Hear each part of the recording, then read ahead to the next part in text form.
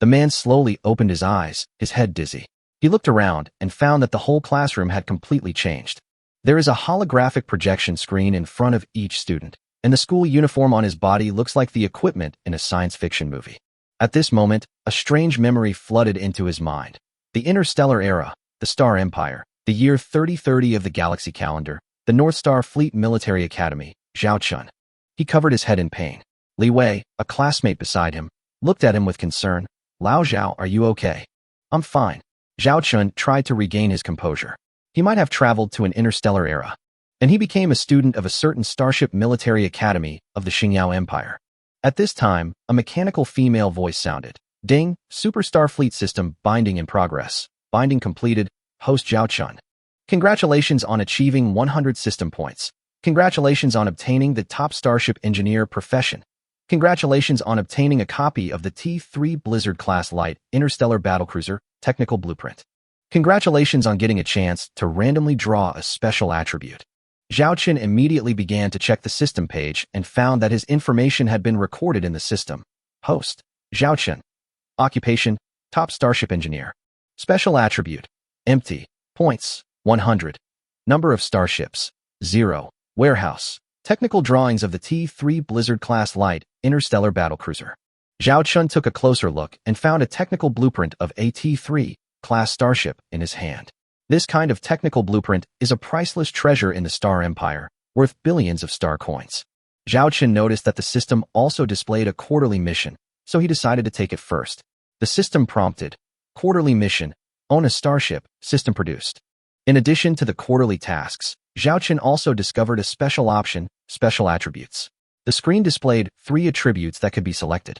Option 1. The host fleet can only recruit male soldiers, which can gain fleet combat power bonus and encouragement. Option 2. The host fleet can only recruit female soldiers, which will grant a bonus to the fleet's luck and the Eye of Insight. Option 3. The host fleet can only recruit non-humanoid soldiers, which can gain fleet loyalty bonus and the omnipotent word. Zhao Chun stood in the classroom, and the options began to spin rapidly, finally stopping at the second option. The system prompt sounded. Congratulations to the host for obtaining the fleet luck bonus and the Eye of Insight. Host, please unconditionally abide by the rule that the fleet can only recruit female soldiers. Violators will lose their rewards and face unknown punishments. Zhao Chun covered his face. Only female soldiers can be recruited? This requirement is really strange. After class, the teacher announced the arrangements for the next semester. Next semester, everyone will have their own starship.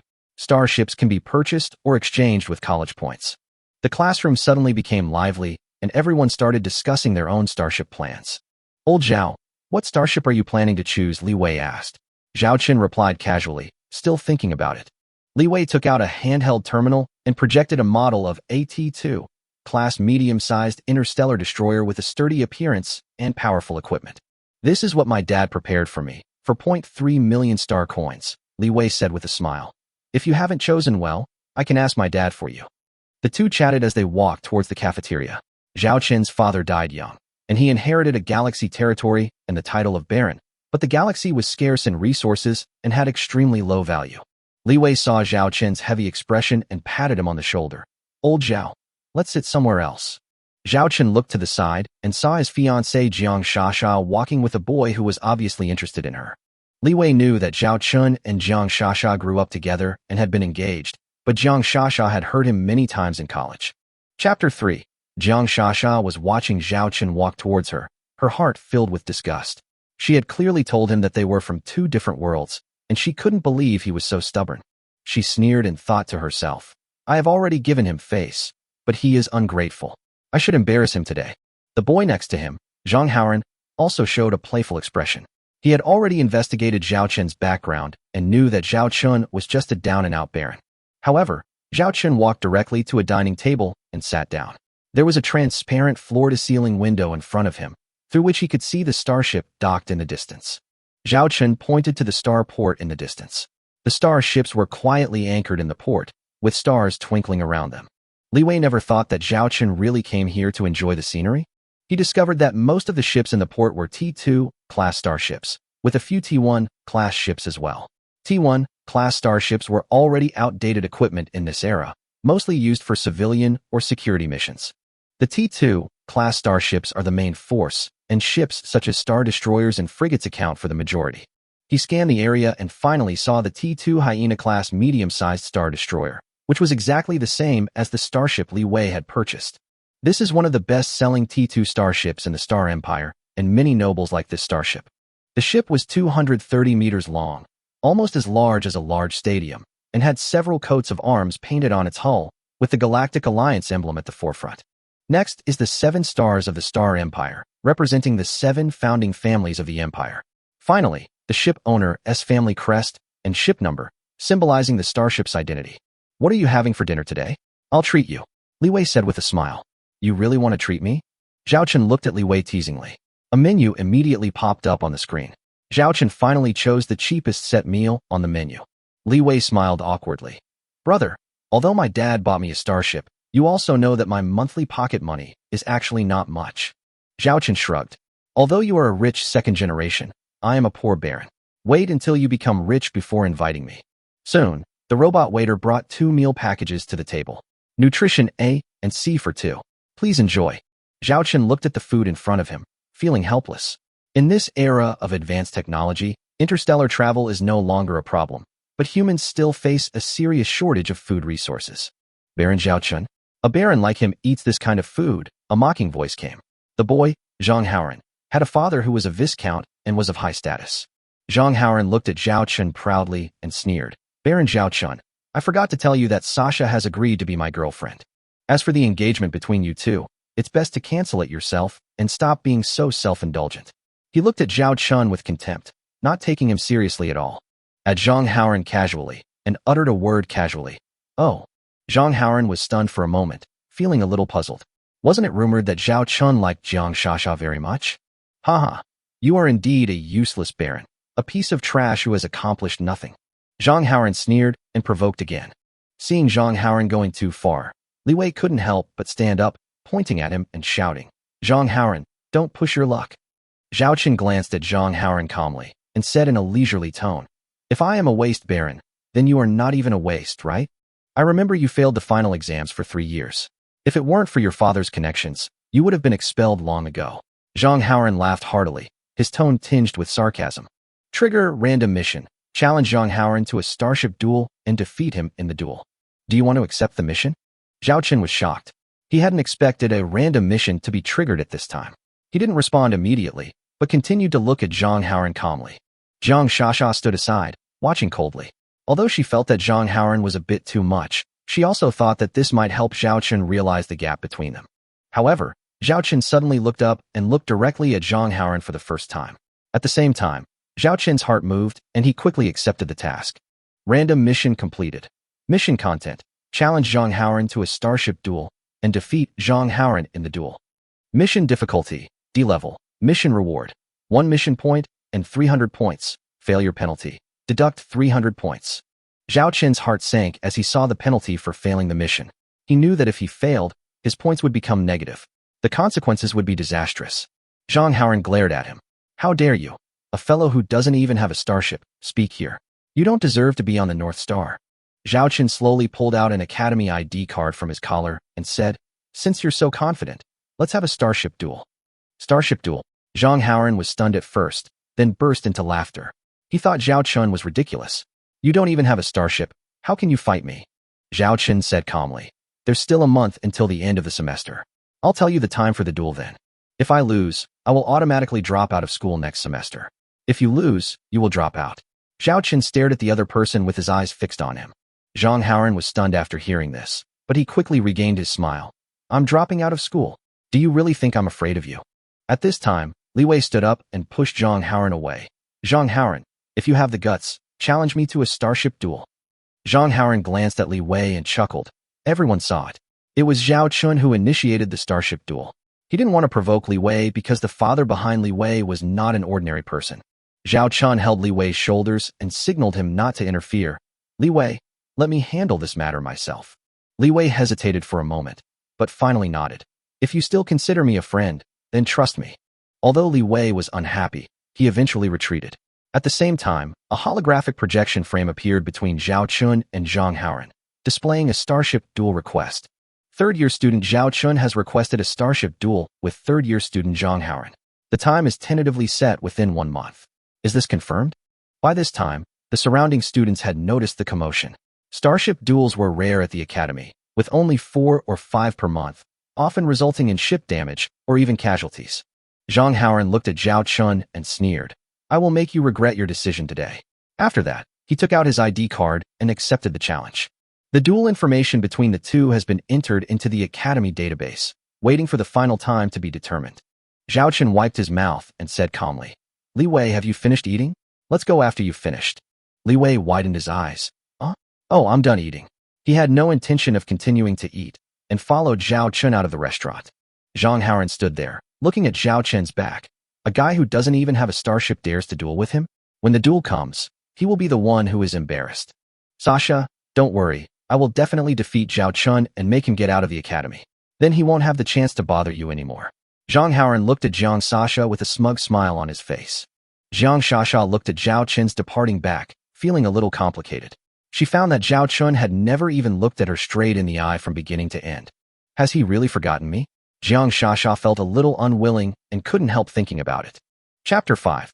Zhao Chun walked beside Li Wei, and Li Wei was extremely anxious. Zhao Chun, you were too impulsive just now.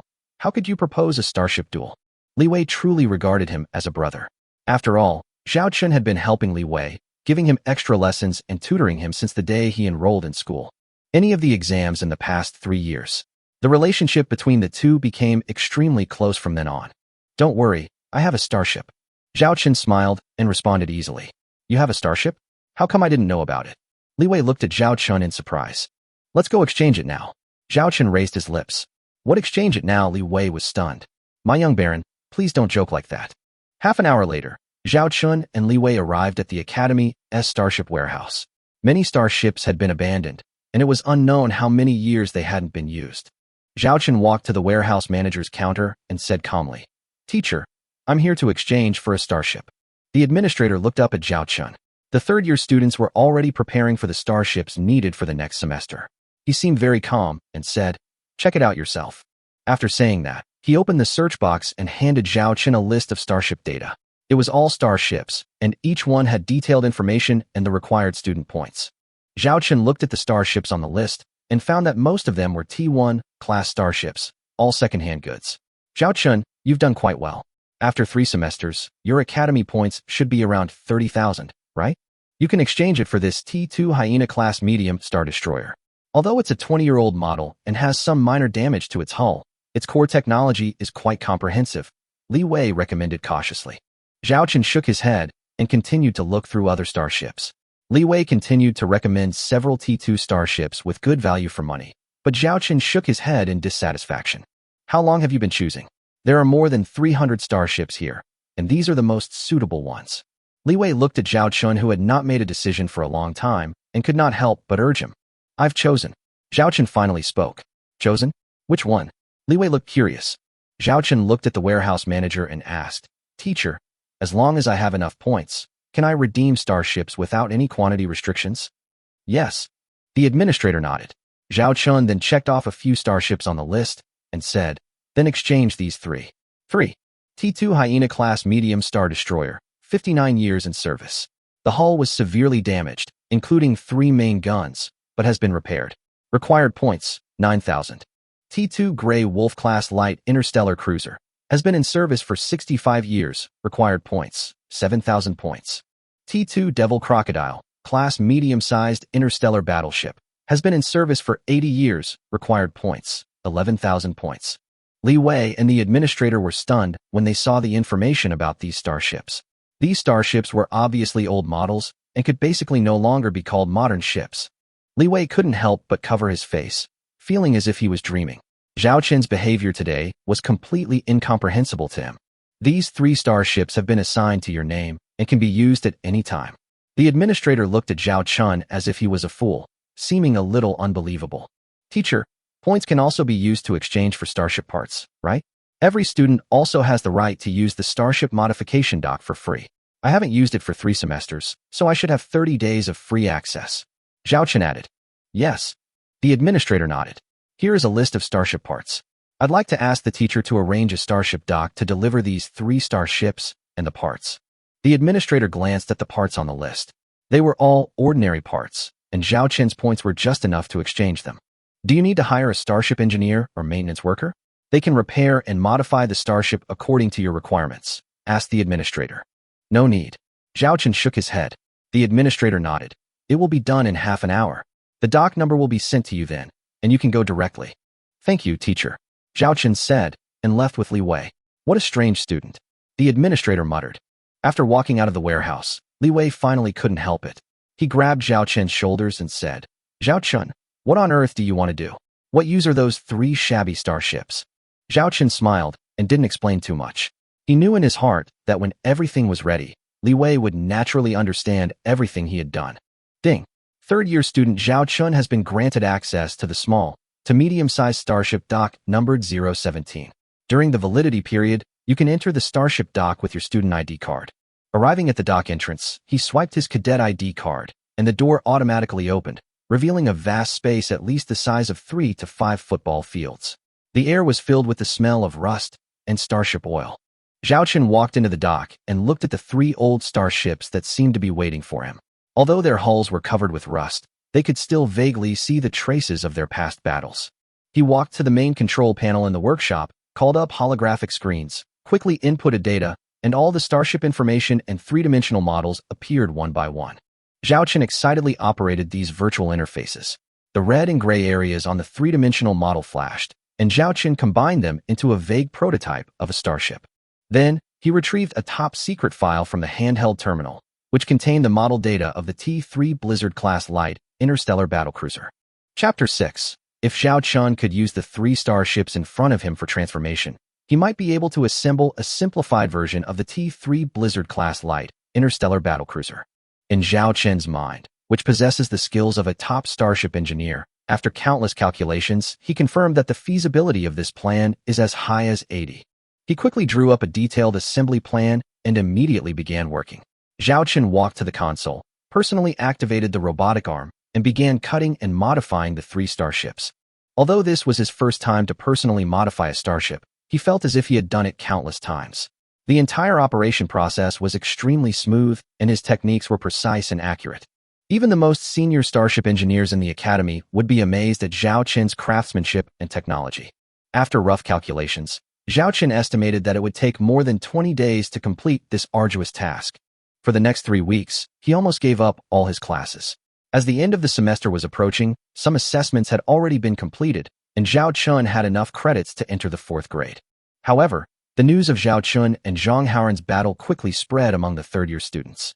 Many students came to Zhao Qin's classroom, wanting to see what this down-and-out baron looked like, but they all returned disappointed. Just when Zhao Qin was busy, the door of the starship workshop suddenly flashed red and issued a prompt sound, indicating that someone was requesting to enter. As soon as the door opened, he heard an angry shout. Zhao Qin, are you crazy? Before Zhao Qin could see who was coming, he heard the familiar voice, and then a pair of slender white legs stepped in first. As soon as Zhao Wanner entered the door, she pointed at Zhao Qin's nose and scolded him, but Zhao Qin leaned against the door frame, half-closed his eyes and yawned. Wanner, are you done scolding me? I'll go to rest after you're done. Okay, Zhao Qin said with a somewhat weak tone. Zhao Wanner was furious. She felt really bad for Zhao Qin's condition. This girl was Zhao Qin's younger sister, and a 4th-year student at the North Starfleet Academy. Although she was older than Zhao Qin, Zhao Wanner's talent allowed her to surpass Zhao Qin early on and become the best in the academy. She has always been known for her beauty and intelligence, and she looks outstanding in her white military uniform. You actually still have time to rest. For a woman, you actually went to a starship duel with Zhang Haoren, and even made a bet that whoever loses will be expelled from school. You are crazy. Zhao Wanner was so angry that she was about to explode. She grabbed Zhao Qin's ears and scolded him angrily. But Zhao Qin was too tired at this time. He was almost unable to stand due to the fatigue. He rushed directly towards Zhao Wanner, and with a thud, Zhao Qin fell on her. You? Zhao Wanner was stunned. Plop! Zhao Wanner and Zhao Qin fell to the ground together, Zhao Qin leaning on her like a child. You are such a... Zhao Wanner was helpless and could only sigh and pull Zhao Qin into the starship workshop. However, when she looked up and saw the scene in the workshop, she was stunned. The workshop was an area the size of several football fields, and a starship stood proudly in the center. Although its hull looked old, with some parts uneven and even obvious signs of shelling, Zhao Wanner could still feel the strong hostility of this starship. Wanner, Xiao Qin's voice brought Zhao Wanner back from her thoughts. She turned her head and saw that Zhao Chun had already sat up. Although it was only a short 10-minute rest, he recovered well. What is this? Zhao Wanner pointed at the starship, her face filled with confusion and shock. My starship, Zhao Chun replied nonchalantly. Zhao Wanner frowned. You lied to me, without even thinking. I heard from Li Wei that you used your academy points to exchange for 3 old starships. That's simply impossible. She suddenly stopped talking in the middle of her words, and when she turned around, her eyes became incredible, as if she realized something. Zhao Qin smiled and teased. Wanner, aren't you usually very smart? Why haven't you figured it out yet? Chapter 7. Zhao Wanner stared at the starship, her eyes filled with surprise and confusion. This starship is made up of those 3 T2 hyenas, T2 gray wolves, and T2 devil crocodiles? Yes. Zhao Qin admitted it without hesitation, his frank attitude without any concealment. The T3 Blizzard-class light interstellar battlecruiser could not be revealed for the time being, but the fact that he assembled this starship with his own hands could no longer be concealed. You've been here for most of the month assembling this starship? Zhao Wanner couldn't believe her ears. When did you learn how to assemble a starship? Disassembling 3 starships and reassembling them into a new one is no easy task. Most importantly, we have to ensure that each module can be activated. Zhao Qin smiled and pointed at the starship in front of him, saying proudly, I have a lot of secrets. In addition to our captain courses, I also secretly learned some starship engineering. This is the first starship I assembled with my own hands, and I named it Blizzard Zero. Zhao Wanner was stunned and repeated, Blizzard Zero? She looked at the starship in confusion. It looks like an interstellar battleship, but also like an interstellar cruiser. Zhao Qin smiled, and then answered seriously. This starship is indeed very special. It combines the advantages of multiple types of ships. However, considering that it is not a complete version of the T3 Blizzard-class light interstellar battlecruiser, I gave it an independent name, Blizzard Zero. Zhao Wanner still looked at Zhao Chun in confusion. Are you sure it can start? Zhao Chun, I know your feelings for Zhang Shasha, but that woman is not suitable for you at all. You're also aware of the current state of our territory. We finally used our last remaining savings to enroll in the North Starship Academy. Only by successfully graduating can we revitalize our territory. Aren't you afraid that the Empire will eventually revoke your title? If you were expelled from school, would you truly be worthy of your parents' spirits and your sister's sacrifice? Zhao Wanner grabbed Zhao Qin's wrist and tried to drag him away. I'll go get my best friend for help and ask her to negotiate with Zhang Haoran and cancel this duel. However, when Zhao Wanner tried to pull Zhao Qin up, she felt her wrist being firmly grasped. The next moment, Zhao Chun unexpectedly picked her up like a princess and quickly ran towards the starship hatch. What are you doing? Zhao Wanner's cheeks flushed instantly, and she didn't react at all. Let's go see my starship. Zhao Qin smiled and carried Zhao Wanner into the starship. Passing through the old corridors inside the ship, they reached the bridge, the brain of the starship. The bridge was not large, only about 100 square meters. As it had not yet been activated, the entire bridge was pitch black. Zhao Qin carefully put Zhao Wanner down, walked to the captain's chair, sat down, put his right hand on the armrest of the chair, and pressed it lightly. Highest authority detected. Identification begins. Captain, Zhao Qin. Identification complete. Suddenly, a suspended crystal operating table rose in front of him, and Zhao Qin pressed a few buttons on it. Starship starting up. Starship energy system starting up. 10%, 30%, 60%. As the starship started up, the bridge's lighting system gradually lit up, illuminating the entire bridge. With the sound of mechanical sounds, the starship began to revive. The starship's transmission system is being automatically tested. The test is complete and running smoothly. The starship's weapon system is being automatically tested. The test is complete and running smoothly. Starship. A series of mechanical sounds continued to sound, and Zhao Qin's first starship was finally fully awakened. All functional modules of the starship are operating normally, and the starship's energy remaining is 19%. Zhao Qin waved his fist excitedly. Although he had a certain technical foundation, he could not guarantee success. He did not expect that he could successfully start it on the first try. It actually started. Zhao Wanner also looked at the starship in surprise. She didn't expect that Zhao Qin actually succeeded. How is it? Very good, isn't it? Zhao Qin stood up proudly from the captain's chair and patted Zhao Wanner's shoulder lightly. The two of them seemed like brothers. Zhao Wanner rolled her eyes. So what if it can be activated? What's its combat effectiveness? Whether it can cope with it in actual combat is the key. I heard that Zhang Haoran's starship is a T2 starship. Are you sure your assembly ship can defeat it? Don't let it fall apart before the battle even starts. Zhao Chun waved his hand, revealing a confident look.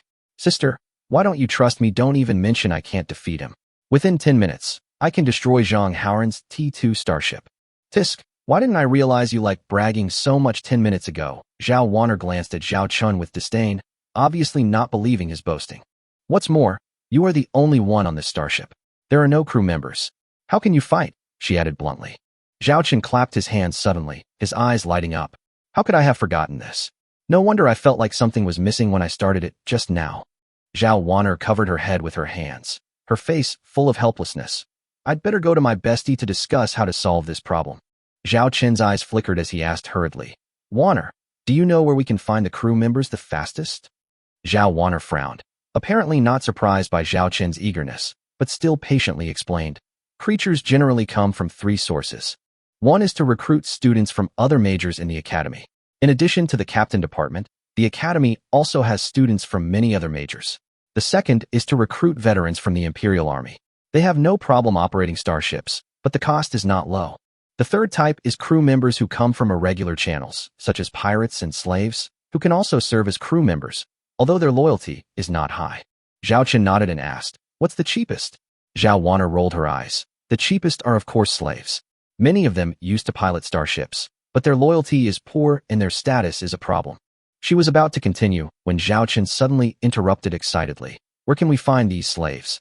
Zhao Wanner was somewhat helpless, but still told him. The college network has a special channel where you can find relevant information.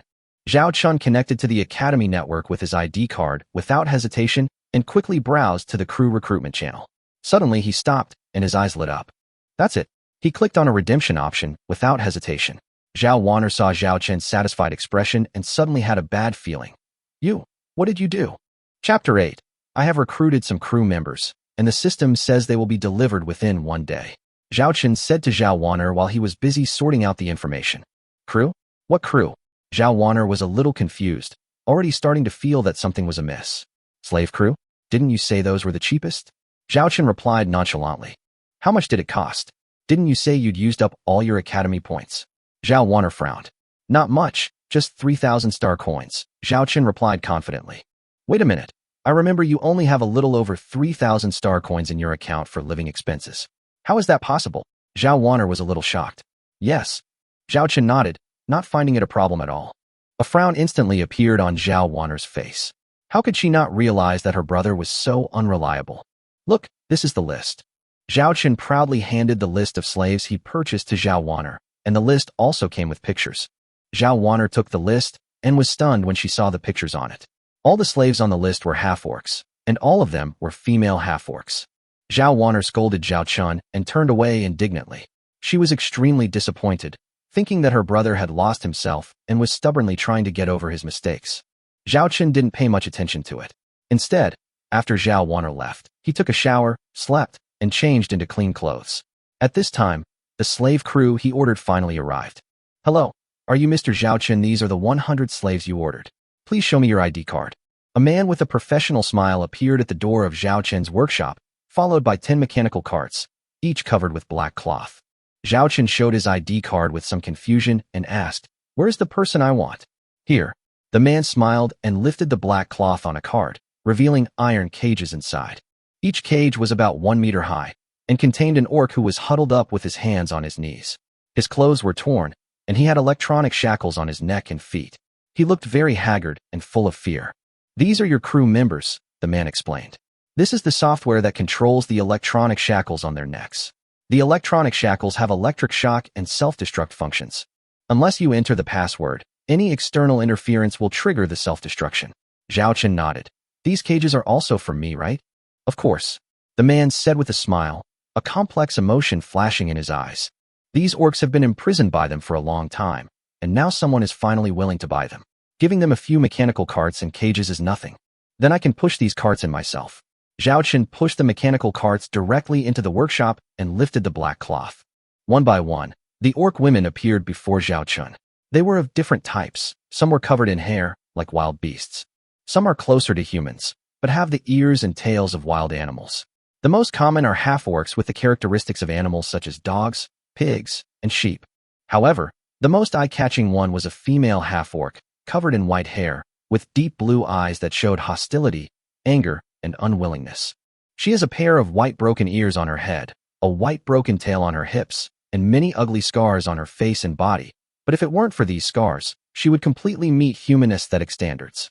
Zhao Qin was no stranger to this white-haired half-orc woman. It was because of her that Zhao Qin had chosen this group of half-orcs. "Hello, General Charlotte," Zhao Qin said softly, his gaze fixed on her. The white-haired half-orc female seemed a little surprised.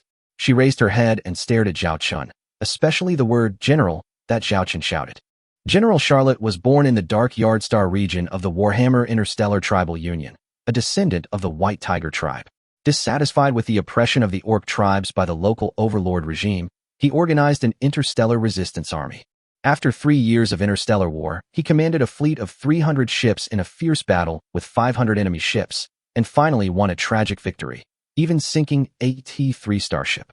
But due to the betrayal of a traitor, the interstellar fleet was ambushed and annihilated, and General Charlotte herself was captured and eventually sold into slavery to the Star Empire. Zhao Qin finished speaking in one breath, recounting the past of this half-orc female general. Charlotte was stunned when she heard these stories. She couldn't believe that she had gone from being an interstellar warrior to being reduced to such a slave. Zhao Qin walked over to Charlotte's cage, opened it easily, sat on the ground, and looked at her with a smile. "How about it? Do you want to talk to me?" Zhao Qin said. Charlotte laughed self-deprecatingly. "Chat. I'm just a prisoner now. What's there to talk about? For example, let's talk about your freedom, or the freedom of those orc warriors who fought alongside you." Zhao Qin smiled slightly, his eyes firm. A hint of vigilance flashed across Charlotte's eyes. "What do you mean?" Zhao Qin said seriously. "To be frank, I have a starship, but no crew. So I hope you and your soldiers can serve me." Charlotte sneered. "You just want to use us as free labor. You bought us slaves just to use us." Zhao Qin shook his head. "No, I don't want slaves. I want crew members, those space marines who are willing to fight for me sincerely." There was a glint of pride in Charlotte's eyes. "Orcs will never fight for others. If you don't think about yourself, won't you think about the orc warriors who once fought alongside you? Did you know that because of your failure, the Star Empire sold nearly 30,000 orcs into slavery? I only bought 100 of them, but the others are still unknown whether they are alive or dead." Zhao Qin's tone was a little heavy. Charlotte's eyes became hesitant, as if she was thinking about Zhao Qin's words. Zhao Qin saw the right moment and continued. "If you are willing to work for me, I promise that if I have the ability, I will buy back all the orc warriors scattered across the empire. As long as you and your warriors fight for me for 3 years, after 3 years, you will be free. Are you willing? Or are you willing to fight for your freedom?" Zhao Qin held out his hand, his eyes filled with anticipation. Charlotte's expression was complex, a crisscross of emotions flickering in her eyes. Finally, she reached out her hand and shook Zhao Qin's. But she said stubbornly, "I'm not doing this for you. I'm doing this for my people." In Chapter 9, 100 orcs sat on the ground, holding lunchboxes in their hands and wolfing down their food. Although these artificial foods tasted bland, for these slaves who had once suffered torture, being able to eat their fill was a great satisfaction. Zhao Qin sat next to Charlotte, holding the same meal, his expression calm. After dinner, arrange for them to take a shower, change into new uniforms, and then start familiarizing themselves with their work positions, he said calmly. Although Charlotte is a half-orc, she was once the commander of a fleet. Compared to other half-orc soldiers, she obviously pays more attention to her appearance.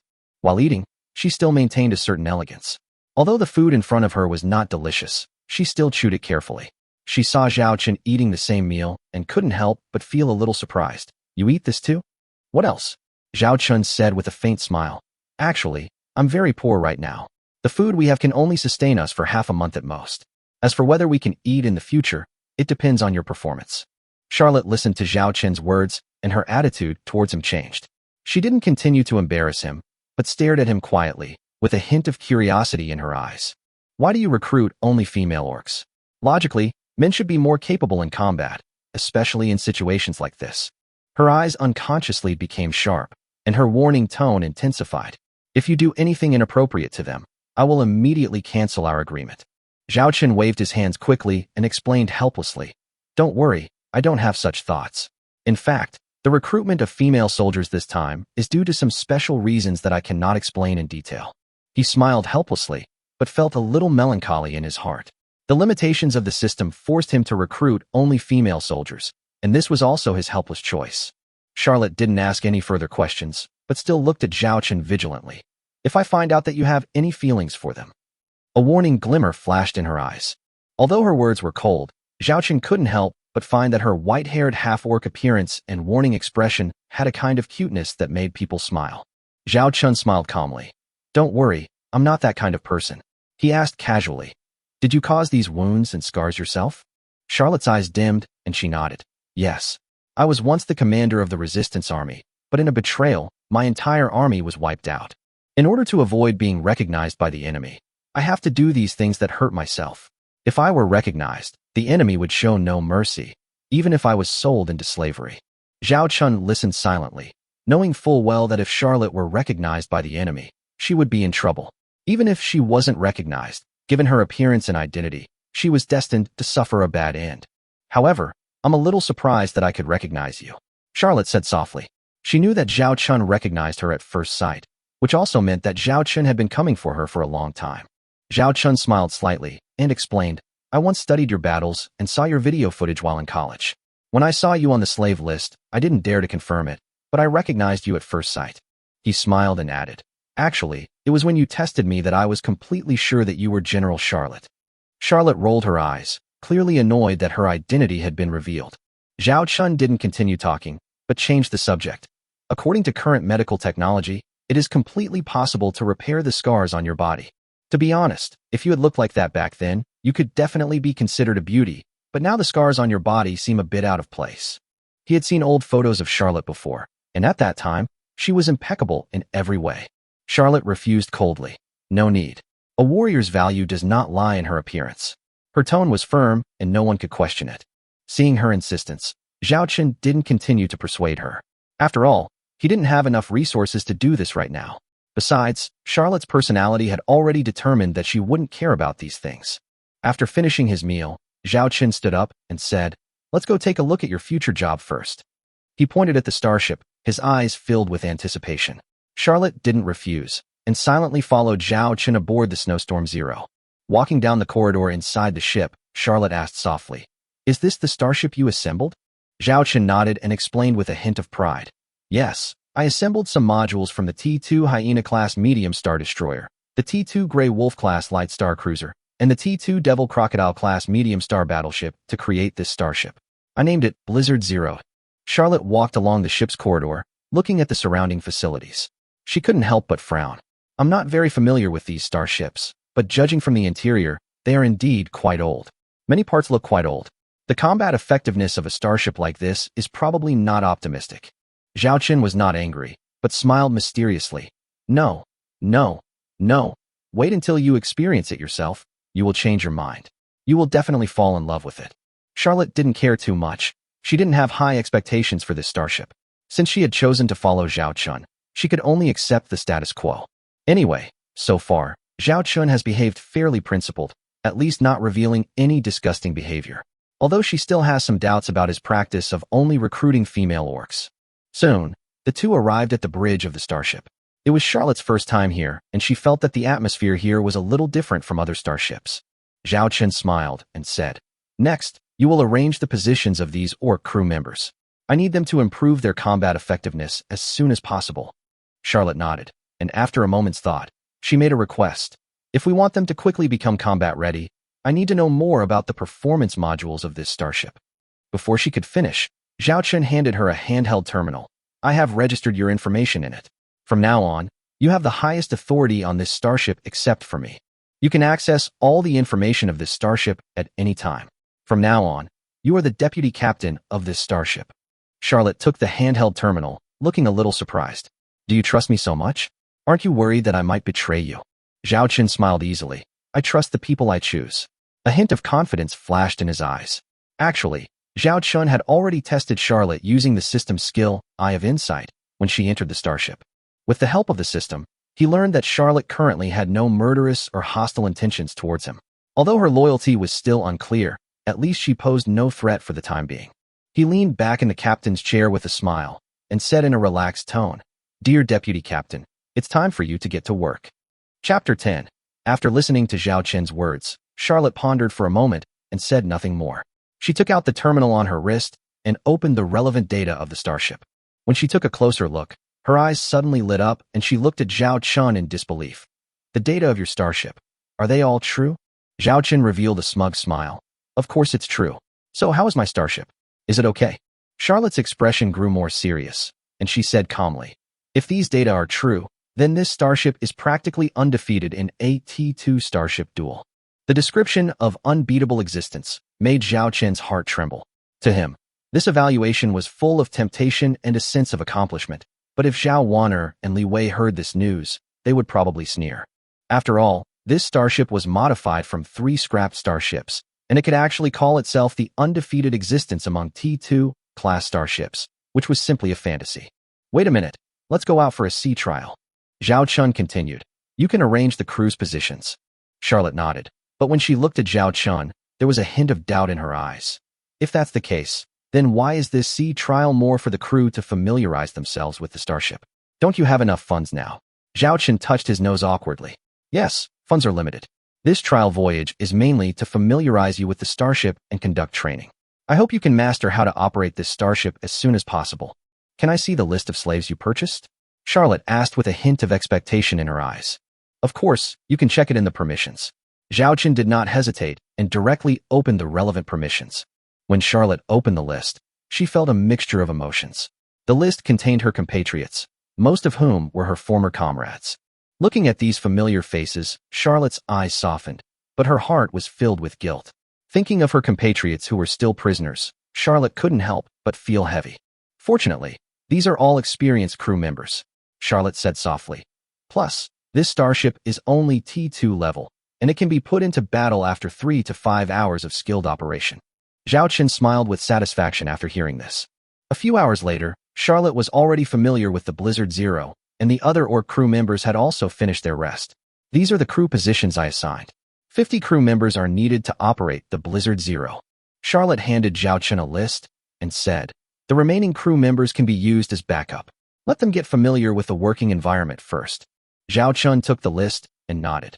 Okay, this is just the first starship. There will be more opportunities in the future. I've already applied for permission to sail from the starport, Charlotte continued.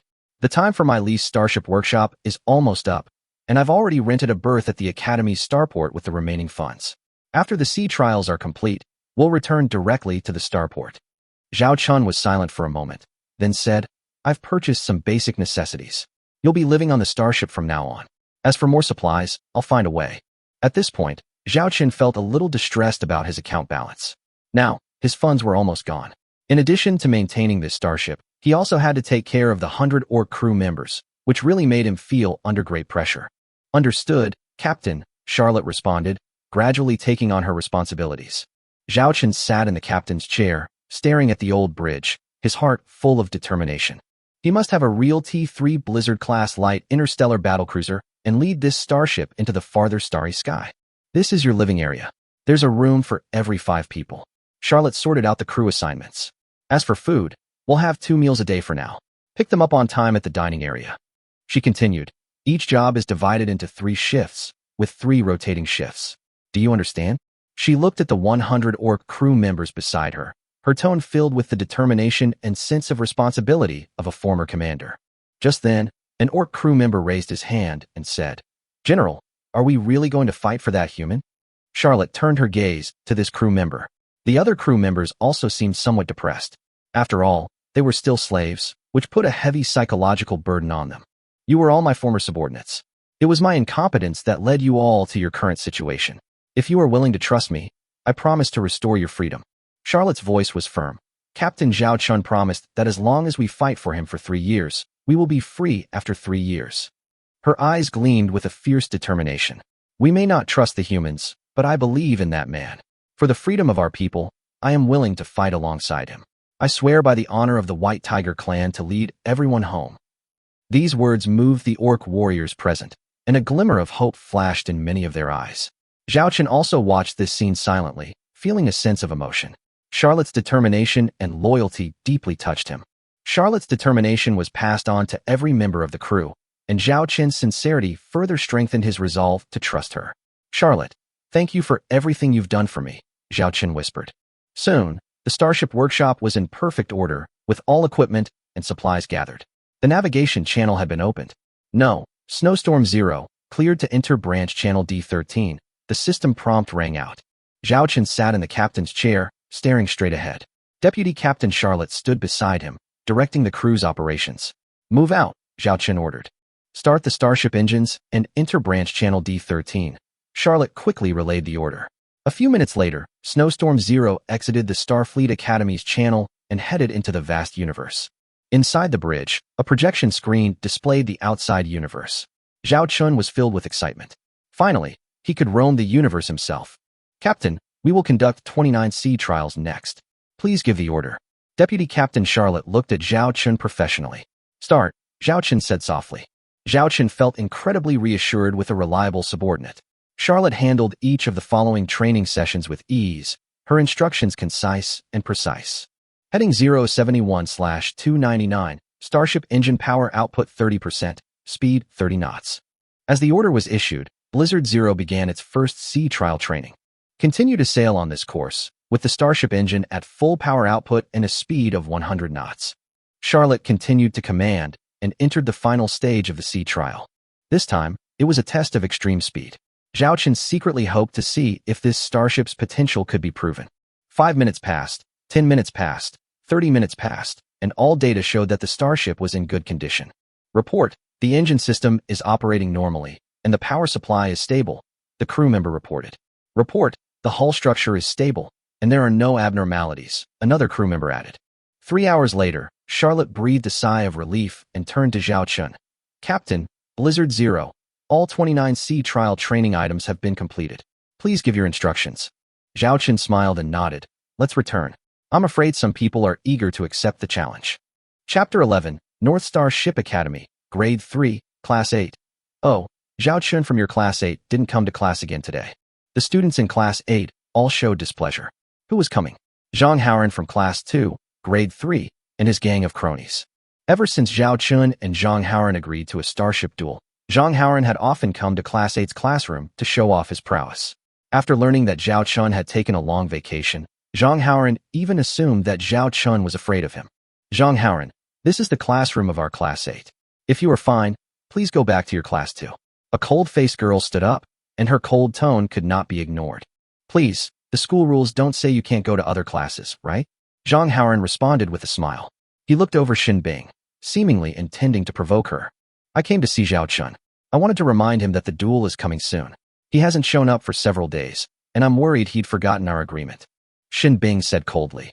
Zhao Chen has already taken half a month's leave. If you want to find him, you can find a way yourself. Don't bother us. Hey, aren't you guys in Class 8 a group? It's like Zhao Chen isn't even a member of your class. Zhang Haoran laughed, and the group of followers behind him also started to sneer. I think Zhao Chen is scared, so he hides and dares not see anyone. The holiday will begin as soon as June is over. The Baron will probably want to return to his territory in disgrace. Coward, if you didn't dare to duel in the first place, why did you even bother to ask someone out? Isn't that courting death? Young Master Zhang is a magnanimous man. Once he kneels down and apologizes, we will all forgive him. Zhang Haoran's followers laughed sarcastically, their words full of provocation. Hearing these words, the students in Class 8 were very upset. However, since most of the students in Class 8 had ordinary identities and backgrounds, and their grades were not outstanding, facing a student like Zhang Haoran from a better family, they could only swallow their anger. Aside from Xin Bing, almost no one dared to confront Zhang Haoran. Zhang Haoran, if you have the guts, fight me. Li Wei finally couldn't help but walked up to Zhang Haoran and said to him angrily. Although Li Wei came from a relatively ordinary background, he was unwilling to let Zhao Chen continue to be mocked by Zhang Haoran. Especially since Zhao Chen was his friend, he would not allow anyone to look down on him like that. Zhang Haoran glanced at Li Wei and smiled faintly. Li Wei, what's the matter? You also want to stand up for your useless brother? Honestly, your friends are really not that good. What use is there in having a useless baron? Li Wei was furious, glaring at Zhang Haoran with gritted teeth. Since so many people are eager to drop out, I'll oblige him. Zhang Haoran smiled provocatively and was about to leave. At that moment, a familiar figure walked into the classroom, attracting everyone's attention.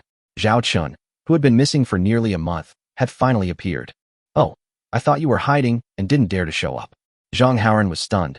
Then he showed a playful smile.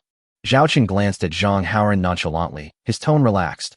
I just rested for a few days, but I didn't expect someone to be so eager to get beaten. In that case, let's set our duel for tomorrow. What do you think, Master Zhang? Li Wei quickly walked over to Zhao Chun and whispered, Zhao Chun, calm down. This starship duel is no small matter. Once the duel begins, there's no turning back.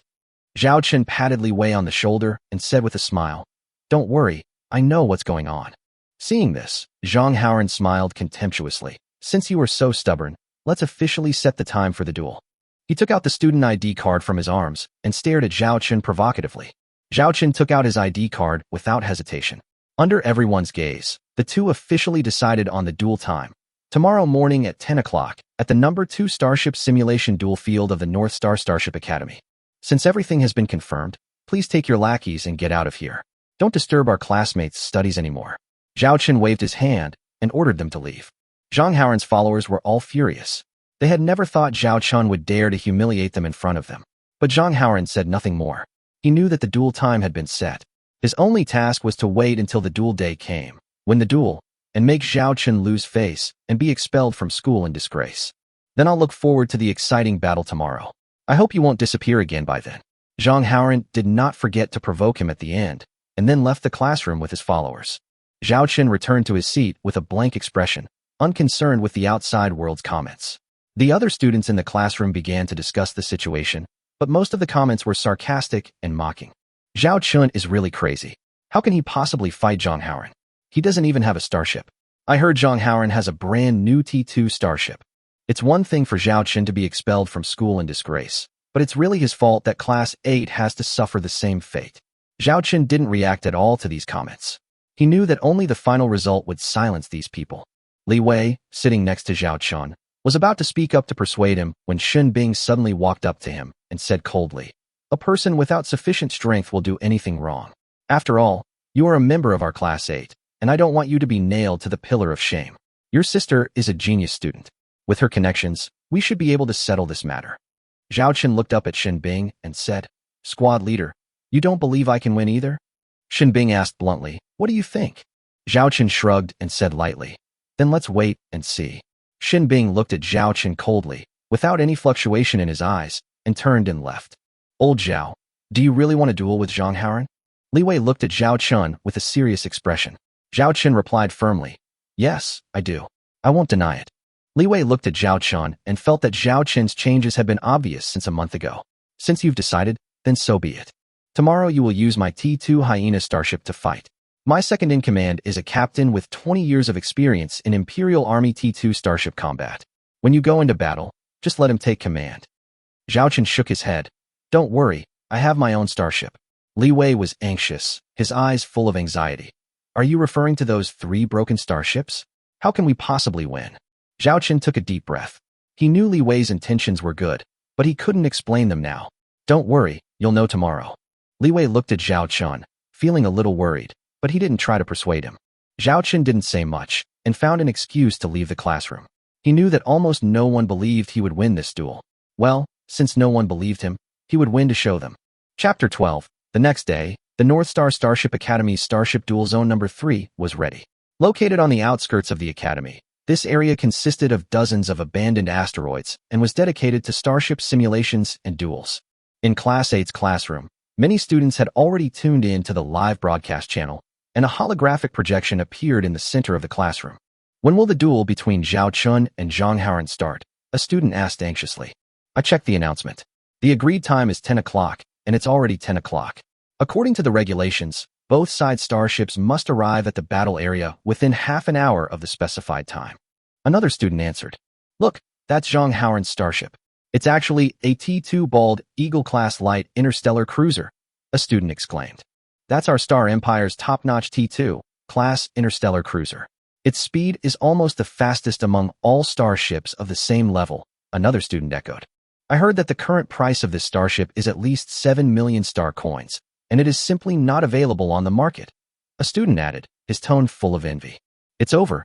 Zhao Chun has no chance this time. Someone whispered, obviously not optimistic about Zhao Chun's chances of winning. The students in Class 8 were almost all pessimistic about Zhao Chun. Zhang Haoran's starship was right there. Perfect. So what chance did Zhao Chun's starship have? Even if he did have a starship, was it any better than Zhang Haoran's? Shin Bing, the monitor of Class 8, stared at Zhang Haoran's starship with a calm expression. She didn't show any envy like the others. She had studied the T-2 Bald Eagle-class light star cruiser and knew that although this starship was extremely fast, its firepower and hull defense were far inferior to those of a standard T-2 class star cruiser, or even a star destroyer that had undergone some magic modifications. Class monitor, do you think Zhao Chun still has a chance of winning this time? Shin Bing's best friend came up to her and asked curiously. Shin Bing calmly replied, very low. He was so confident yesterday, he won't slap himself in the face today, right? If it were me, I would have gone back to being a useless baron long ago. The best friend sarcastically said. The classroom was filled with constant mocking voices. Most of the students in Class 8 were from commoner backgrounds, with only a few coming from interstellar trading families. Zhao Chen's status seemed somewhat out of place, and he was neither welcomed by the nobles nor favored by these common students. Everyone's rejection was also very obvious. Shin Bing did not respond. She was thinking to herself, was Zhao Chen's confident expression yesterday due to arrogance or confidence in his own starship? Why hasn't Zhao Chen's starship appeared yet? There are less than 15 minutes left before the half-hour deadline. Could he have really run away? A student said with a sarcastic look on his face. I don't care whether he loses or not. If he loses, I won't have to see his sour face next semester. Another student sneered. Bang! Suddenly, a loud noise broke the noisy discussion. Li Wei slammed his head against the wall and glared at everyone in the classroom. No matter what, Zhao Chun is still a student of Class 8. It's fine if you don't cheer for your classmates, but you're actually mocking him here. What about the comradeship you learned in the military literacy class? Li Wei's voice was low and powerful, and the students in the classroom unconsciously avoided his gaze. Li Wei held a special position in Class 8. After all, he had a wealthy father and was practically the backbone of the class. Even though he had a mediocre relationship with Zhao Chun as the class monitor, he still felt he couldn't tolerate such sarcasm. Okay, everyone go back to your seats. At this time, the teacher walked into the classroom, glanced at Li Wei, stood on the podium, and announced the start of the class. Li Wei silently returned to his seat, fists clenched. Although he was deeply concerned about Zhao Chen's situation, he hadn't been able to contact him since morning. The only message Zhao Chen left for him was, don't worry, go to class and wait for my good news. Li Wei really wanted to know the battle situation between Zhao Chun and Zhang Haoran, but now he could only follow the teacher's arrangements. Look, that strange starship, could it be Zhao Chen's starship? Suddenly, a student exclaimed.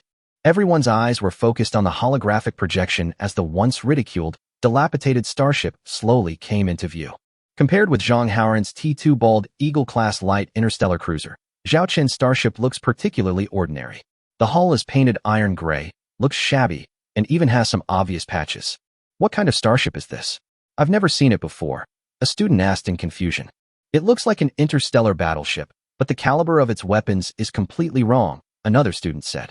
This lousy starship, Zhang Haoran's Bald Eagle could turn it into scrap metal with just one shot, another student scoffed. Shin Bing, you've learned well. Do you recognize what kind of starship this is? The best friend asked Shin Bing again. Shin Bing frowned and carefully observed the structure of the starship. The structure of this starship is a bit special. It looks like a fusion of the T-2 Hyena-class medium-sized star destroyer. The characteristics of the T-2 Devil Crocodile-class medium interstellar battleship and the T-2 Grey Wolf-class light interstellar cruiser. Could it be an assembled version of a starship? An assembled starship? Her bestie's eyes widened. Zhao Chun actually dared to use an assembled starship to fight Zhang Haoran's T-2 Bald Eagle? He must be dreaming. Shin Bing did not answer. She continued to stare at the starship, secretly calculating the possibilities of Zhao Chun in her mind. Class is starting. The teacher's voice interrupted everyone's discussion again. Turn off irrelevant things and focus on the class. Be a responsible person and keep your feet on the ground. Chapter 13, Starship Duel Area 3, Dual Arbitration Area. This area is responsible for adjudicating all duels. This is also the main audience area. Although there are less than 100 people in the audience, today's audience area has the most dazzling scenery. The three most well-known, beautiful female students inside and outside the North Starfleet Military Academy were present in person today, attracting countless eyes. Is your brother really here? A short and playful Loli asked in surprise, covering her mouth. Zhao Wanner frowned slightly, with a complicated expression. He doesn't have any other characteristics, just a stubborn temper. Is that the self-assembled starship your brother mentioned before? It can still be driven. Su Lan, the cold and beautiful woman next to her, with long hair draped over her shoulders, spoke calmly. A trace of worry flashed across Zhao Wanner's eyes. She bit her lower lip lightly. Sister Sulan, if my brother loses, could you please talk to Zhang Haoran and cancel the bet? Lydia Su frowned slightly, looking at Zhao Wanner's expression, feeling a little helpless. If it was before the duel, perhaps it could be mediated. But if it was after the duel, her voice was filled with some regret. I'm afraid that humiliation will be unavoidable by then. Just don't drop out. Just don't drop out. Zhao Wanner nodded eagerly, happily holding Sulan's arm. I knew Sister Sulan, you're the best. Wanner, your brother hasn't even fought yet. How do you know he will lose? What if he wins? Shui Xiao, the lowly with twin ponytails, blinked her big eyes and spoke in a dissatisfied tone.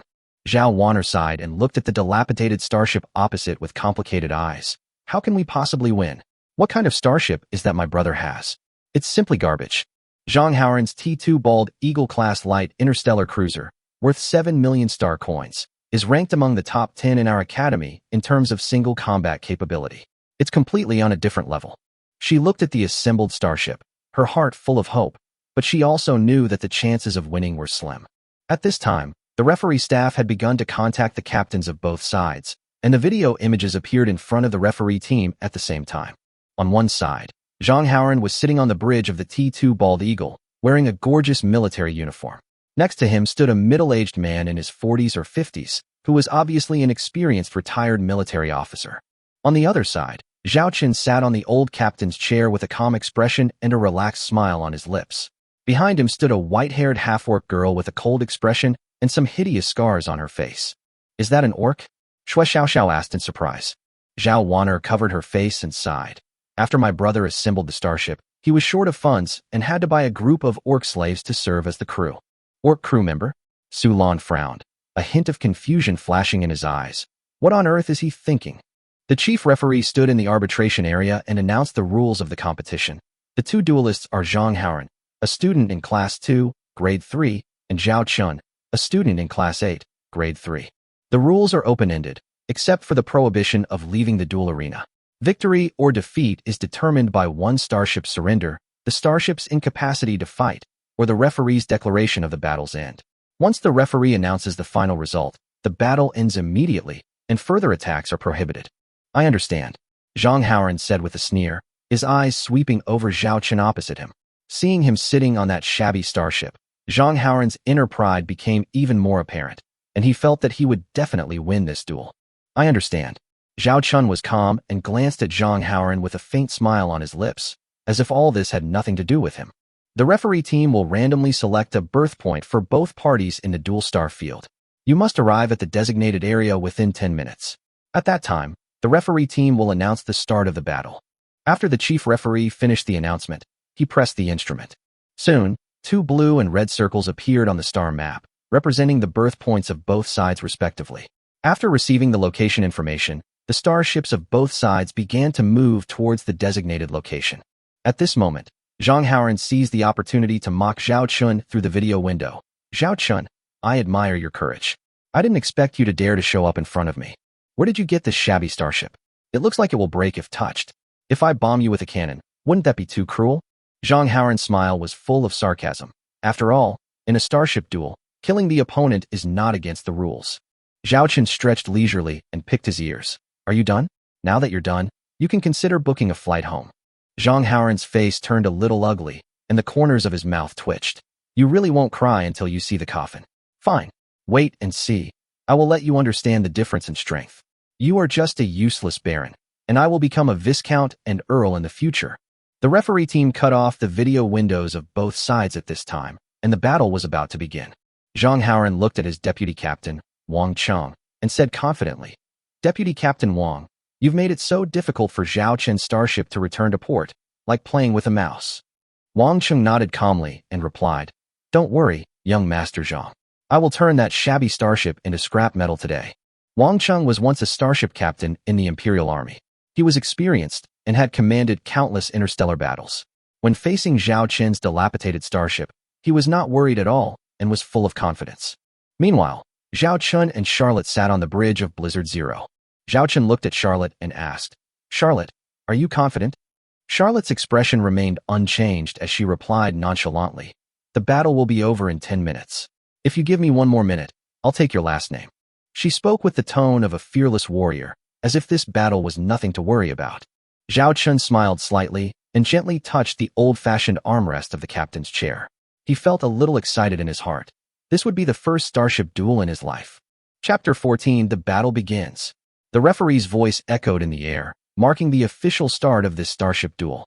At the same time, the same voice was heard from the bridges of the Blizzard Zero and the T-2 Bald Eagle-class light interstellar cruiser, announcing the official start of the battle. Inside the dual arbitration area, Zhang Haoran's supporters had already begun cheering. "Come on, young Master Zhang. Young Master Zhang. Hurry up and take care of that overconfident Zhao Chun. I hope Zhao Chun can struggle a few more times. Otherwise, if it's over in a few minutes, it would be such a waste for us to come all the way here to watch this show." Ha ha ha. These words were spoken by Zhang Haoran's friends. Clearly, they had already regarded this duel as a drama destined for victory. For them, the outcome was never in doubt from the start. Zhang Haoran's victory was practically a foregone conclusion. Jiang Shasha was also watching the battle. She watched with a cold, icy gaze as she watched the two starships approach through the holographic screen. She had already decided in her heart that this duel would be a sure thing. "Zhao Chun, this time you overestimated your own abilities. You can only blame yourself for your defeat, not others." Jiang Shasha sneered in her heart, thinking that Zhao Chun was just deceiving himself. She believed that the winner of this duel was destined to be Zhang Haoran. Even though Zhao Chen's starship looked weak, it could not compete with the Bald Eagle. Snowstorm 0, Bridge. According to the current sailing direction, maintain a star speed of 40 knots. Under Zhao Chen's instructions, Deputy Captain Charlotte has begun to take charge of the starship's combat command. 40 knots. Are you planning to play the pig and eat the tiger? Zhao Chen looked at Charlotte with a smile on his face. A calm glint flashed in Charlotte's eyes. "I just don't want to waste time on unnecessary things." Zhao Chen didn't mind. Instead, he pulled out the detailed information about Snowstorm 0 from the holographic projection and prepared to study it carefully. Ship type, Star Cruiser, combines the functions of Star Destroyer and Star Battleship. Technology level, T2. Hull armor strength, 210 to 270 units. Cruising speed, 100 knots. Warp engine, 3-stage warp engine. Mass, 85,000 tons. Number of personnel, 50. Starship weapon, 1 T2 heavy 1,200 mm Devil Crocodile cannon. Firing interval 300 seconds.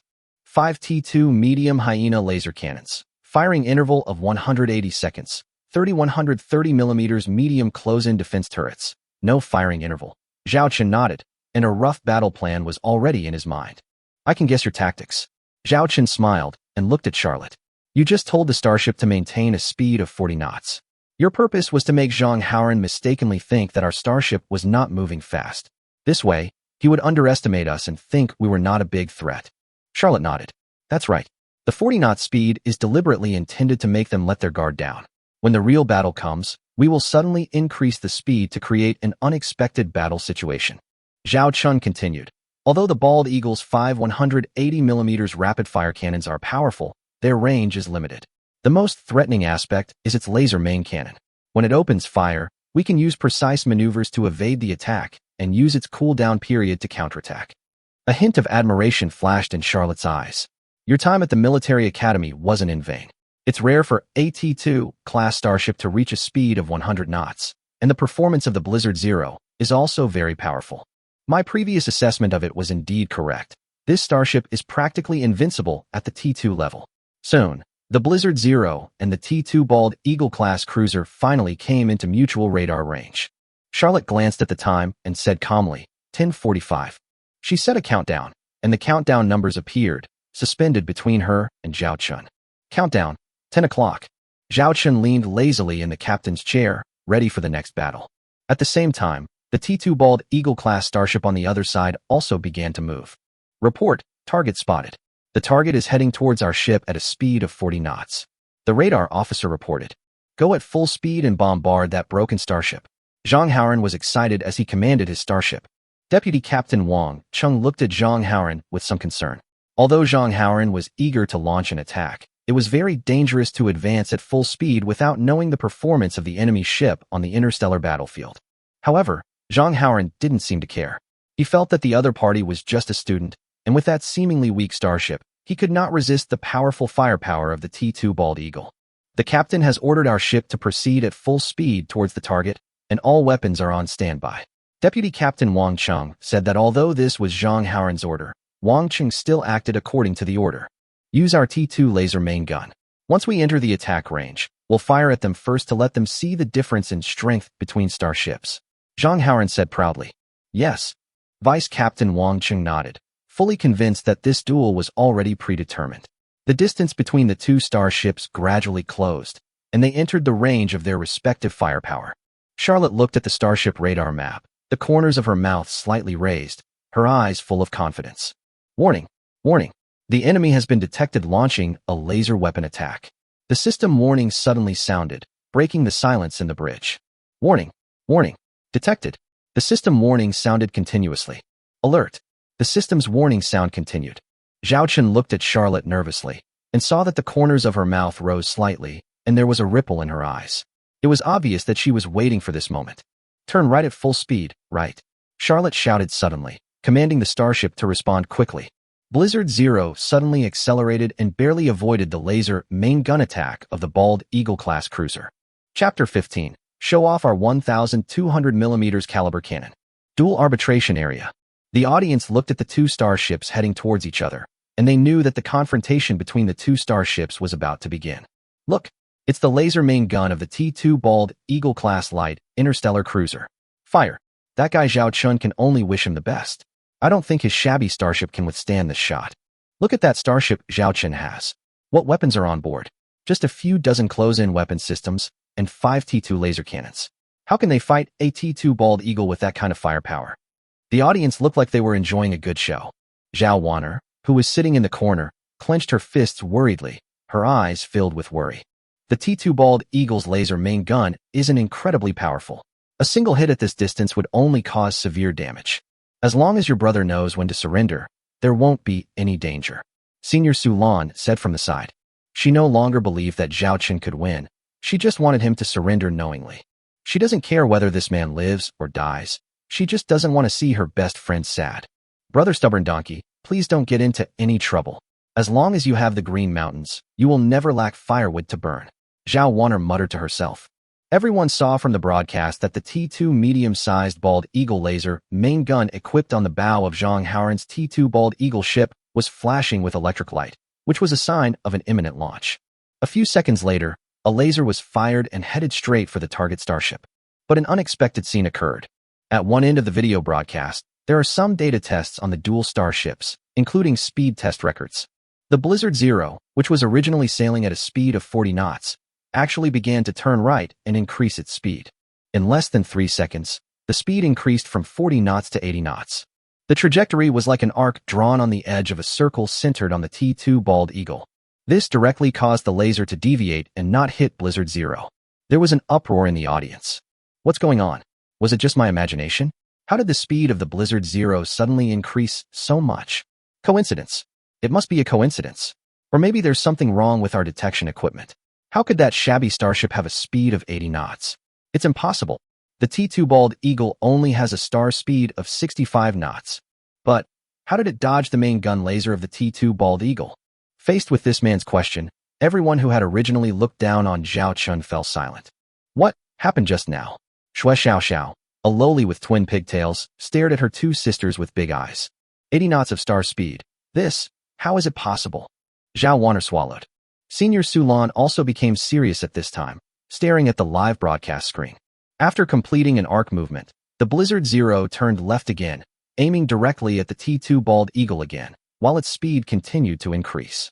85 knots star speed, 90 knots star speed, 95 knots star speed. Everyone stared at the data column that detected the speed of Blizzard Zero. In the end, the speed was fixed at 100 knots. Unbelievable. Incredible. This is what everyone is thinking. Even the mentors on the judging panel showed surprise. There are T2 starships with a speed of up to 100 knots, but they are rare or specially modified starships. That unassuming assembled starship could actually reach a star speed of 100 knots. How is it possible? At this moment, Zhao Chun, who was on Blizzard Zero, had no time to pay attention to the audience's curiosity. His breathing was a little rapid. Just now, he had been staring at the radar map, watching the laser attack trajectory pass by the tail end of Blizzard Zero. although it seems that the distance is quite far. But according to the calculations of the Starship system, it would only take 1 second longer. Their Blizzard Zero might be hit. Although it would not be destroyed by a single shot, damage to the hull was inevitable. It's time to return the favor. Now it's time to fight back. Show us our 1,200mm caliber cannons. Damn him. Zhao Chun was a little excited. He stood up directly, put one foot on the captain's chair, and pointed forward. Vice Captain Charlotte gave the order. Target the enemy ship and sail at full speed. Simultaneously activate the T-2 Heavy 1,200mm Devil Crocodile Cannon. Understood. Sailing at full speed. Activating the T-2 Heavy 1,200mm Devil Crocodile Cannon. This will take 10 seconds. 10. A gate suddenly appeared at the bow of the Blizzard Zero. When the gate opened, a black gun barrel was revealed. At this moment, everyone in the audience could no longer sit still, and all stood up. Even several instructors stood up in disbelief. A middle-aged instructor said in surprise, That's a 1,200mm caliber cannon from a T-2 Devil Crocodile class medium-sized interstellar battleship? How could it appear on this starship? Get me the record of this student in the academy. The chief referee ordered the person next to him. Soon a record was retrieved. The referee looked at the records and suddenly realized. T-2 Grey Wolf, T-2 Devil Crocodile, T-2 Hyena, all matched up. This guy actually assembled a starship using these 3 types of starships, and even installed the bow main gun of the T-2 Devil Crocodile on his starship. Some sharp-eared students in the audience behind heard this. Oh my god, it's the bow main gun of a T-2 Devil Crocodile class medium-sized interstellar battleship. T-2 Devil Crocodile class medium-sized interstellar battleship? What kind of starship is this? I told you not to study hard. This is a T-2 starship battleship released a century ago, designed for heavy firepower. The largest caliber cannon at the time, a 1,200mm bow cannon, was installed directly on this interstellar battleship, and it was a cannon. It is said that no T-2 starship would be able to withstand such a powerful shot. 1,200mm caliber. Isn't this a configuration only found on T-3 starships? Then why haven't we heard of this type of starship yet? Because it has a huge design flaw. While focusing on firepower, it did not consider whether the other system modules of the T-2 starship can meet such a strong firepower system, and various failures often occur. Coupled with the exorbitant construction costs, which were several times higher than those of ordinary T-2 interstellar battleships, production was ultimately discontinued less than 30 years after its release. Senior sister Sulan was also moved at this time.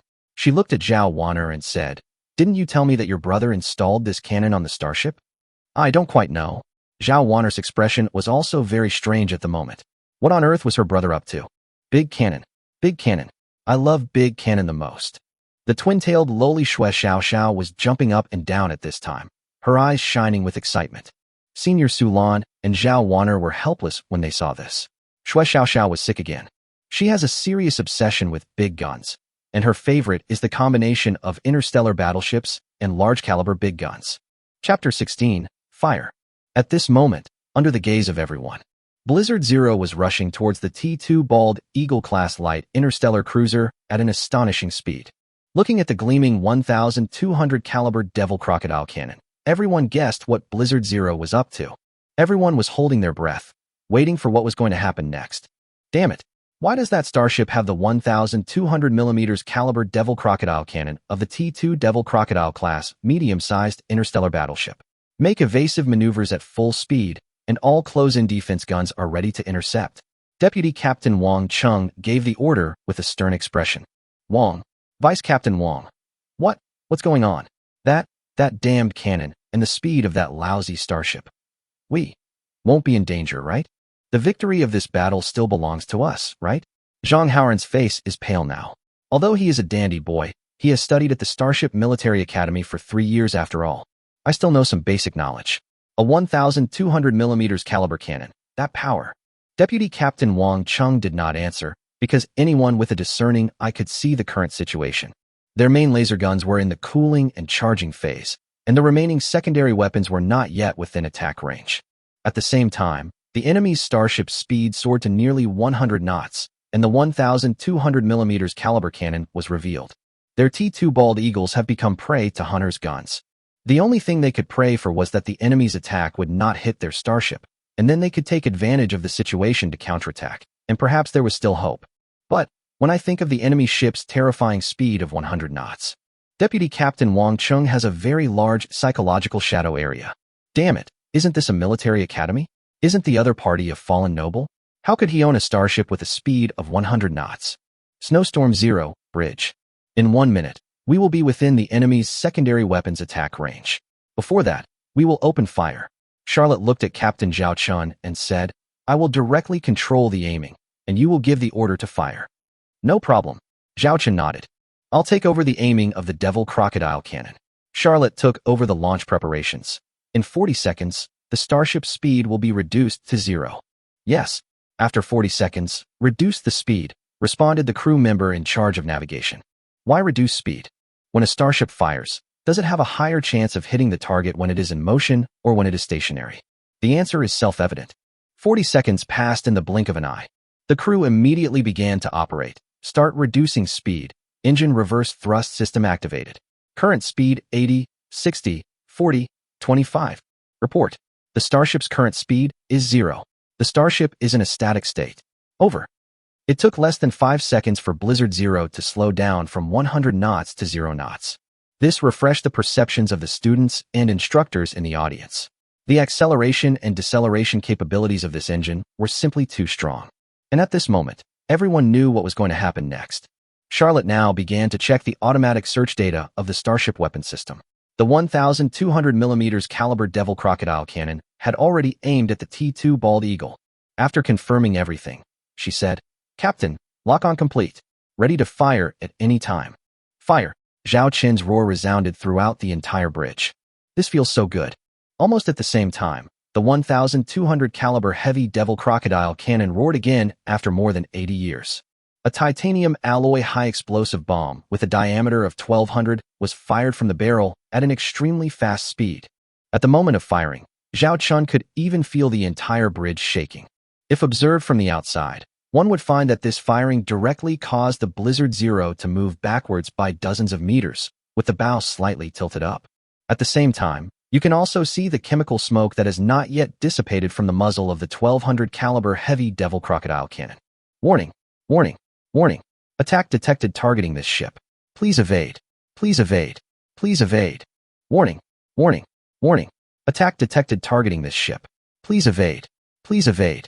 Please evade. Warning! Warning! Warning! Attack detected targeting this ship. Please evade. Please evade. Please evade. The bridge of the T-2 Bald Eagle was flashing red, and system warnings were blaring.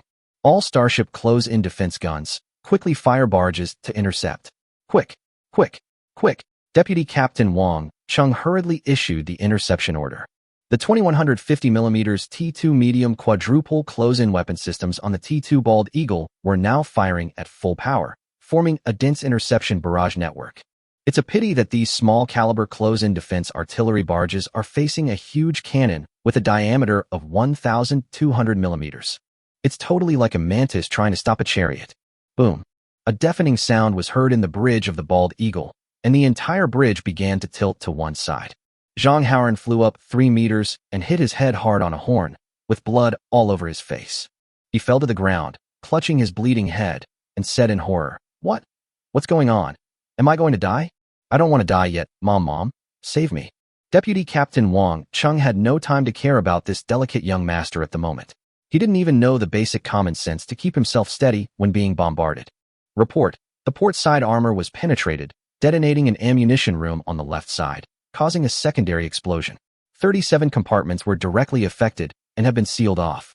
8 crew members have died. The number of injured is unknown. Report. The previous explosion has affected our starship's energy system. The energy supply is decreasing at a rate of 10% per minute. If the situation is not controlled, the starship is expected to lose all energy within 10 minutes. Report. Our weapon system is malfunctioning, and some weapon modules are unusable.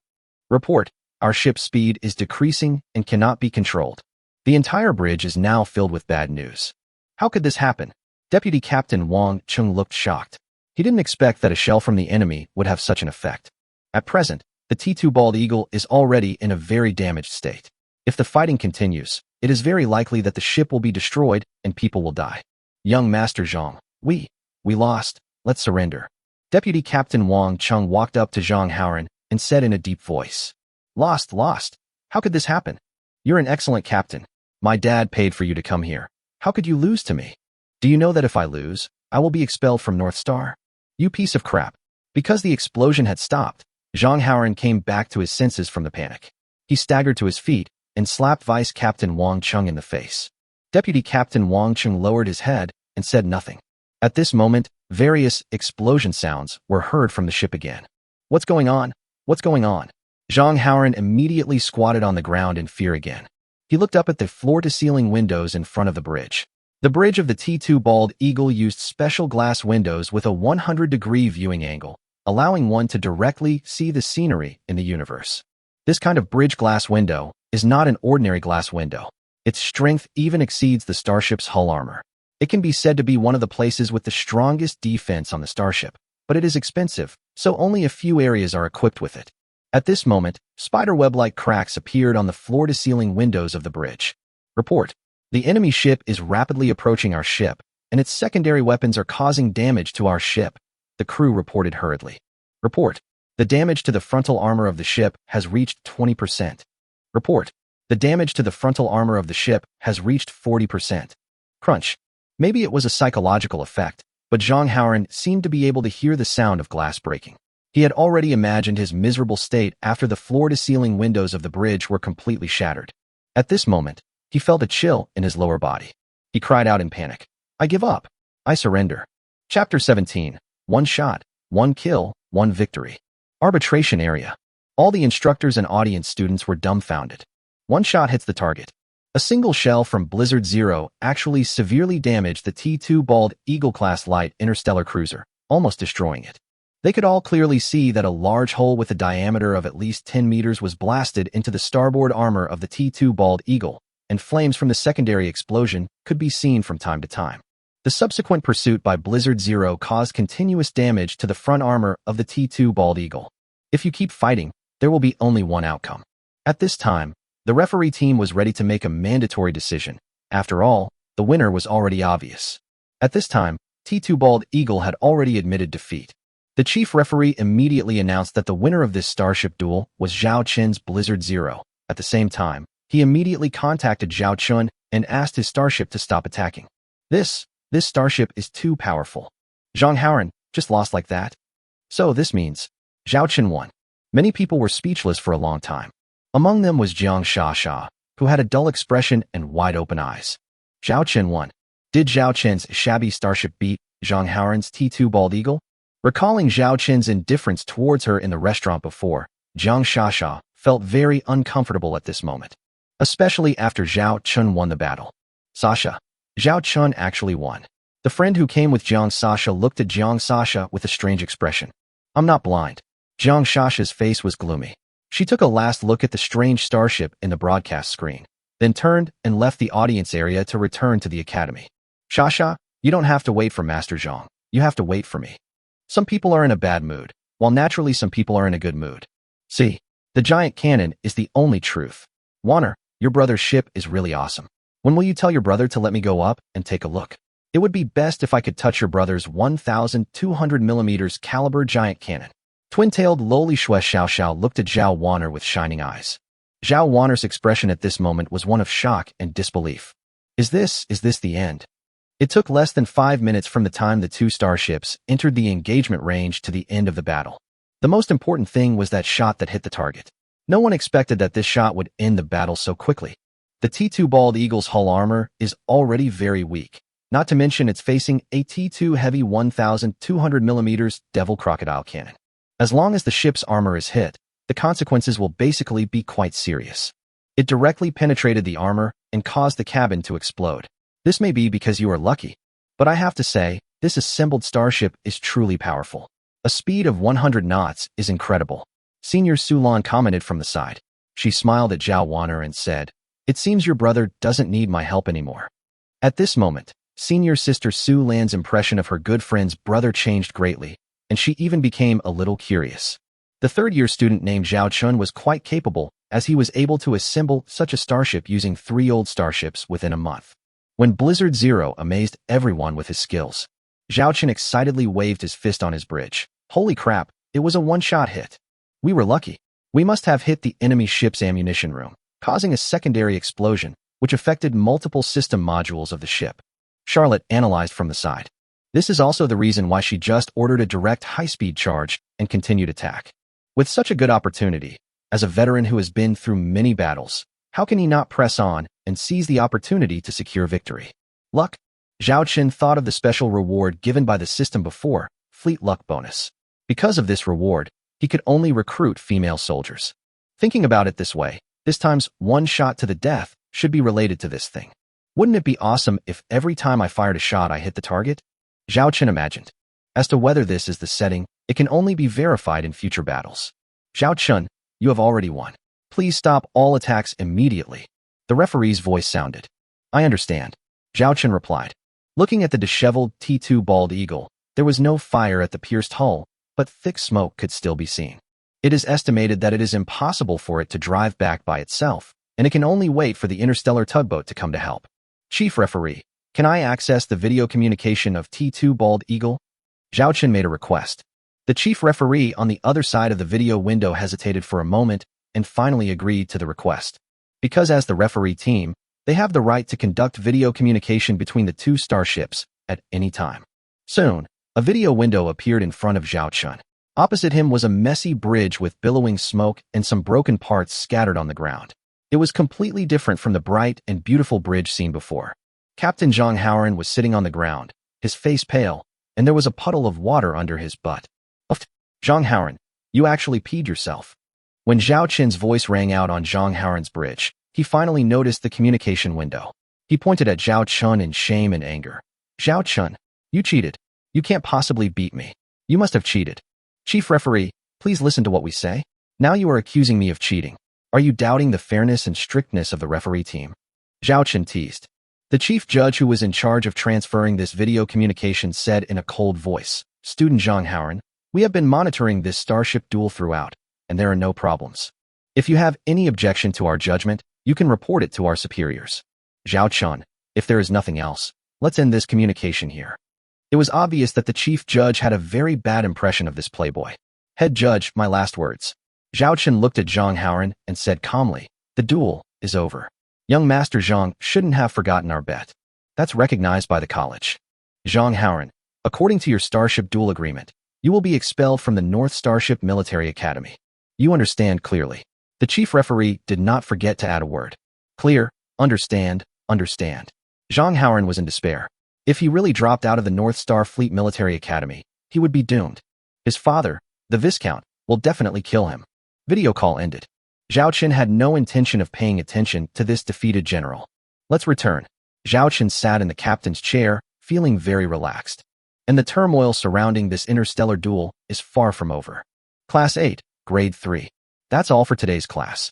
The teacher announced the end of the class. At this moment, some students immediately began to search for the live broadcast channel of the Starship Duel, only to find that it had been closed. Why can't I find any information about the Starship Duel between Zhao Chen and Zhang Hauren? The student next to him chuckled and said, come on, I didn't even see how long it had been going on. I guess Zhao Chen would have been defeated by Zhang Hauren a long time ago. That's a T2 Bald Eagle. Yeah, this is Zhao Chen's own fault. He's trying to overestimate his own capabilities. It's a good thing this way. From now on, there's one less annoying guy in our class. We have a group mission next year. If we bring this guy along, our class will be in trouble. Many people in the class were sneering at this moment.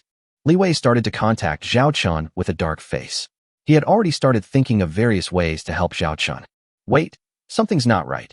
Take a look at the hot search list on our college's intranet. A girl who loves to browse intranet forums suddenly exclaimed. Zhao Chen seems to have won. Chapter 18 Zhao Chen wins. Zhao Chen won. When the students in the classroom heard the girl say this, they were all surprised. Those who were far away even thought they might have heard it wrongly. How could Zhao Chen win? Did you see it wrong? A boy asked with a chuckle. This was posted on the college's intranet forum. If you don't believe me, check it out for yourself. The girl enlarged the holographic screen in front of her so that everyone around her could see it. On the hot search list, there is a post that is climbing at an alarming rate. The title reads, Zhao Chen defeats Zhang Hauren in a starship duel. A 1,200mm heavy cannon appears, sending the T2 Bald Eagle to its knees with a single shot. In addition to this, there are actually several other related posts, but they are not as popular as this post. Because in this post, there is a video clip of the whole process. There is even a close-up and detailed introduction to the 1,200mm caliber heavy cannon. Zhao Chen won. How is that possible? Some students still didn't believe it and asked the girls to click on the duel video. Only 5 minutes. This video must be fake. A student noticed the length of the video and immediately questioned it. Generally speaking, a duel between starships of the same level would take at least half an hour, and some fierce battles might even last for several hours. How could it be just 5 minutes? But the following video footage made all the students present shut up. Even the teachers who were attracted and did not leave the classroom gathered around to look at the holographic screen. Avoid the laser main gun of the T-2 Bald Eagle-class light star cruiser at a high speed of 100 knots from the Zero Blizzard. It took only 5 seconds for Blizzard Zero to reduce the starship's speed from 100 knots to a standstill. And the wonderful scenes that followed. When the 1,200mm caliber cannon was unveiled, some boys in the classroom were excited. Then we saw this huge cannon fire, and one shot directly hit and severely damaged the T-2 Bald Eagle. Shocked everyone. Oh my god, how could this? Zhao Chen's starship have a 1,200mm caliber cannon, a student exclaimed. The teacher stood up at this time, swallowed his saliva, and said in surprise, "If I'm not mistaken, this should be the T-2 heavy 1,200mm caliber cannon carried by the T-2 Devil Crocodile class medium-sized interstellar battleship." When the students heard what the teacher said, they talked a lot. Until this time, some people still suspected that this video was fake. Until someone found the content about the announcement of today's Starship Duel in the Starship Duel channel on the Academy's official website. Only then did we confirm the authenticity of this matter. Starship Duel number 3030627701. Zhang Haoran and Zhao Chen face off. The winner is Zhao Chen. Even squad leader Shen Bing was using his handheld terminal to play the video and watch it repeatedly. There was disbelief in his eyes. He actually won. Fuck. My brother is awesome. My brother won. Li Wei finally came back to his senses at this time. He was so excited as if he was the winner. He pointed at the people in the classroom and said bluntly, "See, this is my brother, Li Wei. You were all sarcastic and mocking before, wishing my brother would get out of here. What happened? My brother was instantly a hit, and that Zhang Haoran wasn't even worthy of carrying his shoes. You snobs, go wherever you want." After saying that, Li Wei ran out without caring about the ugly faces of his colleagues. He wanted to find Zhao Chen to find out clearly. This guy actually won. This guy must be hiding something from me. After Li Wei mocked and humiliated Class 8, no one said a word. Even the teacher's face was ashamed, because his previous attitude was that Zhao Chen would definitely lose. Now Li Wei's words were like slaps in the face. Blizzard Zero was docked at the North Star Starship Military Academy starport, a starship berth that Zhao Chen had reserved early on. Because the hull of the Blizzard Zero was basically unscathed in this battle, no repair work was required. Okay, mission accomplished. You can move freely within the allowed range on this starship. Zhao Chen patted Deputy Captain Charlotte's shoulder. In fact, Zhao Chen's eyes fell on Charlotte's furry head. He wanted to touch this white tiger beast girl to see what it felt like, but this was just a thought. Charlotte's sharp fangs are not for nothing. As far as the eye could see, the pair of white broken ears were seen. This is really distressing to look at and affects the overall aesthetics. Zhao Chen made up his mind again that he must repair Charlotte's body in the future. After all, Charlotte is now his deputy captain, so he can just regard it as a crew benefit. Yes. Deputy Captain Charlotte responded silently. Zhao Chen left the bridge and returned to his captain's bedroom. Walking into the captain's bedroom, the space is not small, about 50 square meters. There is a bedroom, a living room, a desk, and even a bathroom with a shower. Even though it is an old starship layout from decades ago, the captain's treatment is still quite good. Zhao Chen went to see the crew quarters of this starship. It was a bit similar to the bedrooms in his previous life school, but the space was more cramped.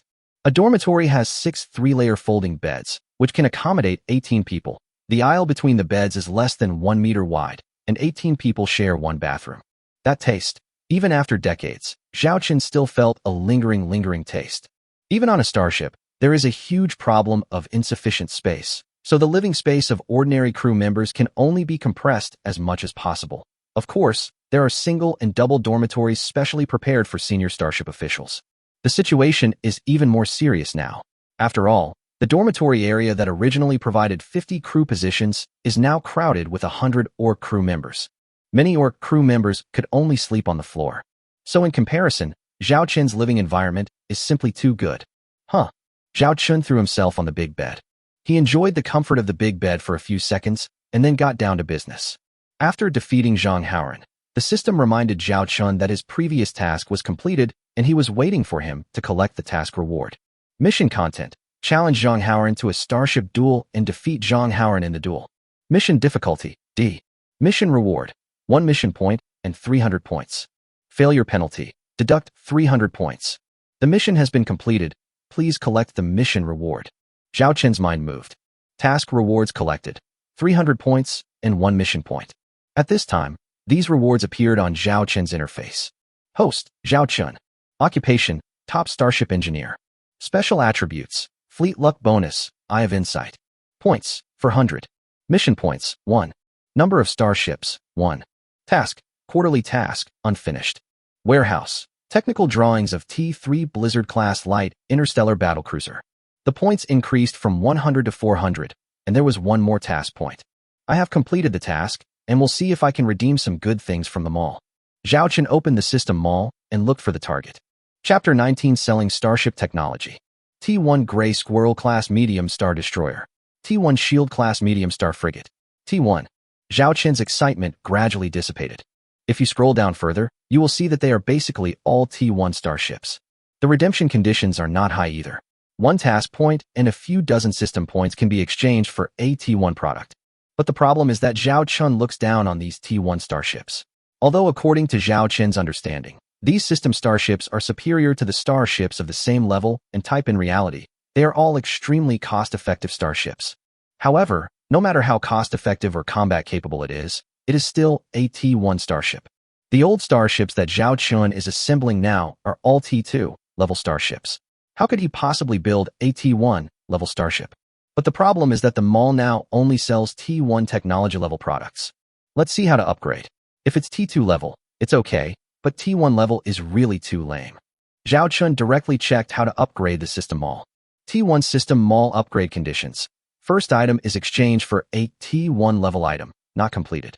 Item 2, complete a D level system task, completed. Item 3, consume 100 system points to upgrade the mall, needs to meet the first 2 requirements. It turns out there are upgrade conditions. The previous duel between Zhao Chun and Zhang Haoran was successfully completed because of the D-level system task. 100 system points are enough for Zhao Chun now. The only requirement that was not met was redeeming a T1 level item. We're back to square one again. I still have to redeem a T1 product. Zhao Chun frowned. He thought about it for a moment, and suddenly an idea came to his mind. If he exchanges for a T1 starship, he doesn't have to build it himself, he can sell it. Excellent starship technology has always been in great demand, but due to its rarity, few people sell it. Zhao Chun didn't have any concerns in this regard. Although direct sales would not bring as much profit as building and selling the products himself, Zhao Chun didn't have the time to bother with these things now. It would be better to just sell them directly and make some quick money. I rashly offered to sell a piece of T1 starship technology. Even though it's the lowest level T1 starship technology, I'm a student and will inevitably be noticed. I have to conceal my identity first. Selling the starship, concealing my identity, and doing it in a hassle-free way. Zhao Chun pondered over it. Suddenly he thought of someone. Li Wei. Li Wei's family is engaged in interstellar trade and has a group company called Bayan Interstellar Trade Group. It is said that in recent years, the company has been expanding into the starship arms trade, but the results of the several starship products it has invested in research and development have not been very good, and there are few orders. When Zhao Chun was chatting with Li Wei before, Li Wei had casually mentioned that if they still couldn't come up with a best-selling starship product before the end of this year, their Li family might have to give up the starship sales business. Isn't this a ready-made opportunity? Letting Li Wei act as a middleman can also reduce the risk of exposing one's identity. Zhao Chun immediately accessed the Academy's network and began to search for information about the starship trade that Li Wei's family was engaged in. In the past 5 years, Li Wei's family has launched a total of 6 starships, including auxiliary starships and combat starships, but without exception, all of them have failed. Either there are major performance flaws or the price-performance ratio is very poor. The worst one was the one that sold less than 10 units before it was discontinued due to complaints about performance defects and had to pay a large sum of money in compensation. Even the best-selling model only sold less than 100 units, and it was still a loss-making business. It wanted to increase its popularity, but it was not successful. Zhao Chun began to browse and study quickly.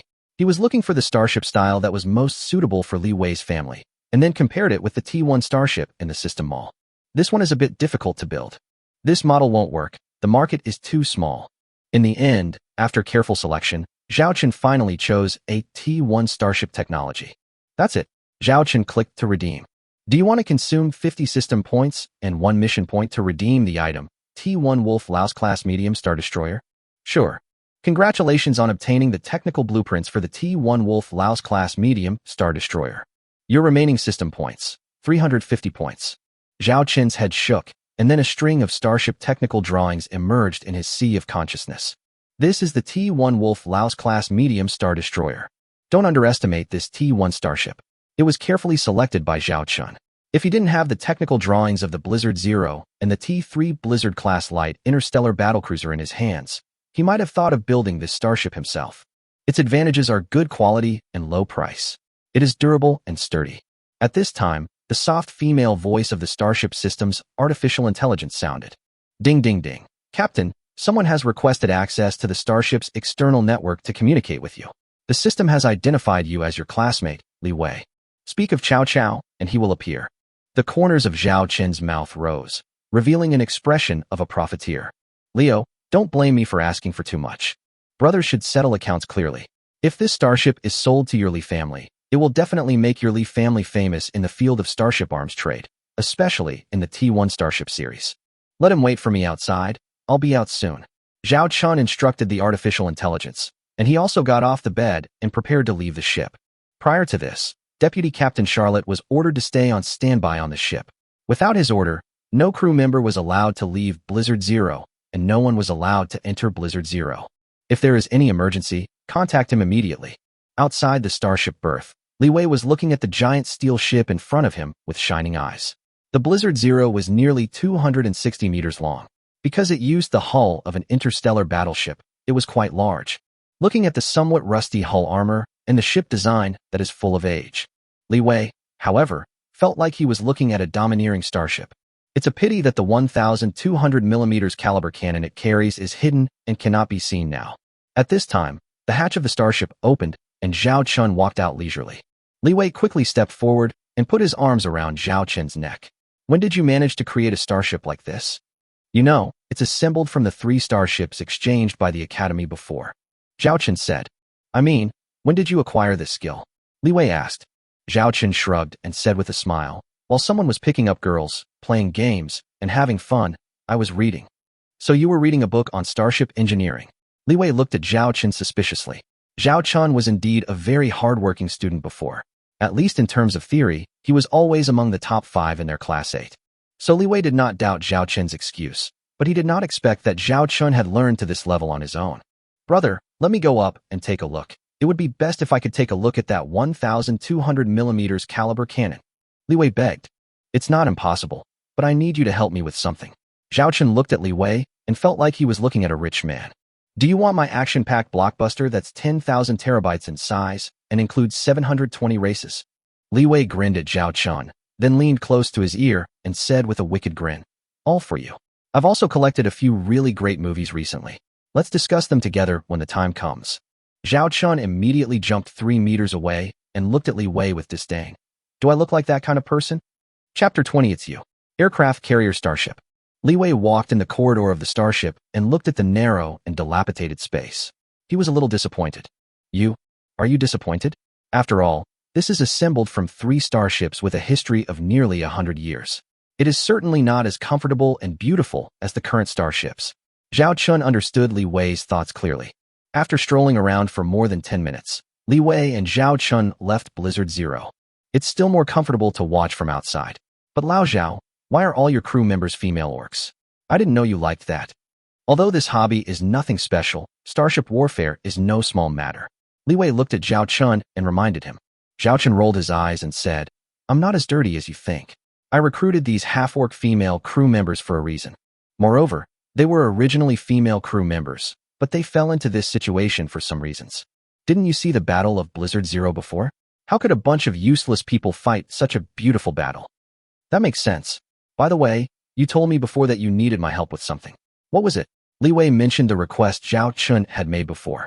Zhao Chen started talking about business. Your Li family is engaged in interstellar trade, and I heard that in recent years it has expanded into the starship arms trade. It just so happens that I have a T1 starship that I developed myself. I would like to ask you to send this technical drawing to your Li family to see if they are interested in purchasing it. But it has to be done in secret, because I don't want too many people to know me, you know? Even if your father asks, don't reveal my identity. You want to sell the T1 starship you developed yourself? Li Wei was shocked. You can even develop a starship yourself?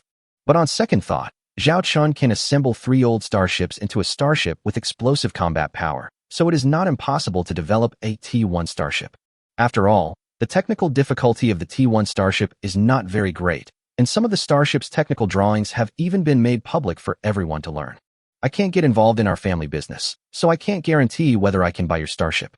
But I can mention to my sister that it was she who initially proposed to expand the starship arms trade, and she is now the person in charge of this business in our group.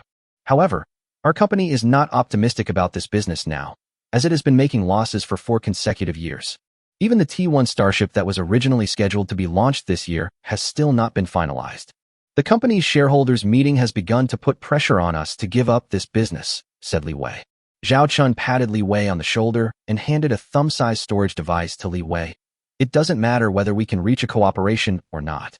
As long as this thing can be seen by the people of your Li family, that will be enough. Encrypt this information and send it directly to your sister. Remember, keep my identity secret. If your sister asks, just make up an excuse. Does this contain the technical drawings of the T1 starship you mentioned?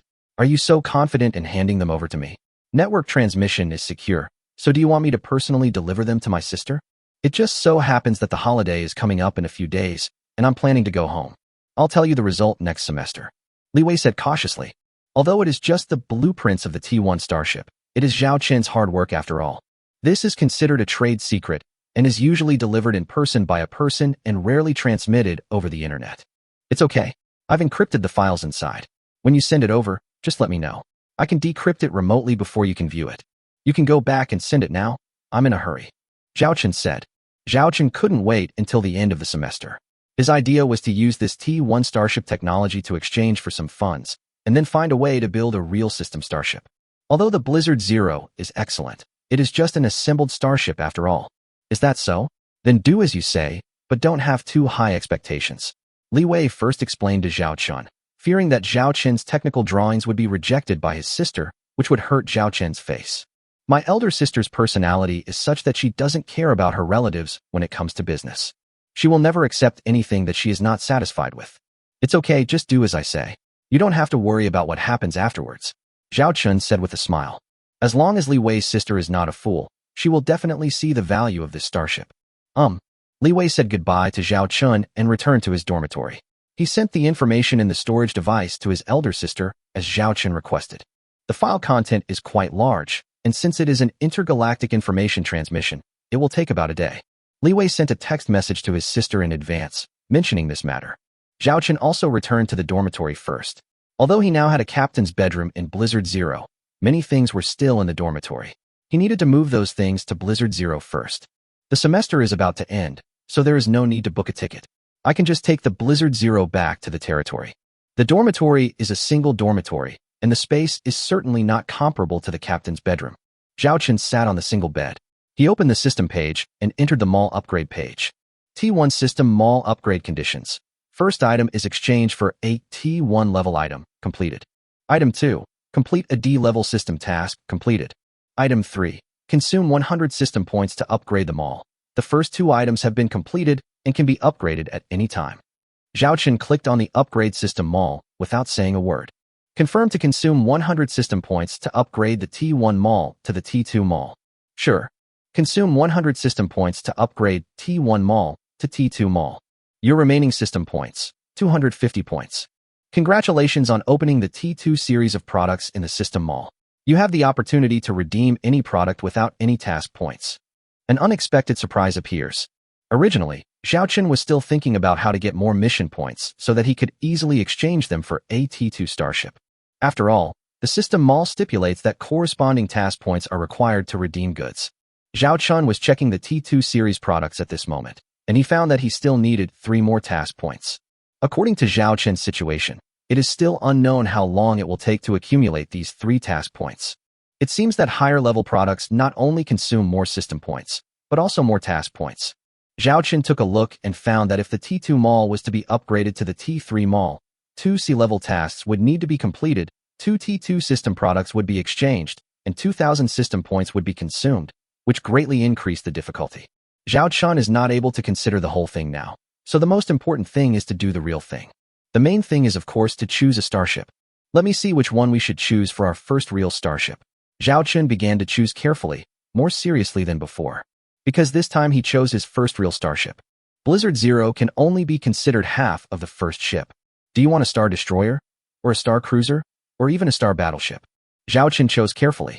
Finally, Zhao Qin spotted an option. T2, aircraft carrier starship. That's it.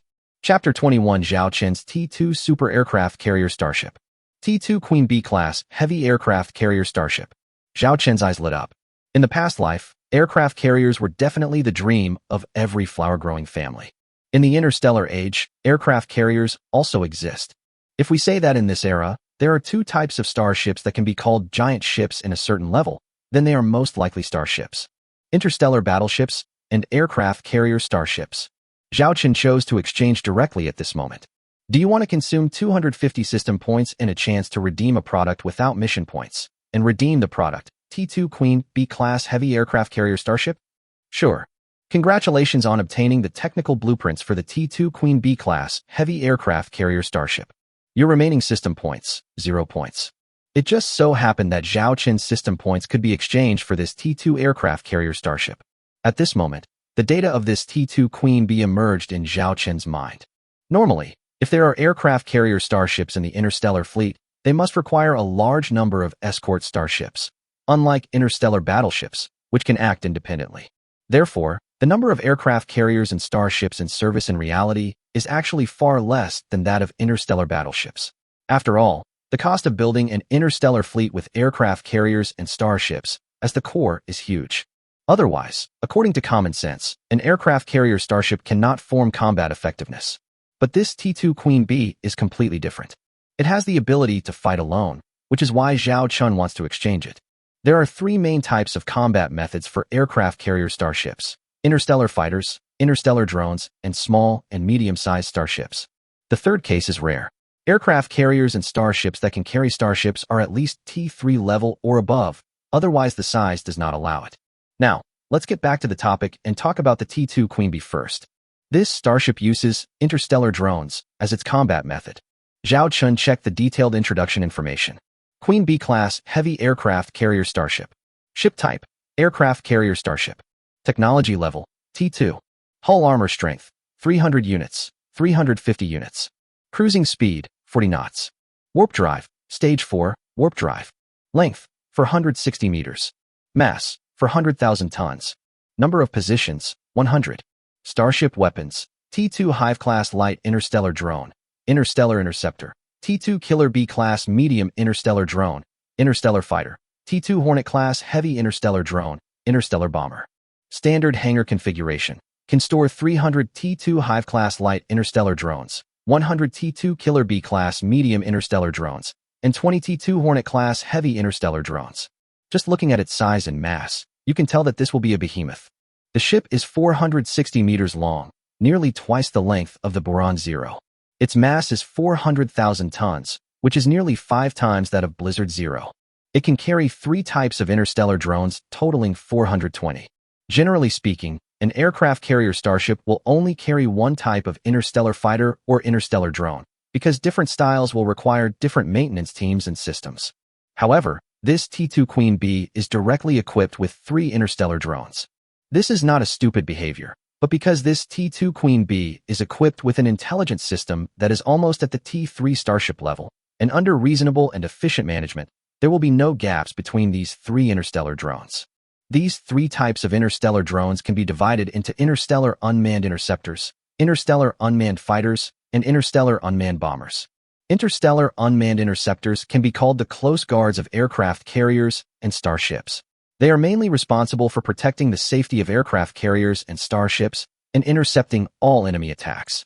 Interstellar unmanned fighter jets are the core force for seizing air supremacy in interstellar air combat and can also attack enemy ships. As the name suggests, the interstellar unmanned bomber has the ability to bomb. It can carry interstellar missiles, interstellar bombs, and even interstellar torpedoes as needed. Its attack capability against starships is the strongest, but at the same time, its own interstellar air combat capability is very weak. Therefore, these three interstellar drones can cooperate with each other and perfectly complement each other's functions. Under normal circumstances, multiple aircraft carriers and starships complement each other, but the T2 Queen Bee takes all three tasks on herself. And the most important point is that it does not need an escort fleet. It actually has a star shield function. The star shield function is an energy defense shield and is standard for T3 starships. It can form an energy shield in an area to intercept enemy weapon attacks in this direction. It is a groundbreaking technology for T3 starships, which greatly increases the starship's own defense capabilities. This is why people often say that the T3 starship is the real starship. Let's get back to the topic. As a T2 starship, the Queen Bee also has a star shield, which greatly increases its defensive capabilities. Combined with the T2 Hatchling-class light interstellar drone, it is an all-round offensive and defensive capability. Facing an interstellar fleet with T3 starships may be risky, but facing a T2 starship is definitely a terrifying existence. It is not impossible to fight against many enemies alone. So, Zhao Chun chose this T2 Queen Bee. The cost is 1.3 million star coins. Zhao Chun calculated the cost of building this starship and took a breath. You know, the total savings of his Zhao family does not exceed 100,000 star coins. As for his interstellar territory, due to the barrenness of the galaxy and improper management, the annual tax revenue, plus other income, is only 1 million star coins. This is also why Zhang Haoran called him the downtrodden baron. Zhao Chun couldn't even afford a T2 Hyena-class medium-sized interstellar destroyer that cost 4 million star coins. However, if Zhao Chun sells this T2 Queen Bee, it will be worth at least 20 to 30 million star coins. Selling starships is a way to get rich. After all, the arms business is highly profitable no matter what era it is. But at the moment, Zhao Chun does not have the ability and has no time to think about this. 1.3 million star coins. With the money I get from selling the T1 Wolf Lice-class medium-sized star destroyer, it should be enough to complete the construction of a T2 Queen Bee. Zhao Chun muttered. Now we are waiting for news from Li Wei. Beiyin Interstellar Trade Group headquarters. There's a board meeting going on here right now. In addition to the Li family, there were several other shareholder directors present. For the past 5 years, Beiyin has been running a deficit in the starship arms trade, relying entirely on other industries to make up for the shortfall. It even caused our Beiyin's overall profit to be in deficit last year. So I think we should give up the starship arms trade. Starship arms trade is not something that can be done casually. The R&D investment is too huge and the risk is too high. It's better to continue to focus on our interstellar trade, transportation, and industry, said a director, slamming the table. Other directors also agreed and demanded an end to the starship arms trade business. No, our Beiyin's development has reached a bottleneck.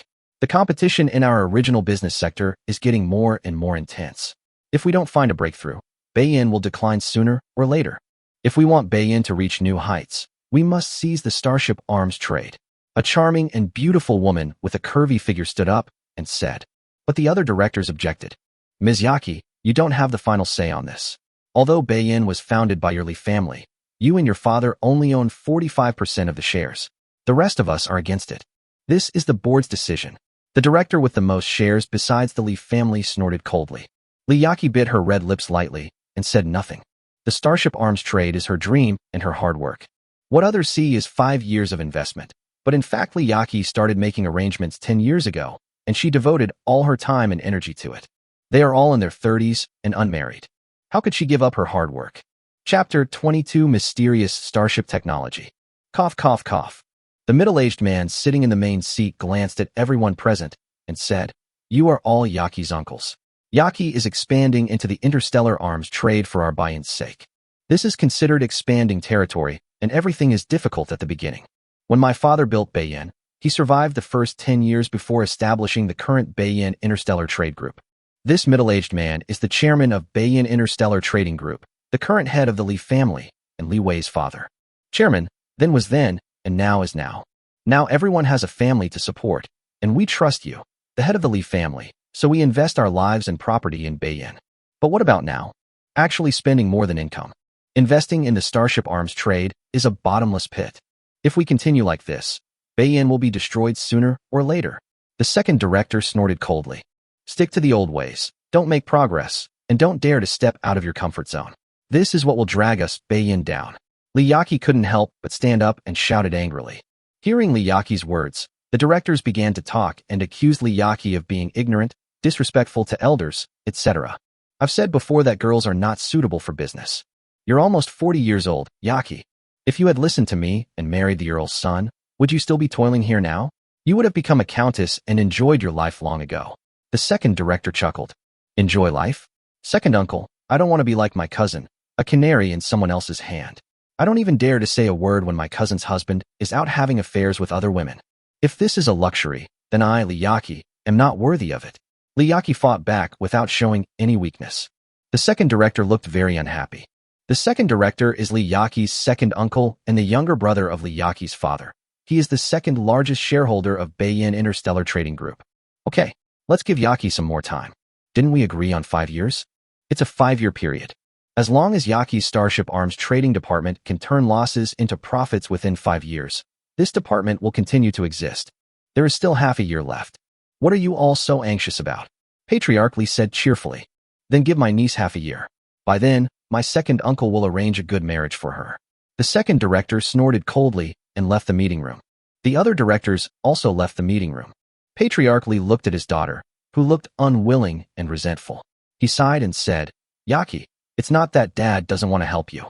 That's how business is done. Everyone only cares about profit, and you still have half a year left. Within half a year, as long as your arms trade department can turn losses into profits, or even break even, Dad will let your department continue to exist.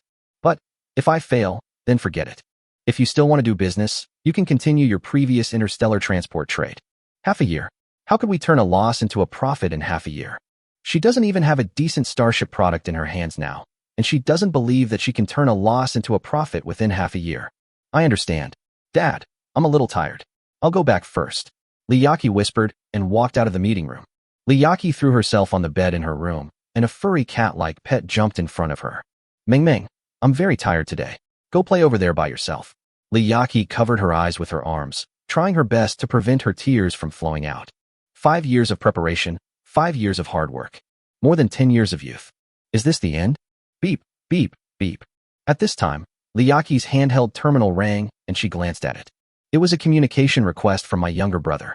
She sat up, adjusted her emotional state, and clicked to agree. Sister, why are your eyes red?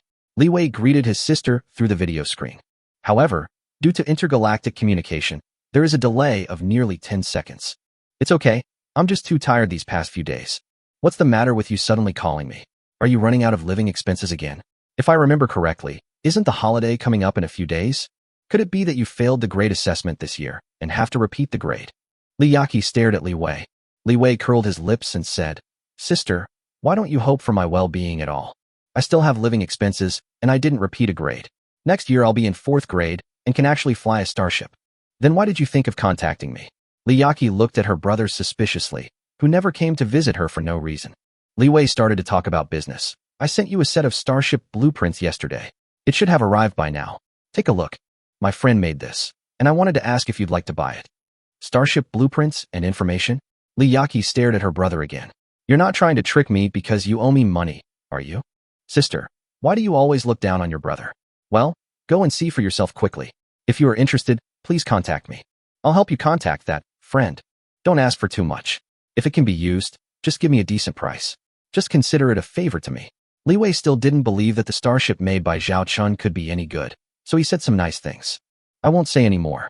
Remember to contact me after you finish reading it. Li Wei didn't want to talk any more with this elder sister who always looked down on him, so he cut off the communication directly. This kid, where did he get his friends who can design starships? I can tell he is trying to fool me. Liyaki didn't believe Li Wei's words at all, but she sat on the bed in a daze for more than 10 seconds and somehow opened her mailbox. There was indeed a data file in it, and the file was shown to have been decrypted. Anyway, I have nothing to do now, and there is no sign of anything happening in my starship design department. I'll take a look at this thing Li Wei sent me first. Liyaki said this to comfort herself. When she opened the document, and looked at the huge amount of Starship blueprint information, her eyes gradually began to change.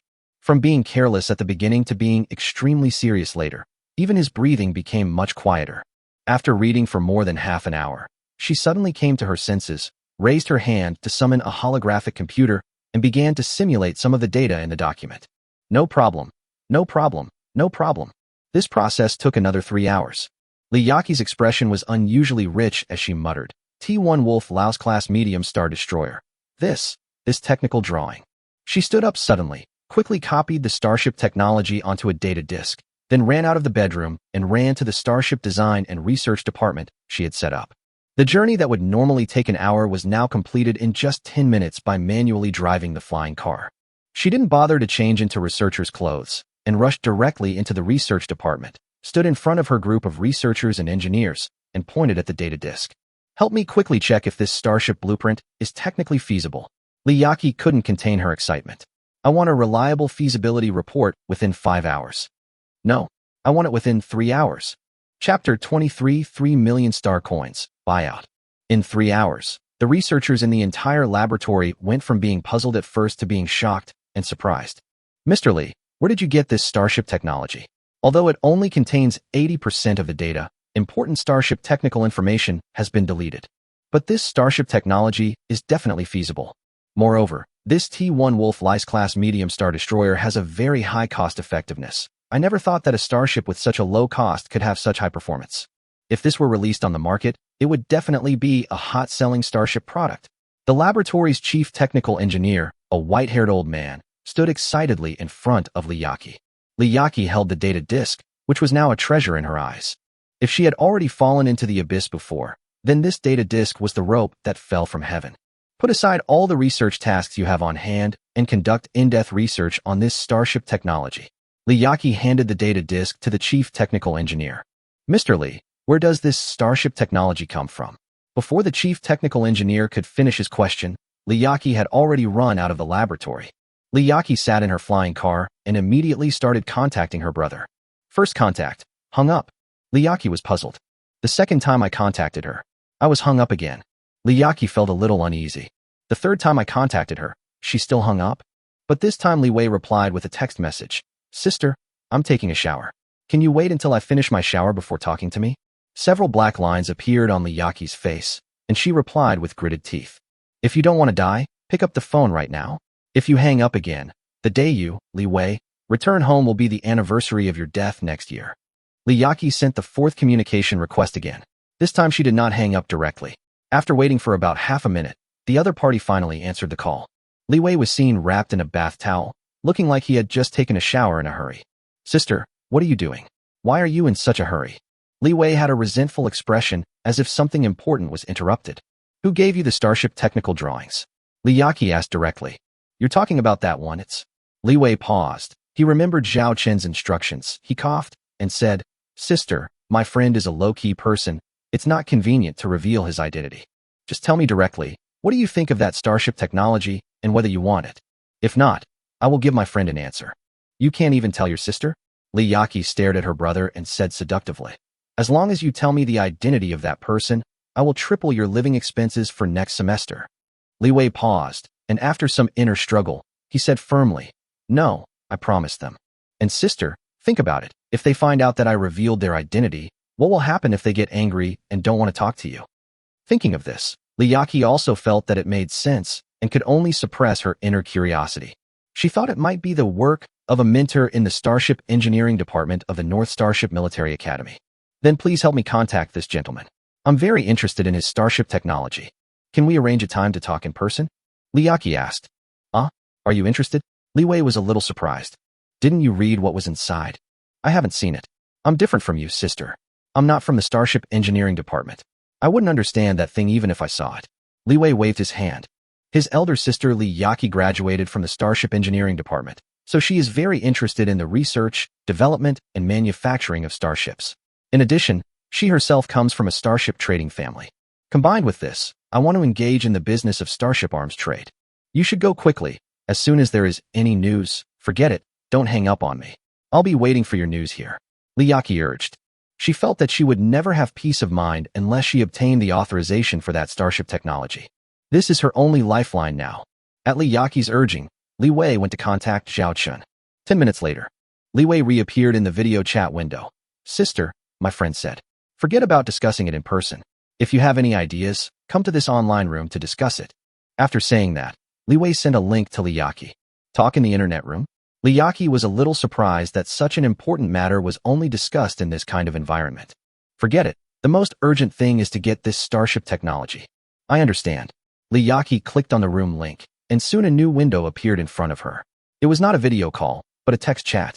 Li Yaqi took a deep breath and sent the message first. Hello, I am Li Wei's sister, the head of the Starship Arms Trade Department of the Bayan Interstellar Trade Group, Li Yaqi. Half a minute passed after the message was sent. Finally, there was a response. Hello. These two simple words made Li Yaqi feel like something was stuck in her throat. It was her first time to discuss business in such an environment. I'm very interested in your T1 Wolf Laos class medium Star Destroyer technology. I hope we can set up a time to discuss our cooperation plan in detail. No need to schedule an appointment. If you're sure you want this starship technology, just quote me a price. If I'm satisfied, you can transfer the money and I'll send you the complete technical data for the T1 Wolf Laos. Li Yaqi was surprised again. So simple? Quote. At this moment, Li Yaqi didn't know what price to quote, because this development caught her off guard, and she was completely unprepared. This was completely different from her previous business model. The other party doesn't play by the rules. She thought about it and sent a message. What price do you think is appropriate? There was silence on the other end for a few minutes, and then a number was sent. 3 million star coins. 3 million star coins? This licensing fee is a bit too expensive. After all, this is just a T1 starship, and the market price is at most 20,000 to 30,000 star coins. At this time, the other party sent 2 more words. Buyout. When she saw these 2 words, Li Yaqi's heart skipped a beat. Are you sure you want to buy out this starship technology for 3 million star coins? Li Yaqi immediately sent a message to ask. The meaning of buyout is that as long as the money is spent, this starship technology will belong to Li Yaqi in the future. Before, all Li Yaqi wanted was authorization. Yes, you agree to the price. When Li Yaqi saw this line of words, she immediately sent 2 words. Agree. Zhao Chun, who was sitting across from the communication window, stared at the words in amazement. He clutched his heart and said in pain, damn it, the price was too low. Just now, Zhao Chun actually wanted to say that there was still room for negotiation on this price. He thought his prices were a bit high. Unexpectedly, Li Yaqi agreed directly. Chapter 24 Brother Zhao Chun, can I see your cannon? In the end, the deal came to an end with Li Yaqi paying 3 million star coins to buy out the interstellar technology of the T1 Wolf Laos class medium-sized Star Destroyer. After finalizing the agreement, Zhao Chun directly sent all the starship technical information of the T1 Wolf Laos to Li Yaqi. I have sent the starship technical data to your email. Please transfer 3 million star coins to this account of mine within 3 days of receiving it. Below is a Star Empire Interstellar bank card number. Sir, you're going to pass on your starship technology to me right now? Aren't you worried I might regret it? Li Yaqi was very surprised that the other party did it without any scruples. Wasn't the other party worried that she would default on her debt? This doesn't seem like an interstellar transaction at all. It's more like buying something casually in a supermarket. I believe in Li Wei, and if you really dare to do this, I will make you pay 1,000 times the price. Okay, I have something else to do, so that's all I have to say. It's a pleasure to work with you. The online room shows that the other party has left. Li Yaqi hurriedly wanted to ask how to contact the other party in the future, but there was no response. What a strange person. This is probably the weirdest business deal I have ever negotiated. Li Yaqi still feels like she is dreaming, and she found that she didn't know what the other party was called. Strange people, strange business. But no matter what, as long as I can get all the technical information of T1 Wolf Laos, she is confident that she can turn the starship arms trade from loss to profit within half a year. Let those who are waiting to laugh at you drop their jaws. Zhao Chun here still felt a little distressed. If I had known earlier, I would have reported 4 million. Zhao Chun smiled bitterly. He is still too new to doing business. To be honest, his buyout price of 3 million star coins is already relatively high among T1 starship technologies. It just so happened that Li Yaqi was short of starship technology. A thirsty person who happens to get a bottle of water will naturally ignore the expensive price. 3 million, 3 million. Zhao Chun now began to plan to build his second starship, which is the T2 Queen Bee class heavy aircraft carrier starship. Building a starship requires a lot of preparation. It's not as simple as assembling a starship. Raw materials, construction site, construction technology, and so on There are so many things. Beep beep. Zhao Chen's handheld terminal rang. When he looked, it turned out to be his younger sister Zhao Waner. Oh, the eldest lady actually contacted me for the first time, Zhao Chen said jokingly as he looked at Zhao Waner across the video window. Zhao Waner seldom looked for Zhao Chen, and when she did, it was usually in person and in private. At this time, Zhao Chen noticed that there were two beauties behind Zhao Waner. No, it should be said that there were two beauties, one big and one small. Stop talking nonsense, my friend is here. Zhao Waner rolled her eyes at Zhao Chen. Then Zhao Waner moved away and introduced the two beauties. This is Su Lan, a fifth-year senior. This is my classmate, Xue Xiaoxiao, a fourth-year student. I don't need to introduce this one, he's my brother. When Zhao Waner said the words, my brother, she looked obviously disgusted. Hello, we often hear Waner mention you. Senior Su Lan greeted politely. She mentioned me? Forget it. It's good enough that she didn't say anything bad about me. Zhao Chen shrugged. Brother Zhao Chen, can I see your cannon? Xue Xiaoxiao, a loli with twin ponytails, suddenly came forward and said with shining eyes. Zhao Chen was stunned. This was too. Zhao Waner immediately pulled Xue Xiaoxiao back. Xiao, what are you talking about? What's wrong? I just want to take a closer look at brother Zhao Chen's ship, the 1,200mm caliber heavy cannon of the Zero Blizzard. Xue Xiaoxiao said with a pout. Senior Su Lan, you must have something to talk to me about, right? Just tell me what it is. Zhao Chen changed the subject. This little loli's words really made people. Senior Su Lan said. Then let's get straight to business. Actually, the reason I'm looking for you this time is because of the starship duel yesterday. Zhao Chen narrowed his eyes and said nothing, waiting for senior sister Su Lan to continue. Senior Su Lan continued. Zhang Haoran asked someone to find a connection, and someone knew that I was familiar with your sister Zhao Waner, so he came to me. I hope you can cancel Zhang Haoran's expulsion penalty. In fact, when senior sister Su Lan mentioned the starship duel, he knew it was about Zhang Haoran. Zhang Haoran would never honestly drop out of the North Starship Military Academy. This concerns his future. This expulsion penalty is registered in the starship duel. Can it be cancelled? Zhao Chen asked curiously. Senior Su Lan said, according to the Academy's regulations, the Academy recognizes and enforces bets in starship duels. But if the winning party is willing to cancel the penalty bet, the losing party can be exempted from the penalty. So, I need your nod of agreement. Zhao Chen didn't say anything. Senior Su Lan continued. A friend of mine asked me to do something for him, and I owed him a favor. If you don't want to, just ignore what I said. If you are willing to talk, I can help you arrange a time and place for you to sit down and talk. You can ask for whatever conditions you want, but after all, the punishment cannot be lifted for nothing. Can I have a word with my sister in private? Zhao Chen said. Senior Su Lan agreed, and she left with Xue Xiaoxiao. Okay, senior sister Su Lan and Xue Xiaoxiao are leaving. Just say whatever you want to say. Zhao Waner crossed her arms. Do you want me to help this senior sister Su Lan? Zhao Chen asked. Zhao Waner was stunned. This is your business. Why are you asking me? My sister, you won't ask me to do anything easily. I guess you have a good relationship with this senior sister Su Lan. Zhao Chen looked at Zhao Waner with a smile. Zhao Waner's cheeks flushed, and she said honestly, I admit that I like this senior sister Su Lan very much. After I came to the North Starfleet Military Academy, she took very good care of me. She is my only two friends here, the other one is Xue Xiaoxiao. I also know about senior sister Su Lan's affairs. The person who asked her to do something was a 5th grade senior named Han Tianwang. He had helped his senior sister with something before, and since then he has been using this as an excuse to pester senior sister Su Lan, and even wanted senior sister Su Lan to date him. Senior Su Lan doesn't like him, but because she owes him a favor, she can only endure his harassment. If I can repay his favor this time, then senior sister Su Lan won't have to endure his harassment anymore. Zhao Chen nodded and said, okay, ask senior sister Su Lan to handle this matter. Send me the time and place tonight. I agree to talk. Really? Zhao Waner was surprised. This is the first time my sister has asked me to do something for her. Zhao Chen smiled. Zhao Waner rolled her eyes and said, Who is begging you? It's up to you to help or not. After saying that, he hung up the call. Zhao Chen was thinking about Zhang Haoran. In fact, it didn't matter to him whether Zhang Haoran dropped out of school or not. He never cared about this passerby character or his relationship with Jiang Shasha. If it weren't for the system mission, he wouldn't have proposed a starship duel.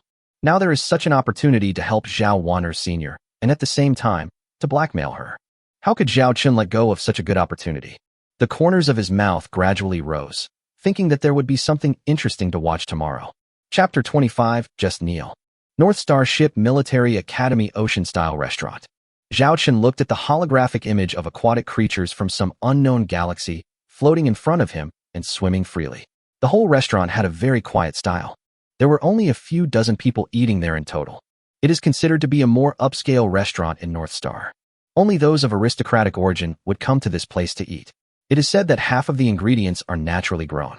The three beauties, both big and small, walked beside Zhao Chen, attracting a lot of attention. Junior Zhao Chen, have you thought about what conditions you will offer to Zhang Haoran later? Senior Sulan asked. I know what's going on, Zhao Chen said with a smile. Seeing this, senior sister Sulan didn't say much. After all, her identity was just a middleman. As for the success or failure of this matter, she didn't care much about it. She just owed that person a favor and had to step in to act as a matchmaker. Lan this way.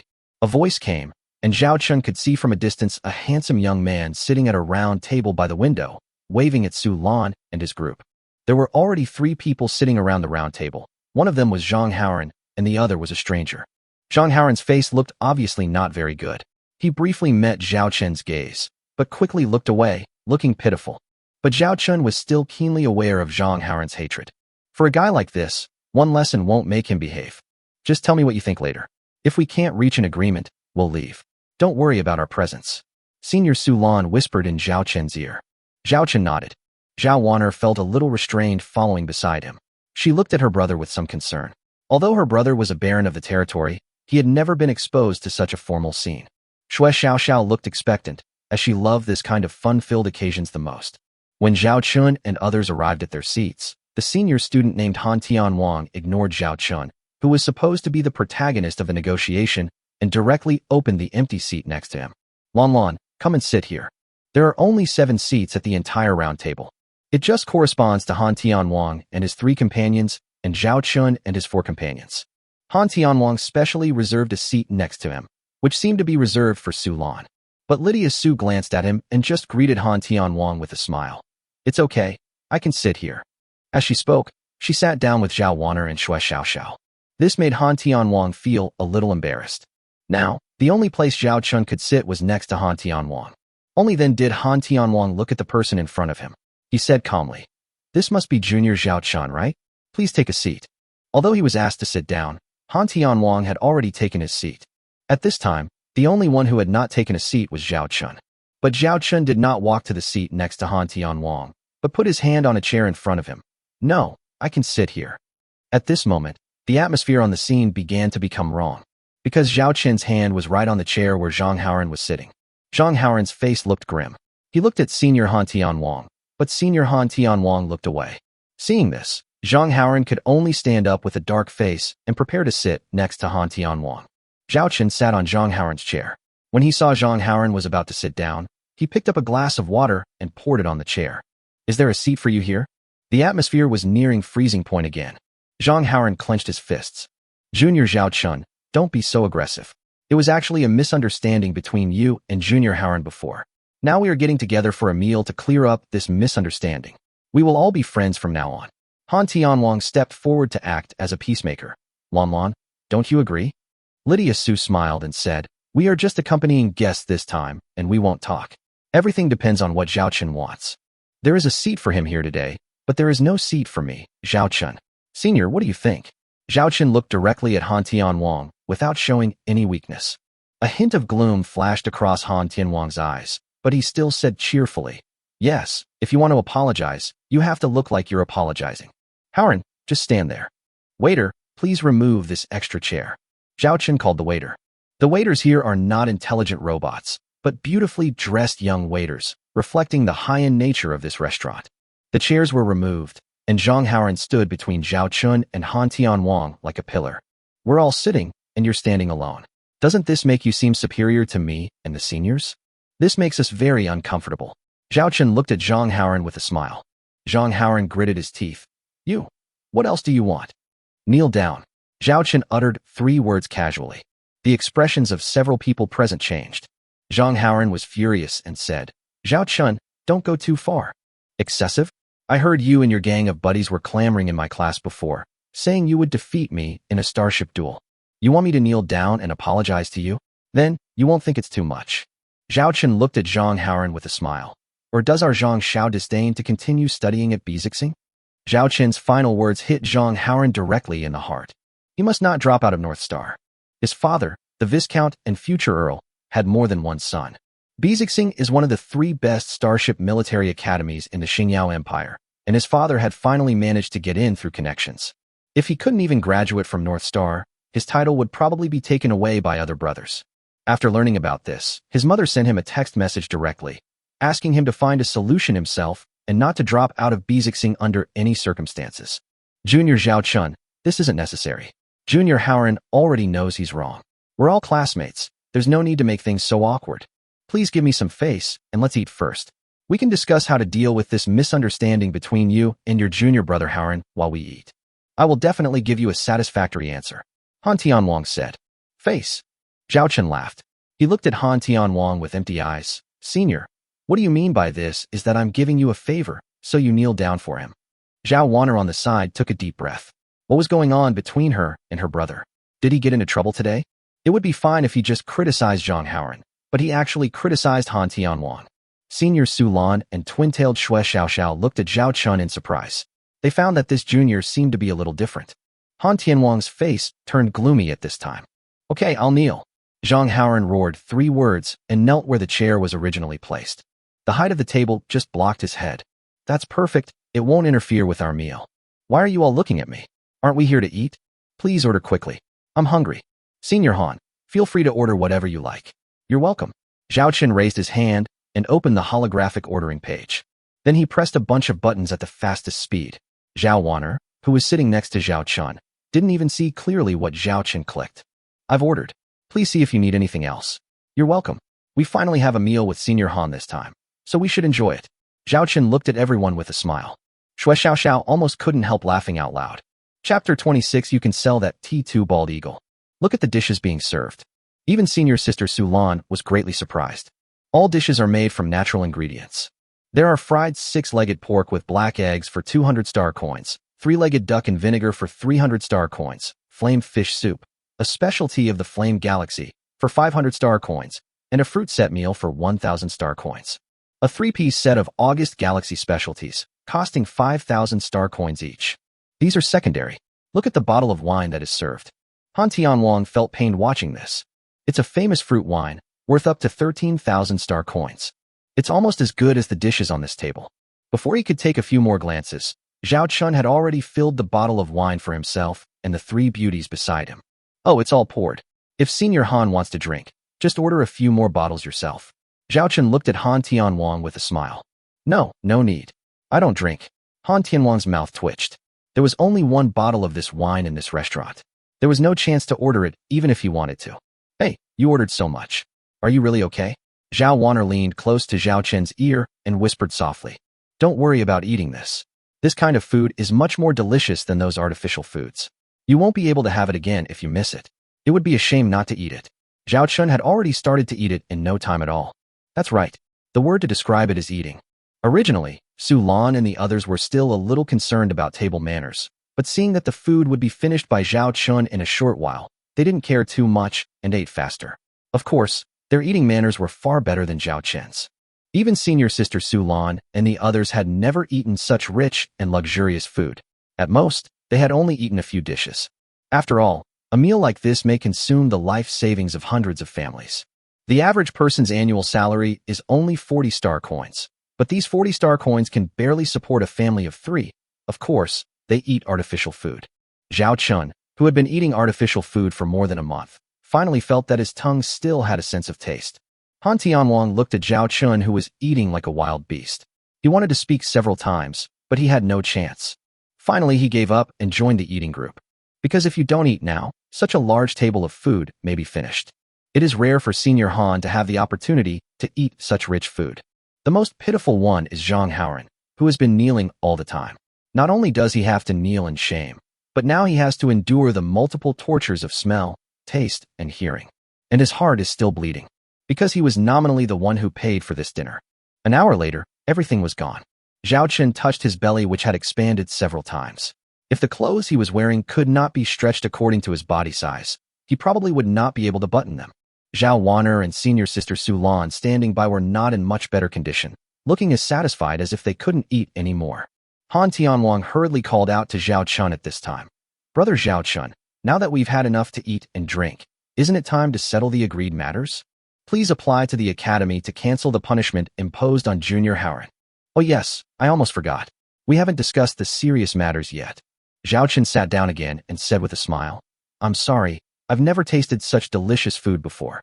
Don't laugh at me, don't laugh at me. Looking at Zhao Chen's cheeky look, senior sister Su Lan couldn't help but laugh. Zhao Wanner stared at her brother. Why didn't she realize that her brother was so sinister before? Tell me, what conditions are you going to offer to let me let Zhang Haoran go? Zhao Chen asked seriously. Han Tianwang was stunned. He looked at Zhao Chun in surprise. Conditions? What you ate just now. Senior Han, you don't think that this matter can be settled with just a meal, right? Zhao Chen said in surprise. The corner of Han Tianwang's mouth twitched, and now he even had the urge to beat Zhao Chun. He suppressed his anger and said with a smile, Then junior brother Zhao Chun, just state your conditions directly. That's straightforward. I like it. Zhao Chen raised his hand and held up 5 fingers. My starship fought a hard battle. The battle losses, personnel losses, and returning to port for repairs all cost money. Zhao Wanner rolled her eyes. Come on, in that 5-minute battle, I guess your starship's energy consumption was less than 1 percentage point. What combat losses? Zhang Haoran's T2 Bald Eagle never hit your starship from beginning to end, let alone returning to the port for repairs. Repairs are useless. Everyone could see that Zhao Chun was extorting money. 50,000 star coins, huh? I think. Han Tianwang looked at the 5 fingers Zhao Chun raised. Zhao Chun interrupted immediately and said with a smile, It's not 50,000 star coins, it's 500,000 star coins. 500,000 star coins. The lion opened his mouth so loudly that senior sister Su Lan opened her eyes wide. 500,000. You are blackmailing me. Zhang Haoran couldn't help but jump up. Perhaps because he had been kneeling for too long, he fell directly onto the dining table, and the leftover dishes fell all over his face. Fortunately, the round table is fixed, otherwise it would be even more embarrassing. Blackmail? If that's what you think, then there's no need for us to talk. I don't need these 500,000 star coins, and you can also choose to get out of the North Star. Zhao Chen spread his hands, stood up, and prepared to leave. Zhang Haoran was furious and desperate. He shouted, I can compensate you, but I really don't have 500,000 star coins. You have, Zhao Chen said. Zhang Haoran looked at Zhao Chun in surprise. Although your T2 Bald Eagle-class light interstellar cruiser has been severely damaged, if you hurry up and sell it now, you will have no problem getting 5 or 600,000 star coins. Zhao Chen looked at Zhang Haoran with a smile. Demon. This guy is a demon. He had planned everything before he came. Everyone present had a completely different impression of Zhao Chun. Oh, right, I have one more condition. I think I heard your friend say before, if you win, could you show mercy and let me kneel down in front of you and kowtow to you and call you Grandpa? In that case, you might consider not having to drop out of school. Zhao Chen's smile at this moment looked like a devil in Zhang Haoran's eyes. My time is very important. I'll give you 10 seconds. Zhao Chun tapped the table with his fingers. At this moment, everyone present looked at Zhang Haoran, as if they were all starting to count down silently. In the end, Zhang Haoran knelt on the ground. This kneeling has already told everyone the answer. Grandpa Zhao Chun, I was wrong. Zhang Haoran knocked his head to the ground. Chapter 27, he actually packed. Don't stop until I'm out of the restaurant. And before the end of the semester, I need to receive a remittance of 500,000 star coins. It shouldn't be difficult for you to find my college account. When the money arrives, I'll apply to the college to cancel your punishment. Zhao Chen said, and walked out of the restaurant with Zhao Wanner and others. Before this, Zhang Haoran knelt on the ground obediently, constantly shouting, Grandpa Zhao Chun, I was wrong. Looking at the messy scene and Zhang Haoran looking like a lost dog, Han Tianwang said in a deep voice, This Zhao Chun has some skills, but Haoran, you must remember that it is never too late for a gentleman to take revenge. Staying at the North Star Fleet Military Academy is the most important thing. I will make that guy Zhao Chen pay 1,000 times the price. I, Zhang Haoran, swear. Zhang Haoran knelt on the ground with a distorted face. Actually, I think it's better for you to give up. You are no match for that Zhao Chun. Another handsome man who had been silent spoke for the first time, as if he was a bystander at the banquet. But he didn't think his trip was in vain. It was really a good show. Young master son, everything depends on human efforts. And I think that Zhao Chun has indeed gone too far and needs to be taught a lesson. A cold light flashed in Han Tianwang's eyes. Just now, Zhao Chen did not give him face, and in front of Su Lan. That young master son smiled and said nothing more. Who's paying the bill? At this time, A restaurant manager came over and looked at Zhang Haoran kneeling on the ground with a surprised expression. How much? Zhang Haoran stood up, his legs still trembling. The total is 53,000 star coins. We can give you a discount, the restaurant manager said with a professional smile. Zhang Haoran slipped and nearly fell to the ground. He looked at the other party in astonishment. 50,000 star coins? How is that possible? How can there be 50,000 star coins at our table? This table only costs 25,000 star coins, but the guest who just left packed up 2 servings of the same meal in addition to the wine. So, it's 50,000 star coins, the restaurant manager explained with a smile. Pack. Zhang Haoran was so enraged that he spat out blood and roared. Zhao Chun. It was really funny to see Zhao Chun carrying 2 or 3 bags in his left hand and 2 or 3 bags in his right hand. Warner's brother, you were so entertaining just now. This meal, hiccup, was definitely not in vain. Not only did I eat and drink to my heart's content, but I also watched a great show. You're still packing up. I just took a look at the bill, a full 50,000 star coins. I bet Zhang Haoran's face will turn green when he pays. Twin-tailed Xue Xiao said, patting her belly. Don't call Warner his brother, just call him Zhao Chun. Zhao Warner rolled her eyes and stared at Zhao Chun. You are targeting Zhang Haoran like this, and you don't even give Han Tianwang face. Aren't you worried that they will retaliate against you later? You're saying it as if I talk to them in a kind and gentle manner, they won't retaliate against me in the future. Since it can't be changed, why don't I just give it a good beating when it's down? Zhao Chun said with a nonchalant smile. Lydia Su covered her mouth and chuckled softly. Warner, your brother is really special. He is not just a bookworm like you said before. If he is considered stupid, then there are probably no smart people in this world. How would I know he hit it so deeply? Zhao Warner curled her lips. Senior sister Su Lan looked at Zhao Chun. Junior brother Zhao Chun, but I still have to remind you. Today you have offended Zhang Haoran and Han Tianwang badly. I don't know much about Zhang Haoran, but Han Tianwang is a smiling tiger and a narrow-minded person. If you don't give him face today, he will definitely make things difficult for you in the future. Okay, I'll pay attention. Zhao Chun nodded. What are your plans for this holiday? Asked Xue Xiao, who had twin ponytails, curiously. Warner and I have to go back to the territory. After all, I am a baron in name only, and there are a lot of things waiting for me to deal with. Zhao Chun said helplessly. There's still a lot of things to do. Everything in the territory was arranged for you by your sister. Zhao Warner rolled her eyes. Speaking of your sister, I remember she was serving in the Imperial Army of the Star Empire. I heard that she performed very well and even became the captain of a starship of Her Royal Highness the Princess's personal guard. Senior sister Su Lan said. Zhao Chun thought of this sister. In fact, he had very little impression of his sister because his parents had been gone since he could remember, and his sister was already studying at Starfleet Academy and joined the Imperial Army after graduation. The time I spend back in the territory is less than 1 month a year, and the number of times we meet in this month is also very few. But what Zhao Warner said was right. If it weren't for her sister arranging the territory, who knows what Zhao Chun's territory would be like now. By the way, you don't need to book a ticket this year. Take my starship back, Zhao Chun said to Zhao Warner. In previous years, Zhao Chun and Zhao Warner would book starship tickets to return to the territory. The cost of taking a starship back is dozens of times more expensive than booking a ticket. Zhao Warner came close to Zhao Chun and said in a low voice. Zhao Chun smiled and said, Don't forget, your brother is a wealthy man now. Thinking of the 500,000 star coins, Zhao Warner rolled her eyes. Okay then. To be honest, returning home on your own starship is indeed at least 3 times faster than buying a starship ticket. Then go back for a bit. We'll leave the day after tomorrow. Let me know if you need to move anything. I'm going back first. There's so much food, it won't taste good if it gets cold. Zhao Chun said goodbye to senior sister Su Lan and the others and left quickly. Your brother is a foodie. With so much food, how long will it take him to finish it all by himself? Xue Xiao, who had twin ponytails, said, swallowing her saliva involuntarily. Because the food tastes really good. Zhao Warner looked at her brother's back, and she really felt that he had changed a lot, as if she didn't even recognize him. Your brother is very interesting, Senior Su Lan commented. Zhao Warner and Xue Xiao were both very surprised, because a man who could be described as interesting by Senior Su Lan was even rarer than a rare animal. Blizzard Zero. Zhao Chun walked into the starship cabin panting. Charlotte had been waiting here early as instructed by Zhao Chun. Help me, carry it. Zhao Chun handed several lunchboxes in his hand to Charlotte. He looked at his arms and wrists, which were covered with red marks.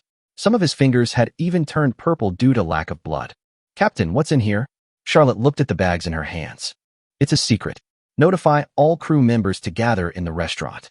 Zhao Chun smiled mysteriously.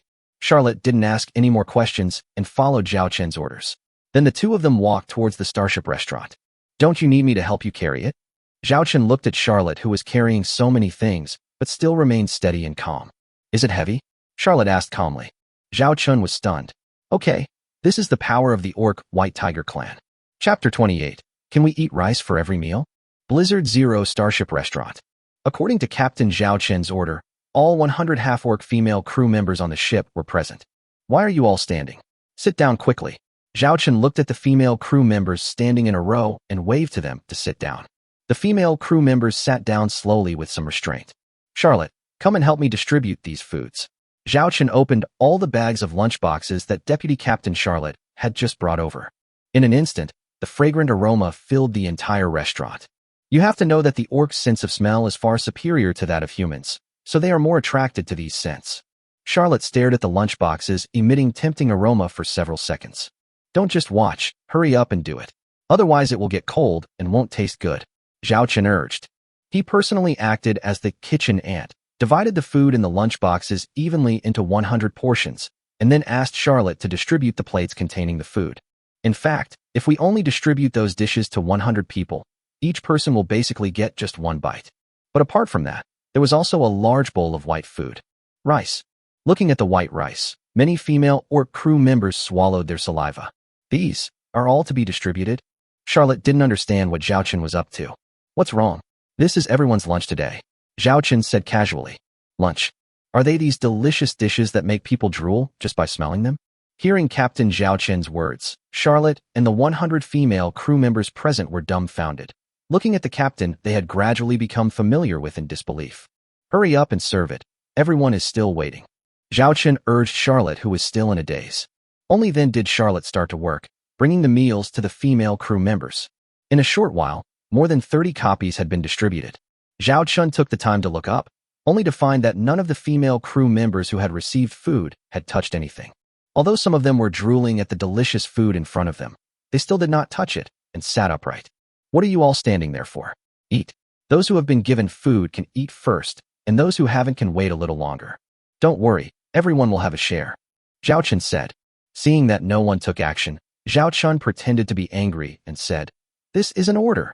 At this time, the female crew member who was distributed with the food just started to eat.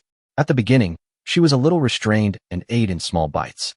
But soon, the stimulation on their taste buds made it impossible for them to remain reserved or calm. The taste buds, which have been tortured by artificial food for many years, are like a person in the desert who finally gets a sip of water. One by one, they began to eat the food frantically. Some even grabbed it with their hands. A portion of food was finished in less than 3 minutes, and everyone was still licking the plates and cutlery with relish. Looking at the female crew members with animal ears licking the plates, Zhao Chun felt that they were cute, but also a little sad. Many of them are younger than him, and some are even minors. Of course, this is according to Zhao Chen's thinking. There is no definition of minors and adults among the orcs. As long as they can fight, they are already adults. Therefore, generally orcs aged 12 or 13 will be thrown into battle and work, regardless of gender. Only fighting and working can earn a day's food. Soon, all 100 portions of food were distributed. Zhao Chen personally brought the last portion of food to Charlotte. Try it quickly. It tastes very good. Especially the fruit.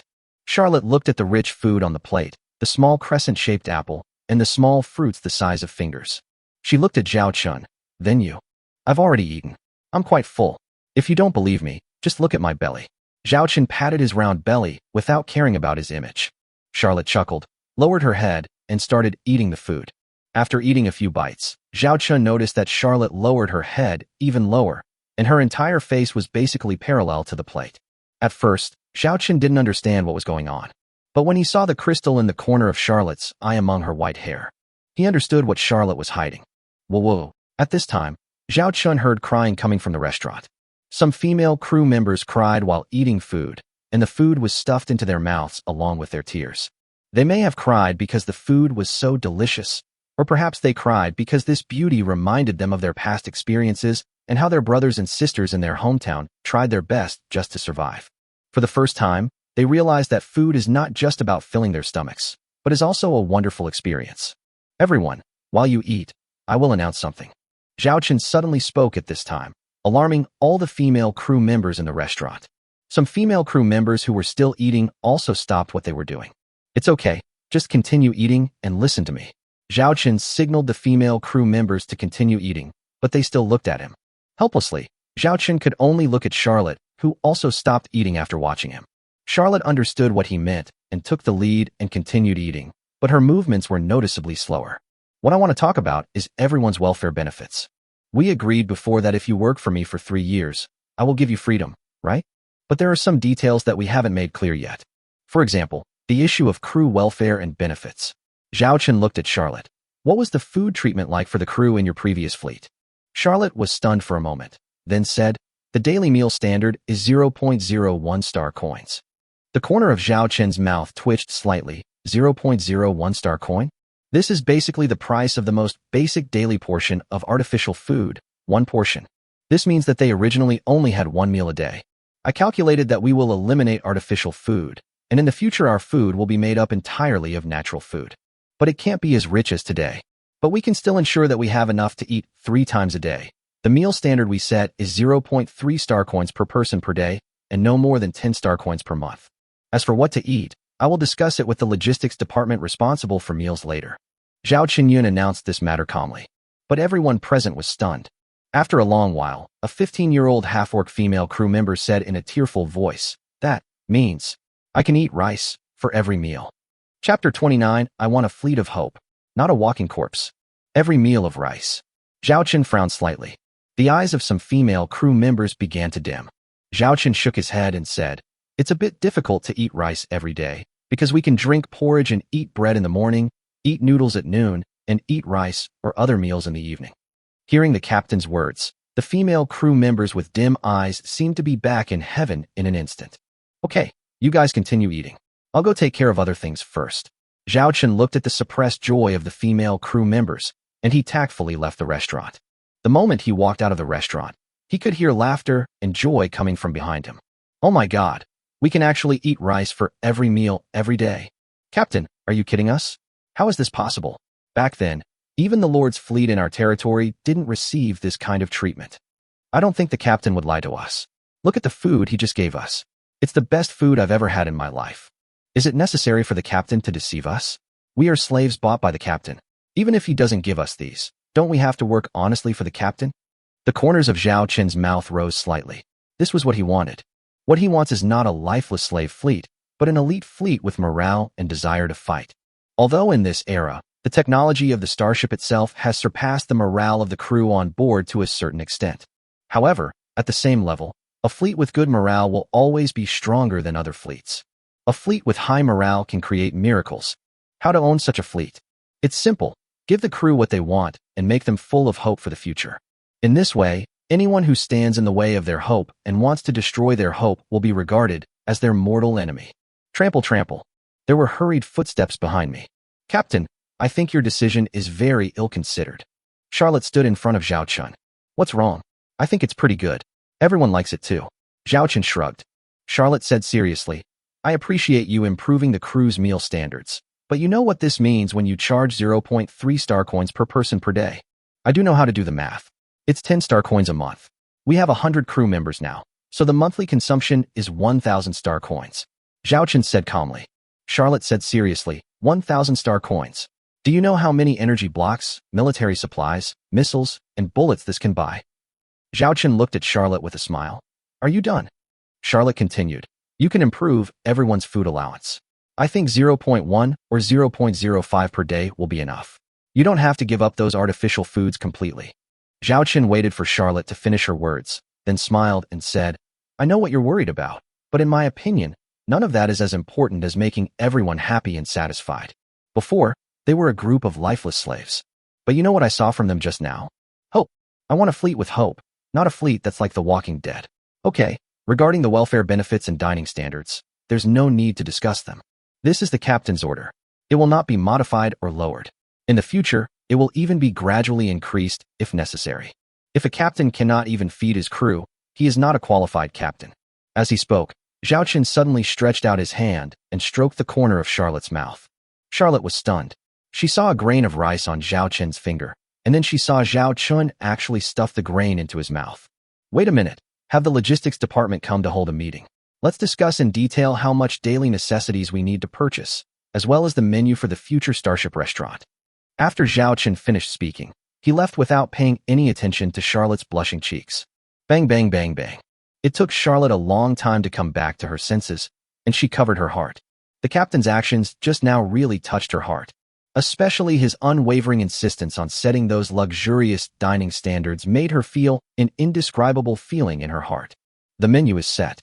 From now on, you will provide meals for the crew according to this menu. Because we will be sailing away in a few days, I will purchase a batch of daily necessities and military supplies. Charlotte, you will be responsible for making a detailed list for me. I will then find someone to transport all the necessary daily necessities and military supplies. You don't have to worry about funding, just calculate according to the actual situation of Blizzard Zero. Zhao Chen looked at the several female crew members in the meeting. Okay, Charlotte responded, but she never looked at Zhao Chen again since she entered the room. Your logistics department can get ready. I will order a batch of food ingredients and have them delivered within 3 hours. Our meal standards will begin with tonight's dinner, Zhao Chen said. Yes. The female crew members from the logistics department were all very excited and then walked out of the meeting room. Zhao Chen looked at Charlotte. Before Zhao Chen could speak, Charlotte left in a hurry, saying, I'll go and count the daily necessities and military supplies we need. Zhao Chen was surprised. He felt that there was something strange about his deputy captain. That night, word of mouth spread quickly, and the news that the Starship restaurant had changed its menu quickly spread to all Starship positions. Previously, they thought that it would take some time for the captain's policy to be implemented. I didn't expect that it would be revised in the evening just after I finished speaking about it at noon. Soon, female crew members who were not on duty flocked to the restaurant. The restaurant at this time is completely different from the previous one. Even the layout has changed a little. The meals that were originally rationed have now been changed to self-selected meals. Originally, the 3 meals a day had a fixed menu, but at this time, there were only 1 or 2 foods to choose from, which were basically artificial foods, divided into set 1 and set 2, and the portions were also fixed, not too little or too little. But it's different now. In addition to the food displayed in the window, you can also place an order directly with the kitchen, choose what you want to eat, and the kitchen will prepare it on the spot. Of course, the food you choose must be on the menu, and the unit price is slightly higher. The menus for breakfast, lunch, and dinner have each expanded to more than 10 categories. The meal quota for each female soldier was also changed to 10 star coins per month. Every female crew member dining can order whatever they want. As long as you don't exceed this amount in a month, it's fine, and no wasteful behavior is allowed. There's meat too. A female crew member pointed at a dish of stir-fried pork and vegetables, her eyes wide open. However, the price of that dish is quite expensive, equivalent to 3 days meal standard. But if you are a little frugal in your daily life, there is no problem in eating meat once a week. Can we order now? A female crew member asked timidly, but impatiently. Of course you can. You can order anything that is highlighted on the sign and the food displayed in the cupboard. The head chef came out and said, This orc chef used to work as a chef for an orc lord and is quite good at cooking. He served as the head chef on board Blizzard Zero. Give me a bowl of rice. I want steak. Just give me some rice and some vegetables. I want beef noodles. Chapter 30. Something happened in the Xiaolong Galaxy. This was originally the second captain's room, but because I only have 1 second captain and I wanted to take you back this time, so this place has been empty. You'll stay here for the next few days. Zhao Chun carried his sister's luggage and pointed to the deputy captain's single room in front of him. Not bad. Zhao Wanner looked around the room. How do you place your starship? Zhao Chen asked. Zhao Wanner is a 4th grade student and also has her own exclusive starship. Senior Su Lan has a long-term leased berth at the Star Harbor. She will also go back home during the holidays, so my starship can be parked at her berth. My crew members are all students from the academy, and they've already been given vacation. Zhao Wanner said as she sat on the bed. If I remember correctly, your starship is a T2 Fire Crow-class heavy interstellar battlecruiser. Zhao Chen recalled. Zhao Wanner nodded. When Zhao Wanner was choosing the 4th grade starship, she faced the same situation as Zhao Chen. She had no funds and could only choose from the Academy's starship warehouse. However, Zhao Wanner was lucky because she was an excellent student, and the Academy took special care of her and prepared a T2 Fire Crow-class heavy interstellar battlecruiser for her, although it was a second-hand ship with a service life of 30 years. But it can definitely be regarded as a top-quality T2 starship. In addition to Zhao Wanner's reputation as an excellent student, naturally there was an endless stream of students from other departments joining her starship, but considering the salary and benefits, Zhao Wanner recruited some civilian students. The T-2 Fire Crow class heavy interstellar battlecruiser is good, but it is an old ship after all. I will get you a new ship in the future. Zhao Chen muttered. Zhao Wanner rolled her eyes. A new ship? Forget it. Don't think you can show off just because you got 500,000 star coins from Zhang Haoren. 500,000 star coins isn't even enough to buy a T-2 starship. Zhao Chen smiled without saying anything. He did not tell Zhao Wanner that he had completed another transaction. By selling the starship technology of the T-1 Wolf Lice-class medium-sized star destroyer, he had a total of 3 million star coins. Besides, he wasn't planning on buying a starship. He has his own system, which contains a lot of starship technology. Isn't it better to build it himself? Why does he need to buy it? Look at what you said. You have to believe me. Just tell me what type of ship you want, and I will arrange it for you before the end of this year. Zhao Chun waved his hand, looking like he was sprinkled with water. Zhao Wanner chuckled. If you have the ability, get me an aircraft carrier starship. The price of an aircraft carrier starship is the most expensive among all types of ships, no doubt about it. Because it is loaded with a large number of interstellar fighters and interstellar drones, the price of the two together is very expensive. Zhao Chun raised the corner of his mouth and said, You've just walked into the trap. No problem. It's just an aircraft carrier or starship. I'll arrange it for you. I guarantee you'll be satisfied. Zhao Chun said with a smile. You just brag. Zhao Wanner certainly didn't believe Zhao Chun. You should know that a T-2 aircraft carrier starship, even a light one, costs no less than 10 million star coins. Okay, after we clean up, let's go eat. Zhao Chun walked to the door. After waiting for Zhao Wanner for a while, the two went to the Starship restaurant together. When they reached the corridor in front of the Starship restaurant, Zhao Wanner sniffed and said, I seem to smell something. Zhao Chen smiled and said nothing. By the way, I noticed that your female or crew members are a little different from before, but I can't explain it. Zhao Wanner looked at Zhao Chun suspiciously. Did you do anything to those female or crew members? Zhao Chun knocked Zhao Wanner on the head with his hand. What are you thinking about here, little girl? Zhao Wanner stuck out her tongue and blinked at Zhao Chun.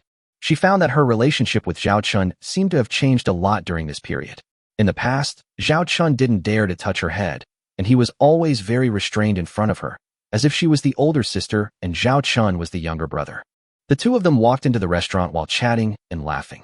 At that moment, Zhao Wanner stopped and looked at the scene in front of her with an expression of astonishment. Hot noodles, fragrant bread, big white steamed buns, and fragrant meat pieces. There is even a white half-moon-shaped food, which is the legendary dumpling. Is this your Starship restaurant? Zhao Wanner was dumbfounded. Of course. Come over here and order. Zhao Chen pointed at Zhao Wanner behind him and said to the chef at the counter, What she orders will be charged to me. Captain, you don't need to brush yours, said the chef with a strange expression. According to the regulations set by Zhao Chen himself, Zhao Chen also has his own dining standards when dining in the Starship restaurant. It's just because he is the captain, the meal standard is 3 times that of ordinary female crew members. The food standards for some female crew members at the officer level are naturally higher than those for ordinary female crew members. This class division is also intended to motivate female crew members to work hard.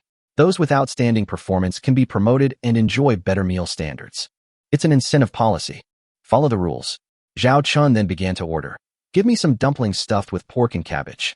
Most of the menu here was designed by Zhao Chun, so you can see quite a lot of Chinese dishes. The dish of dumplings actually exists in this world as well and is quite famous. It is rumored to be an ancient delicacy from a blue planet. But because natural ingredients became expensive, this dish gradually became a meal for the nobility and a legend in the eyes of ordinary people. Hurry up and order your food. The people behind you are still queuing. Zhao Chen looked at the dumbfounded Zhao Wanner and urged. Zhao Wanner took a quick look and ordered a bowl of fish-flavored shredded pork rice. Then a floating robot swept across Zhao Chen's face. This is considered payment. Please wait at your seat. A robot will deliver your food later, said the chef. Zhao Chun and Zhao Wanner found an empty seat and sat down. What's going on? Are these all natural ingredients? Zhao Wanner asked Zhao Chun as soon as she sat down. Zhao Chun nodded. Yes. Zhao Wanner pointed at the holographic electronic screen sign on the dining table and asked, Can ordinary crew members order those foods? Everyone has their own meal standards. As long as they don't exceed the standards and don't waste anything, it's fine. What is the standard of meals for ordinary crew members? 0.3 star coins per day, no more than 10 star coins per month. 10 star coins. Zhao Wanner screamed, her voice startling the people eating around her. She immediately lowered her head and whispered, Are you crazy? 10 star coins. Even the noble guards of our Xingyao Empire don't have such high food standards. The food standard I provide to my crew members is only 0.05 star coins per day. They don't have it that high, so why can't I set it that high? This is my starship. I can set it however I want. Zhao Chun said with a smile. Zhao Wanner covered her face and said, "You don't think you can do whatever you want just because you have 500,000 star coins. If you keep acting like this, something bad will happen to you sooner or later. Let's wait until something happens." Zhao Chun shrugged. At this time, Zhao Wanner and Zhao Chen's meals had been served. Delicious pork and cabbage dumplings and fish-flavored shredded pork rice. In front of the delicious food, Zhao Wanner gave up discussing with Zhao Chun and ate the food with a happy expression on her face. After a meal, just when Zhao Wanner was about to continue educating Zhao Chun, her handheld terminal rang, indicating that there was an incoming text message. Zhao Wanner clicked it, and her face changed suddenly. Oh no, something happened in the Xiaolong Galaxy. The Xiaolong Galaxy is Zhao Chen's territory galaxy. What happened? Zhao Chen asked.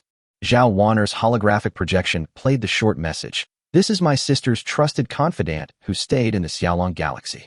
Someone in the Xiaolong Galaxy is colluding with foreign thieves and attempting to assassinate the Zhao family. Second young master and third young lady, please do not return. Chapter 31, Snowstorm Zero's first warp speed. Is someone in the Xiaolong Galaxy trying to kill him? Zhao Chen frowned. This sudden news disrupted his original plan. This person is my sister's trusted sentry who left behind in the Xiaolong Galaxy. Her identity is known only to my sister and me, and the news she brought must be true. I think we should not return to the territory yet, Zhao Wanner said with some concern. Can we contact this person? Zhao Chen asked. Zhao Wanner thought for a moment and said, I have contacted her through a private communication channel, but I can't guarantee that she will reply to me in time. Zhao Chen began to fall into deep thought. This time his return to his territory was not just a simple return home for vacation. It is for the sake of my own future development. If you want to become stronger, you must have the strength to protect yourself. Then you must have a strong enough foundation, and the Xiaolong Galaxy is a ready-made one. However, due to the decline of the Xiaolong Galaxy over the past few decades, the internal situation is bad and complicated. So Zhao Chen wants to take this opportunity to go back and reorganize the Xiaolong Galaxy and make arrangements for his future. But if we cancel this plan because of this sudden news, 3 months later, the school term would begin, and his academic schedule for the entire year would make it difficult for him to find time to deal with the affairs of the Xiaolong Galaxy. This delay may be a year or two. Zhao Chen doesn't have that much time to waste. We want to go home, Zhao Chun said seriously. Zhao Wanner was so anxious that she kept jumping up and down. Hey, you're not mistaken, are you? Now you know that there's a group of people from the Xiaolong Galaxy coming for us, and you still want to go back and get killed? Who said we're going back to get killed? Zhao Chen raised his lips and sneered. The situation in our Xiaolong Galaxy has always been very chaotic. Because our Zhao family is weak, some nobles within the galaxy don't take us seriously. If you want to truly master the Xiaolong Galaxy, you must clean up those acnes and tumors. I originally wanted to take it step by step, but now that they've given me the chance, why should I waste it? Zhao Wanner understood Zhao Chen's thoughts. He wanted to take this opportunity to eradicate the forces behind the attempt to assassinate him. A major reshuffle of the Xiaolong Galaxy. I don't object to your idea, but you have to consider your own strengths. We don't know what the enemy's arrangements are right now. We only have 2 T2 starships, you and I. Going back like this would be like walking into a tiger's mouth. Zhao Wanner was still worried about their safety. We need to go back, but not immediately. Contact the person you mentioned and try to get more information from her. For example, who organized this assassination, what kind of assassination plan was arranged, and whether an interstellar fleet was organized. Zhao Chun said seriously. These are not problems, but our strength. Zhao Chun raised the corner of his mouth. Don't worry, I will be prepared. Zhao Chun raised his hand and opened a star map. He marked his current location and the location of the Xiaolong Galaxy on it, and began to screen between the 2 points. Finally, he chose a place. Zhao Chun pointed to that location. Let's go here first. Arctic Fox Starport. Zhao Wanner looked at the place name and looked at Zhao Chun in surprise. Why are you going here? You'll know when you go there. Don't you need to bring my T2 Fire Crow? No need. Zhao Chun, what on earth do you want to do? Build a ship. After some preparation, Blizzard Zero officially left the starport of the North Star Fleet Military Academy. Before this, Zhao Chun also received 2 funds from his 2 accounts. Zhang Haoran's 500,000 star coins and Li Yaqi's 3 million star coins. The former is the Academy account, and the latter is an account that Zhao Chun secretly opened before selling Starship technology in order to conceal his identity. The original plan was to leave on July 1st. But because of the matter of the Xiaolong galaxy, Zhao Chun had to hurry up and set off 2 days in advance and sent a message to Li Wei to say goodbye. Zhao Wan'er also hurriedly said goodbye to senior sister Su Lan and others. The coordinates are located in the Arctic Fox starport in the Arctic Fox galaxy. We will first go to the Stargate of the North Star galaxy, then pass through the Stargate to the Stargate of the Arctic Fox galaxy, and finally arrive at the Arctic Fox starport. It's estimated to take 5 hours. Deputy Captain Charlotte stood beside the captain's chair and reported her route plan to Zhao Chun. You can do whatever you want. I just need to reach the Arctic Fox starport in the shortest time possible. Zhao Chun sat in the captain's chair. There was also Zhao Wan'er, who was angry at the side. She was angry that Zhao Chun did not explain to her clearly what he wanted to do. Next, the third stage warp engine will be activated, and during the warp engine navigation phase, all crew members will enter deep-sea navigation mode. All crew members will enter hibernation chambers, said Deputy Captain Charlotte. Zhao Chun nodded in agreement. In order to travel to the starport in the Northern Star System as quickly as possible, the use of warp drive is necessary. A starship generally has 2 to 3 navigation engine systems, one of which is a conventional engine. For example, the Storm Zero can travel at a speed of 100 knots, which uses a conventional engine. Another most commonly used set is the warp engine. Warp engines are generally used during long voyages and can provide extreme acceleration for starships. When using warp engines, most starships must enter deep-sea mode, otherwise the side effects of warp navigation will cause crew members who are not in the rest chamber to die directly. The human body cannot withstand warp speed travel. Combat is also not possible during warp travel. Warp engines are also divided into levels according to speed. From low to high, it is divided into levels 1 to 9. Zhao Chun's Blizzard Zero is equipped with a 3rd level warp engine. The warp engine route has been prefabricated. We will then enter the acceleration phase, and 10 minutes later we will enter the warp speed navigation phase.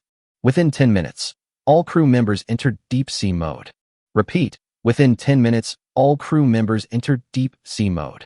At this moment, the voice of Deputy Captain Charlotte could be heard from various positions inside the starship, accompanied by a flash of lavender light. This is a reminder before entering warp speed. TSK, TSK, TSK. At this time, several hibernation capsules appeared next to Zhao Chun's captain's chair. This is a vertical, cylindrical, transparent chamber. The purpose of placing hibernation chambers on the bridge is to allow crew members who leave the warp speed mode to return to their posts as quickly as possible and resume combat mode. This is very important in a real battlefield, especially when fighting behind enemy lines. This puts an extreme test on the reaction capabilities of a starship's crew. Zhao Chun was also standing in the hibernation chamber at this time. He looked at Zhao Wan'er, who had entered the hibernation chamber next to him, and said, "Don't be nervous. It will be over in a blink of an eye. Please, I have carried out combat missions in the 4th grade of the academy. Do I need you to teach me?" Zhao Wan'er rolled her eyes and activated the hibernation capsule by herself. A transparent hatch sealed the entire hibernation chamber, and then some light blue liquid was injected. In this dormant liquid, people can breathe on their own and are also hypnotized. Zhao Wan'er has closed her eyes at this moment, as quiet as the sleeping beauty in the water.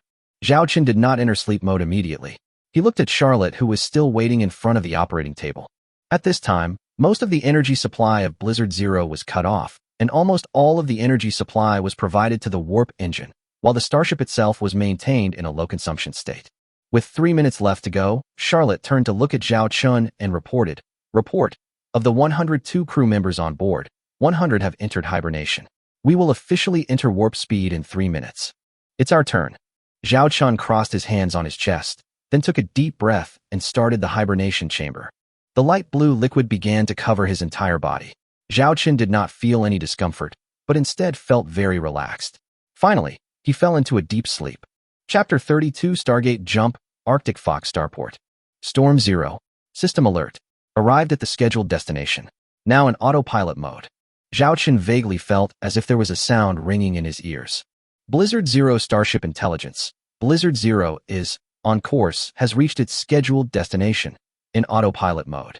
The sound gradually grew louder, and the memory seemed to return to his body at this moment.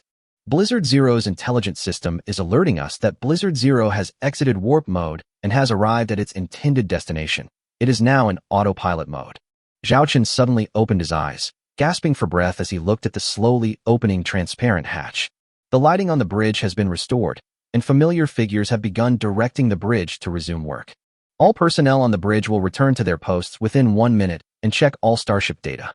All personnel on the starship will return to their posts within 3 minutes and be on standby at all times. Deputy Captain Charlotte kept giving orders, and Zhao Wanner was assisting her. Zhao Qin subconsciously took 2 steps forward, but found that his legs seemed weak. If he hadn't held the handrail next to him, he would have almost fallen to the ground. Captain, you're awake. Our ship has successfully arrived at the outer area of the Stargate of the North Star system. All indicators of the starship are normal, and it has resumed normal navigation. Deputy Captain Charlotte saw Zhao Chun and immediately reported the current situation. You all woke up earlier than me? Zhao Chun looked at them in surprise. Zhao Wanner looked at Zhao Chen's trembling legs and chuckled. We woke up a minute earlier than you. I said your physique is not good. I told you before to exercise more. Don't think that piloting a starship is just mental work. You have to know that navigating the stars requires both intellectual and physical development. Zhao Chun ignored Zhao Wanner's teasing. He asked Charlotte, how long have we been dormant? 32 minutes, replied Deputy Captain Charlotte. 32 minutes. This made Zhao Chun feel like a very long time had passed. Don't think that we haven't traveled far in these 30 minutes. If we don't use the warp engine, it may take nearly 100 days to travel at the speed of conventional engines alone. The development of warp engine technology has brought civilization towards interstellar travel. It is a technology as disruptive as Stargate technology. Suddenly, Zhao Chun felt discomfort in his stomach and vomited subconsciously.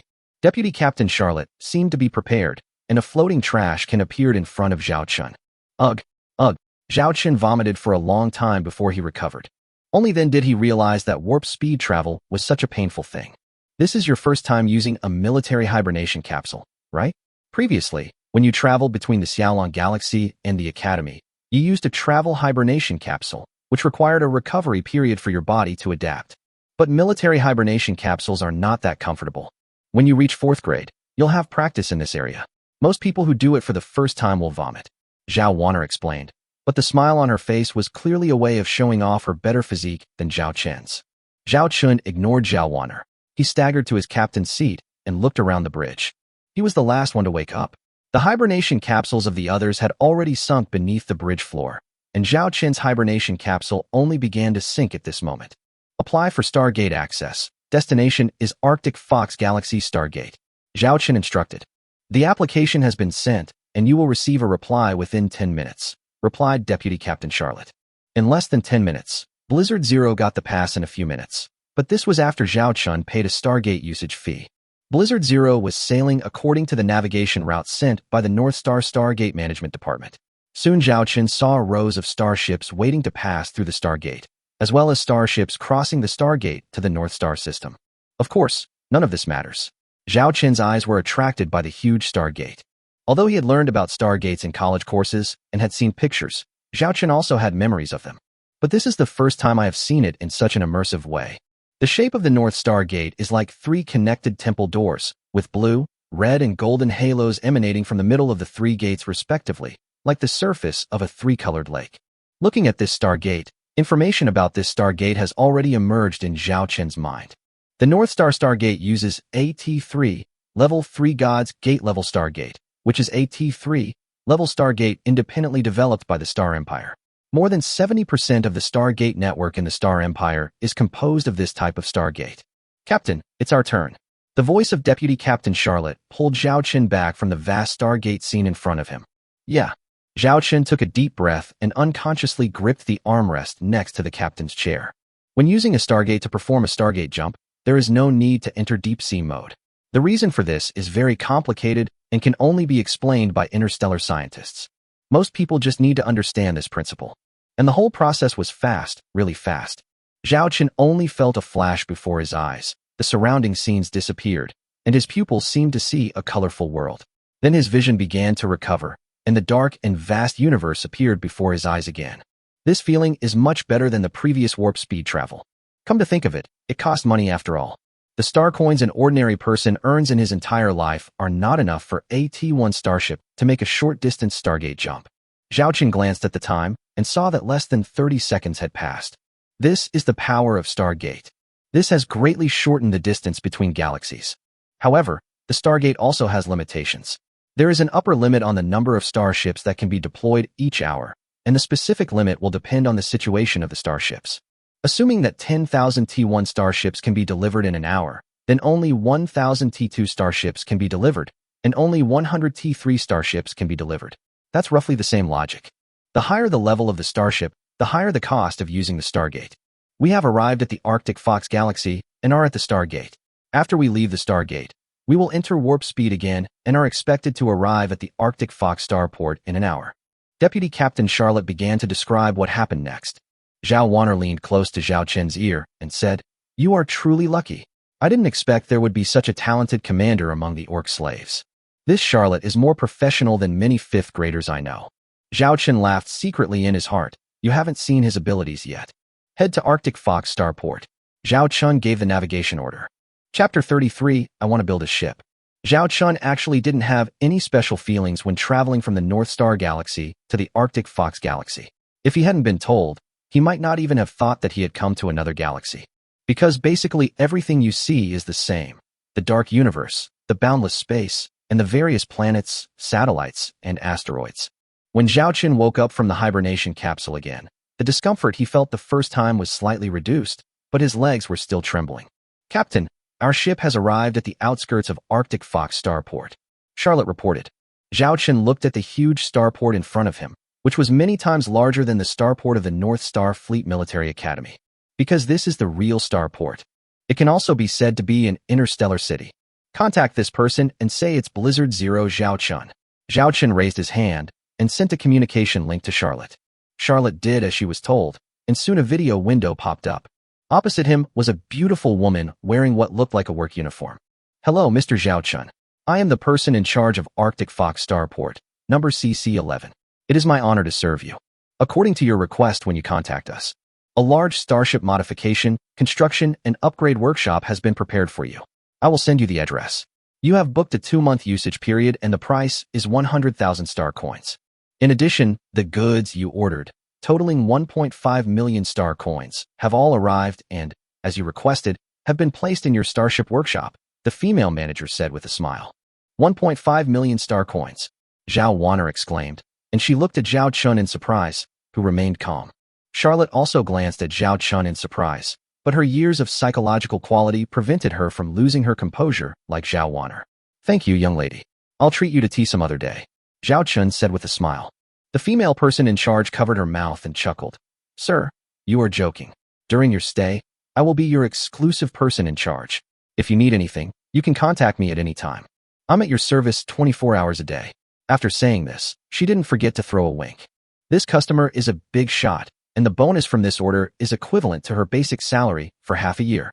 Charlotte obtained the berth location of the starport, and under the starport's dispatch, she slowly sailed over and prepared to enter the port. "What's the matter with your 1.5 million star coins?" Zhao Wanner couldn't help but asked again. "I sold a T1 starship technology." Zhao Chen did not hide it. There was no need to hide it anyway, as it would not be long before. Selling T1 starship technology? Zhao Wanner was dumbfounded. Zhao Chun took out an Empire card and clicked it to holographically project the balance on it. More than 1.9 million star coins. Where did you get so many star coins? Zhao Wanner was shocked. The Xiaolong Galaxy does not have that much wealth. I sold the T1 starship technology for 3 million, and then I got 500,000 from Zhonghauren. It cost 100,000 star coins to rent the starship workshop in the Arctic Fox starport for 2 months. The batch of goods ordered cost 1.5 million star coins. Then the supplies for Blizzard Zero before its departure cost 10,000 star coins. Counting up the little things, there's only about 1.9 million star coins left. Zhao Chen shrugged. Zhao Wanner listened to this and couldn't come back to her senses for a long time. She also heard the key point, T1 starship technology? Where did you get the T1 starship technology? I developed it myself. When will you develop starship technology? You saw me assemble a starship. Assembly and RD are two completely different things. In my opinion, it's just a little bit more difficult. Zhao Wanner covered her head. Since when did developing a brand new starship become just a slightly difficult task? Beep beep. Just as Zhao Wanner was about to ask further questions, her handheld terminal flashed. She took a look and her face straightened. It's the secret sentry arranged by my sister. Ask her if she can video chat. Zhao Chen asked. Zhao Wanner inquired. She said yes, but only for 5 minutes. 5 minutes is enough. The video communication was quickly opened, and a video window appeared in front of Zhao Chun and Zhao Wanner. Opposite was a well-mannered woman. Zhao Chun recalled the information about this woman. A small manager in the interstellar trade industry of the Xiaolong Galaxy. Unexpectedly, she was the secret sentry arranged by the elder sister. Her name seemed to be Zhang Hong. Second young master, third young Mississippi. Zhang Hong bowed slightly. Let's make a long story short and tell us what the situation is in the Xiaolong Galaxy. Zhao Chun asked directly. Zhang Hong was stunned. She didn't expect that the second young master, who used to be timid, would speak in such a tough tone, but this was also what she was prepared to say. I received a piece of news 2 days ago. Several nobles of the Xiaolong Galaxy are colluding with the interstellar pirates. They want to use the interstellar pirates to send a fleet to ambush you when you and the third lady return to the Xiaolong Galaxy during your vacation. At that time, they can ask the Empire to elect a new lord. I can't contact the eldest lady, so the second young master and the third young lady must not come back now. Zhang Hong said. Interstellar pirate attack? Zhao Chun snorted coldly. This routine was really too old-fashioned, but it had to be said that it was very effective. Do you know how many starships the interstellar pirates they contacted have prepared to ambush us? And do you know the list of nobles who participated in this plan and the number of starships they control? Zhao Chun asked. Zhang Hong didn't understand why Zhao Chun asked this, but unfortunately she knew. That group of interstellar pirates is actually not a big force. They are just wandering around. There are only 30 starships, 5 of which are T2 starships, and the rest are T1 starships. I already have a list of the Xiaolong Galaxy nobles who participated in planning this plan. If the second young master needs it, I can transmit it to you. The fleets controlled by these nobles number only a dozen or so, most of which are T1 starships, with a few families having 1 or 2 T2 starships. Send the list to me immediately, and you continue to hide your identity and stand by. If you have any other information, notify me immediately. Zhao Chun ordered. Yes. Zhang Hong was stunned. Why did she obey the second young master's order? She hurriedly asked. Then what are your plans, second young master? Don't go back for now. I'll contact you if I have other plans. Zhao Chun said. Then I'll find a way to contact the young lady. As long as she steps in, this matter can definitely be handled. I'm not in a position to communicate for a long time, so I'll stop here for now. Second young master, third young miss, please be safe. Zhang Hong said and hung up the phone. At this time, a list was presented in front of Zhao Chun and Zhao Wanner. The Cui family, the Bao family. There are more than 10 families and forces of all sizes, but most of them are inconspicuous small families and forces. Only the first 2 are special for the Xiaolong Galaxy. I didn't expect that the Cui family and the Bao family would collude with interstellar pirates to try to kill us. Zhao Wanner said angrily. The Cui and Bao families' influence in the Xiaolong Galaxy has long surpassed our Zhao families. Our position as Lord is just an empty title. Their desires are no longer satisfied, and they don't want to be just a noble within the galaxy. Zhao Chun looked at the list and said with some surprise, but what I didn't expect was that her family wasn't on it. Then what should we do now? Oh, you haven't explained clearly why we came to this Arctic Fox starport. The doubts in Zhao Wanner's heart were like a volcano about to explode. Didn't I say it before? Build ships. Zhao Chun said. Build a ship? What kind of ship? Zhao Wanner was surprised. At this time, Blizzard Zero had already entered the large starship workshop. This starship workshop is dozens of times larger than the starship workshop at the North Star Starship Military Academy. Even Blizzard Zero would be more than enough to be parked in it. We came to Arctic Fox Starport because it has one of the few large starship workshops in the Northern Star region of the Star Empire. It is fully equipped with supporting equipment and can dispatch all kinds of raw materials at any time, which greatly increases the speed of shipbuilding. Zhao Chun looked at the starship workshop in front of him and felt excited. Build a ship. Build a ship. What exactly do you want to build? Zhao Wanner couldn't help but ask.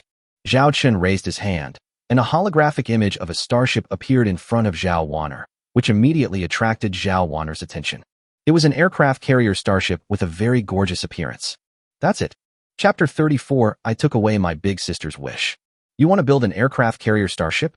Zhao Wanner looked at Zhao Chun in surprise, and Charlotte also looked at him in surprise. To be precise, it is a T2 Queen B-class heavy aircraft carrier starship, and it is a starship technology that I developed myself. Zhao Chun took the honor on himself without hesitation. Anyway, this is a product of the system, and no one will compete with me for it. You figured it out? Zhao Wanner was surprised and looked at Zhao Chun in disbelief. As a talented student at the North Star Starship Military Academy, she is well aware of the importance of a T2 aircraft carrier starship technology.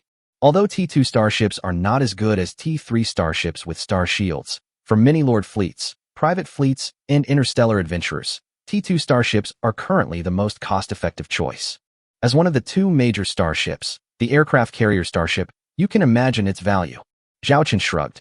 He didn't continue to argue with Zhao Wanner about this issue because he had a lot of things to do in a hurry. Charlotte, I'll give you some funds. During this time, you can purchase up to 500 orc slaves through the female manager. My only requirement is that the slave must be a female half-orc. Zhao Chun gave Charlotte an order. Charlotte's heart was shocked. Saving the orc warriors who were once her comrades and were trafficked to the Star Empire was something she had always dreamed of. As for what Zhao Chen finally proposed, it must be a female half-orc slave, although she was still trying to understand Zhao Chen's purpose. But as long as the orc slaves can be saved, nothing else matters. Wanner, for the next period of time, no one should disturb me unless Jiang Hong has intelligence to report. After Zhao Chen finished speaking, he left Blizzard Zero. He walked towards the operating table on the other side of the large starship workshop, where there were interstellar containers filled with various raw materials he had purchased worth 1.5 million star coins. And a starship manufacturing platform. Is he really going to build a T2 aircraft carrier starship by himself? Zhao Wanner muttered. Alone? This is unlikely. Charlotte was also a little bit unconvinced. But as time went by, they began to believe that this was what Zhao Chen thought.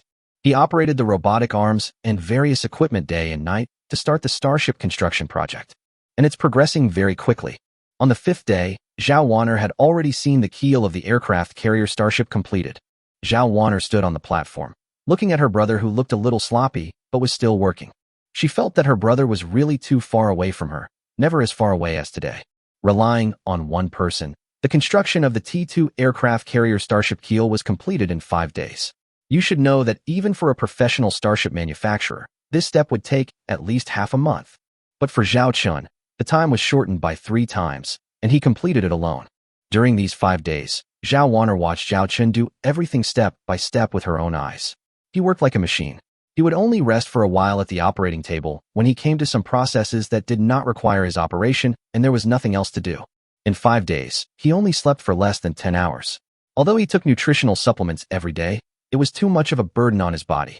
Zhao Wanner clenched her fists, walked quickly to Zhao Chun, whose face was covered in oil, and pulled him over. Are you going to die? Zhao Chun opened his eyes and looked at his sister in front of him.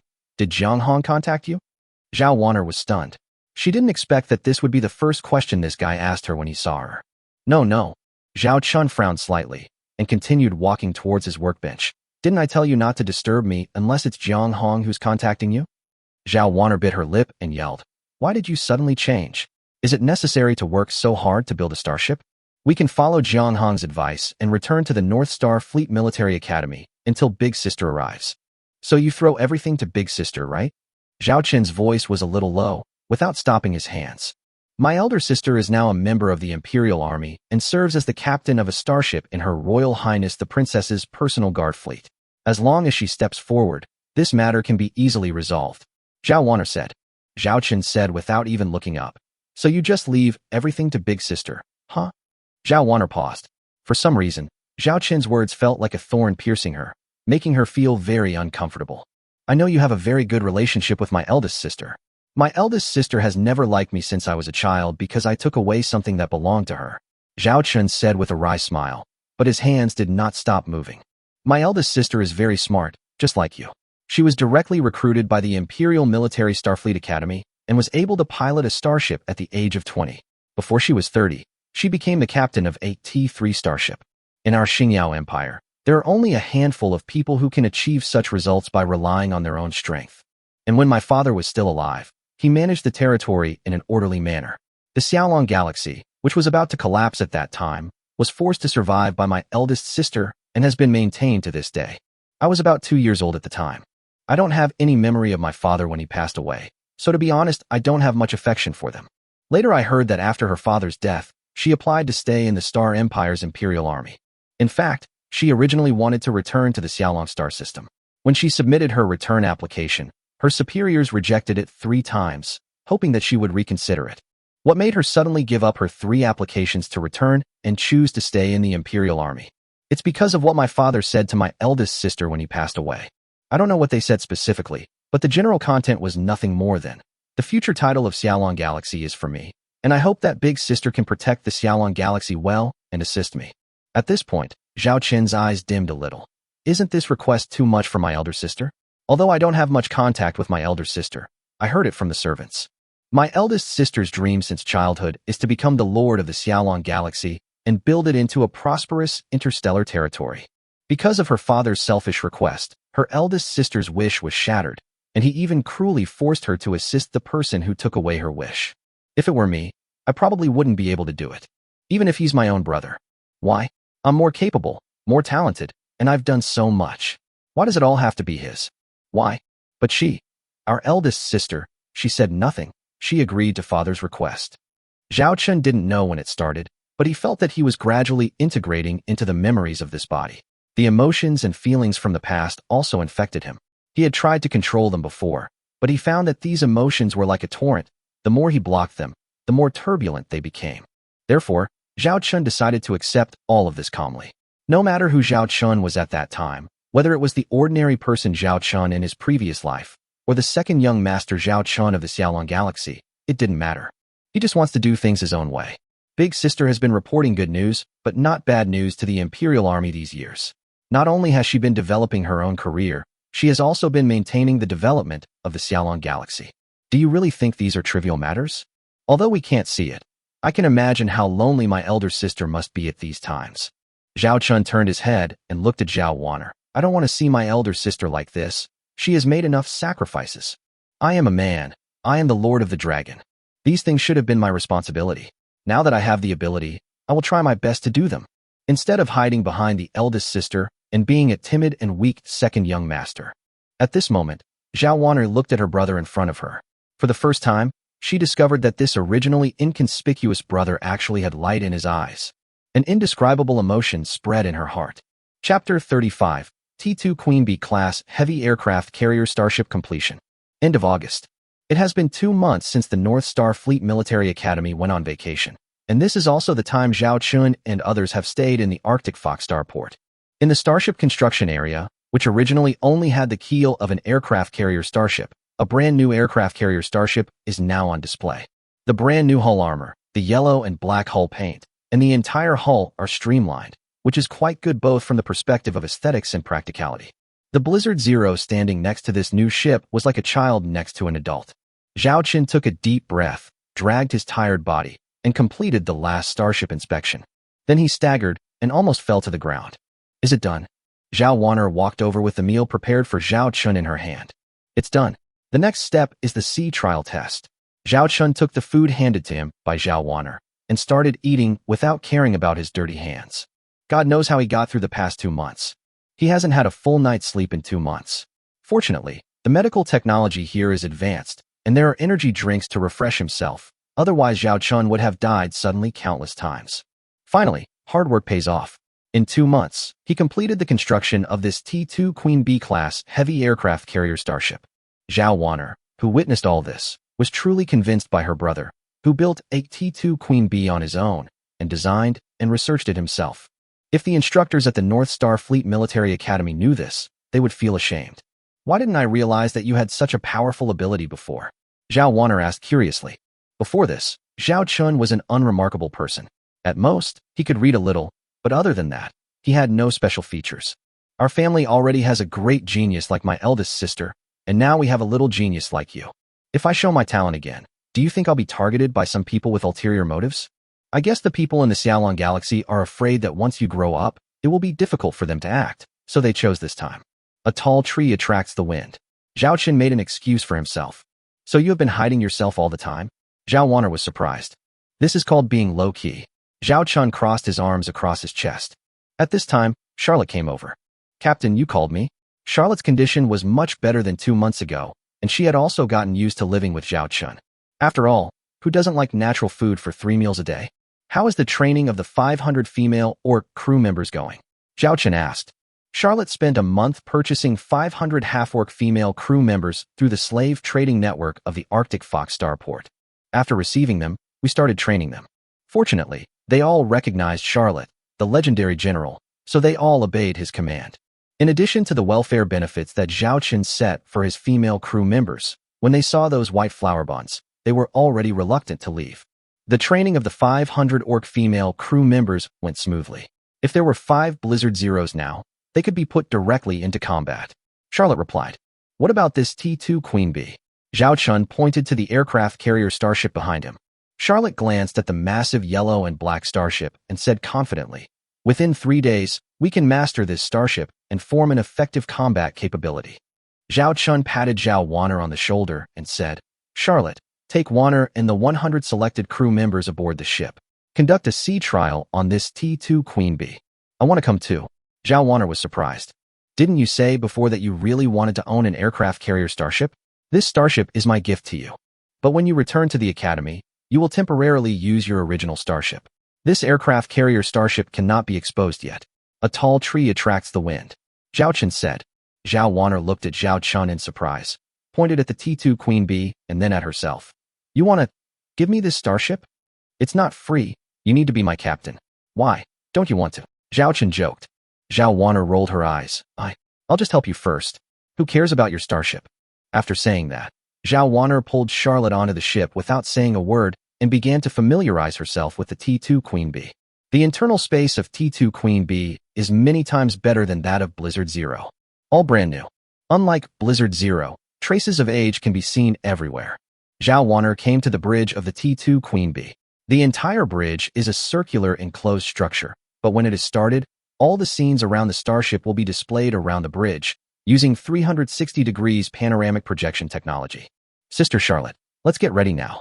I can't wait to drive this starship out for a trial voyage," Zhao Wanner said hurriedly. Commanding and flying an aircraft carrier starship has always been Zhao Wanner's dream. "I never thought it would come true. It will take some time to prepare, about half a day.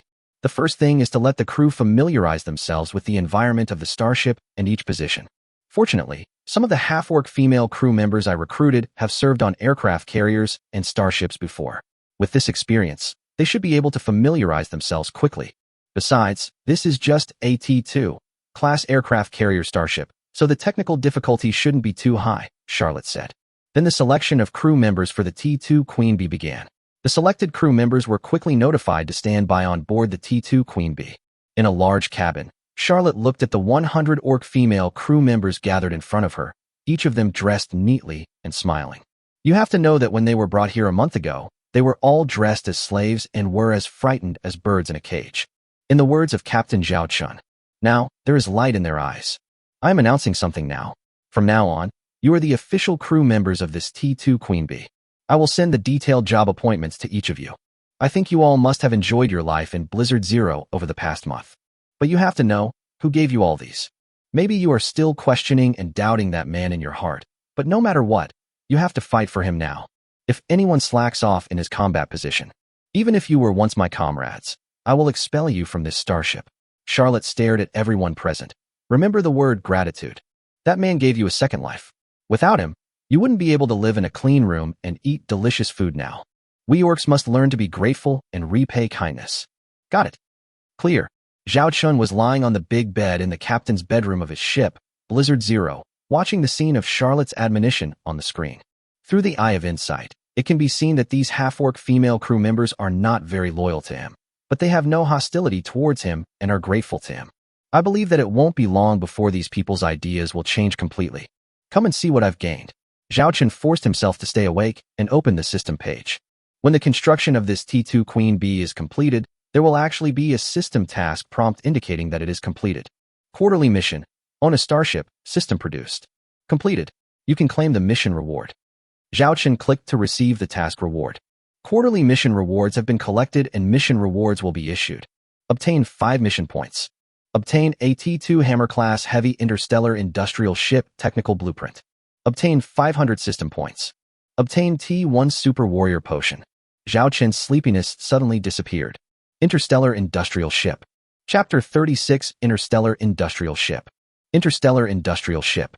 It is a type of auxiliary starship, and it has a nickname, Interstellar Mobile Factory.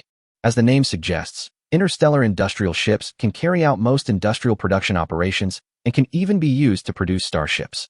Before, Zhao Chun had always been thinking about the interstellar industry. Without the foundation in this area, Zhao Chun would have to find a starport to rent a workshop every time he produced a starship. It is inconvenient and unsafe. If we could have our own interstellar industry, all these troubles would disappear. And now Zhao Chun has the opportunity to own an interstellar industrial ship. This means that as long as he has the raw materials and technology, Zhao Chun can produce starships anytime and anywhere. Building an interstellar fleet belonging to Zhao Chun is not a dream. Hammer-class heavy interstellar industrial ship. Ship type, interstellar industrial ship. Technology level, T2. Hull armor strength, 100 units. Cruising speed, 20 knots. Warp drive, stage 4, warp drive. Length, 500 meters. Mass, 200,000 tons. Number of positions, 200. Starship weapons, 50 light, close-in defense turrets. Zhao Chun checked the data information of this T2 hammer and found that its size was much larger than the T2 Queen Bee class heavy aircraft carrier starship. The weapons it carries are pitifully few. After all, it is not a combat starship and only has the most basic defensive firepower. When Zhao Chun looked at its core function, which was the interstellar industry, his mouth almost watered. This is a semi-intelligent interstellar industrial ship that only requires a small number of personnel to carry out production work, and its production efficiency is extremely high. For example, Zhao Chun had just completed the T2 Queen Bee and rented the best starship workshop in the Arctic Fox starport, working day and night for 2 months. But if the T2 hammer is used, even if Zhao Chun is not present, as long as the blueprint technology is input, the starship system will distribute it to various manufacturing positions. At the same time, a confidential production method can be adopted, and the personnel in each position will only know the technical content of their own link. Even the most core technology can be put in charge of by Zhao Chun. In this way, the workload will be greatly reduced. At the same time, this interstellar industrial ship can reduce the loss rate of raw materials by 20%. That means that the original 1.5 million star coins of raw materials can be saved by nearly 300,000 star coins. This is definitely the most powerful T2 interstellar industrial ship known. With it, Zhao Chun is like a tiger with wings. We must build one. We must build one. Zhao Chun's eyes glowed red. But after calculating the construction cost, Zhao Chun was dumbfounded. The cost of building a single ship is 2 million star coins. Fuck, this is more expensive than a T2 Queen Bee. Zhao Chun glanced at his account. There were 1.9 million star coins before.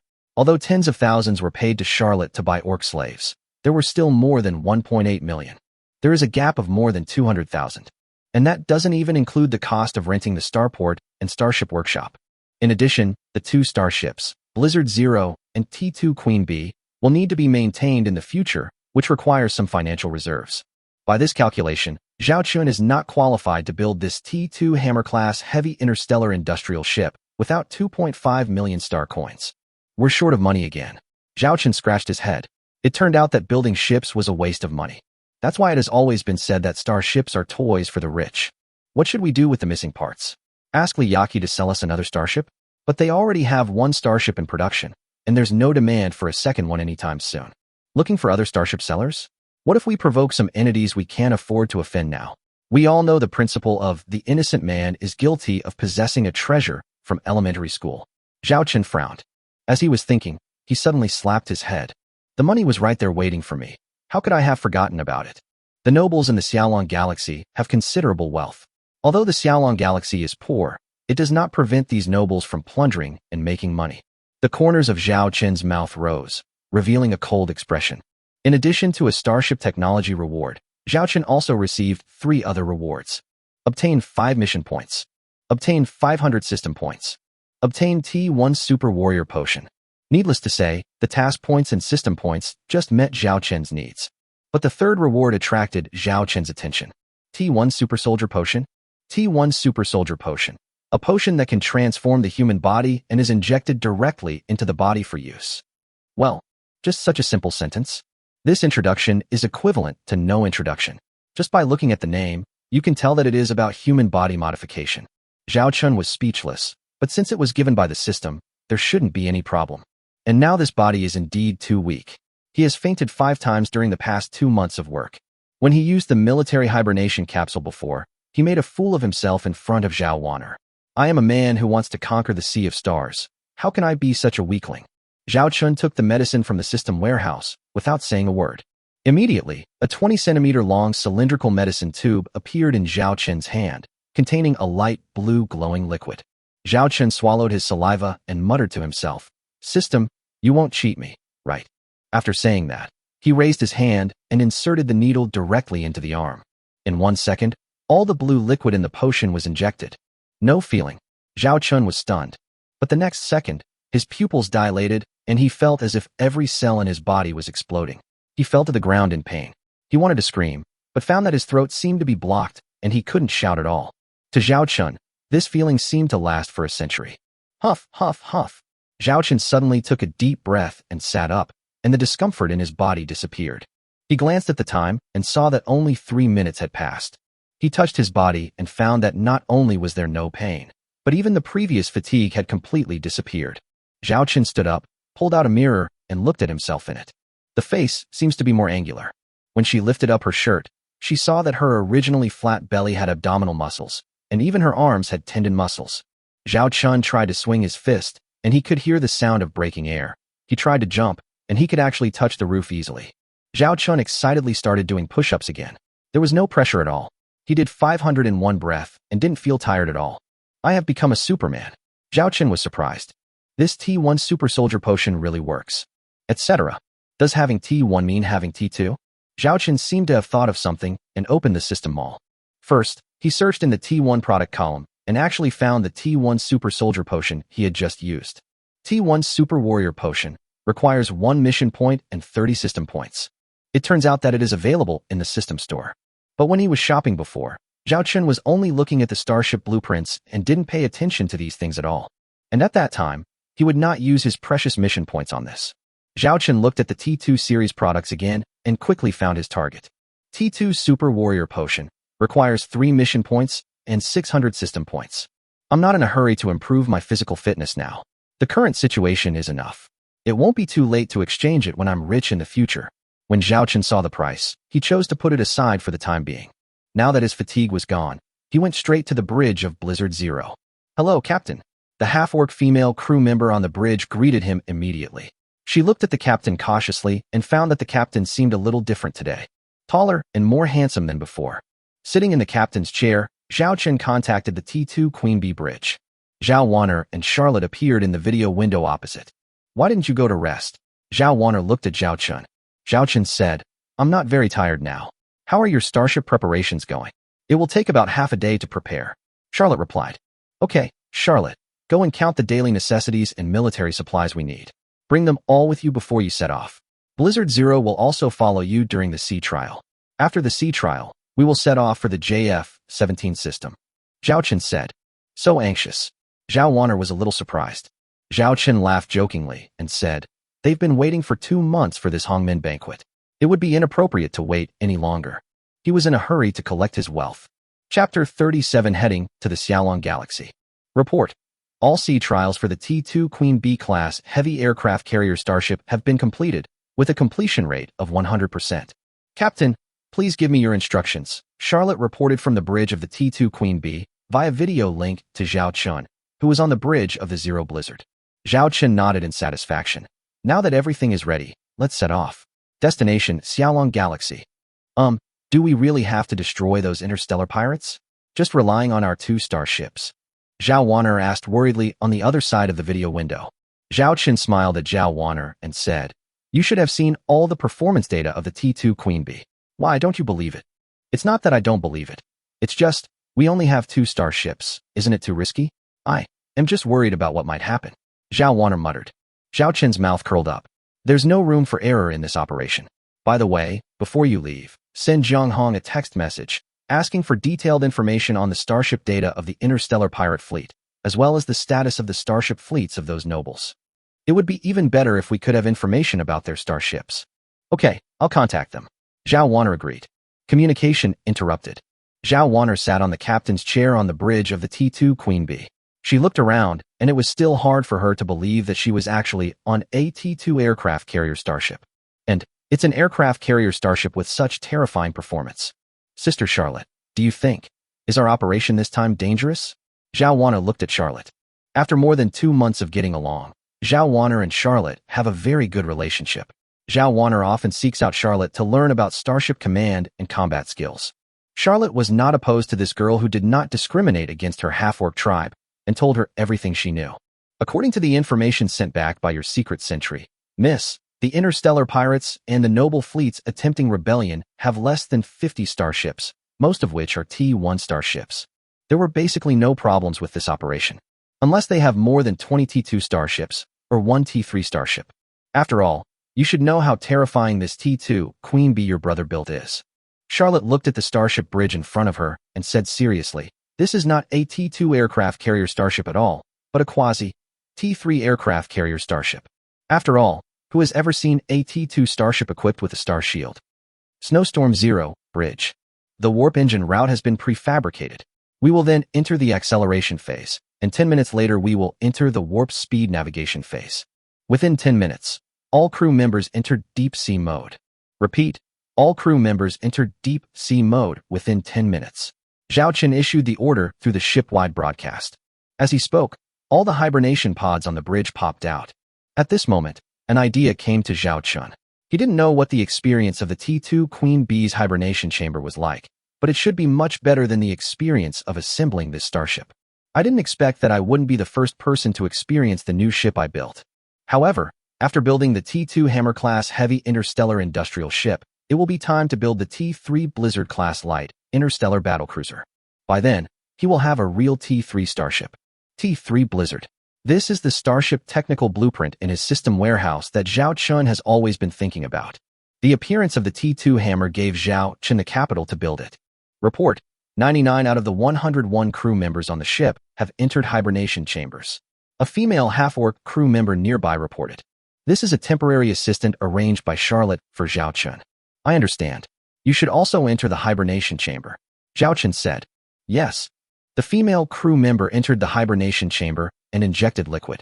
Zhao Chen glanced at the bridge where the lights were dimming, and then glanced at the T-2 Queen Bee on the star map, which was also accelerating into warp speed. This warp speed voyage does not take only half an hour like the previous one, but it will take a full 2 weeks. Because this time, they have to cross 2 galaxies. The Arctic Fox Galaxy and the Xiaolong Galaxy are adjacent, but because there is no star gate in the Xiaolong Galaxy, it can only be reached by relying on the starship's own navigation. From this point, we can see the importance of stargates to a galaxy. There is a barren area between galaxies, and most of the time there is nothing there. It takes a lot of time to cross this desolate area. It's like in ancient times, if a person wanted to get from one continent to another, he had to cross the boundless ocean. This area is also known as the Galactic Edge Space. Zhao Chen lay down in the hibernation capsule, and just as the blue liquid was quickly injected into the capsule, a voice rang out. Trigger the mission to destroy the interstellar pirate fleet. Mission content: destroy the interstellar pirate fleet of the Xiaolong Galaxy. Mission difficulty: sea level. Mission reward: 3 mission points and 600 points. Failure penalty: deduct 600 points. What a coincidence. Zhao Chen accepted the task without hesitation. Afterwards, Zhao Chen fell into hibernation. Blizzard 0 and T-2 Queen Bee also set out from the Arctic Fox Galaxy to the Xiaolong Galaxy. Xiaolong Galaxy. On a habitable planet, in a house 5 kilometers above the ground. Jiang Shasha is having dinner with her family at the moment. Although her Jiang family is a noble family in the Xiaolong Galaxy, apart from their noble status, their living conditions are only slightly better than those of ordinary people. Jiang Shasha looked at the food on the table. Each person gets 1 serving of rice and 3 servings of green vegetables, one of which contains minced meat the size of a fingernail. These are natural foods, and the rest are artificially synthesized foods. These artificial foods look very luxurious, with big fish and meat, but the taste is basically the same when you eat them, just like plastic. But even this kind of food is enough for an ordinary person outside to eat for a month. In the past, Jiang Shasha might have been proud of her family.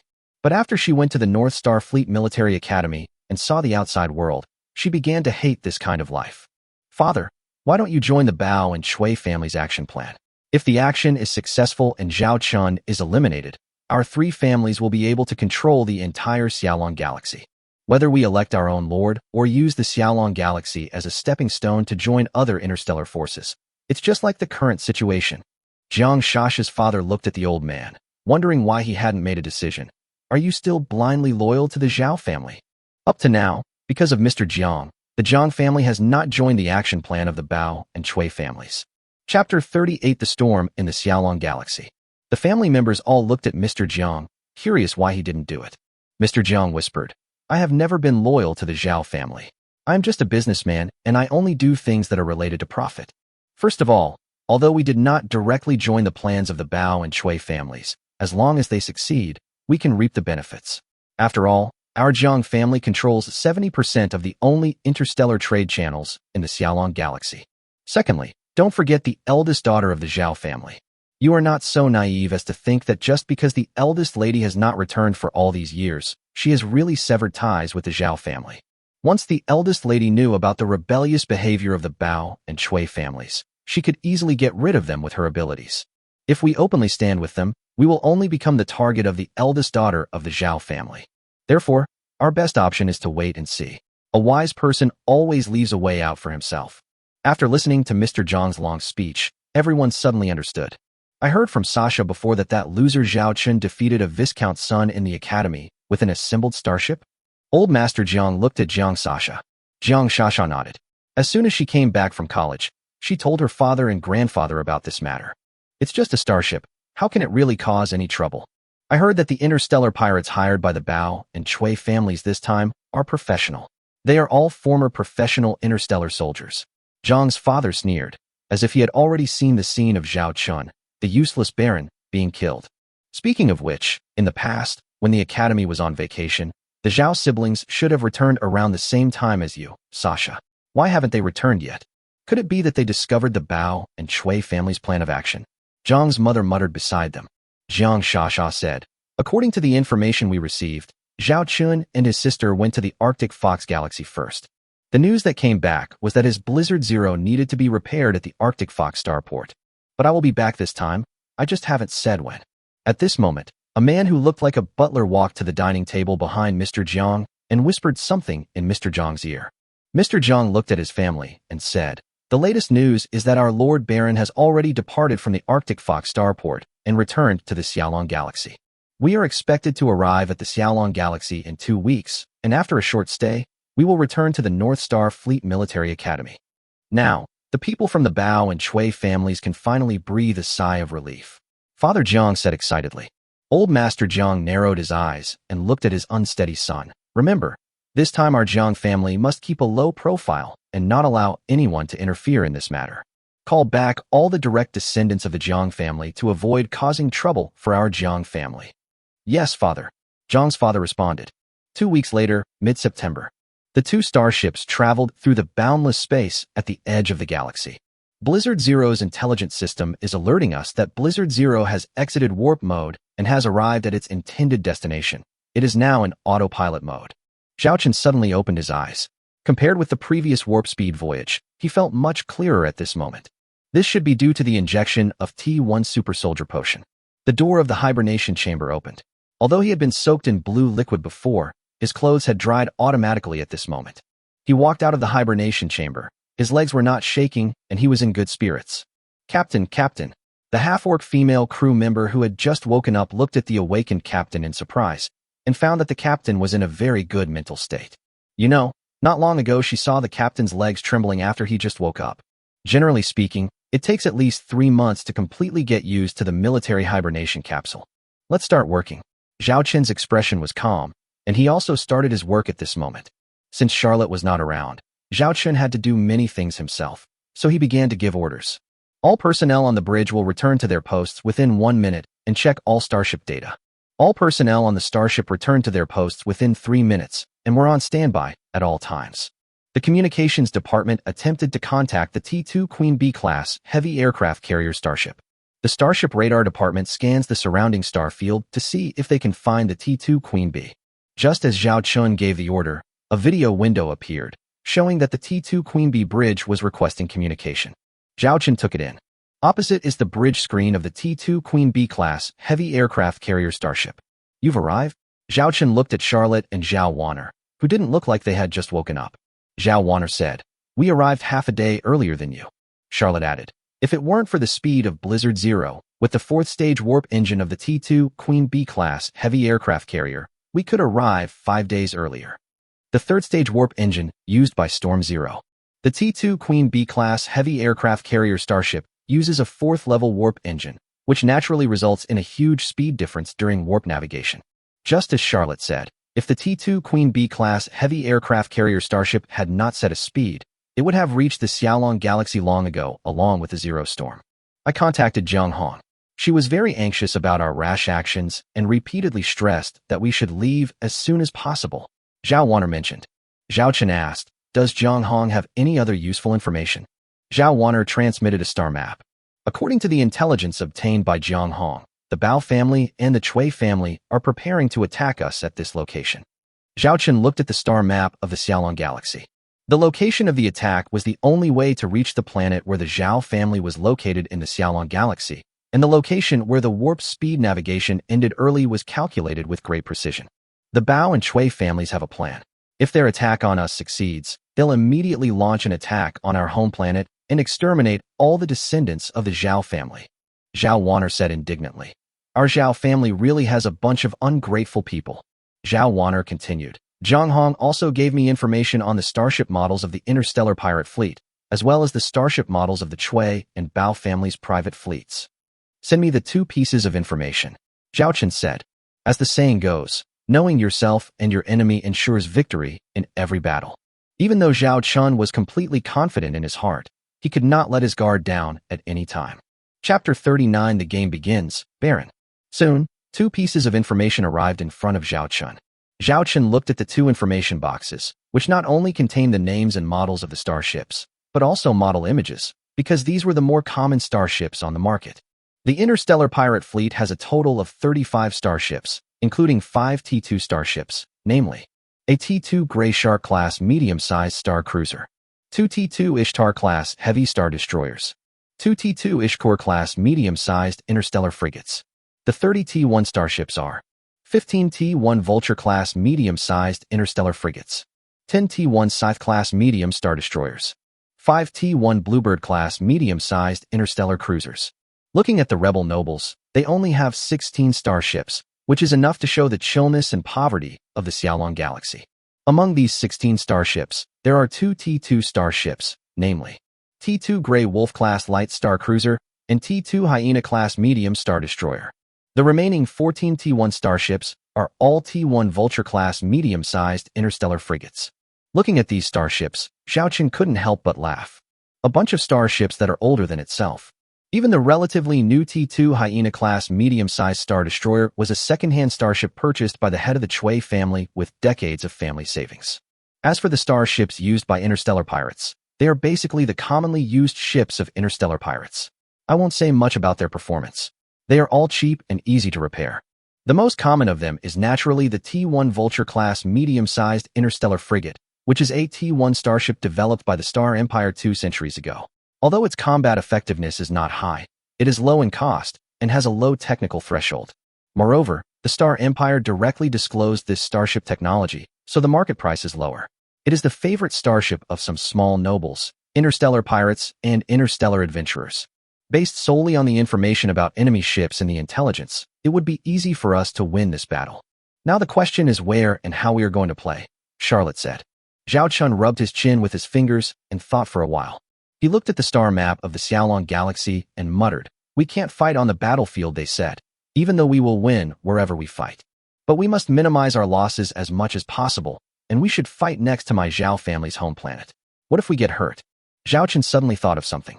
He pointed to a location on the star map with his eyes half closed. "Who said we have to go find them? Let's let them come to us." Charlotte and Zhao Wanner looked at the place Zhao Chun was pointing, and almost at the same time they understood what Zhao Chun wanted to do. Star Pirate Fleet Flagship. This is a T-2 Grey Shark class medium-sized interstellar cruiser. Looking at the bullet holes and repair marks on the hull, it is enough to see the history of this starship. A big man with a beard was half lying on the captain's chair, with his feet resting directly on the operating table in front of him. "Damn it, I've been waiting here for 2 months. If only those guys hadn't been smart and sent some women over. I don't want to wait here." The one who made the complaint was the captain of this interstellar pirate fleet, who called themselves the Three-Claws Snake Interstellar Pirates. On their hulls are the starship emblem of a three-clawed snake. At this time, another thin man walked out of the next room and pulled up his pants. From the room behind him, the woman's begging and crying could be heard. These women are as thin as bones. They're gone after a few twists and turns. It's boring. It's still more exciting to play with those noble ladies. If you ask me, we should just attack the nobles of this galaxy. the thin man said unsatisfiedly. The bearded captain glanced at the thin man, his adjutant. Although the fleet of this shabby galaxy is not strong, don't forget who invited us here. If we really move this galaxy, we will be in big trouble. Earn the commission honestly and don't cause any trouble, said the bearded captain. The thin adjutant picked his nose and said, we can choose not to plunder these planets, but we can extort commissions. After all, we can't have dozens of our starships sitting here for 2 months in vain. The bearded captain grinned wickedly, raised 3 fingers, and said, I've considered this. When they let me take action, I'll ask for a 30% increase in commission. The thin adjutant gave a thumbs up. As expected of our boss, he knows how to plan. Speak of Chow Chow, and he will appear. Just at this moment, a communication request appeared. Looks like something's happening. The bearded captain clicked on the video call with a smile. A middle-aged man appeared opposite him, and he knew this middle-aged man. He is the patriarch of the Bao family in the Xiaolong galaxy. Chief Bao, if you don't come to find me, I will go to find you. My brothers have been waiting here for more than 2 months, and we are all itching to come here. The bearded chief said with an unhappy look. Chief Bao said seriously, we send you a batch of women and food every month. Okay, let's get down to business. The target has appeared, but they just sent a message saying they're temporarily changing their itinerary and won't be returning to their home planet. He showed up as a lord on a planet called Dragon Tail Star on the outskirts of a galaxy, stayed for a day, and then left to return to the North Starfleet Military Academy. So, our battle plan was revised. You must set off now and eliminate the target near Longway Star. The other side only has 1 starship. I think it should be more than enough for you to go.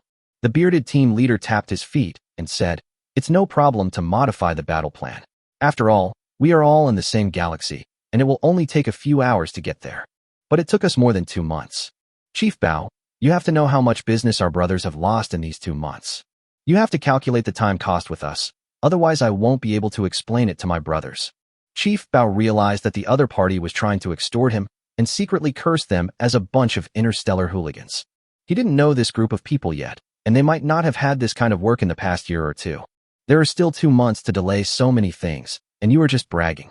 But the most important thing right now is to get rid of that useless baron. You name your price. Patriarch, Bao said coldly. The bearded captain raised 3 fingers and said, increase the commission by 30%, no bargaining. The corner of Chief Bao's mouth twitched, but he finally suppressed his anger and said, okay, I'll call you back after I'm done. Okay, I like straightforward people like you. Give me the coordinates, and we brothers will go there and become the baron. The bearded captain put down his feet, looking serious. I will send you the coordinates right away. Remember, send us a message as soon as the operation is completed. Patriarch Bao reminded. No problem. We are professional, said the bearded captain confidently. Afterwards, the bearded captain received the coordinates. Immediately arrange for your own interstellar pirate fleet to set off, determine the coordinates, and enter the warp navigation mode. Because of the T1 starship and taking into account the uniformity of the fleet's speed, the T2 starship deliberately lowered its speed. The entire journey took about 6 hours. When the bearded captain woke up from the hibernation capsule, he immediately ordered to prepare for battle and search for targets. In fact, there is no need to look for targets because when they turn on the starship radar, it was detected that next to the Dragon Tail Star, an isolated starship was hovering there, just like prey waiting for the hunter. Captain, our target is 20 minutes away from us. The Baron's Blizzard Zero, the thin adjutant said excitedly. The bearded captain grinned and said, the game begins, Baron. At the same time, the Baron on the Blizzard Zero finally waited for his prey. Chapter 40. The first battle of the T2 Queen Bee-class heavy aircraft carrier starship. The 3-clawed snake interstellar pirate fleet did not immediately adopt a fighting stance, but advanced slowly, like an ordinary interstellar fleet. When it was about to enter the combat range with the Blizzard Zero, suddenly, the Blizzard Zero started moving, as if it had sensed something, and began to sail in another direction. Boss, have we been discovered? Said the thin adjutant. At this distance, what if we're discovered? The old trick. Have 2 T2 Ishkor-class medium interstellar frigates each lead several T1 Vulture-class medium interstellar frigates to flank us from both sides. At this distance, it's easy to stop them, the bearded pirate captain said confidently. At this moment, this 3-clawed snake interstellar pirate fleet no longer had any disguise and chased the Blizzard Zero at full speed. Among them, the 2 T2 Ishkor-class medium-sized interstellar frigates and the T1 Vulture-class medium-sized interstellar frigates have the fastest speed. Because the interstellar frigate is the fastest maneuvering starship of all ship types, only some interstellar cruisers can compete with it. Interstellar frigates rely on their high speed to carry out combat missions such as escorting fleet formations and intercepting and stopping enemy ships. Therefore, what interstellar pirates like most is this cheap and suitable starship for looting. They swarmed over and gave it a relentless chase, no matter what kind of starship it was. At this time, the Blizzard Zero may have noticed something was wrong and began to increase its speed. But the starships of the three-clawed snake interstellar pirate fleet were like a dogskin plaster, and they couldn't get rid of them no matter what, and the distance between the two was getting closer and closer, and they were about to catch up. Little cutie, you want to escape? The prey I've set my sights on has never escaped. The bearded pirate captain grinned. At this moment, the communications crew exclaimed, Boss, there's a communications signal requesting access. It seems to be the Blizzard Zero. The bearded pirate captain was stunned for a moment, then burst into laughter. It seems that the useless Baron was frightened and wants to beg for mercy from us. Next, I would like to enjoy watching a Baron begging for mercy before his death.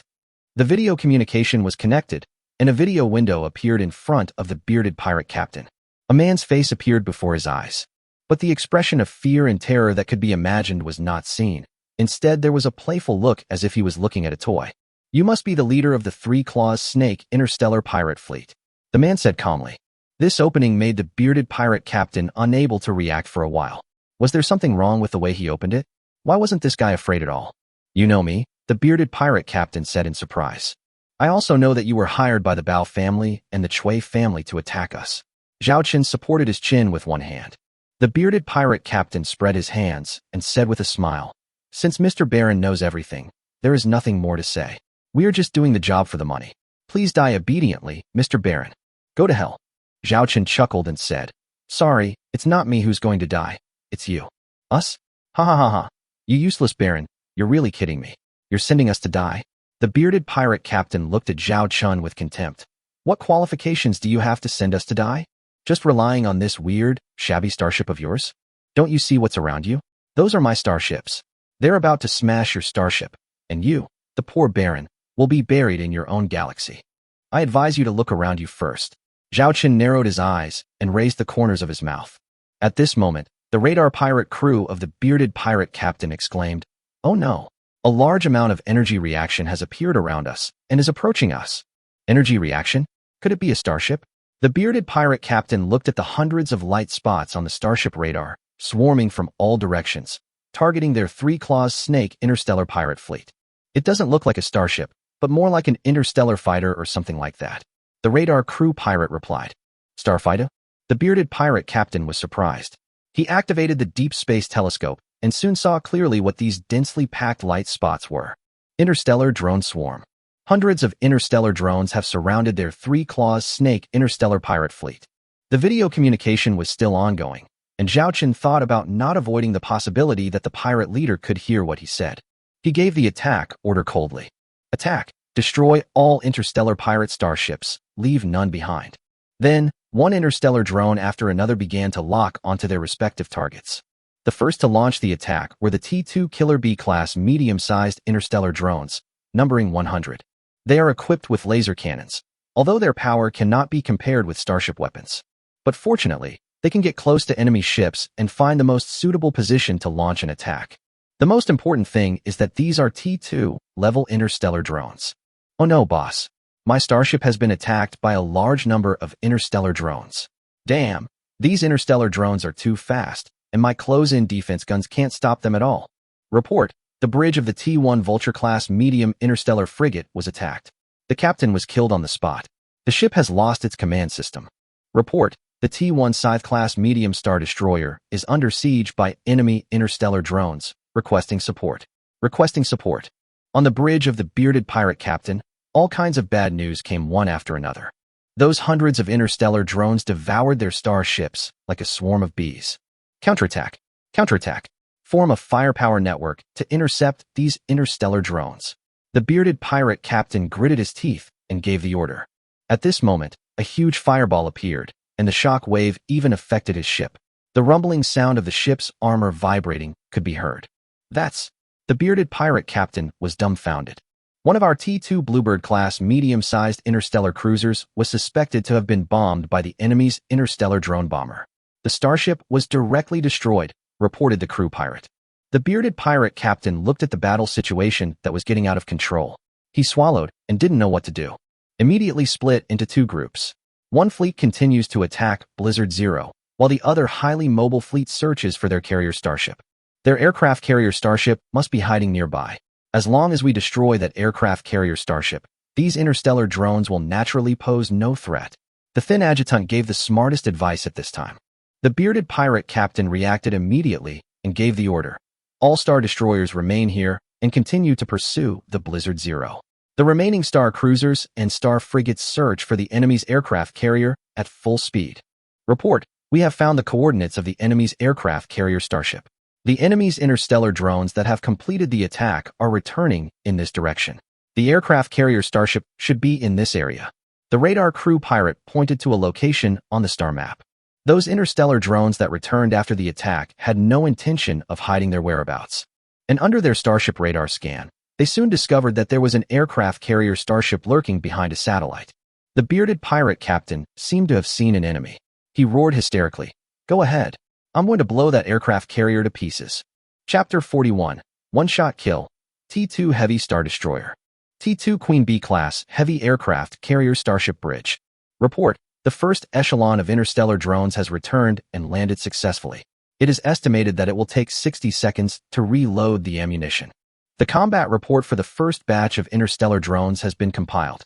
7 T-2 Killer Bee Class Medium Interstellar Drones and 1 T-2 Hornet Class Heavy Interstellar Drone were lost.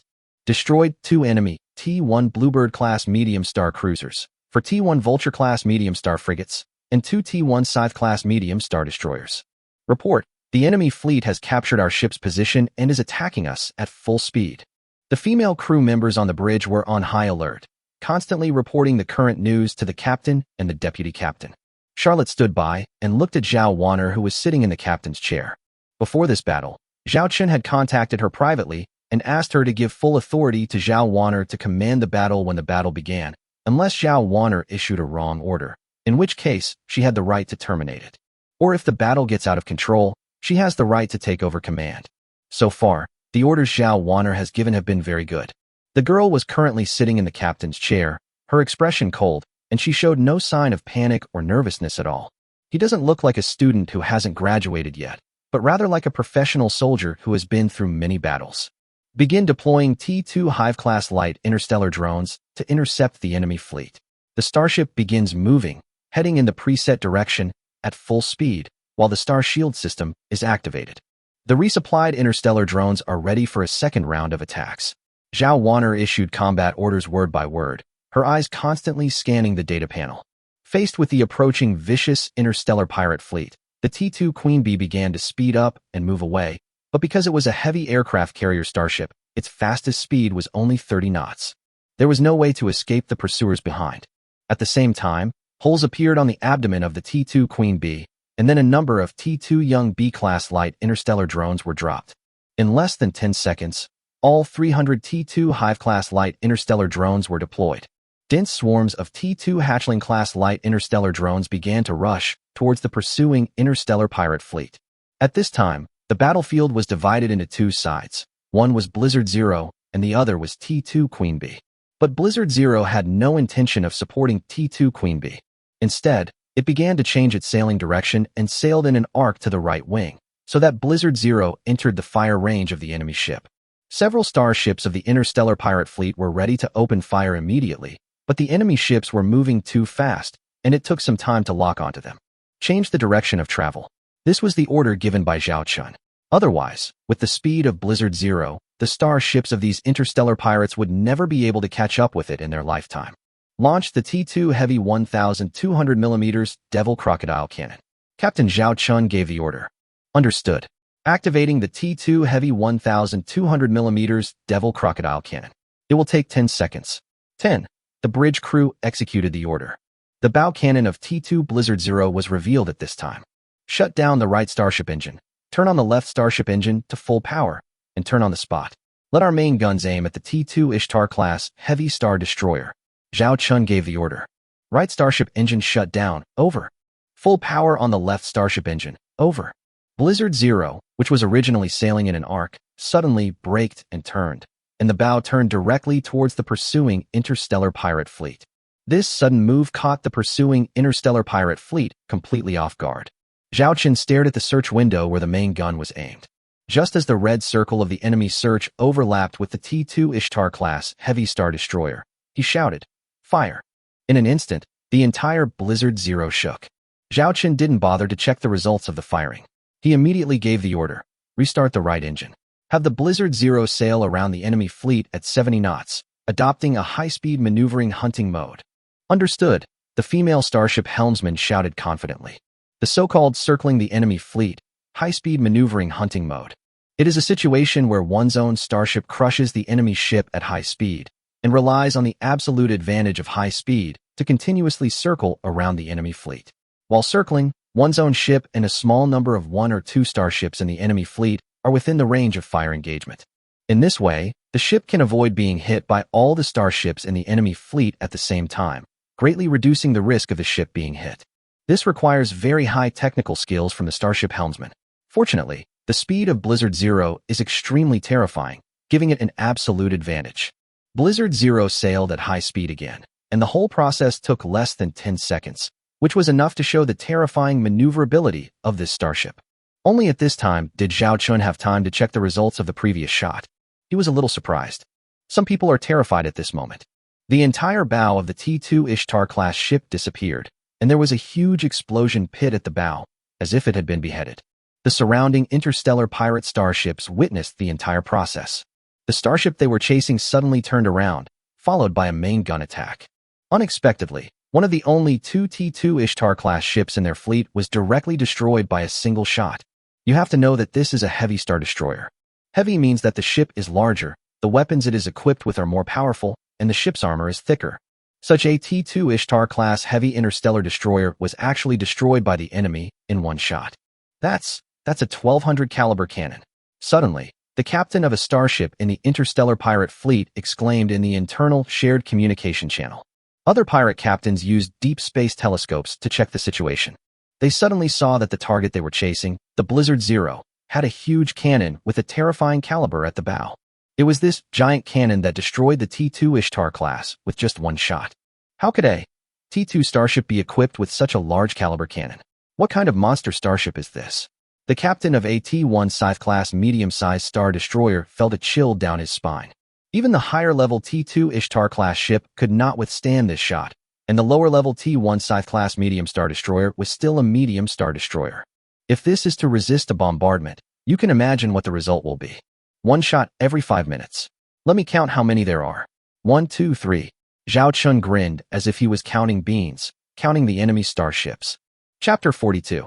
Does this T-2 aircraft carrier starship have a star shield? Report to the boss. One of our T-2 Ishtar-class tanks was destroyed by that Blizzard Zero. One shot. Just one shot. A terrified shout was heard in the internal communication channel. The bearded pirate captain's heart skipped a beat. One of his T-2 Ishtar-class heavy interstellar destroyers was destroyed? You have to know that these 5 T-2 starships in his fleet are his lifeblood. He didn't feel bad about losing the T-1 starship. At worst, he could just buy another one. But each of the T-2 starships is very expensive. He used the pirate fleet's 5 years of savings to buy this T-2 Ishtar-class ship from the black market. Just a moment later, it's gone? Don't fucking joke with me. That's a T-2 Ishtar-class heavy interstellar destroyer. How could it be destroyed by a single shot? If you dare to talk nonsense again, believe it or not, I'll cut off your groin and soak it in wine when I get back. The bearded pirate captain shouted angrily, unwilling to believe such a fact. Boss, it's true. The enemy's Baron Zero has a 1,200 mm caliber cannon. A full 1,200 mm caliber. My God, I've never seen a cannon of such a large caliber in my life. The pirate captain's voice was trembling. 1,200 mm caliber cannon? The bearded pirate captain's heart trembled. He knew that his subordinates would not joke with him at this time. The Bao family and the Chui family. These aristocratic bastards are deceiving me. He now puts all the blame on his employers, the Bao family and the Chui family, saying that the information they provided was incomplete. How can he be called a useless baron? When I get back, if my commission doesn't triple, I'll attack his planet and fuck his wife in front of him, cursed the bearded pirate captain. It's a pity that he will never have such an opportunity again. While chasing the carrier starship, the interstellar drones destroyed several of his T-1 starships. The most special one is the T-2 interstellar unmanned bomber. The power of its bomb is equivalent to the main gun of a T-2 starship. Moreover, they would specifically find a location and bomb it repeatedly. Often, 3 of these T-2 interstellar unmanned bombers can carry out a bombing, and combined with the attack of T-2 killer B-class medium-sized interstellar drones, they can easily destroy a T-1 starship within a few minutes. Report: we have lost another T-1 Bluebird-class medium-sized interstellar cruiser. The subordinate reported cautiously. The bearded pirate captain clenched his fists. Report: we have entered the firing range. We can attack that aircraft carrier starship. The subordinate reported the good news. The bearded pirate captain immediately ordered, fire, fire, fire. Tear that damn aircraft carrier starship to pieces for me. Yes. The laser main gun equipped on the T-2 Grey Shark class medium-sized interstellar cruiser locked onto the aircraft carrier starship and immediately opened fire. Because the aircraft carrier starship was moving slowly, it was basically impossible to avoid the laser. Just as the interstellar pirates were waiting for the aircraft carrier starship to be hit. When the laser was still some distance away from the aircraft carrier starship, it hit a light curtain and exploded and dissipated. The carrier starship is intact. The space pirates were dumbfounded. What's going on? The bearded pirate captain hysterically grabbed the pirate crew member in charge of the weapon module. I don't know either. The pirate crew member looked innocent.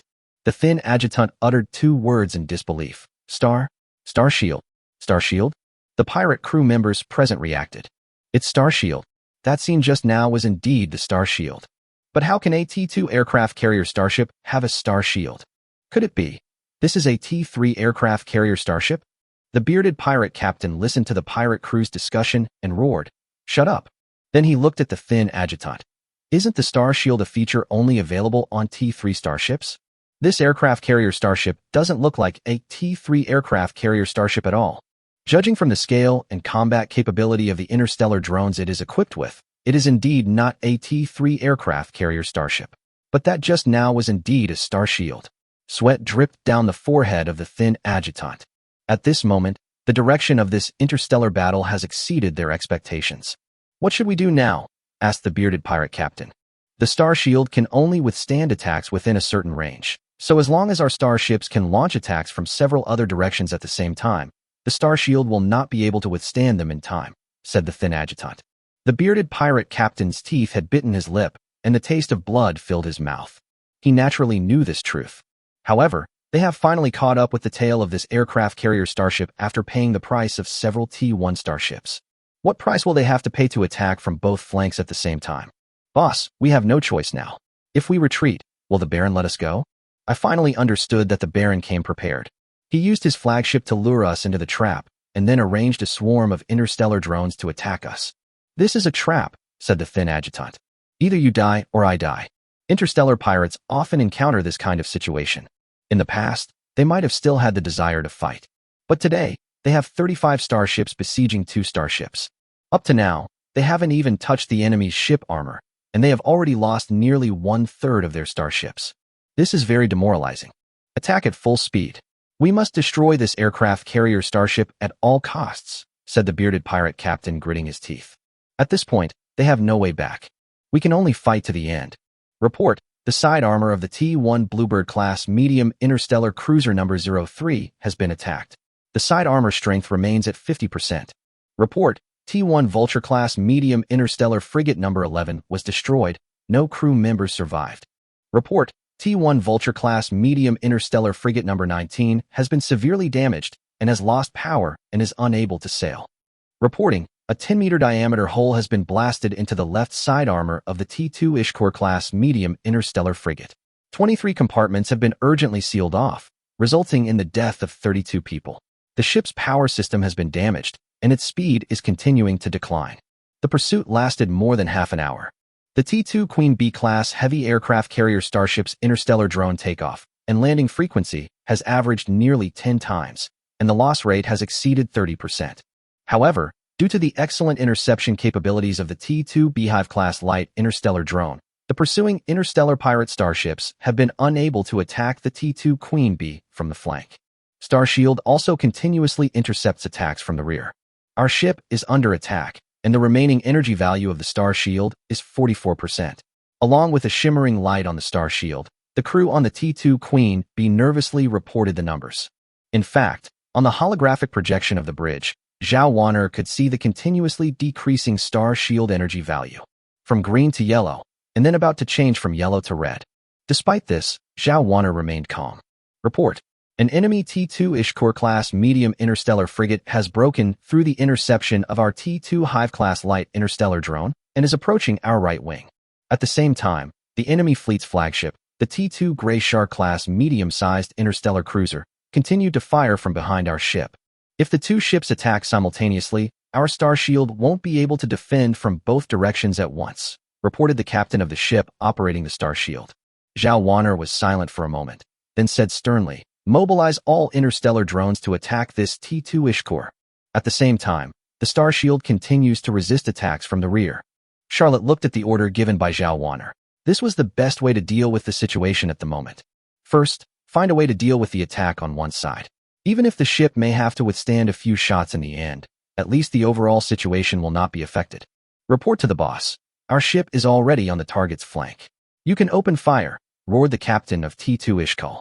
The bearded pirate captain yelled frantically on the communication channel. Fire! Fire! Blast a big hole in that damn aircraft carrier starship. Yes, prepare to fire. But at this moment, a shocking scene appeared. An interstellar battleship rushed to the side of the aircraft carrier at an extremely fast speed, blocking T2 Ishkal and T2 Queen Bee. At the same time, he rushed towards T2 Ishkor from the front at full speed. That 1,200mm cannon seemed to announce what was about to happen. The pirate captain of T2 Ishkal shuddered in his captain's chair and shouted in panic. Fire! Fire! Chapter 43 We Surrender. A laser main gun of the T2 Ishkor-class medium-sized interstellar frigate opened fire, and the beam headed straight for Blizzard Zero that was blocking the T2 Queen Bee-class heavy aircraft carrier starship. The 1,200mm caliber cannons of the Zero Baran opened fire almost simultaneously. Then, a huge fireball appeared between the T2 Ishkor-class medium-sized interstellar frigate and the Zero Blizzard, and the cyclone produced by the explosion formed circular mists. The two attacks happened to collide with each other. Offset. This is too much of a coincidence. Zhao Chun on Blizzard Zero knew very well that this should be the effect of the fleet luck bonus given by the system. Even the T2 Ishtar-class heavy interstellar destroyer that was hit by a single shot was the same. The probability of these things happening is less than 1 in 10,000. However, under the aura of fleet luck bonus, the probability of all this happening is greatly increased. After Zhao Chen's experiments, he found that not every attack could hit the target or achieve excellent results. But the probability of it happening is really high. Let's get back to the topic. Zhao Chun immediately ordered, full speed ahead, target that T2 Ishkor-class medium-sized interstellar frigate. The speed of Blizzard Zero increased immediately, reaching 100 knots in just a few seconds. 5 T2 medium Hyena laser cannons and 3,130mm T2 medium close-in weapon systems fire at full force. Relying on its high maneuverability, Blizzard Zero quickly approached the T2 Ishkor-class medium-sized interstellar frigate, and the secondary guns of both sides opened fire at full strength. However, the T2 Ishkor-class medium-sized interstellar frigate has a very low hit rate against the high-speed Blizzard Zero. In comparison, the secondary guns and close-in defense guns of the Blizzard Zero are almost guaranteed to hit the target, continuously attacking the hull of the T2 Ishkor-class medium-sized interstellar frigate. Boom. The ship was attacked. Zhao Chun heard a loud noise, and the deck of the bridge was shaking. Report. Our ship's port side armor has been hit, and the armor strength remains at 90%. Report. Our ship's port side armor has been hit, and the armor strength remains at 80%. Report. Our ship's port side armor has been hit, and the armor strength remains at 70%. This should be the first time that Blizzard Zero has suffered an attack, but relying on the hull armor of the interstellar battleship, it is more than enough to withstand the secondary gun fire of an interstellar frigate. On the other side, the T2 Ishkor-class medium-sized interstellar frigate that was under attack by Blizzard Zero was not in much better condition. The hull was damaged in many places, and even cracks appeared. The T2 Ishkor-class medium-sized interstellar frigate can only wait for the reset and cool down of its laser main gun. But at this time, a hint of coldness appeared in Zhao Chen's eyes. Three T-2 Bumblebee-class heavy interstellar drones jumped out from the rear of the Buran Zero. 3 interstellar torpedoes were dropped at a very close distance from the T-2 Ishkor-class medium-sized interstellar frigate. Because of the fierce battle with Blizzard Zero just now, most of the weapons of this T-2 Ishkor-class medium-sized interstellar frigate entered the reset cooling stage and were unable to stop the 3 incoming T-2 Bumblebee-class heavy interstellar drones. They could only watch helplessly as the 3 interstellar torpedoes hit the starship's bridge, belly, and left side where the secondary guns of the Zero Blizzard had attacked. 3 exploding fireballs appeared around the T-2 Ishkor-class medium-sized interstellar frigate, and then the starship was torn into pieces and completely destroyed here. Report, our T-2 Ishkor-class medium-sized interstellar frigate number 2 has fallen. The thin adjutant tremblingly reported the news to the bearded pirate captain. The bearded pirate captain slumped in the captain's chair with a dazed expression. When he saw Blizzard Zero coming here, he realized something was wrong. This means that the pirate starships on the other battlefield are likely to have been completely destroyed. He looked at a data panel in front of him, which registered the information of all the starships in his fleet. As expected, at this moment, the icons of most starships turned gray, especially the starships responsible for attacking Blizzard Zero. No one survived. These include the 2 T-2 Ishtar-class heavy interstellar destroyers and the T-2 Ishkor-class medium interstellar frigates. This means that the Triceratops interstellar pirate fleet only has 1 T-2 starship left, the T-2 Grey Shark-class medium-sized interstellar cruiser. In addition, there are only 4 T-1 Vulture-class medium-sized interstellar frigates and 1 T-1 Bluebird-class medium-sized interstellar cruiser. Although in terms of numbers, the 3-clawed snake interstellar pirate fleet still has a 3-fold advantage. But in this situation, these interstellar pirates are very clear about their fate. Seeing that the T-2 aircraft carrier starship and T-2 Zero Blizzard were staring at them, their fate was obvious at this moment.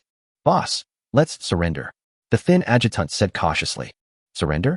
The bearded pirate captain was stunned for a moment. He never expected that this assassination mission, that he thought was a sure win, would end like this. But it is meaningless to continue fighting this battle. It was only a matter of time before the remaining 6 pirate starships were destroyed. "Contact the Baron. We are willing to surrender," the bearded pirate captain whispered in despair. An hour ago, he never imagined that he would become a loser who surrendered to survive. "Captain, the enemy's flagship has sent a communication saying that they are willing to give up resistance and surrender." Charlotte asked Zhao Chun for his opinion on the T-2 Queen Bee. Zhao Chun said coldly, "We are willing to accept their surrender, but they must immediately shut down all the starship engines." Charlotte hesitated for a moment, but still conveyed Captain Zhao Chun's order. Soon, all 6 starships shut down their engines. Inside the pitch-black starship, the interstellar pirates were all thinking about what would happen next. Imprisoned in a dungeon? Sold into slavery? Or be escorted to a mining area and spend your whole life collecting or in the mine until you die? No matter what, at least they can survive for now. Report, the enemy's 6 starships have shut down all their engines. Charlotte reported. At this moment, Zhao Chun suddenly issued an order that no one expected. Blizzard Zero and the T-2 Queen Bee-class heavy aircraft carrier starship immediately launch an attack on the remaining 6 pirate starships and destroy them immediately. He stared at the 6 pirate starships with indifference. When they appeared here, the ending was already determined. Destruction. Chapter 44. From the moment they stepped into this place, there was no option of surrender. When everyone heard the order Zhao Chun gave at this time, they had different attitudes. Zhao Wanner was shocked. "They have surrendered. Why do we still need to destroy them?" Zhao Chun said indifferently, "Surrender? When they started this battle, surrender was not an option in their outcome. If we were defeated at this moment, have you ever thought about what would happen if we didn't surrender?" Zhao Wanner had a complicated expression. She thought of that ending. It might be better if they all died in battle. Once captured, she and the female crew members on the ship would suffer a fate worse than death. Zhao Chun continued, "Just now I took the time to connect to the communication network of the Xiaolong Galaxy. These interstellar pirates stayed in the Xiaolong Galaxy for 2 months. They asked the nobles to send them at least 500 women from various planets. You should know exactly how these women would be treated when they were sent to those pirate starships." When Zhao Wanner heard this, she bit her red lips lightly. But what we learn in college textbooks is human rights. Charlotte, if Zhao Wanner is unable to continue commanding the battle, then the command of the T-2 Queen Bee will now be transferred to you. Continue to execute combat orders. Zhao Chun said coldly. Charlotte said, "Yes." At this moment, the complicated look in Charlotte's eyes disappeared completely, and instead she strongly agreed with Captain Zhao Chen's decisive order. As a veteran of many battles, she knows very well that if she wants to survive on the interstellar battlefield, she must be ruthless. Miss, Captain Zhao Chen's order is correct. On this battlefield, there can be no mercy, especially when facing these unscrupulous bastards. They have no concerns and no bottom line. If they want to survive, they will do anything. The sins they committed are enough to deserve death 100 times over. The filthy things they did are beyond your imagination. Charlotte stood beside Zhao Wanner and counseled. But there are those captured women on those pirate starships. Zhao Wanner was a little worried. Charlotte said solemnly, for those women, death is actually a relief. Zhao Wanner took a deep breath and looked at Charlotte. Can I continue to command the battle? Charlotte nodded. Zhao Wanner stared at the 6 pirate starships opposite, and at this moment there was a hint of indifference in her eyes. All interstellar drones prepare for the final round of attack.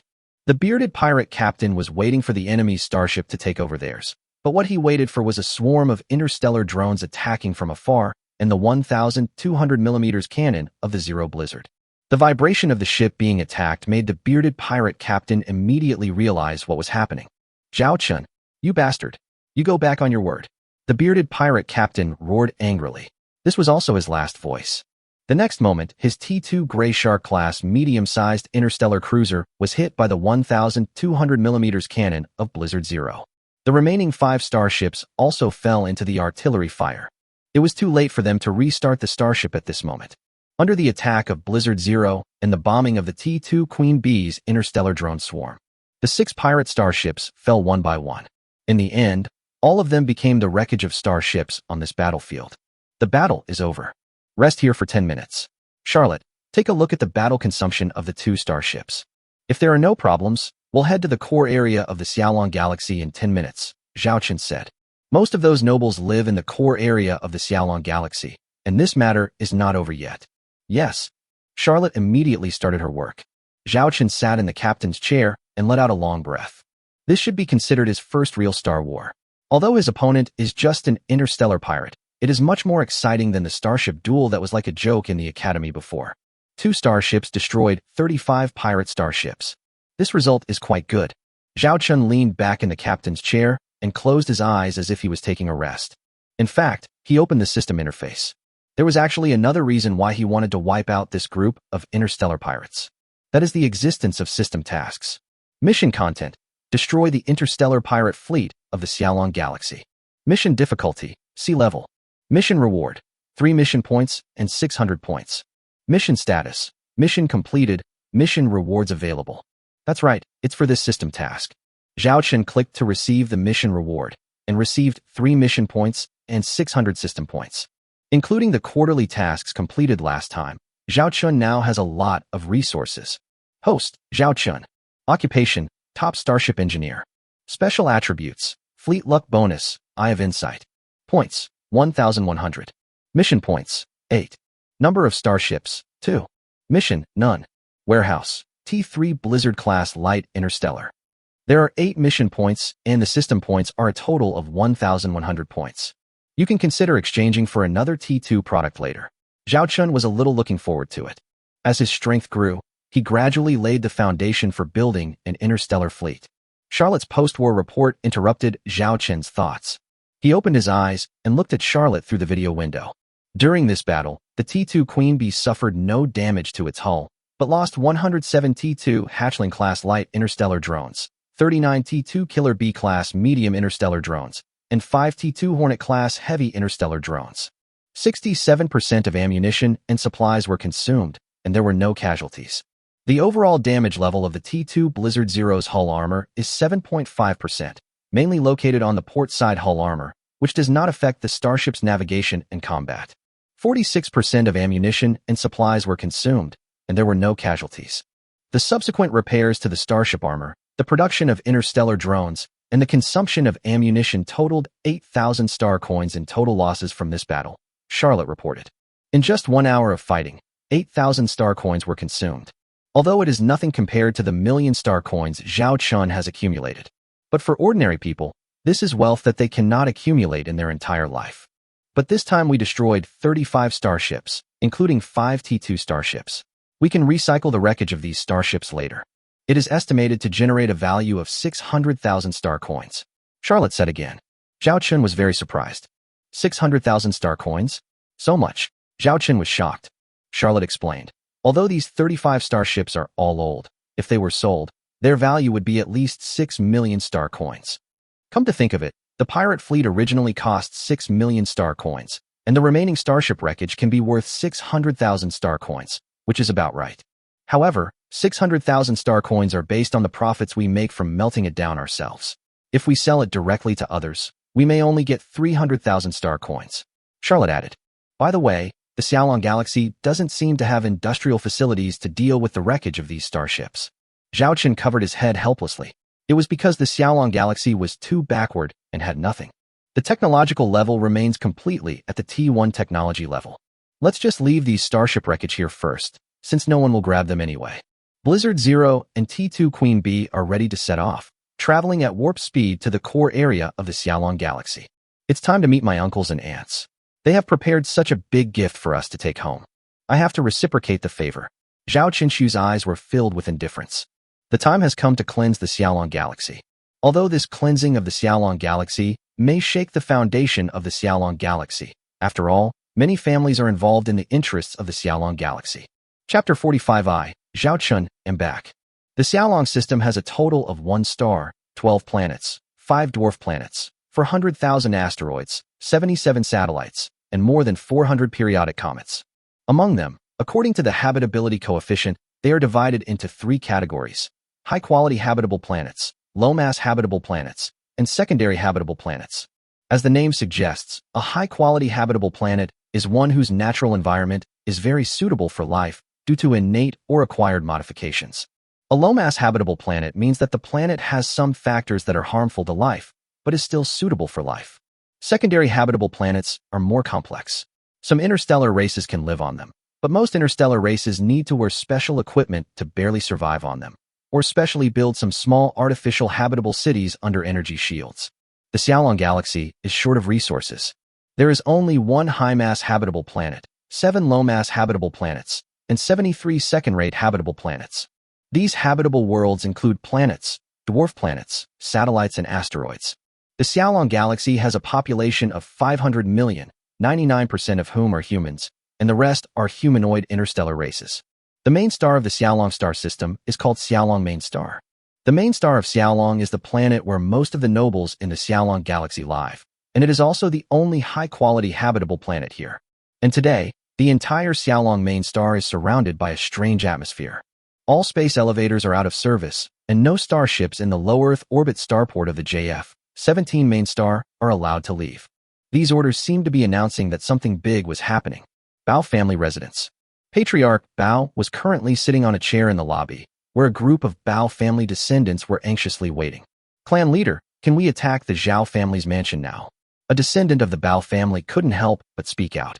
Patriarch Bao closed his eyes and said in a deep voice, no rush. Without news from Dragontail Star, not a single starship, mecha, or soldier of our Bao family is allowed to move. Looking at the calm and composed Patriarch Bao, many members of the Bao family present thought that Patriarch Bao was too cautious. That useless baron is probably dead by now, so why waste time here? But no one dared to act rashly without the permission of Patriarch Bao. At this moment, hundreds of kilometers away from the Bao family mansion is the place with the best environment on the Xiaolong Main Star, and it is also the location of the Zhao family mansion. The Zhao family residence does not have that sense of technology. Instead, it uses wooden structure houses, built on the mountains and rivers, and has an antique charm. Even in such a quiet mansion, all the members of the Zhao family looked ashen, and some had already started crying. It's over, it's over. Our Zhao family is completely finished today. If I had known earlier, I would have followed my cousin and moved out of the Xiaolong Galaxy. Wandering in a foreign land is like waiting to die here. My poor child, he has to suffer this fate right after he was born. An old woman with a dragon-headed cane slowly walked out at this moment, and she knocked the ground heavily with the dragon-headed cane. You all look so miserable. How can you be called the children of the Zhao family? The old woman shouted angrily. Accompanying the old woman was a red-haired woman. Madame Zhao, the guys led by the Bao and Cui families have already blockaded the entire Xiaolong main planet and taken control of the patrol fleet.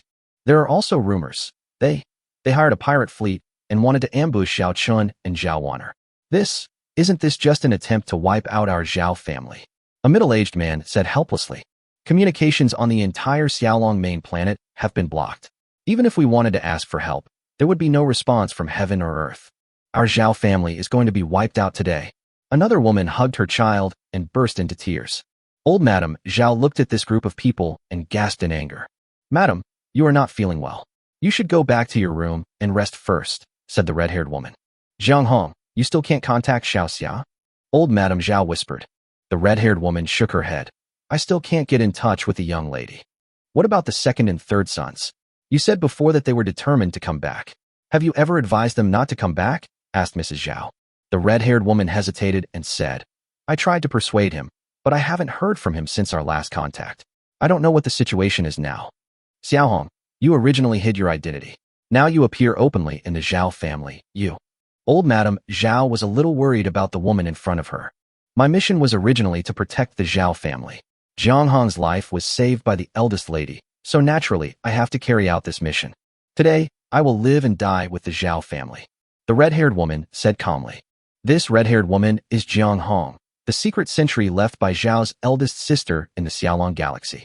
Knowing that the secret sentry's mission was no longer important, she resolutely came to the Zhao family, ready for the final fight to the death. Alas, who could have thought that our Zhao family would end up in such a state? Back then, my father was, cough, cough, cough. Old Madame Zhao coughed violently a few times, and Zhang Hong prepared to help her back to the house first. At this moment, a huge explosion came from above. Everyone subconsciously raised their heads. I saw a starship falling from outside the atmosphere with flames, and many damages were seen on the hull. That's the T-1 Vulture-class medium-sized interstellar frigate. Zhang Hong recognized the crashed starship at a glance. This T-1 Vulture-class medium-sized interstellar frigate crashed headfirst into the distant sea. The impact of the crash stirred up large waves, directly forming a tsunami that swept towards the surrounding areas. Fortunately, there were no populated areas around the tsunami. What's going on? The Zhao family was surprised. Look, there seems to be a fierce battle in space. The sharp-eyed Zhao family members noticed the red light that appeared from time to time outside the atmosphere. Who is fighting outside the main star of Xiaolong? This is a question in everyone's mind. Could it be that the interstellar pirates had a falling out with the Bao and Chui families, so a fight started? Someone muttered. Activate the energy shield of the Zhao family residence. The combat mechas will immediately take up their combat positions. Zhang Hong stepped forward and gave orders. Soon a curtain of light covered the entire Zhao family mansion. Energy shield technology is simple to implement on the ground, but if you want to move it to a starship, it is an epic-making technology. 30 T-1 combat mechas appeared around the Zhao family residence. This was the Zhao family's last fighting force, although they had basically no chance of winning if facing a starship attack. Look, something is about to enter the atmosphere, someone exclaimed. A huge figure is slowly entering the atmosphere. It is so large that it is 300 or 400 meters long. It looks like a starship. Someone recognized the shape. It looks like an aircraft carrier starship. As the figure entered the atmosphere for the most part, everyone finally saw the true face of Mount Lu. But now everyone is even more confused. This starship has never been seen before, so why would it appear on the main star of Xiaolong? Suddenly a voice rang out across the land, like the sound of thunder. It came from that aircraft carrier starship. I Zhao Chun am back. Chapter 46. If the living can't be invited, the dead will do. As the T-2 Queen B-class heavy aircraft carrier starship entered the atmosphere of the JF-17 main star, a number of interstellar drones were also launched. The combat effectiveness of these interstellar drones is overwhelming on the surface. Ordinary combat mechas are no match for them. They can easily circle the planet in just 10 minutes. In the bridge of the T-2 Queen B, there was a list in front of Zhao Wanner. This was the task Zhao Chen assigned to her. After the T-2 Queen B entered the Xiaolong main star, she had to invite all the people on the list to the Zhao family residence. Zhao Wanner still remembers what Zhao Chen said at that time. If the living can't be invited, the dead will do. This list naturally includes all the families that support the Bao and Chui families in this assassination plan. The interstellar drones that were just launched were heading towards the mansions of these families. They were going to invite people. Sister Charlotte, this starship will be under your command later. I will take the shuttle to the Zhao family mansion. Zhao Wanner said. Well, leave this to me. Charlotte nodded. But just in case, I will arrange a team of interstellar drones to follow you remotely and ensure your safety. Okay. Zhao Wanner left the bridge and went to the hangar to board the shuttle. A shuttle is actually a small interstellar transport ship that can generally carry 3 to 10 people. It has a very small loading space and cannot carry out long-distance interstellar voyages. But after the interstellar battleship entered the planet's atmosphere, it was unable to land. Therefore, people usually take this shuttle to reach their final destination. The shuttle is very small. The smallest one is about the size of a car and is more than enough to fit in a starship. At this moment, Zhao Wan'er was driving the shuttle away from the T2 Queen Bee. Looking at the familiar scenery on the surface of the planet in front of her, she soon came to a quiet mountain. From a distance, you can see a mansion between the mountains and rivers, shrouded by a layer of light curtain. That was her destination, Zhao family residence.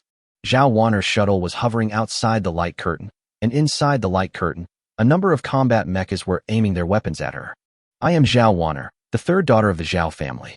We have the situation under control, and we can close the energy shield, Zhao Wan'er shouted through the loudspeaker of the shuttle. But there was no movement inside. It seems that he still doubts Zhao Wan'er's identity. Zhao Wan'er had no choice but to set the automatic hovering mode, then opened the front hatch of the shuttle and stood up directly so that the people inside the light curtain could see her clearly. Not long after, the light curtain fell. It's really the third miss. The third miss is back. Just now I saw the third miss's shuttle seem to have flown down from that aircraft carrier starship. Could it be the reinforcements that the third miss brought? In the courtyard of the Zhao family mansion, the Zhao family members who were originally frightened were now pleasantly surprised, and at the same time confused about what was going on. Seeing the light curtain closing, Zhao Wan'er drove the shuttle and landed directly in the courtyard of the Zhao family mansion. She stepped off the shuttle. The Zhao family immediately surrounded them. Ms. Wan'er, what on earth is going on? What's going on with that carrier starship? Miss Third, something terrible has happened in our Xiaolong galaxy. The Bao and Chui families are planning to rebel and attack you. Zhao Wan'er looked at the Zhao family members who had gathered around her and said directly, the situation is basically under control now. As long as everyone stays in the Zhao family compound, there will be no danger. Wan'er, what's going on? I heard the Bao and Chui families hired an interstellar pirate fleet to attack you and Chen'er. Why are you here? Didn't you run into that interstellar pirate fleet? Old Madame Zhao came out, leaning on her dragon-headed cane. The Zhao family members who had been surrounding Zhao Wan'er and chattering incessantly stopped talking. My brother and I drove 2 starships and wiped out the entire interstellar pirate fleet in the area of Longwei Star, said Zhao Wan'er. As soon as these words were spoken, the entire Zhao family was in an uproar. That interstellar pirate fleet was annihilated. I heard that the interstellar pirate fleet had a total of 35 starships, including 5 T2 class starships. How could they be wiped out with just 2 starships? How is this possible? Most people don't believe what Zhao Wan'er said. In fact, if Zhao Wan'er hadn't experienced it herself, she probably wouldn't have wanted to believe it if she heard this. I don't have time to explain now. My brother is commanding the T2 Blizzard Zero to clear out the starships following the Bao and Chui families outside the Xiaolong main planet. He asked me to command the T2 Queen Bee to control the Xiaolong main star first. Second, madam, don't worry. Everything is under our control. Zhao Wan'er looked at the old lady in front of her with respect. This old lady Zhao's status is actually higher than that of Lord Zhao Chun, because she is Grandpa Zhao Chen's biological sister. But due to personal reasons, she never married and is still alive and well. Chen'er is back too, and he's commanding the starship battle. Old Madame Zhao was surprised. The Zhao family members around them also looked a little surprised. You have to know that he is a useless baron known throughout the Xiaolong galaxy. Apart from being able to read some books, he has no other skills. Now you're actually commanding a starship battle? No kidding. Zhao Wan'er noticed the looks of the people around her, and her face became a little gloomy. Second, madam, please wait a moment. My brother will be here soon, Zhao Wan'er said. This wait lasted almost half an hour. At this time, everyone saw an astonishing scene. 2 more interstellar battleships fell from outside the atmosphere at the same time. The hulls were burning, and there were signs of damage in many places. One of the ships even had a very obvious large hole on its hull. It looks like they are the starships of the Bao and Chui families. They are the T2 Hyena-class medium star destroyer and the T2 Grey Wolf-class light star cruiser. Someone recognized the 2 starships and exclaimed. When the 2 starships fell, they crashed into a desert and mountains respectively. The crash and explosion produced a huge shock wave, but had no impact on the Zhao family mansion. Just when the Zhao family was still surprised by this incident, a shuttle landed at the Zhao family residence at some point. This one is bigger than Zhao Wan'er's. The hatch opens. A team of female soldiers in combat uniforms came out, and the man who came out afterwards was very familiar to the Zhao family members present. Baron of the Xiaolong Galaxy, Zhao Chun. The female soldiers, holding laser guns, escorted Zhao Chun through the crowd of Zhao family members. The female soldiers had sharp eyes and murderous intent, which made the Zhao family members involuntarily make way for them. Zhao Chun didn't care about the other members of the Zhao family. He walked straight to old Madame Zhao, knelt on one knee, and clenched his fists. I am an unfilial son, Zhao Chun, and I am sorry that you are late and frightened, second madam. Chapter 47. Butcher Zhao Chun. Among all the people in the Zhao family, Zhao Chun is the person he respects the most and is closest to. The one in front of me is the second grandma. When Zhao Chun was old enough to remember things, both his parents had passed away. There was only his elder sister who treated him indifferently, and his little sister who was in swaddling clothes. In addition, most people in the Zhao family think that Zhao Chun is redundant. Because of Zhao Chun's birth, the eldest daughter of the Zhao family, who could have become the head of the Zhao family and the Baron of the Xiaolong Galaxy, had to leave her hometown. During Zhao Chun's childhood, it was always his second grandmother who took care of him, just like his own grandmother or mother. Get up, get up. You are a baron now. How can you kneel down to me, an old woman? Old Madame Zhao hurriedly helped Zhao Chun up, and she looked at the young man in front of her with pity on her face. I haven't seen you for over a year. You're taller and stronger. After Zhao Chun was helped up, he supported Madame Zhao and walked towards the house. You are old. You shouldn't walk around outside at this time. Let me help you back to the house. How can I rest peacefully at this moment? Just now I heard Warner say that you wiped out the interstellar pirate fleet and are now cleaning up the remnants of the starships that assisted the Bao and Chui families? Old Madame Zhao asked with concern. Zhao Chun said, it's all done. We've completely wiped out the 35 starships of the Three Claws Snake interstellar pirate fleet in the vicinity of Dragontail Star. Of the 16 starships controlled by the Bao and Chui families, 2 T2 starships and 7 T1 starships were destroyed by our ships.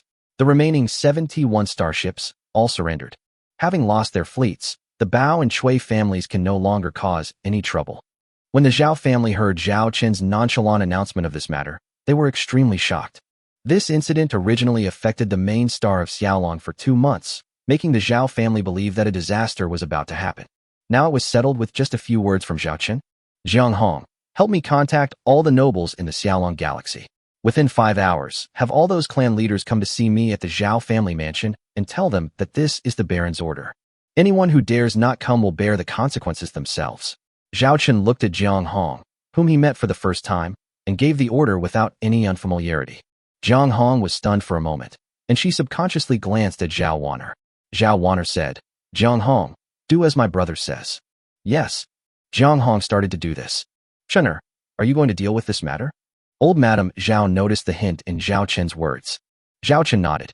Madame Zhao then asked, please allow me, an old woman, to have a few words. What are you going to do?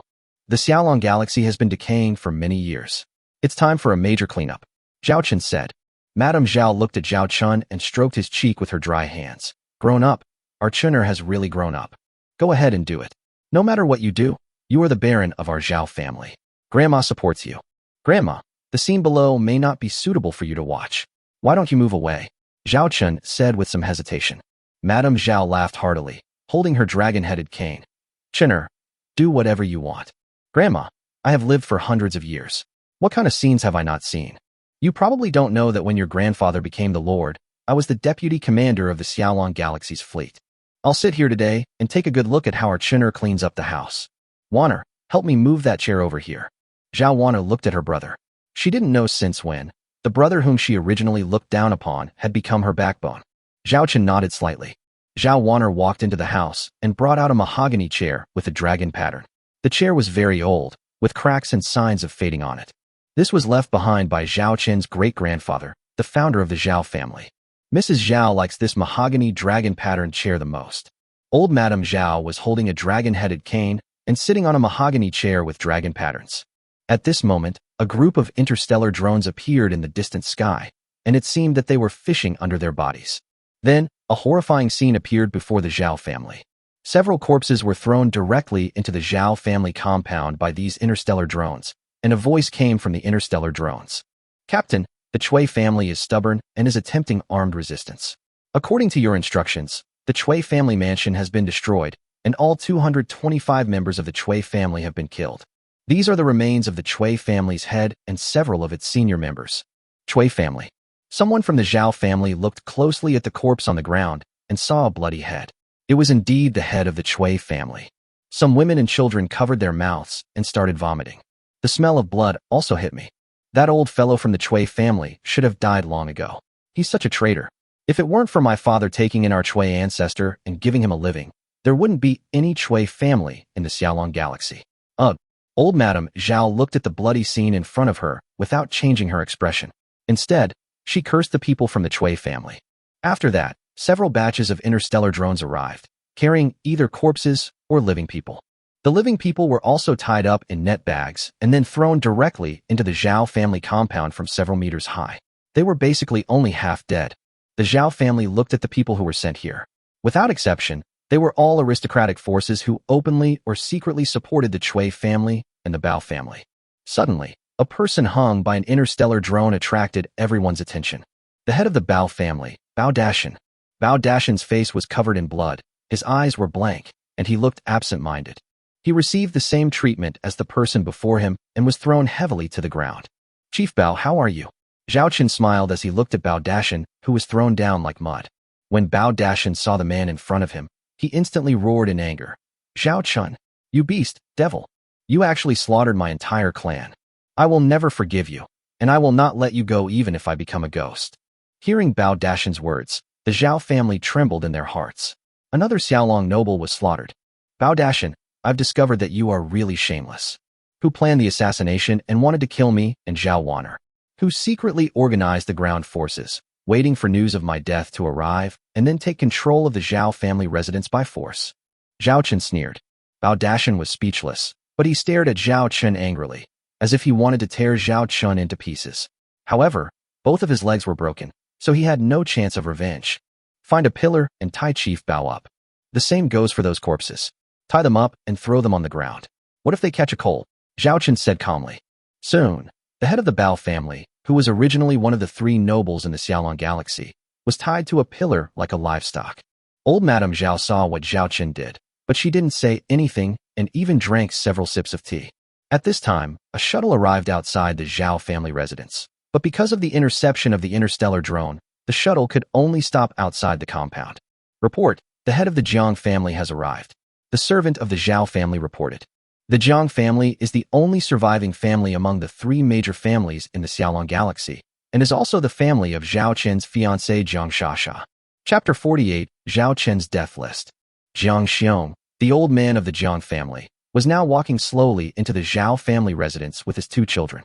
Dad, you just said that 2 starships wiped out the interstellar pirate fleet. Is that true? Jiang Ziwen, Jiang Xiong's son and Jiang Shasha's younger brother, asked in a low voice. Jiang Shasha on the side had a very ugly expression on her face. She bit her lips lightly, as if she was thinking about something. The battlefield is on Longwei Star, and our branch clan is on Longwei Star. The news is absolutely true. The wreckage of those interstellar pirate starships is still floating outside Longwei Star. Jiang Xiong said in a deep voice. Sister, those 2 starships are Zhao Chen's? Where did Zhao Chen get such awesome starships? Jiang Ziwen asked curiously. Jiang Shasha recalled the 2 images of starships her father had shown her before. One of them was an aircraft carrier starship floating 20,000 kilometers above their heads. A ship called Blizzard Zero, which Zhao Chen used to win the starship duel at the North Star Fleet Military Academy. I haven't seen the other aircraft carrier starship, so I don't know about it. Jiang Shasha said silently. Suddenly, a smell of blood hit my face. Just as they were wondering where the bloody smell came from in the Zhao family mansion, the scene before them made their pupils dilate. Stone pillars stood in the middle of the Zhao family compound, and on each pillar was tied a person. Some were alive, some were half dead, and some were dead bodies. They also knew the identities of these people. They even knew 2 of the people, one dead and one alive. The head of the Bao family and the head of the Chui family, 2 of the 3 major families in the Xiaolong galaxy. After passing through this forest of stone pillars, Jiang Xiong and the other 2 came to the Zhao family. Jiang Shasha looked at the man in front of her. Strangeness. Although he looks familiar, but that look and expression, as well as the aura he carries. It made her feel that the Zhao Chen she had known for more than 20 years was completely different from the Zhao Chen in front of her. Jiang Xiong of the Jiang family, along with his children Jiang Ziwen and Jiang Shasha, have been ordered to come and pay a visit to the Baron. Jiang Xiong was the first to salute Zhao Chen. Jiang Ziwen and Jiang Shasha also saluted. Uncle Jiang Xiong came early. Zhao Chen looked at Jiang Xiong with a smile. As soon as I received the news from the Baron, I rushed here without delay. Jiang Xiong lowered his head, looking humble and honest. Do you know about the rebellion of the Bao and Chui families? Zhao Chen came up and threw out a main purpose. Jiang Ziwen and Jiang Shasha felt a pang of anxiety in their hearts, as if a knife was at their necks. I know, Jiang Xiong said. So you participated? Zhao Chen asked calmly. No, Jiang Xiong said. If you didn't participate, then what have you been doing during this time? Zhao Chen stared at Jiang Xiong. I only learned about the rebellion of the Bao and Chui families a month ago, but at that time, the Xiaolong main star had already been controlled by them. The starships under my command were also forcibly requisitioned by them. I didn't want to be associated with them, but I was powerless to stop them, so I could only watch it happen. Fortunately, the Baron is safe and sound, and the crisis has been resolved. Jiang Xiong changed the subject and knelt on one knee. But I know that as a subordinate, I did nothing in the rebellion of the Bao and Chui families, which is equivalent to being an accomplice. I, Jiang Xiong, am willing to accept any punishment from the Baron. I only asked the Lord Baron to spare my wife and children of the Jiang family. Jiang Shasha looked at her father worriedly, then at the strange man. You are not wrong, and I don't blame you for this matter. Take your children and step aside first. I will then convene a meeting of the nobles of the Xiaolong galaxy. Zhao Chen directly changed the subject. The Jiang family was not directly punished or dealt with in this matter. Time passes by little. There were more and more corpses and prisoners in the Zhao family compound, and more noble clan leaders came here after receiving the news. Everyone who came here changed their expressions in shock when they saw the bloody scene in the Zhao family compound. Everyone is here. Zhang Hong walked to Zhao Chun and whispered. Zhao Chun looked around the Zhao family compound. Except for the living and dead people tied to the pillars, all the nobles, big and small, in the Xiaolong galaxy were present, with a total of about 20 to 30 people. The most powerful among them is the Jiang family, the only remaining one of the three major families. I have already dealt with the rebellion of the Bao and Chui families. Anyone who participated in this was also tied to those stone pillars. Zhao Chen pointed at the bloody stone pillars. I know that many of you have disobeyed me as a lord in the past. Think I'm a waste. Zhao Chen spread his hands. It doesn't matter. I really don't care about these things. You can talk about me behind my back. If you feel I am unworthy of being your lord, you can choose to leave the Xiaolong galaxy and seek other opportunities. I, Zhao Chen, will not stop you. Zhao Chen's expression changed, and he looked intimidating without being angry. But I hate it when people say one thing in front of you and another behind your back. Since they have chosen this path, they must pay the price for their choice. Jiang Hong. I'm here. Jiang Hong stepped forward. Zhao Chen took out a list and said, all the families on this list who are still alive will be imprisoned, the leaders will be beheaded, and the rest of the family members will be escorted to the mining area for indefinite labor. Everyone present looked at Zhao Chen's list with horror. That's a death list. As for the families not on the list, you all know in your hearts how many of you are truly clean. I didn't care about the little things you did in the past. From today onwards, please remember that this Xiaolong galaxy belongs to the Zhao family. If you don't want to, you can get out of here. Otherwise, I'm worried that you'll end up on these stone pillars one day. Zhao Chun turned around, his back to the crowd. Okay, the meeting ends here. Second grandma, it's getting late, we should go eat. I've prepared dinner for you, you're sure to like it. Zhao Chun smiled and helped Madame Zhao into the main house. He looked completely different from the Zhao Chun who had just looked like a devil. The people who stayed in the compound looked at each other in confusion. I don't know who took the first step, but one after another, everyone left the Zhao family residence with their heads lowered. On the Jiang family shuttle. Get ready, we will move our entire clan. Jiang Xiong said in a deep voice. Migrate the whole clan? Why? We have quite a lot of industries in the Xiaolong star system. Jiang Ziwen was surprised. Jiang Xiong sighed and said, you didn't understand what Zhao Chen meant just now. He was trying to warn us. If we don't hand over these properties honestly, our Jiang family will become the third Bao family and Shui family. Without the industry, we can start all over again. What's more, I have already made plans in other galaxies over the years. As an interstellar businessman, you must understand the principle of a cunning rabbit having 3 burrows. But do we really have to leave? Sasha is Zhao Chen's fiancée. Based on the relationship between our two families, we can actually support Zhao Chen wholeheartedly. Maybe we can even be second to none in the Xiaolong galaxy. Jiang Ziwen said fantastically. When Jiang Shasha heard this, she lowered her head even lower. Jiang Xiong looked at his daughter and said coldly, don't you know what your sister did at the North Starfleet Military Academy? Our friendship with the Zhao family ended long ago. If we also participate in the rebellion of the Bao and Shui families this time, Zhao Chun will tie us to that stone pillar without hesitation. While we still have a choice, let's leave here wisely. Zhang Xiong looked through the window of the shuttle towards the Zhao family. The Zhao family's son has grown up. Chapter 49. Building a new city on the ruins. In the next few days, Zhao Chun gathered the 7 surrendered T-1 starships. Previously, Zhao Chun asked Charlotte to purchase 500 orc slaves at the Arctic Fox starport at one time, and 100 of them were placed on the T-2 Queen B-class heavy aircraft carrier starship. Including the 100 orc slaves purchased at the North Starship Military Academy, 50 were arranged to work on Blizzard Zero. So there are still a total of 450 half-orc female crew members who have not yet found official positions.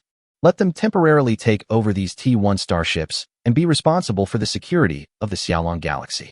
In addition, they will collect all the wreckage of the 35 starships of the Three Claws Snake interstellar pirate fleet on the battlefield on the Longway Star. All this made the Xiaolong Galaxy seem to have returned to peace, and everything was back to normal. But the real situation is that the current Xiaolong Galaxy has undergone earth-shaking changes. Although the Zhao family was originally a lord family, it had always been marginalized.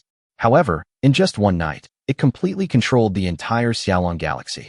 The T-2 Queen B-class heavy aircraft carrier starship led interstellar drones and some Zhao family combat mechas to take control of all the industries of the families on the death list in the hands of the Zhao family. Because these families were all defined as rebels, their family businesses and properties were all confiscated by the lords. Just doing all this took nearly a week. Second young master, this is the property we have looted from those rebellious nobles in the past few days. In addition, all of their industries have been taken over by us, and their previous production work has been fully restored. Zhang Hong stood in front of Zhao Chun and reported these things. Compared with Zhao Wanner, Charlotte, and others, no one is more suitable than Zhang Hong to handle the affairs of the Xiaolong Galaxy. Before this, she was just a small leader in the trade department, but relying on her connections in the Xiaolong Galaxy, she knew the galaxy inside and out very well. Zhao Chun handed all these matters over to Zhang Hong, and Zhang Hong did not refuse. After all, her mission is to protect the Zhao family's foundation for the eldest daughter of the Zhao family. At this moment, the two of them were in Zhao Chen's temporary office in the Zhao family residence. How much valuable property are there? Zhao Chen asked. The total is more than 600,000 star coins. Zhang Hong said. Zhao Chun was genuinely shocked. Over 600,000 star coins? These guys are really good at enriching themselves. They actually managed to amass such a fortune. Zhang Hong continued. In addition, including the Jiang family, dozens of noble families moved out of the Xiaolong Galaxy within this week. All the properties left by those families were taken over by us, and some of the things they could not take away naturally became our Zhao family. That part of the stuff is also worth 100,000 star coins. Another 100,000 star coins. This time, it's 700,000 star coins. Zhao Chen was so happy that he smiled. His T-2 Hammer-class heavy interstellar industrial ship was ready. Second young master, are you just going to let those noble families of the Jiang family leave like this? Is that appropriate? The list you made before has already wiped out half of the noble forces in the Xiaolong Galaxy, including the 2 giants of the Bao and Shui families. Now even the Jiang family has left, taking away a group of aristocratic families. Currently, the number of noble families remaining in our Xiaolong Galaxy is less than 20% of what it was before. Zhang Hong looked at Zhao Chun with some concern. Zhao Chun allowed those noble families to leave, which was a huge loss for the Xiaolong Galaxy. Those who want to stay will stay even if we don't ask them to. There's no point in stopping those who want to leave, Zhao Chun said calmly. It's better this way. They can leave cleanly, and I won't have to watch them pretending to obey but secretly disobeying and then chop off their heads. Zhang Hong frowned. Second young master, have you ever considered the Xiaolong Galaxy? You know, after this incident, the Xiaolong Galaxy's originally thin assets have halved. The Xiaolong Galaxy is already a mess. How could it get any worse? Zhao Chen spread his hands and said frankly, instead of getting entangled with the Zhao family, which is in a mess, why not just destroy it and then rebuild it? It is much easier to build a city on ruins than to renovate a decaying city. Papa papa. Applause broke out. Zhao Chun and Zhang Hong looked over and saw old Madame Zhao walking out with a cane. What a great way to build a new city on ruins. What a great way to rebuild after destroying something. Zhang Hong, I think Chen'er is right. Instead of wasting time with those families, why not drive them all away and start over? Seeing that old Madame Zhao said so, Zhang Hong had no way to refute, but she still disagreed with Zhao Qin's way of handling the matter. Second madam, why are you out again? Zhao Qin stepped forward and helped old Madame Zhao sit down. I just came to see you. I heard that you will leave the Xiaolong Galaxy in a few days and return to the North Star Fleet Military Academy. Old Madame Zhao looked at Zhao Qin. Zhao Qin nodded. Yes, it is already late September, and the school starts in early October. It will take us 2 weeks to cross the galaxy edge space outside the Xiaolong Galaxy. Although I've already requested leave, the college's assessments are strict. If I don't complete the required academic assessments, I won't be able to pass the final exam. Yes, studies are important. It's a pity that our Xiaolong Galaxy doesn't have a Stargate. Otherwise, it would be much more convenient. Old Madame Zhao sighed. The lack of a Stargate in the Xiaolong Galaxy has always been a pain for the Xiaolong Galaxy.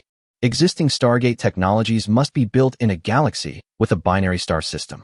There is only one star in the Xiaolong Galaxy, so a Stargate cannot be built. Second madam, don't be anxious.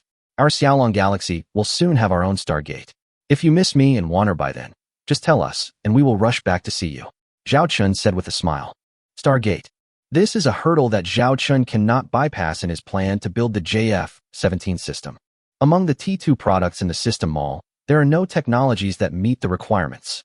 The only option is to upgrade them all to T3 and place your hopes on those T3 products. Ha ha ha. It would be great if that day really came. Old Madame Zhao laughed, but didn't take it seriously. After chatting, Madame Zhao patted Zhao Qin on the shoulder and said, Chunner, you have grown up. If you want to do something, just do it boldly. Second madam supports you. You just said that the current situation in the Xiaolong system is a mess. How much worse can it get? Zhao Qin nodded. After old Madame Zhao left, only Zhao Qin and Zhang Hong were left in the room. Zhang Hong, I know you have always been dissatisfied with me. You think that the person sitting in the position of the Lord of the Xiaolong Galaxy should not be me, but my elder sister, right? Zhao Qin looked at Zhang Hong with a cold expression opposite him. Zhang Hong remained calm. Yes. I don't need you to obey me. As long as you are truly committed to the Xiaolong Galaxy, it doesn't matter whether you are loyal to me or to my elder sister. Zhao Qin said. Zhang Hong didn't say anything. Zhao Qin stared at Zhang Hong. Warner and I are planning to leave the day after tomorrow. I will leave you 200 orc crew members and the 71 starships as well. You can take full command. All affairs of the entire Xiaolong Galaxy are left to you to handle. Before I leave, I will announce that you are the acting lord of the Xiaolong Galaxy, and seeing you is like seeing me. Zhang Hong was surprised. She didn't expect Zhao Qin to make such an arrangement. Knowing clearly that he is not loyal to him, why is he willing to hand over the Xiaolong Galaxy to him? Chapter 50, I want to achieve food freedom. During this period, Zhao Qin was also observing Zhang Hong. I also learned about Zhang Hong's resume. Zhang Hong was a little girl that the eldest daughter of the Zhao family picked up on a planet in another galaxy when she was young and out playing. At that time, she was lying on her mother who had starved to death in a daze. She wanted to cry but was too hungry to make a sound. It was the eldest daughter of the Zhao family who took Zhang Hong in and buried Zhang Hong's mother. From then on, the eldest daughter of the Zhao family treated Zhang Hong like her own sister, teaching her to read and write and imparting her with all kinds of knowledge. Gradually, Zhang Hong's talent was revealed. She learns a lot of things very quickly and is also very good at management. In fact, over the years, some of the affairs of the Xiaolong Galaxy have been managed secretly by Zhang Hong on behalf of the Zhao family, and then the orders are conveyed by old Madame Zhao. Zhao Qin was only a nominal lord, and the eldest daughter of the Zhao family had already become a hands-off manager a few years ago. Gradually, Zhang Hong became very skilled in handling various matters. The most important point is that she is absolutely loyal to the Zhao family, or to the Zhao family that raised the eldest daughter of the Zhao family. There are no available talents around Zhao Qin now, so it is impossible for him to stay in the Xiaolong Galaxy.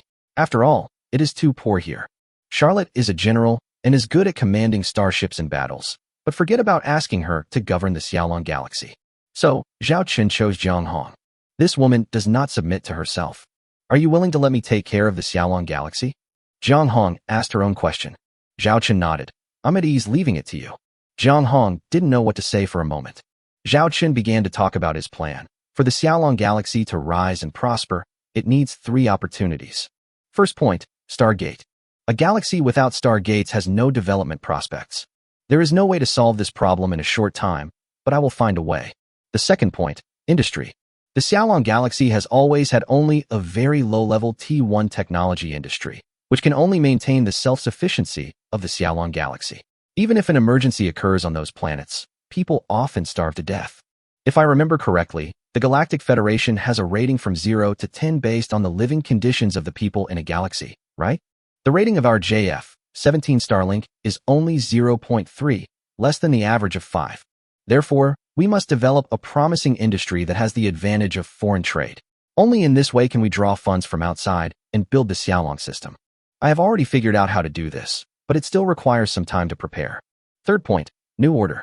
Now most of the old nobles are gone or have passed away. The Xiaolong galaxy needs a new order now. Although I am very unhappy with those nobles, there must always be some big families. Your task during this period is to reconsolidate the order of the Xiaolong galaxy, an order centered around the Zhao family. This can enhance the status of some small families loyal to the Zhao family, or support and establish some loyal families. I think you should be able to handle this task. After hearing Zhao Qin's endless narration, Jiang Hong thought the first two items were fantasy and impossible to achieve. But the third point was the only one she agreed with. Now the JF-17 system needs to be rebuilt, and first of all it needs a new order system. The mission the young lady gave me is to protect the Xiaolong galaxy and the Zhao family while she's away. Jiang Hong looked at Zhao Qin coldly. I'm not doing this for you. I'm doing this for the young lady. This woman was still arrogant at this time. After reaching a simple agreement, Jiang Hong left. Zhao Qin used a handheld terminal to project a holographic map of the Xiaolong galaxy and looked at the galaxy. Zhao Qin raised his hand, as if stroking the starry sky. Since this is your previous wish, let me fulfill it for you. Zhao Qin seemed to be talking to someone with a faint smile on his face. Then he opened the system page. Host, Zhao Qin. Occupation, top starship engineer. Special attributes, fleet luck bonus, Eye of Insight. Points, 1,100. Mission points, 8. Number of starships, 2. Mission, none.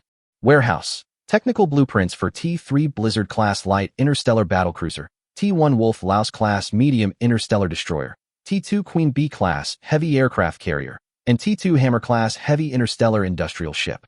There are now 1,100 system points and 8 task points. Let's take a look at the conditions for upgrading the system mall. T2 System Mall Upgrade Conditions. Item 1. Exchange for 2 T2 level products, 1/2. Item 2. Complete 2 C-level system tasks, January 2nd. Item 3. Consume 2,000 system points to upgrade the mall, 1,100/2,000. Zhao Qin's face darkened. It turned out that his savings were not enough to upgrade the T2 system mall. Forget it. Let's complete the upgrade conditions one by one first. The third item cannot be rushed. The second C-level task needs to be left to chance. Let's take care of the first item first, which is to redeem 2 T2 level items. Previously, redeeming a T2 Queen Bee was already considered a T2 item, so now we only need one more. It just so happened that Zhao Qin had already made a plan in mind. I remember seeing it before. Where was it? Zhao Qin was searching the T2 product column in the system mall. Finally, he found a product he had seen before.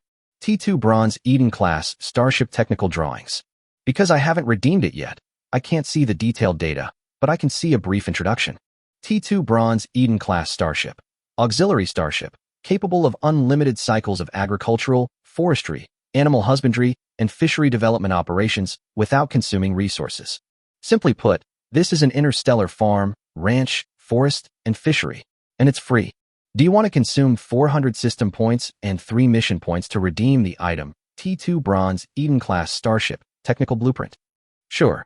Congratulations on receiving the technical blueprints for the T2 Bronze Eden-class Starship. Your remaining system points, 700 points. Your remaining task points, 5 points. Zhao Qin immediately began to check the data of this starship. As introduced, the T2 Bronze Eden is an auxiliary starship that can travel between stars. It uses nutrients converted from cosmic particles to infinitely cultivate agriculture, forestry, animal husbandry, and fishery within the starship. Simply put, it means that you can grow food, raise livestock, etc. without consuming any resources. In fact, the Galactic Alliance has also researched this technology, but the cost-effectiveness far exceeds the cost of growing crops on the planet, and it has never been commercialized and mass-produced. But it's different on Zhao Qin's side. The cost of building a single T2 Bronze Eden is only 3 million star coins. In comparison, it may be a bit expensive. After all, a T2 Queen Bee only costs 1.5 million star coins, which is twice the cost of the other two. But the key point is that the monthly crop output of T2 Bronze Eden is equivalent to a market value of about 1 million star coins, and the specific amount depends on the type of cultivation. And this output can meet the living needs of at least 1 million people. By this calculation, as long as 500 T2 Bronze Edens are built, there will be no more food crisis in the Xiaolong galaxy. Food from natural crops has always been hard currency in interstellar trade. In the future, it can also become an important part of the JF-17 system's external interstellar trade. This is also why Zhao Chun had already made the second point to Jiang Hong. That was his plan. He wants to achieve food freedom. Chapter 51 Female Soldiers' Uniforms. T2 Queen B Class Heavy Aircraft Carrier Starship Bridge. This was the first time Zhao Chun had stepped onto its bridge, except when it was being built. This is much more spacious than the bridge of the Blizzard Zero. Zhao Chun looked around and sat directly on the captain's chair. Zhao Wanner, the nominal captain of the T2 Queen B, did not say much. After all, this was the starship built by Zhao Chun. Shall we set off early? Let's travel at the fastest warp speed and head to the Arctic Fox Galaxy. Zhao Wanner asked Zhao Chun. Yes, we don't have to wait for Blizzard Zero this time. Let's set off first and then meet up at Arctic Fox Starport. Zhao Chun said. Did you take everything I told you to take? Zhao Wanner said. The supplies looted from the nobles, totaling 700,000 star coins, are already in the T2 Queen Bee storage compartment. Furthermore, Blizzard Zero was responsible for transporting the wreckage of the Three Claws Snake interstellar pirate fleet to the Arctic Fox Galaxy. Zhao Chun nodded with satisfaction. These were all the funds for building the starship. I didn't expect that you really let the Jiang family go. Zhao Wanner looked at Zhao Chun with some surprise. Zhao Chun smiled and said, what else? Kill the Jiang family as well. According to Jiang Hong's intelligence, although the Jiang family knew about the plans of the Bao and Shui families, they have always been bystanders and did not participate. I needed to establish my authority as the ruler of the Xiaolong galaxy, so I cleaned out the Bao family, the Shui family, and other families. But no one wants to have a lord who is bloodthirsty for no reason. Killing too many people will do more harm than good. So, I won't touch the Jiang family. But I can tell them to get out of my territory. Zhao Wanner nodded in understanding. She had originally thought that Zhao Chun might take this opportunity to deal with Jiang Shasha's family. But Zhao Chun never mentioned Jiang Shasha's name from beginning to end. Let's get ready to go. Zhao Chun stood in the hibernation capsule early. The hibernation chamber of T2 Queen Bee is much better than that of Blizzard Zero. It has a beautiful appearance and is more comfortable to lie in. Even the blue liquid injected has a faint fragrance. Gradually, Zhao Chun began to fall asleep. The T2 Queen Bee also entered the warp speed state, preparing to cross the interstellar edge space and head to the Arctic Fox Galaxy. Arctic Fox Starport. Hello, Mr. Zhao Chun. I am the person in charge of Arctic Fox Starport, number CC11. It is a great honor to serve you again. The woman greeted with a smile on the other end of the video window. Arrange another starship workshop for me like the one before, and book it for 2 months at the moment. In addition, I will give you an order for raw materials worth 2 million star coins. Please help me purchase the raw materials above, the sooner the better. Finally, book me a ticket to the North Star Fleet Military Academy. Zhao Chun said. Okay, I've already ordered a large starship workshop as per your request, the same one you used last time. Also, the ticket to the North Star Fleet Military Academy has been booked. It's a first-class ticket on a T2 interstellar cruise ship for tomorrow afternoon. Is that a problem? The female manager asked with a smile. That's it, Zhao Chun said, and 2.1 million star coins had already been transferred from his account. Originally, Zhao Chun only had 1.9 million star coins left, but with the 700,000 star coins he looted from the nobles of the Xiaolong galaxy, the total was 2.6 million star coins. Even if he had spent 2.1 million now, he would still have 500,000 star coins left. The female person in charge smiled and said, during your stay, if you need anything, you can contact me at any time. I'm at your service 24 hours a day. Then, she threw another coquettish glance, and with a tender look in her eyes, she reluctantly ended the video call. This is her rich man. A boat ticket? Zhao Wanner looked at Zhao Chun in surprise, not knowing what Zhao Chun was going to do. After a week of warp speed travel, the T2 Queen Bee, relying on the 4th level warp engine, arrived at the Arctic Fox Starport a week earlier than Blizzard Zero. It just happened to be the last day of September. I still have some things to deal with, so I won't be going back to the academy yet. You will take this flight back to the North Star Military Academy tomorrow, Zhao Chun said. Is there anything more important than studying in college? Aren't you worried about failing the final exam? Zhao Wanner muttered, and she was obviously unhappy that Zhao Chun didn't go back with her. Zhao Chun patted Zhao Wanner's head and said, Don't worry, your brother knows what's going on. If it's fast, it'll be more than a month. If it's slow, I'll be back in 2 months. Then I'll wait for you to come back to the college. Zhao Wanner said. The T2 Queen Bee slowly drove into the Starship workshop where it was built. Although one T2 Queen Bee was parked there, the remaining space was sufficient to park or build several more starships. The order for raw materials hasn't arrived yet, and we have nothing to do. Let's go for a walk inside the Arctic Fox starport. We were so busy building this T2 Queen Bee when we came here before that we haven't had a good time exploring the port, Zhao Chen suggested. After a week of sleep, Zhao Chen wanted to enjoy this short vacation before the busy times in the future. Okay, Zhao Wanner agreed happily. Afterwards, Zhao Chen called a team of half-orc female guards assigned to him by Charlotte.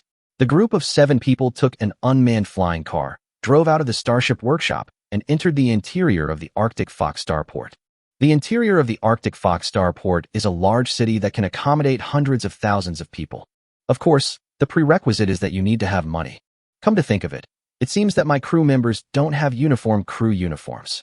Zhao Chun rubbed his chin and looked at the 5 half-orc female guards following him. They were wearing ordinary cloth clothes. Those were given to them for free by the slave trader when I bought them. It's just right. You didn't buy new clothes this year.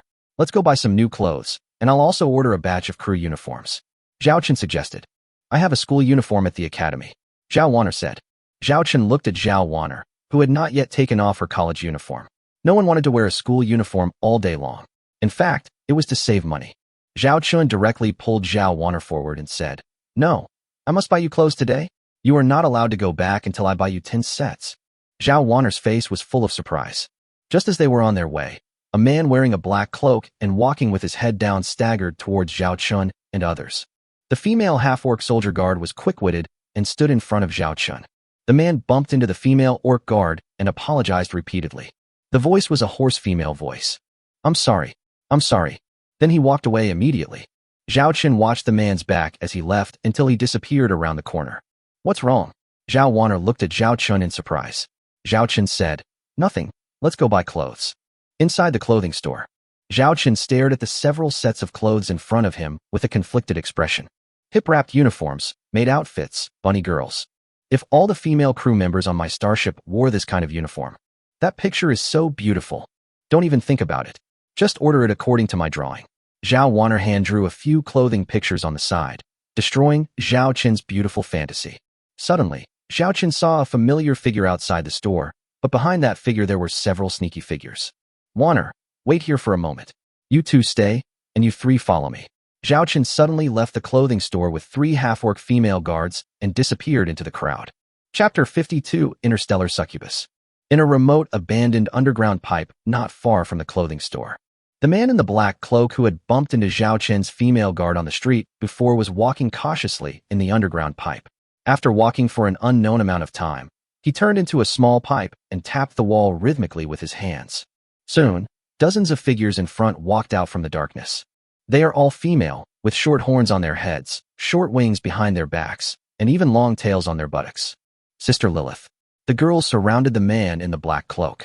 The person in the black cloak took off the brim of her hat, revealing her graceful facial features. Although there was some black dirt like mud on them, it still couldn't conceal her charm. Like these girls, she also has black horns on her head. You must be hungry. Here are some food I found. Eat them first. Lilith took out a box of food filled with green sticky liquid from her arms. This is artificial food. Although the taste was not good, when the girls saw the food, they grabbed it and fed it into their mouths without saying a word. It was obvious that they had been hungry for a long time. Watching the children eating, Lilith couldn't help swallowing.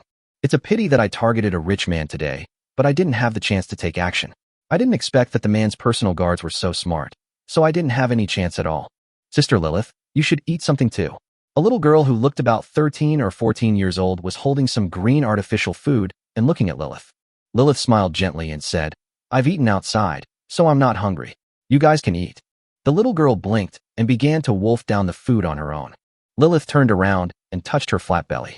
In fact, she didn't eat anything at all because the food she stole today was not much, so it was only enough to meet everyone's needs. If she ate more, there would not be enough for everyone. It was okay for her to skip a meal, but she couldn't bear to see her people starving. Looking at the bowl of green sticky artificial food, it was eaten up in such a short time, and even the bottom of the lunchbox was licked clean. She sighed. It seemed that she would have to go out hunting again today. Trample, trample. Just at this moment, very light footsteps were heard. but Lilith still heard it. She immediately looked in the direction she came from and shouted, "Who's there?" "I was right before. This girl is a succubus." "Brother, you're really smart. You figured out that this succubus isn't alone. If you follow the clues, you might even find other succubi. I didn't expect there would be so many." The current market price for a decent succubus is said to be worth thousands of star coins, and the one in front of us is probably worth tens of thousands.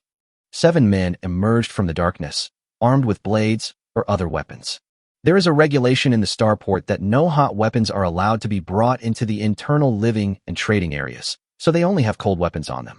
The 7 men looked at the succubus in front of them with a grin, as well as the other succubi behind her who were hugging each other in fear. Succubus, one of the very rare interstellar races, with no males, only females, and can reproduce asexually. Each succubus is a very seductive beauty. They originally lived on an undisturbed planet, but after being discovered, they were discovered because of their seductive figures. Soon they were hunted by humanoid creatures. The planet inhabited by succubi was soon invaded. The succubi were not strong, and eventually the planet fell. Most of the succubi were killed or captured. The remaining succubi fled their home planet on starships and began a long life of wandering. During their wandering, the succubi gradually dispersed. On the black market, the price of a succubus is thousands of star coins, and a very beautiful one can even reach tens of thousands of star coins.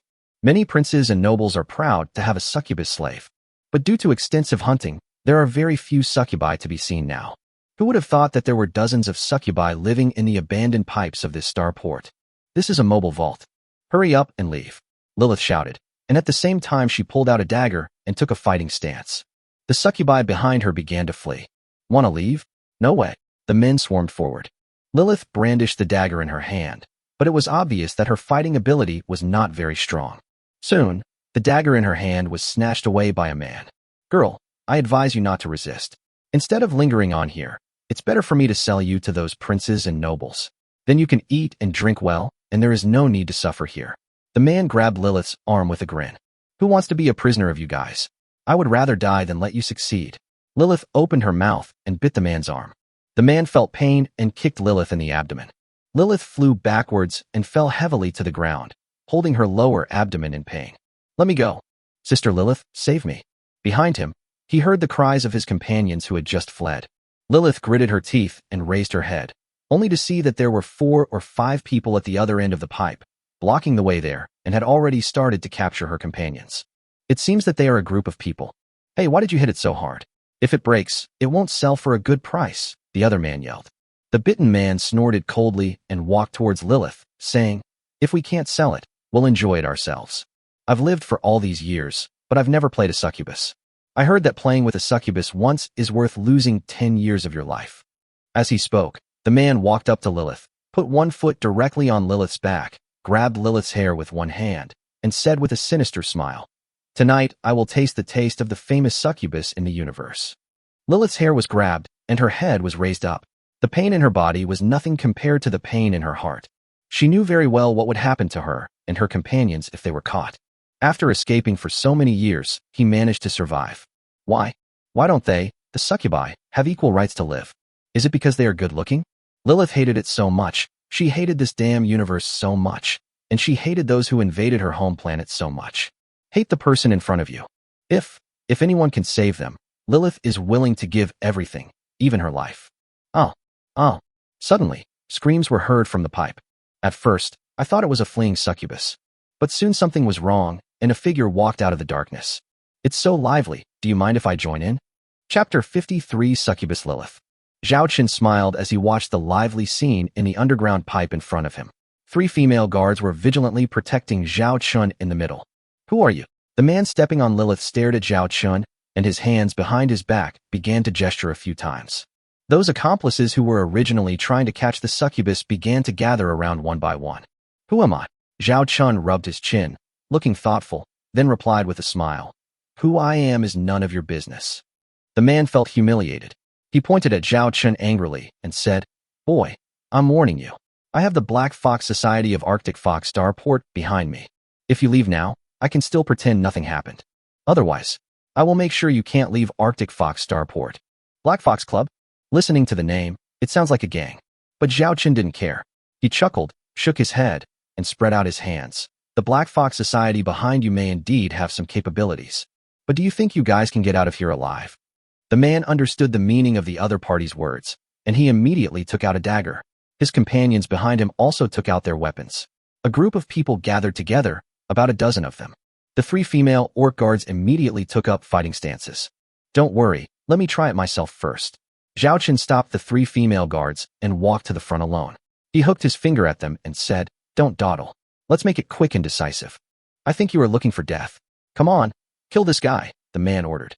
His accomplices immediately rushed forward, but because the underground pipe itself was not spacious, it could only allow 5 people to walk side by side at most.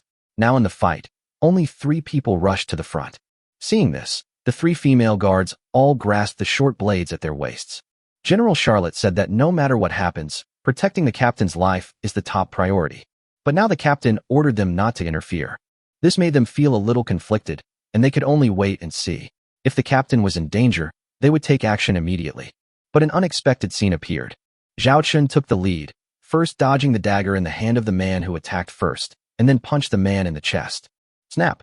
That was the sound of a sternum breaking. Then Zhao Chen gave 2 flying kicks, directly kicking the other 2 away. The speed, the smoothness of the movements, and the terrifying power. The 3 female orc guards were all amazed.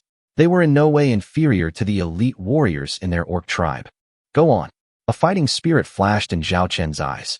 After being injected with the T1 super soldier potion, Zhao Chen conducted a simulated battle on a starship, and the data obtained showed that his current physical fitness exceeded that of most interstellar soldiers. But because he has never had actual combat, Zhao Chen still has no idea how strong he is. If he were to confront those half-orc female crew members, they would not use force because they would be concerned about his status as captain, and he would not be able to use force against the female crew members either. So I have been waiting for an opportunity to show my talents. Now it is here. 3 minutes later. Except for that man, all the other accomplices fell to the ground, and 1/3 of them died immediately. Either the heart was directly shattered by a heavy blow, or the neck was directly cut off by a hand knife. Zhao Chen's strength is so great that an ordinary person's body cannot bear it. Don't come over here. The man looked at Zhao Chen in front of him in horror. He kept backing away and finally turned around and ran away in fear. Zhao Chen picked up a dagger on the ground and threw it out. The dagger plunged into the man's hip. With a shrill scream, the man fell directly beside Lilith in a strange posture. Zhao Chen said dissatisfiedly, "The accuracy is still not good enough. I was clearly aiming at the head." Lilith looked at the man lying in front of her and recalled that during the years when they were on the run, it was this kind of people who pursued them relentlessly, and many sisters even paid with their lives for it. Filled with hatred, she picked up a small knife nearby and stabbed it into the man's neck, blood splattering all over her face. After a few seconds of daze, Lilith came to her senses and looked at the strange combination of 1 man and 3 women with vigilance. "You are from the succubus clan, right?" Zhao Chen said to Lilith while signaling the 3 female soldiers and guards behind him to clean up the battlefield and get rid of all those who were still alive. This is a very common thing for the female orc crew members. With a flick of the knife, a life is taken. "Are you here to arrest us too?" Lilith said, holding the dagger across her fair neck. "I would rather die than let you humiliate me." Zhao Chen shrugged and said with a smile, "You can die if you want, but I don't mean to humiliate you. I just saw the succubus clan and came over to take a look out of curiosity." Lilith was stunned. She didn't understand what this man meant. "It's no longer safe here. If you don't mind, you can go to my starship. I can guarantee your safety," Zhao Chen said. Lilith stared at Zhao Chen and said warily, "How should I know that your goal isn't the same as theirs? If my goal was the same as theirs, I could just arrest you directly. Why would I waste my breath talking to you here? If you don't accept my kindness, that's fine too. Let's go. Someone will come to catch you soon anyway. If you die, it will be all over. It's a pity for your tribesmen. I think there are some children among them." Zhao Chen turned around and prepared to leave. Lilith's soft spot was touched, and she looked at her tribesmen behind her who were huddled together in fear. She bit her red lips lightly, but finally couldn't help shouting, "Hey, I'm willing to go with you, as long as you can guarantee the safety of my people and not hurt them. I can agree to any condition you offer." These words are extremely destructive to a man, especially coming from the mouth of a succubus. "You 3 find a way to send them back to our starship. Is that okay?" Zhao Chen looked at his female guards. The female guard glanced at the succubi and nodded. "Captain, we can rent a few flying cars, park them at the exit of the underground pipeline, hide them in the cars, and bring them back to the starship. It won't be difficult. Let's do it, Zhao Chen said, and walked out of the pipe without looking back, as if he didn't care about the group of succubi behind him at all. Lilith hugged her people. She didn't know whether her choice was right or wrong, but instead of waiting to die here, she might as well take a chance. She looked at the man's back with a complicated expression. What she didn't see was that the corners of the man's mouth were slightly raised. Chapter 54. This is not a starship. This is clearly heaven. In addition to their charming appearance, the succubus also has an innate talent for charm. They also have another characteristic, which is that they are actually very smart. Their fighting power is very low, but their brains are very powerful. They are good at mental work, can manage many things well, and can learn quickly. But compared to these abilities, people are more concerned about the appearance of the succubus. After all, there are many intelligent interstellar races. Several unmanned flying cars were parked in Zhao Chen's Starship Workshop. During the period of renting the Starship Workshop, it was completely equivalent to Zhao Chen's private territory. Without his permission, not even people from Arctic Fox Starport are allowed to enter. Come out, you are safe now. After getting out of the car, Zhao Chen shouted to the unmanned flying cars. Then, one by one, the succubi carefully got out of the car, wearing black cloaks that concealed their identities. This is my Starship Workshop, and this is my starship. Zhao Chen introduced the succubi, and me, the captain of this starship. My name is Zhao Chen. My name is Lilith, and I'm their leader. Lilith took a step forward. It was obvious that she was very nervous and timid, but for the sake of the tribesmen behind her, she had to stand up. At this time, a woman got off another unmanned flying car. It was Zhao Wanner. Zhao Wanner looked at the few people who appeared in front of Zhao Chen in surprise. She took a closer look and exclaimed, "Succubus." Lilith immediately looked at the woman warily. "Don't be nervous. This is my sister." Zhao Chen waved his hand, then looked at Zhao Wanner. "You are responsible for settling them. They will temporarily stay on our starship for a while. First, take them to take a shower, then go to the restaurant for dinner, and then arrange clean clothes and dormitories for them." "Okay," Zhao Wanner responded subconsciously, but she quickly realized what was happening and asked, "Wait, you haven't explained where you kidnapped these succubi from." Although she is a woman, Zhao Wanner also knows clearly what succubus means to men. Hey, what do you mean by kidnapping? I'm just helping others." Zhao Chen rolled his eyes and said, "I'll tell you the details later. My batch of raw materials and supplies seems to be arriving soon. Let me check it out first. As for the clothes I just ordered, you are responsible for arranging them." After saying that, Zhao Chen ran away happily, abandoning Zhao Wanner and a group of succubi. Succubus or not, it's not as important as Zhao Chen's starship. Lilith and her people boarded this huge starship. "My name is Zhao Wanner, although I don't know how you were brought here by that guy. But you can rest assured, as long as I'm here, he won't do anything bad to you," Zhao Wanner said firmly. "My name is Lilith," Lilith said in a low voice. Her people were still huddled timidly behind her, but they were also curiously looking at the bright and beautiful starship corridors around them. Compared to the Blizzard Zero, the internal structure of the T-2 Queen Bee-class heavy aircraft carrier starship is quite beautiful, just like a work of art. The first time Zhao Wanner walked in, she fell in love with this starship. "You guys, smell a little bit. I'll take you to take a shower first." Zhao Wanner looked at Lilith and said. Lilith's cheeks turned red. These succubi had been hiding in the underground pipes of the starport for a while, so of course they all had a bad smell on their bodies. The huge bathhouse was filled with mist. There are shower cubicles with shower heads on both sides, and a bathtub in the middle. "Hurry up and take a shower. The clean clothes are here. You can change into them after you take a shower. I'll take you to dinner later," Zhao Wanner said, standing at the door of the bathhouse. Okay. Lilith was still a little restrained, but some succubus girls couldn't help but go to the shower room to enjoy the warm water. "It's actually hot water. I haven't had a hot bath in ages. But if we use water like this, will we get scolded? I heard that water resources are very precious on the starship. I've been on a T2 starship before. There were only 5 shower seats in that starship, and it was difficult to turn around.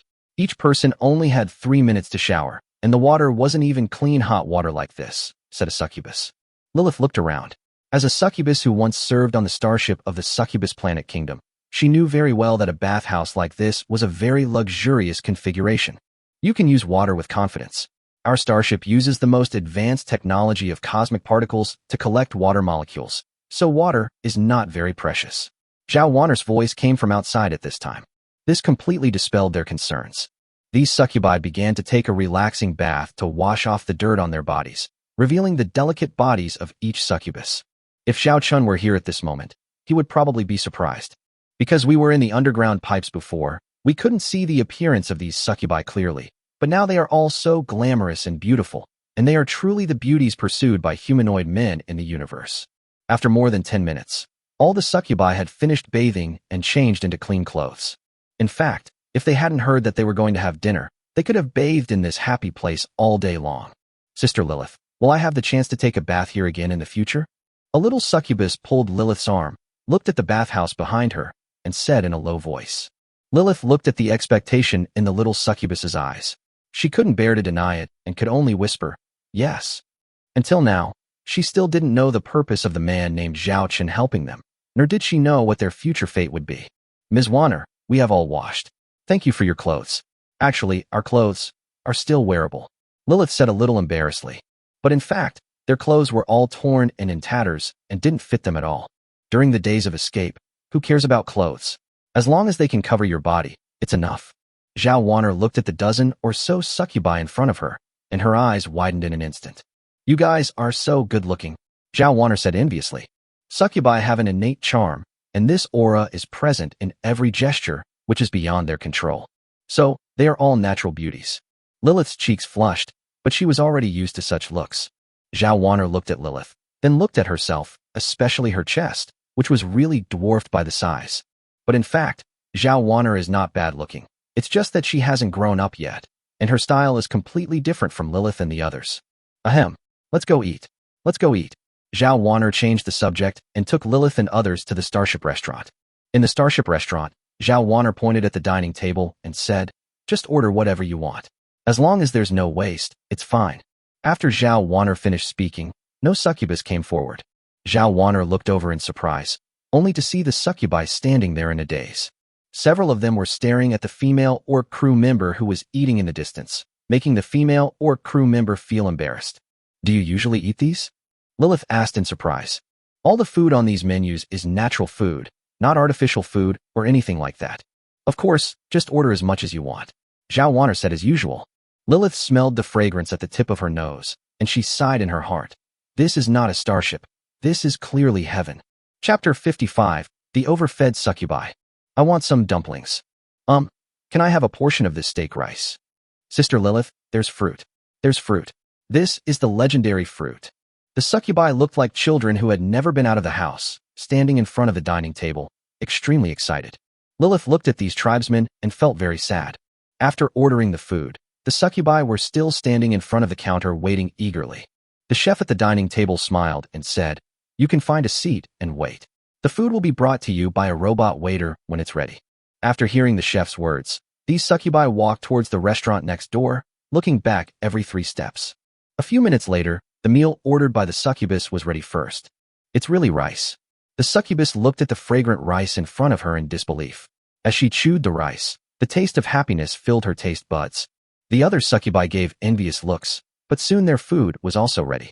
One by one they began to devour the food, enjoying a happiness they had never experienced before. Gradually, some succubi started crying while eating. Lilith looked at the little succubus and asked with concern, why are you crying? Is it not tasty? It's not that it doesn't taste good, it's really too delicious. But when I think that I might not be able to eat it in the future, I can't help but want to cry.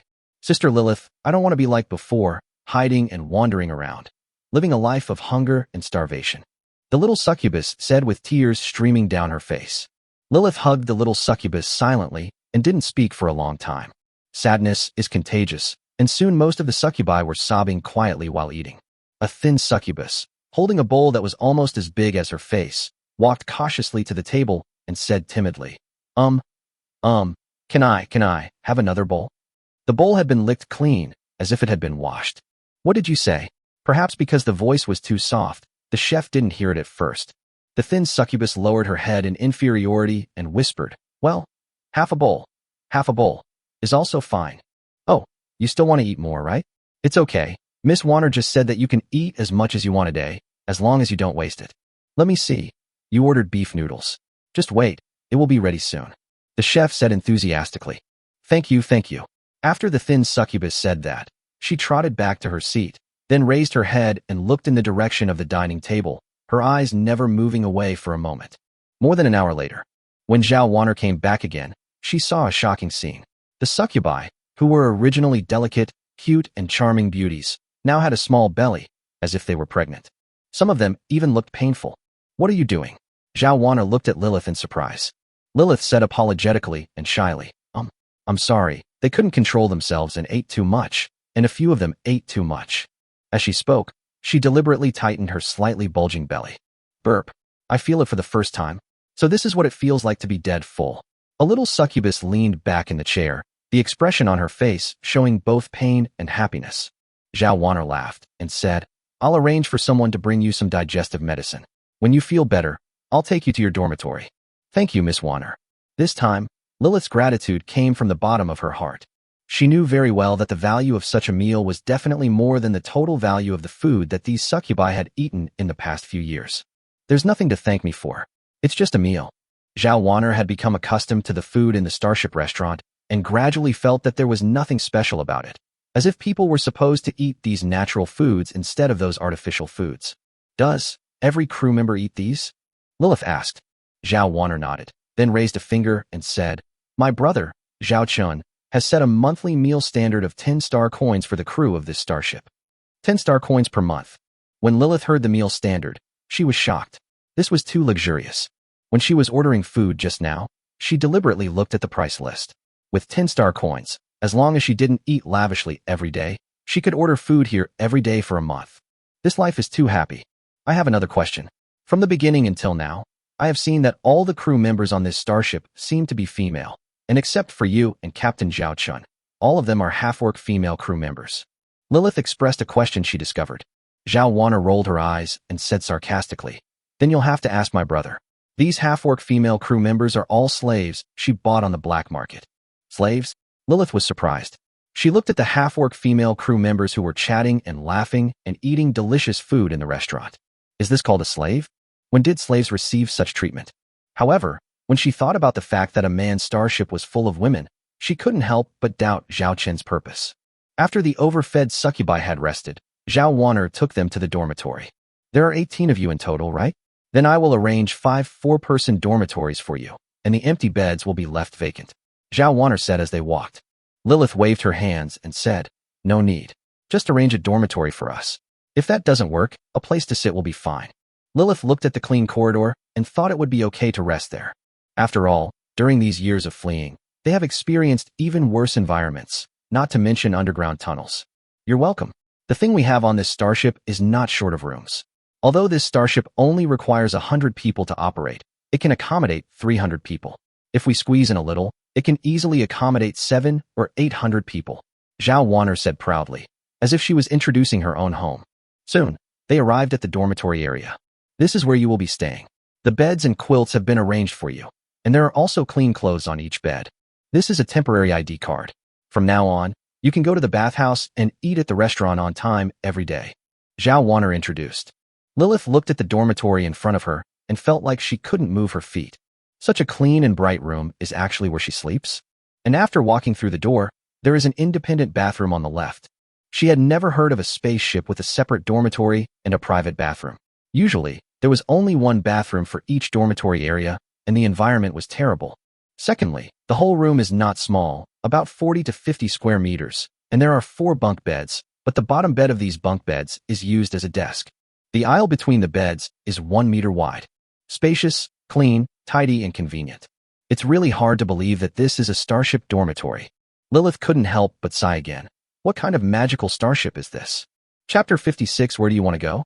I can take you there. After Zhao Wanner settled the succubi, she came to the operating table on the other side of the starship workshop. There, Zhao Chun was planning the next starship construction plan. His hands were constantly moving on the holographic projection in front of him, modifying various parameters. Hey, do you have any evil purpose in bringing those succubi back? Zhao Wanner looked at Zhao Chun as if examining a criminal. Zhao Chun stopped what he was doing and said helplessly, Hey, I'm just doing a good deed. Don't you think those succubi are pitiful? Zhao Wanner squinted her eyes and looked at Zhao Chun. They are indeed pitiful, but I don't believe you brought them back just because you feel sorry for them. There are so many pitiful people in this Arctic Fox starport. Zhao Chun saw that he couldn't hide it from Zhao Wanner, so he stopped pretending and said with a smile, Hey, those are succubi. I know, this is the most favorite beauty among you men. Zhao Wanner crossed her arms and snorted coldly. Bah, am I such a vulgar person? What I mean is, those succubi are very smart. Zhao Chen raised his hand and released detailed information about the succubus clan, especially underlining characteristics such as strong learning ability and intelligence. Zhao Wanner guessed what Zhao Chen meant. Are you trying to gather them? That's right. What I lack now is talent. Those half-orc female crew members, although they can be considered qualified female interstellar soldiers, but they are not capable of certain tasks. Take Charlotte, for example. If you let her go to fight, she will definitely be the boss. But if you let her manage every aspect of the fleet, well, it will be a mess. The succubus clan is good at management and has a good memory, so they can do a lot of work. Very suitable for civilian work on a starship. Zhao Chun said with shining eyes. Talent. This is a talent. What Zhao Chen lacks most now is talent. And it has to be a woman. That's what you say, but is this really the only purpose? Zhao Wanner stared at Zhao Chun with suspicion. Zhao Chen rolled his eyes. Hey, I'm your brother after all. If I really am that kind of person, have you ever seen me touch a female orc soldier in these few months? That's not the case, but those succubi are so charming that they make me fall in love with them. Who knows if you'll be worse than a beast? Zhao Wanner snorted coldly. Okay, I won't talk to you anymore. Go back and rest early. You still have to take the interstellar cruise ship back to the North Starship Military Academy tomorrow morning. Zhao Chen said. You really don't want to go back with me? Zhao Wanner asked. Zhao Chen pointed at the holographic starship designs in front of him and said, Look, is it possible for me to go back? What kind of starship is this? Zhao Wanner asked curiously. Zhao Chun smiled mysteriously. It can build an interstellar fleet for us in the future. Starfleet? Zhao Wanner originally wanted to make a joke. You have to know that a minimum-sized interstellar fleet requires at least 30 starships, and now he only has 2 at most. Wanting to build an interstellar fleet is a bit too exaggerated. But think about Zhao Chun assembling the Blizzard Zero and building the T2 Queen Bee class heavy aircraft carrier starship. None of these things are exaggerated. Maybe he can really do it? Well, I'll wait for you at the North Starship Military Academy. Zhao Wanner glared at Zhao Chun. But I warn you, if I find out that you dare to bully those succubi, be careful of me. Zhao Wanner made a scissors gesture, then turned and left. Where did this girl learn all this? Zhao Chen complained, and then he started to work. As for those succubi, they need to be left alone for a while. There is no rush to subdue them. Now that they have boarded his starship, they have no chance of getting off this pirate ship. Half a day passed. The system prompt sound in his head brought Zhao Chun back to his senses. Zhao Chen put down the work at hand and opened the system page. 2 pop-ups appeared. Quarterly mission. Build and own 3 different T2 or higher starships, system produced. It turned out that the quarterly task appeared. Zhao Chen glanced at the time and saw that it was already October. Apparently, this quarterly task will be issued every 3 months. There is no task penalty, but if it is not completed, it will be automatically canceled. At the same time, the rewards are generous. It is the best channel to obtain system rewards. Let's look at another pop-up window. Monthly points, 80 points. Zhao Chen's system points actually increased by 80 points. After checking, I found out that it was the passive income brought by the T2 Queen Bee. As mentioned before, there are several ways to obtain system points. In addition to completing system tasks, you can also rely on the passive income of owning system starships. This T2 Queen Bee was put into service in early September, so monthly points can be collected in October, and the daily accumulation is 80 points. The more starships you own, the more points you get. The higher the level of the starship, the higher the points. That's what I mean. This is a good thing. There will be more and more starships in the future. Even if I don't do the system tasks, I can still get a lot of system points. Zhao Chun was delighted. A week passed in the blink of an eye. On the second day after the succubus came to T2 Queen Bee, Zhao Wanner took an interstellar cruise ship back to the North Starship Military Academy. All the orders for raw materials Zhao Chun needed were in place, and from then on he began his long life of starship construction. And during these 5 days, there was one person who was immersed in anxiety. That is the succubus Lilith. She originally thought that the man would come to her the next day and tell her his purpose. Unexpectedly, the man did not come the next day, and even Miss Zhao Wanner said goodbye and left. On the 3rd day, the man still didn't show up. On the 4th day, he still didn't show up. On the 5th day, Lilith had actually gotten used to life on this starship. Every day, she would get up at the same time as the female soldiers, make her bed, wash up, and then go to the restaurant for meals. In the remaining time, they will help clean the starship, although this is done by cleaning robots. But they don't want to be idle all the time, so they will take the initiative to find something to do. Gradually, they began to get familiar with the half-orc female crew members on the starship, and learned that they lived a good life here. The captain never forced them to do anything. On the 6th day, Lilith began to fall into anxiety. The more she adapted to her current life, the more anxious she became, especially because the man had not shown up yet. That night, she couldn't sleep. On the 7th day, Lilith lay on the soft bed, looking at the ceiling for a long time without falling asleep. In the past, she hadn't slept in a bed for a long time, let alone a bed. Sometimes it was good enough to have a place to rest that was sheltered from the wind and rain. So on the 1st day, many succubi suffered from insomnia, and some of them even ended up lying on the floor before they could fall asleep. At the same time, Lilith also discovered that anxiety also appeared in other succubi. Lilith knew exactly what that look meant. They are extremely reluctant to lose their current life, which is what they have always dreamed of. On the 8th day, Lilith came to the Starship restaurant with dark circles under her eyes, ordered a serving of her favorite dumplings, and sat down. After a while, a plate with dumplings was placed in front of her, and a person sat down opposite her. Lilith also noticed that the restaurant seemed to become quiet in an instant. Lilith raised her head and saw the person opposite her. It was the man who had been missing for 7 days, the man she had been waiting for 7 days. Tell me where you want to go next. I can take you there, Zhao Chen said calmly while eating dumplings.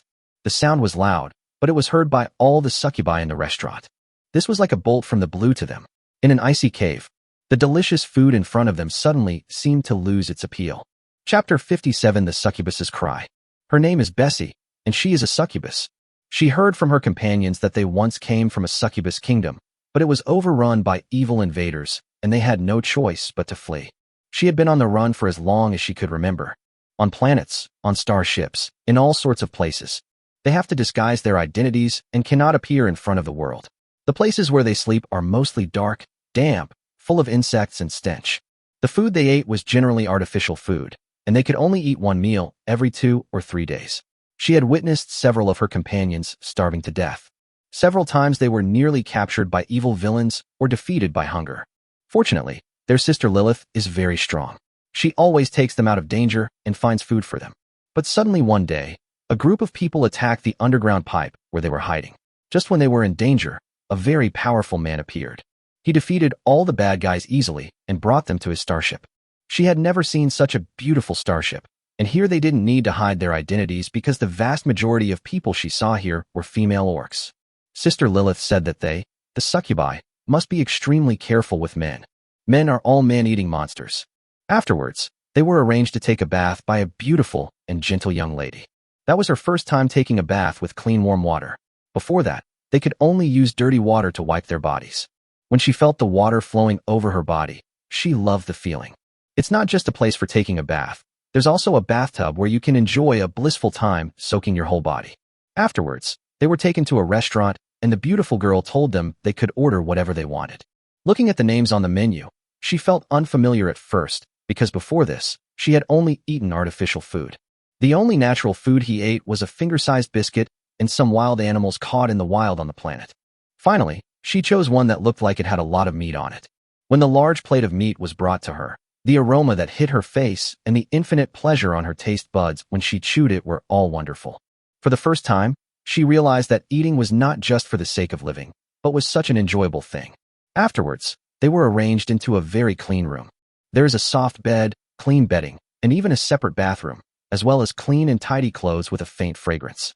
Everyone can have an independent space without having to squeeze into a cramped space. Everything seemed so beautiful. It was like a dream. If this was really a dream, Bessie really hoped that she would never wake up from it. After that, they lived on the starship for a whole week, staying in clean rooms and eating delicious food.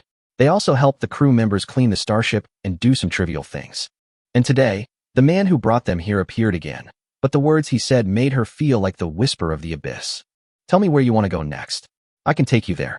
Bessie's eyes were dull for a moment, and the meat in front of her, which she used to like very much, lost its appeal in an instant. There was only one thought in her mind. They wanted to leave here. They wanted to return to their old life again. No, she doesn't want it. What do you mean? Lilith stared at the man in front of her in a daze. Zhao Chen said, I've already contacted someone who can book you tickets for an interstellar cruise and take you to any planet or starport you want to go to. Lilith's expression was dull, and she didn't know what to say for a moment, because what this man said was completely unexpected to her. Suddenly, a succubus jumped up, grabbed a fork from the plate, and put it against her throat. I'm not going anywhere. I'm not going anywhere. The succubus Bessie's face was full of tears, and she looked at Zhao Chun with a trembling voice. Bessie, what are you doing? Put down your fork. Lilith looked at Bessie, the youngest of her companions. According to the age of the succubus clan, she was still a minor. The little succubus Bessie ignored Lilith and looked at Zhao Chun. Why? Zhao Chun looked at the little succubus, who was only about 1.4 meters tall. However, due to the succubus's innate developmental advantages, she had a very attractive figure. If some Lolita Control people see this, they will definitely kneel down and lick your ass. Sister Lilith, I don't want to. I don't want to go back to the life I had before. I don't want to drink that black water anymore. I don't want to hide in a dark place anymore. And I don't want to live in fear every day anymore.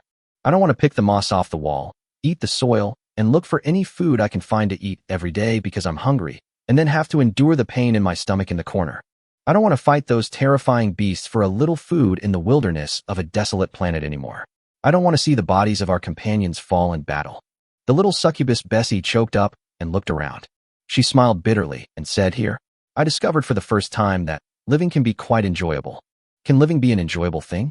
This statement is ironic, but for the succubi living in darkness, simply staying alive is a very difficult thing, let alone enjoying life. Many of the succubi present were sobbing and crying, their eyes red and swollen. Some older succubi continued to eat the food in their bowls, chewing every grain of rice carefully, because this might be the last time in their lives to enjoy such delicious food. They will return to darkness. The little succubus Bessie stared at Zhao Chun with bloodshot eyes. She cried hysterically, Since you want to send us away, why are you still so nice to us? Why do we have to experience this kind of life? Give us clean clothes, warm water, these foods, and soft and warm beds. Why do we have to know that we can also live so happily? You showed us the light, and now you're pushing us back into darkness. As she was speaking, the knife and fork in the hands of the little succubus Bessie fell to the ground. She fell to the ground, covering her face and crying. Lilith walked forward with mixed feelings and hugged the little succubus Bessie. She felt guilty, but she was also helpless. Chapter 58. They could have endured the darkness, as long as they never saw the light. Zhao Chun looked at the succubi in front of him who were somewhat emotionally broken. He knew that his goal had been achieved. In fact, they could have endured the darkness as long as they never saw the light. But Zhao Chun brought them on board the starship and gave them a happy life that was completely unimaginable. That was the ray of light that Zhao Chun threw into their originally dark lives. But Zhao Chun's words now meant that this light was about to disappear. This is cruel to them. Actually, if you don't want to leave, you don't have to, Zhao Chun said lightly. At this moment, all 18 succubi present looked at Zhao Chun in unison, and even Lilith's eyes were filled with expectation. You can become my crew members, just like those orc crew members. Fight for me, Zhao Chun said. Lilith was stunned. She didn't expect this would be the choice. Fighting for a human race was something she had never thought of. Because in the eyes of humans, succubi have never been space warriors, but just props for venting. I'll give you some time to think about it, and you can finish your meal. If you choose freedom, leave from the back door of the restaurant, and someone will arrange for you to go to any planet or starport you want. If you want to stay here, go to the front door of the restaurant, where someone will register your information. From now on, you will be my crew members, Zhao Chun. After Zhao Chun finished speaking, he wiped his mouth, stood up, and left the restaurant. The choice he had given to these succubi. He actually already knew the answer. Not long after Zhao Chun left, the little succubus Bessie wiped away her tears and ran towards the front door without saying a word. She had to stay no matter what. If she couldn't stay here, she would rather die. The other succubi also walked towards the front door one after another. Sister Lilith, let's stay.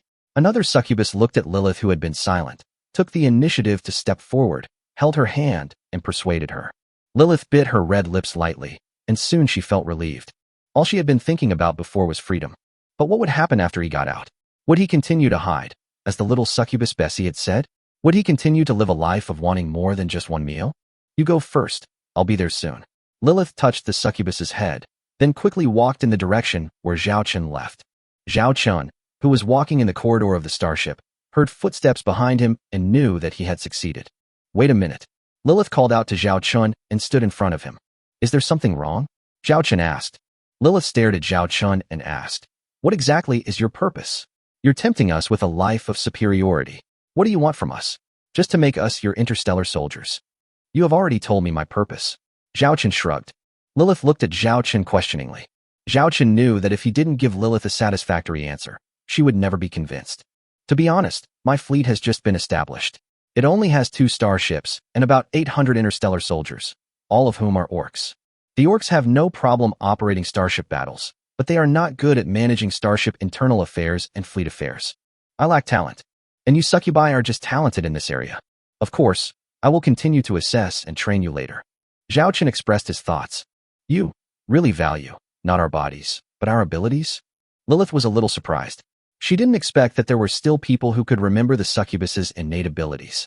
You are very beautiful and very tempting, but I will not force others to do things they don't like to do. Similarly, if you choose to leave, I will not stop you, Zhao Chen said with a smile. This is also his truth. Lilith bit her lip lightly and said, Then you know, if you recruit us, and word gets out that there are succubi serving on your starship, it will bring huge trouble to you and your fleet. Trouble? Zhao Chen smiled slightly, then said in a dignified manner, If anyone dares to cause trouble for my crew, I will become the biggest trouble in his life. Zhao Chen is good in every way except for one shortcoming. Protect your child. You really are a strange person, but you've convinced me. Lilith looked at Zhao Chen and said, I'm willing to work for you. Of course, I can't say I'm absolutely loyal to you yet. Zhao Chen smiled and said, I don't need your loyalty. I just need you to be willing to work here sincerely, for all of us, and for your own lives. In fact, Zhao Chen doesn't care about loyalty or not. He just wants to wait until they are really familiar with and get used to the life here. By then, loyalty and other things will no longer be important because they can no longer live without it. Zhao Chen gave them light, and he was their light. They will naturally follow the light. So what do we need to do next? Lilith quickly got into the role. Zhao Chen threw a handheld terminal to Lilith. There are some study materials in it. Take it and study with your people. I will assess you in a month. This assessment is related to the level of your future position in my fleet. To put it bluntly, it concerns your future living conditions here, whether you can eat meat every meal. Lilith took the handheld terminal and smiled. Based on your last explanation, I believe they will study the contents carefully. Study? What succubus is best at is learning. After temporarily dealing with the succubus issue, Zhao Chun returned to the construction workshop of the T2 Hammer class heavy interstellar industrial ship. The keel of the T2 Hammer has now been laid, but it will still take quite a while to see the entire ship completed.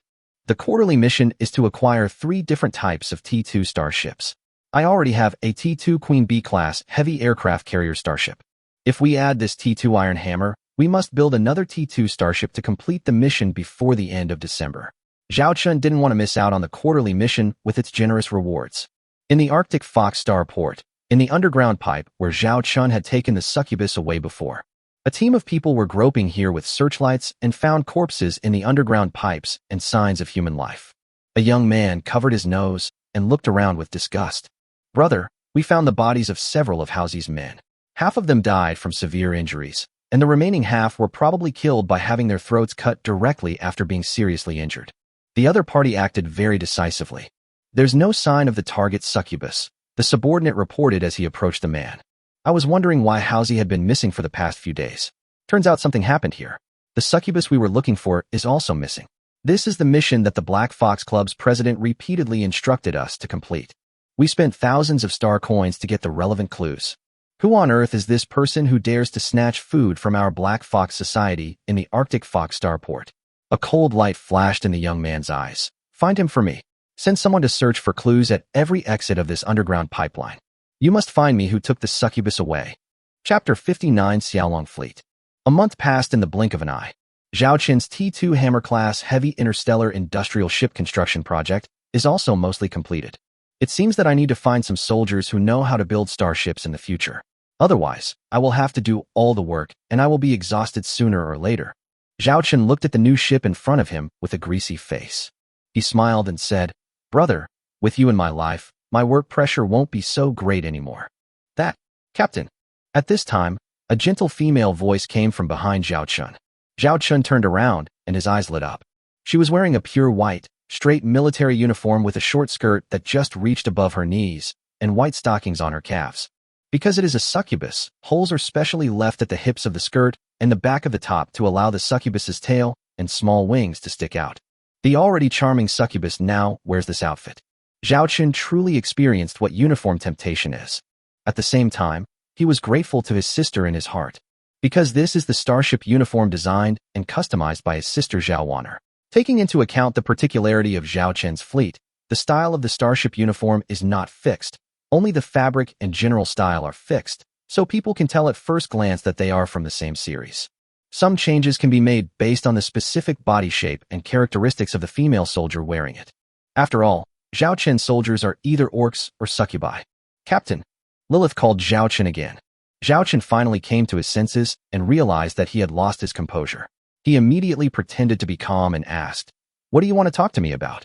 "We have already learned everything you asked us to learn." "Excuse me, when does the assessment start?" Lilith asked. Zhao Chen then remembered what he had instructed a month ago. "Then let's do it today. You must gather all the succubi in the starship conference room." "Yes," Lilith responded. Just as Lilith left, Charlotte appeared. In fact, Charlotte arrived here as early as the first week of October in Blizzard Zero. Lilith greeted Charlotte and left. The two had met several times during this period. Perhaps because of their similar destinies, they felt a sense of mutual understanding and soon became good friends. It can be seen that these succubi have already gotten used to the life here. Charlotte walked to Zhao Chen. The two of them were now as familiar with each other as old friends. "How about it? Are you satisfied with my arrangement?" Zhao Chen asked, looking up and down at Charlotte's standard military uniform. Because Charlotte is the deputy captain, her outfit is slightly different in details, but generally speaking, it is also a white top, white skirt, and white stockings. But when worn by Lilith, it has a sense of temptation, and when worn by Charlotte, it looks like a heroic female general. They are two completely different visual impacts. There are rumors that succubi have strong learning abilities and good management skills. But you also know that everyone is staring at their bodies, and almost no one has ever put it into practice. I guess only you will recruit the succubus as your interstellar female soldiers. If people outside knew about this, they would definitely say you're wasting it. Charlotte teased. Zhao Chen smiled and said, "Let them play their role in the right positions. That's the real value for money." Charlotte looked at the T2 Hammer-class heavy interstellar industrial ship that Zhao Chen was building and asked, "Is your interstellar industrial ship almost finished?" "It will be completed in a month at most. During this period, you should pay attention to purchasing a group of orc soldiers with the technology to manufacture and repair starships. The requirements are the same as before. They must be female." Zhao Chen said, "I discovered that you really have some special fetish. It's strange to say, but the hundreds of women on our starship aren't all stunningly beautiful, but they're pretty good looking. And don't you humans really like half-orc women? Why do you call us beast-eared girls?" Charlotte looked him up and down suspiciously. Zhao Chen said seriously, "Please, we've known each other for 3 or 4 months. Don't you know what kind of person I am?" Charlotte suddenly came forward and whispered in Zhao Chen's ear, "Captain, are you having any health problems?" Zhao Chen paused, then immediately snapped, "What do you mean by not in good health? I'm telling you, if you're brave enough, come to my room tonight, and I'll show you what an electric King Kong is." Charlotte was not angry about Zhao Chen's dirty talk. After all, she was a captain before and had a group of grown-up orcs under her command. She had heard all kinds of dirty talk, but she was not mentally prepared to seduce Zhao Chen. "Let's get down to business. You built this interstellar industrial ship. Does this mean you want to continue building many starships in the future?" Charlotte changed the subject. Zhao Chen nodded. "My current goal is to build an interstellar fleet first. There are a few problems to be solved. We have 2 starships now, and we will have 3 in the future. By then, our name will have to be decided. Should we call it the JF-17 fleet directly according to the name of your territory, or should we give it another name? Besides, our fleet emblem hasn't been decided yet," Charlotte said. After hearing what Charlotte said, Zhao Chen thought about it and realized that it was indeed the case. Now that we have the fleet uniforms, we need to gather some other things. The name of the fleet is the Xiaolong fleet, and the fleet emblem will be the Xiaolong emblem used by my great-grandfather's generation in the Zhao family. As he spoke, Zhao Chen found a dragon emblem from the handheld terminal. Xiaolong fleet, Xiaolong emblem. Then we will call ourselves the Xiaolong fleet from now on. Charlotte memorized the Xiaolong emblem and planned to arrange for someone to paint the emblem on the hull after returning. Charlotte continued, "There is another problem, although we only have 2 starships now. But I think you should still consider the arrangement of the fleet flagship. The fleet flagship means the chief starship in a fleet and the most important existence. The flagship is not decided for the time being. After all, we don't have many starships now," Zhao Chen said. In fact, he already had an idea about the arrangement of the flagship. It was the T3 Blizzard-class light interstellar battlecruiser lying in his system warehouse. It's a pity that it has not been released to the public yet. But Zhao Chen has decided that the first flagship of the Xiaolong fleet must be a T3 starship. To be honest, in the JF-17 galaxy, the term JF-17 fleet is already a relatively rare term. Since the decline of the Zhao family, the family starships in the territory have never called themselves the Xiaolong fleet again, which has also caused this emblem to fall into silence. Zhao Chen stared at the emblem and couldn't help but think of the Zhao family's grandfather, who had gone through untold hardships and made great achievements to establish the current Zhao family. He wanted to make the Owl Dragon emblem shine again in the Star Empire. Let the name of the JF-17 fleet spread throughout the universe. Chapter 60, T2 Hammer-class Heavy Interstellar Industrial Ship. In the conference room of the T2 Queen Bee-class Heavy Aircraft Carrier Starship, 18 succubi are now on full alert. The exam begins. You need to complete the questions in front of you within 3 hours. Zhao Chun said to the 18 succubi.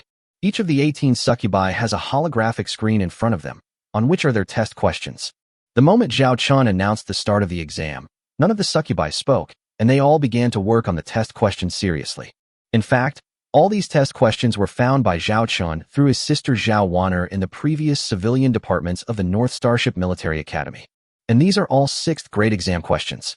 The information Zhao Chun had given Lilith and the others before was the theoretical information that the Starship Civilian Department of the North Starship Military Academy needed to learn in 6 years. But Zhao Chun only gave them 1 month. During this month, these succubi studied every day, even when they were eating, sleeping, and bathing. And today is the time to verify their abilities. Time passes by little. Some succubi remained calm, some frowned in thought, and some were anxious and worried. The 3 hours passed quickly. Everyone stop all actions. I will receive your test questions and announce the results in a few hours. You must leave the meeting room immediately and move freely. Zhao Chun said seriously. Although the exam was over, every succubus did not dare to relax at all, and all stood on high alert outside the conference room. The little succubus Bessie took Lilith's hand and whispered, Sister Lilith, if we don't do well in this assessment, will the captain drive us away? Although Captain Zhao Chun had only said that the assessment was related to their future positions in the starship, he did not say whether they would be expelled if they did not perform well in the test. So they have been living in fear for the past month. It's okay, you all worked hard, and I believe there will be no problem with your assessment. Lilith comforted. An hour later, Zhao Chun pushed open the door and came out. The eyes of the 18 succubi were all on Zhao Chun, with tension, anxiety, and fear. I will announce the ranking of the assessment results. First place, Lilith. Everyone had expected Lilith's ranking, because Lilith's talent was the highest among all of them. Second place, Marcy. Third place. Sixth place, Bessie. After hearing her ranking, Bessie breathed a sigh of relief. At least she was 6th and not last. The succubi at the bottom of the group became nervous at this moment, looking at Lilith and the captain helplessly. Some of them even covered their faces and cried, regretting why they didn't work harder. After Zhao Chun finished reading the rankings, he looked around and said, Every one of you has passed. Passed. At this moment, the succubi at the bottom of the rankings also took a deep breath. One of the succubi asked cautiously, Then Captain, can we stay here too? Of course, Zhao Chun said with a smile. In fact, whether they perform well in the assessment and whether they can stay depends entirely on Zhao Chun's intentions. The assessment is just a formality, but I have to say, they did really well in the exam. In just 1 month, even the worst performing succubus had reached the level of a 4th-year student in the civilian department of the North Starship Military Academy. Among them, Lilith achieved the highest score, which was several points higher than the assessment score of the North Starship Military Academy. Let me announce your future job positions. Lilith will serve as my secretary, and Marcy will be on the bridge of Snowstorm Zero. Zhao Chen announced that everyone's position was a civilian position on the starship. Among them, Lilith has the highest position. The secretary can be said to be the second in command in a fleet, second only to the fleet commander. And on a starship, he is definitely one of the top 3 people in power, on par with the deputy captain. Me, secretary? Lilith was also shocked. Yes, this is what you deserve because of your ability. I hope you can work seriously in the future. If we encounter other succubi in the future, you can recruit them like Charlotte did, Zhao Chun said. Lilith looked at Zhao Chun with some surprise. She had never expected that Zhao Chun would value her so much. Captain, I will definitely work hard, Bessie said excitedly. Being able to stay here is the happiest thing for them. In this way, Lilith and other succubi officially joined the Xiaolong fleet. The last few days of November, Zhao Chen's T2 Hammer-class heavy interstellar industrial ship was officially completed. The Xiaolong emblem representing the Xiaolong fleet also appeared on its hull. With it, I can build more of our starships faster. Zhao Chen looked at the T2 hammer in front of him with joy. He looked at Charlotte next to him and asked, "How's the thing I asked you to do going?" "During this period, according to your request, I have gathered 200 Orc crew members who have engaged in starship manufacturing and maintenance," Charlotte reported. "Very good. Starting from tomorrow, let them go on board and start learning and master the T2 hammer as soon as possible," Zhao Chen said excitedly. At this time, Charlotte poured cold water on Zhao Chen. "Captain, although we now have a T2 hammer, but the funds in our fleet account may not be enough to build another starship. I had previously sold the wreckage of the Three Claws Snake Interstellar Pirate Fleet starships and obtained 400,000 star coins. Including our remaining funds, our account now has a total of 900,000 star coins. 900,000 star coins are indeed not enough to meet the raw material requirements for building a starship. Short of money again." Zhao Chen scratched his head. He didn't expect that after just a few months, he would be short of money again. He needs to find a way to make money. But there is only more than a month left before the deadline for the quarterly task. He doesn't have much time left. Triggering the system task, accept and complete the bounty task issued by the Arctic Fox Galaxy Lord. Please accept this task. Rejecting the task will cost 300 system points. At this time, a system task popped up, which seemed to be related to the Arctic Fox Galaxy. Originally, Zhao Chen didn't want to accept it, but after seeing the cost of 300 system points for rejecting the mission, he chose to accept it. Task content. Accept and complete the bounty mission issued by the Arctic Fox Galaxy Lord. Mission difficulty, sea level. Mission reward, 5 mission points and 1,000 points. Special reward. A random reward will be issued based on the completion of the task. Failure penalty. Deduct 1,000 system points. Zhao Chen glanced at the system tasks and immediately asked Charlotte to check whether the Arctic Fox Galaxy had issued any bounty tasks. "You know about this?" Charlotte looked at Zhao Chen in surprise. "What's the matter?" Zhao Chen looked at Charlotte. It seemed that Charlotte knew something. Charlotte said, "Just now, the entire Arctic Fox Starport broadcast a request for private fleets and adventurer fleets to accept bounty missions. The content is that a cosmic wormhole appeared in a remote asteroid base in the Arctic Fox Galaxy. A small group of Imperial Army fleets have gone there to provide support, but there are a large number of interstellar Zerg in the wormhole and the battle situation is not good. The Lord's fleet of the Arctic Fox Galaxy and other Imperial fleets will take a day to arrive, but it only takes 3 hours from here. The mission requirement is to cover the evacuation of the 5 million residents of that asteroid base." Zerg? Zhao Chen's eyelids twitched. Chapter 61 Interstellar Zerg. The Interstellar Zerg is a creature that seems to have appeared out of thin air.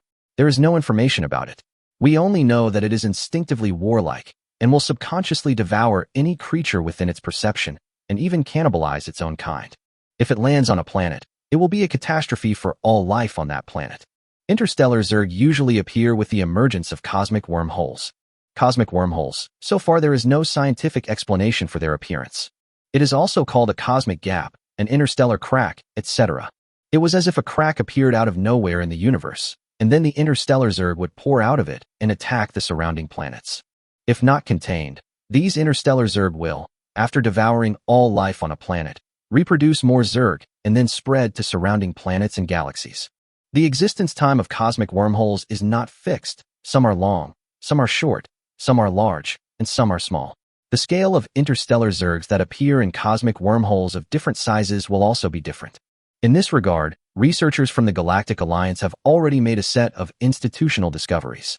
The universe wormholes are divided into the first, second, and third levels from low to high. The grading standards are the same as T1 technology and T2 technology. Because in the battle with the interstellar Zerg, everyone will find that some individually powerful interstellar Zerg have the same strength as interstellar battleships. And these interstellar Zerg are also called Hive Motherships. The Hive Mothership will carry a large number of interstellar Zerg to fight, conquering and slaughtering planets one by one.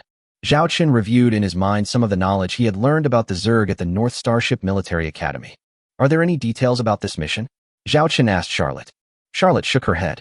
"I only heard the general news. I don't know the details yet." Zhao Chen thought for a moment, then said to Charlotte, "Go and prepare immediately. Arrange for the Blizzard Zero and the T2 Queen B-class heavy aircraft carrier to carry a full load of military supplies and prepare to leave the port as quickly as possible." "Leaving the port? Where to?" Charlotte had just finished asking when she suddenly thought of something. She looked at Zhao Chen in surprise. "Captain, you wouldn't." "Do as I say." I'll find a way to get more information about this. After Zhao Chun gave his instructions, he immediately went to the bridge of the T2 Queen Bee. Charlotte went to Blizzard Zero to carry out the mission. During the time that Zhao Wanner was away, the two of them were responsible for the two starships respectively. After Zhao Chun arrived at the bridge, he immediately contacted someone. Hello, Mr. Zhao Chun. I am the person in charge of Starport No. CC-11. How can I help you? The female person in charge, who was meeting for the third time, smiled and looked at the man in front of her. Do you know about the cosmic wormhole? The female manager was stunned for a moment, then nodded. Are you talking about the cosmic wormhole incident that occurred around asteroid P331? If there weren't two cosmic wormholes in your galaxy, then this would be it, said Zhao Chen.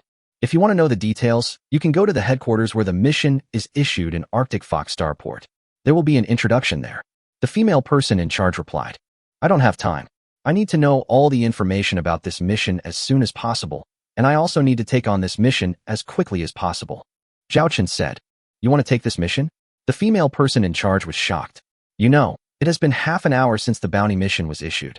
The chief manager of the starport personally questioned several commanders of private fleets and adventurer fleets stationed in the starport, but no one was willing to take this mission. Yes, Zhao Chen said. The female leader said, there's no problem accepting the mission, but according to the process, you need to register your fleet first, and Zhao Chen said, I want it as fast as possible. Get these things done within 10 minutes. 10 minutes. The female manager looked embarrassed. These procedures must be followed. On the other hand, it's also for the safety of your fleet. Beep beep. 1,000 star coins have been credited to your account. The female person in charge suddenly received a message about the arrival of the money. She glanced at it and exchanged a look with the holographic image of Zhao Chun. The two of them understood each other tacitly. Because of the special nature of this mission, you can use emergency channels.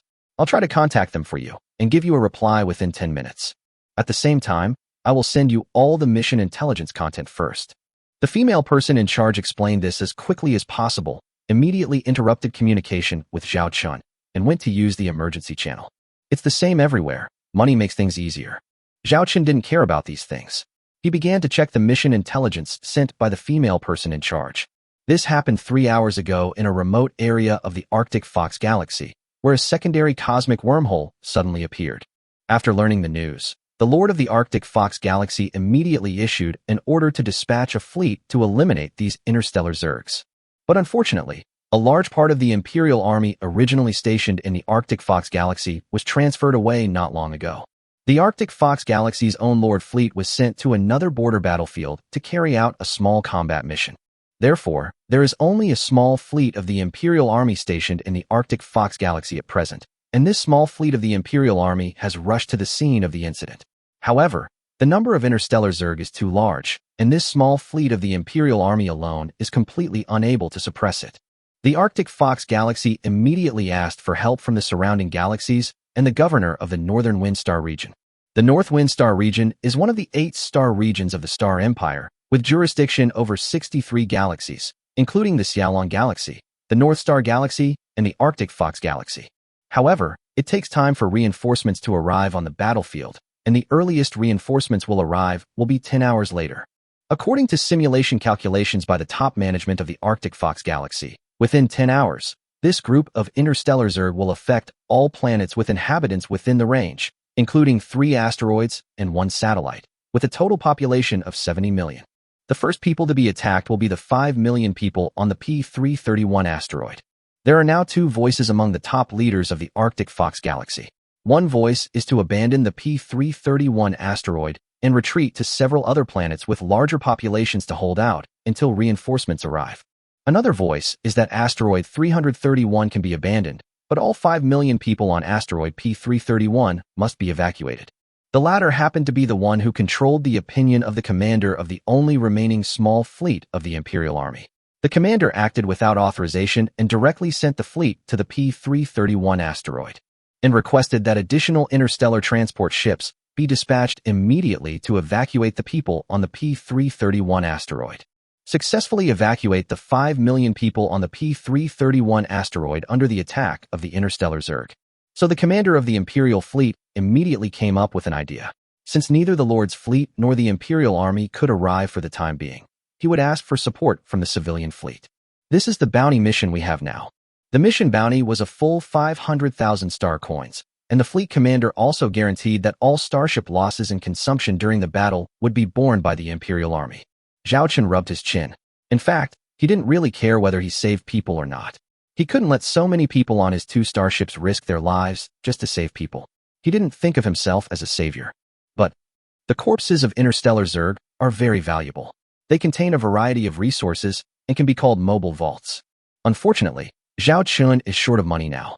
Plus the system's tasks. Chapter 62 Target. Arctic Fox Galaxy Edge, P331 Asteroid. Arctic Fox Starport Interstellar Mission Headquarters. Sir, it's useless for you to call us here. This is a second-level cosmic insect nest, with at least 3 T2 Hive motherships and more than 30 T1 Hive motherships. How could our fleet of adventurers hold them off for hours? Although the bounty is a full 500,000 star coins, you still have to be alive to spend it. Everyone knows that if you deal with bugs, the entire starship will be destroyed if you are not careful. They won't give you the chance to surrender and become a prisoner. It's just 5 million deaths. I think it would be more appropriate to retreat to the P300 asteroid. There are 20 million people there, and defending that position would only take 2 hours at most, and then the fastest batch of reinforcements would arrive. But on the P331 asteroid, we need to resist the interstellar Zerg attack for at least 3 hours to ensure the smooth evacuation of those 5 million people. The risk is too great. In a room, the chief executive of Arctic Fox Starport was looking at the 3 commanders of the largest private fleets in the starport with a worried look on his face. All 3 refused to accept the task for various reasons. In my personal capacity, I will add another 100,000 star coins. Would you like to consider it again? This mission doesn't require you to fight the bugs to the death. Just delay it for 3 hours. Maybe 2 hours will be enough. The general manager of the Arctic Fox Starport persuaded. Forget about 600,000 star coins. Anyone who wants to do the job of 1 million star coins can do it. I won't do it anyway. It's strange to say. Was the fleet commander who took the fleet without authorization to safely evacuate 5 million people on the P331 asteroid crazy? You guys are such idiots. Why don't you just ask the Lord of the Arctic Fox Galaxy to issue an order and have him withdraw the fleet? One of them said with a pout. The general manager of Arctic Fox Starport sighed deeply, feeling very upset. The lord above him certainly wanted to withdraw the Imperial Army fleet. Although the Imperial Army was not under his direct leadership, generally speaking, the lord of a territory still had some authority. What's more, the lord of the Arctic Fox Galaxy is an earl, and the Arctic Fox Galaxy is also one of the most prosperous galaxies in the North Wind Star region, so its status is naturally extraordinary. But the commander of the Imperial fleet happened to have an even more unusual identity. The lord of the Arctic Fox Galaxy said that he would not feel sorry even if the 5 million people, totaling 70 million, were wiped out, including those on the subsequent planets. But if anything happens to that commander, he will be in big trouble. At this moment, a message popped up on the handheld terminal of the general manager of Arctic Fox Starport. When he saw the content, he was overjoyed. Connected immediately. Hey, you said there's a fleet willing to accept this bounty mission? The 3 people present heard the excited words of the chief executive of Arctic Fox Starport, and they looked at each other in surprise. None of the 3 of them dared to take on this task. Who on earth would dare to take it? Incomplete procedures? That's okay, it's okay. At this critical moment, we need to keep everything simple. It would be best if they could depart immediately, said the Arctic Fox Starport's general manager. He suddenly thought of something and asked, who is the other party? How many starships do they have? Black Dragon Fleet? Currently, there are only 2 starships in our starport. The chief manager of Arctic Fox Starport was dumbfounded. Black Dragon Fleet? The 3 people next to him were muttering about this name. They had never heard of such a person in the entire North Wind Star region. And just 2 starships? Although it is possible that most of the enemy's starships are not docked at the starport. But does anyone really dare to do this task? Forget it, no matter what fleet it is. Tell them to set off immediately. If they successfully complete this mission, Arctic Fox Starport will give them another 100,000. No, 200,000 star coins as a reward, said the general manager of Arctic Fox Starport. Communication ended. The head of Arctic Fox Starport looked at the 3 people present and asked again, would you 3 really like to reconsider this? This bounty mission has no limit on the number of people who can take it. If you all go together, perhaps. Forget it. Let's give such an easy-to-earn mission to this Black Dragon Fleet. One of them said in a sarcastic tone. I'd like to see if they can successfully evacuate those 5 million people.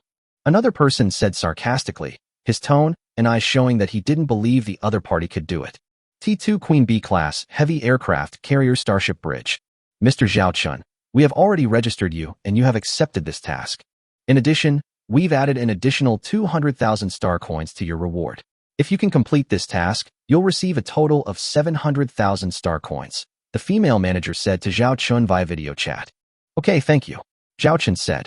I wish you a triumphant return, said the female person in charge. Communication ended. Zhao Chun looked at the video communication window on the other end. It was Charlotte. What's going on with this Black Dragon fleet? Charlotte asked curiously.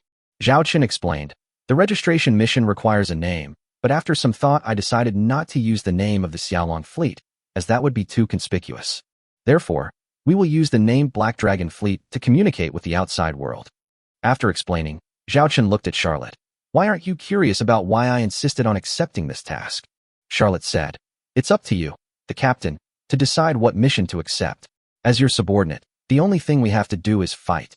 I have to say that Charlotte is really an excellent starship commander.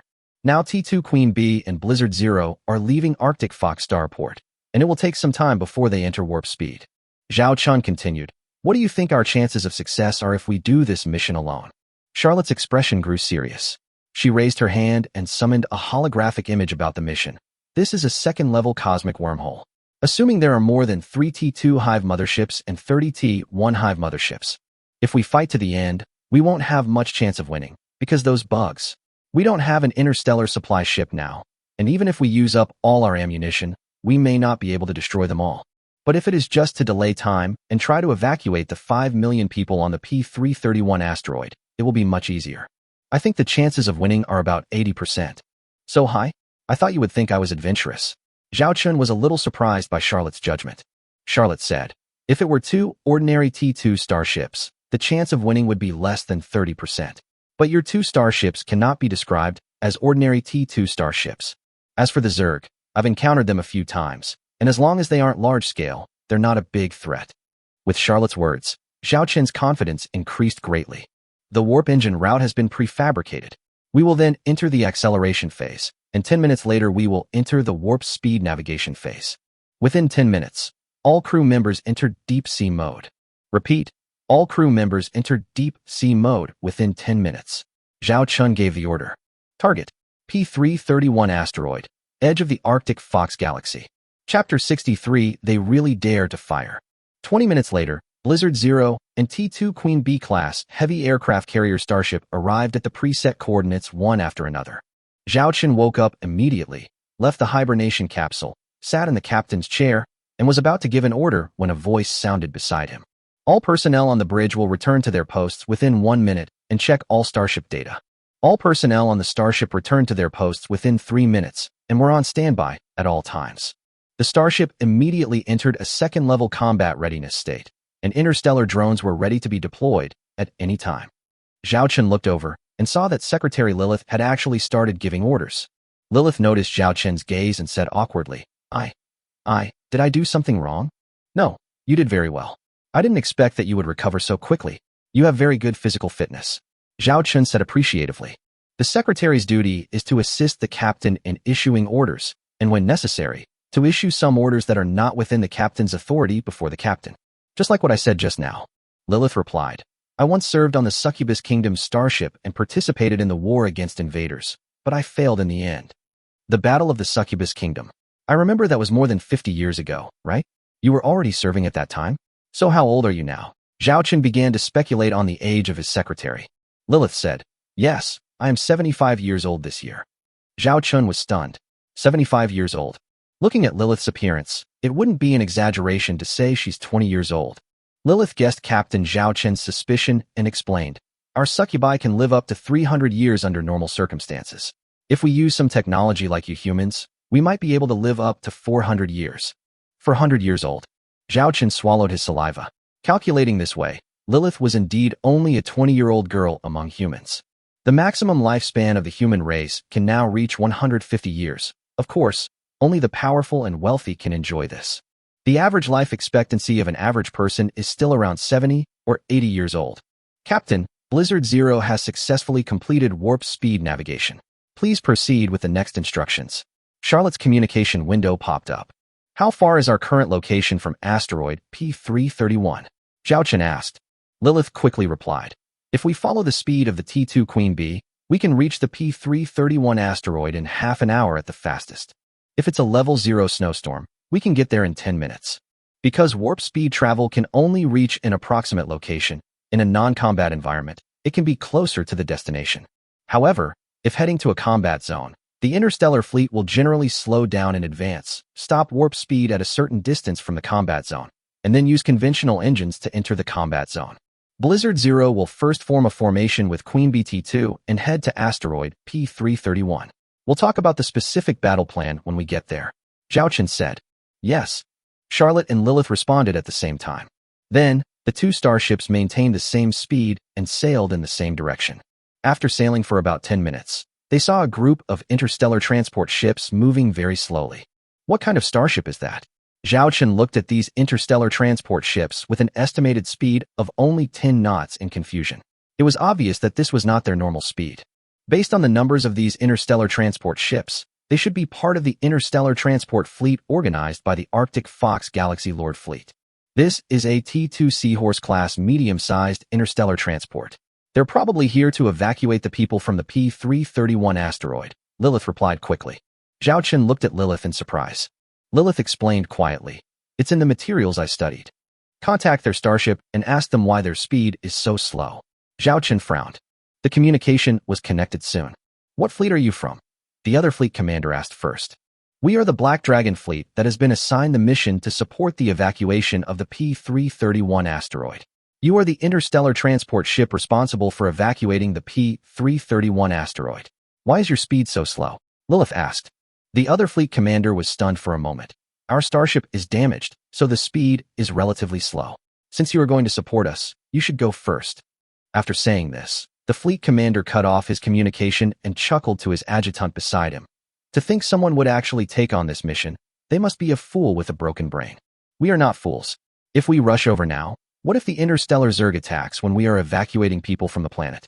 We will drive slowly, and when the Imperial Army can no longer hold the line and tells us we don't need to go any further, we will retreat. Our ship is warning your fleet. Please carry out your combat mission and sail at full speed to the P331 asteroid. Lilith's voice sounded. The fleet commander frowned. Where did this person come from? Why are you so nosy? Because communication was not enabled here, the T2 Queen Bee could not hear what he said. The adjutant, smoking a cigarette nearby, said calmly, Don't worry about them. Let's go our own way. They're not the Imperial Army. What can they do to us? Report, the secondary guns of that unidentified starship are all aimed at the starships of our fleet, the bridge crew suddenly reported. The fleet commander snorted coldly. Why? Do they still dare to fire at us? We are a subordinate fleet of the Arctic Fox Galaxy Lord Fleet. Suddenly, a series of meteors streaked across the floor-to-ceiling windows of the bridge in front of the commander, the closest of which was less than 100 meters away from his bridge. That starship actually dared to fire. This is our ship's final warning. If you continue to neglect your mission, you will bear the consequences. The female voice sounded again. The fleet commander swallowed hard and said, Madman, this guy must be crazy. He wants to die, and he has to drag us down with him. Then what should we do? They really dare to fire. We don't have a guard fleet, and with only the firepower of the interstellar transport ship, we have no room for counterattack. Ouch, my hand. The adjutant was also frightened at this moment.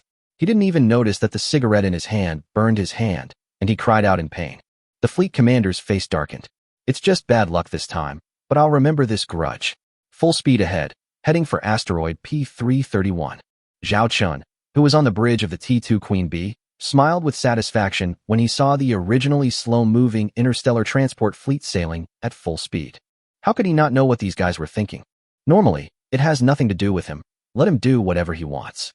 But unfortunately, this time it is Zhao Chen's system task, so don't try to delay it deliberately. Chapter 64, Hive Mothership. Asteroid P331, with a population of 5 million, is a small resource planet. Therefore, the Arctic Fox Galaxy built several bases here and arranged 5 million people to carry out resource mining operations on this small resource planet. Who would have thought that disaster would strike from the sky? A cosmic wormhole actually appeared. The first to be endangered is their asteroid P331. The person in charge of the asteroid is currently struggling to carry out the evacuation work, but there are too few interstellar transport ships here, and so far only less than 1/10 of the people have been evacuated. Their transport capacity alone is far from enough, but the interstellar transport fleet of the Arctic Fox Galaxy Lord Fleet, which should have arrived half an hour ago, has not arrived yet. How is your evacuation going? A video window appeared in front of the person in charge of the asteroid. Opposite her was a woman wearing the uniform of the Star Empire's Imperial Army. So far, we have only evacuated 500,000 people, and there are more than 4 million people waiting to be evacuated. The person in charge of the asteroid replied. Where is the interstellar transport fleet? The female officer frowned, obviously dissatisfied with the efficiency. Not yet, not yet. The person in charge of the asteroid said helplessly. Captain, a large number of bugs have appeared on the right wing of our fleet. There are too many of them. We must retreat on a large scale. Captain, the enemy's T-2 Hive mothership used plasma cannons to attack our ship, and the hull of a T-2 Hyena-class medium star destroyer was damaged. The noise from the female officer's side was very noisy, filled with various reports, and every piece of news made the person in charge of the asteroid more worried. Sir, how about you should retreat first? It's not worth sacrificing 30 Imperial Army starships for the millions of people here. The person in charge of the asteroid persuaded again. He has said this several times. If this lord had not led the Imperial Army fleet here, he might have already left on a starship. We still have time. We can't abandon any of the people of the Empire, the female officer said sternly. The person in charge of the asteroid smiled bitterly in his heart. Please be merciful and don't drag the top management of the asteroid into the trap. If you don't leave, these people can't leave either. We will continue to delay the Zerg's attack, and we expect to hold out for another 2 hours. You must find a way to evacuate the people as soon as possible, the female officer said firmly. Yes. The asteroid manager answered stiffly.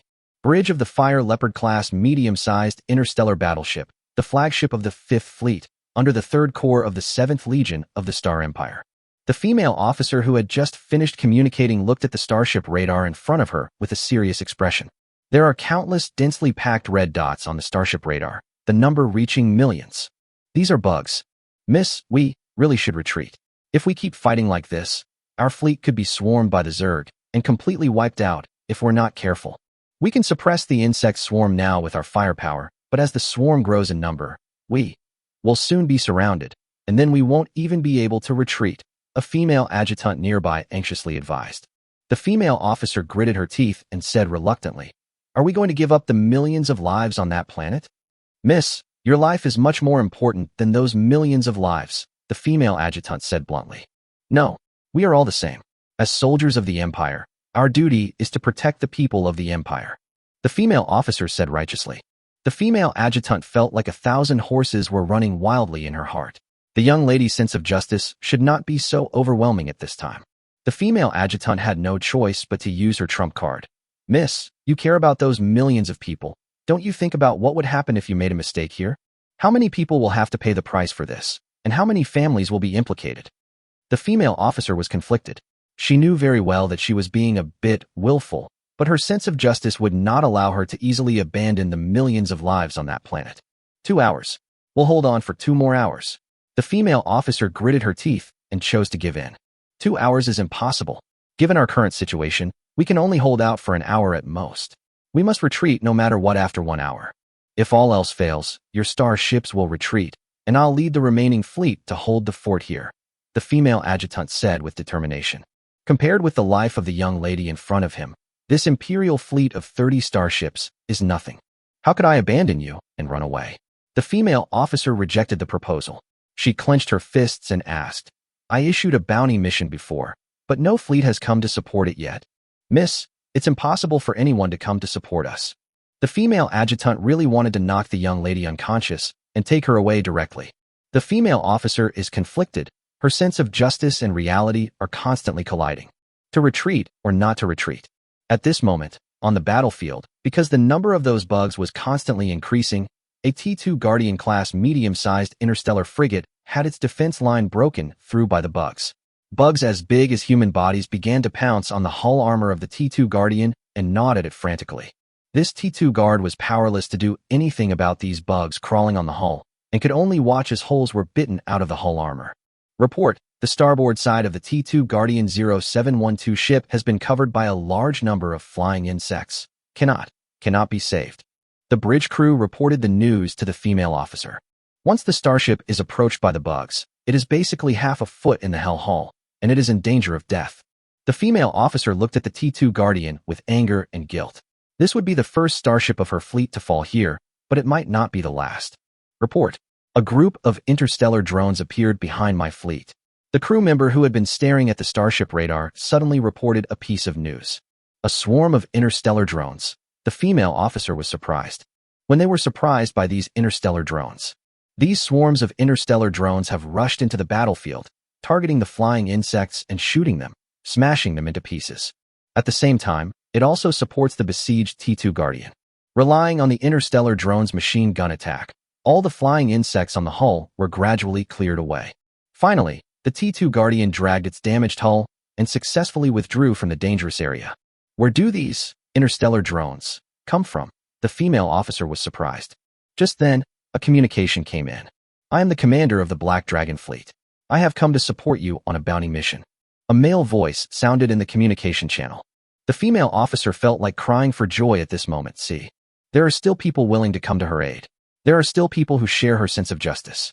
At this moment, in the distance of the battlefield, several huge insect-like creatures like interstellar battleships are gradually approaching the battlefield. Chapter 65, Just Two Starships? Hello, Commander of the Black Dragon Fleet. I am Chu Xian, Commander of the 5th Fleet under the 3rd Corps of the 7th Legion of the Star Empire Army. Your support is really timely. How many starships have you sent? Commander Chu Xian asked excitedly. The arrival of reinforcements means that the 5 million people on that planet can be evacuated safely. Our fleet has 2 starships. Zhao Chen said frankly. 2. Chu Xian immediately suspected that she had misheard. She looked at the female adjutant next to her and whispered, Did I hear 2 ships instead of 20? I seem to have heard 2 as well. The female adjutant nodded dully. Chu Xian hesitated for a moment, then confirmed again. You just said your fleet only has 2 starships? Yes.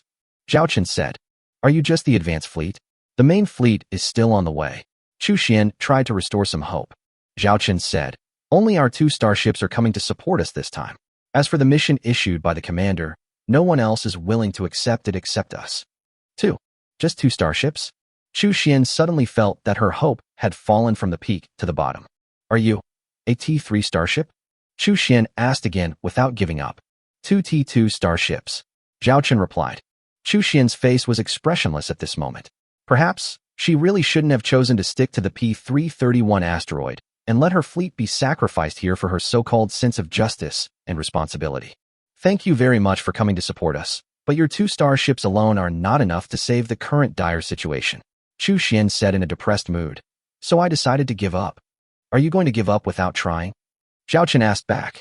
Chu Xian was stunned. You were able to disobey the Lord's orders and insisted on protecting the evacuation of the 5 million people on the P331 asteroid. Even though this put your fleet in danger and might even endanger the safety of tens of millions of people in the rear, you would lose more than you gain. You may not be a qualified commander, but you are a soldier worthy of admiration. I don't believe you'd be willing to give up the faith you hold so tightly unless you've completely lost hope. Zhao Chen stared directly at Chu Xian. Although separated by a virtual video communication window, Chu Xian felt as if she were being electrocuted. I got goosebumps all over my body.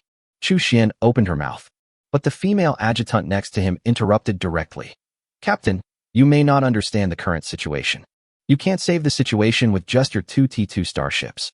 You know, here are 30 T2 starships of the Imperial Army. Just 2 starships.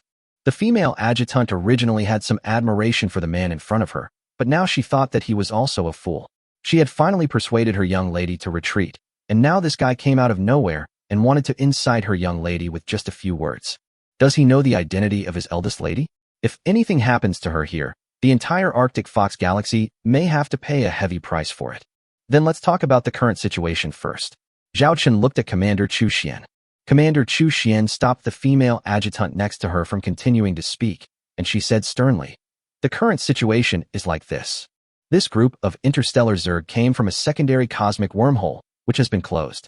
A total of 4 T2 hive mothers and 35 T1 hive mothers have appeared. So far we have destroyed 4 T1 hive mothers and severely damaged 1 T2 hive mother.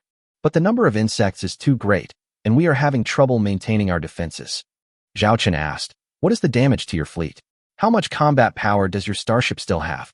Commander Chu Xian was stunned, but still replied, "All 30 starships in my fleet are still intact, 2 of which have been damaged to a certain extent, but it does not affect their combat effectiveness. There are still more than 50% of the weapons on the ship remaining. But we don't have enough firepower. The number of insects." "I understand. I think we still have hope of fighting." Zhao Chen interrupted Commander Chu Xian and said firmly. The female adjutant covered her face with her hands. Where on earth did this young man come from? How could he be as bad as her own young lady? Bah, what is the status of her young lady? How could this guy compare to her? Hey, do you understand what's going on? We can't just take 30 starships and risk our lives with your 2 starships just because of a word from you. The female adjutant even skipped addressing Zhao Chun and shouted directly. Zhao Chun ignored the female adjutant and just stared at Chu Xian. "What do you have in mind?" Chu Xian asked Zhao Chun. "There's no time to explain too much now. You just need to have your fleet do as I say. It's impossible to defeat the interstellar Zerg in front of us, but it's not a problem to buy another 2 hours or so for the P-331 asteroid behind us." Zhao Chun looked at the beautiful young commander in front of him and said, "You just need to tell me if you are willing to trust me and take another gamble for your inner beliefs." Chu Xian clenched her fists and bit her lips. It was obvious that she was very conflicted. "Are you done yet? No one will stop you if you want to die." The female adjutant could no longer bear it and pointed at Zhao Chun and yelled. Zhao Chun added, "If you still don't believe it, I can give you a guarantee. When you think this battle is truly hopeless, you can retreat at any time. Okay, I promise you, my fleet will now obey your command." Commander Chu Xian's eyes once again emitted a gem-like light at this moment. "Miss." The female adjutant stamped her feet anxiously. "Let me be willful one more time. If it really cannot be changed, we will still have time to retreat then." Commander Chu Xian whispered. The female adjutant was helpless. She knew that she could not change what the young lady had decided. Her eldest daughter has a strong sense of justice and a particularly stubborn temper. "My drone swarm will provide you with cover. Now your fleet should retreat at full speed. Form a one-way aircraft carrier battle formation at this location with my T-2 aircraft carrier starship as the core." Zhao Chun said seriously. "There are a lot of these bugs. Are you sure your swarm of interstellar drones can really stop them?" Commander Chu Xian asked worriedly. Zhao Chun said calmly, "Please believe me, Miss Commander Chu Xian." Commander Chu Xian looked at the man in front of her. For some reason, she felt as if there was light on the man. She began to issue orders to her fleet. All fleets withdraw from the battle and retreat at full speed towards coordinate. At the position, with the friendly aircraft carrier starship as the core, form a one-way aircraft carrier battle formation.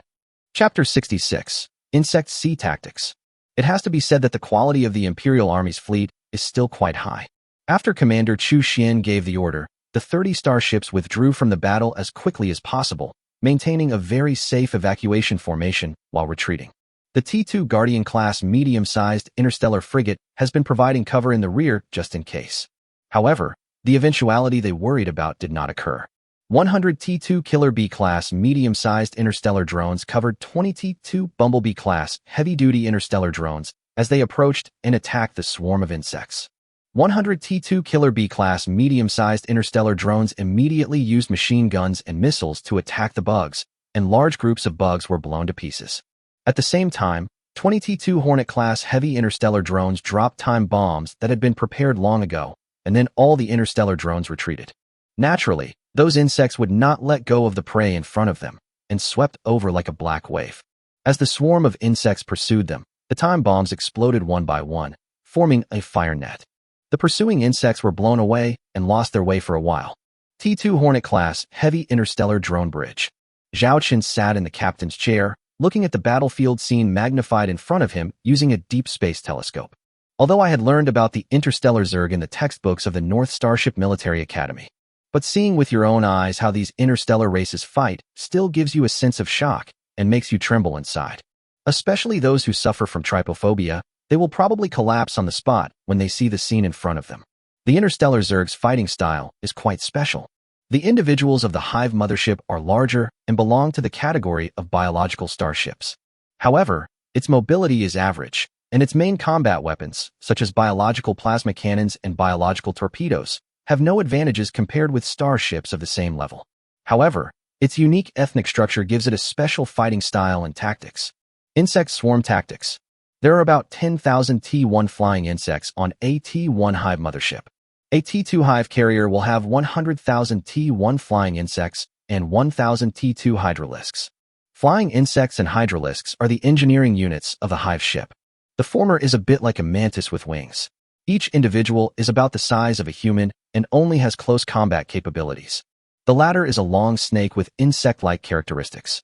It is only as tall as a person, but is nearly 10 meters long and can spray highly corrosive acid at close range. They can all leave the hive mothership to survive and fight in the space environment, and their movement speed is extremely fast. Except for the interstellar frigates, which can barely match this speed, the speed of other starships in the same class is not as fast as them. These units are commonly known as bugs. Although these Zerg engineers are divided into T1 and T2, but their actual combat effectiveness is actually far from this level. For example, a T2 Hydralisk is fighting against a T2 Hornet-class heavy interstellar drone. The T2 Bumblebee can easily crush it. But when these bugs attack you, it won't be just 1, 10, or 100, but thousands and thousands of them coming at you like a wave. Unless you can eliminate them all, as long as some of the bugs attack your hull and bite through it, basically all the space marines inside the starship will be in trouble. Moreover, these bugs have no fear. They only accept the drive of instinct and the orders of the hive mothership. Attack the target one after another. This type of combat is somewhat similar to that of an aircraft carrier or starship. Those bugs are the starfighters of the hive mothership. Report: the first batch of T2 Hornet-class heavy interstellar drones and T2 Killer Bee-class medium interstellar drones have all completed bombing and are preparing to return. Lilith said from the side. Have these Hornets and Killer Bees take off and land as quickly as possible to complete the resupply and prepare for the second wave of attacks. Simultaneously, deploy 300 T2 Hive-class light interstellar drones in 3 shifts. Zhao Chun gave the order. Yes. Lilith began to convey the captain's orders. The Imperial Army fleet, which had been worried about whether the interstellar drones could withstand the insects, was now surprised by the performance of these interstellar drones. The combat effectiveness of these interstellar drones is not even inferior to that of interstellar fighters of the same level. Commander Chu Xian said in admiration. The female adjutant also saw the aircraft carrier starship at this time. The hull was painted yellow and black, and its appearance looked like some kind of insect, similar to the interstellar Zerg on the opposite side. What kind of aircraft carrier starship is this? I have never seen it before. The female adjutant called up the starship database and put the image of the aircraft carrier starship in front of her into the scan, but there was no record. There is no record of this in our database. The female adjutant was surprised. Commander Chu Xian looked at the aircraft carrier starship and remembered what the man said. She whispered solemnly, I hope that captain can really turn the tide of the battle. The female adjutant thought to herself, how is it possible with just 2 starships? Unless it's 2 T3 starships, it's about the same. That's right, aren't there 2 starships? Why is there only 1 aircraft carrier starship and another starship here? The female adjutant suddenly said in surprise, while looking at the starship radar. There was no energy signal from a second starship. Where's that starship? P331 asteroid. Dozens of T2 Seahorse-class medium-sized interstellar transport ships were hovering above the asteroid, and airships were continuously evacuating people to the interstellar transport ships. Great. You are finally here. The person in charge of the asteroid looked at the commander of the transport fleet in front of him with tears in his eyes. We are also carrying out a mission. Please quickly arrange for the evacuation of personnel. We are in a hurry. Once the interstellar Zerg approach within the warning range, we must evacuate. The fleet commander forced a smile. Okay. We must hurry up and evacuate within 2 hours. No. Complete the evacuation mission within an hour and a half. The person in charge of the asteroid promised solemnly. In any case, the faster the better, said the transport fleet commander impatiently. It wasn't that he wanted to come, but a group of lunatics forced him to come with starship cannons. Now that he's here, he can only honestly carry out the task of evacuating the people. He just hoped that the hateful man could hold on a little longer so that they could evacuate safely and smoothly. But he had dark thoughts in his heart. And I hope that man and his damn starship can just feed the bugs on a distant battlefield. It's better to wait until we evacuate safely before feeding them to the bugs. Yes, that's it. He cursed in his heart. Chapter 67, White Tiger General Charlotte. Under the cover of the interstellar drone swarm of the T2 Queen Bee-class heavy aircraft carrier starship, Chu Xian's Imperial Army fleet successfully retreated to the vicinity of the T2 Queen Bee. And with T2 Queen Bee as the core, a one-way aircraft carrier battle formation is formed. The so-called one-way aircraft carrier battle formation is a battle formation that only needs to be constructed in one direction as the battle surface. The T2 Queen Bee is at the very back, with a T2 Grey Wolf-class light interstellar cruiser and a T2 Fire Leopard-class medium interstellar battleship in front. Further ahead are 8 T2 Hyena-class medium star destroyers and 20 T2 Guardian-class medium star frigates. These 31 starships are on high alert facing the impending Zerg swarm. Almost the moment the bugs entered the firing range, all the Imperial starships opened fire. With previous combat experience, these Imperial Army starships have become somewhat familiar with the rhythm of fighting with these interstellar Zerg. At the same time, the T2 Queen Bee is also continuously sending out swarms of interstellar drones. The 3rd batch, the 5th batch, the 7th batch, the 10th batch. Gradually, the number of interstellar drones returning each time began to decline. These disappeared interstellar drones were naturally torn into pieces by those insects. With the support of T2 Queen Bee, the combat effectiveness of the interstellar drone swarm is unexpected. But the size of the swarm was too huge, and the front line was gradually being pushed closer. From a distance, it looked like a black wave was about to engulf the 31 starships. If we continue like this, the outcome will be the same. Our firepower is totally insufficient to withstand the attack of these insect swarms. The female adjutant said anxiously beside Commander Chu Xian. Commander Chu Xian stared at the changes on the holographic interstellar sandbox with a serious expression. Judging from the current situation, within 20 minutes, these swarms of insects will approach the line of their starships and pose a direct threat to their starships. Contact the captain of the Black Dragon Fleet for me, Commander Chu Xian said in a deep voice. The female adjutant was contacted immediately. The video window expanded, and the man's face appeared in front of them again. Before Commander Chu Xian could speak, Zhao Chen spoke first. Wait a little longer. Commander Chu Xian and the female adjutant were stunned. What are you waiting for? Commander Chu Xian asked subconsciously. Time. Zhao Chen was not looking at Commander Chu Xian at this moment, but at the interstellar holographic sand table on his side, as if he was waiting for something to happen. Commander Chu Xian and the female adjutant both found it incredible. 10 minutes. Wait 10 more minutes at most. Zhao Chen said seriously. Commander Chu Xian, who originally wanted to speak, chose to hold back. She thought to herself, then wait another 10 minutes. If there is no change after 10 minutes, she will really lead her Imperial fleet to evacuate. Time passes by little. The Zerg wave is also gradually approaching the fleet line. The female adjutant was extremely anxious. Suddenly, the starship radar soldier who had been monitoring the battlefield suddenly exclaimed, "Report, a high-energy reaction has occurred at the rear of the Zerg swarm." At the same time, the life signal of a T2 Zerg hive mothership has disappeared. A fast-moving, unidentified energy signal suddenly appeared behind the swarm. Commander Chu Xian and the female adjutant looked at each other in surprise. Could this be what the man was waiting for? It started, Zhao Chen muttered, with a crazy look flashing in his eyes. Charlotte, start your show. At this moment, the Zerg wave that was originally attacking in a large scale actually slowed down a little, and part of the Zerg even retreated. Send out the unmanned reconnaissance aircraft to see what's going on. Commander Chu Xian hurriedly gave the order. One after another, unmanned reconnaissance aircraft were launched. Because the front battlefield was covered by the dark swarm of insects, the starship could not directly see what was happening behind the swarm. They can only rely on unmanned reconnaissance aircraft to move to a visible position and then transmit the visual images back. Soon, visual images were transmitted back one by one. Oh my God, that's a starship, the female adjutant exclaimed, covering her mouth. This starship is so fast. I estimate it's traveling at least 70 or 80 knots. No, it's 100 knots. Commander Chu Xian relied on his battlefield intuition to accurately state the speed of the starship. 100 knots. The female adjutant was stunned.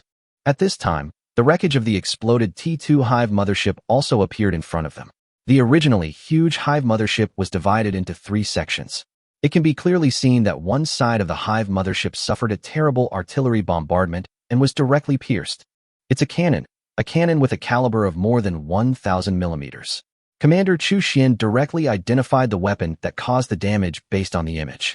Commander Chu Xian said urgently, "Zoom in on that starship."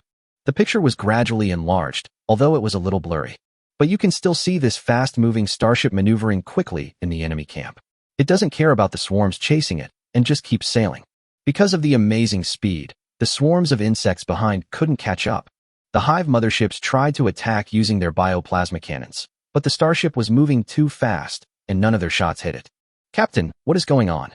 Commander Chu Xian couldn't help but asked Zhao Chen directly out of curiosity. Zhao Chen crossed his arms and explained calmly, "That's a starship from my fleet, the Blizzard Zero, a T-2 starship with a high speed and equipped with a 1,200mm caliber cannon." "A T-2 starship equipped with a 1,200mm caliber cannon," exclaimed the female adjutant. "This is the second starship in your fleet, right? You didn't actually think about defending against the Zerg's attack from the beginning. Instead, they use us to attract the swarm troops of the Hive motherships. A large number of swarm troops are used to attack us, so the defenses of those Hive motherships are naturally empty. At this time, your Blizzard Zero is approaching at breakneck speed, directly attacking those Hive motherships." Commander Chu Xian directly stated Zhao Chen's plan. Zhao Chen nodded. This commander of the Imperial fleet not only has a sense of justice and responsibility, but is also a talented soldier. "Madman, you are simply a madman. Have you ever thought that if there is any mistake, the starship will be devoured by the swarm of insects?" The female adjutant looked at Zhao Chen in surprise. Zhao Chen said firmly, "There won't be any accidents, because that starship is called Blizzard Zero." There was another sentence that Zhao Chen didn't say. The one commanding the battle on that starship was the legendary Orc General, White Tiger General Charlotte. Chapter 68, Speed Up and Hit Me. Snowstorm Zero, Bridge. Report, the Zerg swarms on the front battlefield have begun to retreat one after another, and are preparing to attack us. The bridge crew reported. "Don't worry, keep sailing at full speed. Charlotte is currently operating the starship herself. Every sailing angle and trajectory are controlled by her personally. This is usually the responsibility of a dedicated bridge helmsman.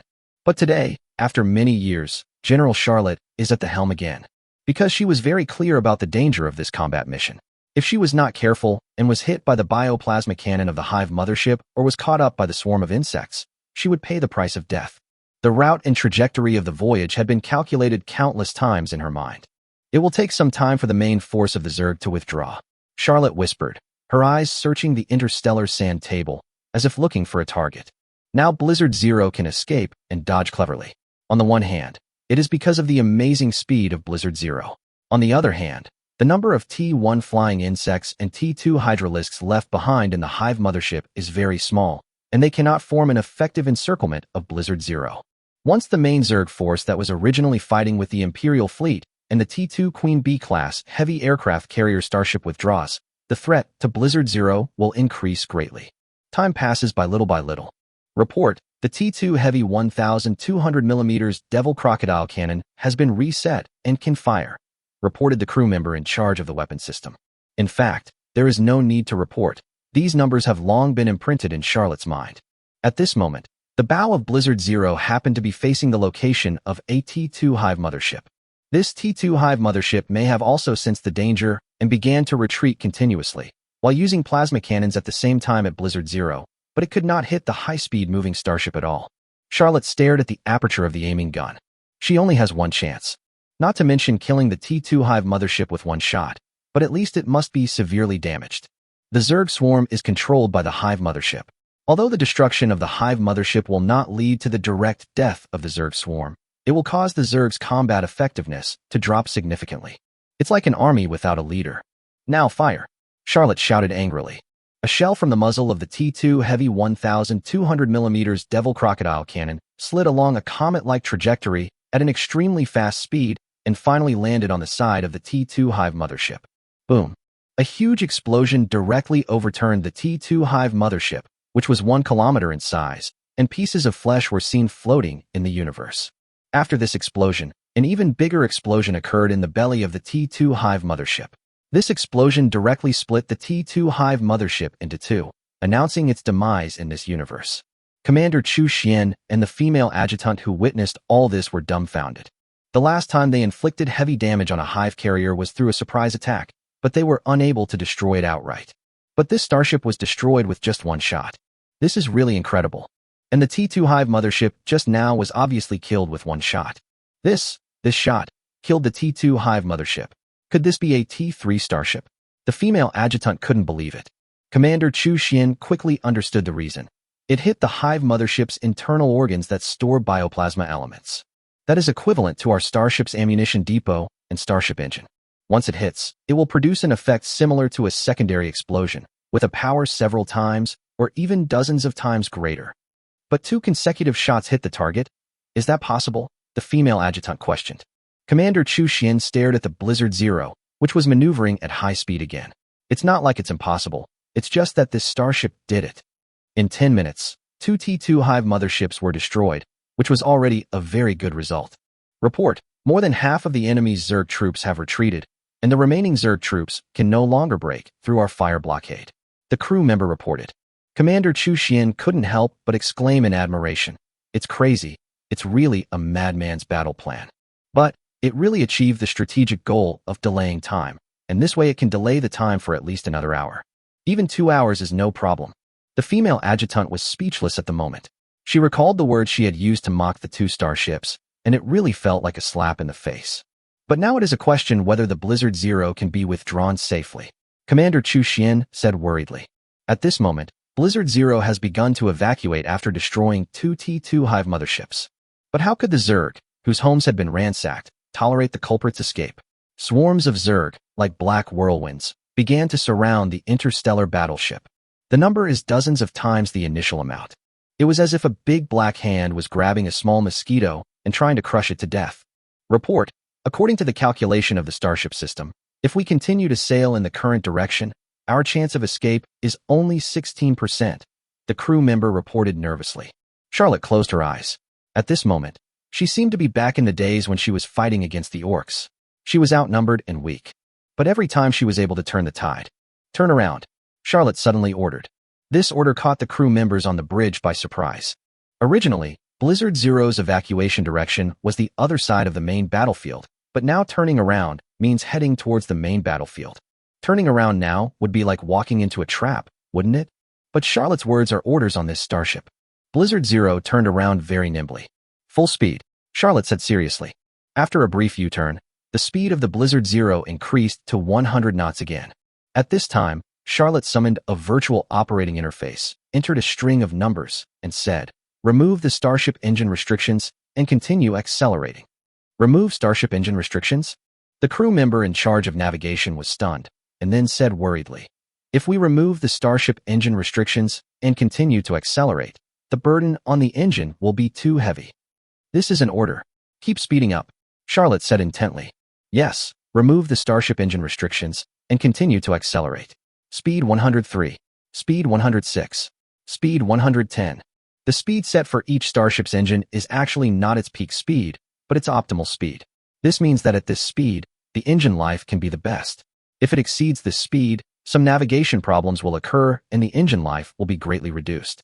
Therefore, starship engines generally have an engine restriction shackle, and only the captain or deputy captain has the password to remove this restriction. Report: the engine is starting to overload. Report: the power system is starting to overload. Report: the speed has now reached 120. All the crew members on the bridge were nervous. The sudden turn of Blizzard Zero, coupled with the sudden increase in speed, made it impossible for the swarm of insects that originally surrounded it to react in an instant, and they were thrown far away. As the saying goes, the most dangerous place is the safest place. The current battlefield is divided into 2 parts, one of which is the main battlefield of the Imperial fleet. Another place is where the Zerg troops that were withdrawn are besieging Blizzard Zero. Under normal circumstances, everyone would think that Blizzard Zero would flee in the opposite direction, so the swarm began to deploy an encirclement early. On the contrary, the number of swarms heading towards the main battlefield is the smallest. However, unfortunately, there is a T2 Hive mothership and a small group of Zerg here, right on the path that Blizzard Zero must pass. Report: the speed is too fast. We can't turn sharply now, the crew member reported nervously. Charlotte suddenly laughed. This was the first time she laughed so happily since she came to Zhaochun. "Then let's not go around. Speed up and crash into me." Chapter 69. Is this going to ram the ship? Imperial Fleet Flagship T2 Fire Panther Class Medium Star Battleship Bridge. What is that starship doing? Commander Chu Xian looked at the Blizzard Zero in surprise as it actually rushed straight towards a T2 Hive mothership. At the same time, there was a small group of Zergs in front of the T2 Hive mothership. It seems like it's going to hit. The female adjutant was dumbfounded. Commander Chu Xian said solemnly, "The main gun of this Blizzard Zero will take about 5 minutes to reset and reload. It's only been 3 minutes since the last shot, and the main gun is still unusable. It should have released the Starship engine restrictions now, and its speed is estimated to have exceeded 130 star speeds." After just a few minutes of watching the battle, Chu Xian had already figured out some combat information about the Blizzard Zero. And at this moment, they were all silent. His eyes were fixed on the ship in the video, which looked like an ancient knight ready to die, about to charge into the enemy group. The swarm of Zerg guarding the T2 Hive mothership also sensed the danger at this moment, and immediately turned into a black whirlwind and rushed over, trying to intercept the starship. At the same time, the abyssal mouth of the T2 Hive mothership slowly opened, aiming at the speeding starship. The biological plasma cannon began to accumulate energy in its abyssal maw, flashing blue light. At the same time, Blizzard Zero was already rushing towards the swarm of insects.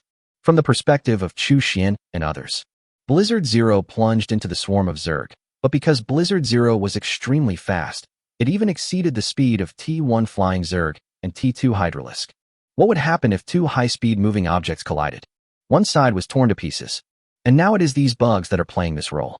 One by one, the T1 flying insects and T2 Hydralisks crashed into the hull of the Blizzard Zero. Before they could attack, they were turned into a pool of meat paste, and the green juice became the new paint of the Blizzard Zero. The crew members on the Blizzard Zero starship now experienced firsthand the feeling of being in the middle of a storm. From any location on the starship, you can hear continuous bang bang bang sounds, and the ground beneath your feet is shaking. Bridge. Report, the combined damage to the frontal armor has reached 10%, 12%, 14%. Report, the combined damage to the flank armor has reached 3%, 5%, 7%. The crew members were constantly reporting on various ship conditions. The continuous dong dong dong sound in their ears made many crew members on the bridge feel as if they were shrouded in a shadow. Charlotte, the temporary captain, now had a crazy look in her eyes, and her blood, which had been dormant for a long time, was burning. What is the current speed? Charlotte asked loudly. Speed is 135 knots. Although the speed has been affected a little due to the impact of the Zerg swarm, the speed of our starship is still gradually increasing. Should we continue to accelerate? The crew member in charge of speed control was already sweating profusely at this moment. Looking at the number that had turned red and was still beating, she felt that her heartbeat was several times faster than before. Keep speeding up, Charlotte said. Charlotte looked at the images coming back from outside the ship. To be honest, we can't see any images now. There is only pitch black, because the outside of the ship is full of swarms of insects. They are going against the flow in the swarm of insects. Because of their extremely fast speed, these bugs cannot cause any effective damage to the ship's armor. The only effective damage may be the collision that cost them their lives. Although it cannot be seen, it is on the starship radar. Blizzard Zero is getting closer and closer to the largest energy body. Finally, the scene before my eyes suddenly lit up, breaking through the darkness. Blizzard Zero rushed out from the Zerg swarm, and the T2 Zerg mothership on the opposite side was almost close at hand. The T2 Hive mothership opened its bloody mouth, and the biological plasma cannon that was ready was about to spray out. All secondary guns and close-in defense guns. Full fire, Charlotte roared. The secondary guns and close-in defense guns, which had been ready for a long time, fired at the same time. The biological plasma cannon also ejected out, and the two collided with each other, forming a gorgeous fireball visual effect and a large cloud of smoke and dust. The sweeping shock wave blew away the insects in groups of 3 or 2 around. A few seconds later, Blizzard Zero rushed out from the smoke and dust of the explosion. Crash forward. Keep firing the close-in weapon systems, Charlotte roared. The crew members nearby immediately used the ship's communication system and shouted, "Everyone prepare for impact." Repeat, everyone prepare for impact. All the crew members on the Blizzard Zero immediately prepared for the impact, grabbing anything they could around them to steady themselves.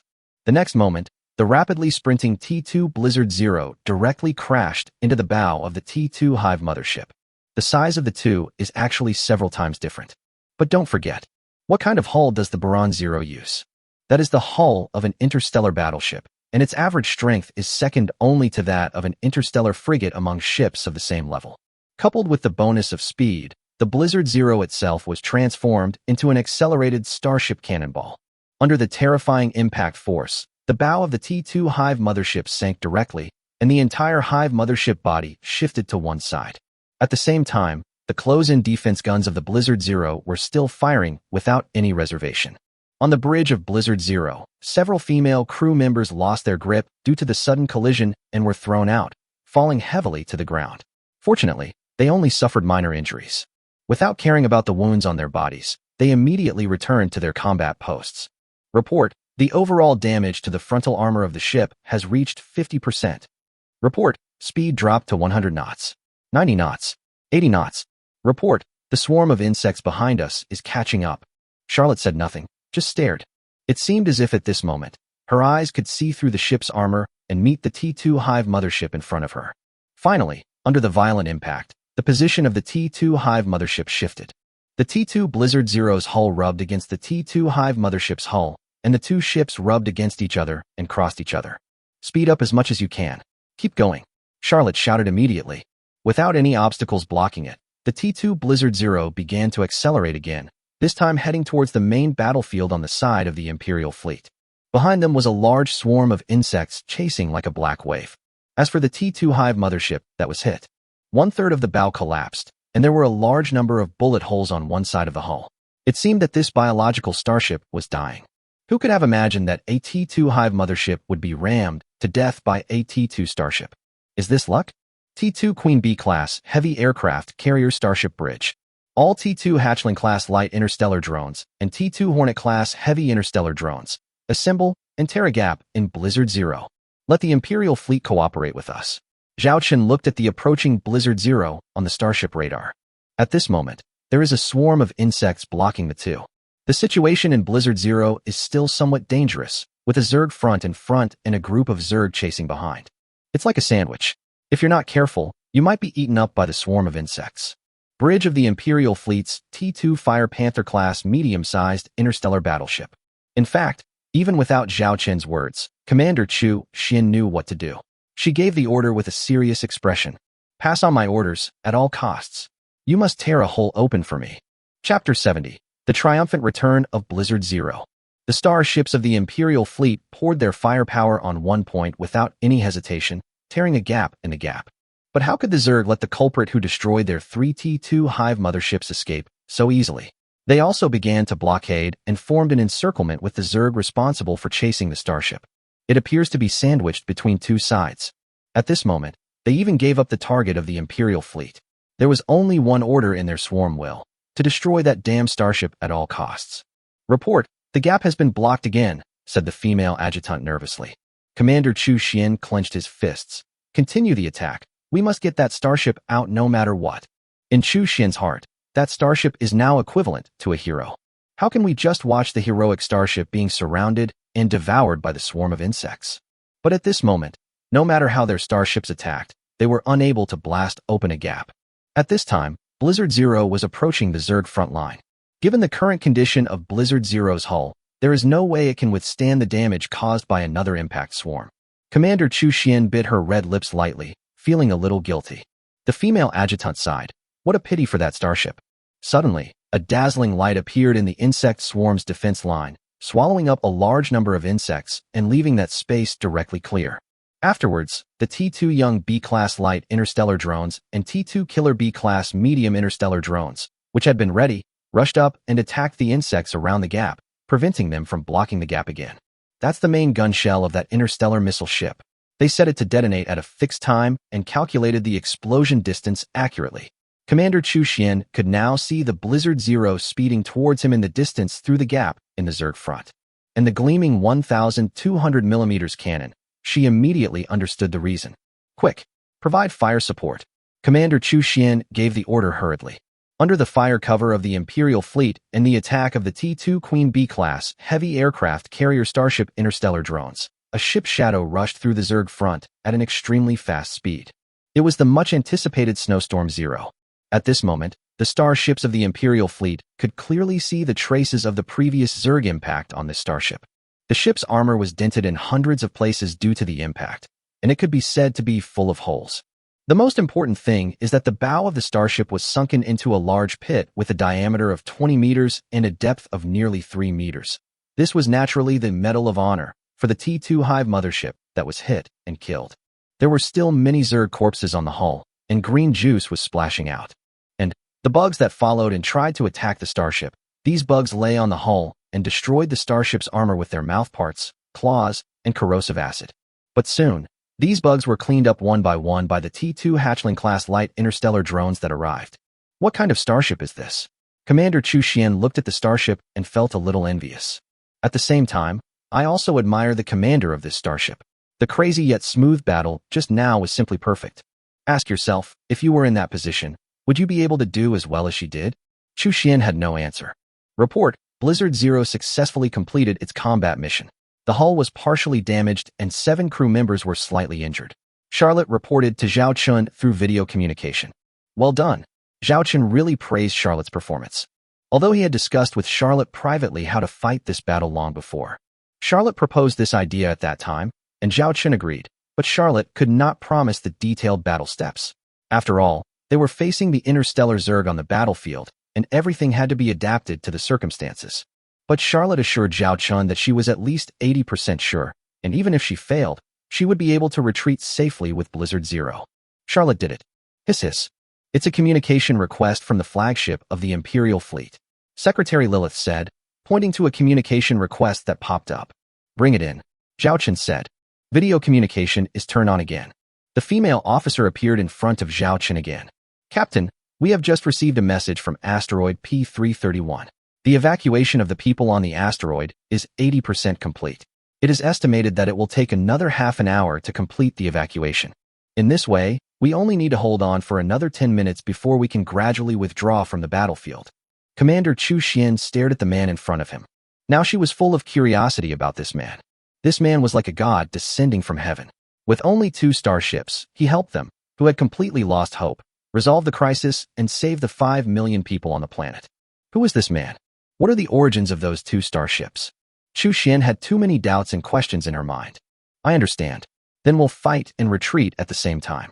The destruction of the Zerg's 3 T2 Hive motherships will disrupt the Zerg's command system for a short period of time, greatly affecting their combat efficiency. Basically, there won't be much of a threat, Zhao Chun said calmly. Then, Commander Chu Xian was just about to chat a few more words. Let's stop here for now. We can't let our guard down until the battle is over. After Zhao Chun finished speaking, he ended the communication. Commander Chu Xian was stunned, staring dumbfounded at the communication screen that had gone black. This was the first time a man had ended communication with her so quickly. After all, she was a delicate flower in the Imperial Fleet. Is this treatment due to the wrong way of opening it? Of course, Zhao Chun didn't know that he had caused this beautiful lady in the Imperial Fleet to have wild fantasies and feel a little resentful. Report on the current situation of the 2 starships. Zhao Chun sat in the captain's chair. Only at this moment did he truly relax. He pressed his temples and took a deep breath. Although I had Charlotte's promise before, it would be a lie to say I wasn't nervous. Lilith had already completed the statistics of the current data of the 2 starships and started to make a report. So far, the T2 Queen B-class heavy aircraft carrier starship has lost nearly 200 T2 Hatchling-class light interstellar drones, 60 T2 Killer B-class medium interstellar drones, and 7 T2 Hornet-class heavy interstellar drones. The loss of interstellar drones reached 70%, and the consumption of ammunition and supplies reached 50%, with no casualties. After talking about T2 Queen B, the next one is Blizzard Zero. The situation of Blizzard Zero is not optimistic. The frontal armor of the Blizzard Zero has sustained over 70% damage, and the remaining flank armor has sustained 30% damage. The 3 compartments at the bow have been crushed and deformed and are now sealed. The strength of the starship's main skeleton structure decreased by 5%, but it did not affect Blizzard Zero's continued combat and navigation. The engines that have been released from restrictions are currently under observation and are operating normally. They will need to return to port for in-depth inspection to determine if there are any hidden dangers. The power system, energy system, control system, etc. are all normal. Ammunition and supplies consumed 30%. Chapter 71. This person is probably obsessed with money. Lilith looked at Zhao Chun and said, the above battle information about Blizzard Zero was provided by Charlotte, and I retrieved the data of Blizzard Zero and compiled it. Zhao Chun was very satisfied. Lilith had now begun to become familiar with this position. It turned out that the Succubus clan had a very good learning ability. The next battle basically just needs to be carried out step by step. Let's wait for returning. No, Lilith. Remember to count that. Zhao Chun narrowed his eyes and said mysteriously. Lilith nodded heavily. We are still collecting statistics on that, and there will definitely not be any major data deviations. That's good. Zhao Chun smiled slightly. More than 10 minutes passed quickly. Just as Zhao Chun and Chu Xian had expected, without the command of the 3 T2 Hive motherships, The attack efficiency of a large number of Zerg swarms was greatly reduced, and the attack rhythm was far less fierce than at the beginning. Report: we have received news from asteroid P331 that more than 5 million people have been safely evacuated. The female adjutant excitedly reported to Chu Xian. Chu Xian breathed a sigh of relief. The crisis was finally resolved. They could finally retire with their mission accomplished. As for the huge number of hive motherships and swarms in front of them, they would leave it to the Imperial fleet and the Lord's fleet that would arrive to support them. Fortunately, what appeared this time was a second-level cosmic wormhole, which didn't exist for long. If it's a level 3 cosmic wormhole, then most of the Arctic Fox galaxy would be in trouble, Chu Xian said with a relaxed attitude. She once saw a record of a Zerg battle. A third-level cosmic wormhole appeared in a galaxy. In less than a week, the entire galaxy was completely occupied and became a hatchery for interstellar Zerg, thus cultivating dozens or even hundreds of times more Zerg fleets. Afterwards, it took the Imperial fleet 3 or 4 months to completely eliminate all of this interstellar Zerg. As for that galaxy, hundreds of years had passed, and it had become an abandoned galaxy with no one interested in it. Hurry up and contact the Black Dragon fleet and tell them that we can withdraw from the battle, Commander Chu Xian said excitedly, but she quickly stopped her adjutant. She wants to contact him personally. For some reason, she was full of curiosity about the Black Dragon fleet and that man. The communication request was sent, and the other party quickly agreed. Captain, we have just received news that more than 5 million people on the asteroid P331 have been safely evacuated, and we can withdraw from the battle, Commander Chu Xian said. Zhao Chen nodded, without any emotional fluctuations about the news, because the system had just reminded him that the system task had been successfully completed. Before he had time to check, Chu Xian sent a communication request. He communicated with Chu Xian first because there was something very, very important that he wanted to discuss with Commander Chu Xian. Captain, this time it's all thanks to your fleet. Commander Chu Xian was just about to chat with the captain and get to know him better. However, Zhao Chen interrupted her again without any hesitation. If it were someone else, Chu Xian would probably start to dislike the other person. Commander Chu Xian, I remember that according to a charter of the Galactic Alliance, anyone who participates in a crusade against the Zerg will own the Zerg they eliminate. Even if the bodies cannot be recovered at the moment, they can be recorded first. Right? Zhao Chen asked. Chu Xian nodded. That's right. Zhao Chen immediately raised his hand and holographically projected a table with a series of numbers clearly written on it. Kill 3 T2 hive ships. Kill more than 70,000 T1 flying insects. Kill over 400 T2 hydralisks. Because we are unable to clean up the battlefield right now, we can only wait for the Imperial fleet to eliminate these interstellar Zergs before we can recycle them. Even if we exclude the situation where some insects' bodies were eaten by their companions, at least half of the insect remains can be preserved. According to our calculations, the recycling price is approximately equivalent to about 500,000 to 600,000 star coins. Because I want to save trouble, I wonder if you're willing to accept these insect carcasses directly. Zhao Chen smiled and said, your starship participated in this battle throughout. The starship's combat recorder should be able to determine the accuracy of the number of enemies we killed. Is this what you want to tell me? Chu Xian was dumbfounded. Talking about money with me right after this is over? This made Chu Xian seem a little disillusioned with the originally majestic image of the man in front of her. Zhao Chen doesn't care whether his image is shattered or not. He wants money. He needs money to buy raw materials. He wants to build a starship. Captain, we can act as a third party to testify for you about everything you said. I can also use my authority to directly approve it. We will recycle those insect corpses on your behalf. Chu Xian forced a smile and enthusiastically helped the other party deal with these things. Zhao Chen then asked, when will this money arrive?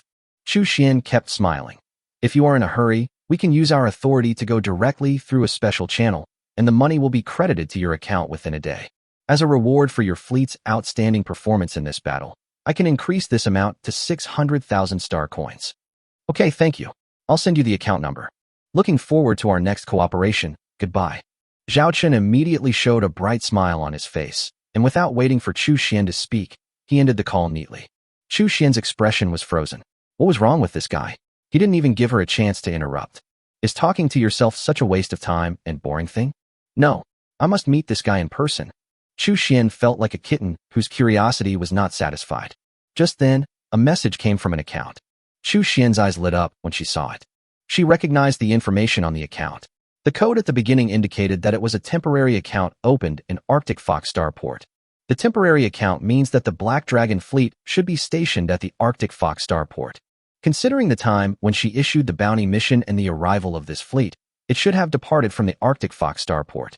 If that doesn't work, you can also confirm with the person in charge of the Arctic Fox starport who accepted the bounty mission. After the other Imperial fleets arrive to take over, we will go to the Arctic Fox starport. Chu Xian made a decision. She wanted to find this man.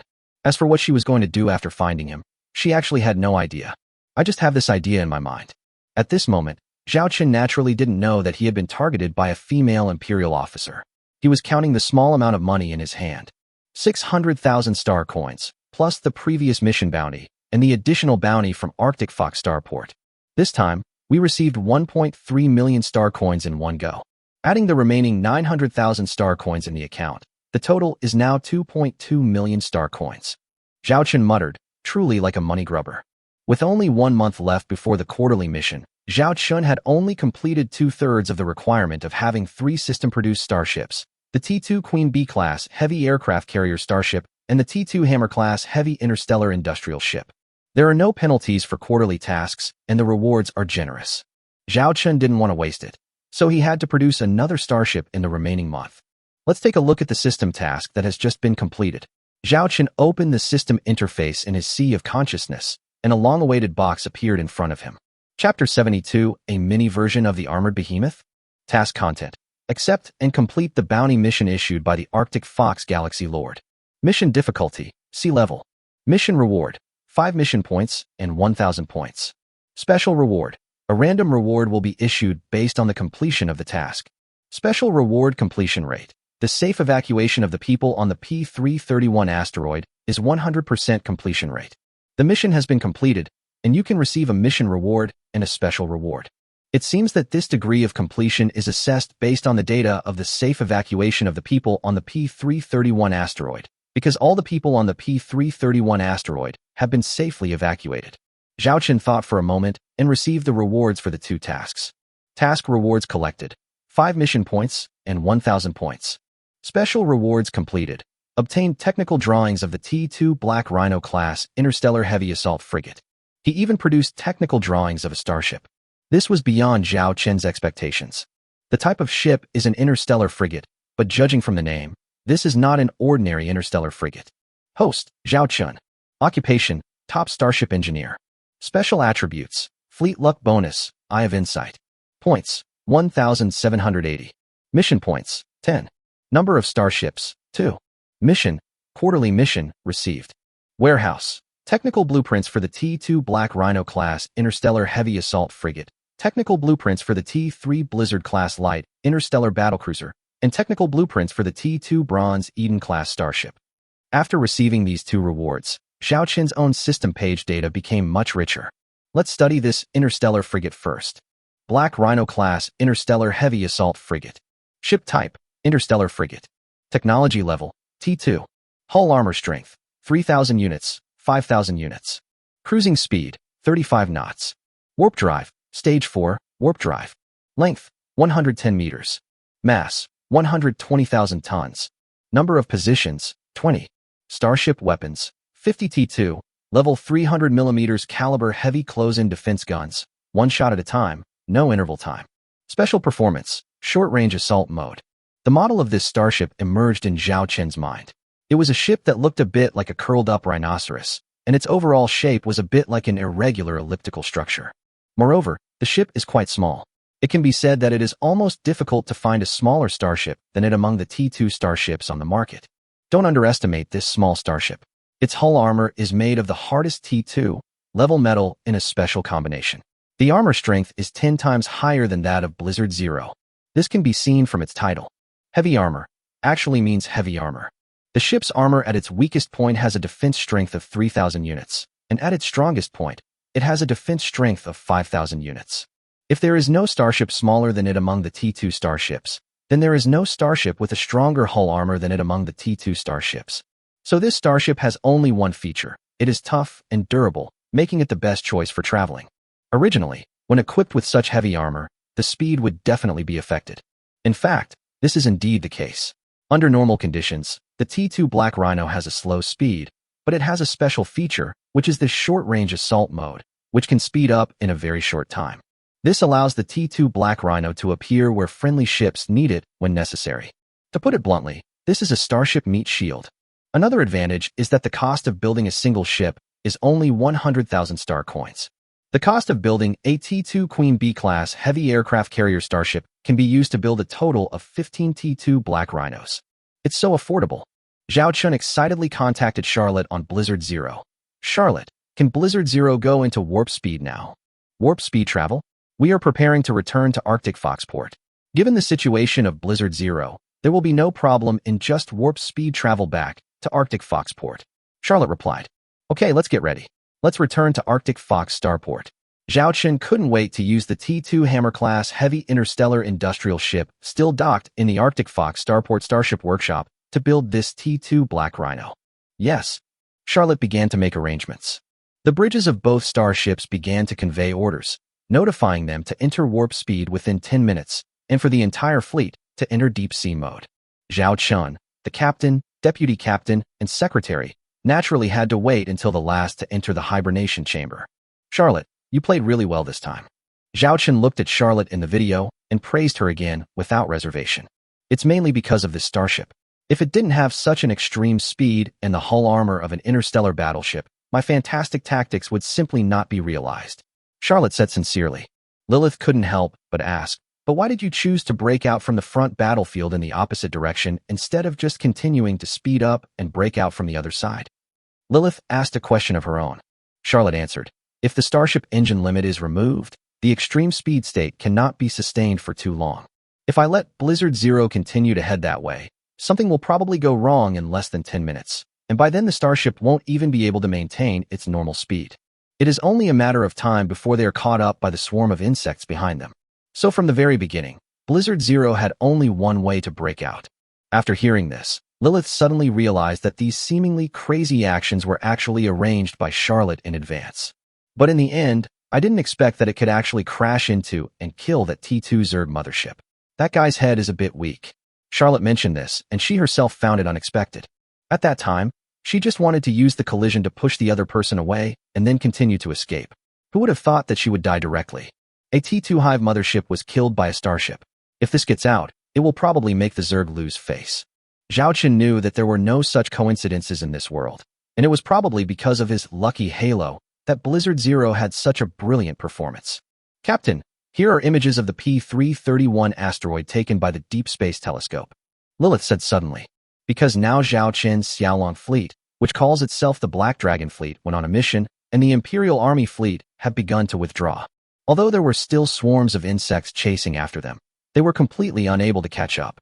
The P-331 asteroid, which was on their way, became their target, and a large group of insects swarmed towards the ground base on the asteroid. The buildings and facilities in the ground base were destroyed, but the Zerg did not find any trace of humans. Zhao Chun looked at this scene with a somewhat melancholy expression. If they had not stopped it, the asteroid would have looked very different. Hell on Earth. The entire asteroid will become a Zerg hatchery, hatching more Hive motherships and Zerg combat units, using this as a springboard to sweep across the entire Arctic Fox galaxy. The interstellar Zerg is like a flame in the grassland. If it is not extinguished in time, it will bring extremely serious consequences. Report, out of the 102 crew members on the ship, 100 have entered the hibernation chamber. Lilith reported to Zhao Chun on the dim bridge. Let's prepare to sleep too. Zhao Chun lay down in the hibernation capsule, and a lightly fragrant liquid began to cover his body. He seemed to see himself in the center of a huge interstellar fleet, and the hull of each starship was painted with the emblem of the Owl Dragon. At the same time, the two starships began to enter warp speed, heading in the direction they came from, and disappeared into the dark universe. Chapter 73: The Mysterious Origin of the Black Dragon Fleet. When I opened my eyes again, I had arrived at the area outside the Arctic Fox Starport. I could see the Arctic Fox Starport in a few more minutes. After the starship resumed normal navigation, Zhao Chun immediately contacted the female person in charge numbered CC-11. Sir, you're back? The female manager covered her mouth and looked at Zhao Chun in surprise. It took less than 5 hours for the fleet to leave and return. Not welcome, Zhao Chun teased. No, I don't mean that. The battle on the P-331 asteroid. The female manager asked curiously. This question actually violated the reception regulations. They were not allowed to inquire about guests' affairs. But because no detailed information about the P-331 asteroid has been sent back so far, or perhaps because her level is not high enough to know, she is a little curious about what the Black Dragon Fleet, which originally accepted the bounty mission but returned so quickly, did? It's been done, Zhao Chen said lightly. Is it done? The simple answer made the female manager even more curious. Please help me renew the use of my original Starship workshop for 1 month. I need the raw materials for this order to be delivered to me within 3 days. Part of it is used to repair the starship. According to the bounty mission, the publisher will be responsible for all damage to the ship and combat expenses during this battle. I have listed this separately. Zhao Chen sent over a list of raw materials. This time, the payment of 1 million star coins will be deducted from my bounty. As for the remaining amount, I should receive a transfer of funds within a few days. Okay, yes, said the female person in charge. Communication interrupted. What on earth happened? The female manager was feeling puzzled, and at this moment a communication request came in, and the communication was started directly without consent. This is internal communication between senior management. The female manager immediately straightened her posture. She was surprised to see that the person on the other side of the video window was the general manager of Arctic Fox Starport. You just received the Black Dragon Fleet, right? The Starport's general manager asked directly. Yes, said the female person in charge. Did they make any demands? The female person in charge relayed what Zhao Chen had just said. We'll waive their 1-month usage fee for the Starship Workshop. We'll arrange the raw material order for them within a day. In addition, the bounty and another sum of money will be transferred to this gentleman's account within 12 hours. You can send a text message to that gentleman, said the Star Harbor chief in a serious tone. The female manager was surprised. What kind of identity did that gentleman have that he could actually make the Star Harbor's general manager personally inquire about this matter and expedited every matter? From now on, you will be promoted to the Deputy Director of the Reception Department of Arctic Fox Starport. You can delegate the responsibility of other guests to others. Now you are specifically responsible for this gentleman's Black Dragon Fleet. If you have any needs, I'll try my best to meet them, as long as they're not excessive. If you can't meet them, please contact me, the Star Harbor General Manager instructed. Deputy Director of the Reception Department? The female manager felt dizzy. You know, she was just an ordinary Starship reception manager before this, or to put it bluntly, a customer service representative. Now he has directly become the Deputy Director of the Reception Department, which can be said to be a promotion of several levels. Thank you, sir. The female person in charge was hesitant in her words at this moment. The Star Harbor's general manager said, if you want to thank someone, thank your luck for meeting such a guest. Sir, what is the origin of this Black Dragon Fleet? Why do you take it so seriously? Please tell me the truth so that I can pay more attention to it. The female person in charge asked cautiously.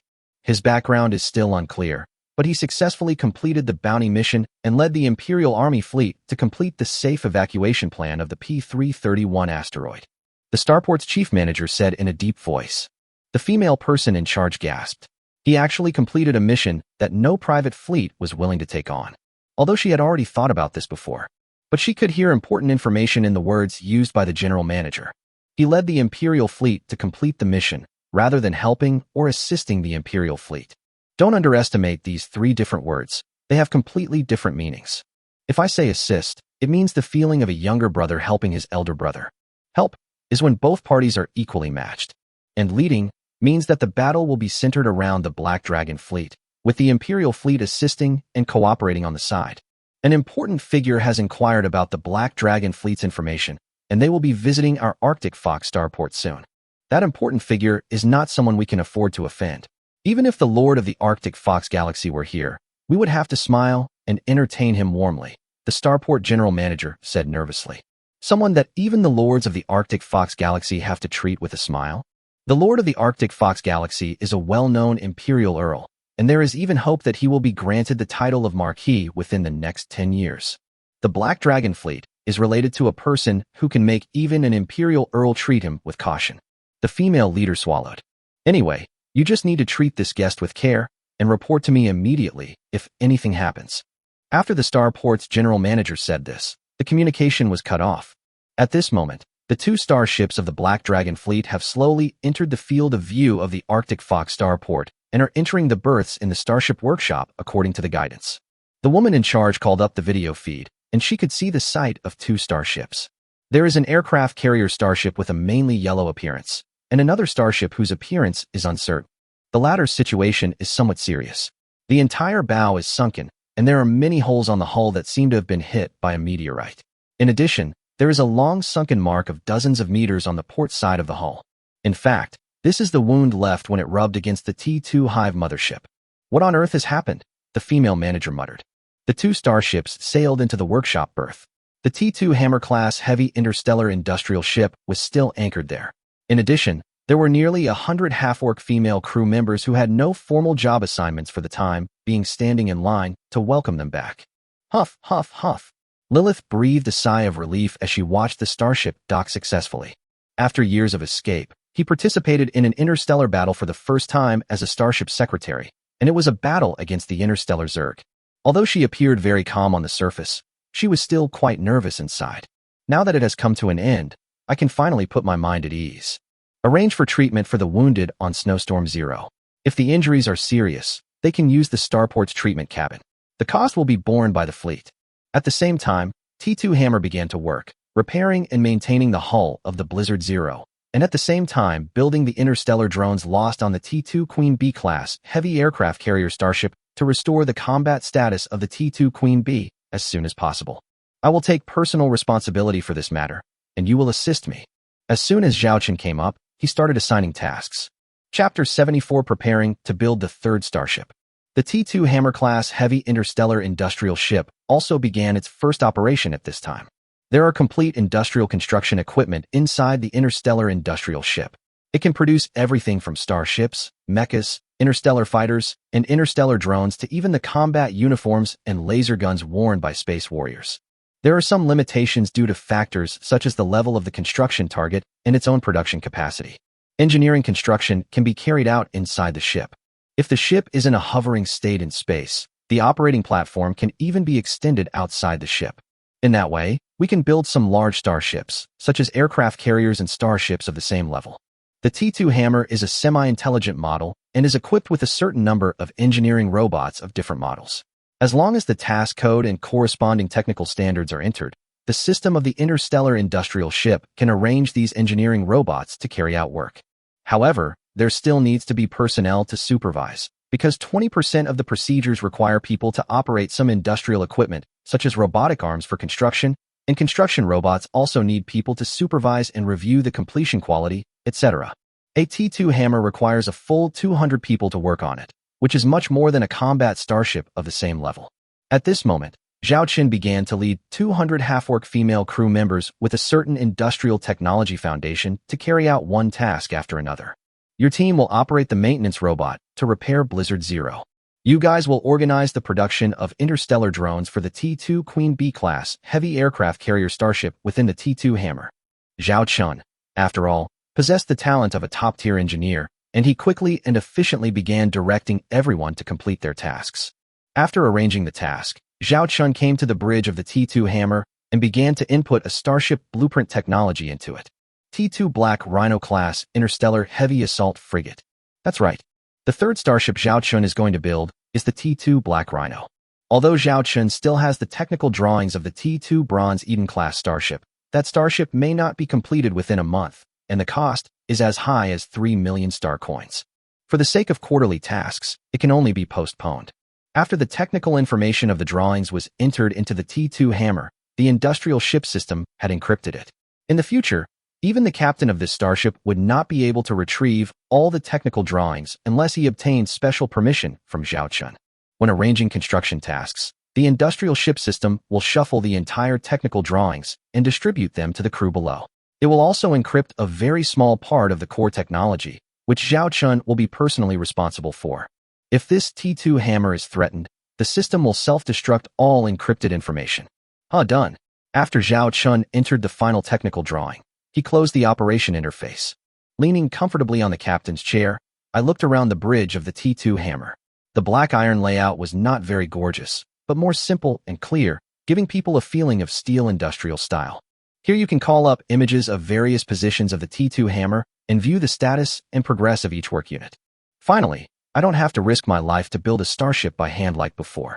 Zhao Chen recalled the history of building Blizzard Zero and T2 Queen Bee, and tears really streamed down his face. After finishing the matters at hand, Zhao Chun actually received 2 payments of funds and a text message that the raw materials had been delivered to the outside of the workshop. It only took half a day and it was done. The efficiency is quite good. The 2 funds had already deducted the payment for the raw materials ordered by Zhao Chun, and the remaining amount was transferred to Zhao Chen's own Imperial bank account. There are still 1.2 million star coins left. Once the T2 Black Rhino is built, we can find a way to build the T2 Bronze Eden-class starship, completely realizing food freedom for the fleet, and even expanding the business territory of grain trade. Zhao Chen called Lilith and walked towards the door of the starship workshop and opened it. Because the T2 hammer is located at the innermost part, out of sight of the gate, Zhao Chun did not hide anything and directly asked the staff who were transporting the raw materials outside to stack the raw materials in boxes on one side of the gate. "Sir, these are the raw materials and supplies on the order you requested. Is there anything else you need?" The female manager, who had only been seen through video calls before, now stood in front of Zhao Chun. She had a professional smile on her face and was wearing a professional short-skirt uniform with one button on her chest deliberately undone. However, Zhao Chun did not pay attention to these. After all, he was more concerned about the raw materials for building the starship. He looked at the raw materials in the containers. "It seems as if I have already seen the completed T2 Black Rhino ships." The female person in charge was a little embarrassed. She thought she was pretty and was thinking of making an appointment with this important person when she had time later. At this time, she saw Lilith wearing a white female military uniform next to Zhao Chun, and her eyes lit up instantly. She was amazed. So beautiful. There is a natural charm between her eyebrows, which gives people an urge to protect and bully her. The female manager laughed at herself, saying that other people have such stunning beauties around them. How could a small Star Harbor customer service representative like her be worthy of her attention? "Lilith, you will be responsible for connecting with this lady." Zhao Chen handed the task to Lilith. After all, Lilith is a secretary now, and she will be responsible for such matters in the future. Although Lilith already has a lot of theoretical knowledge, real growth still needs to be achieved through practice. From fleet combat, to fleet internal affairs, fleet logistics, etc. Lilith walked forward and took the initiative to negotiate with the female person in charge. Zhao Chun was concentrating on looking at the raw materials in the containers, with a faint smile on his face, not knowing what he was thinking. Starship berth next door. "Old Chun, why are you in such a bad mood?" A sloppy man walked out of the starship berth with a middle-aged man. The man called Lao Chun was the fleet commander of an interstellar transport fleet. He had just completed a mission and was returning to rest. "You don't know that I met a big idiot this time. He actually threatened me with a naval gun, and he actually dared to fire. The shell was so far away from my bridge." Lao Chun complained. "Fuck, someone dares to do this? How dare you threaten my brother Chun? Tell me who did it. As long as they're in the Arctic Fox Galaxy, my brothers in the Black Fox Society will be able to deal with them," the man boasted. Old Chun shook his head. "How would I know? I just heard it was a guy called Black Dragon Fleet. There wasn't even any video communication. Only the enemy's starship was visible." As the two of them were walking and talking, passing by the gate of a starship workshop, Lao Chun, who works in interstellar transportation, subconsciously cast his eyes over the large number of cargo boxes. This was an incredible sight, as he happened to see through the huge workshop door the starship that he hated so much parked in the starship berth. Although the starship now looks a bit dilapidated and the bow is sunken, but even if it turned into ashes, he would still recognize this damn starship. In an instant, I was filled with anger. Old Chun walked towards the starship workshop with a dark face. Chapter 75, Golden Emblem, Chu. "Who the hell is the captain of this starship? Get out here." Old Chun screamed hysterically, pointing his finger inside the starship workshop. Another young man with his hands in his pockets, looking very awesome, followed beside him and sneered. "If you offend my brother Chun, I think you are tired of living. Get out now and apologize to brother Chun." This roar attracted everyone's attention. Lilith and the female manager who were still negotiating stopped talking and looked over. The female manager's expression changed. She recognized these two people. The guy called Brother Chun is the commander of an interstellar transport fleet affiliated with the Arctic Fox Galaxy Lord's fleet. He seems to be a relative of the Lord. He is well known for his interstellar trade and transportation within the Arctic Fox Galaxy and often does other people's work. But because of his background, those who were bullied by him dared not speak out. The other young man is one of the top leaders of the Black Fox Society. The Black Fox Society is an equally notorious black force in the Arctic Fox Galaxy. After all, there is a dark side everywhere, and the Black Fox Society is the dark side of the Arctic Fox Galaxy. The two have a good relationship and often use interstellar transport ships to transport some gray goods, engage in illegal transactions, and thus make huge profits. I'm the captain. What do you want to talk to me about? Zhao Chen walked out casually and just stood in front of the door. What's the matter? How dare you ask me what's the matter? You used your naval gun to attack my starship. Have you forgotten? Don't think I can't recognize you just because we haven't had a video call. I'd recognize that idiotic starship of yours even if it turned to ash. Old Chen said, preparing to step forward and grab Zhao Chen's clothes. But Zhao Chen was not polite at all and kicked him with his foot. He kicked the man in the chest and sent him flying several meters away. Fuck, you dare to hit someone? I'm from the Black Fox Society. If you offend the Black Fox Society, you know what the price will be. Mama. Before the young man could finish his words, he was kicked in the face. His body flew sideways and hit a cargo box heavily. Clang. A red shoe print was clearly visible on his face. Zhao Chen frowned at this time. Others subconsciously thought that the man was angry. I kicked in the wrong direction. Zhao Chen thought to himself. He hit his precious spot. Although theoretically speaking, such a collision would not affect the raw materials in the cargo box, Zhao Chen still felt uncomfortable. Cough, cough, cough. You actually dared to attack. You condoned the starship to bombard my starship. Believe it or not, I will sue you in the Imperial Military Court. Old Shun covered his churning stomach, feeling that he was about to vomit all his internal organs after being kicked just now. You are the commander of the interstellar transport ship ordered to rescue and evacuate the people on the P-331 asteroid. Zhao Chen looked at this man and remembered a previous episode. Old Shun pointed at Zhao Chen and said, "You're in trouble this time. Big trouble. Ahem. That's right. I'm telling you. If you dare to touch anyone from our Black Fox Society, I've already called me my brother, so just wait to collect your own corpse." The young man from the Black Fox Society, who was kicked, shouted, "You deliberately delayed, slowed down the fleet, and disregarded the lives of 5 million people on the P-331 asteroid. You're the ones who got into trouble." Lilith stepped forward and stood beside Zhao Chen, speaking for the captain. "It's this voice.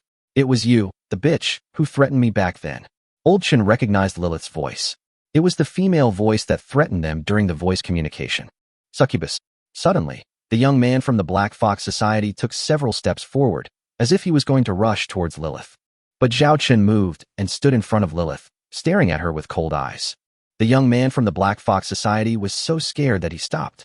The young man from the Black Fox Society looked at Zhao Chen warily, then raised his hand and opened an image.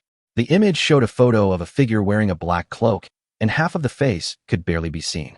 If you compare it carefully with Lilith, you will find that this is the woman in front of you. Boy, it was you who attacked our Black Fox Society and stole these things. The young man from the Black Fox Society originally wanted to think of the word succubus, but he soon realized that the news about the succubus must not be spread out, because a big tree attracts the wind. "Yes, so what?" Zhao Chen said lightly. Good. It's really a piece of cake. We at Black Fox have been looking for you. You actually came to my door yourself." The young man from the Black Fox Club quickly stepped back, edited a message on his handheld terminal, and sent it out again. Then he pointed at Zhao Chen and said, "Just wait, you're done. Here, no one dares to go against the Black Fox Society." Ha ha ha, so she is the person you are looking for. Old Chen also laughed excitedly at this moment. He had heard about the succubus from the young people. Seeing the current development of the situation, he was ecstatic. If this kid offends the Black Fox Society, he's completely finished. Zhao Chen frowned. He was not afraid of the Black Fox Society, but he found it troublesome. If things get out of hand, he will have to leave the Arctic Fox starport, which will definitely delay the construction of the T-2 Black Rhino class interstellar heavy armored assault frigate. This matter is very important. Important. In fact, if this guy hadn't come to him on his own initiative, Zhao Chen wouldn't have bothered to ask about such trivial matters. "Aren't you worried that you'll be court-martialed for what you did?" Lilith pointed at Lao Chun angrily, and at the same time worried that their identity as succubi would cause trouble for Captain Zhao Chun. During this period, the succubi lived happily in the Xiaolong fleet. They had fallen in love with the life here, and some of them even had nightmares, dreaming that all this was fake. They are still living a miserable life outside, with no guarantee of their future. "Bullshit, what proof do you have? My starship had a malfunction, so I slowed down. You guys bombarded my fleet without asking any questions." Old Shun smirked at Lilith and Zhao Chun. "This is the Arctic Fox Galaxy. Without evidence, who would believe your nonsense?" "I believe it." At this moment, a voice came from behind Lao Chun. "Who the hell is meddling in this?" Meddling.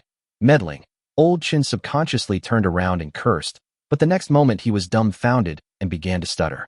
A woman in the uniform of an Imperial Army officer was walking slowly towards them. The impact of the military boots on the ground made a pleasant sound. Behind her was a guard of 30 soldiers armed with laser rifles. The most important thing is that this woman wore a coat of arms on the chest of her military uniform next to the Imperial Army coat of arms, which was very eye-catching. That's a word. Chu in golden letters. Chapter 76. Chu Xian, a prominent figure. The female officer walked straight past old Chun and came to Zhao Chun. She took off the white glove on her right hand and held out her delicate hand. We meet again. Zhao Chun looked at the female commander of the Imperial fleet, named Chu Xian, with some surprise. Why did she appear here? Out of politeness, Zhao Chun shook hands with him, but soon let go. In fact, he didn't really want to deal with the Imperial Army. After all, the Imperial Army represented the Star Empire. If he let the people of the Empire know too much about himself, it would inevitably cause some trouble. This time, the bounty mission was due to the system triggering the task and the lack of resources for building starships in the quarterly task. This guy doesn't like men, does he? Chu Xian muttered to herself as she watched Zhao Chun quickly let go of her hand. But now is a good opportunity to do him a favor. What the gentleman said just now is correct. Your interstellar transport fleet is responsible for carrying out the P-331 asteroid evacuation mission, right? Chu Xian turned her head and looked at the man who was now pale and had beads of sweat on his forehead. Excuse me, who you are? Old Chun asked cautiously, his eyes constantly scanning the golden Chu emblem worn by Chu Xian. My little, our commander is asking you a question. What are you looking at? The female adjutant stepped forward and slapped Lao Chun directly in the face. Old Chun quickly averted his gaze and explained, I am the commander of the interstellar transport fleet responsible for the evacuation of the P-331 asteroid. But we successfully completed the civilian evacuation mission. So what you mean is that this gentleman said that you deliberately delayed and were unwilling to go to the P-331 asteroid to evacuate the people. Is this a lie? Chu Xian asked back. Yes, of course. We have a grudge against each other, and he deliberately framed me, and he even directly attacked my starship with his naval guns. I'm ready to sue him in the military court. Old Chen said stubbornly. Now he had no choice but to deny it. Otherwise, he would have to pay a heavy price. Xiao Song. Chu Xian suddenly called out someone's name. Among the soldier guards, a male soldier walked out and stood in front of Chu Xian. Seeing this male soldier who looked like a royal guard, Lao Chun and others were dumbfounded. Because this male soldier was wearing a general's uniform, and there was a star on his rank. This male soldier is actually an Imperial 1-star Brigadier General. A woman could easily make a 1-star Brigadier General her personal guard, and with that golden emblem, her identity seemed to be obvious. I'm here. This gentleman just now said that he was wrongly accused. Please help me investigate thoroughly. We can't wrongly accuse a good person, nor can we let a bad person go. Chu Xian said coldly, with an icy tone in her voice. I understand. Xiao Song first looked at Zhao Chun with respect and saluted him. This Xiao Song was also present in the previous Zerd battle. He was the captain of another starship, so he also admired the man in front of him very much. When Xiao Song's gaze moved to Lao Chun felt as if he had fallen into an icy cave. Don't worry, we won't wrongly accuse anyone. Just wait here for me to come back. 10 minutes is enough. Xiao Song said, and immediately took a few guards to investigate the matter. Old Shin swallowed and sweat poured down. He frantically thought about whether he had handled everything well. He had instructed everyone in the fleet to keep their mouths shut, but these people's words could not be considered direct evidence. He can argue it's slander. He deleted all the starship's navigation logs and anything that could leave any evidence. As for the video footage that may have been recorded by that guy's starship when he warned him, he could completely explain that his starship was really damaged and he happened to encounter it when he was resting. Okay, everything is fine. Nothing will happen. Hello, let's get to know each other again. My name is Chu Xian, and I'm the commander of a small fleet of the Imperial Army. Chu Xian greeted Zhao Chun with a smile. Zhao Chun rolled his eyes inwardly. Your military rank is colonel, but you have a 1-star brigadier general under you? Who would believe that you are just the commander of a small fleet of the Imperial Army? Yeah, Zhao Chun responded. Chu Xian looked into the starship workshop and saw the Blizzard Zero and another aircraft carrier starship being repaired. This one is called Blizzard Zero. What is the name of the other aircraft carrier starship? Chu Xian asked enthusiastically. Queen B-class heavy aircraft carrier starship. Zhao Chun replied. Queen B? I've never heard of that name. I've searched the starship database for the designs of your 2 starships, but I can't find any. Chu Xian asked curiously, blinking. Zhao Chen said, I don't know either. Don't you understand? Don't you know your starship? This guy's attitude towards me is really cold. Trample, trample. Just at this moment, the sound of dense footsteps was heard. One by one, people wearing clothes with black fox patterns turned in from the distant corridor. There were as many as 300 or 400 of them, and each of them was holding various weapons in their hands, even laser guns. But the next second, they were dumbfounded. There was only a team of less than 30 Imperial soldiers, but they were already in position, with the muzzles of their laser guns aimed at them. At this moment, the air seemed to be quiet. What is going on? The leader of the Black Fox Society was dumbfounded. Why are Imperial soldiers here? What's going on? Chu Xian saw these people and realized that they were coming for Zhao Chen. Looking for trouble. Zhao Chen said, these should be members of the Black Fox Society. Have you offended them? Chu Xian asked curiously. Zhao Chen glanced coldly at the people from the Black Fox Society in the distance. They are the ones who want to steal my soldiers. The people from the Black Fox Society in the distance began to retreat cautiously. Hey, come here, the leader. Chu Xian suddenly pointed at a very obvious little leader among the Black Fox Society's crowd. The little leader's face turned pale. He also saw Chu Xian and the golden emblem on Chu Xian. He didn't dare leave at this moment. He had no choice but to walk over, and at the same time he saw his younger brother Wang Chong standing blankly beside him. What's wrong with this guy? He clearly told me that there were people here who took the succubus away, so why are there still Imperial soldiers here? Wang Chong felt very wronged at this moment. After the Imperial army appeared, he wanted to send a message to ask the Black Fox Society not to come. But at that time, the officer named Xiao Song's eyes fell directly on him. With just one glance, he gave up that little idea. Tell me, why are you here? Chu Xian asked, crossing her arms across her chest. The little leader lowered his head, not knowing what to say for a moment. If you don't tell me, then I will go and ask the leader of your Black Fox Club directly. Chu Xian said with empty eyes. I don't know, sir. Who it is? The little leader tried to ask. My name is Chu Xian, and this is my friend. If you bully my friend, you are bullying me. Chu Xian pointed at Zhao Chen behind her generously. The corner of Zhao Chen's mouth twitched. When did he become this lady's friend? Chu Xian? Golden coat of arms. Chu family. Chu Xian. Suddenly, the little leader thought of something. His whole body shuddered, and his eyes looked as if he saw a giant flood monster. You are from the Chu family. The little leader subconsciously wanted to read out the name of the female officer, but was frightened by the look in her eyes. Chapter 77. No time. I'm busy building a starship. The little leader looked nervously at the female officer named Chu in front of him. Even if the leader of their Black Fox Society was here, this woman could destroy the entire Black Fox Society with just one word. Here's what happened. We were trying to capture a group of succubi, but unfortunately this gentleman got there first. We didn't know this gentleman was your friend. If I've offended you, I'm willing to die as an apology. I just hope you won't implicate others. The little leader suddenly drew his laser gun. The moment he pulled out the laser gun, several of Chu Xian's personal guards actually targeted the small leader. As long as he did anything that threatened Chu Xian in the slightest, the small leader would be dead before he had a chance. Moreover, the young lady has a trump card that can save her life under any circumstances. The little leader handed the laser gun to Chu Xian, looking as respectful as a pug. This made Zhao Chen, who was standing by, look at Chu Xian with some surprise. It seems that this woman's identity is quite shocking. Think about it. Just now a one-star brigadier general obeyed her orders. What is the status of a one-star brigadier general? As long as he retires normally, he can be directly conferred the title of baron or even viscount, and his status is definitely higher than Zhao Chen. Chu Xian looked at Zhao Chen beside her, obviously asking what Zhao Chen meant. Get out. Zhao Chen spat out one word. If the cargo hold had not been still being moved, it would have interrupted his time to build the new ship by more than 10 minutes. I'm in a good mood today and don't want to see blood. You guys should handle your own affairs. You just need to understand one thing clearly.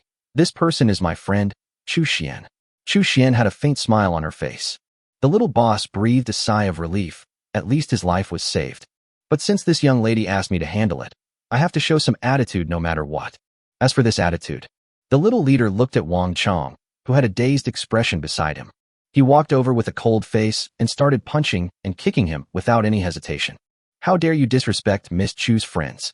I think you are seeking death.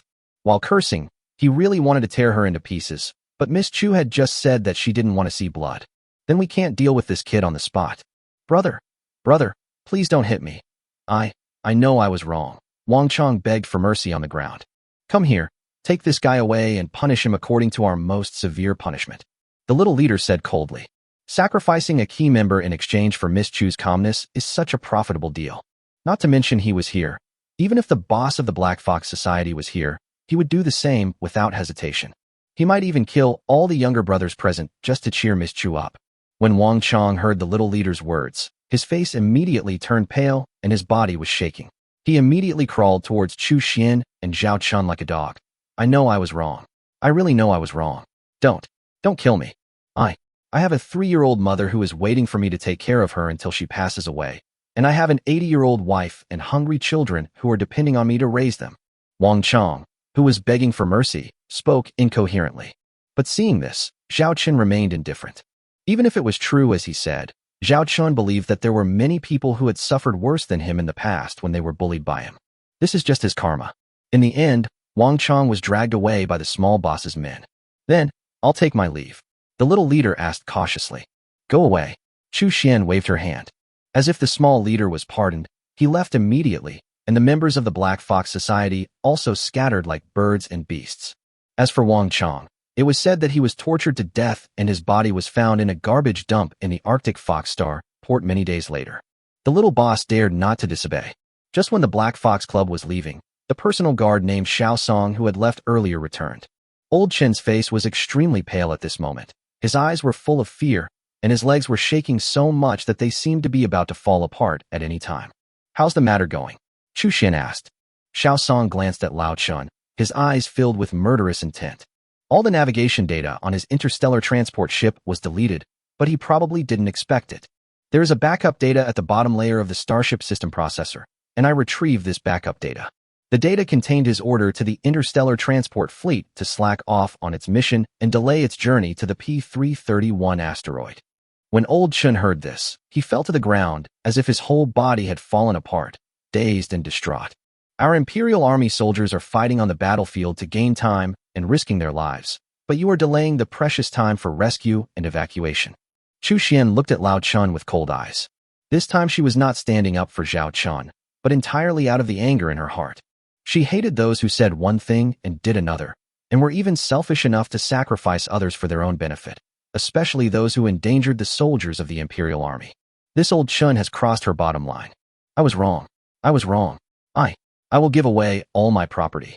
Old Chun kept begging for mercy. Xiao Song, send him to the military court. Chu Xian said coldly. No. I don't want to go to a military court. My cousin-in-law is the Lord of the Arctic Fox Galaxy. You can't do this to me. Old Chun cried.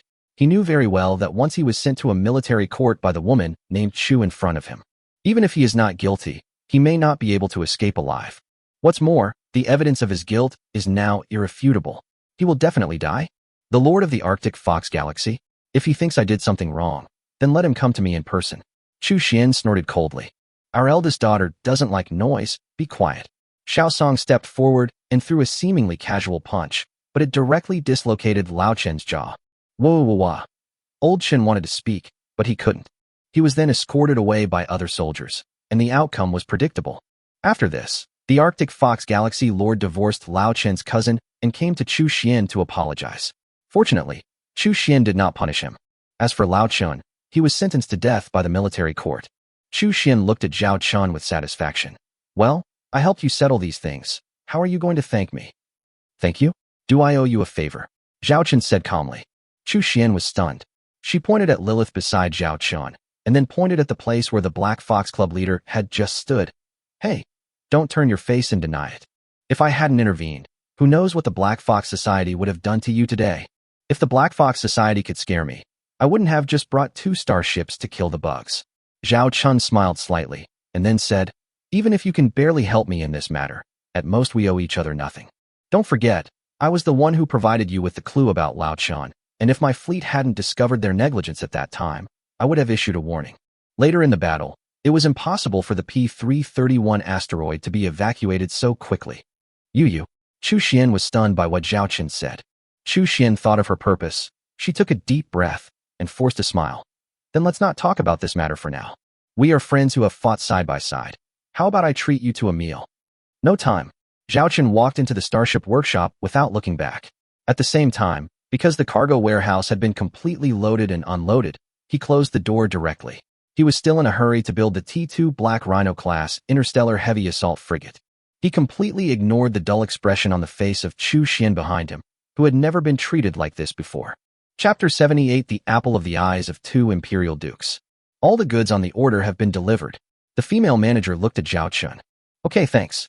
After Lilith sent the female manager away, she returned to Zhao Chun and looked at the closed door behind her. She could even faintly hear the complaints and vibrations of someone kicking the door. Are you really not going to get in touch with this Miss Chu? Lilith asked. Her identity is quite extraordinary. Do you know her identity? Zhao Chun looked at Lilith. Lilith raised her hand, and the holographic projection showed the image of the golden emblem, Chu. After I became your secretary, I gained a general understanding of the various intelligence regarding the Star Empire. Among them is the one about Miss Chu. Although there's no video footage of Miss Chu online, we can basically determine her identity based on those details, Lilith said. Zhao Chun, who was originally walking towards the T2 Hammer-class heavy interstellar industrial ship, slowed down his pace and signaled Lilith to continue. The Arctic Fox galaxy we are in is under the jurisdiction of the North Wind Star region, and the governor of the North Wind Star region is Miss Chu Xian's grandfather, who holds the title of Duke of the Empire. In addition, the governor of Chuha Star region, one of the 8 star regions of the Xingyao Empire, is Miss Chu's grandfather. He is the Duke of the Empire and also serves as the 5-star Marshal of the Empire. Most importantly, Miss Chu Xian is the only granddaughter of Duke Chua. She has always been doted on. Governor Beifeng loved this granddaughter more than his own grandson. She can be called the apple of the eye of the 2-star region governors. Lilith's expression was serious. The 2-star domain governors are this girl's grandfather and grandfather-in-law. This is enough to show how terrifying Chu Xian's background is. No wonder the Black Fox Society doesn't dare to act rashly and even dares to directly challenge the Lord of the Arctic Fox Galaxy to come find her if he has the guts. You think I should make friends with her, right? Zhao Chun said. Lilith looked at the captain in confusion, not understanding what he meant. Wasn't this something very obvious? The more prominent her status, the further away we should stay from her. Now we need to develop slowly. Although we have 2 top-tier T2 starships, we are still very vulnerable in the face of real enemies, Zhao Chun said calmly. In fact, there is another reason. Zhao Chun didn't believe that a duke's granddaughter would suddenly be so enthusiastic towards him. There must be something fishy going on. What's more, he has more and more secrets. If you get close to someone like this, who knows what will happen? Naturally, the farther away the better. I understand, Lilith responded. The raw materials and supplies I ordered have arrived. The next task is to build the T2 Black Rhino-class interstellar heavy armored assault frigate before the end of the year. Zhao Chun said with his eyes shining. If Chu Xian, who was blocked outside the gate at the moment, knew that her charm was not as good as that of a T2 interstellar frigate, she would probably be so angry that she would have a fight with Zhao Chun. What's wrong with this guy? Can't he see my identity? I invited him to dinner, and he didn't even bother giving me face? Chu Xian put her hands on her hips, losing her previous solemn demeanor as a female officer, and looked a little out of control. The female adjutant beside her covered her mouth and chuckled. Miss, you are not in love with this gentleman, are you? Puffed, puffed, puffed. I've only met him a few times. How could I possibly like him? And he's such a straight man. I like him, unless I get hit on the head by a starship when I go out. Chu Xian rolled her eyes angrily. Then why did you come all the way to the Arctic Fox starport? Is it really just to invite him to dinner? To get to know him? The female adjutant asked suspiciously. Chu Xian calmed herself down and looked at the gate, as if she could see Zhao Chen's figure inside the gate. I asked someone to check the starship named Snowstorm Zero, but there is no record of it. There is no record of even another aircraft carrier starship. I even expanded my search beyond the Star Empire, but still couldn't find any matching ships. Chu Xuanchu narrowed his eyes and said seriously, in this case, there are only 2 possibilities. First, he has a very secret channel for purchasing ships. Second, he didn't buy these 2 starships. He designed and built them himself. He designed and built it himself? How is that possible? Although the T2 starship is only a semi-military grade starship, it is not something that can be designed and manufactured by just anyone. The female adjutant questioned the answer. I didn't believe it either, so I wanted to find out. If it is the former, we will use this channel to purchase a batch of these starships with amazing combat capabilities. If it is the latter, then this is a talent. If we recruit him into our Chu family, it will definitely enhance the strength of our Chu family. The situation in the Xingyao Empire is very complicated right now, so we must seize any opportunity to strengthen our Chu family. After Chu Xian finished speaking, she rolled her eyes at the female adjutant and said, You don't really think that I'm a big-breasted, brainless person who's in love and is here to throw myself at a man, do you? I don't think so. The female adjutant shook her head repeatedly, but her eyes were not so firm. Then she glanced at a certain place and muttered, "Besides, this doesn't count as big breasts and no brains." Chu Xian's mouth twitched. "Stinky girl, you dare to tease me." Report to the young lady. There are communication requests from 2 dukes. Xiao Song came over at this time and holographically projected the links of the 2 communication requests. "Hello, don't answer it." Before Chu Xian finished speaking, Xiao Song answered the phone. Then, he seemed not to notice the fierce look in the eldest lady's eyes and turned away. The female adjutant beside her also walked away tactfully. Chu Xian covered her face, and soon 2 familiar voices rang in her ears. "My dear granddaughter, are you okay? I heard that a second-level cosmic wormhole appeared in your area. Did you take 30 starships to fight? Xiao Xian, are you safe? I have already dispatched my fleet to support you." The 2 old men appeared in 2 video communication windows respectively. "Old Zhu, I told you before not to let Chu Xian go to your place, and you promised me solemnly that nothing would happen. Now look what happened. Such a big thing happened. If anything happens to my granddaughter, I'll tear your head off." "Hey, you can't say that. Xiao Xian was scared of you locking her up, so she came to me, her grandpa. And this time it was completely unexpected. I didn't expect that the interstellar Zerg would appear. But don't worry, Xiao Xian is safe now. There will be absolutely no problems. My dear granddaughter, you'd better come back soon. Even if you really want to go down to the grassroots and command a fleet, we have our own fleet. We can go to whichever one you want. If that doesn't work out, I'll let you command my fleet. That flagship is a prestigious T4 interstellar battleship. You'd love it, right? Here you go. I heard that your ship with that old guy is a T2 starship. That thing doesn't even have a star shield. What if it encounters danger? We in the Northwind Star region may not have T4 starships, but we do have T3 aircraft carriers. It's so cool to see those interstellar fighters flying everywhere, and you don't have to be on the front lines. It's much safer than an interstellar battleship. I'll make arrangements for Xiao Xian right away. Tomorrow, Xiao Xian will be the captain." Chu Xian looked as if she was living a life worse than death. She ran away because she couldn't stand the doting of these 2 old men. Now I can only put Zhao Chen's matter aside temporarily, appease these 2 old men first, and promise them that I will go back to see them first. Otherwise, who knows what they might do. Chapter 79, Promoted to Fleet Commander. Black Fox Club Headquarters. The eldest daughter of the Chu family? The leader of the Black Fox Club was shocked when he heard the name. "The matter has been handled. The young lady won't hold us responsible," the small leader said, "but we may not be able to intervene in the matter of those succubi. Although we still don't know the identity of the man who is with the eldest daughter of the Chu family. But the eldest daughter of the Chu family obviously respected him very much and said frankly that he was her friend. It is obvious that the meaning of the words is to warn us." The Black Fox leader frowned and thought for a moment. "This is the mission that young Master Han assigned to us, and we haven't completed it yet. Although young Master Han is important, he is no match for the Chu family," muttered the little leader. The Black Fox Club leader nodded. "That's right. Forget it. If we go against the Chu family, then our Black Fox society will not be enough for them to deal with. I will tell young Master Han about this matter. Please do not act rashly during this period to avoid causing any serious trouble." Yes. Time flies, and it is already the end of December. The large Starship workshop, which originally seemed spacious, is now a bit crowded. Because there are a total of 10 more starships here. If these 10 starships were not small in size, they probably wouldn't be able to fit them all. Zhao Chen stood in front of the 10 starships. After taking a quick look, a satisfied smile appeared on his face. "Follow my orders and prepare to launch the test starship." Zhao Chen gave orders to the bridges of 10 starships. 10 starships then began to move. At the same time, around Zhao Chen, in the 10 video windows, each captain was following the steps to launch the starship. Report, Black Rhino class ship number 1, starting the starship engine. Report, Black Rhino class ship number 2, the starship engine is starting normally.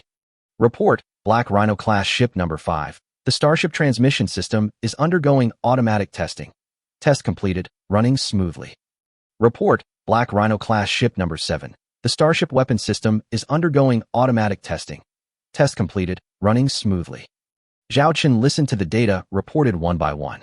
Soon, a starship completed all the initial startup procedures. Report, Black Rhino class ship number 8 has been activated for the first time. All process inspections have been completed. Everything is normal on the starship. Report, the news of T2 Black Rhino class interstellar heavy armored assault frigates completing the self-inspection process was counted. After all 10 ships had finished reporting, Zhao Chen's face was filled with a bright smile, and he clenched his fist slightly. Beautiful. It took nearly a month. Zhao Chen directly produced 10 T2 Black Rhinos at one time. Because the T2 Black Rhino is small in size and uses assembly line production technology, it can greatly increase the efficiency of starship production. In addition, the cost is low, and the cost of building one ship is only 100,000 star coins. These 10 ships only consumed the 1 million star coins worth of raw materials purchased previously. I didn't expect that you built 10 T2 Black Rhinos at one time. Charlotte stood beside Zhao Chun and scanned the 10 pitch-black starship frigates in front of her. Each starship is basically identical except for the numbers 001, 002, 003, etc. on the hull paint. Zhao Chun smiled and said, "After all, it will be built sooner or later. Our fleet only has 2 starships, one of which is an aircraft carrier. Although it has a star shield, it is not an all-round defense. A certain number of interstellar frigates is necessary to form a fleet." Charlotte looked at this interstellar frigate and exclaimed in admiration. It's really hard to believe that an interstellar frigate with such performance data only costs 100,000 star coins. And 10 ships were built in just 1 month. Both efficiency and quality are guaranteed. This is of course thanks to the T2 hammer. Without it, relying solely on the production capacity of the Starship Workshop here, we can only build 3 ships at most in a month.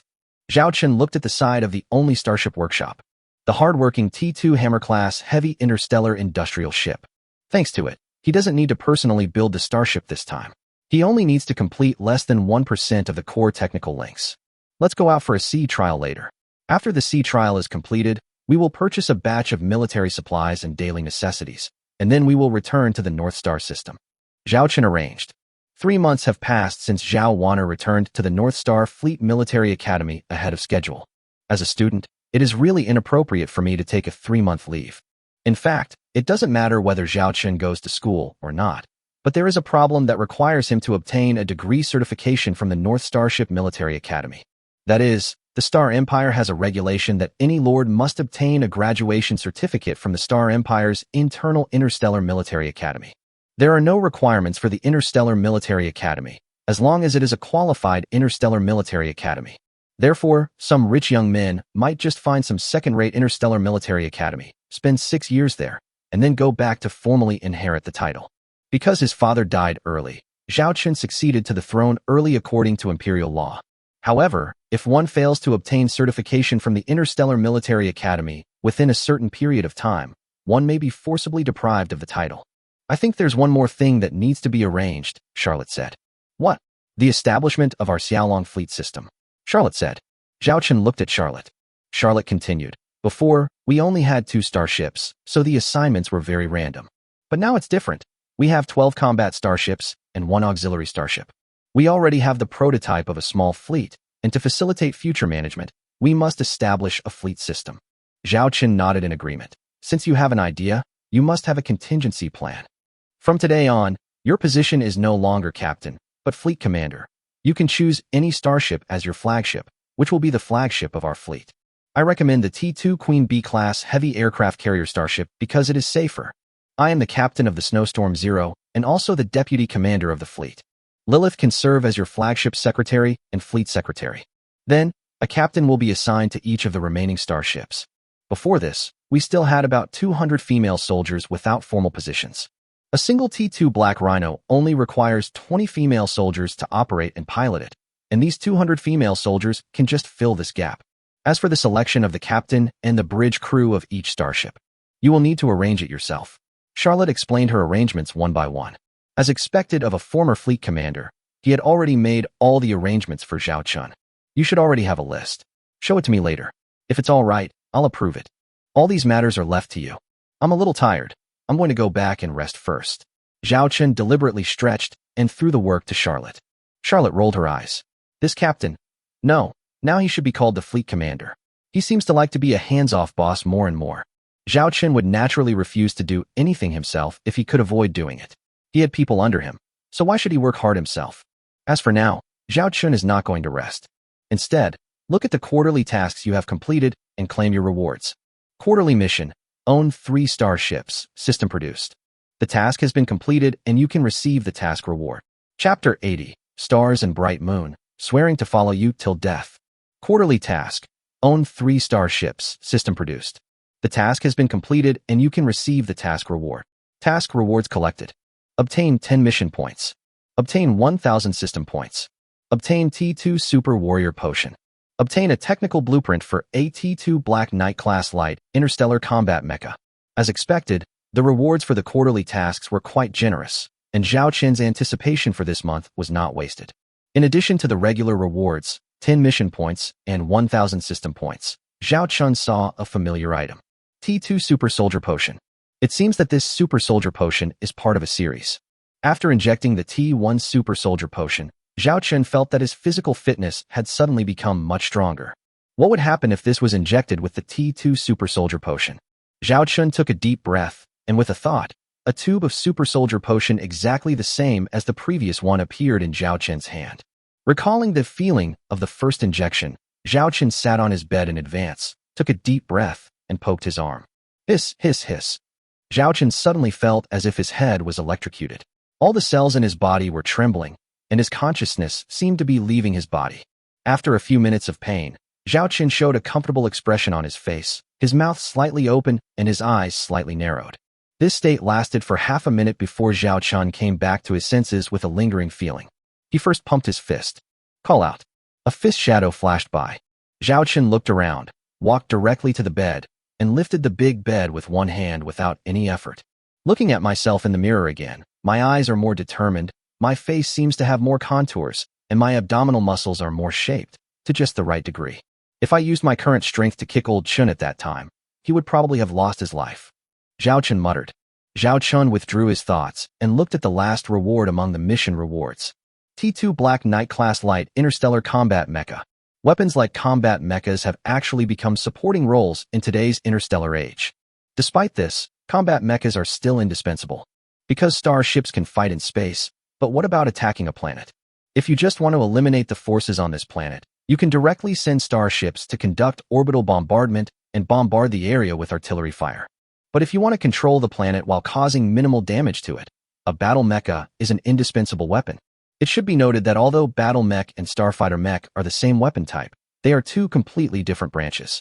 The former is generally deployed among the ground forces inside the planet. The latter can fight in a space environment and can even engage in starship boarding battles. Zhao Qin checked the data of the interstellar mecha. T2 Black Knight Class Light Interstellar Combat Mech. Type, Starfighter Mech. Technology level, T2. Armor strength, 40 units to 50 units. Aircraft cruising speed, 10 knots. Aircraft maximum speed, 30 knots. Height, 15.8 meters. Mass, 420 tons. Number of positions, 1. Body weapons, 2 36-barrel Gatling laser cannons, 30 small missiles, a Black Knight lightsaber. The armor strength of the body is equivalent to that of a T1 starship, and the weapons it is equipped with can also match the firepower of a T1 starship, in addition to melee weapons. The cruising speed is slow. After all, it is just an interstellar fighter mecha, not a starship. However, its short-term maximum speed is comparable to the speed of some T2 starships. We can build and deploy some interstellar fighter mechas and keep them on standby in the starship's hangar. Maybe they will be useful in future combat missions targeting the surface of the Earth. Zhao Qin muttered to himself. After learning about the interstellar combat mecha, Zhao Qin glanced at his data interface. Host, Zhao Qin. Occupation, top starship engineer.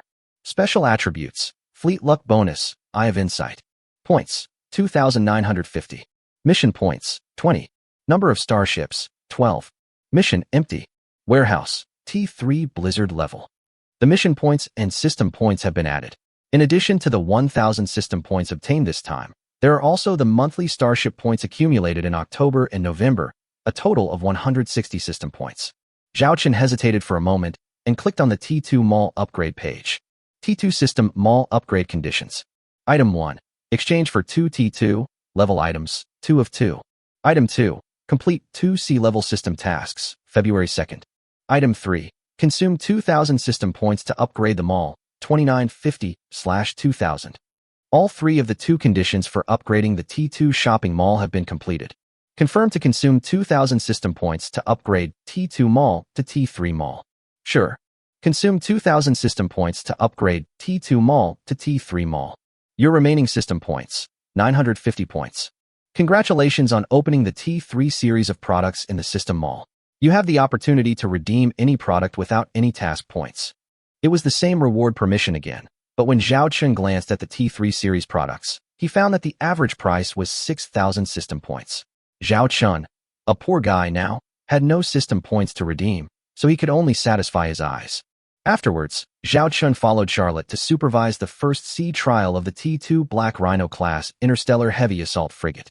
A fleet of 10 T2 Black Rhinos left the starport. He didn't come back until several hours later. The first sea trial was completed successfully. The next step is to start purchasing some military supplies and daily necessities. Zhao Chun still has a lot of money in his account. It may not be enough to build a starship, but it is more than enough to support more than 600 female interstellar soldiers. At the same time, Zhao Chun also specially prepared a banquet. New Year's Eve dinner. This should be Zhao Chun's first New Year's Eve since he traveled to this world.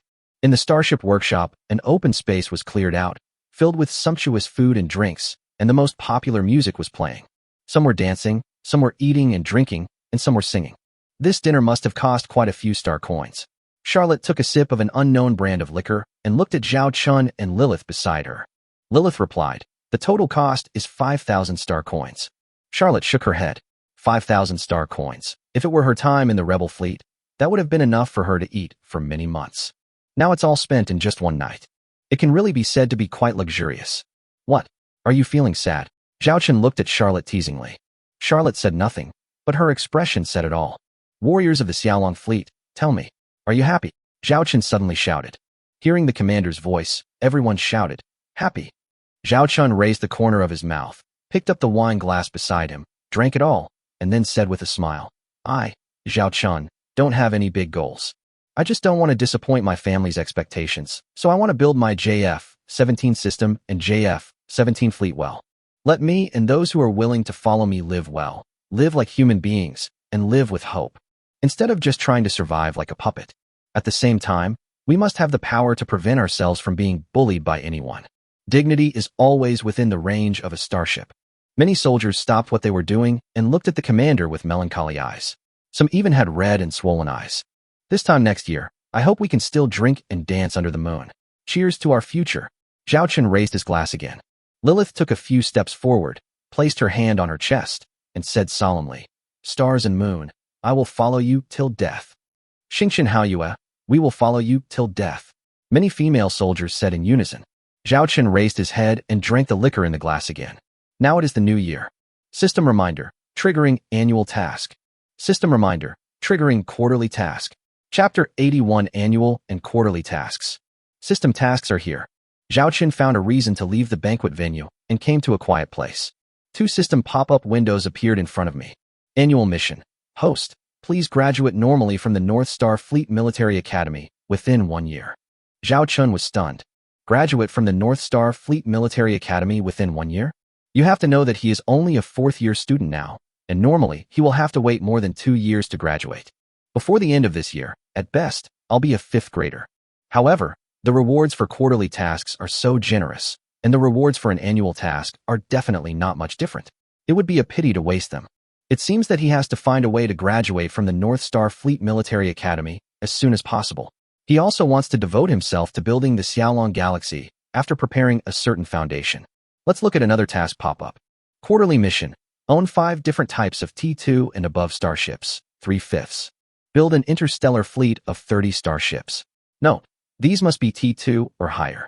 December 30th. Own a T3 starship, 0/1, system-produced starship. This task has many requirements. However, the first 2 requirements are not difficult to complete.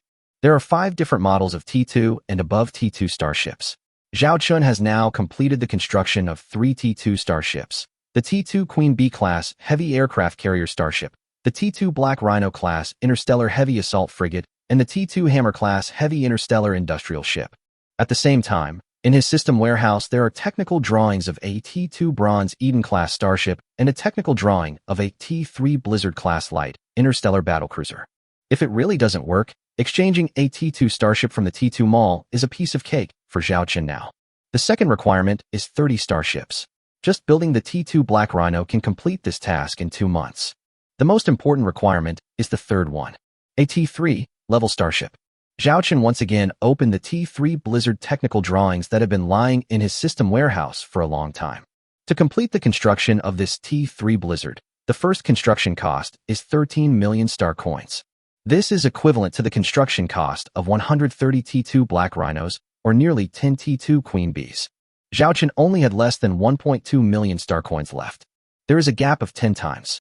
It is not easy to make up for this tenfold gap in 3 months.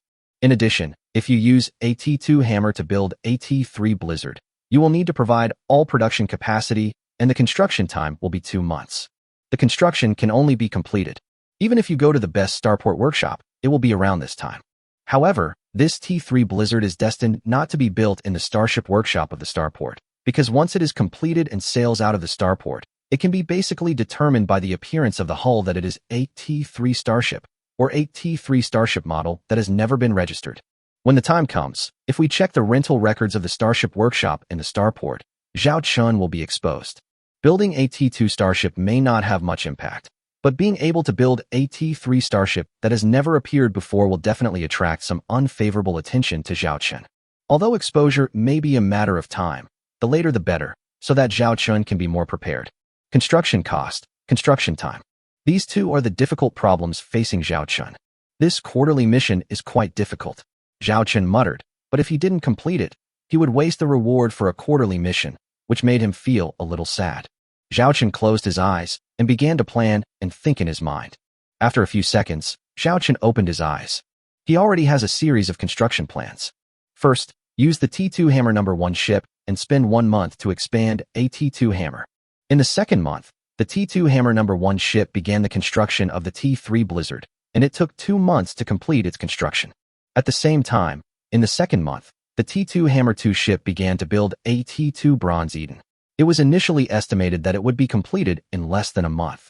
Although the cost of this auxiliary starship is high, the construction time is not long.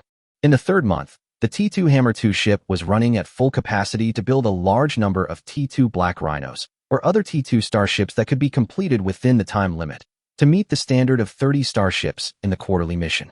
In terms of time, there's not much of a problem. The problem lies in the shortage of raw materials. Taking into account the construction costs of all the starships, it will cost a full 20 million star coins. Zhao Chen covered his face. With this calculation, the funding gap is even bigger. Where does he get the money from? Territory? Come on, the JF-17 system is still a mess. Then we can only get money from outside. Zhao Chen thought of Liyaki. Arms trade is the fastest way to make money. In a hurry to get some funds, I sold the technical drawings of a T1 Wolf Lice-class medium-sized star destroyer at a low price. At that time, I adopted a one-size-fits-all buyout, which was also a forced choice. If you choose to sell technology authorization or agency rights, the funds obtained in a short period of time are definitely not that high, and there is no way to get it all in one go, so you can only buy it out directly and make a quick buck. But this time, Zhao Chen had no such plans. With the trust established in Liyaki by the T1 Wolf Laos starship technology, this time he wants to make a big move with Li Wei's sister. He had it all figured out in his mind. Afterwards, Zhao Chen returned to the dinner scene and enjoyed the rare leisure time at this New Year's Eve dinner. The first day of the Galactic calendar, year 3031. This Xiaolong fleet officially set sail, with a total of 13 starships sailing out of the Arctic Fox starport and heading towards the distant star field. Zhao Chen looked at the fleet sailing in an aircraft carrier battle formation and thought, this is the scale of a fleet with aircraft carriers and starships. Previously, a strange assembled starship, coupled with a T2 Queen Bee, did not look like a fleet at all. Now there are 10 T2 Black Rhino guards around, and Blizzard Zero is next to the T2 Queen Bee. This way, they can be ready to deal with any possible threats at any time. Report. We have sailed out of the area where warp speed navigation is prohibited at Arctic Foxport. Lilith reported. Zhao Chen sat in the captain's chair and gave orders. Order the entire fleet to prepare to enter warp speed. Target, Arctic Fox Galaxy Stargate. Use the Arctic Fox Galaxy Stargate to reach the North Star Galaxy, and then return to the North Star Starfleet Military Academy. After 6 months, Zhao Chen is finally going back to school. Chapter 82, the most popular T1 starship. There is a Stargate available, which makes it very efficient. It took nearly half a month to travel from the Xiaolong Galaxy to the Arctic Fox Galaxy. It only takes a few hours to travel from the Arctic Fox Galaxy to the Northern Star Galaxy. The Queen Bee intelligence system is alerting us that the ship has exited warp mode and has arrived at its intended destination. It is now in autopilot mode. Zhao Chen woke up immediately, and Lilith also ordered the crew to return to their combat posts immediately. Report, all the starships in the fleet have arrived safely. Please give your instructions. Lilith reported to Zhao Chen.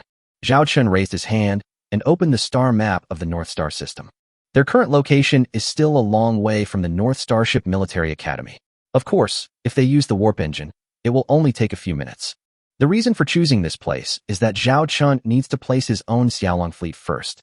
He didn't think of driving these 13 starships directly back to the Academy, as that would be too high profile. This star field is a relatively remote area in the Northern Star System, where few people and ships go. Let Charlotte find a suitable place to garrison the fleet. Zhao Chen handed the task of selecting the specific site to Charlotte. Charlotte was previously a general of the Orc rebel army and was very familiar with choosing a place to hide one's whereabouts. Soon, Charlotte chose the middle area where the 3 asteroids intersect and used the blind spot to hide her tracks well.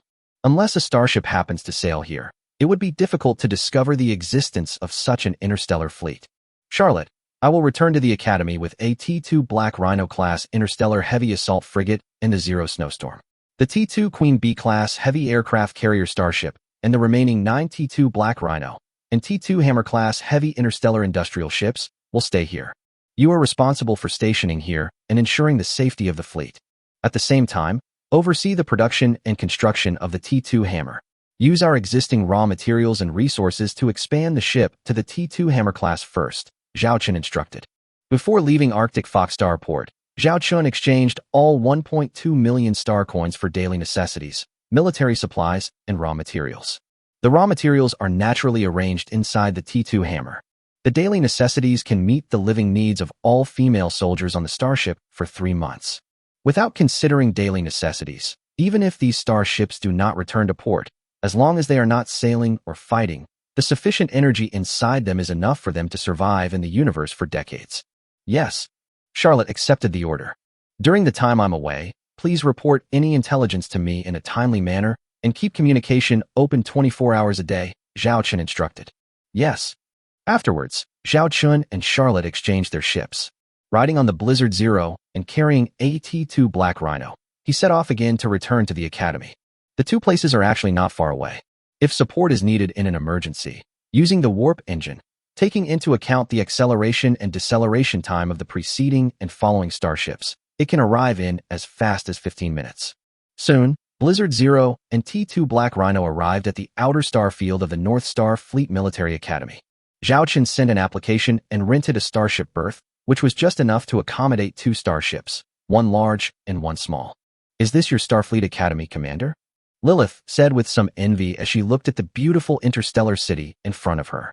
Once upon a time, their succubus kingdom also had such beautiful buildings. What a pity.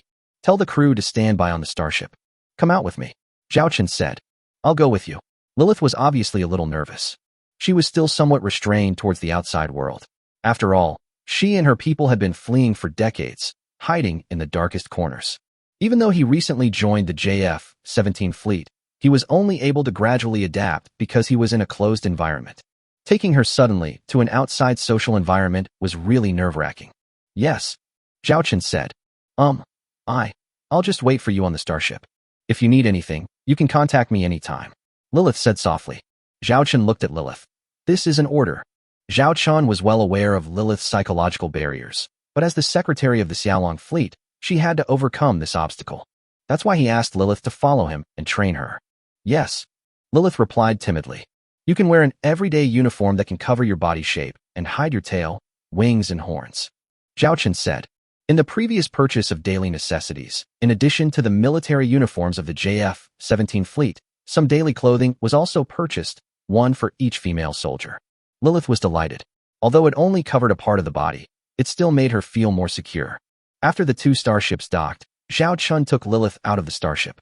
Zhao Chen had already changed into the academy uniform, while Lilith was wearing a dress with a fluffy skirt that covered her tail, and the layer on the back of the dress held her wings. She wore a hat that looked a bit too big on her head, covering her horns. Zhao Chen took a look at her and felt that she looked like an ordinary timid girl, but if you saw her face, you would probably admire her regardless of gender.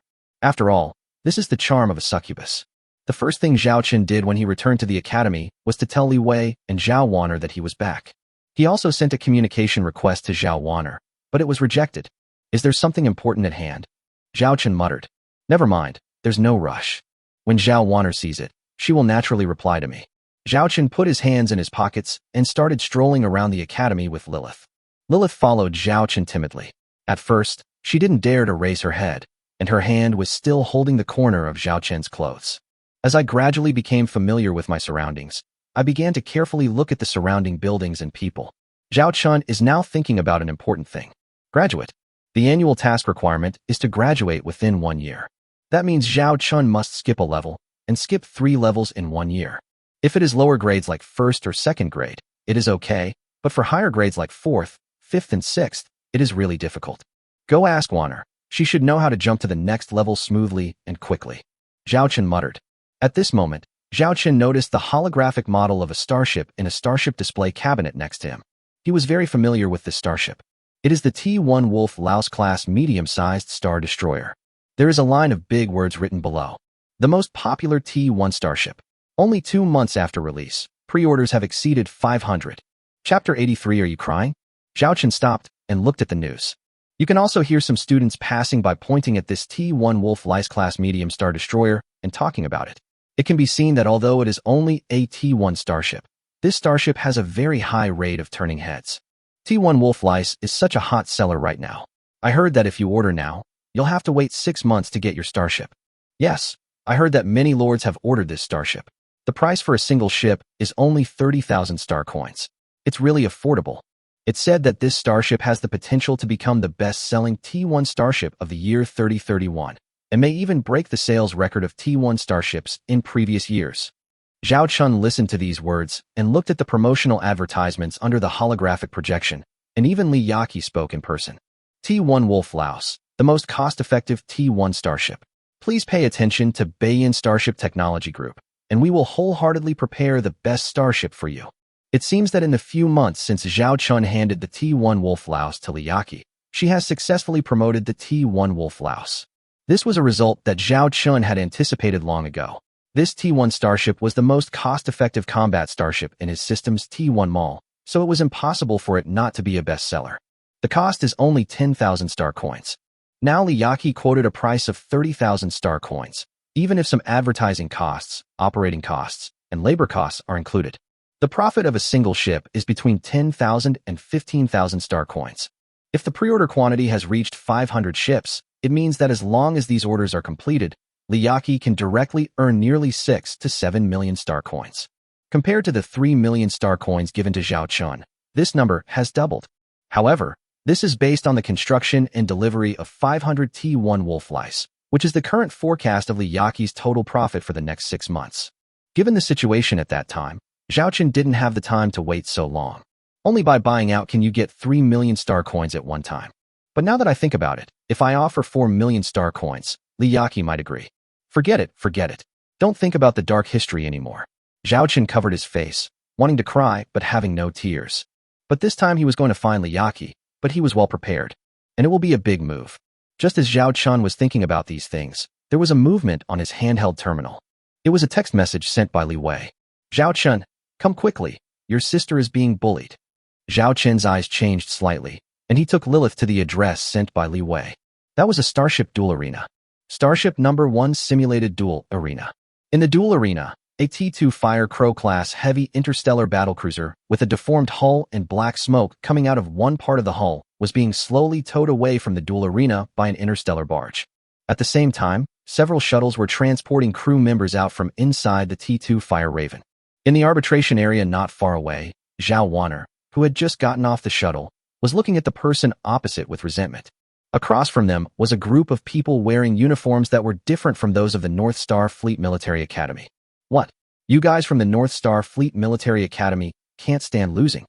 We won this fair and square. If you want to blame someone, blame yourselves for being incompetent.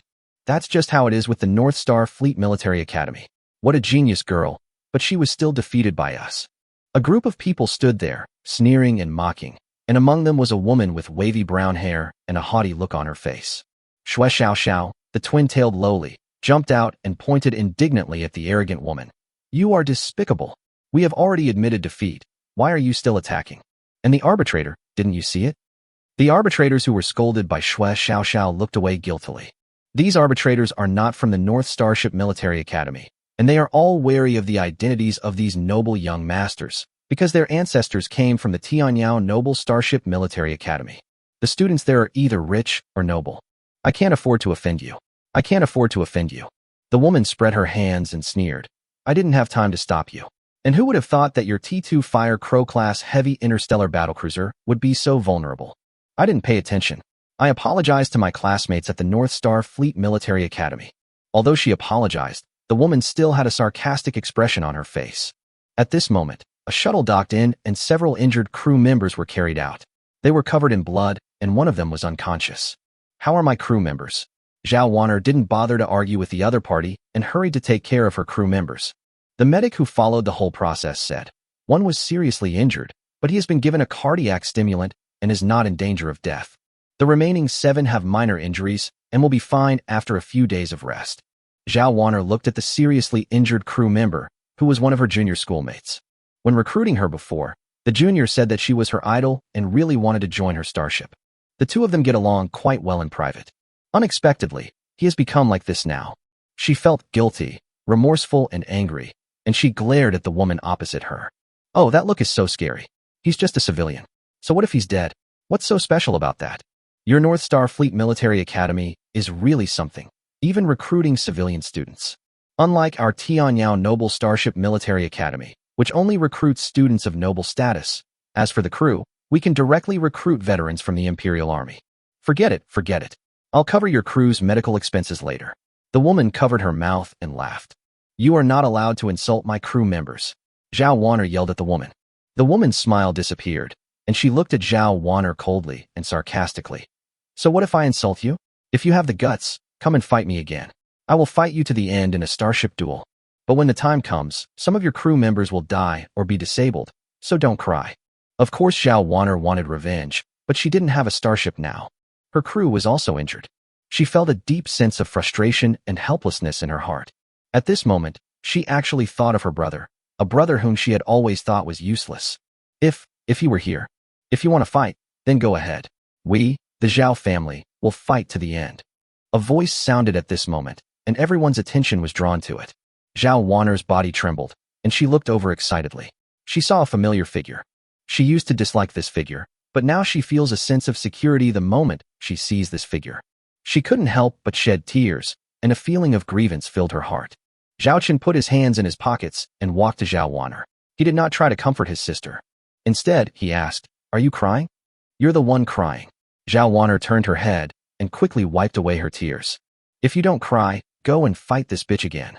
Zhao Chen's words directly angered the big wavy woman opposite. Chapter 84 Let's fight. Where did you come from, you stinky loser? How dare you scold me? The woman with big waves glared at Zhao Chen angrily. This guy actually dared to call her a bitch. At this moment, the pursuer of the woman with big waves next to him felt a light in his heart. This was a rare opportunity to show off. He walked towards Zhao Chen and said, How dare you be so rude to Miss Zhoumen? I'll show you how I can tear your mouth off. As he said that, he swung his fist and hit the opponent's face. Shui Xiaoxiao and others nearby were all frightened. They didn't expect that the students of Tianyao Noble Starship Military Academy would be so arrogant.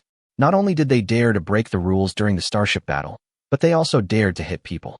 Facing the incoming fist, Zhao Chen's hand arrived first, directly grasped the opponent's fist, and then twisted it. Ah! The man knelt on the ground screaming with pain on his face. Zhao Chen then kicked him in the face, sending him flying backwards.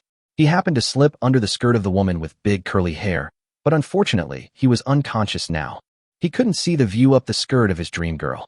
This seems to be Zhao Wanner's brother, Zhao Chen. Is it Zhao Chen, the one who defeated his classmate in a starship duel at the end of last semester despite everyone being against him? Oh my god, how come Zhao Chen is so skilled? Have you noticed that Zhao Chen is quite handsome? Some of the students at the North Star Fleet Military Academy knew Zhao Chen, while others had heard of him. But now, Zhao Chen started punching the students from other schools. Really? It's so fucking satisfying. In the past few days, the students of Bizixing have been dissatisfied with the students of Tianyao College. Well played. Good fight. It would be better if you beat up that damn woman too. Shui Xiao Xiao, the loli with twin pigtails, jumped to Zhao Chen's side, looking like she was not afraid of any trouble. The noble lady named Zhou Min was also frightened by Zhao Chen's rude behavior at this time, and subconsciously took a few steps back. Zhao Chun ignored the woman and looked at Zhao Wanner again. Handle your own affairs yourself. We, the Zhao family, will seek redress wherever we suffer humiliation. Zhao Wanner pointed at the T-2 Fire Raven-class heavy interstellar battlecruiser, still being towed away from the starship duel arena in the distance, and said aggrievedly, "But my starship was severely damaged, and some of the crew members were injured. Just tell me whether you want to return the humiliation she gave you." Zhao Chen asked. Zhao Wanner nodded heavily, with resentment and anger in her eyes. She admitted that she lost the starship duel. However, after she admitted defeat, the other side bombarded her starship, causing injuries to her crew. She couldn't stand this. "I want to." Zhao Wanner gritted her teeth and shouted. "Go challenge her. I will arrange the starship." Zhao Chen said. After hearing what Zhao Chen said, although Zhao Wanner didn't know what Zhao Chen's arrangements were, she still felt confident. She took a deep breath, walked straight to Zhou Min, pointed at him, and said, "Zhou Min, I want to challenge you to a duel again. You decide the time. Do you dare to accept it?" Zhou Min was so angry that she laughed. She said, "Okay, let's not postpone it. Anyway, my starship hasn't been affected much. After my starship is resupplied, we'll have another fight in half an hour." "Okay, it's a deal," said Zhao Wanner.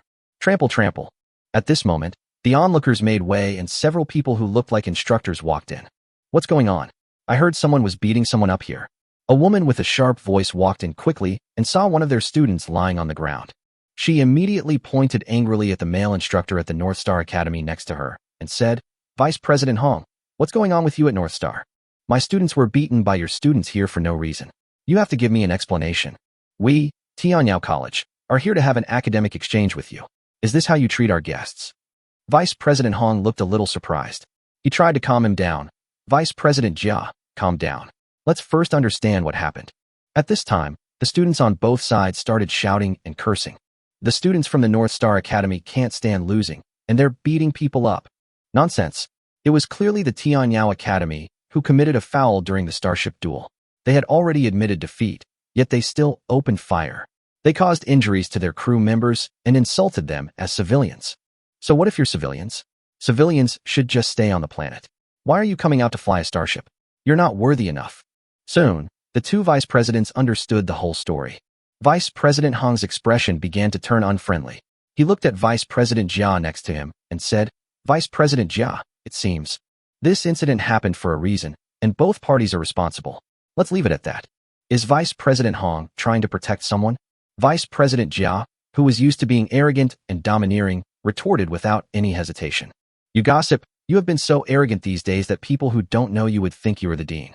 Since you are a guest, I treat you respectfully, but you are taking advantage of me." Vice President Hong cursed inwardly, but with a faint smile on his face. "If you must delve into it, this matter is very clear. The cause is that your students did not abide by the rules and opened fire after one side surrendered and ceased fighting. These rules of starship duels should have been taught in the first grade, so doesn't your academy teach them?" There is a sting in these words. Vice President Jia looked unhappy. "Vice President Jia, just now the students from North Star said they wanted to fight again. Since we have conflicts, and we are all from the Starship Military Academy, if there is any conflict, we can just fight it out on the starship." Zhou Min walked over and looked at Zhao Wanner with a sneer. If she could beat this woman once, she could beat her a second time. "I'll fight you to the end." Zhao Wanner glared at the other party. For some reason, she felt confident at this moment. "Okay, Vice President Hong, how about we handle it this way? As for what happened just now, we won't ask about it." Vice President Jia looked at Vice President Hong with a somewhat cold smile. "Weren't you very arrogant just now? Well then, I will let my students defeat your talented students again in front of you. It depends on whether you, Bezixing, can save face." Vice President Hong hesitated a little. He looked at Zhao Wanner. He knew that this student was a very hard-working and talented student. If we suffer 2 consecutive defeats and cause some psychological trauma, the loss will outweigh the gain. I think it's better. Vice President Hong tried to evade the question. Zhao Wanner interrupted the vice president and said firmly, "Vice President Hong, I want to fight. Please respect my decision." Vice President Hong frowned and walked up to Zhao Wanner. "Student Zhao Wanner, your starship is damaged and your crew members are injured. How can we fight like this? Let's forget it this time." I have a starship. I want to fight, Zhao Wanner said stubbornly. Zhao Chen walked over at this time and said, Vice President Hong, matters between women should be resolved by women themselves. Zhao Chen winked at Lilith behind him and whispered, take Wanner to Black Rhino. Yes. Lilith walked to Zhao Wanner, and then the two left. Seeing this, Zhou Min sneered, since you still want to humiliate yourself, then I will grant your wish. I hope your starship can withstand the blow this time. After saying that, he turned and headed back to his starship where he had docked for supplies, preparing for the next second battle. Chapter 85 Triple Assessment Credits. Who? Li Wei squeezed through the crowd and ran in, panting. He saw Zhao Chun. Old Zhao, I thought you came in from entrance A. I had to wait for you there for a long time. Let me tell you, these people from the Tianyao Noble Starship Military Academy are such bastards. Each one of them is so arrogant. As Li Wei spoke, he noticed the presence of two vice presidents.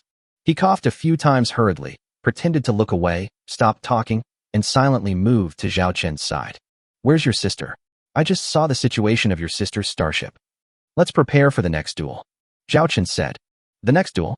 Li Wei was surprised. Shui Xiao said from the side. You didn't see how powerful Wanner's brother was just now. He directly confronted that stinky woman and beat up the woman's protector.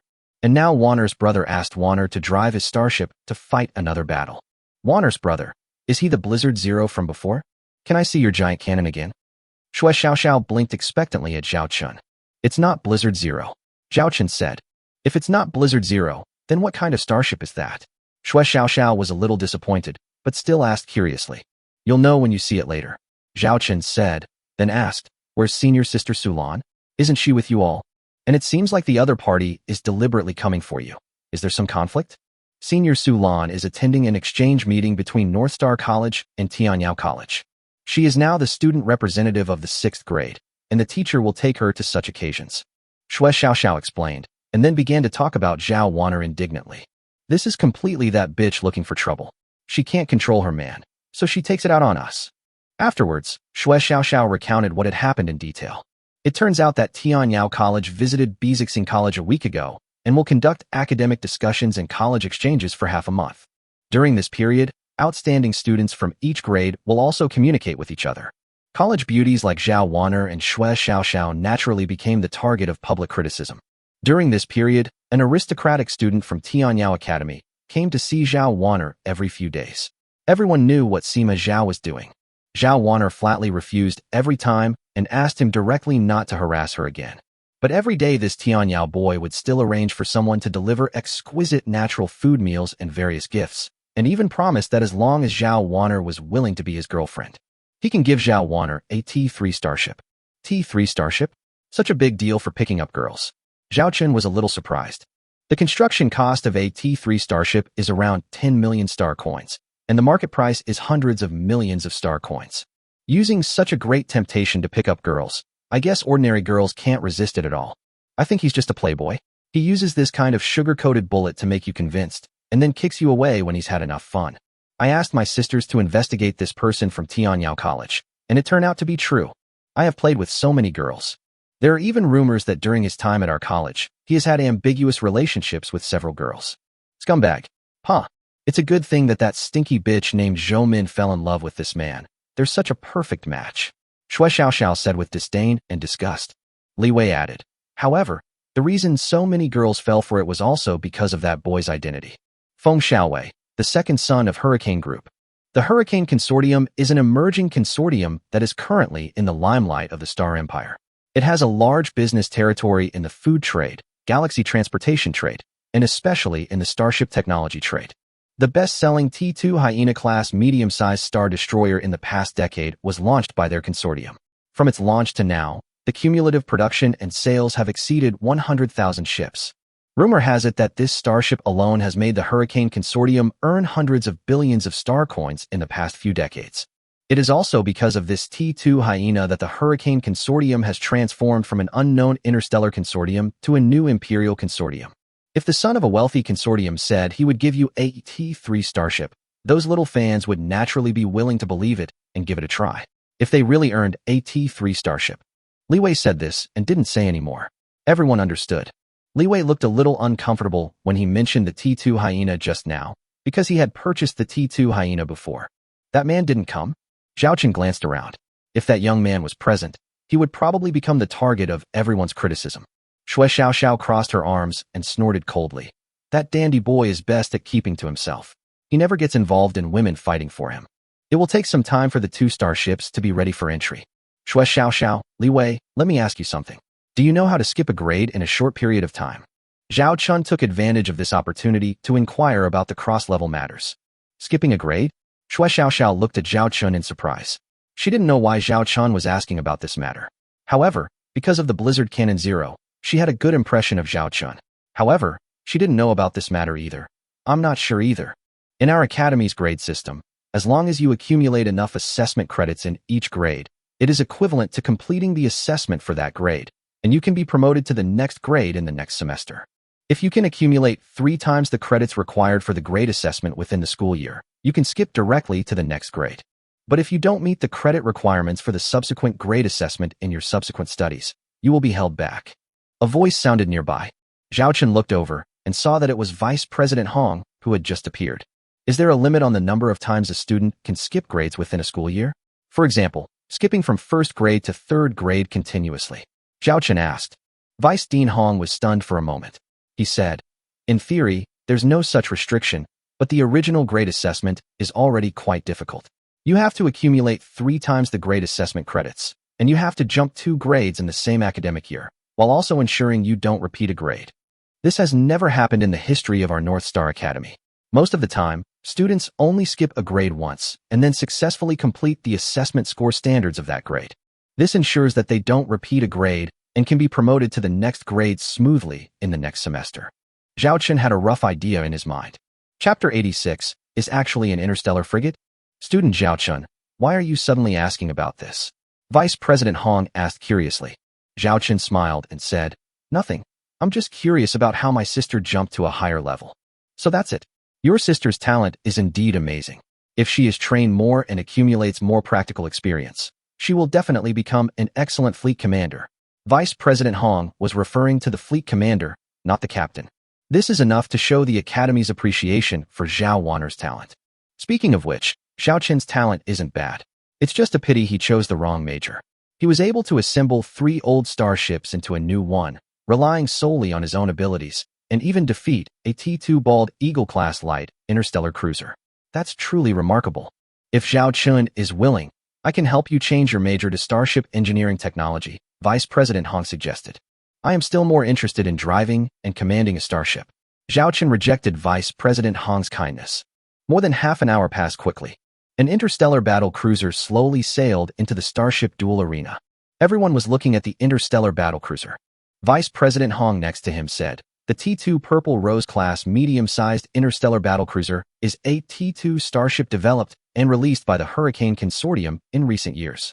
Although it is only a medium-sized starship, its firepower and armor strength are not inferior to those of heavy starships of the same type. In the previous starship duel, although the T-2 Fire Raven-class heavy interstellar battlecruiser was a starship of the same level, there was still a big gap in performance. As far as I know, the price of T-2 Purple Rose is as high as 11 million star coins. 11 million star coins? My god, this price is enough to buy a T-2 interstellar battleship or a T-2 aircraft carrier starship. Li Wei was shocked.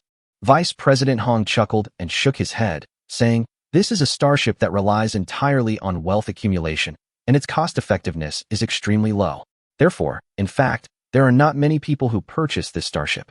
But because of its gorgeous hull structure, it is a symbol of aristocratic ladies. So generally, it is these aristocratic ladies who are willing to buy this expensive, but extremely low cost-effective, but beautiful starship. You know, Zhao Wanner's T-2 Firecrow only costs less than 8 million star coins, which is nearly 50% less. Looking at the images broadcast back by the drone, the appearance and structure of this T-2 Purple Rose are indeed beautiful, and there are even purple rose pattern textures engraved on the hull armor. At first glance, I thought it was a work of art. But when facing Zhao Chen's Blizzard Zero, the chances of winning should still be on the side of Blizzard Zero. Vice President Hong was speaking. In the live broadcast of the duel arena, a very mini, round starship appeared in front of everyone. What kind of starship is that? How can it violate the rules and enter the duel venue without permission? Vice President Hong frowned. He was very dissatisfied with this management negligence. That's the starship my sister is driving. Zhao Qin's words caused a huge uproar. Shui Xiao Xiao and Li Wei looked at Zhao Chun in dumbfounded. Vice President Hong was stunned for a long time, then said in surprise, Student Zhao Qia. If I'm not mistaken, it should be an interstellar frigate. T2 Black Rhino class interstellar heavy assault frigate. Zhao Qin said the name of this starship. But others don't care whether it is a Black Rhino or not. They only know that it is an interstellar frigate. Hurrah! Look, that's the starship from the North Star Fleet Military Academy. It's actually an interstellar frigate. An interstellar frigate dueling with an interstellar battlecruiser. Are the students of North Star crazy? If you don't want to win, just say so. You have to humiliate yourself. It's really making me laugh to death. Seeing this scene, the students of Tianyao Noble Starship Military Academy burst into laughter and began to verbally attack the students of Bezixing Starship Military Academy. Of course, the main target of attack was Zhao Chun. But they only dared to shout from a distance. After all, the guy just now dared to hit someone directly. The students of the North Star Fleet Military Academy all looked as if they had eaten shit, and their faces were extremely ugly. They all looked at Zhao Chun in disbelief. They originally thought that Zhao Chun asked his sister to fight in order to prepare the Blizzard Zero. What ended up appearing was a T2 interstellar frigate. Zhao Qinyu. Li Wei swallowed. He didn't know how to persuade his good friend. Ever since the Snowstorm Zero, his behavior had been somewhat unpredictable. Just watch. Zhao Chun crossed his arms, with a slight smile on his lips. The reason why he arranged the T2 Black Rhino was something he had thought of a long time ago. Regarding the opponent's starship, Zhao Chun checked the starship duel records on the way here and knew that it was a T2 Purple Rose and also knew the weapon system it was equipped with. Its main weapon system is 10 T2, level twin 200mm medium railguns, which can be fired every 30 seconds. Railguns are non-ballistic weapons that use electromagnetic technology to accelerate metal projectiles. It has a very fast rate of fire and a very high hit rate within the accurate range, but because it has no guidance function, the hit rate will drop sharply once it reaches the extreme range.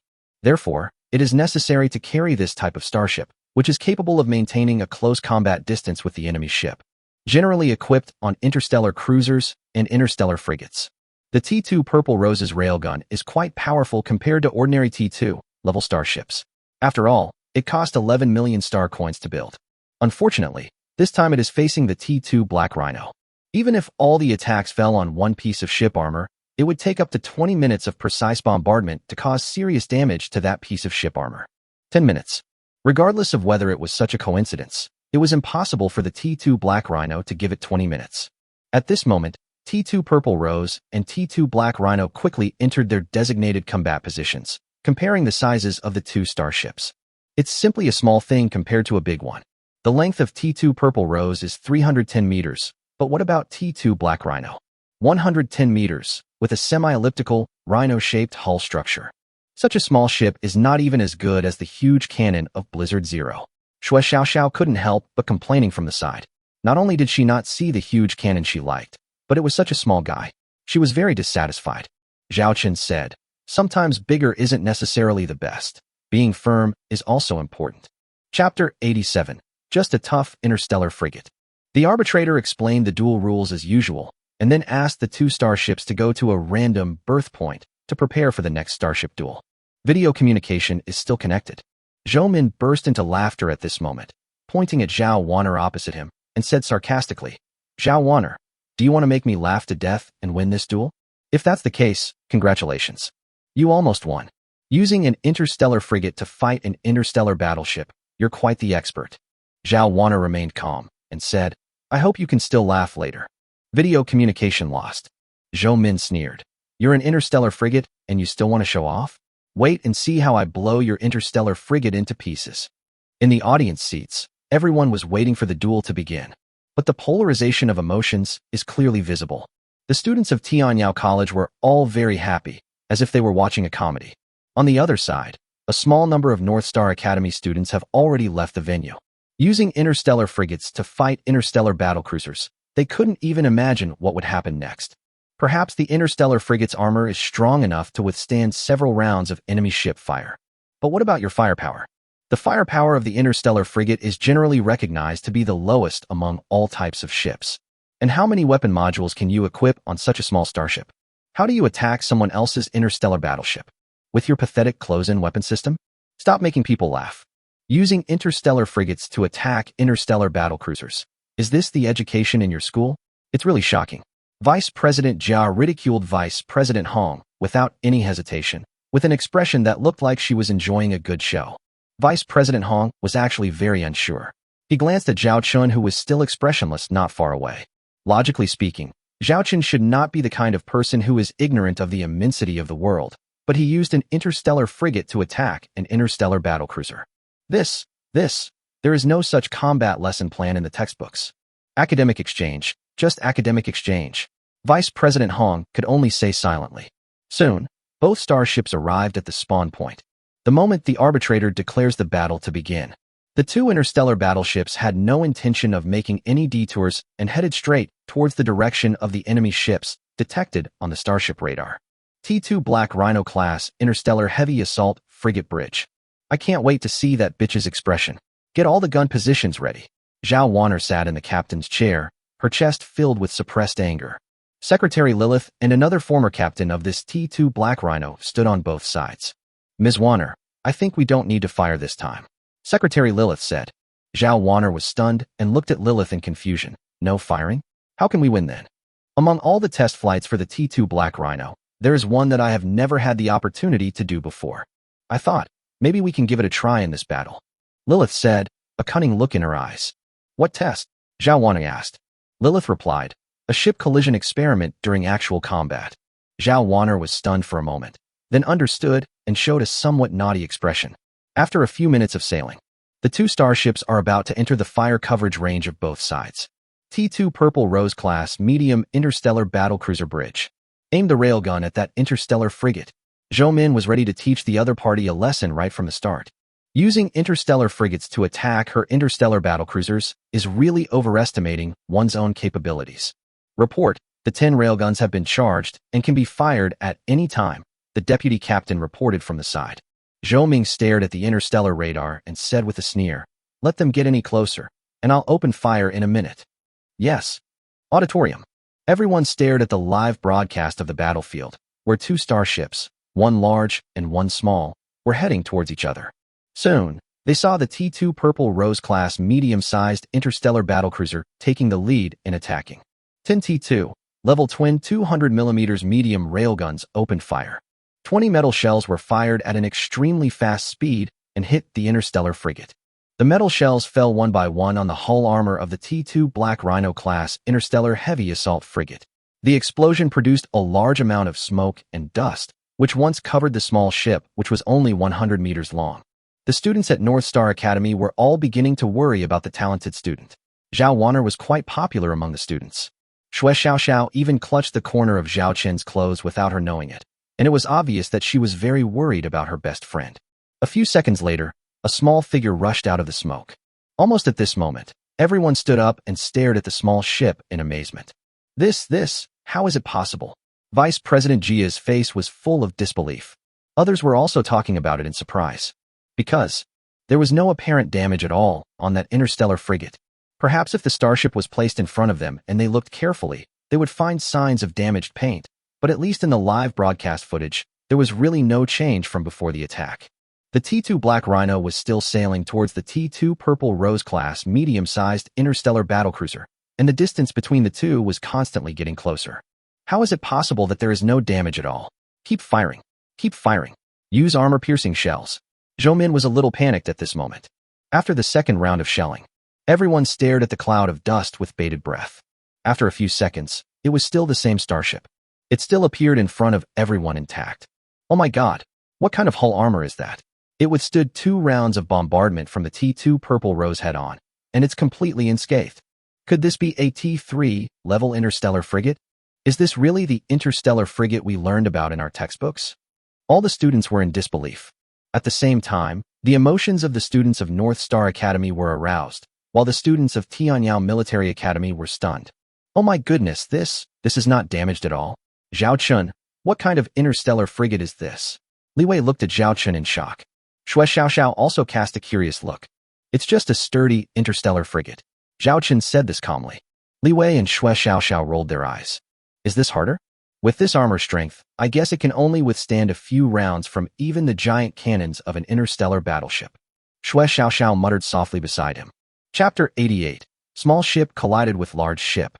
Next, the T-2 Purple Rose-class medium-sized interstellar battlecruiser launched the third, fourth, and fifth rounds of attacks.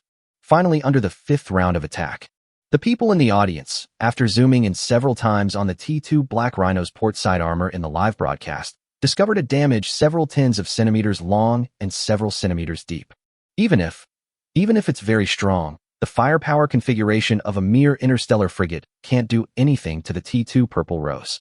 And an interstellar frigate might not even be able to catch up to the speed of a T-2 Purple Rose, Vice President Jia said, trying to save face. Yes. You are the Vice President of Tianyao College, and you have the final say. Vice President Hong deliberately showed a flattering smile and said flatteringly. This statement is obviously a veiled attack on the other party. Vice President Jia had a gloomy face and said nothing. He could only use these excuses to convince himself that there was still hope in this battle. At this moment on the battlefield, T-2 Purple Rose also noticed something was wrong and began to try to use its speed to maintain distance from T-2 Black Rhino while continuing to fire. Zhou Min still didn't believe that this T-2 interstellar frigate could really withstand the continuous bombardment. T-2 Black Rhino class interstellar heavy assault frigate bridge. The frontal armor of the ship suffered a total damage of 6%, with the most serious damage being 12%. The side armor suffered a total damage of 3%. The captain of the starship reported to Zhao Wanner. Zhao Wanner glanced at the distance between the two starships on the star map. She had already learned about the performance of the T-2 Black Rhino before. We're almost there, pass on my orders. Prepare to activate short-range assault mode. At the same time, all crew members on board, prepare for collision. Zhao Wanner said seriously. Yes. The captain began to convey the order. Because the T-2 Black Rhino was designed with the expectation of withstanding a large number of attacks, and even collisions in mind, protective measures were specially arranged at each combat position to allow soldiers to stabilize their bodies and avoid losing balance and getting injured due to collisions. Short-range assault mode activated, speed increased, said the captain. The red numbers representing the ship's speed began to rise continuously in an instant. In the audience, the people who were staring at the two starships suddenly began to exclaim, "Oh my God! Look, that interstellar frigate seems to have accelerated. This speed is too fast. It's much faster than before. Wait, this speed, this direction, could this interstellar frigate be planning to ram the T-2 Purple Rose?"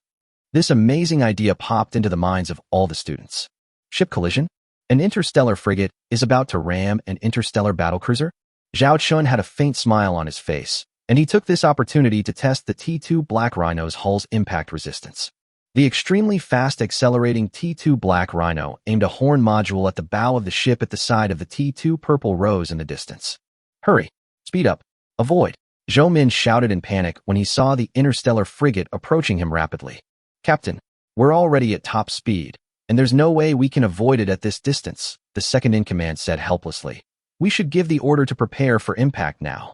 Before the deputy captain could finish his words, a loud bang was heard from the entire ship. Almost in an instant, all the unfixed objects on the bridge flew up, and some crew members who had not had time to stabilize themselves were lifted into the air and flew several meters away. Zhou Min sat in the captain's chair and did not fly out. But at this moment, her pupils dilated as she watched a plump but in the distance bump into her face. The face that she had spent hundreds of star coins to maintain was now in close contact with that part. Whoa.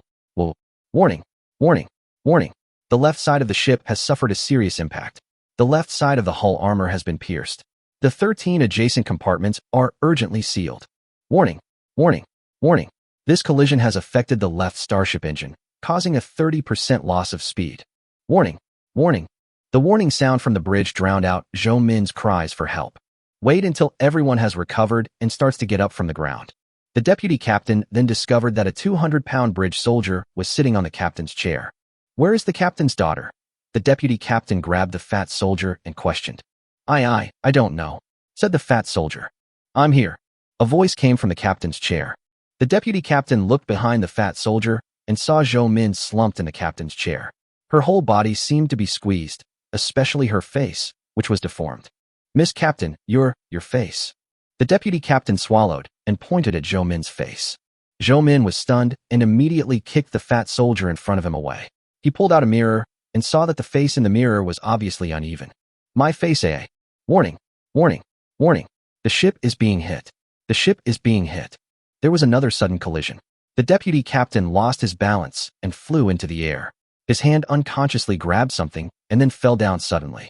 When he came to his senses, he saw that Zhou Min's face was pressed firmly on the captain's chair. Oh!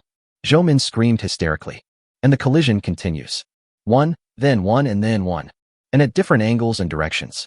From the outside, it looked like a T2 interstellar frigate was constantly colliding with a T2 Purple Rose that was running away in panic. But the problem is that he couldn't run fast enough and couldn't escape the entanglement of the interstellar frigate. Warning, warning, warning. The ship is losing control.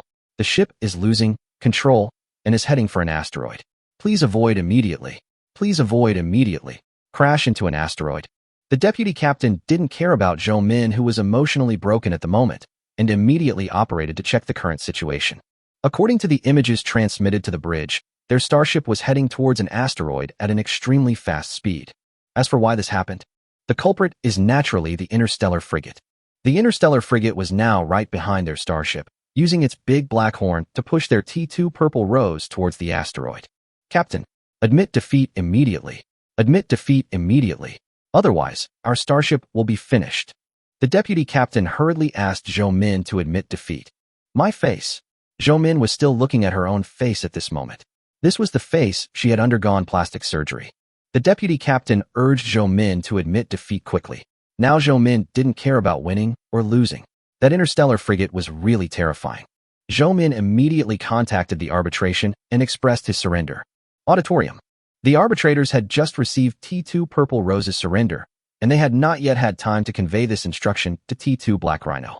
Through the live broadcast, they saw that T2 Purple Rose crashed heavily into the surface of the asteroid, raising a large amount of dust.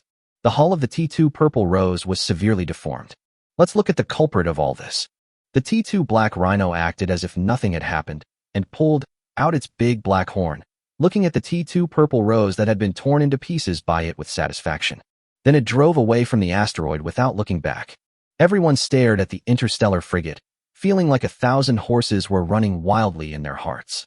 Is this really an interstellar frigate? Chapter 89. One sells his sister, the other sells his schoolmate. Everyone in the audience looked at the abandoned asteroid placed in the duel area and could see that the hull of the ship was severely deformed, and it could be said that there was not a single intact part of the hull armor. There are big holes in several places, and the culprit of these big holes is naturally the big black horn of the T2 Black Rhino class interstellar heavy assault frigate. Several interstellar barges and small interstellar medical ships have begun to sail over to rescue the crew on the starship. This scene is much more serious than the situation Zhao Wanner encountered with the T2 Fire Crow class heavy interstellar battlecruiser before. The arbitrator then announced that the winner of this starship duel was Zhao Wanner from North Star Academy. Oh, I'm so sorry. Our students are so careless that they messed up your student's starship like this. How about this? Our academy can perform basic repairs to ensure it can return smoothly to your Tianyao Academy starport. Vice President Hong was very proud at this moment, looking at Vice President Jia beside him with a smile on his face. Vice President Jia groaned. No need. After saying that, he turned around and left the audience. The other students from Tianyao Academy also left in disgrace. Hey, don't go. You were so arrogant just now. Why are you so quiet now? Your Tianyao Academy starship isn't that great. It can't even defeat one of our interstellar frigates. The interstellar battlecruiser was beaten by an interstellar frigate. If it were me, I would have buried myself in a hole long ago. The students of North Star Academy were so excited as if they had won the battle. These people from Tianyao Academy are too arrogant. They rely on the fact that they are a starship military academy directly under the Empire to look down on other military academies. Vice President Hong snorted coldly. He was in a very cheerful mood at the moment. He had suffered a lot from the arrogance of the people from Tianyao Academy these days. However, the T2 Black Rhino just now was indeed very powerful. The armor strength of that starship was incredibly terrifying, and it also had the ability to launch short-range accelerated assaults after approaching the enemy ship. It's hard to believe that such a small ship has such strong acceleration and defense capabilities. How come he has never heard of such a T2 interstellar frigate on the market? When Vice President Hong was thinking about talking to classmate Zhao Chun about this starship, he found that Zhao Chun and his gang had disappeared long ago. What a mysterious student. Look, look, the latest report has appeared. The T2 Purple Rose class medium interstellar battlecruiser has suffered 60% damage to its hull armor. The most serious damage has been directly pierced through the hull armor. As a result, 37 compartments were damaged and sealed. Even the main skeleton structure strength of the starship was damaged by 20%, which is over 30% and is close to the edge of falling apart. Captain Zhou Min was injured and her face was severely deformed. It turns out this woman had plastic surgery. 7 crew members of the entire starship died, 26 crew members were seriously injured, and 57 crew members were injured to varying degrees. According to estimates, the repair cost of this T2 Purple Rose will reach a staggering 3 million star coins. This is almost enough to buy a brand new T2 interstellar frigate or interstellar destroyer. While Zhao Chun and his companions were on their way to find Zhao Wanner, Xue Xiaoxiao kept talking about the report on the starship duel. Old Zhao, this interstellar frigate is incredible. It completely shattered that T2 Purple Rose with just a few rammings. Where did you get this interstellar frigate? Li Wei looked at Zhao Chen curiously. Want it? Zhao Chen did not answer directly, but asked Li Wei instead. Li Wei was stunned for a moment, then nodded continuously. Who wouldn't want such a good interstellar frigate? It can even fight against an interstellar battlecruiser alone. When I have time, I'll build you a whole ship. Zhao Chen said. He does not have such a large production capacity now, but it will be easy to build such a T2 Black Rhino in the future. Really? Brother Zhao, you are my real brother. Li Wei didn't bother to inquire about the origin of this starship. He had already begun to imagine the scene of owning such an interstellar frigate. Brother Zhao, you are still single, right? Why don't you consider my sister? Although my sister has a bad temper and is a bit old, she is not as gentle as other girls. But she is also a great beauty. Zhao Chun was at a loss for words. You sold your sister just for an interstellar frigate? Brother Zhao, I can consider buying a T2 Black Rhino. Xue Xiaoxiao said seductively. I'll tell you senior sister Su Lan's contact information, her measurements, and preferences. To know this information, Han Tianwang promised me many benefits, but I didn't tell him anything.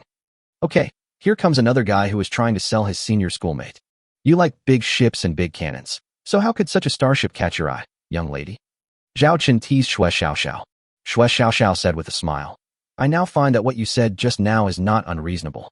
In fact, it is also good to be a little harder. Of course, I still like big ships and big guns the most. Then my giant cannon will be paired with my small steel cannon. Wouldn't that be awesome? For these two people who are only interested in Starship and are willing to sell out their sisters and seniors, Zhao Chun can only mourn for their sisters and seniors. I don't have the ability to do so in the short term. When there is supply in the future, I will consider you two first. Zhao Chun promised. A ship like this shouldn't be expensive, right? Li Wei asked tentatively.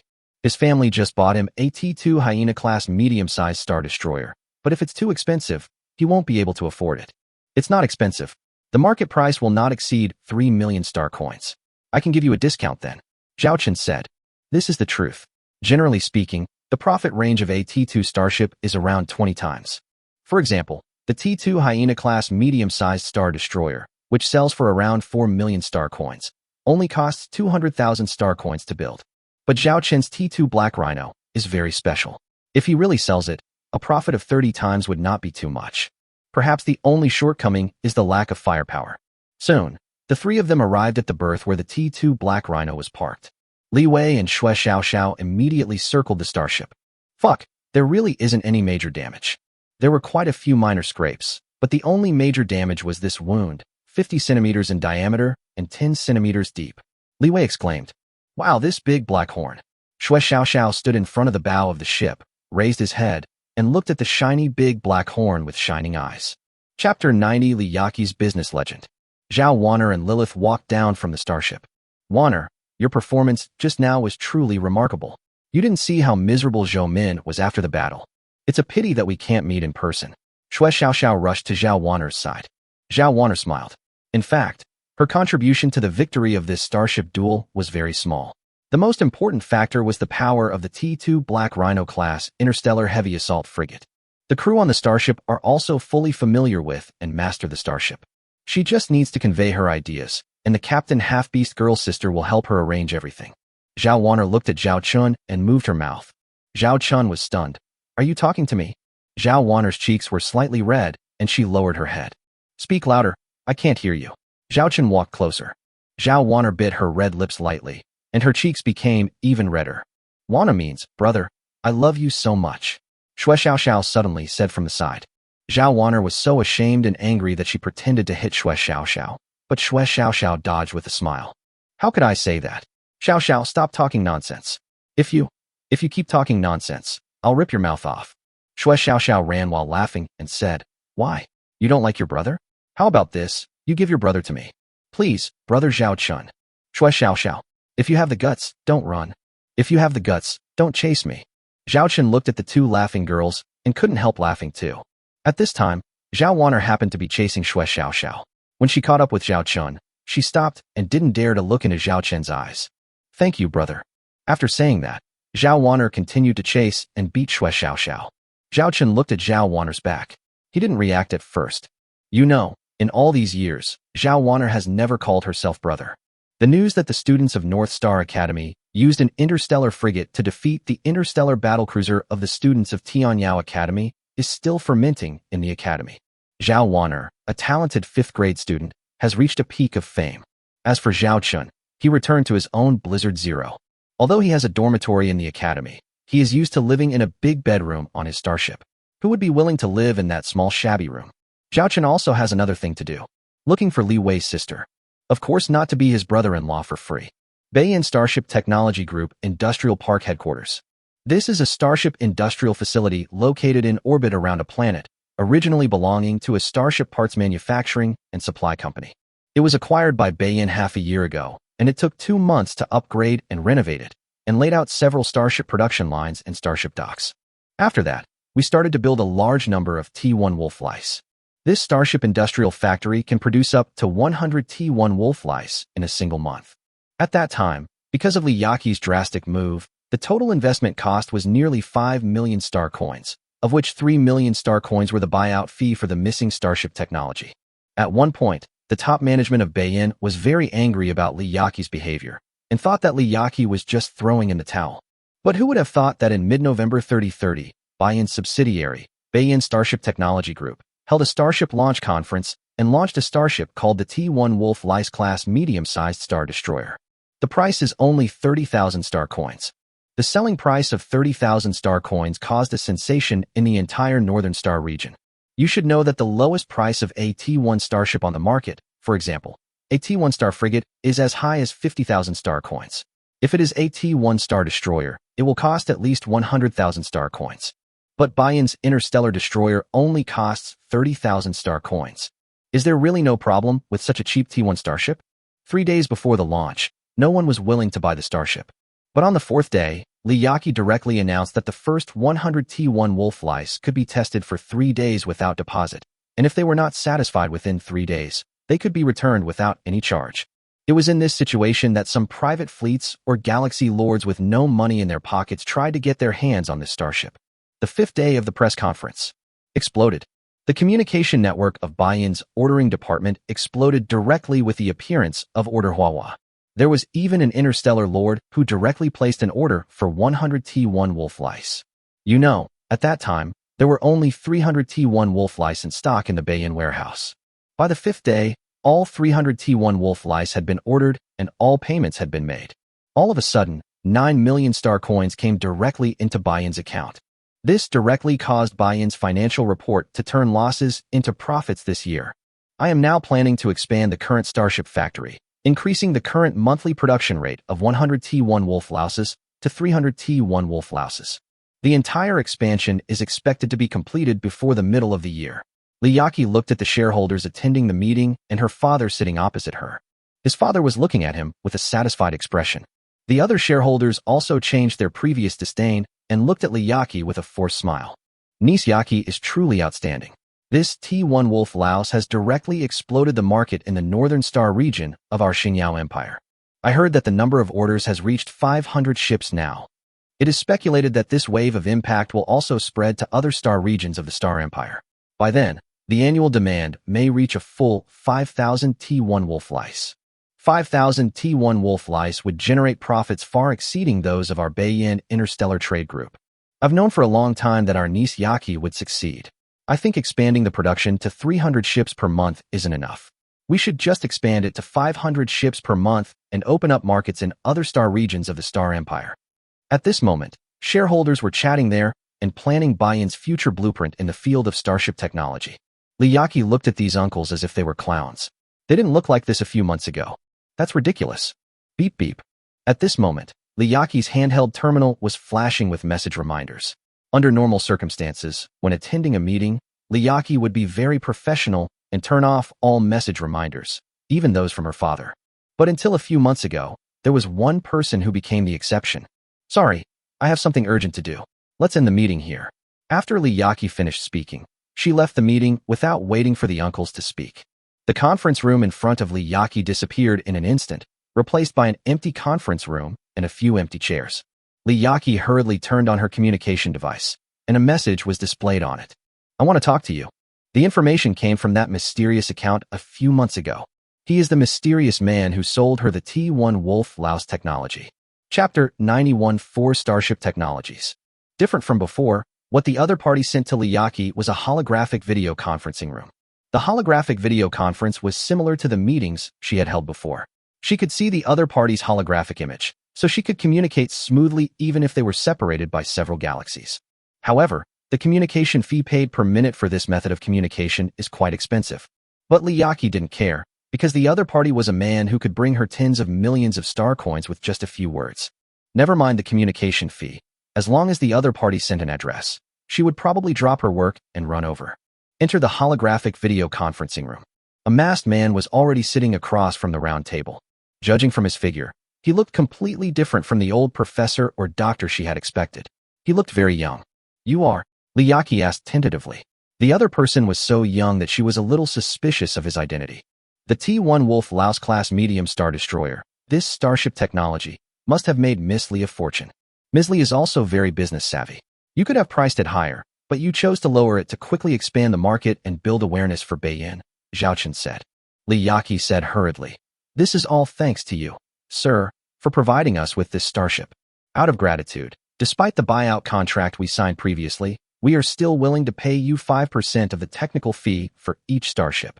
I have to say that Liyaki is really good at doing business. It seems like an extra 5% expense for no reason, but it can help you establish a relationship with the big boss in front of you. This is definitely an excellent investment. This time I'm not talking to you about the T1 Wolf Lice. I want to have in-depth cooperation with you. Zhao Chun crossed his hands on the table and looked directly at Liyaki opposite him. Cooperate? This is of course what Liyaki wants. Do you have other starship technologies? We are willing to cooperate with you in this area. In the future, we can even invest in your laboratory and provide the best starship technology research environment. Liyaki offered good conditions one after another. She thought that there should be a starship technology research organization behind the other party. If this starship research organization can be recruited, it will undoubtedly be a great benefit for Beiyin Starship Technology Group. I don't care about what you said. First, listen to my cooperation requirements. I'll give you some starship technology. But this time it is not a buyout, but an authorization. I want 70% of the profit of each starship. At the same time, I will not ask about any details of production, transportation, sales, etc., all of which are borne by you. To put it bluntly, I'm just a hands-off boss. Zhao Qin stated his purpose right from the start. 70% of profits. Liyaki immediately did some calculations in her mind. If she gave the other party 70% of the profit, she would bear all other production, manufacturing, transportation, and other costs. And in the end, she could also get a profit of 1 to 2 points. But as a businessman, it is impossible for Liyaki to agree so directly. 70% is a bit too high. Besides providing the technical expertise, we'll cover everything else. What if? Liyaki hasn't finished her speech yet. Zhao Qin interrupted directly. I think you should be very clear about how much profit T1 Wolf Lice has brought you. As for the Starship Technology 1 I'm about to hand over to you, I am absolutely confident that it will not be worse than the T1 Wolf Louse. There will be no changes to the conditions I offer. If Miss Lee is unwilling, then our conversation can end here. Seeing this man was so determined. Liyaki had actually already weighed the pros and cons in her mind a long time ago. She must get the Starship Technology in this man's hands. Then can you let me see the technical drawings of this cooperative starship first? Liyaki asked. You will see it after signing the contract. Zhao Qin said. Liyaki was stunned. This time the other party was very determined in the negotiations and did not give her any way out. In fact, this was something Zhao Chun had thought of a long time ago. The T1 Wolf Lice had made Liyaki taste the sweetness. As long as she was not a fool, She would definitely not give up this cooperation plan. I have some additional conditions. Although we signed a licensing and profit-sharing agreement, I needed an advance payment of at least 20 million star coins in the first 3 months.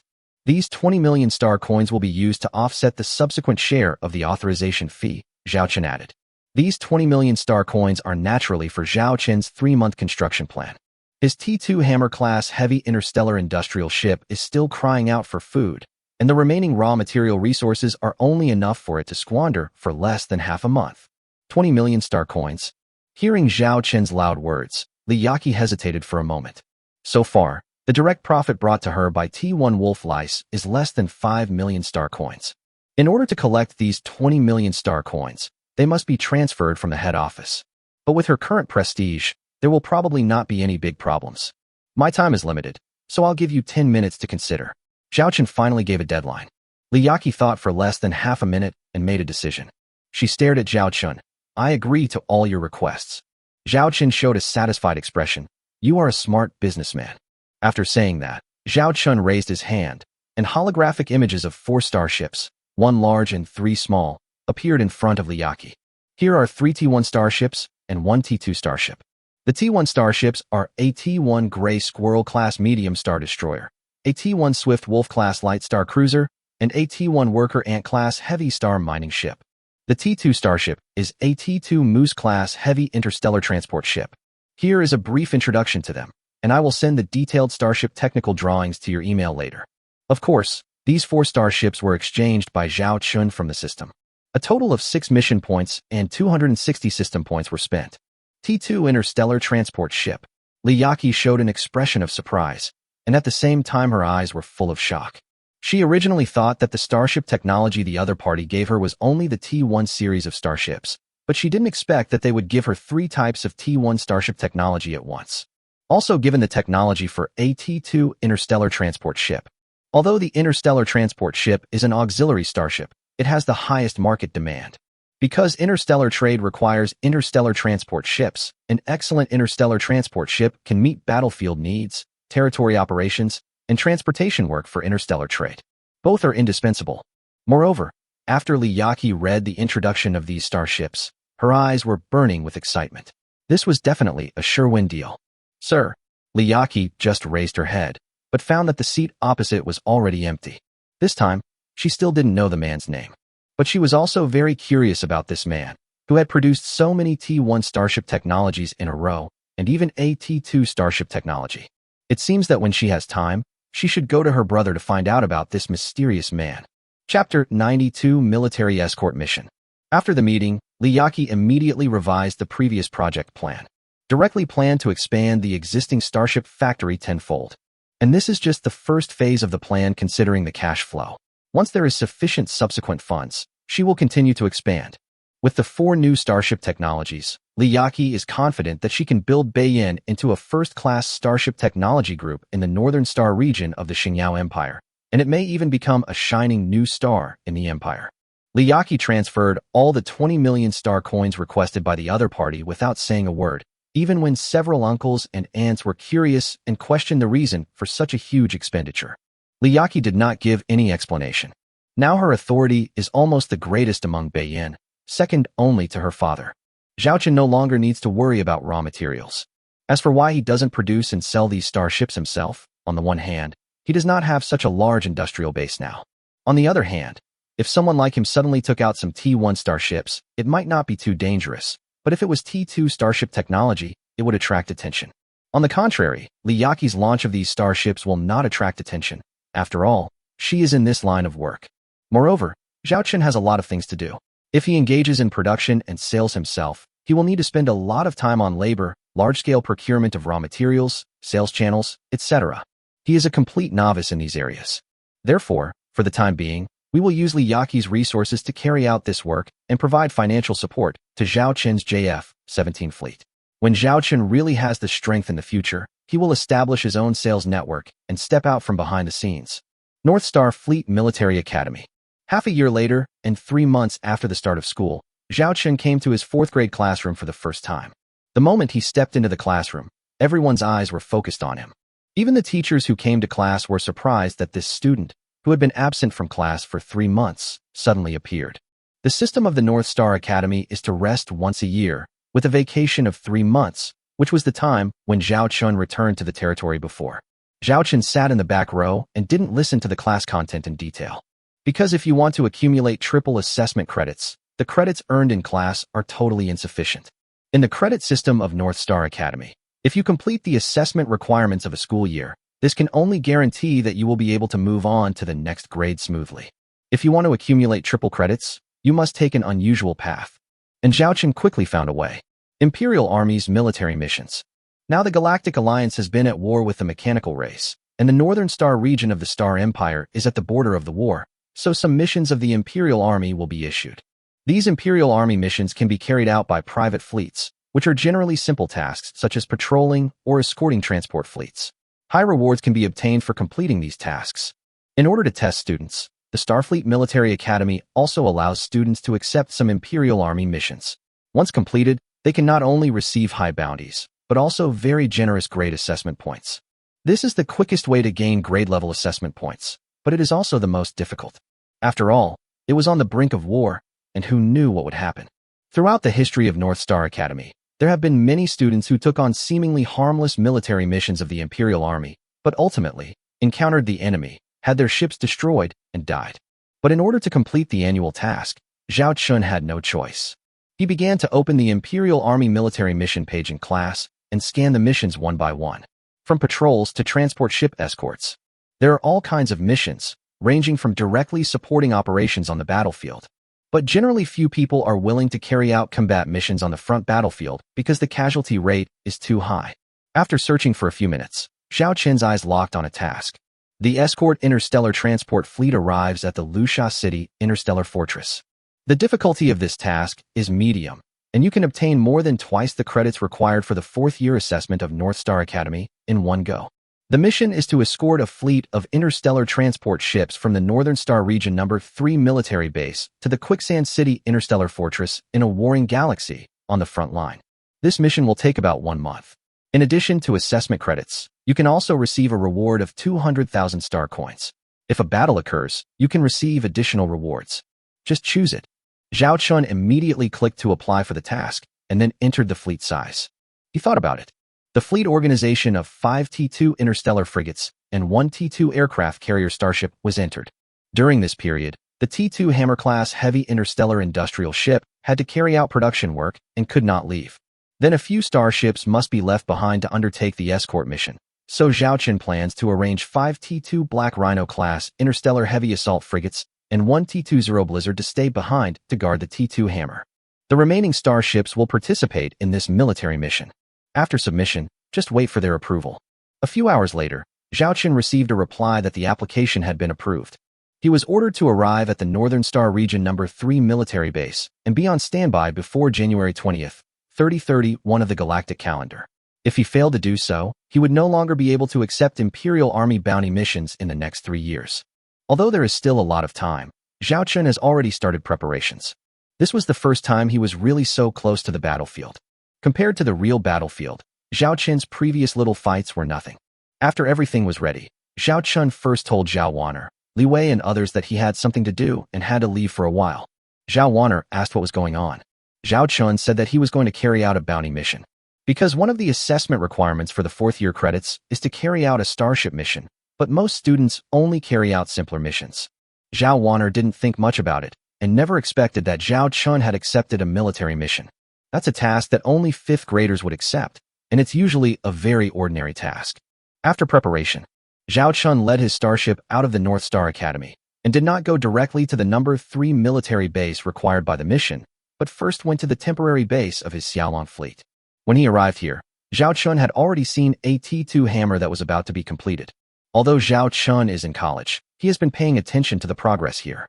After Zhao Chun received the 20 million star coins, he immediately purchased a batch of raw materials, transported them to the vicinity of this star field, and then transported them here by Zhao Chun's starship.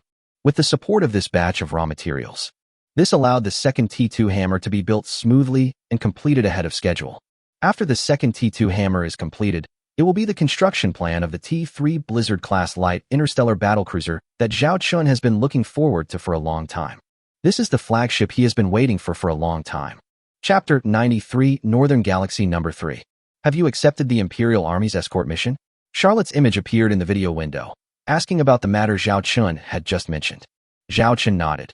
In order for me to graduate from the North Starfleet Military Academy as soon as possible, I need to do some difficult tasks. However, with our current starship capabilities, completing this escort mission shouldn't be too difficult. Then I'll go with you. Charlotte volunteered. But Zhao Chun refused. Zhao Chun said, "You are still responsible for staying in our temporary base.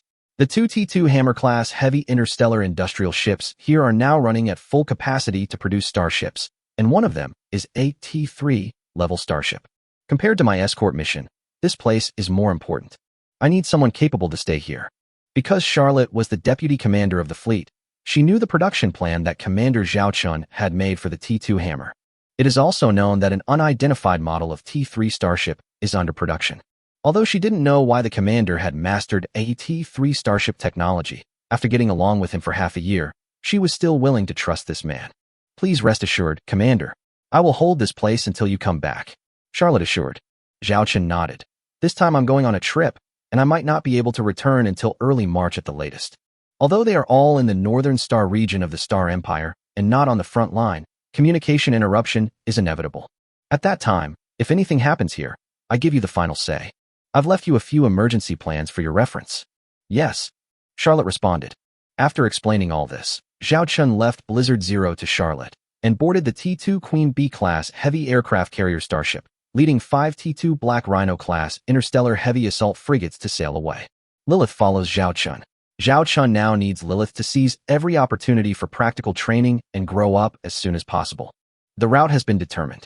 We will first head to the North Star System Stargate, and then through the Stargate to the Chua Star region, which is also in the Northern Star region of the Star Empire like the Northwind Star region. Due to the long distance, 3 Stargate crossings are required in the middle, and finally arrive at the Northern Star region Imperial Fleet Number 3 military base located on the northern border of the Chua Star region. The journey will take 26 hours, and will arrive at the destination on January 18th. The mission requires a rendezvous date of January 20th, which is plenty of time. Lilith laid out the entire voyage route in detail and reported it to the fleet commander. Zhao Chun nodded in satisfaction. "No problem.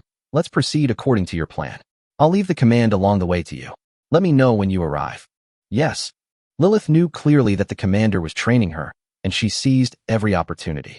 Because she knew that if she could have a higher status in the Xiaolong fleet, it would be of great benefit to her succubus people in the future. The warp engine route has been prefabricated. We will then enter the acceleration phase, and 10 minutes later we will enter the warp speed navigation phase. Within 10 minutes, all crew members enter deep sea mode. Repeat, within 10 minutes, all crew members enter deep sea mode. Lilith's order was transmitted to the bridges of the 6 starships in the entire fleet. The bridge of the Black Rhino-class ship, number 1, understands. The bridge of the 2nd Black Rhino-class ship understands. Black Rhino. 6 starships entered warp speed one after another and headed towards the Stargate. Northern Star Region, Chua Star Region, Military Base Number 3. After a day of sailing, Zhao Chun's fleet finally arrived at the military base located behind the frontline battlefield. It is called a military base, but it is more appropriate to describe it as a military galaxy, because this is a completely militarized galaxy with no name and no lord. There is only one code-named Military Base Number 3, and some people also call it the Northern Galaxy Number 3. Your fleet has entered the control area of Galaxy Number 3. Please report your fleet information and the purpose of your mission here immediately. A mechanical female voice sounded in Zhao Chun's T2 Queen Bee communication channel. All fleet starships arriving at Galaxy Number 3 must undergo double certification. One of them is the Starting Point Stargate. After learning the military base you are going to, the Starting Point Stargate will first confirm your fleet information and the purpose of going to the Northern Galaxy Number 3. After arriving at the Stargate of Galaxy Number 3, the Navigation Control Department here will reconfirm this information. It is enough to see how strict the situation is here. Information confirmed. The visiting fleet is a mercenary fleet carrying out a bounty mission. They are from the North Star Fleet Military Academy and have a fleet size of 6 T2 starships. The route has been marked. Please follow the designated route. Please note that if you deviate from the designated route without receiving 3 warnings, you will bear the consequences at your own risk. The mechanical female voice sounded again. At the same time, A route information was also sent to Zhao Chen's starship. Lilith checked it, and after confirming that everything was correct, she asked Zhao Chen about the next arrangements. "Let's go," Zhao Chen said. After saying that, Zhao Chen sat on the captain's chair, operated the surrounding video images, and began to appreciate the beautiful scenery of this military base. Wherever you look, you can see all kinds of starships. Interstellar battleships, interstellar frigates, interstellar cruisers. Suddenly, Zhao Chen saw a huge starship. This is an interstellar battleship with a length of more than 1 kilometer. The entire ship is painted in crimson red, and the huge main gun muzzle is nearly twice as large as Zhao Chen's modified Blizzard Zero. The secondary guns, lined up in unison, stood like spears. Zhao Chen's T2 Queen Bee is just a child in front of it, not to mention the T2 Black Rhino, which is like the difference between a watermelon and a sesame seed. This is a real interstellar battleship. This is why, in the Galactic Alliance's cognition, T3 starships are real combat starships, while most T2 starships can only be regarded as semi-military interstellar battleships. The Starshield technology alone is enough to allow a T3 starship to beat up a group of T2 starships without even losing any paint. The T3 Flame Lion-class medium-sized interstellar battlecruiser is the standard T3 starship for the Imperial Army. It is used exclusively by the Imperial Army of the Star Empire. Only a small number of nobles and royal families privately own this starship, and it is rumored that the price of a single ship is as high as 700 million star coins. The main weapon is a 2,200 mm caliber medium electromagnetic cannon. It's one of the main battle starships in the Imperial Army's T3 series. Zhao Chen read out the information about this starship from the Academy textbook. But Zhao Chen didn't like this starship very much, because he owned an interstellar battlecruiser that was even more powerful than this one.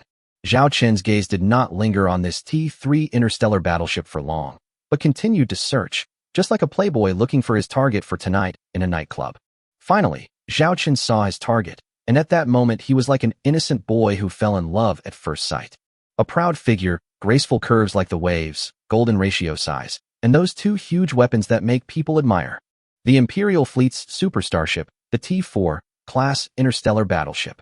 Chapter 94, Imperial Flagship, God of the North Wind. T4 Boreai class heavy interstellar battleship. The ship is 7.8 kilometers long. The mass exceeds 30 million tons. The offensive weapon system includes 2 bow cannons, 36 main guns, and 144 secondary guns. The 2 bow cannons are T4 Boreai class heavy beam laser bow cannons. This starship is one of the few T4 level star battleships in the Star Empire, and it is also the earliest T4 star battleship owned by the Star Empire. It has established the position of the Star Empire in the Galactic Alliance, and can be said to be a meritorious starship. Led by the Northern Star Region Imperial Army, it was jointly researched and manufactured by the Chua Star Region, the Beifeng Star Region, and its subordinate North Star Starship Military Academy and the Starship Technology Research Institute. Surrounded by a number of T3 starships, in front of this T4 Boreai class heavy interstellar battleship, they are like cute and well-behaved little brothers. If I could own a T4 interstellar battleship one day. Zhao Chen looked like a pervert at this moment, and began to fantasize about the scene of himself owning a T4 interstellar battleship. Commander? Lilith called Zhao Chen several times, and finally pulled Zhao Chen back from his fantasy. Cough, cough, cough. What's wrong? Zhao Chen was distracted by what he was thinking about just now, and looked at Lilith pretending to be calm. We're here. According to the Imperial Army's requirements, you need to go to the department that issues the mission in person to receive it. The other party will also give you detailed information about the mission and other details. Lilith said, We're here? So soon? Zhao Chen then discovered that their starship had already docked in a starport. There are countless starports in the entire galaxy number 3, otherwise how could they accommodate so many Imperial Army starships? The starport where they docked was located in a relatively outer starport. You stay on the starship, I'll go take a look. Zhao Chen got down from the captain's chair and walked out of the bridge. Lilith looked at Zhao Chen's back, then looked at the T4 Boreai in the distance. She couldn't help muttering in her heart. In the past few months, she had never seen the commander show such a perverted expression to her or other succubi. Today, I was so fascinated by a starship, my eyes filled with desire. For some reason, she felt a sense of frustration. In front of this man, she, a succubus, is actually not as good as a starship? Zhao Chen walked down from his starship, and soon an Imperial soldier was waiting for him, with a video window floating nearby. You're here to take on that escort mission, right? Hello. I am the 4th level sergeant in charge of your Imperial Army this time. You're the last one to arrive. The sergeant in the video window glanced at Zhao Chun in front of him, his tone giving people a feeling of superiority. A 4th level sergeant major is a 4th level non-commissioned officer, second only to the rank of colonel, and is known as a little aristocrat. Yes, Zhao Chun replied. Here are the details of this mission. After learning about your arrival, I have notified several other partners to come and attend the meeting together. My soldiers will bring you here, and you need to meet with the other mercenary fleet commanders, the sergeant said, and then cut off the communication. Zhao Chun also received a piece of information at the same time. Sir, please follow me. The soldier's tone was relatively calm, and he led Zhao Chun in front. Zhao Chun glanced at his military rank. A 4th level soldier is also known as a sergeant. The military rank system of the Star Empire is 4 levels and 17 grades. Soldier 1st rank, non-commissioned officer 1st rank, colonel 1st rank, general 1st rank. The first 3 have 4 levels each, with level 1 being the lowest and level 4 being the highest. There are 5 levels of generals, with 1 star being the lowest and 5 stars being the highest. Isn't it only our fleet that accepts this mission this time? Zhao Chun asked the sergeant who was leading the way while checking the document as he walked. Yes, this mission requires a small fleet of 30 starships to perform escort missions. Since your fleet only has 6 starships, sir, you will carry out this mission together with other fleets. The sergeant replied. Shouldn't the remuneration also be divided equally? Zhao Chun mentioned casually. The sergeant replied. Yes, it will be divided equally according to the contribution made during the escort mission. In fact, Zhao Chun didn't care much about the reward, which was only a few 100,000 star coins. You have to know that he had just received 20 million star coins. What he values is the assessment points of this college. Soon, under the leadership of the sergeant, Zhao Chun walked into a meeting room. There were already several people sitting in the conference room, and the appearance of one of them surprised Zhao Chun. The other party also saw Zhao Chun and was also surprised why Zhao Chun appeared here. Please sit down. Our sergeant will confirm some details of this escort mission with you later. After the sergeant said this, he walked out alone and closed the door. At this moment, there were only 4 people left in the room, 2 men and 2 women. Zhao Chun walked over to one of the young women and sat down. He glanced at the young woman in front of him and said, What a coincidence. Yeah, what a coincidence. Shen Bing did not hide the fact that she knew Zhao Chun. After all, this mission was not a secret mission. That's right. The familiar person who appeared here was none other than him. It was the monitor of Zhao Chun's class, one of the most beautiful civilian girls in the academy, Shen Bing. Do you two know each other? The woman in a black tight leather jacket opposite asked. We are classmates. Zhao Chun took the initiative to say. By accepting this task at the same time, participants can view each other's basic information. For example, it contains information such as what force the other party comes from, how many starships there are in the fleet, etc. Zhao Chun could also see the information of the 2 people opposite him. The middle-aged man and the woman in leather clothes both have private adventure fleets, each owning more than 10 starships. But Shen Bing was in a miserable situation, as she only had 1 T2 starship. Hey bro, I saw it written on your profile. You have 6 T2 starships. The woman in leather jacket stood up on her own initiative, walked to the seat next to Zhao Chun and sat down, deliberately sticking close to Zhao Chun. Zhao Chun glanced at the zipper of his leather jacket that was pulled to his abdomen and said, Yes. What kind of starships are these T2 Black Rhino-class interstellar heavy assault frigates and T2 Queen Bee-class heavy aircraft carrier starships? How come I've never heard of them? The woman in leather jacket asked curiously, moving closer. At this moment, a screen window appeared on one side of the conference table, and it was the sergeant. The woman in leather jacket then let Zhao Chun go and sat up straight. Zhao Chun looked at the sergeant major. It seemed that he really didn't care about this meeting. He was unwilling to come in person and directly used video communication. Hello everyone. To make a long story short, the 4 of you fleets have accepted this escort mission. The mission is to depart on the 20th and safely deliver the supplies of an interstellar transport fleet to the Lusha City Interstellar Fortress. There are still 2 days until the 20th. During this time you can rest and prepare the fleet. If you need any military supplies, you can purchase them directly here. The price is the market price outside. The other information has been sent to you. If you have no questions, I will stop here and you can discuss it among yourselves. I won't ask about the mission process. I only care about the results. The sergeant glanced at the 4 people and ended the communication. A short speech, to be honest, is no different from saying nothing. The conference room suddenly returned to its previous state of confrontation between the 4 people. The woman in leather jacket set her sights on Zhao Chun again. and just when she was about to continue chatting with Zhao Chun, the middle-aged man across from him lit a cigarette, exhaled the pungent smell of smoke, and stared at the three people sitting across from him. Now let's decide who is the boss of this mission. Chapter 95, Galactic Alliance and the Mechanical Race. Zhao Chun looked at the middle-aged man smoking. It was obvious that this man was a veteran. According to the information, he owned 12 starships, 2 T2 starships, and 10 T1 starships. The reason he was able to accumulate such a large fortune was that he was once a nobleman and that he had personal abilities. That's obvious. According to the old rules, whoever has the strongest fleet will have the final say. You have 2 T2 starships, I also have 2 T2 starships, but this handsome guy has 6 T2 starships, one of which is a T2 aircraft carrier starship. There is no doubt that he is the boss of this operation. Little handsome boy, I'm counting on you this time. As she spoke, the woman in leather jacket pressed half of her body against Zhao Chun, and the smell of cheap perfume filled Zhao Chun's nostrils. But she did not mention Shen Bing in her words. After all, Shen Bing only had a T2 starship, which was no match for their strength. But I've never heard of those starship models he has. Who knows where he got those fake starships from?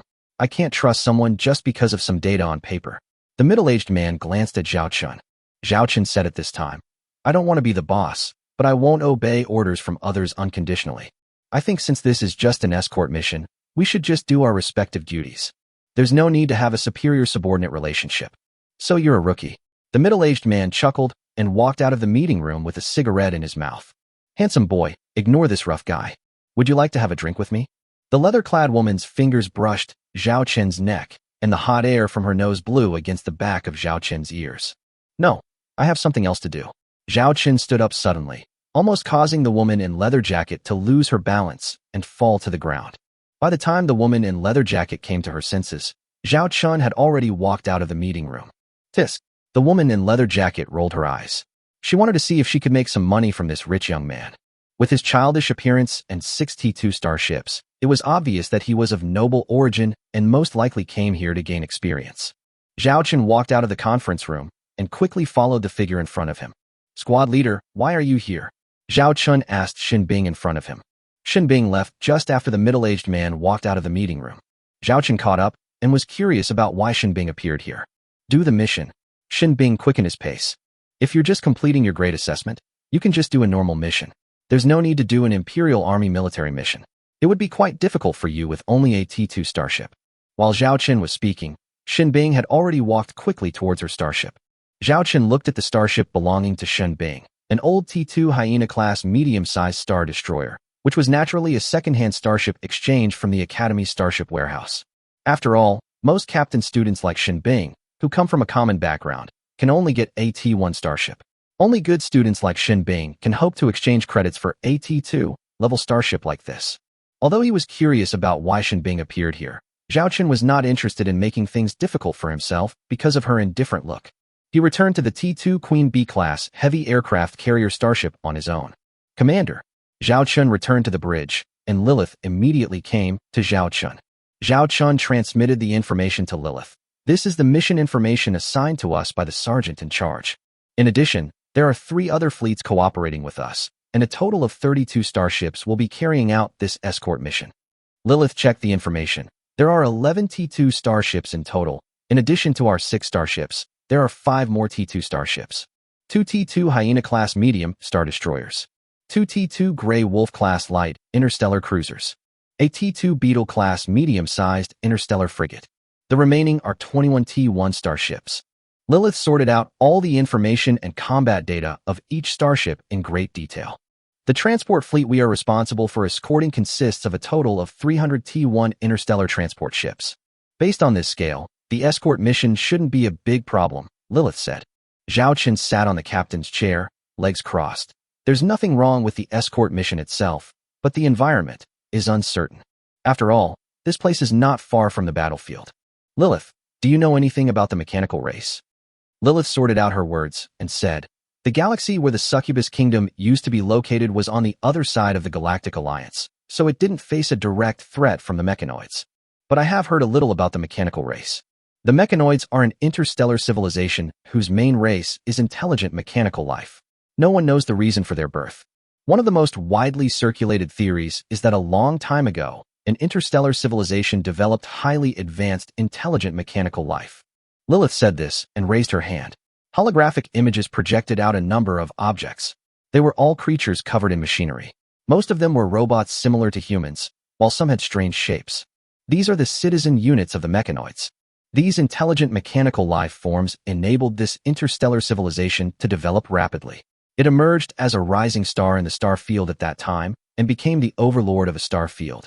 But suddenly one day, the intelligent mechanical life controlled by that interstellar civilization launched a rebellion, not only destroying all the intelligent carbon-based life of that interstellar civilization, but also destroying the intelligent carbon-based life of other civilizations in that star field one by one. Afterwards, an interstellar civilization called the Mechanical Race was established, which some people called the Intelligent Machinery Empire. After establishing such an interstellar civilization, the Mechanical Race did not stop their slaughter. They believed that intelligent mechanical life was the best life in the universe, and all intelligent carbon-based life would only inefficiently consume cosmic resources and launch meaningless interstellar wars.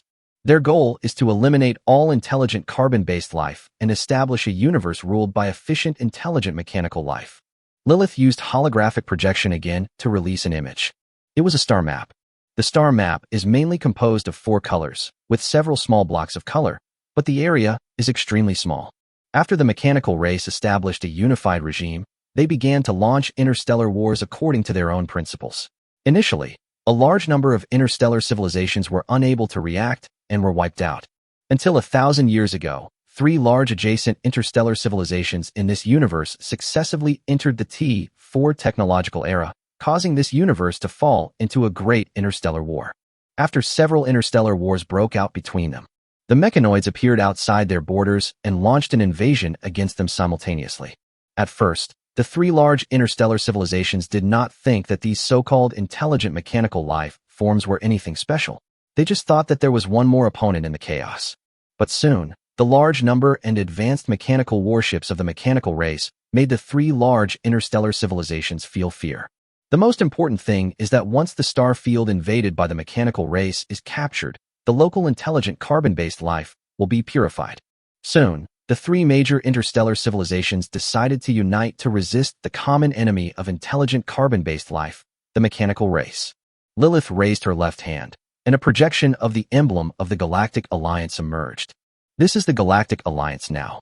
Chapter 96, Interstellar Craftsmen, Dwarves. The Galactic Alliance was established by the 3 leaderships of the Star Empire, the Holy Empire of Light, and the Warhammer Interstellar United States, and also includes several small and medium-sized interstellar civilizations.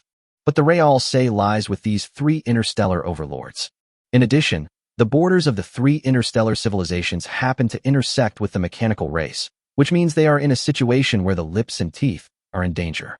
Over the course of this 1,000-year war, both sides have been engaged in a seesaw battle, with both sides winning and losing, but neither side has been able to completely annihilate the enemy. After saying this, Lilith looked at Zhao Chun and said, "The Chua Star region in the northern star region of the Xingyao Empire happens to be the area closest to the mechanical race, and it is always in a state of war readiness. The governor of the Chua Star region is also a 5-star marshal. This appointment is not without reason." Zhao Chun looked at Lilith with satisfaction. This girl has mastered a lot of knowledge during this period of time. Her brain is like a small computer. Although the route we are escorting this time is close to the war zone. However, mechanical starships rarely appear in this area, and there is no need for them to attack our small interstellar transport fleet. So normally, this escort mission shouldn't be too risky. Lilith expressed her thoughts. That's the theory, but I don't know why I always have a bad feeling after meeting that sergeant. Zhao Chun rubbed his temples. Lilith consoled him. Perhaps it's because this is your first time in this kind of environment, Commander. You're probably a little nervous. Maybe. Zhao Chun stopped himself from thinking too much. Anyway, no matter what happens at that time, he no longer has the right to choose. If he temporarily gave up the bounty mission of the Imperial Army, the consequences would be very serious. It might even be reported directly to Zhao Chun's academy. At that time, not to mention skipping levels, it would be even a question of whether Zhao Chun could graduate successfully. Commander, there is something that can divert your attention. I'm sure you'll be interested. Lilith said suddenly. What's the matter? Zhao Chun was curious. Lilith raised her hand, and a holographic image appeared. It was a little girl who was only 1.2 meters tall, with the slave shackles that Zhao Chun was familiar with around her neck. Slave? Is this an underage girl slave? Why do you think I'm interested in this? Zhao Chun looked at Lilith with a dark face. What of his behavior made Lilith misunderstand him like this? You're not interested? Lilith was surprised. Zhao Chun had a complicated expression and didn't know how to explain to Lilith. This is a dwarven tribe. I thought the commander would be more interested. Dwarfs. Zhao Chun immediately came to his senses and pointed at the 1.2-meter tall girl. Isn't this an underage girl? Minor. Lilith shook her head. Of course not. She's an adult. Even a few years older than you, Commander, but because of their racial genes. The height of the dwarves is only about 1.3 meters at most, and the shortest ones are only 1 meter. So that's how it is. It wasn't that Lilith misunderstood me. Why are you showing this to me? Zhao Chun asked curiously. Lilith pulled up information about the dwarves. The dwarves are one of the rare interstellar races, just like the succubi. Long ago, they were also a powerful interstellar civilization, but were later defeated by other interstellar civilizations. The dwarves also became a wandering interstellar race without territory. Dwarves don't have strong bodies, nor are they good at fighting, but they are natural engineers and are best at researching various technologies. Their ability to learn technology is several times that of other interstellar races. Half of the dwarves now work in interstellar industrial factories or scientific research institutes of various interstellar civilizations. They have a nickname, Star Craftsmen. Zhao Chun instantly understood what Lilith meant. You want me to recruit her? Lilith nodded. Currently, our Xiaolong fleet is most in need of this type of technical talent. Although the 2 T2 Hammer-class heavy interstellar industrial ships are currently under the charge of a group of orc repairmen and engineers. But it is obvious that their abilities are only passable and they are unable to fully unleash the efficiency of the T2 Hammer. If there are interstellar craftsmen here, I think it might be possible to greatly increase the efficiency of our interstellar industrial ships. Zhao Chun rubbed his chin and said, That makes sense, but with just one dwarf, isn't that too few? One dwarf is indeed few in number, but maybe she can help us contact other dwarves? We can give it a try, Lilith suggested. What you said makes sense, and we don't have anything else to do right now anyway. How do I buy this dwarf? Zhao Chun asked. This is the goods that appear directly on the network slave list of Galaxy number 3, and the price is 3,000 star coins. You can contact the owner directly to purchase it, Lilith said, calling up the detailed information. 3,000 star coins. This is much more expensive than Zhao Chun's previous purchase of 100 orc slaves, including Charlotte. If it were in the past, Zhao Chun would have felt the pain for a long time. But now, Zhao Chun's eyelids were blinking. Wait, this person. Zhao Chun saw the owner of the goods, and he was someone he knew. You negotiate with the other party and determine the price. I will go and pick the person up. Zhao Chun said. Okay. Lilith went to negotiate with the other party, and the other party responded quickly. Both parties quickly agreed to the transaction at 3,000 star coins. Zhao Chun took a look at the transaction address and left the starship to pick someone up. In a private room of a tea restaurant in Star Harbor, a dwarf was pushed in. Boss, the goods you want. Hey, it's you. The woman in leather jacket looked at Zhao Chun in front of her, very surprised. What a coincidence. Zhao Chun had discovered before that it was this woman in leather jacket who sold the dwarf. I didn't expect that the handsome boy likes this type. The woman in leather jacket looked at Zhao Chun with a smile. Ahem, let's just trade directly. Zhao Chun directly proposed the trade. The woman in leather jacket did not waste any time. After receiving the 3,000 star coins, she pushed the dwarf in front of Zhao Chun and threw a button to him. It was the controller of the slave collar. Handsome guy, are you interested in adding someone? After the leather jacket woman finished the transaction, she began to tease Zhao Chun again and licked her red lips. Sorry, I don't have that idea. I need to inspect the goods now. Could I trouble you? Zhao Chun ordered him to leave. The woman in leather jacket was not angry. She was so happy that she had made a deal worth 3,000 star coins. Although the dwarf was very special, no one was willing to buy him for 3,000 star coins. Just when she thought she was going to sell him at a lower price, Zhao Chun appeared. Then, handsome boy, take your time to check the goods. That's right, this is still a babe. You better be careful. If it doesn't work, I can help. The woman in leather jacket walked to the door and did not forget to test it again. No need, Zhao Chun said. The woman in leather jacket rolled her eyes at him in a skeptical manner and walked out of the box. Zhao Chun looked at the dwarf, who huddled timidly in the corner after coming in. It looked very small in the holographic image before, and now it feels even smaller in person. It's hard to believe that someone with such a small body could be an interstellar craftsman. What's your name? Zhao Chun asked. The female dwarf shrank back and whispered, Annie. Zhao Chen stretched out his hand to the dwarf Annie, and the female dwarf immediately shrank her head timidly, like a frightened little mouse. Cuckoo. At this time, her stomach made a sound. Is it your stomach growling? Zhao Chen asked knowingly. No. No. Annie said in a mosquito-like voice. Zhao Chen stretched out his hand. Then come with me. I'll take you to eat delicious food. When she heard that there was something delicious, Annie raised her head and looked at Zhao Chen with her big watery eyes. For some reason, this scene made Zhao Chen feel guilty. Chapter 97 Dwarf and Zhao Chen and Annie walked out of the tea restaurant, and Annie followed Zhao Chen carefully, and had no intention of escaping. Not to mention what would happen if she escaped. The slave collar on her neck would allow the holder to find her at any time, and there was also an electric current switch inside. Zhao Chen didn't dare to walk too fast, because if he walked at a normal pace, Annie behind him would have to jog, and she would be so breathless that Zhao Chen was really worried that she would fall to the ground due to weakness. Can't the price be a little cheaper? We bought 100 energy blocks in total. Can you please make the price a little cheaper? Zhao Chen heard a familiar voice and turned his head to look over. Xin Bing was seen negotiating with a merchant at a weapons and ammunition sales point at a port with a female crew member.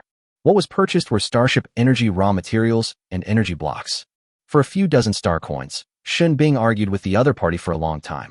It's hard to believe that the girl who was so exhausted from bargaining with others was the cold class monitor in the past. Miss, this is the price of this energy block. The entire galaxy number 3 is priced the same. Take it or not. The businessman was annoyed and his face turned black. Xin Bing had a complicated expression. She bit her lips lightly and finally took out her Empire card to pay for the energy blocks.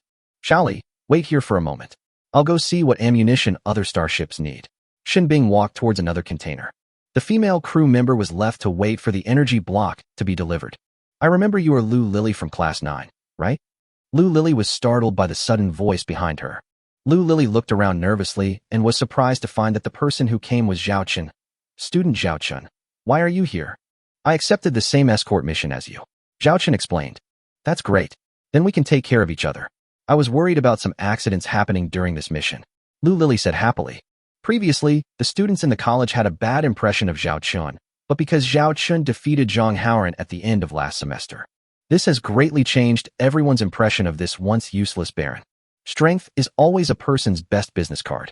Are you purchasing military supplies? Zhao Chen looked at Xin Bing, who was discussing prices with her boss in the distance. Yes. Lu Lily nodded. She noticed a timid little girl behind Zhao Chen, but she didn't ask any more questions. Nobles all have some special hobbies. Why did you accept this task? Zhao Chen asked curiously. Lu Lily hesitated, not knowing whether she should say it. Zhao Chen immediately gave the other person a 5-star coin. It's rare to see a classmate here, so consider this as my treat for you. 5-star coins. This doesn't even include the drinks, it covers a month's food expenses. Lu Lily thought about it and felt that this was not a big secret, so she started talking to Zhao Chen directly. Zhao Chen also understood why Xin Bing appeared here. The purpose is money. Xin Bing's grandmother's old illness relapsed a few years ago. Now all her organs have died, with only her brain still frozen. However, if she does not receive treatment within 6 months, she will definitely die.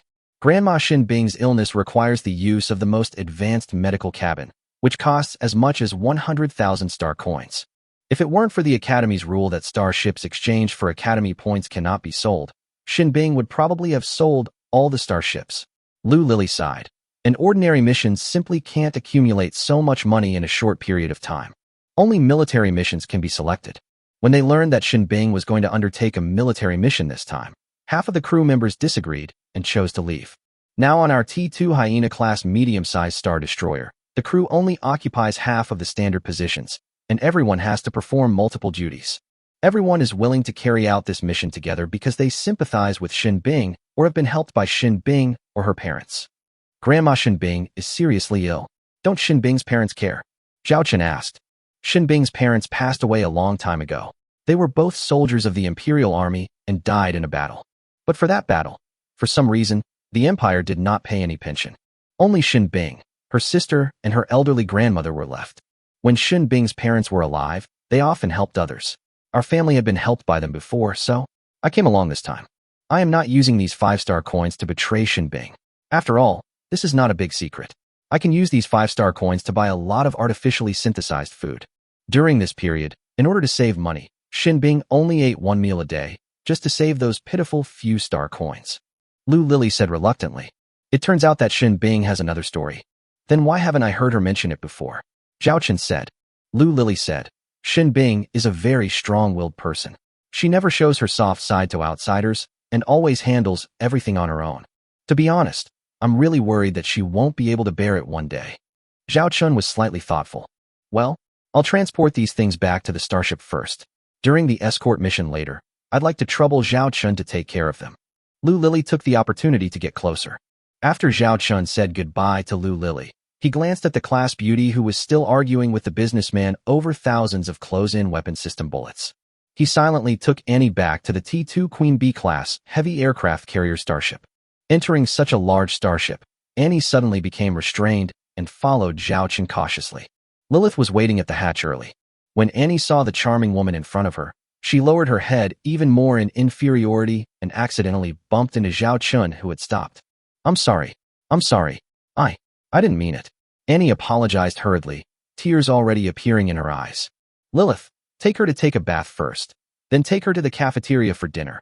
Let her get familiar with the environment of the starship first.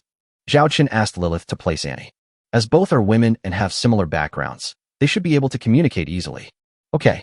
Lilith looked at the little girl in front of her and said with a smile, I'll take you to take a shower and change into clean clothes first. Cuckoo.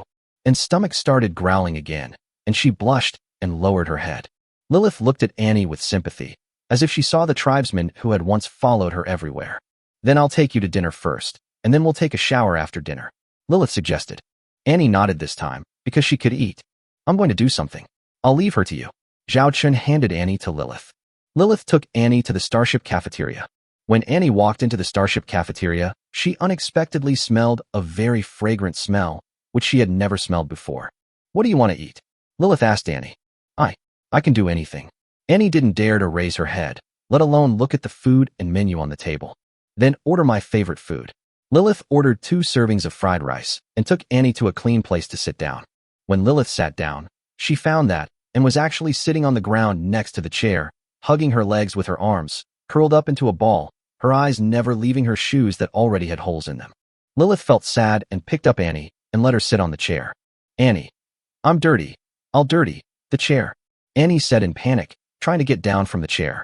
Lilith looked directly at Annie and said seriously, Annie, remember, you can sit on a chair here. You don't have to sit on the ground anymore, and no one will hit you or bully you. From now on, this is your home. Chapter 98. Annie, can you eat this? And lowered her head with confused eyes, her body still trembling slightly. Lilith sighed. She knew that Annie would not trust her just because of her few words. Trust takes a process. Let's talk about this first. Where are you from? Why did you become a slave? Lilith sat opposite and, her voice very soft. This is the racial ability of the succubus. Not only do they possess natural charm, but their voices are under their control and can also cause changes in the other person's emotions. It can make the other person quiet, nervous, or even passionate. This gentle voice calmed down the nervous and a little, but she still felt a little restrained sitting in the chair. Annie was in the mines, looking for, or, when she was captured and locked in a spaceship. There was no food. I didn't listen.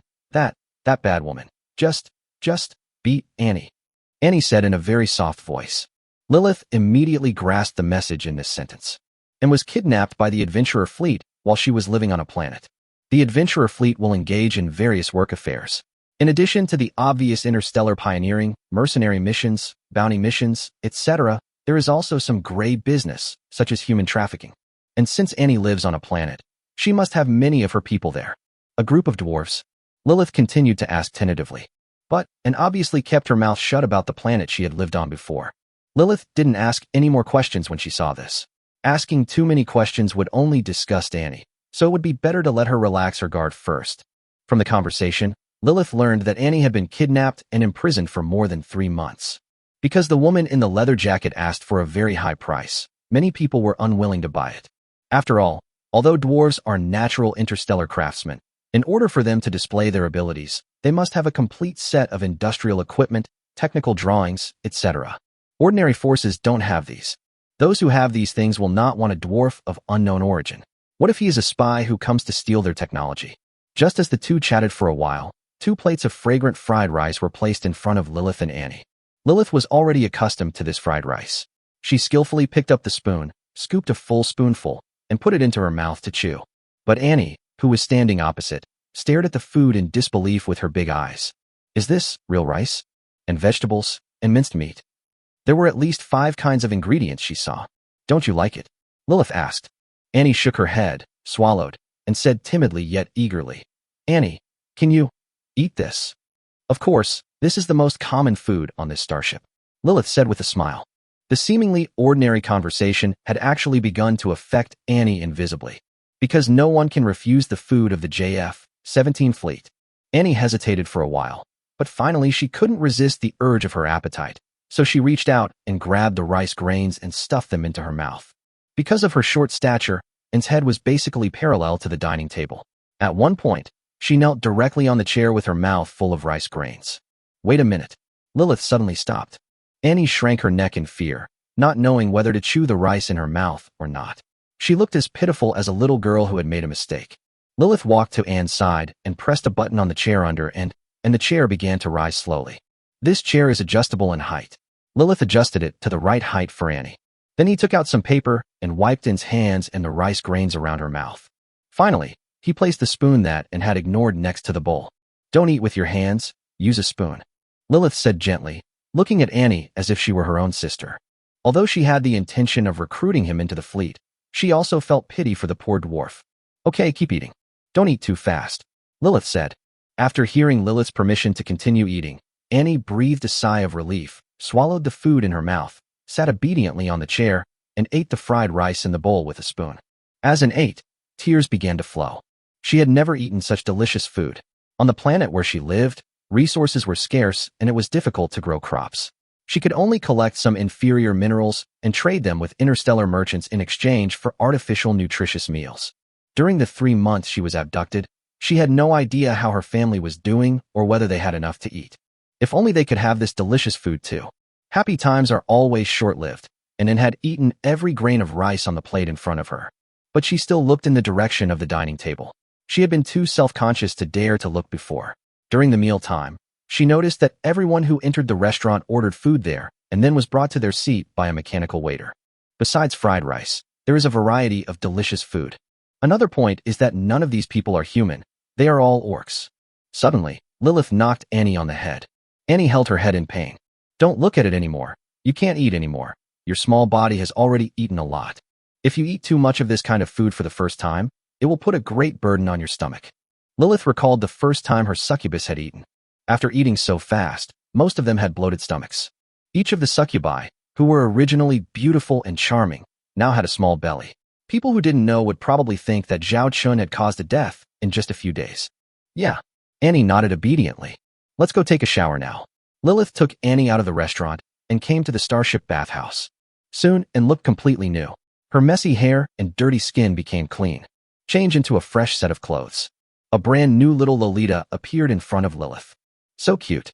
Lilith looked at Anne's round cheeks and really wanted someone to touch them. And sniffed the fragrance on her body. She had forgotten when she last took a bath. She had even gotten used to the sour smell on her body, and now that she had suddenly washed herself clean and changed into clean clothes, she felt a little uncomfortable. After taking a shower, Lilith took Annie to her bedroom. As a secretary, Lilith has a single bedroom of 50 square meters, although it is not as big as the captain's room. But there is also a separate toilet and shower room, a large bed, and a desk. You just rest here first. I'll go to work first. Lilith placed Annie in the room and went to work first. This was a deliberate arrangement by Lilith, and was exposed to so much at once that she needed some time to digest it. In this way, the efficiency of conquering Annie, the interstellar craftsman, will be greatly increased. And looked at the clean and tidy room alone. She walked to the big fluffy bed, put her hand on it and pressed it, then sniffed the fragrance. And lay down carefully and closed her eyes. And was very sleepy, but she couldn't fall asleep. Finally, and got out of bed, went to a corner of the room, hugged her knees with her arms, and curled up against the wall. This time, and fell asleep quickly. There was a faint smile on her face. She must have had a good dream. Chapter 99 Escort Mission, Departure. T2 Hyena-class medium Star Destroyer cargo hold. Shinbing is currently counting the military supplies and daily necessities purchased this time. The round trip will take more than a month. Some supplies need to be prepared in advance. But despite this, Shinbing only purchased 50% of the military supplies, because she considered that this was just an escort mission and the difficulty should not be very great. Therefore, we did not purchase a full set of supplies.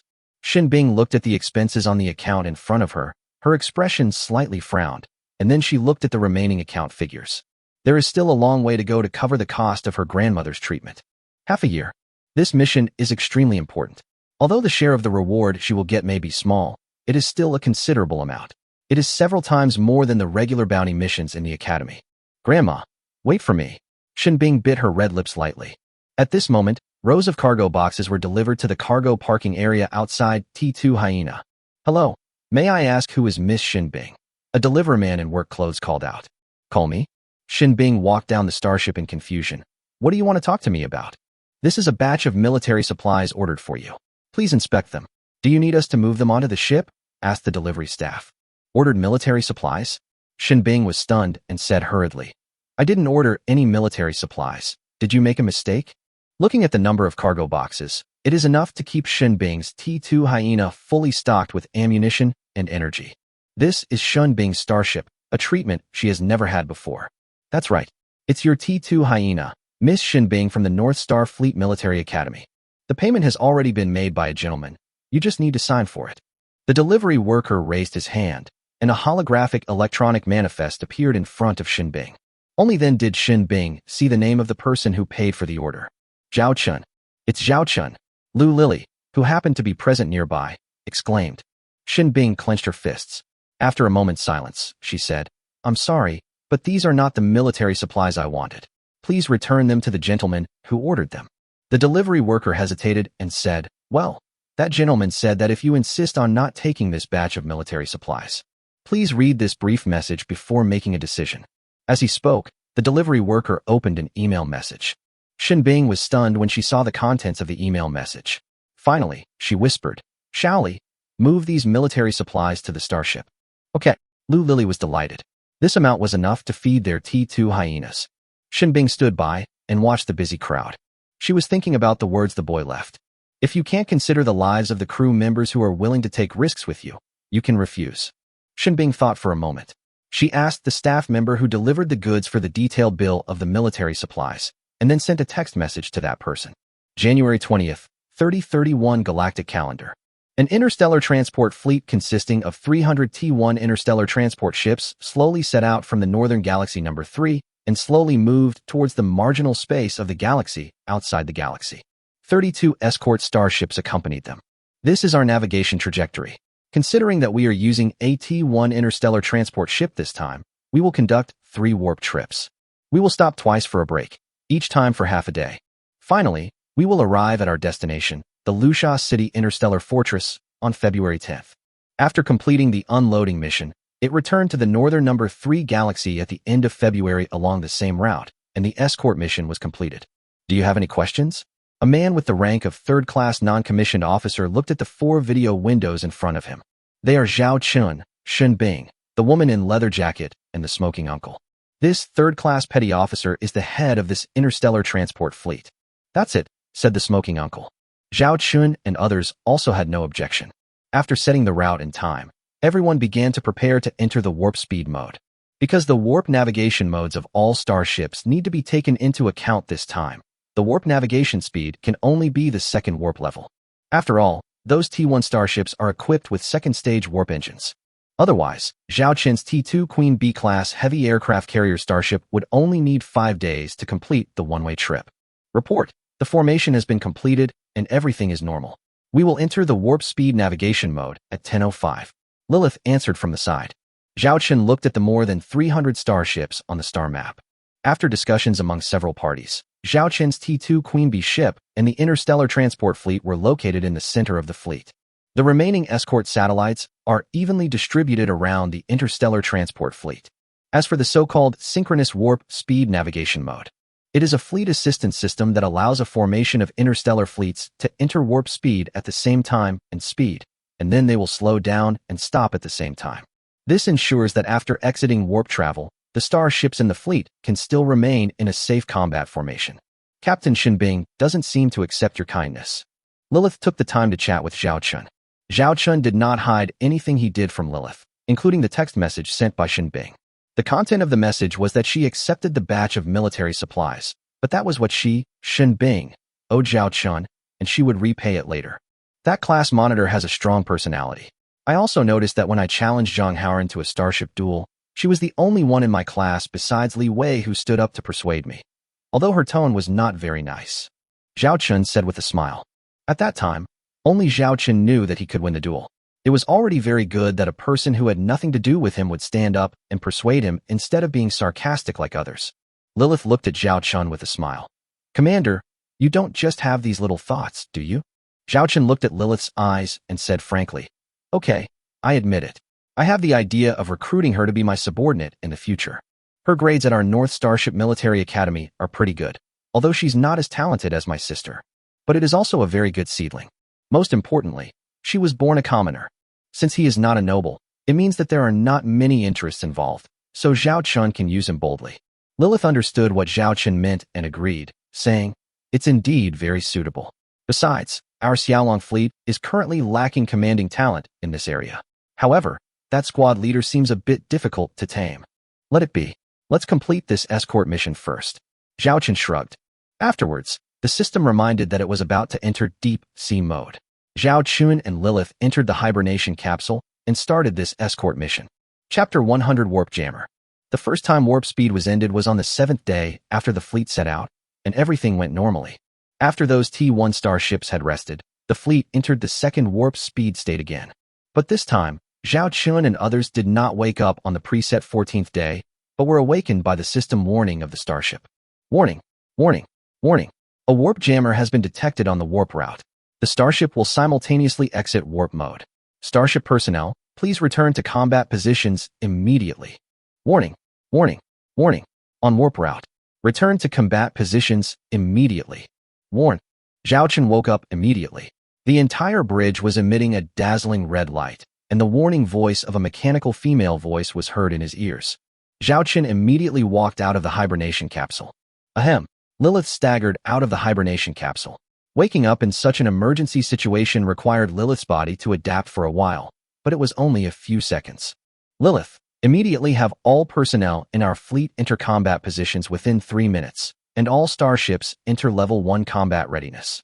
At the same time, Queen B-class heavy aircraft carriers will immediately deploy all interstellar drones. Zhao Chun quickly gave the order. Yes. Lilith immediately began to convey the commander's orders. At this time, the flashing red light on the bridge was also turned off by Zhao Chun, and the harsh warning sound stopped.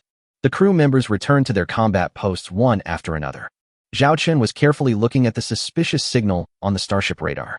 Damn, why is there a warp jammer here? The video window popped up, and the smoking uncle yelled.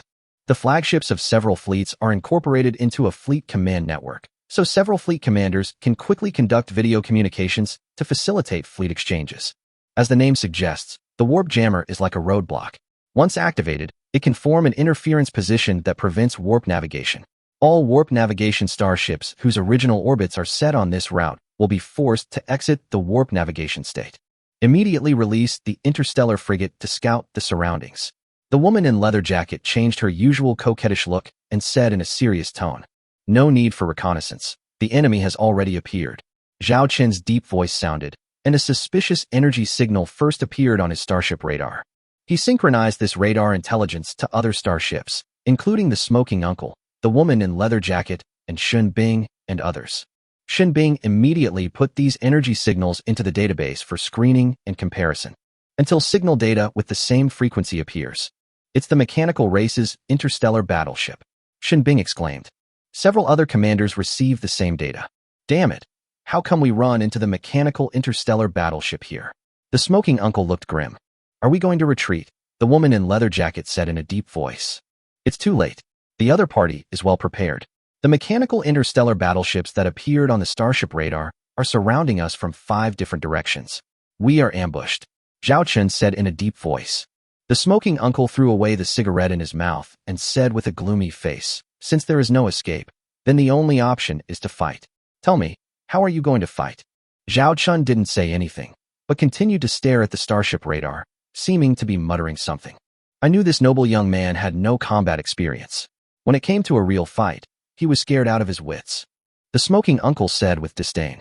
The woman in leather jacket glanced at Zhao Chun coldly. Her previous attitude towards Zhao Chun was because he might be a rich young man, but she also knew that most of these rich young men were just silver-plated gun heads on the real battlefield. Xinbing opened her mouth and wanted to speak for Zhao Chun, but she only has a T2 starship and has almost no say here. Fuck him. If you don't want to die, just listen to my orders. Gather all combat starships immediately. We'll first destroy the mechanical interstellar battleships in one direction and then destroy those in other directions. The smoking uncle gave the order directly. The woman in the leather jacket agreed. Xinbing said worriedly, but if that happens, there will be a gap in the defense of the interstellar transport fleet. If they are attacked by the mechanical interstellar battleships, they will suffer heavy losses. Girl, this is a battlefield. This isn't your school. On the battlefield, victory comes at a price, and those interstellar transports are the price we must pay. If you don't want to die here, just do what I say. The smoking uncle looked ferocious at the moment. Xinbing was scared to death. Just do as he says. The third-class petty officer in charge of the interstellar transport fleet also stepped forward and said in agreement, I have sent a message for help to the Lusha City Interstellar Fortress and the Northern Three-Star System. It will take at least 24 hours for the nearest interstellar fleet to arrive for support. As long as we can hold on for 24 hours. What bullshit, 24 hours. My starship would have been blown to pieces long ago, complained the smoking uncle. The third-class sergeant remained silent because this was indeed the fact. No, I think we have a better way. Zhao Chun, who had been silent, suddenly spoke. Little brat, if you want to live now, don't say anything. The smoking uncle lit another cigarette for himself and said angrily. Zhao Chun, on the other hand, remained calm and said in a calm tone, the mechanical clan's interstellar battleships are now divided into 3 groups, heading in different directions. I will form them into formations of 1 to 3. Each formation has 10 interstellar battleships, a total of 30 starships, all of which are T2 starships. If we do as you said, uncle, and concentrate our forces to attack the mechanical interstellar battleships in one direction, won't the enemy concentrate their forces to encircle and annihilate us? If the interstellar battleships of the 2 mechanical races were combined, that would be 20 T2 starships, posing a considerable threat. Relying on advanced starship radar, Zhao Chun has now allowed everyone to see the detailed coordinates of the enemy ships. In 3 directions, there are 10 cursors each, rushing towards the interstellar transport fleet in the center at an extremely fast speed. Zhao Chun was just waiting for this information. What exactly do you want to say? The smoking uncle frowned, very unhappy that Zhao Chun disrupted his deployment plan. Instead of concentrating our forces in one place, I think we should adopt a divided tactic.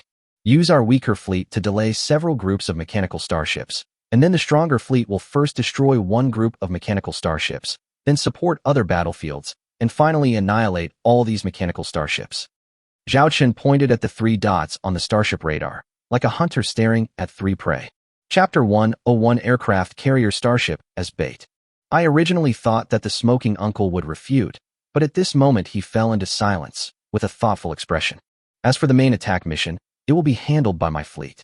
Your 2 fleets will be responsible for attracting and holding back 2 of the mechanic interstellar fleets, while Xinbing's T2 starship will cover the fleet formation and provide support on the battlefield when necessary, Zhao Chun stated. Isn't this a bit risky? The woman in leather jacket said worriedly. The smoking uncle stared at Zhao Chun. Boy, how sure are you? If your 2 fleets don't slack off, you can delay us for at least half an hour. I'm 100% confident here. The shorter the time, the lower the chance of winning, Zhao Chun said. Half an hour. The smoking uncle muttered for a moment, and finally he said straightforwardly. Okay, let's follow your plan. Zhao Chun was surprised that the uncle actually agreed. However, this actually made Zhao Chun feel a lot more relaxed, saving him from unnecessary arguments. Although without the help of these 2 fleets, Zhao Chun also has a way to deal with this mechanical interstellar fleet, but the interstellar transport fleet may have to pay a considerable price. Then his mission would be more trouble than it is worth. That's right. Just when the mechanical interstellar fleet appeared, the system issued a task to Zhao Chun. It was also because of this mission that Zhao Chun formulated such a tactical plan mainly focused on protecting the interstellar fleet. Mission content: escort the interstellar transport fleet. Mission difficulty: B. Mission reward: 20 mission points and 5,000 points. Additional mission: save as many T1 interstellar transport ships as possible, 300/300. Mission penalty: deduct 5,000 points. One of the additional tasks is to preserve 300 T1 interstellar transport ships. The more T-1 interstellar transport ships that survive, the greater the reward.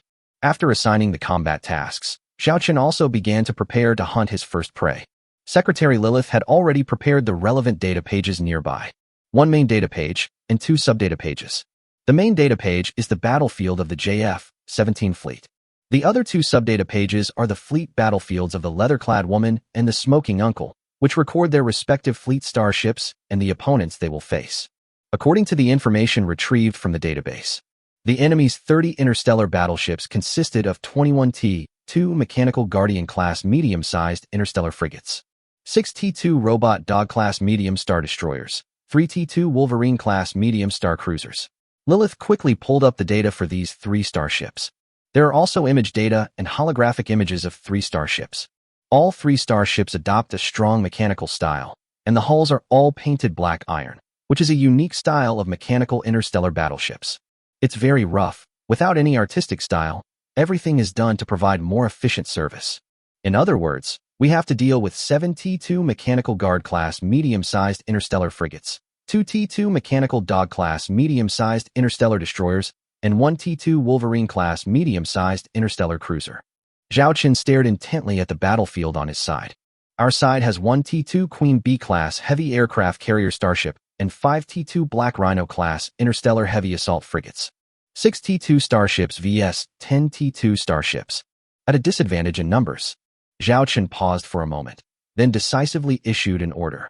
The T-2 Queen Bee will depart from the interstellar transport fleet and form a triangular battle formation with the 5 T-2 Black Rhinos. Understood. Lilith immediately conveyed the order. The T-2 Queen Bee sailed out of the formation of the interstellar transport fleet. This action was seen by the fleet commanders in the other 2 battlefields. Oh my god, this guy actually drove his own aircraft carrier out. Doesn't he know that the farther away from the battlefield, the better? At least there's more cover inside an interstellar transport, the smoking uncle complained. The woman in leather jacket stared at the star map with a stern expression. T-2 Hyena-class medium star destroyer bridge. Shin Bing stood at the front of the captain's chair. Due to the shortage of crew members on the bridge, she had to take on 3 positions by herself. Naturally, she could not sit in the captain's chair as cool as Zhao Chun. Lu Lily exclaimed beside him. Classmate Zhao Chun, why did he send out the aircraft carrier starship? The enemy will definitely attack his aircraft carrier starship first. Then he muttered softly. Come to think of it, I haven't figured it out these past few days. Where did he get this aircraft carrier starship from? I have never heard of him having such an aircraft carrier starship before in the academy. During this escort mission, the aircraft carrier starship owned by Zhao Chun surprised the crew members on the Shun Bing starship. They were all curious about where Zhao Chun got this aircraft carrier starship from. Shun Bing stared at the cursor on the starship radar, which represented Zhao Chen's aircraft carrier starship, and said seriously, Zhao Chen wants to lure the enemy deep into our territory. His advantage lies in that T-2 Black Rhino. I have seen the video of his battle in the academy. The advantage of this T-2 Black Rhino lies in its terrifying hull armor strength, but its firepower is poor. If you keep chasing the enemy ship, it will be easy for the enemy to kite you. Now, using that T-2 aircraft carrier starship as bait, the enemy's interstellar battleships will surely swarm over and attack. Once the enemy ships approach, the T-2 Black Rhino can unleash its short-range melee capabilities. Lu Lily covered her mouth.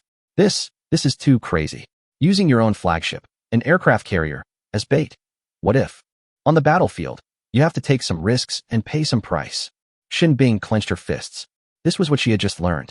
As expected, the 10 mechanical interstellar battleships immediately accelerated after discovering the enemy's aircraft carrier starship, aiming directly at the T-2 aircraft carrier starship.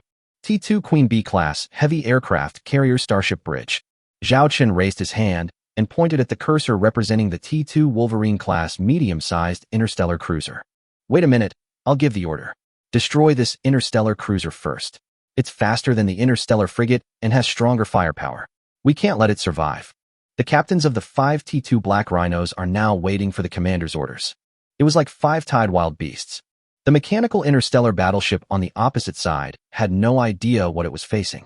Soon, the fleets of both sides entered the range of exchange of fire, and the mechanical interstellar battleships opened fire first.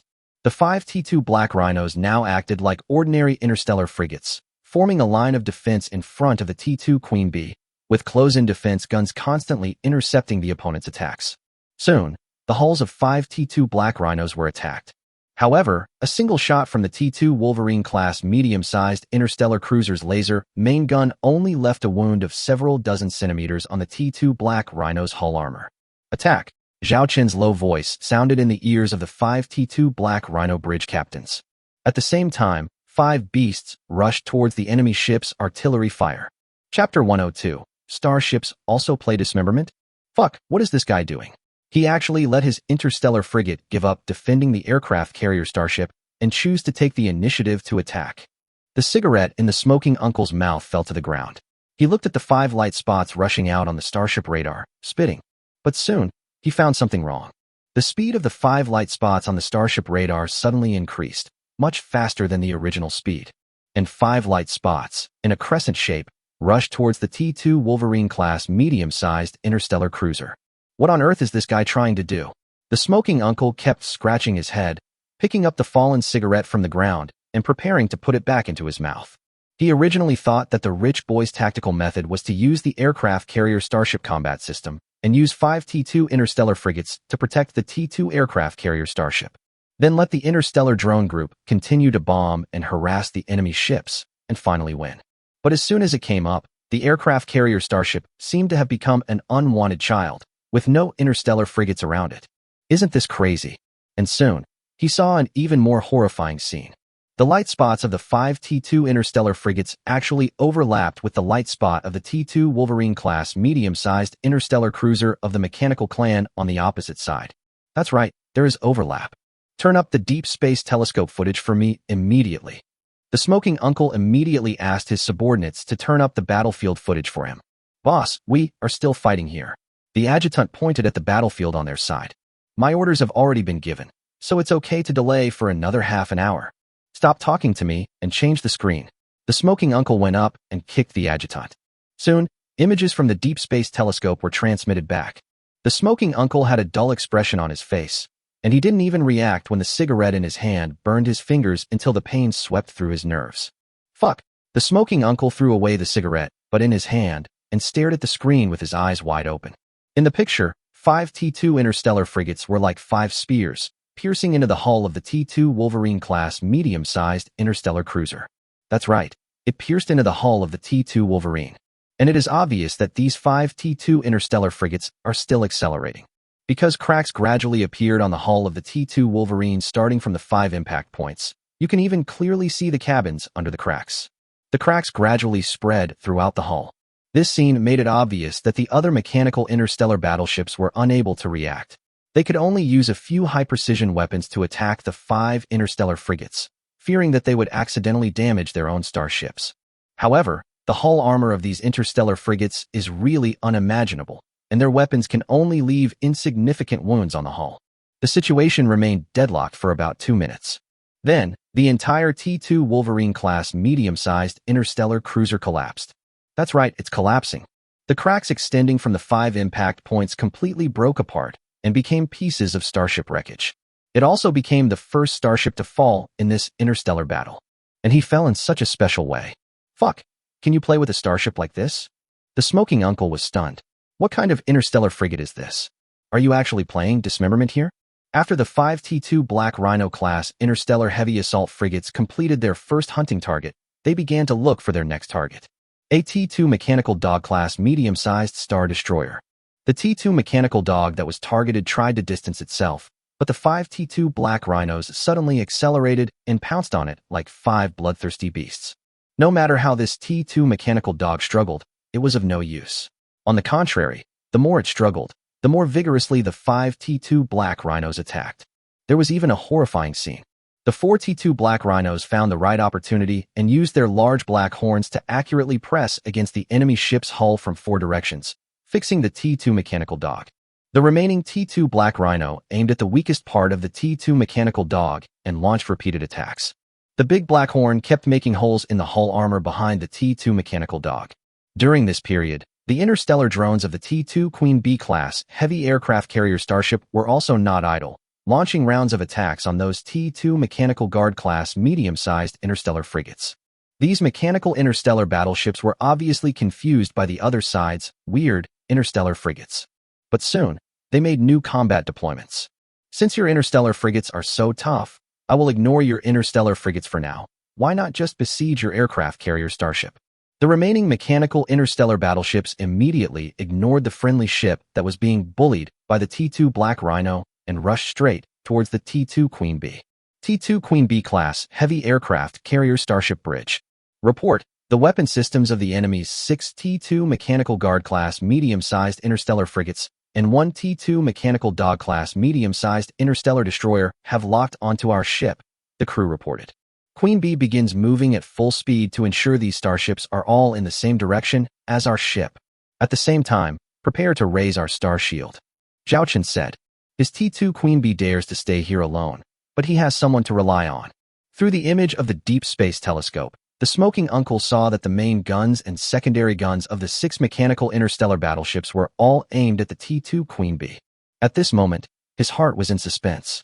Although the hull of an aircraft carrier starship is relatively sturdy, it cannot withstand the successive attacks of 6 enemy ships. Report: that woman escaped with her fleet. The adjutant suddenly reported a piece of news. The smoking uncle frowned and looked at the starship radar. The fleet of the leather-clad woman, which was originally responsible for resisting another group of 10 mechanical interstellar battleships, actually made a detour and turned around and ran away. He completely ignored the 10 mechanical interstellar battleships behind him. This bitch is ridden by thousands of people. The smoking uncle cursed. Although he hated the other party's shameless behavior, he had no choice but to watch her fleet escape. However, half of the starships were caught up by the T-2 mechanical starships behind them. Since they did not form a battle formation, it was only a matter of time before they were destroyed. When her friendly ship was caught up, the leather-clad woman's ship did not hesitate at all and fled straight into the depths of the universe. At the same time, there is another battlefield in the Deep Space Telescope. The main guns of the 6 mechanical interstellar battleships have been aimed and opened fire one after another. Lasers shot towards the aircraft carrier starship. The smoking uncle couldn't bear to watch, so he took a deep puff of cigarette and looked away. It seems that their escort mission this time is very dangerous. It doesn't matter to him as he is alone, but it's a pity for the brothers in his fleet who have been through thick and thin with him. Holy shit. Boss. Look. It's Star Shield. Chapter 103. How can a T-2 starship have a star shield? You kid, there are only T-2 starships here. Where do you get the star shield? The smoking uncle rolled his eyes. Where does the star shield come from on a T-2 starship? Star shield is the standard technology for a T-3 starship. The adjutant said urgently. It really is a star shield. That T-2 aircraft carrier starship really has a star shield. Boss, take a look for yourself. I really didn't lie to you. I think you're dying and hallucinating. If the T-2 starship had a star shield, I could eat it.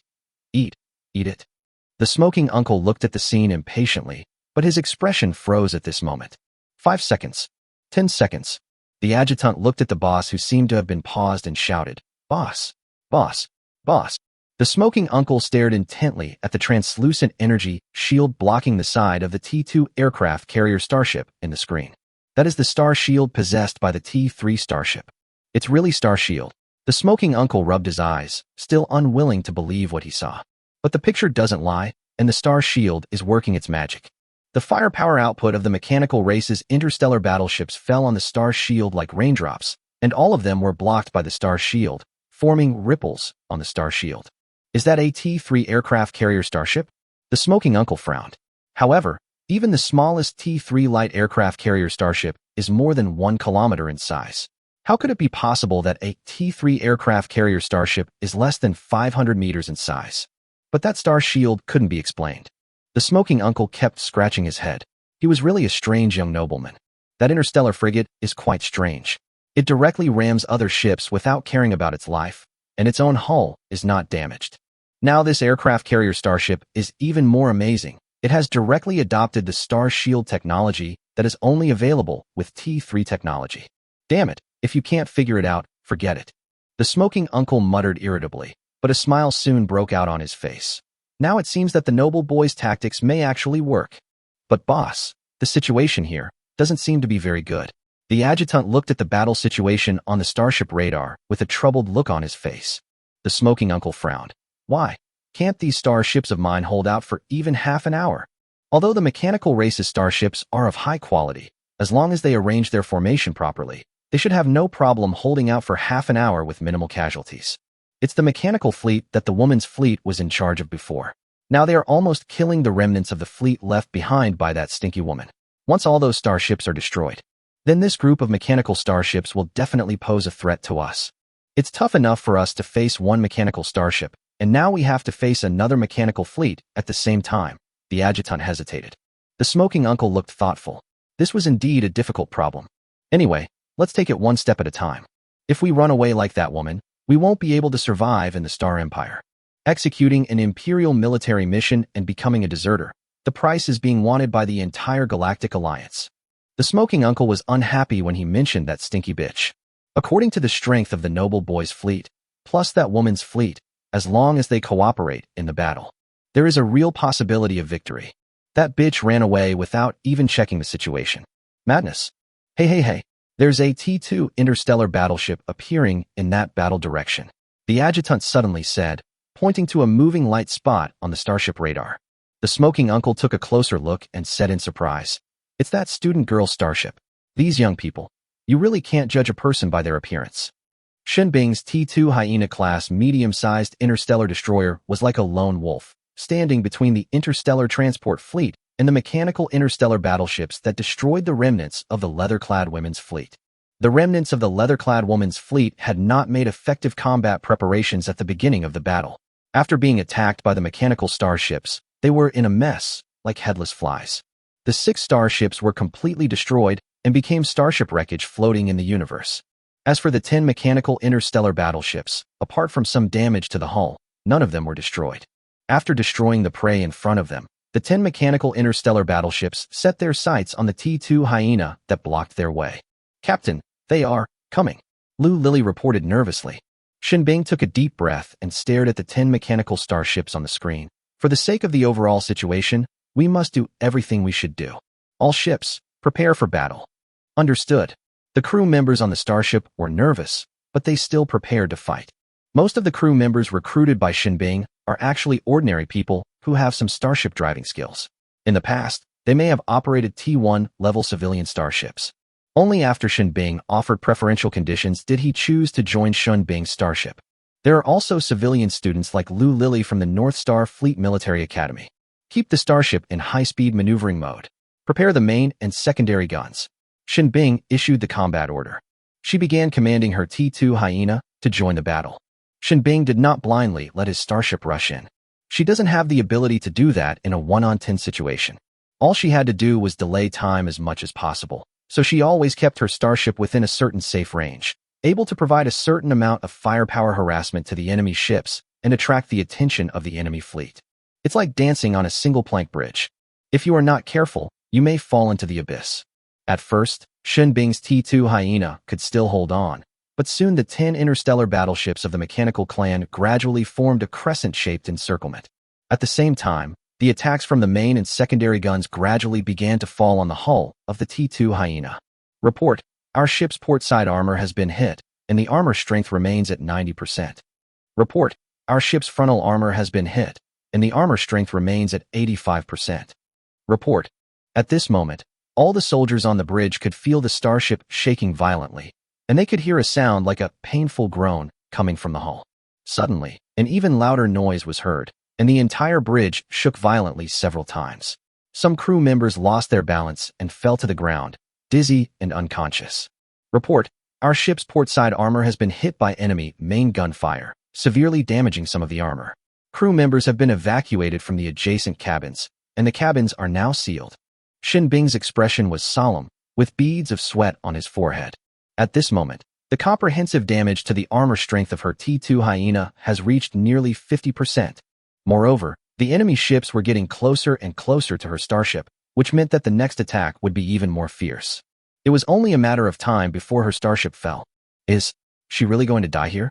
For the first time, Shinbing felt a deep sense of helplessness. Although she was strong-willed, she actually longed to confide her troubles to someone and have someone protect her. She couldn't help but recall the starship duel between Zhao Wanner and the students of Tianyao Academy at the North Starship Military Academy. Zhao Wanner had a brother who stood up for her and helped her solve the problem.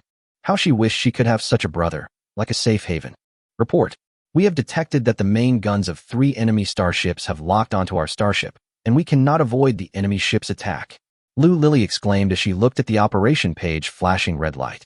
Shin Bing closed her eyes in despair. Sorry, Grandma. Xiao Bingbing may have to go back on her word this time. Chapter 104 Mechanical Races, T3 Starship. A few seconds later, the imagined explosion and the loud noise after the ship was hit did not occur.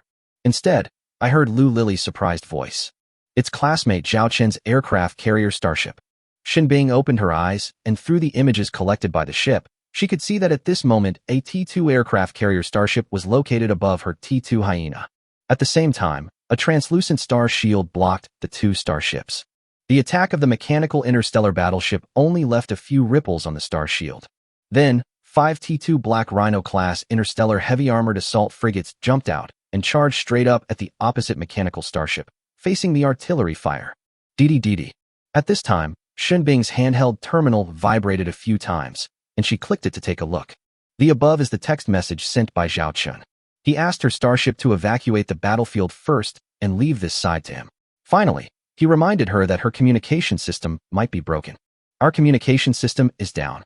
Shin Bing checked the communication system and found that it was in a faulty state due to the continuous bombardment just now. Even the starship's radar system had problems. No wonder she didn't receive any reminder about the support of Zhao Chen's fleet. Huff. Shin Bing. I was so scared. I thought I was going to die. I haven't had a boyfriend yet.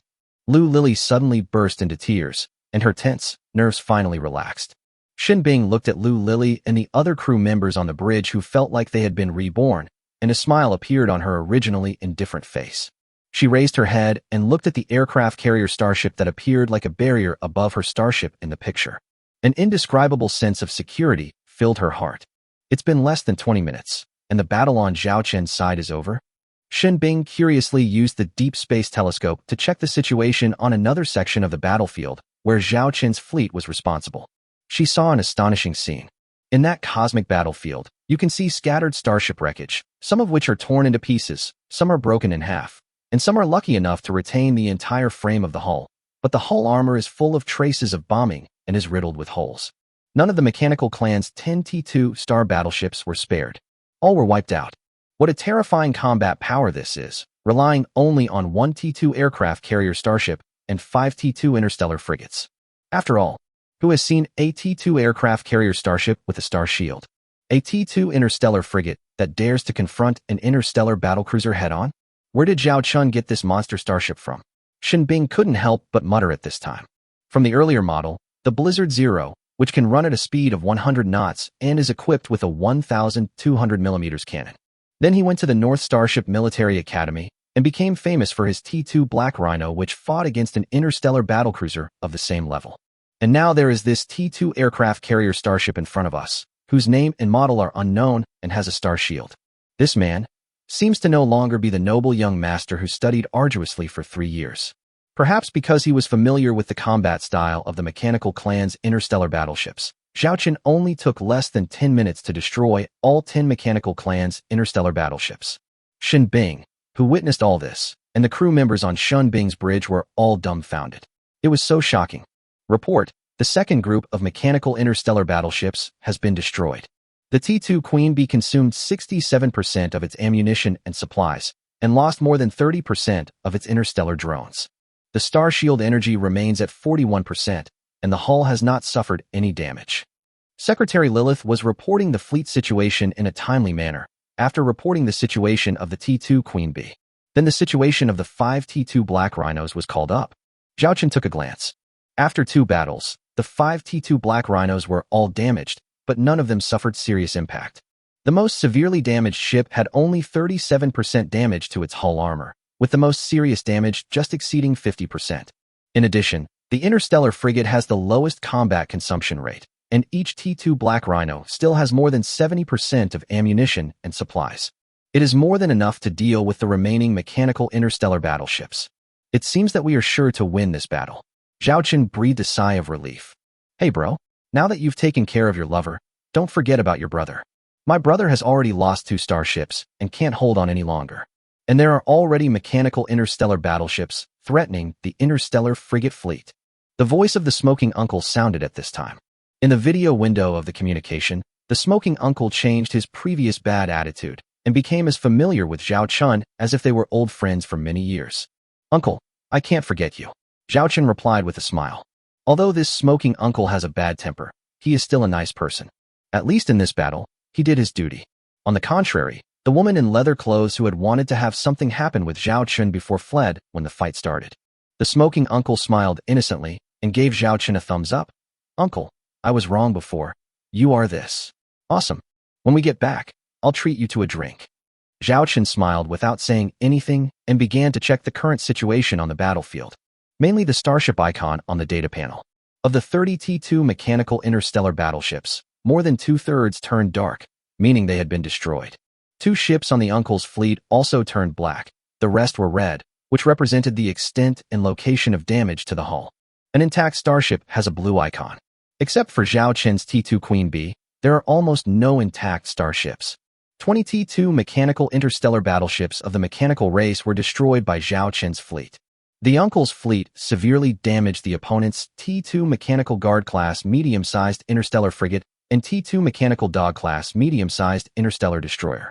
At the same time, the uncle's fleet also suffered the loss of 2 T1 starships. 2 other T1 starships were severely damaged, and a T2 Grey Wolf-class light interstellar cruiser was severely damaged. It can be said that this uncle's fleet suffered heavy losses in this combat mission. Some mechanical interstellar battleships also broke through the blockade of the uncle's fleet and directly attacked the interstellar transport fleet. Currently, 12 T1 interstellar transport ships have been destroyed. This also caused some changes in Zhao Chen's task data. Additional mission: save as many T1 interstellar transport ships as possible, 288/300. Support the battlefield on Uncle's side and end this battle as soon as possible. Zhao Chun issued the combat orders for the 3rd battle of this campaign. The swarm of interstellar drones that had completed their resupply was deployed again, ready to engage in another battle. Encircle and annihilate the remaining 10 mechanical interstellar battleships. It is much easier to destroy this mechanical interstellar fleet than the previous one. After all, some of them have suffered heavy damage and cannot withstand the attacks of the T2 Black Rhino and interstellar drones.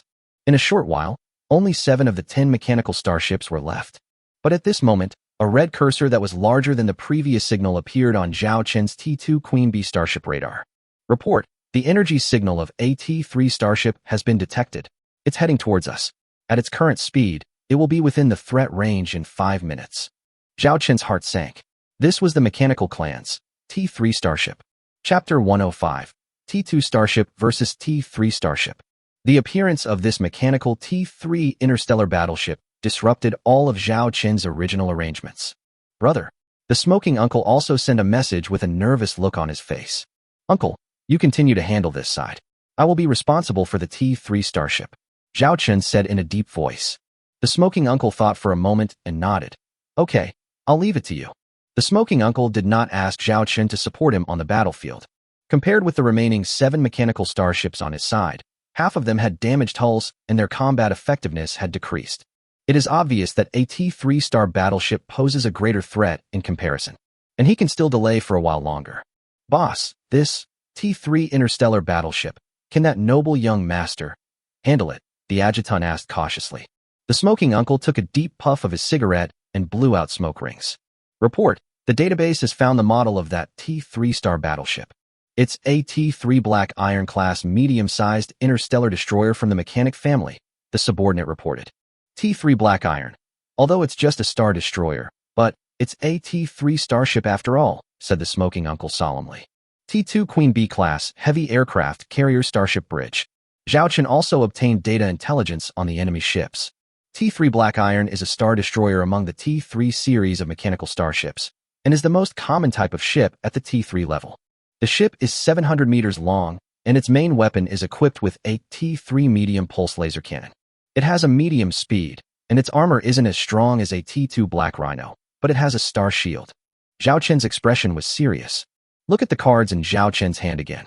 1 T2 Queen Bee and 5 T2 Black Rhinos. 6 T2 starships versus 1 T3 starship. Although there have been cases of T2 starships destroying T3 starships in the history of starship battles, such cases are often extremely rare, or only happen when a T2 starship takes advantage of an opportunity on a large-scale battlefield. Under normal circumstances, let alone 6 T2 starships, Even 10 or 20 would not necessarily be a match for a T3 starship. I can't escape. I can only try. An idea came to Zhao Chen's mind. A very crazy idea, very risky. But with no choice, Zhao Chen asked Lilith to convey his battle plan. The captains of the 5 T2 Black Rhinos received orders and began combat deployment. To deal with the T3 starships, we must fight quickly and decisively. If we are dragged on, our T2 starships will be destroyed one by one, Zhao Chen said in a deep voice. Report, the enemy's T3 Black Iron has entered the threat range and will be within the firing range in 2 minutes. You can attack our T2 Queen Bee, the subordinate reported. Action, Zhao Chen gave the order. 5 T2 Black Rhinos set off immediately. The armor strength of the T2 Black Rhino is very strong, but if it faces the main gun weapon of the T3 starship, it will not be able to withstand more than a few hits. The gap in technological levels is quite large. The T2 Black Rhino's advantage lies in close combat, but the opponent's T3 starship's main guns may not give them a chance to get close.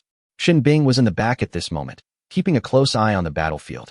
She saw the attack of 5 T2 Black Rhinos, and her expression became serious. Zhao Chen's battle is directly related to their life and death. So we really can't win? Lu Lily asked worriedly. Xin Bing closed his eyes and began to simulate the battle plan in his mind. No, this one won't work either. This still doesn't work. What should I do? What should I do to win? Is it really impossible for a T2 starship to defeat a T3 starship? Suddenly, a crazy idea popped up in Xin Bing's mind. She immediately edited her idea into a text message and sent it to Zhao Chen. The other party responded quickly. 2 words. Thanks. Xin Bing was stunned. Why was the word so perfunctory? Look, those 5 T2 Black Rhinos formed a strange battle formation in a line. Lu Lily suddenly said. Xin Bing looked at the screen. 5 T2 Black Rhinos were heading towards the T3 Black Iron class medium-sized star destroyer, forming a 5-star chain battle formation. At this moment, T3 Black Iron's medium-sized pulse laser cannon opened fire, shooting out a pulse laser. Laser weapons are mainly divided into 2 forms, beam laser and pulse laser. Of course, in addition to these 2 major categories, there are also some minor categories. A pulse laser is a laser beam that fires out to attack the enemy after a short period of energy storage. It has a short range and medium damage, but a fast rate of fire and a short shooting interval. A beam laser requires a long period of energy storage before it fires a beam of laser to continuously attack enemy ships. It has a long range, great damage, a slow firing rate, and a longer interval time than a pulse laser. The former are more numerous and are mainly equipped on interstellar frigates, interstellar destroyers, and interstellar cruisers. The latter is powerful and is mainly equipped on interstellar battlecruisers and interstellar battleships. The enemies it targets are also the stronger starships in the enemy fleet, such as flagships and core starships. It is extremely destructive against energy defenses such as star shields. Although the T3 Black Iron is only equipped with a pulse laser main gun, it is still T3 level after all. At this moment, a pulse laser hit the first T2 Black Rhino on the front line. T2 Black Rhino class Interstellar Heavy Assault Frigate No. 1 Bridge. Report, the overall damage to the frontal armor strength of the ship has reached 50%. Report, the overall damage to the port side's frontal armor strength has reached 65%. Report, 3 close-in weapon systems destroyed. The captain of Ship 1 watched as they successfully weathered this wave of attacks. She breathed a sigh of relief and gave the order, make way. Yes. I saw that the T2 Black Rhino No. 1 ship gave up its position and retreated to the back of the 5-starship battle line. Then the second T2 Black Rhino came in the front. He actually thought of it too, Xin Bing said in surprise. What did you think of? Lu Lily asked curiously. Xin Bing said seriously. As I said earlier, although the T2 Black Rhino's armor is strong, it may not be able to withstand several rounds of attacks from a T3 Black Iron class medium-sized star destroyer. But, if the 5 T2 Black Rhinos can form a line, with only 1 T2 Black Rhino always at the front, they can resist the attacks of the T3 Black Iron. Who knows, with the cooperation of 5 T2 Black Rhinos, we might be able to get close to T3 Black Iron. Although T3 Black Iron has a star shield, it is only a one-way star shield and does not provide full-range protection for T3 Black Iron level. As long as 5 T2 Black Rhinos attack from all directions, even the star shield will not be able to defend against them. I wanted to tell Zhao Chen my idea just now, but it seems that he thought of this crazy tactic before I did, and he implemented it directly. Thinking of this, Xin Bing was even more amazed at this classmate who used to study hard. Should we say that he has changed too much, Or should we say that he has been hiding too deeply during his 3 years in the academy? Chapter 106. A Starship Missile Ship. Does that mean we have hope? Lu Lily asked happily. Shin Bing said in a deep voice. But there is a problem with this plan. What? Lu Lily asked with blinking eyes. Insufficient firepower. The T2 Black Rhino's firepower is seriously insufficient. If we rely on its ramming tactics, it will be very useful against T2-level starships. But for a T3-level starship, how long would it take to damage the hull armor of that T3 Black Iron-class medium star destroyer? During this time, the T2 Black Rhinos might be wiped out one by the T3 Black Irons. Shin Bing clenched his fists. Then, what should we do? Lu Lily panicked again. Shin Bing stared at the video screen, waiting for Zhao Chun's arrangements. Since Zhao Chun dared to do this, he must have a backup plan.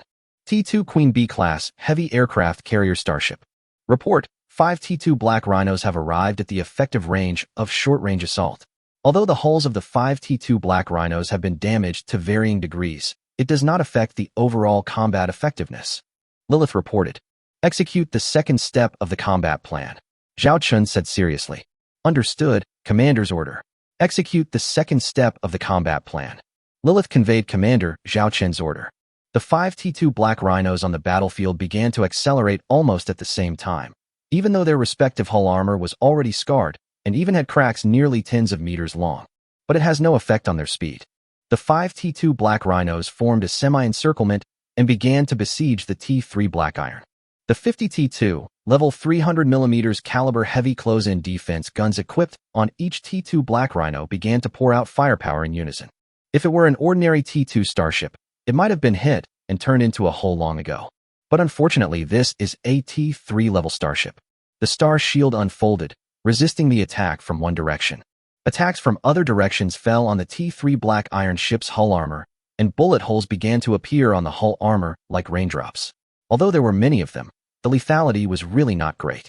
Prepare to ram the ship. The captain of the T2 Black Rhino No. 1 ship was the first to give the order. The speed increased again, and the big black horn slammed heavily into the T3 Black Iron hull armor. But there was no perforating wound like the one on the T2 starship. It was just a small wound. This is the hull armor of the T3 starship, which is completely not on the same level as the T2 starship. The other T2 Black Rhinos also began to collide.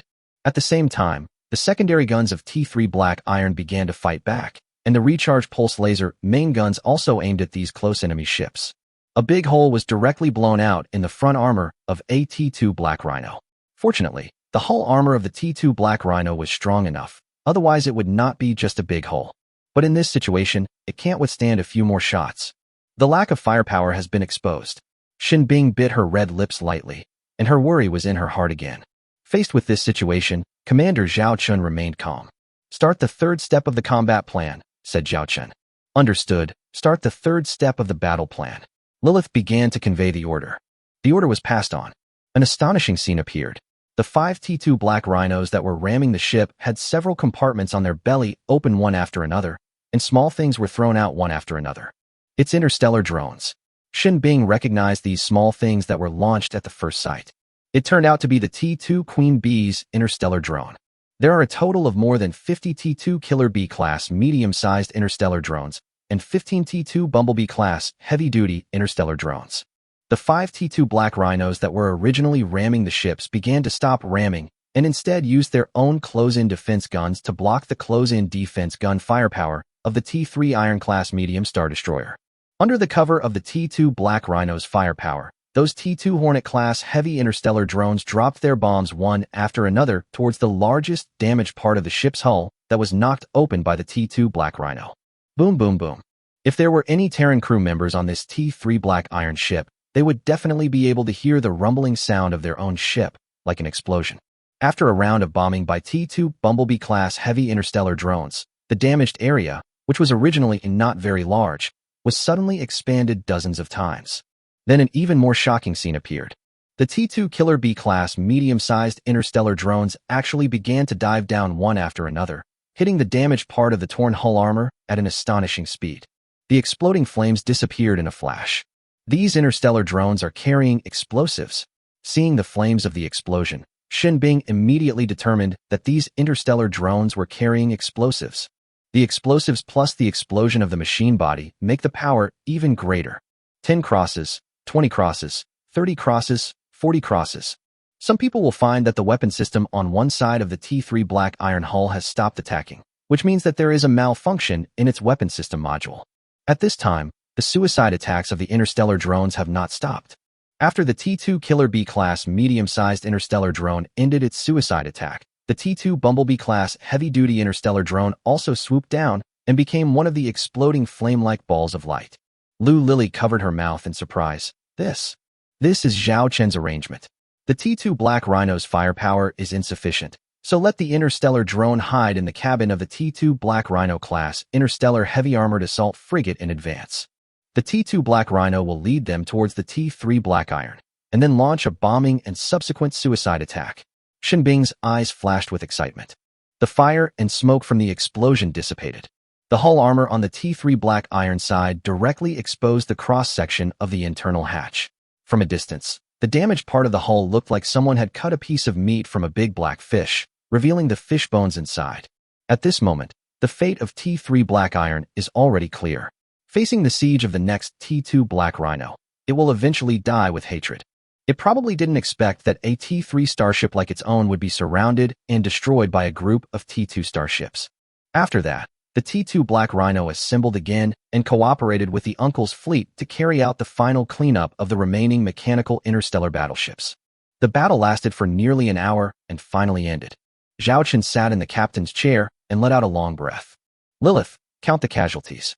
Then arrange for the T2 Black Rhino to patrol the surrounding area. Our current situation means we can only wait here for reinforcements to arrive. Zhao Chen ordered.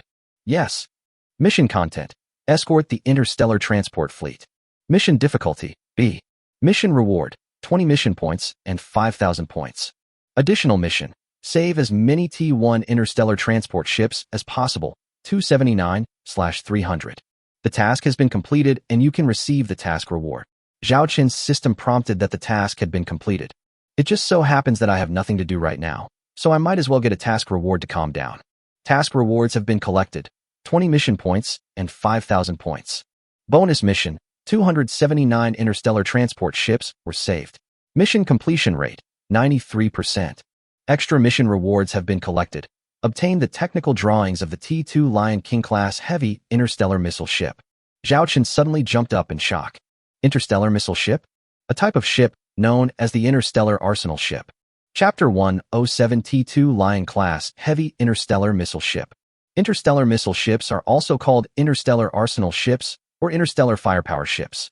Interstellar missiles are the main means of attack, as there are a large number of ammunition depots for storing interstellar missiles inside the ship's hull. Because it is like a powder keg, once it is hit by an enemy ship, it is extremely dangerous. Therefore, in fleet combat, it often requires extremely high protection, just like aircraft carriers and starships. But at the same time, its short-term firepower output capability is unmatched by almost all types of ships. Because the interstellar missile is an interstellar weapon with a long range and extremely high hit rate, it has its own guidance and locking function. Unless it is intercepted and destroyed, or the target starship leaves the maximum firepower range, it will definitely hit. The most important thing is that the launch interval is extremely short. Because it does not require charging and cooling, theoretically it only takes the time to load an interstellar missile. Generally, it only takes less than 10 seconds to automatically transport an interstellar missile from the ammunition depot to the launch silo. Therefore, an interstellar missile ship can launch all of its interstellar missiles in the shortest time possible, causing a saturation fire attack on the enemy fleet in a short period of time. This starship is good, but, Zhao Chen muttered to himself, this starship has obvious advantages and disadvantages. It doesn't mean that it's easy to die after being hit. But, it's too damn expensive. The only few interstellar missile ships among the T1 and T2 series starships have long been eliminated. The number of T3 series interstellar missile ships is also very rare. The reason is that it costs too much money. Because often, after an interstellar missile ship fully loaded with interstellar missiles carries out 3 to 5 saturation fire strikes, the construction cost of the interstellar missiles fired is equivalent to the cost of a standard starship of the same level. These 3 to 5 rounds of attacks, not counting the time spent on restocking interstellar missiles, only took less than 10 minutes. It only takes more than 10 minutes to obtain enough resources to build a starship. Even the Imperial Army would find it difficult to afford such high ammunition expenses. In comparison, ordinary starships may have a higher cost-effectiveness. Therefore, interstellar missile ships have become a very unpopular starship. According to Zhao Chen's understanding, there is only one type of interstellar missile ship still in service in the Star Empire, and the number is extremely small. Let me take a look at the detailed information first. Zhao Chen began to read the detailed data of this technical drawing in his mind. T2 Lion King class heavy interstellar missile ship. Ship type, interstellar missile ship. Technology level, T2. Hull armor strength, 130 units, 150 units. Cruising speed, 25 knots. Warp drive, stage 4, warp drive. Length, 258 meters. Mass, 150,000 tons. Number of positions, 50.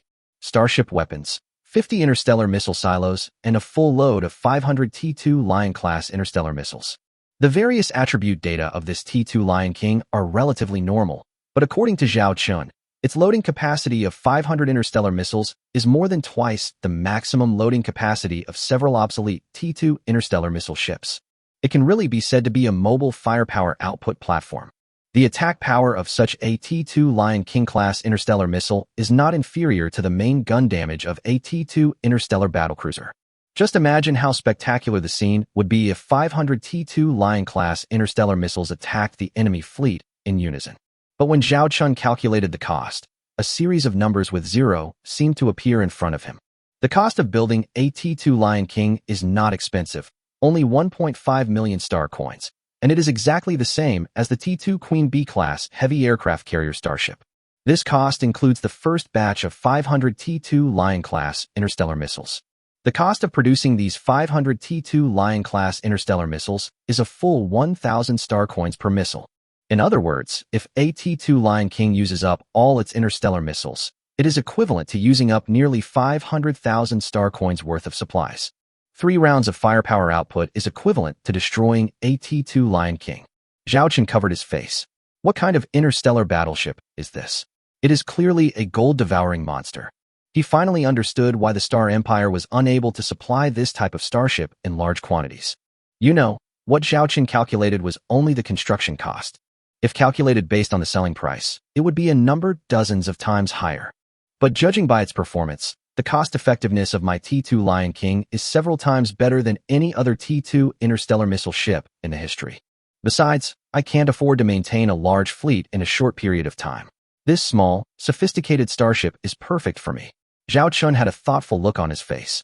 If Zhao Chen had even one T2 Lion King in the battle just now, it would have been easy for him to deal with a T3 Black Iron-class medium-sized interstellar destroyer. As for the other T2 mechanical interstellar battleships, they are sitting ducks. Without counting interceptions, an average of 10 to 20 T2 Lion-class interstellar missiles can render a T2 mechanical interstellar battleship incapable of combat. Zhao Chen made up his mind. Even if this was a giant gold-eating beast, Zhao Chen would build it. As Zhao Chen brings out more and more starship technology, the risk of exposure has gradually increased. For example, in this battle, Zhao Chen showed off the T2 aircraft carrier starship with Star Shield technology. I believe that this news will definitely reach the ears of some interested people in a short time.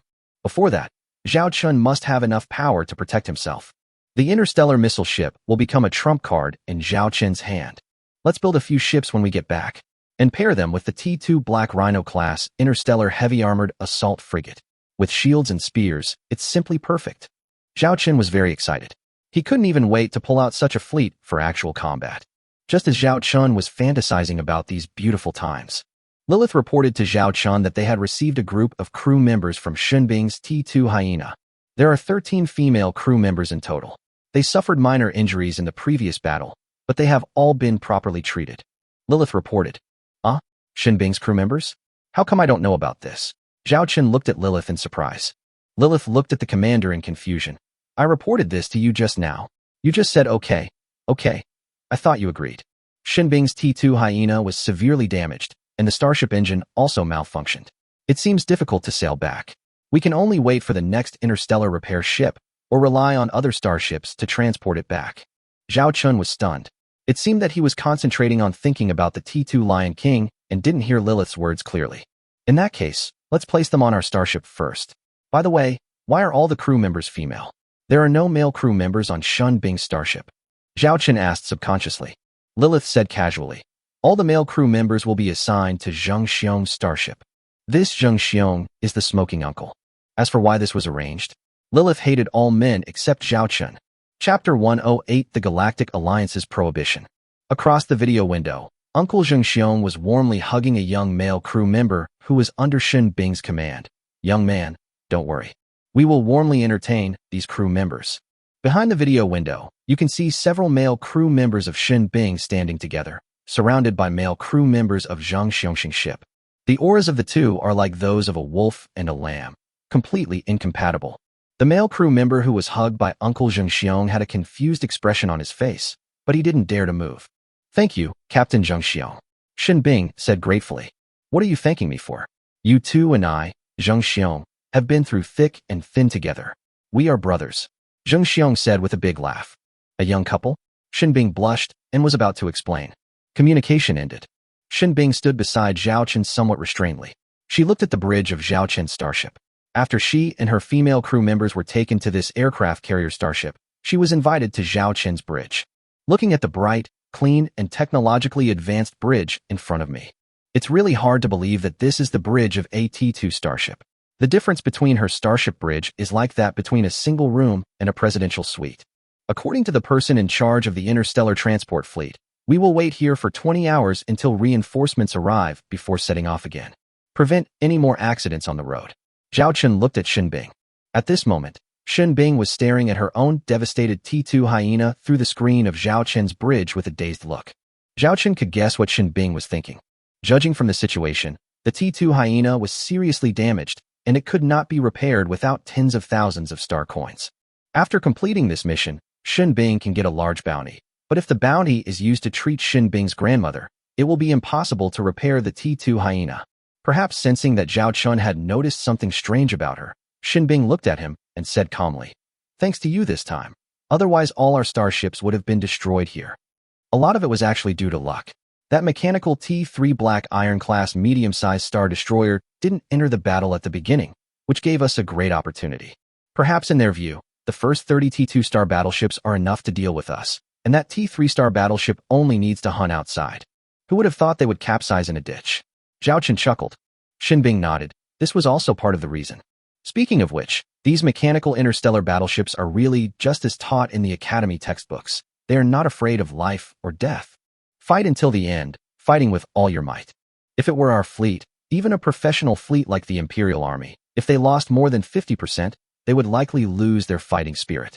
If they lost more than 70%, they might choose to flee or even surrender, Shin Bing exclaimed in admiration.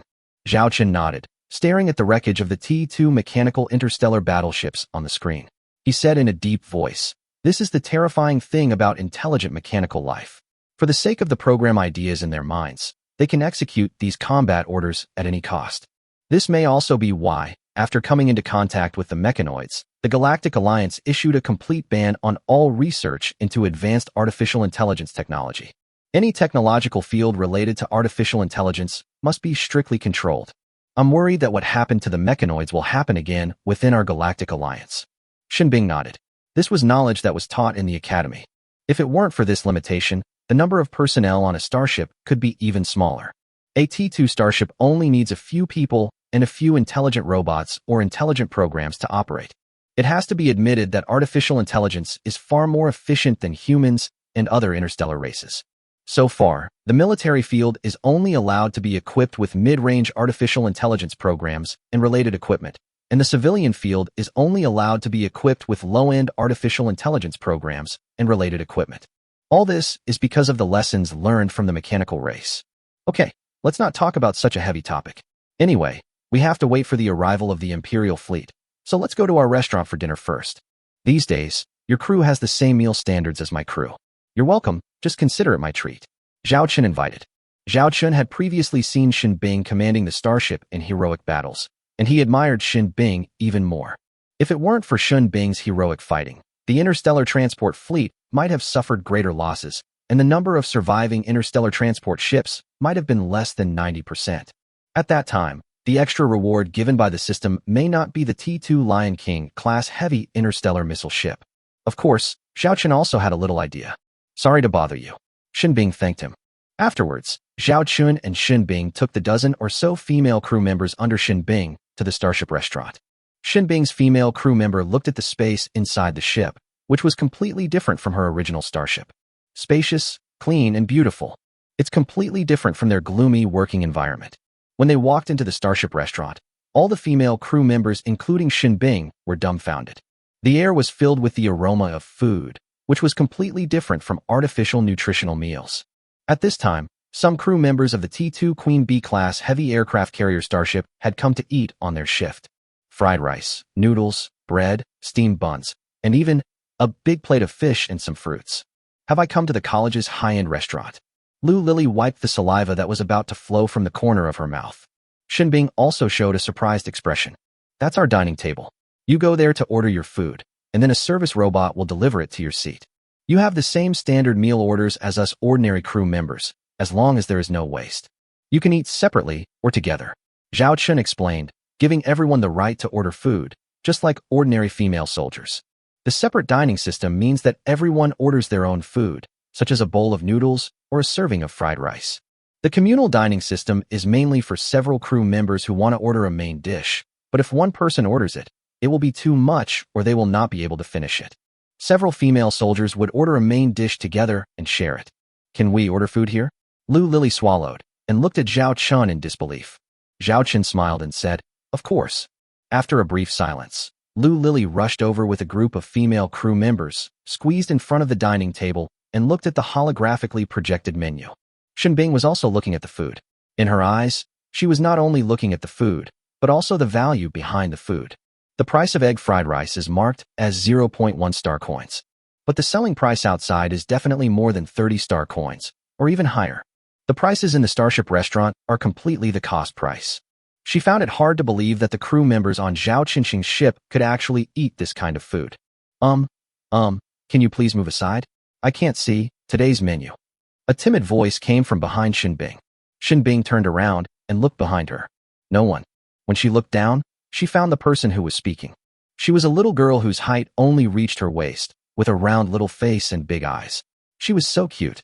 Especially the one who is so short that he has to stand on tiptoe to reach the dining table, which makes people feel so cute. However, there were marks on her neck from some kind of collar that had been worn for a long time. Why are there underage girls on your starship besides female orcs? Shin Bing looked at Zhao Chun beside him suspiciously. It's like looking at some suspicious weird uncle. Chapter 109. Something wrong with the escort mission. Ahem, she's from the dwarf tribe. She's not a minor, she's older than us. But dwarves seem to be born with a more immature mental age, and coupled with their short and slender appearance, they appear like children, Zhao Chen explained. Shin Bing carefully observed the little girl in front of her. Her ears were slightly pointed, and her head was slightly larger than her body. It does fit the description in the book about the interstellar race, the dwarves. Commander, sir. Annie only then noticed Zhao Chen next to her, and immediately saluted him. She first imitated the female crew members of the JF-17 Thunder and placed her hands on her chest. But something seemed to be wrong, so he bowed to Zhao Chen again. Zhao Chen found the flustered look very cute. You can't see, let me help you. Zhao Chen put his hands under Annie's arms and easily lifted up the dwarf. Annie's cheeks flushed slightly as she kept saying, no need. Annie, wait until there are fewer people, you can order more. Now that you've seen it, just order it quickly. Zhao Chun said with a smile. Annie looked at the holographic menu of today on the dining table and hurriedly ordered a braised chicken set meal. Only then did Zhao Chun put the dwarf down. Thank you, Commander, Your Excellency, and kept bowing and thanking him, her head shaking like a rattle. Annie left only after Zhao Chun asked her to find a seat and wait for the meal. Otherwise, her head would have been shaking off. Annie found a seat in the corner, then adjusted the seat to the lowest height with ease. After sitting down, she raised the seat to a height suitable for the dining table. She began to shake her short legs, waiting for the happiest moment of the day. Shin Bing and Zhao Chen stared at the little guy for a long time before they came to their senses. They looked at each other and understood each other tacitly.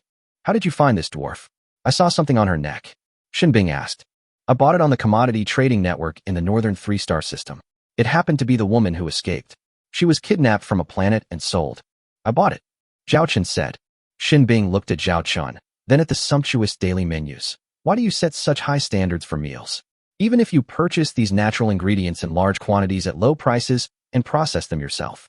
The consumables for the crew on just one aircraft carrier starship like yours cost more than 1,000 star coins a month.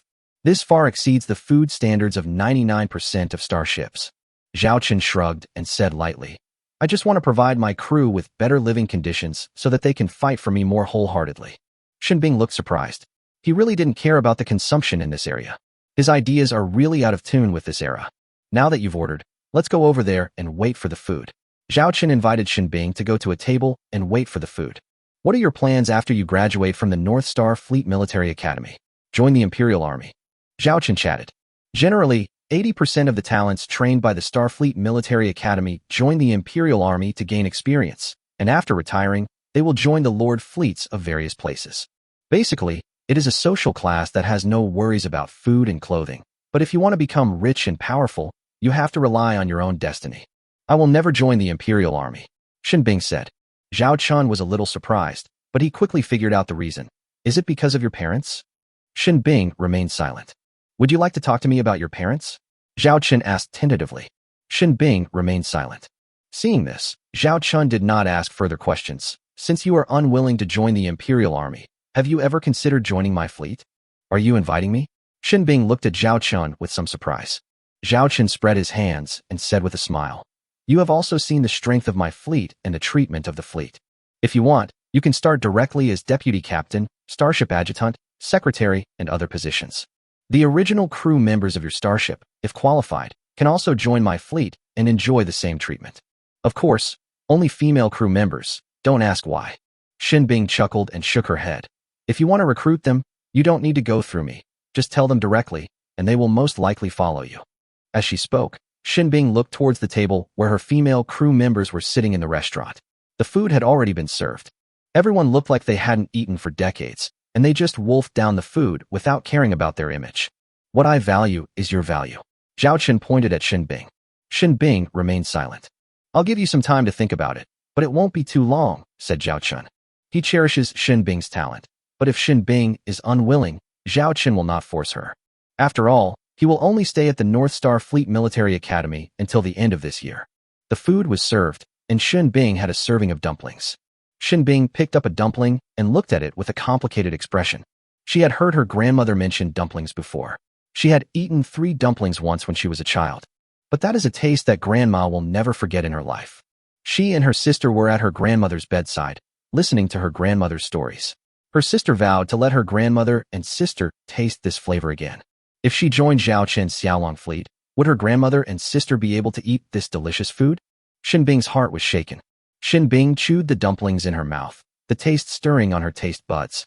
She had never eaten anything so delicious. She finished half a bowl of dumplings without realizing it, and raised her head to look across. Zhao Chen had left at some point and was looking at his other female crew members. Some were savoring the taste of the food, while others had red and swollen eyes, apparently having cried. Shinbing was slightly thoughtful. Zhao Chen returned to the bridge.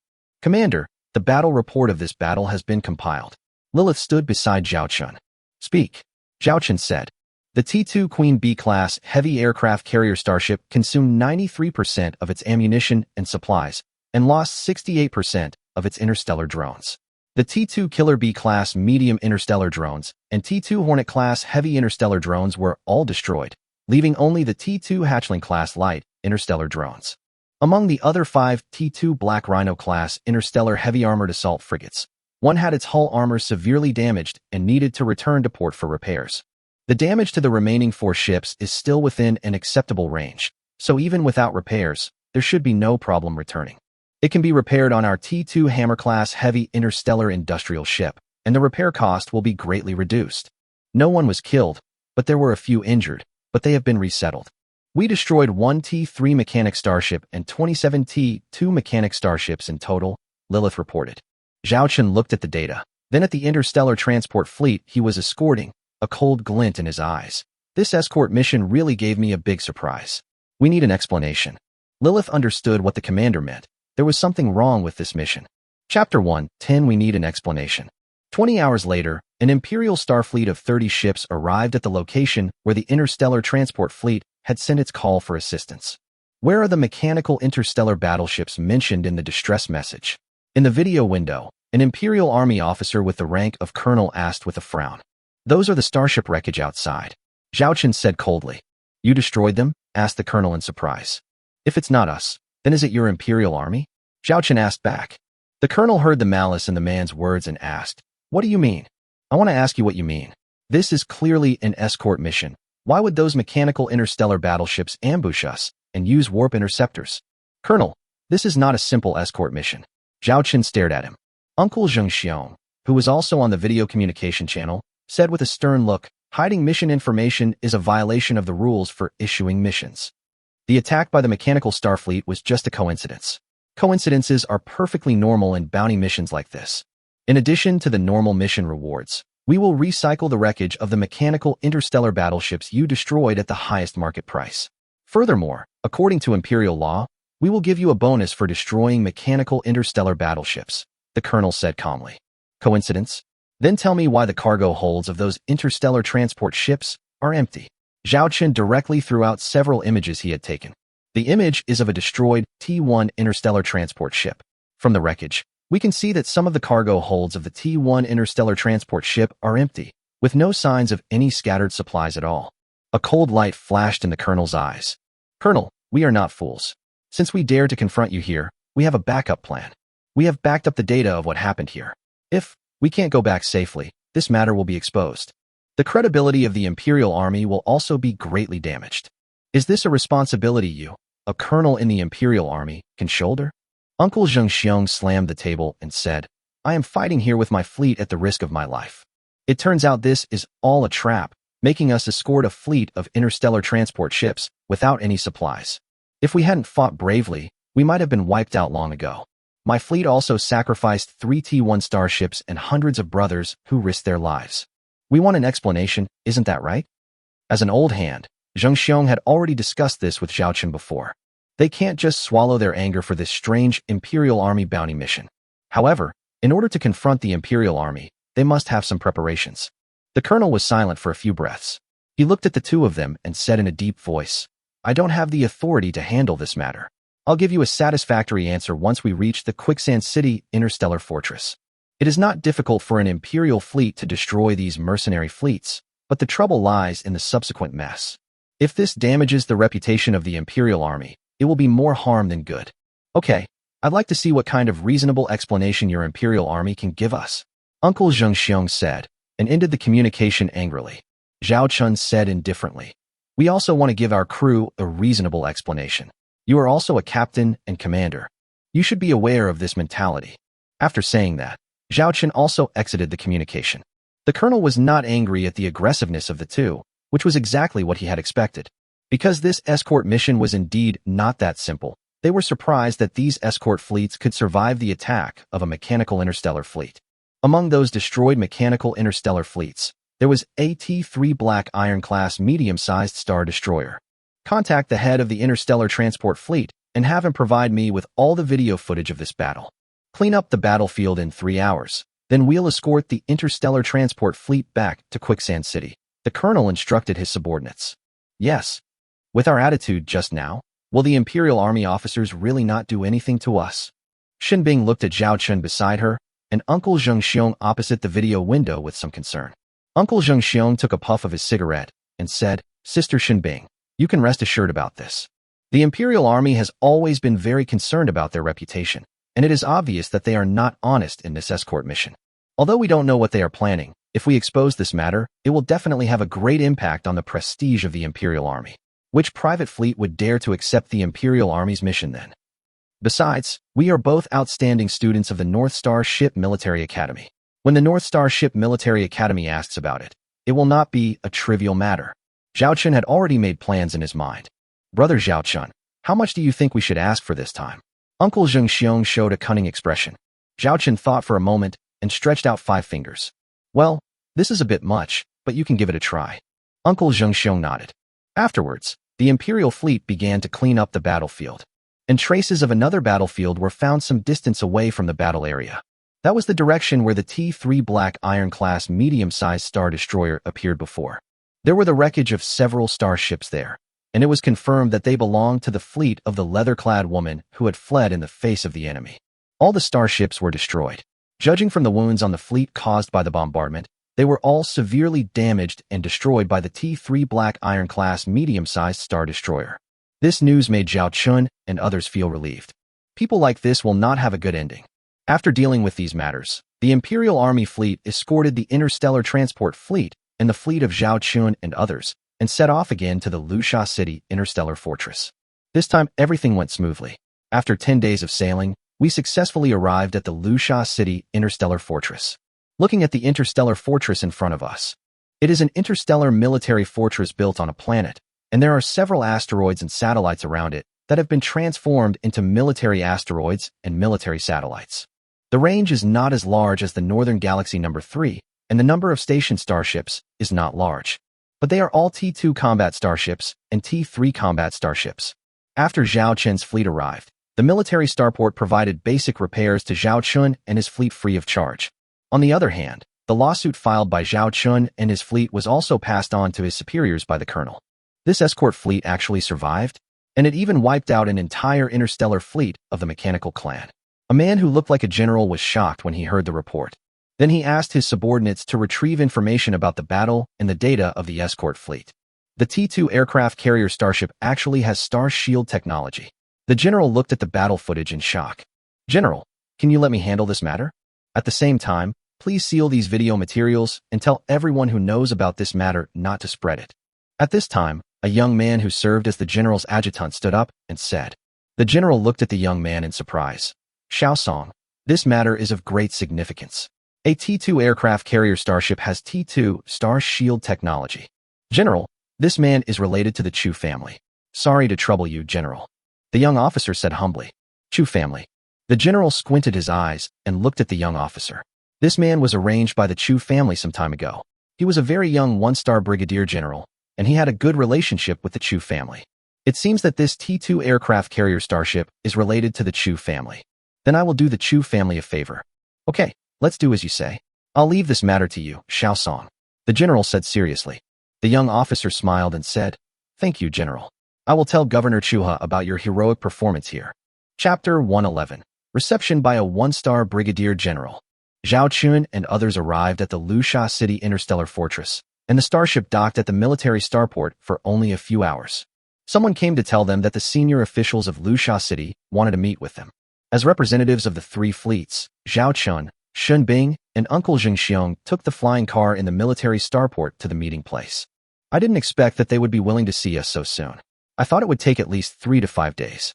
Uncle Zheng Xiong sat on a chair with his legs crossed.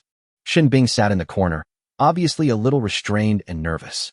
Zhao Chun was very relaxed, and even joked with Uncle Zheng Xiong. "Uncle, let's just go and meet like this. You won't have to worry about the Imperial Army just silencing us. This is the most convenient method." Uncle Zheng Xiong rolled his eyes and said, "Brother, I've been in the interstellar world for so many years. How could I not have thought of this? In fact, this is why we want an explanation this time." As he spoke, Uncle Zheng Xiong rubbed his fingers. "Although this is not fair to our deceased brothers, what could be better than providing their families with adequate compensation? In the Imperial Army, anything that can be settled with money is not a problem. In comparison, silencing us may lead to the scandal of this mission being leaked, which is the least effective way to deal with the problem. The officers of the Imperial Army are not so foolish as this." Zhao Chun and Uncle Zheng Xiong smiled at each other. "But brother, your starships are not ordinary. I guess the Imperial Army will be very interested in you." Uncle Zheng Xiong suddenly looked at Zhao Chun seriously and whispered. Zhao Chun nodded. "I know." Zhao Chun was very clear about this. Once the star shield technology of the T-2 Queen B-class heavy aircraft carrier starship was exposed, it would definitely attract the attention of the outside world. I can guarantee that my brothers in the fleet will not leak the news in the short term, but there were also starships from the Imperial Interstellar Transport Fleet present at the time. If they leak the information, a lot of people will pay attention to you. The smell of meat will attract unscrupulous beasts, said Uncle Zheng Xiong in a deep voice. "I will take care of this matter. Thank you for your concern, Uncle." Zhao Chun expressed his gratitude. After spending time with this uncle, you will find that although he looks rough, he is also a warm-hearted and loyal person. Just then, the car stopped. The car door opened, and in front of me was a beautiful high-end restaurant facade. Surprisingly, the person standing at the door to greet them was not a soldier or a non-commissioned officer. Instead, An officer with a golden star epaulet on his shoulder was looking at Zhao Chun and others with a smile on his face. Oh my god, a one-star brigadier general. I've been in the interstellar world for so many years, but this is the first time I've seen one with Daodu. Uncle Zheng Xiong exclaimed. When getting off the bus, Uncle Zheng Xiong even straightened his clothes and pretended to be solemn. Brother, this is a one-star brigadier general. Please be careful when you speak later. Before Uncle Zheng Xiong finished his reminder, Zhao Chun walked over first. Damn, this kid is even more reckless than me. Captain, long time no see. The brigadier general greeted Zhao Chun with a smile. You are the young. Zhao Chun looked at the familiar person in front of him. Just call me Xiao Song, said the brigadier general. Xiao Song. If Uncle Zheng Xiong had a cigarette in his mouth at this moment, the cigarette would probably fall to the ground. A one-star brigadier general can introduce himself to you as Xiao Song. It is naturally impossible for Zhao Chun to be so ignorant of etiquette. Even if someone introduces you like that, you can't really call them that. Brigadier General Song, why are you here? Aren't you following Miss Chu Xian? Zhao Chun asked curiously. That's right. This is the brigadier general in front of him who calls himself Xiao Song. He was the one-star brigadier general who followed Miss Chu Xian during the cosmic wormhole incident. The young lady was called back to the family by the master because of the previous incident, and she probably won't be able to come out in the short term. Now that the young lady has returned to her family, there is no need for me to follow her. The master assigned me to this interstellar fortress in Lusha City, Brigadier General Song explained. Master? Don't underestimate this title. The person behind this, master, is the governor of the Chuha Star region, that 5-star marshal. I just happened to know that you, Captain, were in charge of this escort mission, so I took the initiative to take on the task of receiving you. Please follow me in. Brigadier General Song invited Zhao Chun and others into the high-end restaurant behind him. Although this is a military starport, senior military officers also need some places to enjoy themselves, so these places are naturally indispensable. Zhao Chun walked beside Brigadier General Song, while Shin Bing and Uncle Zheng Xiong followed behind somewhat restrainedly. Shin Bing looked at Zhao Chun, who was chatting with the one-star brigadier general like an ordinary friend. This surprised her even more that this classmate who had only done nothing but study hard in the academy for 3 years actually knew a one-star brigadier general of the Imperial Army. After a one-star brigadier general retires, he will definitely be granted a title of nobility. Coupled with the connections he has established in the Imperial Army, his power is definitely not comparable to that of Zhao Chun, a down-and-out baron. But these two people with such different statuses were talking and laughing at this moment. You too. If you walk forward from here, you will reach a private room I have reserved. Please go and rest and have your meal first. Mr. Zhao Chun and I have something to discuss. Brigadier General Song stopped and looked at Shin Bing and Uncle Zheng Xiong behind him with a smile. Although they are all smiles, it can be clearly felt. The smile the Brigadier General gave them was professional and cold. Okay. You two can chat and don't worry about us. Uncle Zheng Xiong was eager to get away from this Brigadier General as soon as possible. If he didn't have to deal with the previous escort mission, he would have wanted to leave here now. Following a Brigadier General, he felt like he was accompanying a tiger. Shin Bing looked at Zhao Chun, asking what he meant. Unknowingly, Zhao Chun had become her backbone. You go first, we'll be there soon. Zhao Chun said. Yeah. Shin Bing nodded.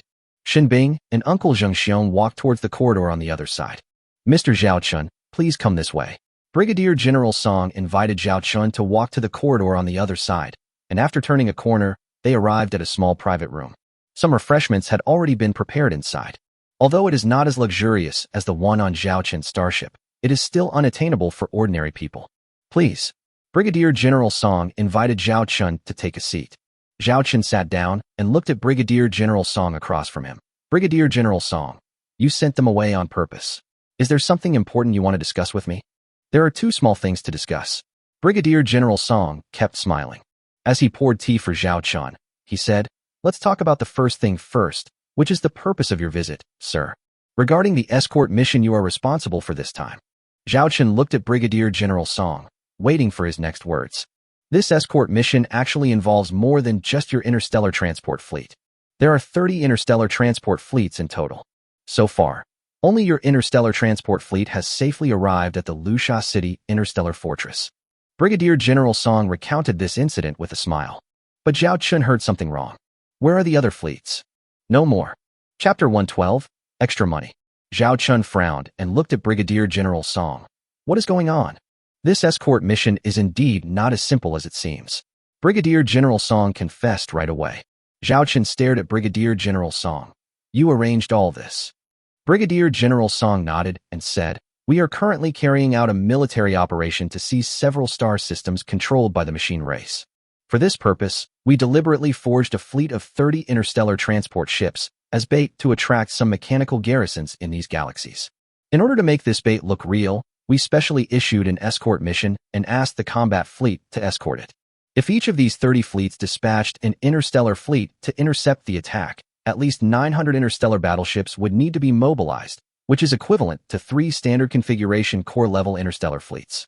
We deliberately lure these mechanical starships into attacking, causing several star systems behind them to be short of troops, and then our main fleet will launch an attack on them. At this point, Brigadier General Song checked the time and said, they should still be fighting now. Are you sure that the mechanical tribe will take the bait? Zhao Chun asked with a frown. Because we released a message. Our Imperial Army will transport a batch of special weapons to the frontline military fortresses to prepare for the next large-scale combat operation. Once the mechanic race learns this news, they will definitely try to intercept our interstellar transport fleet. Brigadier General Song took a sip of tea. Zhao Chen suddenly realized. So, our escort mission this time is actually a bait mission. Yes, although this is very unfair to those of you who are carrying out the mission, it is from the perspective of war. Sacrifice nearly 1,000 of your non-imperial civilian combat starships and 10,000 T-1 interstellar transport ships that are about to be eliminated, in exchange for control of several important strategic galaxies of the enemy. There is also a chance to destroy several Legion-level interstellar fleets of the mechanical race. Furthermore, those mechanical Starfleet fleets that attacked our bait were intercepted by dedicated Imperial fleets, and none of them returned. Brigadier General Song looked at Zhao Chun and said, emotionally, I am deeply sorry for the sacrifices of your fleet and the other escort fleets. But as an Imperial officer, this is a decision I must make. Sorry. After hearing Brigadier General Song's explanation, Zhao Chen basically understood it completely. They were just pawns played by the Imperial Army. Sacrificing some unnecessary small pieces in exchange for advantages in local battlefields is a normal arrangement for a leader. Of course, we will give triple compensation to your surviving escort fleet, and we can also repair your damaged starships if any of them are destroyed in the battle. We can also arrange for corresponding starships for you as compensation. Brigadier General Song then directly launched a sugar-coated bullet. Zhao Chen shook his head slightly. My friend's fleet lost 3 starships and sacrificed hundreds of brothers. Zhao Chen leaned forward, put his hands on the table, and stared at Brigadier General Song. You have to pay more. Brigadier General Song smiled and nodded. Then you name your price. 10 times the reward and 3 times the bonus for destroying a mechanical starship. Damaged starships will be repaired, and fallen starships will be compensated with an equivalent starship. Those who died in this battle will be given the same level of sacrifice treatment as Imperial Army martyrs. Also, Shun Bing and I are from the North Star Fleet Military Academy. This escort mission is partly to earn assessment credits, and I hope Brigadier General Song can arrange it. Zhao Chen offered his terms. 10 times the reward and 3 times the kill bonus are a bit high, but since you and the young lady are friends, I can agree to this condition. Compensation for damaged and fallen starships is no problem. But the level of the Imperial Army martyrs who died. Brigadier General Song said this, catching the fluctuation in Zhao Chen's eyes. He smiled and said, I took a look and there weren't many casualties.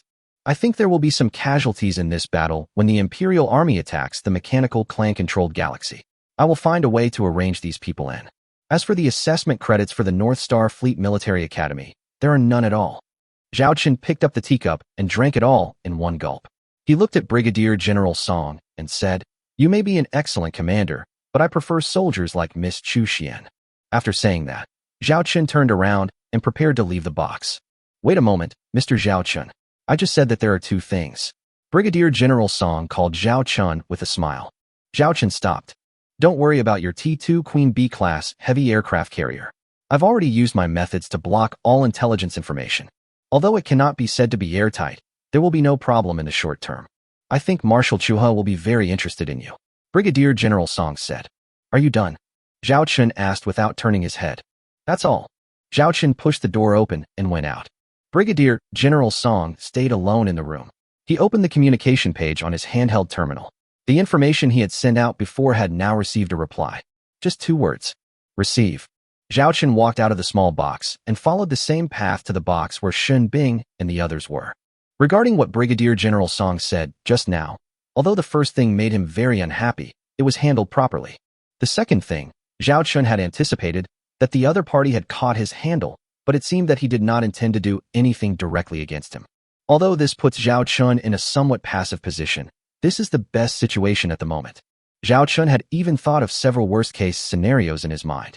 The T-2 Queen B-class heavy aircraft carrier starship and T-2 Black Rhino class interstellar heavy assault frigate anchored in the starport have been in a second-level combat readiness state. This is the result of insufficient strength. Marshal Chuhi, the Chu family. Zhao Chenxu looked at him, hoping that this family would not touch his bottom line. Push open the door of the box. What caught my eye was Uncle Zheng Xiong wolfing down a table full of delicious food. Little brother, quickly sit down and eat. This is so rich, all natural food. Uncle Zheng Xiong shouted. Shen Bing, who was sitting opposite, was very calm, because the food was not as good as the dishes in the restaurant on Zhao Chen's starship. It's pretty good. Zhao Chen sat down. Zheng Xiong swallowed his food, glanced at the closed door, and asked, "How did the negotiations go? What are the terms?" Zhao Chun told Uncle Zheng Xiong and Shen Bing the conditions he had just discussed with Brigadier General Song. Suddenly, Uncle Zheng Xiong stood up and hurriedly wiped the grease on his hands onto his clothes. Then he bowed deeply to Zhao Chun with a solemn expression. "Brother, on behalf of the brothers who sacrificed their lives in my fleet, thank you." Chapter 113, 10 times the reward. "No need to thank me. This is what they deserve," Zhao Chun said. Uncle Zheng Xiong shook his head and said sternly, "When you held up 5 fingers before, I thought it just meant 5 times the reward. I didn't expect that not only would I get 10 times the reward, but my brothers would also be given the same treatment as martyrs of the Imperial Army. On behalf of those brothers, thank you, brother." The treatment of the Imperial Army martyrs was actually not very high. For ordinary martyrs, it only guarantees that your immediate family members can receive a certain share of artificial nutritious meals and the right to use an ordinary house for 20 years in the next 20 years. But for ordinary people, this is already a very good treatment. And you should know that not every soldier of the Imperial Army who dies can be treated as a martyr. It is said that among the Imperial Army soldiers who died each year, less than 1/10 of the martyrs had their applications approved, and the rest were all rejected for various reasons, or simply received a one-time pension, and that was all. Therefore, Uncle Zheng Xiong really did not expect that Zhao Chun could win these martyr status. You should know that in this battle, Zhao Chun and Shen Bing's fleet suffered no casualties. In other words, this condition was proposed by Zhao Chun specifically for the fallen soldiers of Uncle Zheng Xiong's fleet. "Young man, if you have any difficulties in the future, come to me. Although I don't have much ability, I can fight with all my strength," Uncle Zheng Xiong said seriously. Zhao Chun made a few polite remarks. Next, Brigadier General Song did not show up, probably because he had achieved his goal and there was no need for him to appear again.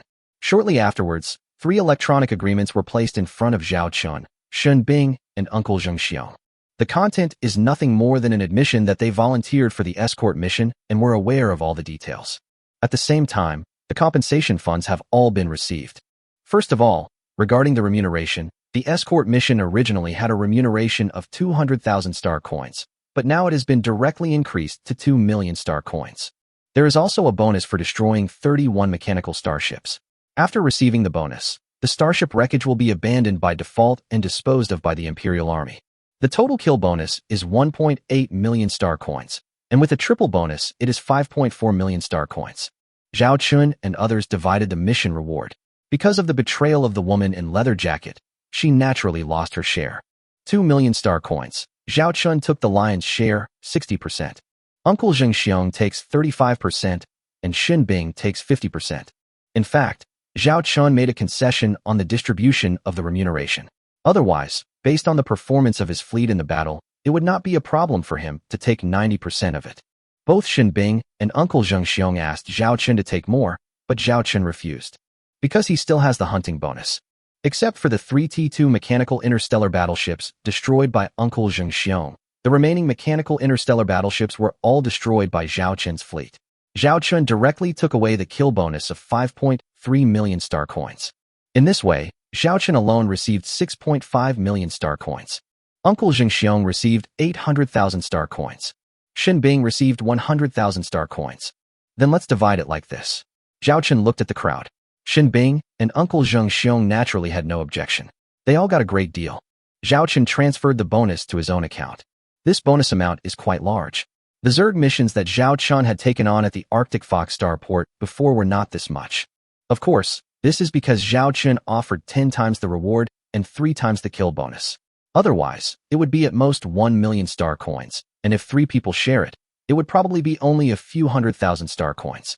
Uncle Zheng Xiong scratched his head embarrassedly. You are at a disadvantage. You should have taken more. It's okay. We've been through life and death together.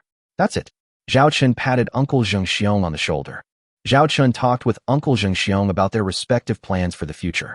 Because the escort fleet's mission was a cover, Zhao Chen and his team no longer needed to escort the interstellar transport fleet back home, and their mission ended here. Uncle Zheng Xiong said that the damaged starships would be repaired here, and at the same time, the compensation starships would be accepted, and then the pensions would be distributed to the families of the sacrificed crew members. It is estimated that we will need to stay in the Lusha City Interstellar Fortress for more than half a month. Xinbing said that she and her crew will also wait until the T2 Hyena is repaired, which will take about 3 to 5 days.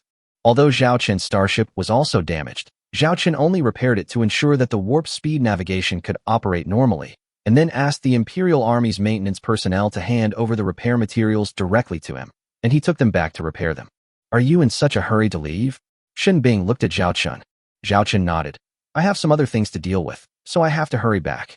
Over at the temporary base of the JF-17 fleet, the T2 Hammer-class heavy interstellar industrial ship is still building new ships, especially the T3 Blizzard-class light interstellar battlecruiser. He must hurry back. The trip, which was originally scheduled to take more than a month, was delayed by nearly a week due to this incident. Well, that's goodbye, young man. If you have any problems in the future, feel free to contact me. Uncle Zheng Xiong said enthusiastically. In a mansion in the clouds, several kilometers above the surface of a planet in the main galaxy of the Chuha star field. Chu Xian was lying on a recliner board at the moment, watching programs on the Empire Network Entertainment Channel. But none of it makes any sense.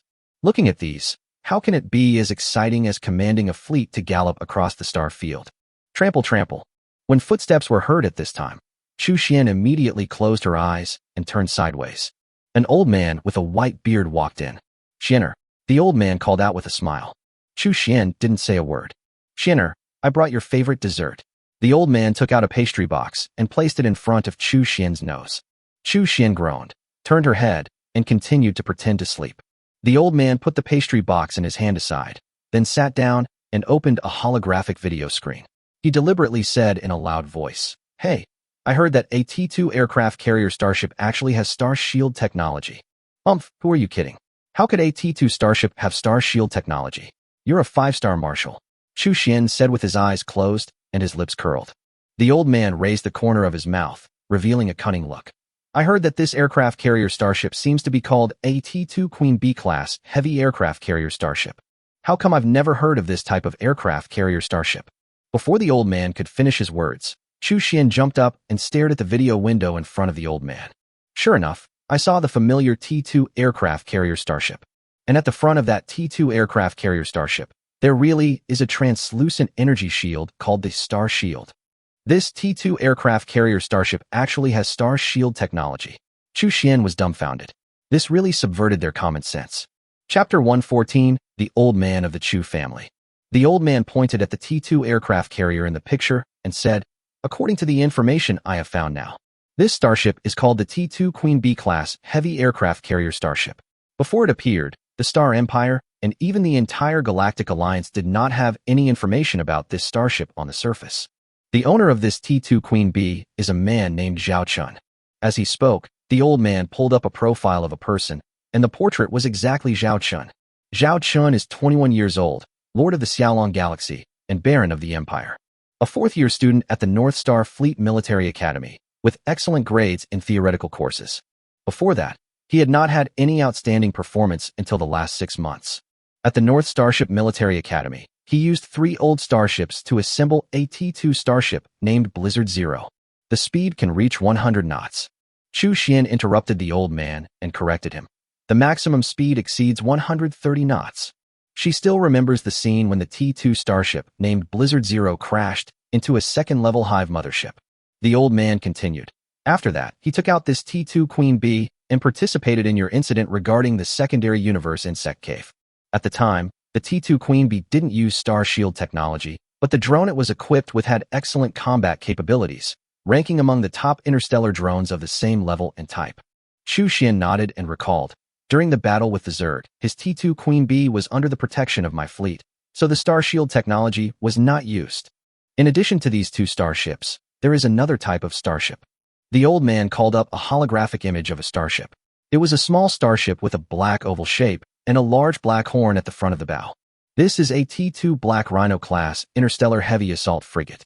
When I was at North Star Academy, it once engaged in a starship duel with a T2 Purple Rose class medium-sized interstellar battlecruiser. What? An interstellar frigate dueling with an interstellar battlecruiser? Chu Xian was surprised. That's right, and this T2 Black Rhino is the clear winner. At the same time, in the battle shown in the video, 5 T2 Black Rhinos and a T2 Queen Bee cooperated to annihilate a T3 Black Iron class medium-sized interstellar destroyer of the Mechanical Clan. In addition, 30 T2 mechanical starships were destroyed. These 6 starships have suffered hull damage, but none have perished, the old man said solemnly. Chu Xian looked surprised and didn't come back to her senses for a long time. Grandpa, what do you want to say?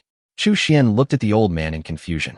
It was rare for my grandfather to spend so much time talking about someone in front of me, especially a 20-year-old young man.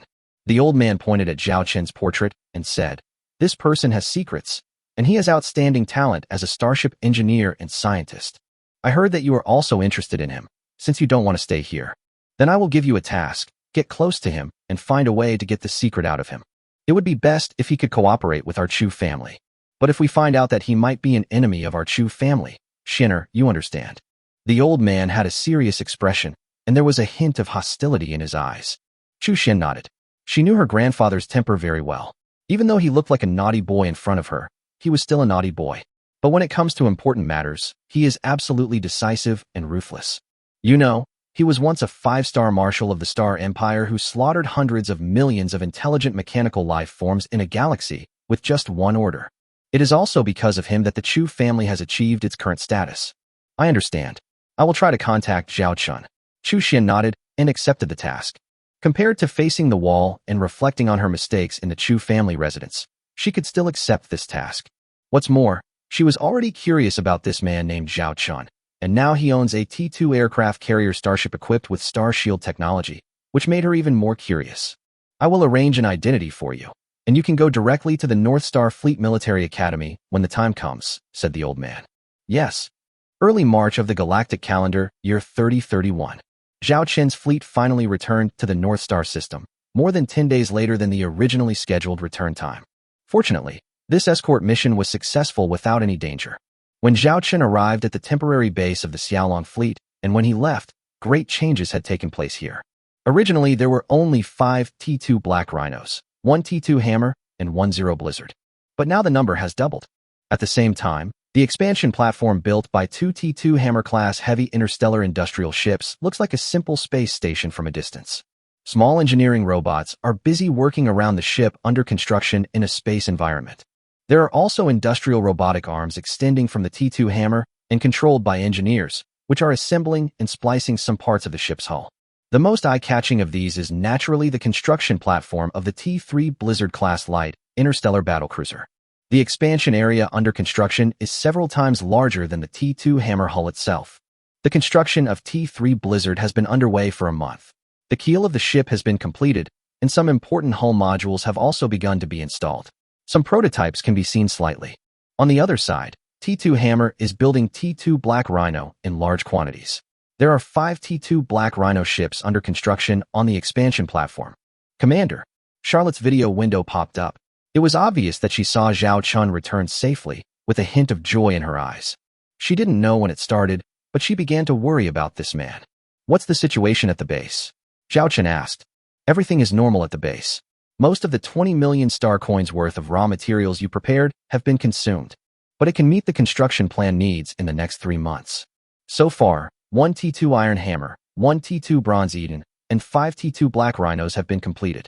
There is 1 T3 Blizzard and 5 T2 Black Rhino ships under construction.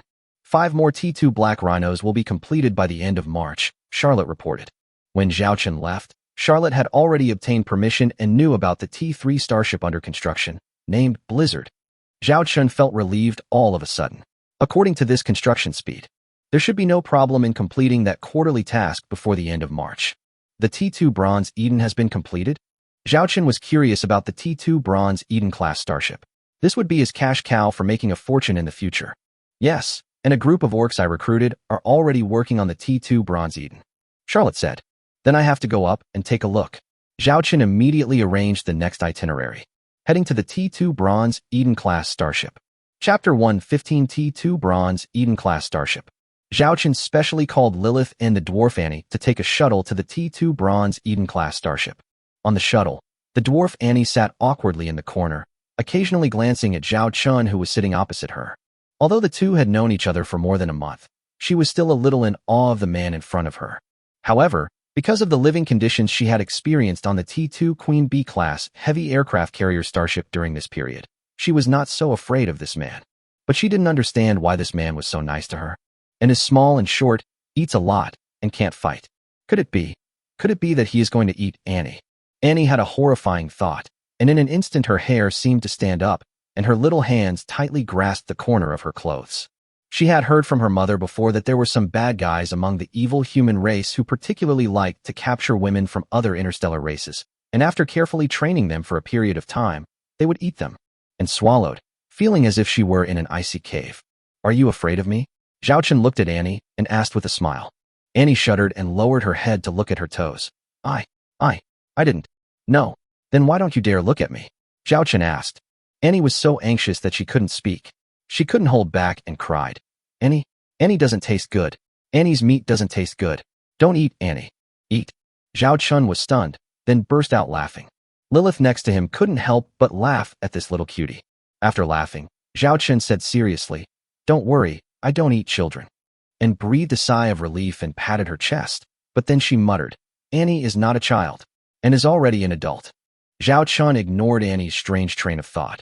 I heard from Lilith that you have mastered the construction technology of T1 and T2 starships, right? During this period, Zhao Chun asked Lilith to take care of Annie, and on the other hand, he also wanted to find out what abilities Annie possessed. On her planet, Annie could build all kinds of small electronic devices before she even reached adulthood. If you give her enough materials, she can even make a small T1 civilian starship for you. Just give her the blueprints, so to speak. There is nothing she doesn't know with T1 level technology.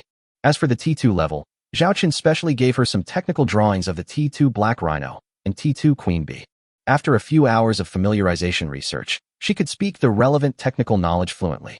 In the past month, the task Zhao Chun assigned to Annie was to read various books on T1 and T2 starship technology. The knowledge in these books is what takes others 3 to 5 years to learn in the Starship Technology Engineering major of North Star Academy, but Annie can master it in just 1 week. This is enough to prove Anne's ability. She is smarter and more talented than ordinary interstellar dwarfs. Zhao Chun really found a treasure this time. I don't know if it's because of the fleet's luck bonus. Yes, a little bit, Annie said in a low voice. I won't eat you, but I hope you can work for me and build a starship for me. Similarly, as long as you perform well, I will give you a better living standard than before. I can guarantee your safety, and you can also enjoy all kinds of delicious food. Zhao Chun formally promised, and did not refuse on the spot, but was a little hesitant. I can give you time to think about it. Zhao Chun looked at the dwarf.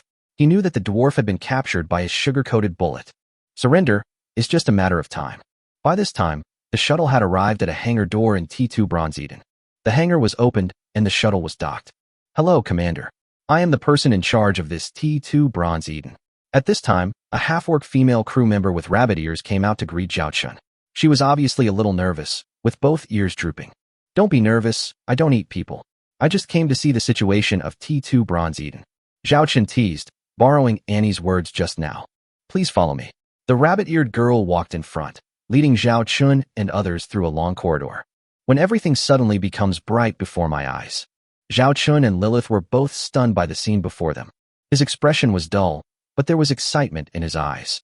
But the dwarf Annie, who was traveling with them, could only see a fence that was more than 1.6 meters high, and could not see what was inside the fence. She tried standing on tiptoe, but still couldn't see. She was curious about what the commander and sister Lilith had seen. She tried to jump. Hey! She seemed to see a glimpse of green. Hey! She seemed to see something white. Hey, ouch. Annie fell to the ground with her butt, holding her head with tears in her eyes. Just now, after she jumped up, she didn't pay attention and hit her head directly on the protruding part of the guardrail, and then fell on her butt. She touched her head and then her butt. But she still refused to give up. She stepped back a few meters, measured the height of the fence, and calculated the height, speed, and parabola. Annie can do it. Annie can definitely do it. Taking a deep breath, the two short legs started running wildly. When she was about 1 meter away from the guardrail, she used all her strength and jumped. At the same time, she raised her hands and stared at the edge of the guardrail. Hey, caught it, and grabbed the edge of the railing with both hands. Her face was flushed red at this moment, but she kept trying hard to move her body upwards. Come on, Annie. Annie can do it. Annie secretly encouraged herself in her heart. With her efforts, her right forearm had already reached the edge of the guardrail, and her head had already emerged from the guardrail, and was delighted and began to try to put her other arm on the guardrail. Apply force little by little. At the same time, the two short legs continued to exert force on the guardrail wall. Finally, Anne's left forearm was also resting on the guardrail, and was ecstatic. She would soon be able to see the scenery inside the guardrail. What kind of scenery could make the commander and Sister Lilith stare blankly for so long? Suddenly, Annie's whole body was pulled over from behind by a force. The edge of the guardrail, which was originally very close, gradually moved away. Anne's legs fell to the ground again, and when she looked up, she saw the edge of the guardrail that was much taller than her. This is very dangerous, you know. Zhao Chun looked at Annie as if he was educating a child. Annie stared at Zhao Chun with her big watery eyes, as if something was about to burst out in the next second. Let's go over there. There's a passage over there you can walk into, giving you a more intuitive view of the entire area. The bunny-eared girl pointed to a passage a few meters away. Anne's expression froze. She looked at the guardrail in front of her, then at the passage just a few meters away. She had mixed emotions. Annie, hurry up and follow me.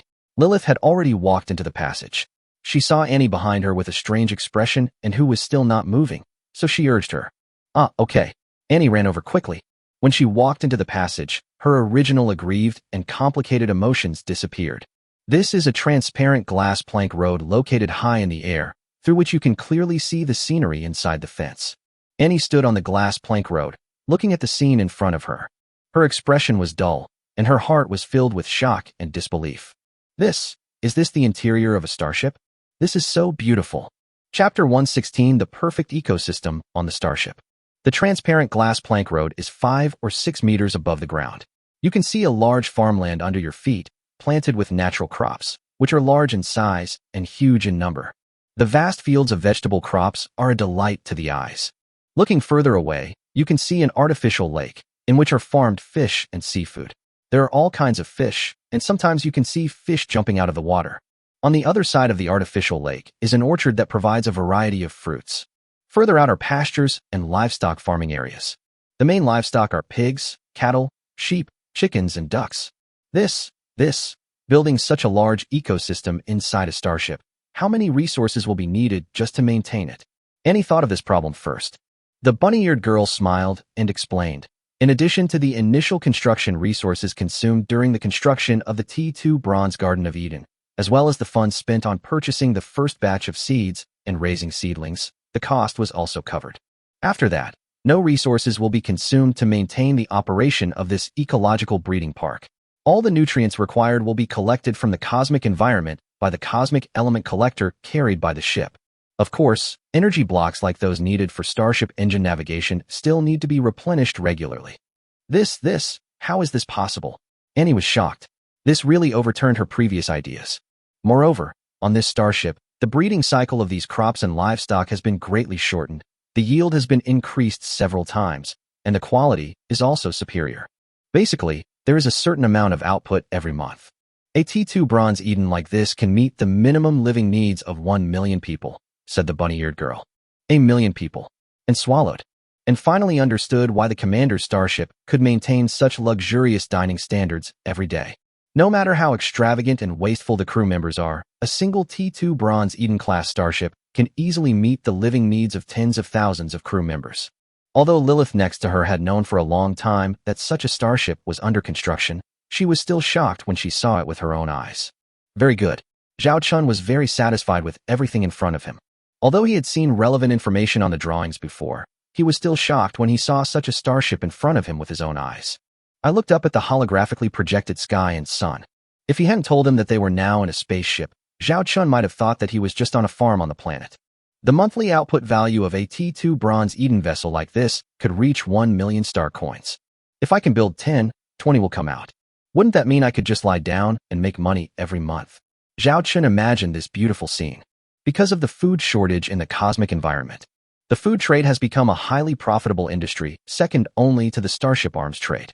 Those very few agricultural stars that produce high-quality natural crops are cash cows for the imperial nobility and large conglomerates. Commander, this is our most recently ripe fruit. Please enjoy it. At this time, Rabbit Ear Girl led Zhao Chun and others down the transparent glass plank road and came to the dense fruit forest. He picked the fruit skillfully, washed it, and handed it to Commander Zhao Chun.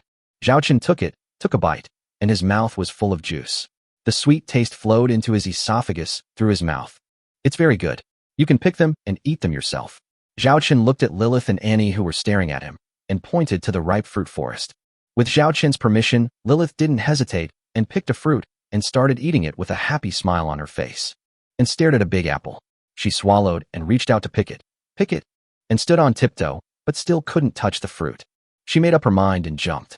The big apple was still hanging there intact, as if mocking her. Little friend, let me pick it for you. The bunny-eared girl came over and picked the big apple for Annie considerately.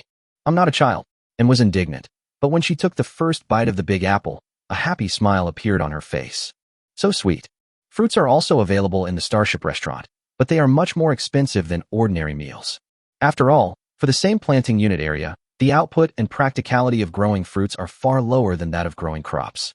In addition, fruit cannot fill the stomach, so the existence of fruit is a product with the name of luxury. The crew of the JF-17 fleet can only eat 1 or 2 fruits every month. In this way, our Xiaolong fleet starships will no longer need to purchase food from the outside world and can be self-sufficient. Zhao Chun said with satisfaction. According to the meal standards set by Zhao Chun, there might not be any problem with 100 or 200 people before.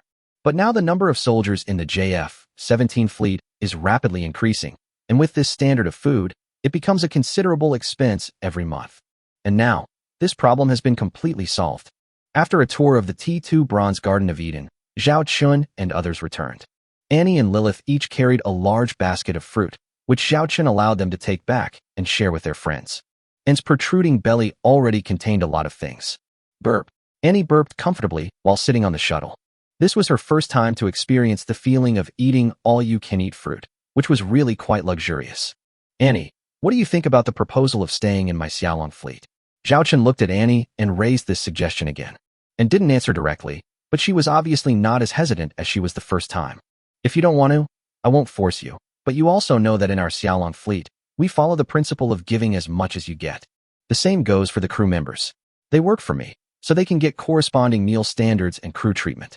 The past month you have been in the JF-17 fleet was a privilege I provided you, but this kind of thing cannot continue forever. It is unfair to the other crew members. If you really don't want to work for me, I can send you away. Zhao Chun said this. Lilith next to her couldn't help but roll her eyes. Only a fool would want to leave such a happy place. But why did Lilith feel like she had seen this scene before? Also, if you think the living conditions here are good, you can bring all your family members and clansmen in here in the future. As long as they are willing to work for me, I can provide them with the same living conditions and I will ensure their safety. No one can hurt you here, Zhao Chun said, and bit her red lips lightly. She looked at the fruit basket beside her which was full of fruits, and finally, she made her own choice. Chapter 117, The Eldest Lady of the Chu Family. First, arrange for Annie to be assigned to the second T2 Hammer-class heavy interstellar industrial ship and be responsible for the construction of the T2 Black Rhino-class interstellar heavy assault frigate.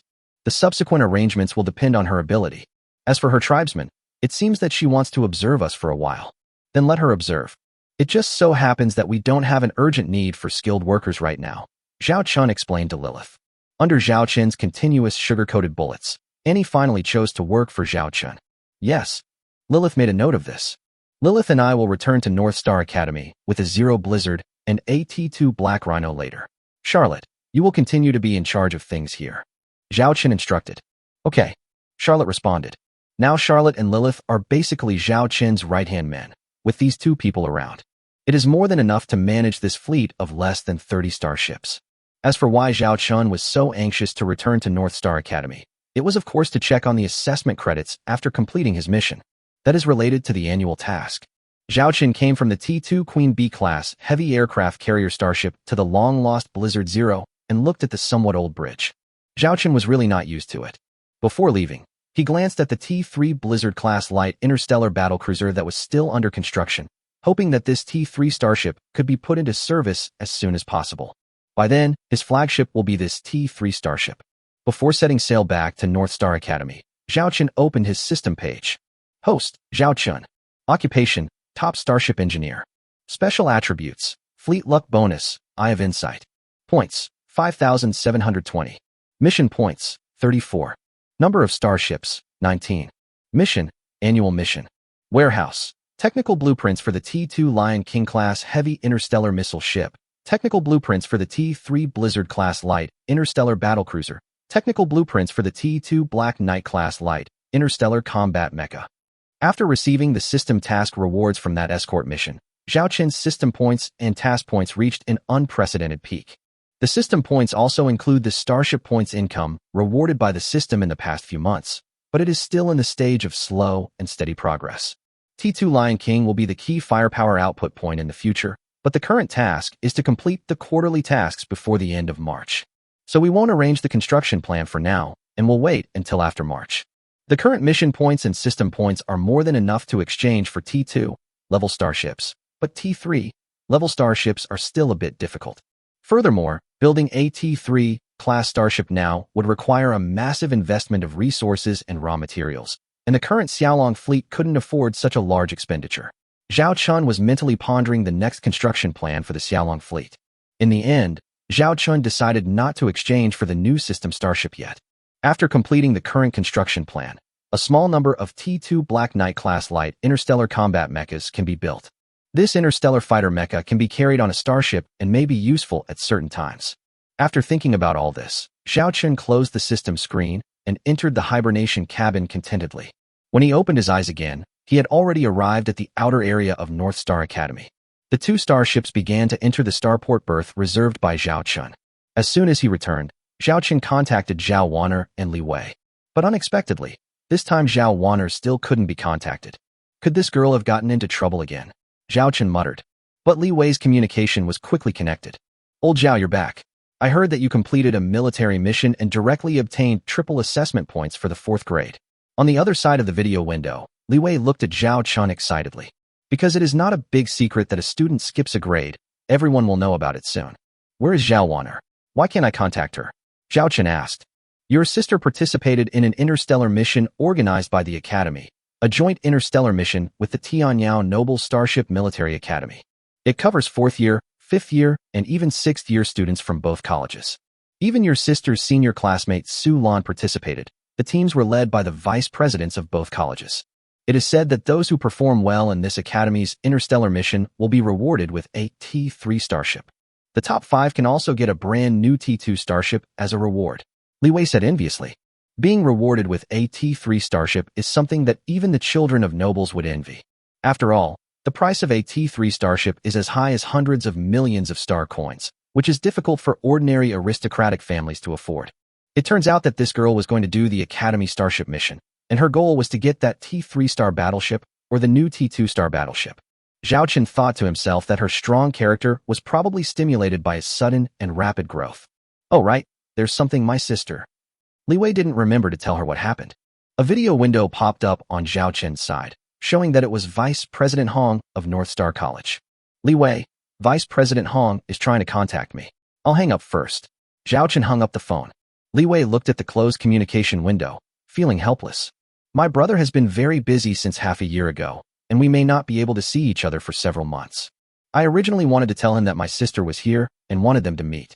After all, my sister is still trying to figure out the identity of the person who had to deal with her. Li Wei is still very principled and has always kept his mouth shut.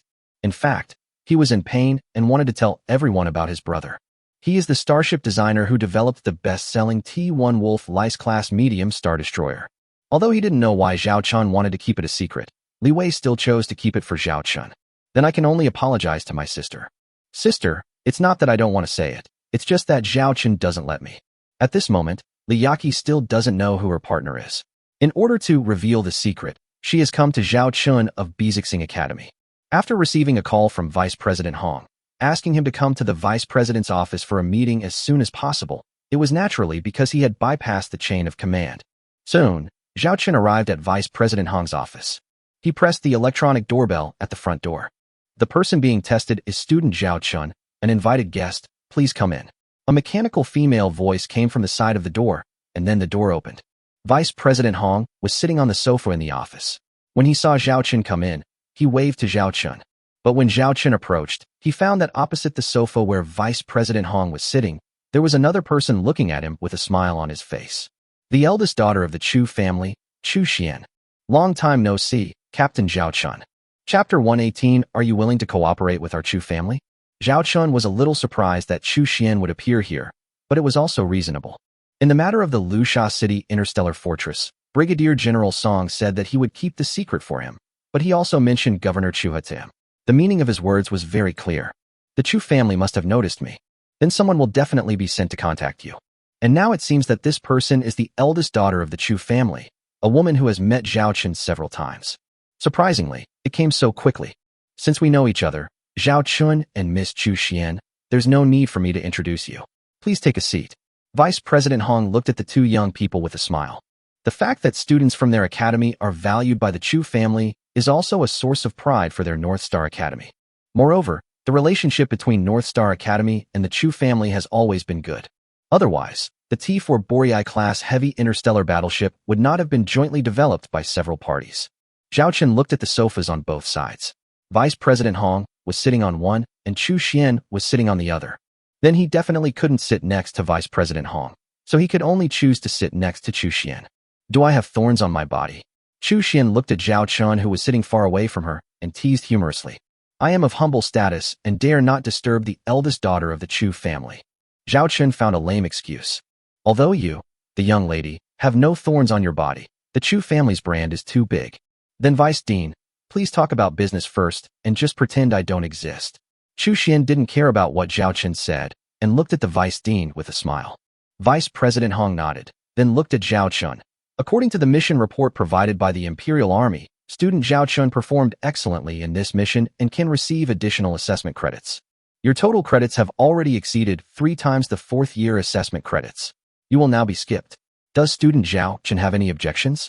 Zhao Chun shook his head, no. Vice President Hong raised his hand and opened an electronic document, then modified some information on it, and continued, from now on, you are a student in Class 1, Grade 5. But if you can't accumulate enough credits for the 5th grade assessment before the end of the school year in June, you will be held back. Does student Zhao Chun understand this? I understand. Zhao Chun responded. Okay. The serious expression on Vice President Hong's face disappeared, and he became kind. Zhao Chun, you are very outstanding. You have been commended by the Imperial Army and recommended by a 1-star brigadier general. This shows that you are very capable. As the vice president of the college that trained you, I am proud of you. I hope you can keep up the good work and create your own glory. Thank you for the training from the vice president. I will work hard. Zhao Chun also spoke in official language. Then let's talk about something else.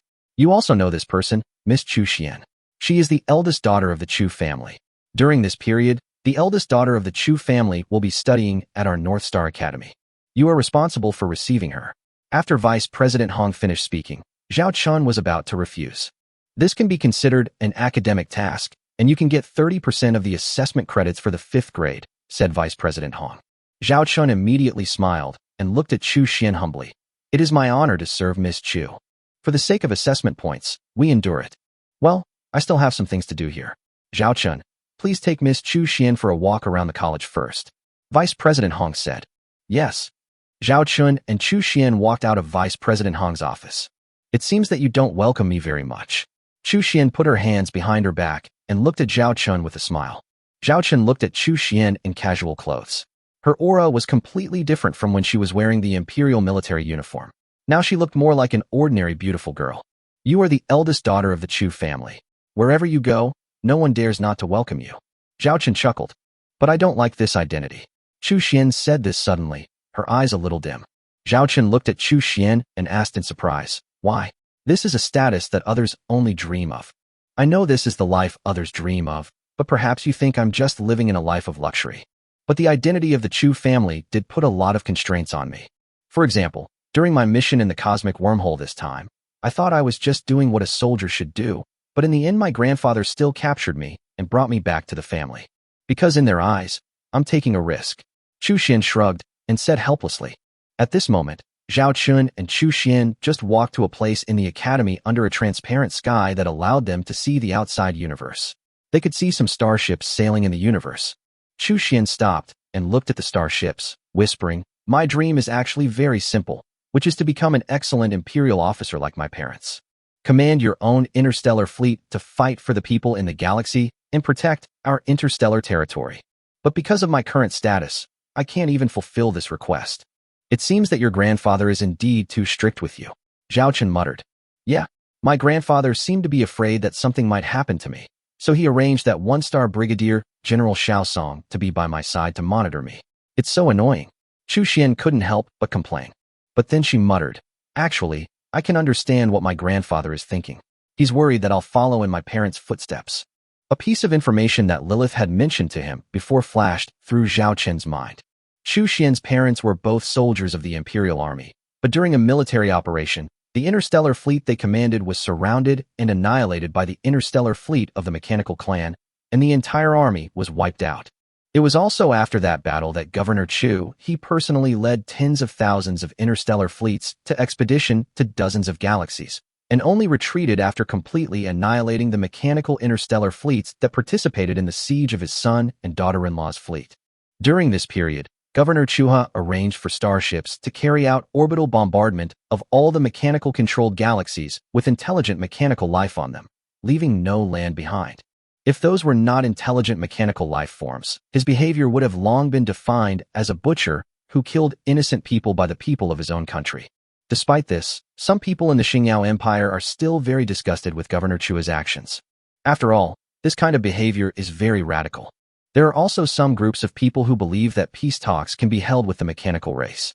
They think that Governor Chuha is slaughtering lives, which is a butcher's behavior, and he should be brought to a military court. Of course, since this small group of people does not have much say, they naturally do not have much impact on the status of the governor of Chuha. Because of this incident, Governor Chuha doted on his granddaughter and did not want her to be in any danger. He was even more reluctant to let her become a real soldier of the Imperial Army. Before, she had to sneak to her grandfather's North Wind Star region to experience the thrill of being an Imperial Army officer. Chu Xian talked a lot with Zhao Chen.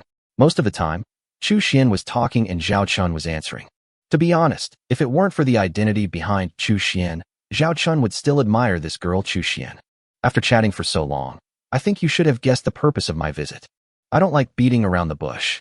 Chu Xian suddenly stopped and looked directly at Zhao Chun. My grandfather has seen your relevant information, including the Zero Blizzard, the T2 Black Rhino class interstellar heavy assault frigate, and the T2 Queen Bee class heavy aircraft carrier starship in your hands. My grandfather meant, are you willing to cooperate with our Chu family? Chapter 119 Promotion, 5th Grader. Zhao Chen smiled and looked at Chu Xian. Are you going to be so direct? Because I think you are a nice person and suitable to be a friend. Chu Xian said frankly. Zhao Chen continued. What if I refuse? Chu Xian rubbed his chin and said thoughtfully. If you refuse, my grandfather will probably send someone to conduct a strict investigation on you. If it is discovered that you are against our Chu family, or have close relations with the enemies of the Chu family, there will be only one outcome. As she spoke, Chu Xian gestured at her neck. Zhao Chen nodded. He had expected this kind of treatment method. It was just a very common operation. I hope you can cooperate with our Chu family. I don't want a friend I admire to die at the hands of my family. Chu Xian looked at Zhao Chun sincerely and said, you have talent in starship research and development and manufacturing, and our Chu family can provide you with the best resources in this area. You are now the lord of the Xiaolong Galaxy, and we have also learned about the situation of the Xiaolong Galaxy. If you are willing, we can use the Chu family's connections to arrange a new fiefdom for you. Of course, if you don't want to change, we can also provide a lot of resource assistance to the Xiaolong Galaxy. Although there is no Stargate, at least it will not become a poor galaxy. You are a baron now, and in the future you can at least be a viscount, so the inheritance of the title is not a problem. Chu Xian threw out a bunch of sugar-coated bullets at once. If it were someone else, they would probably choose to join the Chu family right now. But Zhao Chen knew that the secret he possessed would prevent him from wholeheartedly joining any force. In the future, he will come up with T4 starship technology or even T5 starship technology. How will those he is loyal to deal with him then? Zhao Chen has seen many film and television works about people who become too successful and end up in a miserable situation. But it is impossible to break off relations with the Chu family now, and he has already taken out the T2 Queen B class heavy aircraft carrier starship technology with Starshield technology. Although generally speaking, the T2 starship technology is not up to the Chu family standards. Otherwise, it would not be Chu Xian who would meet Zhao Chen here today, but he would be escorted to the Chu family mansion to meet the governor of the Chu family. I need some time to think about it, Zhao Chen said with a smile. He had to handle his relationship with the Chu family properly. He couldn't be too close, but he couldn't refuse either. Because the Chu family may also become Zhao Chen's shield and amulet, it depends on how Zhao Chen uses it. I understand, I can buy you some time. But it can't last too long, Chu Xian said. After some negotiations, Zhao Chen sent Chu Xian back to her residence at North Star Academy, while he himself returned to Blizzard Zero. In the captain's bedroom, Zhao Chen was lying on the bed. He first opened his student page. Student, Zhao Chen. Gender, male. Race, human. Age, 21. Identity, Lord of the North Wind Star Region and Xiaolong Galaxy, Baron. Grade, 5th. Department, Captain Department. Class, Grade 5, Class 1. The arrangement for Class 1, Grade 5 surprised Zhao Chen a little. Because Class 1 of Grade 5 is the best class in the 5th grade, the students who study in it can basically live a rich life after graduation, even if they don't become successful. What's more, the vast majority of them are descendants of aristocrats. Unfortunately, Zhao Wan'er and Xue Xiaoxiao are both in this class. In this way, brother Zhao Chen is in the same class as his sister. I'm already in the 5th grade, and the next step is to find a way to accumulate enough credits for the 5th grade assessment before the end of June. This time it doesn't need to be tripled, as long as I can successfully advance to the 6th grade. After school starts in October, I'll use 3 months to earn 3 times the credits of 6th grade and graduate early. Zhao Chen began to plan his annual plan. Theoretically, there is no big problem. However, accumulating triple credits for the 6th grade is not an easy task. Missions of the same level as the previous escort mission can only guarantee successful graduation within the 6th grade. And how to deal with the relationship with the Chu family. Zhao Chen scratched his head. There were really too many things to do. Sister, I've already told you. Don't look for her anymore. If she doesn't want to reveal her identity, don't force her, okay? A forced melon is not sweet. Li Wei looked at his sister across from him helplessly. Li Yaqi stared at Li Wei. You really won't tell me who this person is. Don't forget, I'm your sister. Wait, this trick of yours won't work on me. If you dare to embarrass me on this issue, I will tell that person. Let's see if he is willing to see you then, Li Wei said with a smile. It has to be said that Li Wei's words touched Li Yaqi's soft spot. She didn't dare to offend that person. After all, the Beiyin Starship Technology Group under her control had developed with the help of that person's technology. I can find it myself even if you don't tell me. I don't believe that North Star College is so small. Li Yaqi snorted coldly. She raised her hand and pulled out the information of the tutors and professors currently working at North Star College. Compare them one by one with the past. Li Wei looked at his sister like this, covering his face and said, Sister, is it necessary? I just gave you a best-selling T1 Starship technology. Li Yaqi ignored her younger brother. What he gave her was not just one T1 Starship technology, but 4 Starship technologies, including 1 T2 Starship technology. Now she has expanded the Starship factory of Beiyin Starship Technology Group, and these 4 Starship technologies will soon be unveiled. She can guarantee that these 4 Starship technologies can definitely push her Beiyin Starship Technology Group to a peak. Oh, right, didn't you say you had a good friend named Zhao Chen at North Star Academy? You said that he took good care of you in the college. If it weren't for his help, you might not have been able to successfully complete the grade assessment credits in the past 3 years. It just so happens that I'm here this time. Let's make an appointment, and I'll treat him to a meal to thank him for taking care of you in the college over the years. Li Yaqi said. Li Wei was stunned. Could it be that his sister found out that this person was Zhao Chen so quickly? What's wrong? Is there a problem? I heard that he just returned to college today, so he should be free. Li Yaqi noticed that something was wrong with her brother and asked.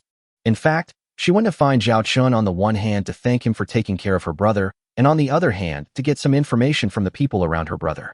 I'll ask for you, Li Wei said calmly. If I refuse directly now, my sister will definitely become suspicious. Zhao Chen, you're on your own. Chapter 120 The first T3 interstellar battleship is put into service. Zhao Qin stayed in the academy for the rest of the time, because Chu Xian was by his side, and if he left the academy, she would definitely become suspicious. Therefore, Zhao Qin did not go to the temporary base of the Xiaolong fleet during this period, but only maintained necessary communication. What surprised Zhao Qin was that Li Wei's sister actually came to North Star College and wanted to invite him to dinner. Zhao Qin can understand a person's curiosity, but he didn't want to expose himself too much for the time being. He had already exposed enough in front of the Chu family. If you add the techniques that he gave to Li Yaqi, all of them are concentrated on Zhao Qin. Zhao Qin couldn't guarantee that the Chu family would change their thoughts about him. Therefore, Zhao Qin rejected Li Yaqi's invitations several times for various reasons. In the blink of an eye, Zhao Qin had been in the college for more than 20 days, and it was almost the end of March. Every day, we report to class. However, most of the students in the 5th grade Class 1 have participated in the joint interstellar mission of Bizixing Academy and Tianyao Academy, so there are actually not many people in the class. The rest of the time, he was Miss Chu Xian's companion. Chu Xian would often ask about starships, and Zhao Qin would not hide anything he could. At the same time, through Miss Chu Xian, Zhao Qin can also learn a lot of things that he as an ordinary student or baron cannot understand. The entire Star Empire is far from being as peaceful as it appears on the surface, but those things have nothing to do with Zhao Qin at the moment. Zhao Qin and Chu Xian get along well with each other and become more familiar with each other. But those in the academy who didn't know thought that this beautiful girl who suddenly appeared was Zhao Qin's girlfriend. Look, Zhao Qin is out shopping with his girlfriend again. I heard that Zhao Qin has become a student in Class 1, Grade 5. That's amazing. You know, Jiang Shasha rejected Zhao Qin before. Now that he has become a potential stock, she must be regretting it to death. SHHHH, keep your voice down. Jiang Shasha is over there. Jiang Shasha happened to pass by and clenched her fists as she listened to other people's discussions. After the Jiang family moved out of the Xiaolong galaxy, they traveled a long distance to settle in another star field in the Beifeng star field. There, the Jiang family had industries arranged in advance, so the Jiang family integrated into the community very quickly. Jiang Shasha also returned to North Star Academy after school started. She also knew about Zhao Qin's several outstanding performances afterwards. Every time Zhao Qin showed his outstanding abilities, it was like slapping her in the face, so rumors were inevitable. The most recent one was when Zhao Qin completed the triple assessment credits for the 4th grade just 4 months after the start of school and skipped a grade to become a student in Class 1, Grade 5. He's just a little bit better at school. The Xiaolong galaxy isn't such a mess. After graduation, he still has to be a baron and be trapped in that shabby place for the rest of his life. Shasha, there's nothing to be sad about. You have a brighter future. Jiang Shasha looked at Zhao Qin's back in the distance and comforted herself. Among those who pay attention to Zhao Qin is Li Yaqi. Li Yaqi was very surprised after Zhao Qin rejected her invitation. After all, she was from Beiyin Starship Technology Group, the hottest seller of T1 Wolf-Lice class medium-sized interstellar destroyers.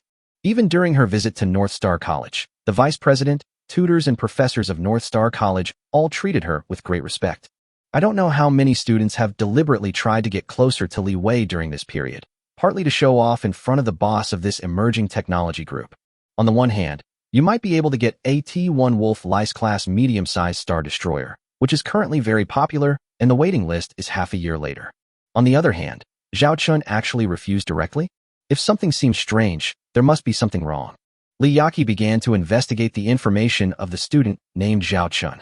The starship assembled from 3 old starships reached an astonishing speed of 100 knots and defeated the T2 Bald Eagle-class light star cruiser.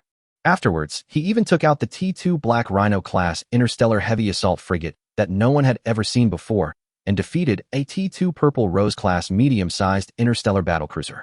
Terrifying starship technology capabilities and a starship that no one has ever known about. All this information made Li Yaqi doubt Zhao Qin, but look at Zhao Qin's age. 21 years old. The same age as my younger brother. Can students like this develop excellent starship technology? This made Li Yaqi still a little unconvinced. So Li Yaqi began to intensify her research on Zhao Qin, and even tried to create an opportunity to meet Zhao Qin in person. But what she didn't expect was that she actually saw the eldest daughter of the Chu family, Chu Xian, next to Zhao Qin. She had the honor of attending a banquet held by the Chu family before, and had seen the eldest daughter of the Chu family from afar. She didn't expect that a student from North Star Academy, who was just a baron, would know the eldest daughter of the Chu family. Now, Zhao Qin's identity becomes even more confusing. Does that mean the Chu family is also going to cooperate with him? But if the Chu family knew his details, They already have the Starship Technology Group under their umbrella, so there's no need for me, Beiyin, to take advantage of him. That means the Chu family may not know Zhao Chen's background yet. It's so annoying. I really want to rush up to him and ask him directly if he's the one. Liyaki felt that she had never been so anxious when she was negotiating business with others. In the end, she decided to wait until Chu Xian left Zhao Chun and then find an opportunity to talk to Zhao Chun. After all, if Zhao Chun is really that man, her Beiyin Starship Technology Group has an inseparable relationship with Zhao Chun. Zhao Chun woke up in the captain's bedroom of Blizzard Zero. He stretched himself lazily. Although Miss Chu Xian was here during this period, he still enjoyed the leisurely life. Quarterly tasks have been completed, and you can receive task rewards. Suddenly a voice sounded in Zhao Chen's mind. Zhao Chen opened his system page and checked the system task. Quarterly mission. Own 5 different types of T2 and above starships, 5/5. Build a Starfleet of 30 starships, 30/30ths. Own a T3 starship, 1/1. System-produced starship. This means that the T3 Blizzard that Zhao Chun has been waiting for a long time has finally been put into service. He immediately opened his communication page and prepared to contact Charlotte, but the next second Charlotte's message came in. The T3 Blizzard-class light interstellar battlecruiser has been commissioned and will enter its 1-week sea trial training phase. Zhao Chun replied, received. Now, Zhao Chun felt a lot more relaxed. It feels different to have a T3 starship in your hand. It's a pity that because Chu Xian was here, Zhao Chun couldn't go and see his first T3 level starship immediately. But now you can collect the quarterly task rewards. Quarterly mission rewards have been collected. Obtain 30 mission points. Obtain 3,000 system points. Obtain T3 Super Warrior Potion. Obtain a T2 Snow Mastiff class heavy interstellar battleship technical blueprint. Obtain a T3 Andromeda interstellar medical ship technical blueprint. Chapter 121 T3 Super Warrior Potion. There is actually a T3 level Super Warrior Potion. Zhao Chun naturally would not refuse this good stuff, and without saying a word, he injected himself with a tube as if he were familiar with it. Hiss hiss. Zhao Chun took a deep breath, and the familiar feeling of pain came over him again, as if every cell in his body was being torn apart. The joints crackled, as if someone was setting off firecrackers inside Zhao Chun's body. Boom, boom, boom. Zhao Chun's heart was beating faster and faster. If there was a doctor monitoring him at this moment, he would be surprised to find that Zhao Chun's heartbeat was several times faster than that of a normal person. Zhao Chun kept twitching on the bed. His expression was ferocious, and blood was even flowing from the corner of his mouth. Zhao Chun grabbed the edge of the bed. Snap! That was the sound of the bed edge breaking. Ah! Zhao Chun roared in pain and then fainted completely. I don't know how long it took, but when Zhao Chun woke up again, he felt as if he had slept for a century. But he felt very comfortable all over. He opened his eyes and looked around. The surrounding environment had not changed at all, but Zhao Chun felt that the world in his eyes seemed different from before. But I can't tell what the difference is. He stood up and looked at his body. The surface of the body is basically the same as before, still with the golden ratio lines and a body full of masculine charm. Zhao Chun raised his hand and summoned a mirror. He looked at himself in the mirror. His eyes seemed deeper, and his body seemed to have changed slightly, but it was not visible on the surface. But when Zhao Chun clenched his fists, he had a feeling that his current strength could even smash the hull armor of a T1 interstellar battleship with one punch. He calmed down the desire to fight in his heart. Sitting cross-legged on the bed, he didn't know if it was because of the super soldier potion, but he felt that some of the things he had thought about before had changed a lot when he thought about them now. He first quickly edited a message and sent it to Liyaki, asking her not to investigate his affairs at the North Star Fleet Military Academy anymore. Otherwise, she would bear the consequences. Liyaki's connection cannot be exposed in Zhao Chen's plan. It didn't matter whether the other party knew his identity or not, but the key was that he couldn't let others know that Liyaki was related to him. So he couldn't have any contact with Liyaki in real life. Then he sent a message to Chu Xian. He told her that he had already made up his mind about recruiting him into the Chu family, and that he would arrange a time to meet her in the evening to talk about it. I must give the Chu family an answer, otherwise Chu Xian will feel uncomfortable following me around. Zhao Chen muttered. The Chu family's attitude towards him is related to Zhao Chen's future development. He must handle it properly. If you are not careful, you will fall into an abyss. After sending these 2 messages, Zhao Chun checked the system reward he had just received. Host, Zhao Chun. Occupation, Top Starship Engineer. Special Attributes, Fleet Luck Bonus, Eye of Insight. Points, 8,720. Mission Points, 64. Number of starships, 30. Task, annual task, unfinished. Warehouse, technical blueprints for T2 Lion King class heavy interstellar missile ships. Technical blueprints for T2 Snow Mastiff class heavy interstellar battleships. Technical blueprints for T2 Black Knight class light interstellar combat mechas. Technical blueprints for T3 Andromeda class interstellar medical ships. The points and mission points are more than enough to exchange for a suitable T3 level starship. As for the target of exchange, Zhao Chen already had a plan in mind. He turned his eyes to the two technical drawings he had just received. T2 Snow Mastiff class heavy interstellar battleship and T3 Andromeda class interstellar medical ship. The T2 Snow Mastiff is an interstellar battleship belonging to the main combat series of interstellar battleships. Interstellar battleships are interstellar warships with heavy armor and heavy firepower. Its terrifying armor strength is comparable to the average armor strength of an interstellar frigate, if the size of the ship is not taken into account. Of course, Zhao Chen's T2 Black Rhino is an exception. The starships I currently own are the T2 Queen Bee class heavy aircraft carrier starship and the T2 Black Rhino class interstellar heavy assault frigate. The blueprints are of a T2 Lion King class heavy interstellar missile ship and a T2 Snow Mastiff class heavy interstellar battleship. These two starship blueprints can just complete the missing ship puzzle in the fleet. One is an important long-range firepower output, and the other is the main starship that charges into battle and fights the enemy head-on. With the addition of these two starships, my fleet can truly be considered an interstellar fleet. Zhao Chen muttered. Generally, an interstellar fleet requires at least 3 or more types of ships to cooperate in combat, so that the advantages of fleet combat can be maximized. Zhao Chen looked at the T3 Andromeda, which is an auxiliary starship. Although it is not a combat starship, it is also indispensable on the battlefield. Although Zhao Chen's fleet has not suffered any casualties so far, who knows if there will be any in the future. If there are casualties, an interstellar medical ship will definitely be needed to provide treatment. If every time a soldier is injured, he has to go to the starport for treatment, it would be a considerable expense. What's more, timely treatment can greatly reduce the soldier's pain and mortality. T2 Starship is just a transition.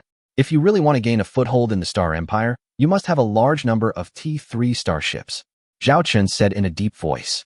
According to what he learned from Chu Xian, the Imperial Army has begun to phase out T2 starships in batches in the Imperial Army fleet on the front lines of the battle and fully equip itself with T3 level star battleships. This means that the era of T2 interstellar battleships will soon be completely eliminated from national-level interstellar battlefields. By then, it will be a battlefield between T3 level starships and T4 level starships. Not only the Star Empire, but also other interstellar empires and civilizations within the Galactic Alliance are carrying out armament plans in this regard. He must reach the T3 interstellar battleship level as soon as possible. Liyaki, who was studying Zhao Chen at the moment, received the third communication from the mysterious man. When Liyaki saw the content of the text message, she looked a little panicked, but she quickly calmed down. My behavior made that adult uncomfortable. I was too reckless. Liyaki patted her head, which had been a little impulsive recently. Because she had obtained those starship technologies, she was not satisfied with them and wanted to have a deeper cooperation with that gentleman. But I forgot that once others give up cooperating with me, I won't even have a place to cry. The initiative of this cooperation has always been in the hands of others, not in her hands. We can't investigate any further. Liyaki, you almost crossed the line. Do you know that? Liyaki secretly cursed herself for being impulsive. However, one thing we know is that this person must be in North Star Academy, but who he is remains to be discussed. At this time, Liyaki couldn't help but think of the young man named Zhao Chen. Many factors point to this young man. Is it really him? Chapter 122 Zhao Wanner is in crisis. That night, Chu Xian booked a private room in a restaurant, and Zhao Chen arrived as scheduled. Actually, I really don't want to talk to you here about family matters. Chu Xian sighed. But my last name is Chu. But as a friend, no matter what decision you make, I will fight for the best outcome for you on my grandfather's side. I don't want us to be enemies. Zhao Chen could feel that what Chu Xian said was sincere. During this period of contact, he could see that Chu Xian was a woman who admired starships and had a high belief in military affairs. But at the same time, she bears the responsibility of her family. I don't want to stand against the Chu family, so I. When Zhao Chen was about to continue, Chu Xian's handheld terminal flashed red. That represents very important news. Chu Xian apologized to Zhao Chen, and then checked the information on the handheld terminal. Chu Xian's face changed drastically. Did something happen? Zhao Chen noticed the look in Chu Xian's eyes. Chu Xian looked at Zhao Chun with a complicated expression. Zhao Chun, if I remember correctly, you have a younger sister named Zhao Wana, right? Zhao Chun frowned. Yes, what happened to her? Come with me, we'll talk on the way. Chu Xian stood up, hurried out of the restaurant, and took Zhao Chun into a car. Dean's office. Chu Xian entered the location. What exactly happened? Zhao Chun asked in a deep voice. During this period of time, he has completely integrated into the identity of Zhao Chun. He can no longer tell whether he is a time traveler or not, but it doesn't matter. He only knew that Zhao Waner was his sister. The Xiaolong Galaxy is their own territory, and the Zhao family is their own family. That's enough. Before I talk about this, I hope you can remain calm. Chu Xian looked at Zhao Chun worriedly. Zhao Chun nodded. Chu Xian took a deep breath and said seriously, I just got the latest news. About 5 hours ago, a third-level cosmic wormhole and 4 second-level cosmic wormholes appeared in the Water Lotus Galaxy in the Azure Star region of the Western Star region. Now the entire galaxy is in chaos. Unfortunately, the joint interstellar mission organized by Bizixing Academy and Tianyao Academy this time is in this galaxy. And an hour ago, the two fleets completely lost contact. Zhao Chun was struck by lightning. He immediately said, send reinforcements quickly. I remember there is a star gate in the Shuelian galaxy. Chu Xian shook her head. It's unfortunate that the first third-level cosmic insect nest to appeared around the star gate of the Shuelian galaxy. Almost immediately, the Shuelian galaxy's star gate was lost and destroyed. This also resulted in the subsequent Imperial Army reinforcements being unable to use the Stargate to quickly support the Shuelian galaxy. You can only enter the Water Lotus Galaxy from adjacent galaxies, crossing the interstellar marginal space. The Stargate was destroyed. Zhao Chen's expression was a little stiff. This news was like adding fuel to the fire. Once the Stargate is destroyed, the rescue work will take several days. And these few days are enough for the interstellar Zerg to do a lot of things. But Zhao Chen knew that now was not the time to be anxious. Zhao Chun was silent for a moment. He raised his hand and pulled up the star map of the Azure Star region. While reviewing the information data, he asked, what about the troops stationed in the Water Lotus star system? According to the latest news, there are only 300 Overlord starships and 100 Imperial starships stationed in the Water Lotus star system. You should know that the Imperial Army is divided into 3 levels. The first category is a small number of Imperial troops who protect the safety of the royal family on the Imperial capital star. They are equipped with a large number of T3 starships and T4 starships and are the elite among the elite of the Imperial Army. The second category is the Imperial Army on the front line of the war, which has T4 starships and T3 starships as its main fleet, equipped with a small number of T2 starships. The third tier is the Imperial Army garrisons in various territories, which are mainly composed of T2 starships. Often, a core-level fleet of 300 starships has less than 10 T3 starships. So, the combat effectiveness of the Imperial Army garrison in the Shuelian galaxy. Before Chu Xian finished speaking, Zhao Chen already understood what she meant. He clenched his fists, suppressing his inner anxiety. Soon the car arrived at the building where the dean's office was located. Let's go check with the dean first.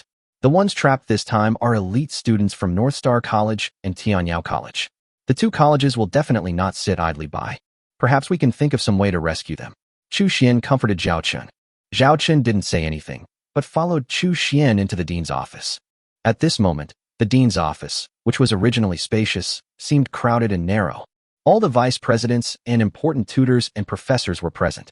In the center was a star map of the Azure Star region, as well as a series of intelligence transmitted back. Zhao Chun, why are you here? Vice President Hong looked surprised when he saw Zhao Chun. He knew that Zhao Chen's sister was among the students who died this time, but normally, Zhao Chen was not qualified to attend such a meeting even though he was an outstanding student. But when he saw Chu Xian beside Zhao Chun, he didn't say much.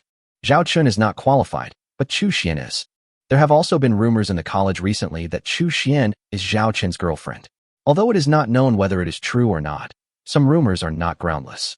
What's more, the Chu family's attitude towards Zhao Chun is indeed ambiguous. Dean Qin, my friend's sister, is also in the Academy fleet on this interstellar mission. We want to know what the current situation is like in the Water Lotus Galaxy. Chu Xian walked straight through the other vice presidents and professors and came to an elderly dean.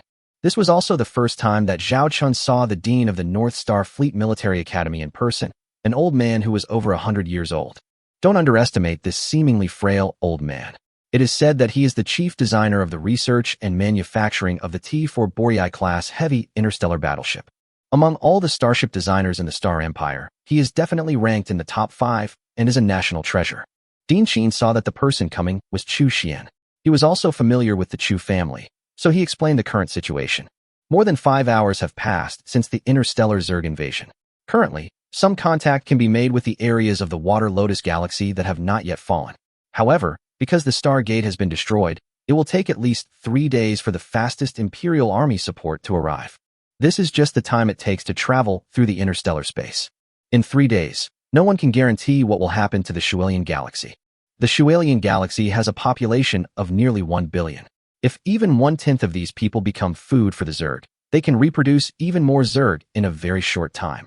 Therefore, the Imperial Army will most likely not launch a rash attack at that time. They will need to mobilize at least several times the number of interstellar Zerg troops from the surrounding areas before they can begin the cleanup operation. Dean Sheen said in a deep voice. Then you didn't rescue those trapped students during this period? Zhao Chen stood up and asked. How to rescue them? You have to know that there is a 3rd-level cosmic wormhole and 4 second-level cosmic wormholes. This means that there are at least 5 T3 Hive motherships, nearly 100 T2 Hive motherships and thousands of T1 Hive motherships in the Shualian Galaxy, said a mentor helplessly. But those are the best talents of our academy. If all are gone, it will be a great loss to our North Starship Military Academy, said a female instructor sadly. Who would have thought that in such a galaxy, 4 cosmic wormholes would suddenly appear, and one of them is a level 3 cosmic wormhole? Vice President Hong sighed. Chu Xian bit her red lips lightly and looked at Zhao Chun with a complicated expression. She didn't know how to comfort Zhao Chen now. Judging from this situation, the trapped teachers and students from the 2 colleges are basically in great danger. Chapter 123. If you don't save me, I will save you myself. Trigger the mission. Rescue the trapped teachers and students of the North Star Military Academy and the Tianyao Noble Star Military Academy. Mission content. Rescue the trapped students of Beiji Starship Military Academy and Tianyao Noble Starship Military Academy. Mission difficulty, B. Mission reward, 20 mission points and 6,000 points. Additional mission, rescue at least 100 teachers and students from the 2 colleges, including Zhao Wanner, Su Lan, and Xue Xiaoxiao. Mission penalty, deduct 6,000 points. Mission time limit, 100 hours. At this moment, the system prompt sound that suddenly appeared in Zhao Chen's mind made Zhao Chen's heart tremble. The system has issued a rescue mission, which means that this is not a rescue without any solution. After all, the system will not give you a task that is impossible to complete. And this is the first time that a system task has a detailed time limit, 100 hours. Does this mean that within 100 hours, Zhao Wanner and the others will not be in danger of their lives? No, we can't give up, Zhao Chen said firmly. For those trapped teachers and students, we are their only hope. If even we give up on them, who can they expect to save them? Hearing Zhao Chen's indignant words, some of the professors present were touched, but their expressions were still helpless. Classmate, your idea is very good, but the reality is cruel. I won't hide it from you. Our academy also sent a fleet to provide support, but look. This is the latest information we've received about the Shualian Galaxy. There are bugs everywhere in this area. The last message sent by our trapped students was at this location. Unfortunately, it is right in the center of the area currently controlled by the Zerg. Even if we really dispatched a large interstellar fleet to rescue them, how much would it cost in such a hurry? A mentor stood up and said seriously. Dean Sheen sighed deeply and sat in the chair with his old body, not speaking for a long time. For them, this is already a dead end. From a big picture perspective, sending a fleet for support without sufficient interstellar fleets would be tantamount to seeking death. It's not enough that we have lost a group of outstanding students. We are now sending more people into the tiger's mouth. No one dared to issue such a rescue order hastily. Zhao Chun, you have to calm down. Maybe after the Imperial Army fleet is assembled and launches a cleanup operation against these Zergs, your sister and the others can still survive. Chu Xian tried to comfort her, but she didn't quite believe what she said. It's too late. Their fleet's combat effectiveness is such that even if they hide in a safe place, they can only hold out for 5 days at most. It will probably take more than 10 days for the Imperial Army fleet to assemble and launch a full-scale attack. By then, the daylily will be cold. Zhao Chen retorted. How can you, a student, be so stubborn? Are you satisfied with sending more people to die in order to save those who cannot be saved? A tutor scolded. The mentors and professors around also shook their heads, feeling helpless and sighing. A tragic atmosphere spread throughout the office. Are you sure this is the location where they last contacted us? Zhao Chen pointed to a point marked on the holographic star map. There are many densely packed red dots around that point, all of which are the interstellar Zerg intelligence detected and sent back from the areas of the Shuilian galaxy that have not yet fallen. This was an hour ago. They last contacted us about their location. The intelligence we received was that their fleet had been attacked by the Zerg, with over 80% of their ships destroyed in the battle. They requested our support. Communications were lost after that. Interstellar Zerg themselves have a kind of biological magnetic field. When the density reaches a certain value, it can isolate signals and even act as a warp jammer. Judging from the situation, if they are still alive, they should be around this area. If I were them, I would choose to land on a planet, use the remaining starships and weapons to hold the position, and wait for support. Vice President Hong analyzed from the side.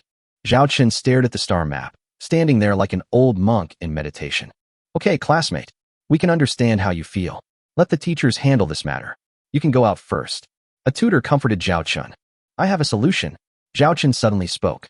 But the professors present thought it was just the students' worried nonsense. First, we use the fastest starship to reach the galaxy gate closest to the Shuilian galaxy, and then travel through the interstellar space. After that, continue using the warp drive to get as close to this location as possible.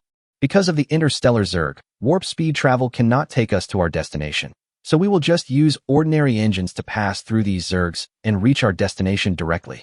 Find the teachers and students who died, take them all on the starship, and evacuate urgently. Compared to mobilizing an entire fleet, a rescue operation involving several or even a single starship is the fastest and most efficient. Zhao Chen expressed his thoughts and drew a line on the star map. The red line passes through the area with the least interstellar Zerg according to the intelligence. Are you kidding me? Relying on only one starship to cross the Zerg swarm. Even a T4 level starship doesn't have such confidence. What's more, most of the T4 starships are in the control of the Imperial Army. They can't send a T4 starship to take risks just to save these teachers and students. A mentor retorted. Each T4 starship is very important to the Empire. Although the students of the two colleges are the flowers of the Empire, the flowers can be planted again if they are gone. We don't need a T4 starship. We just need a T3 starship that's fast enough. Zhao Chen said firmly. It's too risky. I don't agree with this rescue method. It's too idealistic. If you're not careful, you'll be like a moth flying into a flame. A fast enough starship, a star cruiser? But how can we break through the Zerg swarm? It's unrealistic. It is too naive to listen to these mentors and professors judging that Zhao Chen's plan is not feasible based on their own intuition. Zhao Chen frowned and glanced at everyone present. He knew that he could not convince these people. He also knew that his next action would be very risky, and even the secrets exposed would put him in a vortex of danger. But there are some things he has to do. Zhao Chen said seriously. In the interstellar universe, what is not a risk? If we were unwilling to take risks and only did those things that were safe and sound, then our ancestors would not have left the planet to embark on an interstellar journey, would not have crossed the galaxy and ushered in the interstellar age. You don't go to save people. I will do it myself.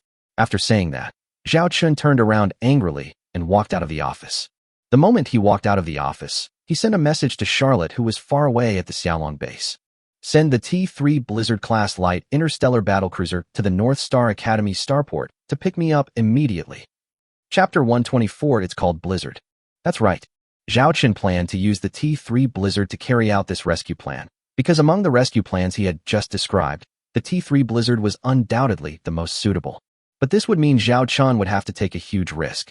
The first is the risk of this rescue mission, and the second is the risk of Zhao Chen exposing the fact that he owns a T3 level interstellar battleship. It would have been fine if Zhao Chen had a T2 starship of unknown origin before, but now Zhao Chen has taken out a T3 starship of unknown origin. This will definitely attract the attention of outsiders, and it is impossible to hide it in such a large rescue operation. But, as Zhao Chen said just now, there are some things that you have to do even if you know they are dangerous and risky. Zhao Chen jumped into a flying car and entered the starport destination. Trample, trample. Hearing footsteps behind him, Chu Xian anxiously caught up with Zhao Chen. Before the car started, she got into the car with Zhao Chen and said, Zhao Chen, you need to calm down. I know you are worried about your sister's safety, but you also have to think about yourself. Although what the teacher said was a bit cruel, but this is also a reality, isn't it? Do you want to let your sister know that you risked your life to save her? If that's the case, I believe your sister would not want to see you do this. I will find a way to contact the Imperial Army and ask them to speed up the assembly of the Imperial fleet. We can even form a rapid rescue fleet to provide support and implement the rescue plan you just mentioned. I can also ask my grandfather to allocate a T4 starship over. Give me some time, please. The flying car set off according to the destination set by Zhao Chun and headed straight for the starport. Zhao Chun looked at Chu Xian. What we lack now is time. Maybe you can do what you just said, but it will take too much time. My sisters can't wait. But Chu Xian still wanted to persuade Zhao Chun. Chu Xian, if you want to help me, I'll trouble you to do one thing. Zhao Chun said seriously. You said, as long as I can help you, I will do it. Chu Xian said sincerely. Zhao Chun said, please tell your grandfather, Governor Chu He, that I am willing to cooperate with the Chu family. Now is not a matter of cooperation or not. It's right now. Just as Chu Xian was speaking, the car arrived at the destination. Zhao Chun jumped out of it and walked towards the berth at the starport. Chu Xian followed closely behind. Even if you want to rescue people, how can you do it with just your two T2 starships? Who said I want to use the T2 starship to rescue people? Zhao Chun stopped and looked at the universe outside through the transparent glass window of the starport corridor. At this moment, a huge interstellar battleship appeared outside the North Star Academy starport at some point in time, but did not enter the port, but just hovered there. Just hovering, it looks like a shining star. That is. Chu Xian looked at the blue and white interstellar battleship in surprise. The ship is about 1 kilometer long, and its entire hull presents a graceful arc, just like a sharp sword or an arrow feather. On the hull you can also see a main gun, multiple secondary guns, missile silos, and other weapon modules. To be honest, when Chu Xian saw this interstellar battleship for the first time, she was amazed by the hull design of this starship. It was really beautiful. There was no starship more beautiful than it that she had ever seen. Like a saint. Commander, we are here. A call came at this time. A shuttle has been docked at the fast entrance of the starport, and Secretary Lilith keeps waving at Zhao Chun. This is the shuttle on the T2 Queen B-class heavy aircraft carrier starship. Zhao Chun had already given instructions to Lilith and asked her to drive a shuttle and wait here. We'll talk about everything after I come back. After Zhao Chun said that, he hurriedly ran towards the shuttle and walked directly into the cabin. Hurry, let's go. Because it would take a lot of time for the T3 Blizzard to enter the port, anchor, and then set sail, Zhao Chun did not let the T3 Blizzard in, but instead took a shuttle. Is that starship really you? That's a T3 starship, right? Just as the shuttle took off, a voice came from behind Zhao Chun. Zhao Chun turned around suddenly and saw Chu Xian was also on the spaceship. How did you get up here? Zhao Chun was surprised. Chu Xian spread her hands and said, my grandfather told me to keep an eye on you, so naturally I have to follow you. Do you know where I'm going now? Would your grandfather let you do such a dangerous thing with me? Zhao Chun retorted. If Governor Chu He knew, he would definitely not let Chu Xian go so crazy. The danger level this time is far greater than the previous second-level cosmic wormhole incident. I'm just following my grandfather's instructions, Chu Xian said. Besides, with me, the eldest daughter of the Chu family, accompanying you, it will be much more convenient for you to travel to the Shulian galaxy. Otherwise, you will have to queue up if you use the stargates of the galaxies you pass through. You said it yourself, time is the most important thing now. Zhao Chun covered his face. This young lady was really crazy. He looked at Chu Xian seriously. Are you sure you want to follow me? You should know that this time I am going to the place occupied by the interstellar Zerg. I can't guarantee your safety. You still have time to regret it now. You can drive the shuttle back later. Chu Xian looked at Zhao Chun seriously at this moment. I am serious too. The teachers and students in the two fleets are the future elites of the Empire. As an Imperial soldier, it is my duty to protect their safety. So, please let me participate in your rescue operation this time. I will obey your orders and use my abilities to help you as much as possible. I almost forgot. This is a young lady with an overflowing sense of justice. But what Chu Xian said just now is right. Having her around could indeed save us a lot of trouble. Then you must stay by my side and are not allowed to leave my sight. Do you understand? Zhao Chun said seriously. Yes, Your Excellency the Commander. Chu Xian stood up straight, put his hands on his chest, and gave Zhao Chun a standard imperial military salute. By the way, what is the name of your T3 starship? Chu Xian pointed at the interstellar battleship that their shuttle was currently flying towards. Blizzard-class light interstellar battlecruiser. Look, that looks like a T3 starship. This starship is so beautiful, and I've never seen a starship like this before. The emblem on that starship looks so familiar. I think I've seen it somewhere before. In the North Star Academy, many people saw the unprecedented interstellar battleship anchored in the universe. Jiang Shasha looked at the interstellar battleship, and when she saw the familiar emblem, her expression was quite wonderful. That is, the JF-17 emblem. How is that possible? How could a poor Xiaolong galaxy possibly own a T3 level starship? Jiang Shasha raised her head and looked at the interstellar battleship through the skylight of the academy. She was unwilling to believe that this T3 interstellar battleship belonged to that man. Chapter 125 Target. Insect Swarm. Dean, a T3 starship of unknown model appeared outside our college's starport.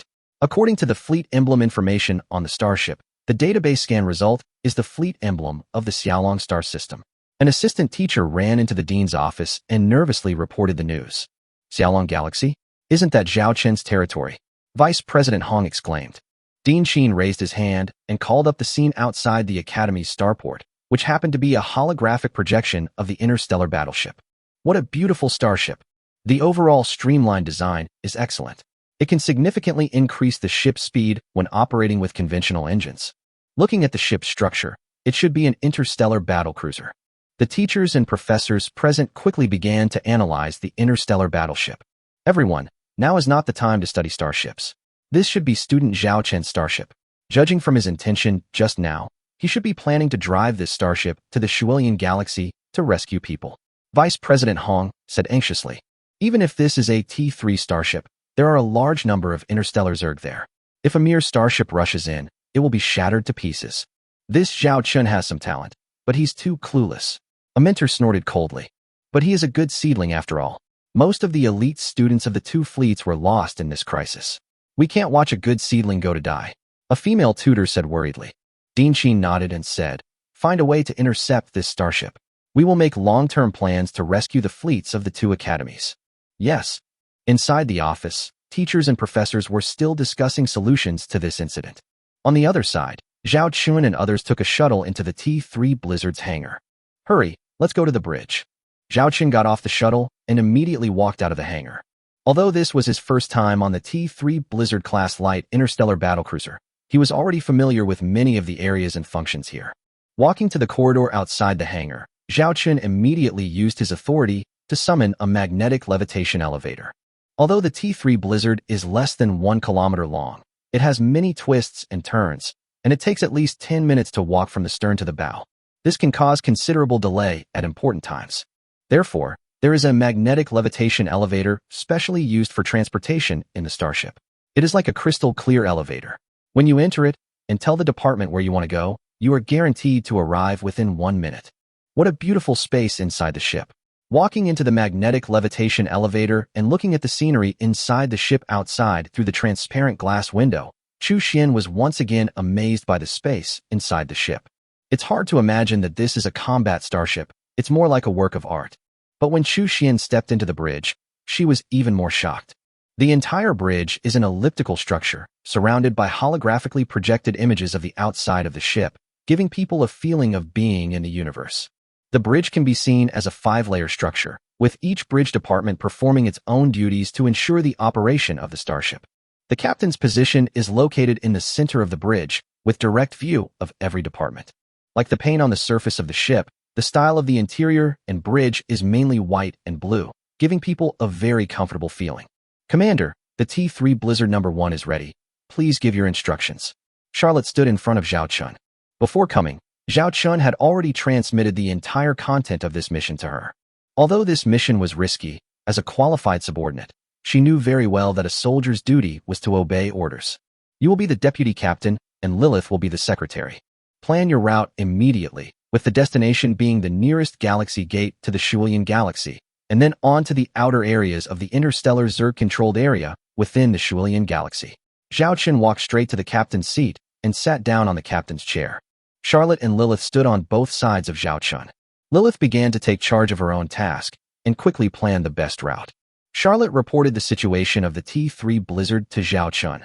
The Blizzard No. 1 has only completed 30% of its sea trials, but the ship is operating normally. All the crew members are former members of Blizzard Zero, as well as some Orc veterans with many years of crew service history. Starship combat, no problem at all. The starship is fully stocked with war supplies, so there will be no problem in carrying out a major battle. Because many of the combat systems and modules of the Blizzard Zero are similar to those of the T3 Blizzard, Charlotte has trained a group of reserve crew members on the Blizzard Zero in advance. After the T3 Blizzard is offline and put into service, these crew members can go directly to work on board. Zhao Chen nodded with satisfaction. With Charlotte handling these matters, he really had to worry less. Very good. Zhao Chen opened the data page of T3 Blizzard. Blizzard-class light interstellar battlecruiser. Ship type, interstellar battlecruiser. Technology level, T3. Hull armor strength, 1,500 units, 1,800 units. Star shield energy value, 13,000 units. Cruising speed, 210 knots. Warp drive, 6-stage warp drive. Length, 998 meters. Mass, 300,000 tons. Number of positions, 200. Starship weapons, 1 Blizzard-class heavy beam laser bow gun, 4 2,500 mm caliber medium electromagnetic cannon main guns, 16 medium pulse laser secondary guns, 72 medium close-in defense guns, 4 unit interstellar missile silos, 50 Blizzard light interstellar missiles, 50 Blizzard interstellar drones. Special performance, Blizzard Extreme Cruise Mode. Zhao Chen took a glance and felt satisfied. Although the Blizzard is nominally a light interstellar battleship, the weapon modules it is equipped with are comparable to those of a heavy interstellar battleship. And the weapon types are very diverse, which is very suitable for comprehensive combat. For example, this single-handed rescue operation was absolutely perfect. The most important thing is the T3 Blizzard's Blizzard Extreme Cruise Mode, which is a special function equipped with the T3 Blizzard. The speed can be increased by 3 to 5 times while using conventional engines. That speed can even be comparable to the current T4 interstellar cruiser. This is also why Zhao Chen is confident in carrying out this rescue mission. Reporting to the commander, it will take us 35 hours to pass through 19 cosmic star gates and arrive at the Lantian Galaxy in the Azure Star region. The Lantian Galaxy is currently the closest galaxy to the Shuilian Galaxy. After arriving at the Lantian Galaxy, we can use warp travel to reach the outer areas of the Shuilian Galaxy currently controlled by the interstellar Zerg within a day and a half. After that, we used conventional engines to head to the coordinates where the Two-House fleet was last seen. This voyage is expected to take at least 3 days. Lilith quickly marked the detailed route she had planned on the star map and reported to Zhao Chen. Zhao Chen took a quick look and found that it was roughly the same as what he had thought before. 3 days, that's 72 hours. There are still 28 hours left until the 100th hour. Let's set off along this route. Zhao Chen gave the navigation instructions. Charlotte and Lilith immediately began to carry out the order. The warp engine route has been prefabricated. We will then enter the acceleration phase, and 10 minutes later we will enter the warp speed navigation phase. Within 10 minutes, all crew members enter deep sea mode. Repeat, within 10 minutes, all crew members enter deep sea mode. White, jade-colored hibernation pods emerged on the bridge. An adventurous journey begins now. Target, the swarm. Chapter 126. No one will come to save us. On a planet in the Blue Star region in the Water Lotus Galaxy. At this moment, the entire sky seemed to be dyed blood red. There were interstellar battleships that exploded and fell to the ground due to the Zerg attack, and there were also interstellar fighters that were still fighting desperately. The combat mechas and ground forces in the city are also fighting fiercely with the interstellar Zerg ground units that have landed on the planet. In a mountain range, a T3 starship was lying between the ridges. Many parts of the ship were severely damaged and even on fire. There are several wreckages of T2 starships not far away. Warning! Warning! There is a fire in cabin K931. The automatic fire extinguishing procedure has been activated. Warning! Warning! T711 compartment oxidizer leak. Starship engineers requested to repair immediately. Warning! Warning! The concentration of dangerous gases in cabin N771 is too high. There is a possibility of explosion. Please evacuate all personnel in the surrounding cabins immediately. Evacuate immediately. The bridge of this starship was in a chaotic state, with various alarms sounding one after another. At the 13 o'clock position outside the ship, interstellar Zerg ground units have been spotted. Put the mecha troops and ground combat forces on full alert. Report, we still can't contact the outside world. We can only contact the Defense Department of this planet. The latest news from the planet's Defense Department is that the planet's patrol fleet's casualty rate has exceeded 50%. Without support, the entire fleet will be wiped out within 20 hours. And the planet's ground military facilities will also be completely destroyed within the next 60 hours. A woman with a bandaged forehead was currently at the captain's command post. Her expression was solemn, and her eyes were filled with tension and worry, but she still tried her best to remain calm and composed while giving various orders. Contact the several starships that have crash-landed nearby to see if there are any survivors. Carry out emergency repairs inside the starship, and immediately seal off any high-risk compartments that cannot be repaired. The most important thing is to check the starship's weapons and the number of individual soldier weapons left, and arm those who can fight. And centrally house the wounded. The woman kept giving orders, and the teachers and students around her who were able to move were also constantly carrying out these orders. Only under these circumstances did the tension in the starship ease a lot. Reporting to Teacher Chin, we have currently confirmed 237 survivors, 17 of whom are seriously injured, and 57 are slightly injured. The bodies of the victims were found. 61 people. Sulan ran to Teacher Chin and reported the current situation.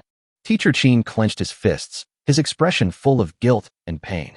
She is a female teacher at North Star Academy, and also the leading teacher of North Star Academy, who is in charge of this interstellar mission between the two academies. But who could have imagined that this seemingly ordinary interstellar mission between the two houses would encounter such a situation? If she had not evacuated most of her students to the T3 Jazz-class medium-sized star destroyer as a reward for first place, she and her students would have been in real danger. Teacher Chin looked at the students from the two colleges, most of whom were squatting in the corner and were still in shock. Only a few students could maintain strong psychological qualities at this time, and the vast majority were like frightened birds. We are not in any danger in the short term. But in order to hold out until reinforcements arrive, we must restore everyone's confidence as soon as possible. Only in that way can we hope to survive. Teacher Chung, please ask the students of Tianyao College to cooperate with us. Teacher Chin looked at Teacher Chung, who had a dazed expression. Mr. Chung is the team leader of Tianyao College. Perhaps because he was frightened during the forced landing just now, his expression is still a little dull. Okay. Teacher Chung nodded stupidly and walked towards his students, but his shaking legs already showed his nervousness and fear. Sulan, thank you for your hard work. You should also go and have a rest. We should be safe in the short term. Teacher Chin looked at Sulan, but there was helplessness in her eyes. How long this short time depends on how long the planet's defense forces can hold out. When those interstellar Zerg actually descend on this planet, it will be the end of the world for them. Teacher Chin, you should also pay attention to rest.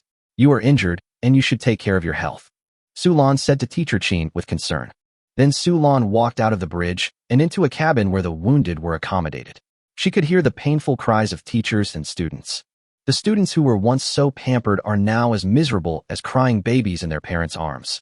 Some of them were indeed crying for their parents. Among them were several busy figures helping several teachers take care of and treat the wounded. Hold her feet, Zhao Wanner said to Xue Xiaoxiao beside her. Xue Xiaoxiao swallowed and still pressed on the girl's bloody leg. Zhao Wanner sprayed a medicine on the wound that could quickly coagulate the wound. This could stop bleeding in a short time and also numb the pain caused by the wound. However, to achieve a complete cure, more advanced medical equipment is needed. After Zhao Wanner finished the operation, she wiped the sweat from her forehead. Wanner, the wounded have been treated almost completely. You should also make sure to rest. Sulan walked over and said with concern.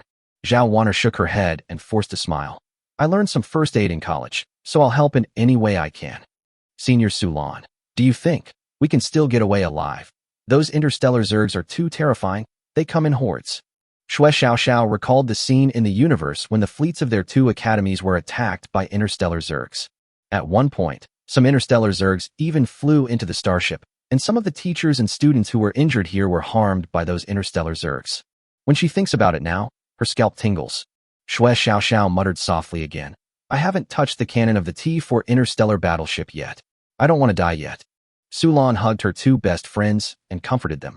Don't worry, the Academy has received our request for help and will definitely send a fleet to rescue us. You're dreaming. Our group has been completely abandoned. A self-deprecating voice came from the side. Sulan frowned and looked over. It was Zhou Min who had previously had a starship duel with Zhao Wanner. Zhou Min only had a minor injury on his left arm, which was wrapped in a layer of gauze. But in order to avoid the demands of work outside, he hid himself in this place where the wounded were housed.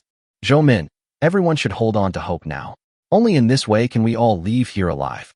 Zhao Wanner stood up and stared at Zhou Min. Zhou Min laughed crazily. Hope? Hope? There is no hope here, didn't you hear it? The Stargate of the Water Lotus Galaxy has been destroyed by the interstellar Zerg.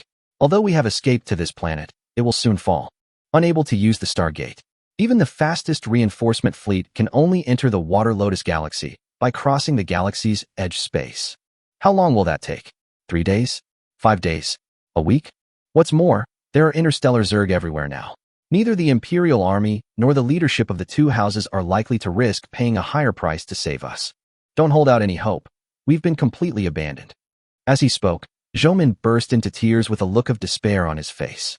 Hearing Zhou Min's words, Zhao Wanner showed a look of disgust. She said firmly, I believe someone will come to save us. When Zhao Wanner said this, for some reason she thought of that figure. Will he come to save himself? Chapter 127, Choose the shortest between 2 points. Lantian Galaxy. At this moment, the Lantian Galaxy is the closest neighboring galaxy to the Shulian Galaxy, so the Stargate here has been requisitioned by the Imperial Army, and more than 80% of the transportation capacity is used to transport the Imperial Army fleet. At the same time, at the place where the Lantian Galaxy and the Shulian Galaxy are connected, large numbers of Imperial fleets entered the interstellar marginal space and headed for the Shulian Galaxy. The Lantian Galaxy has also activated the first level of combat readiness at this moment. The Lord Fleet fully cooperates with the Imperial Fleet and mobilizes all resources to assist the Imperial Fleet as much as possible. After all, if the interstellar Zerg in the Shulian Galaxy cannot be controlled, when the insect plague spreads, the first to suffer will be their Lantian Galaxy. At this moment, among this series of Imperial fleets, a starship with a blue and white paint job and graceful curves appeared among them. Because of the completely different paint job, this starship seemed out of place. Commander, we have successfully arrived at the galactic edge space where the Lantian Galaxy and the Shulian Galaxy intersect. Lilith reported to Zhao Chun. Looking at the pitch-black space at the edge of the galaxy in front of me, where no light can be seen, Zhao Chun looked at Chu Xian beside him and said, You still have the right to regret now. From the North Star Galaxy in the North Wind Star Field to the Lantian Galaxy in the Azure Star Field, thanks to Chu Xian's identity as the eldest daughter of the Chu family, otherwise Zhao Chen's T-3 Blizzard-class light interstellar battlecruiser might not be able to arrive so quickly. Especially the final section of the journey where we applied to use the Lantian Galaxy Stargate. Because the Lantian Galaxy Stargate was requisitioned by the Imperial Army, almost all applications for civilian starships were rejected. It was only when Chu Xian stepped forward that he was given the highest priority and successfully arrived at the Lantian Galaxy.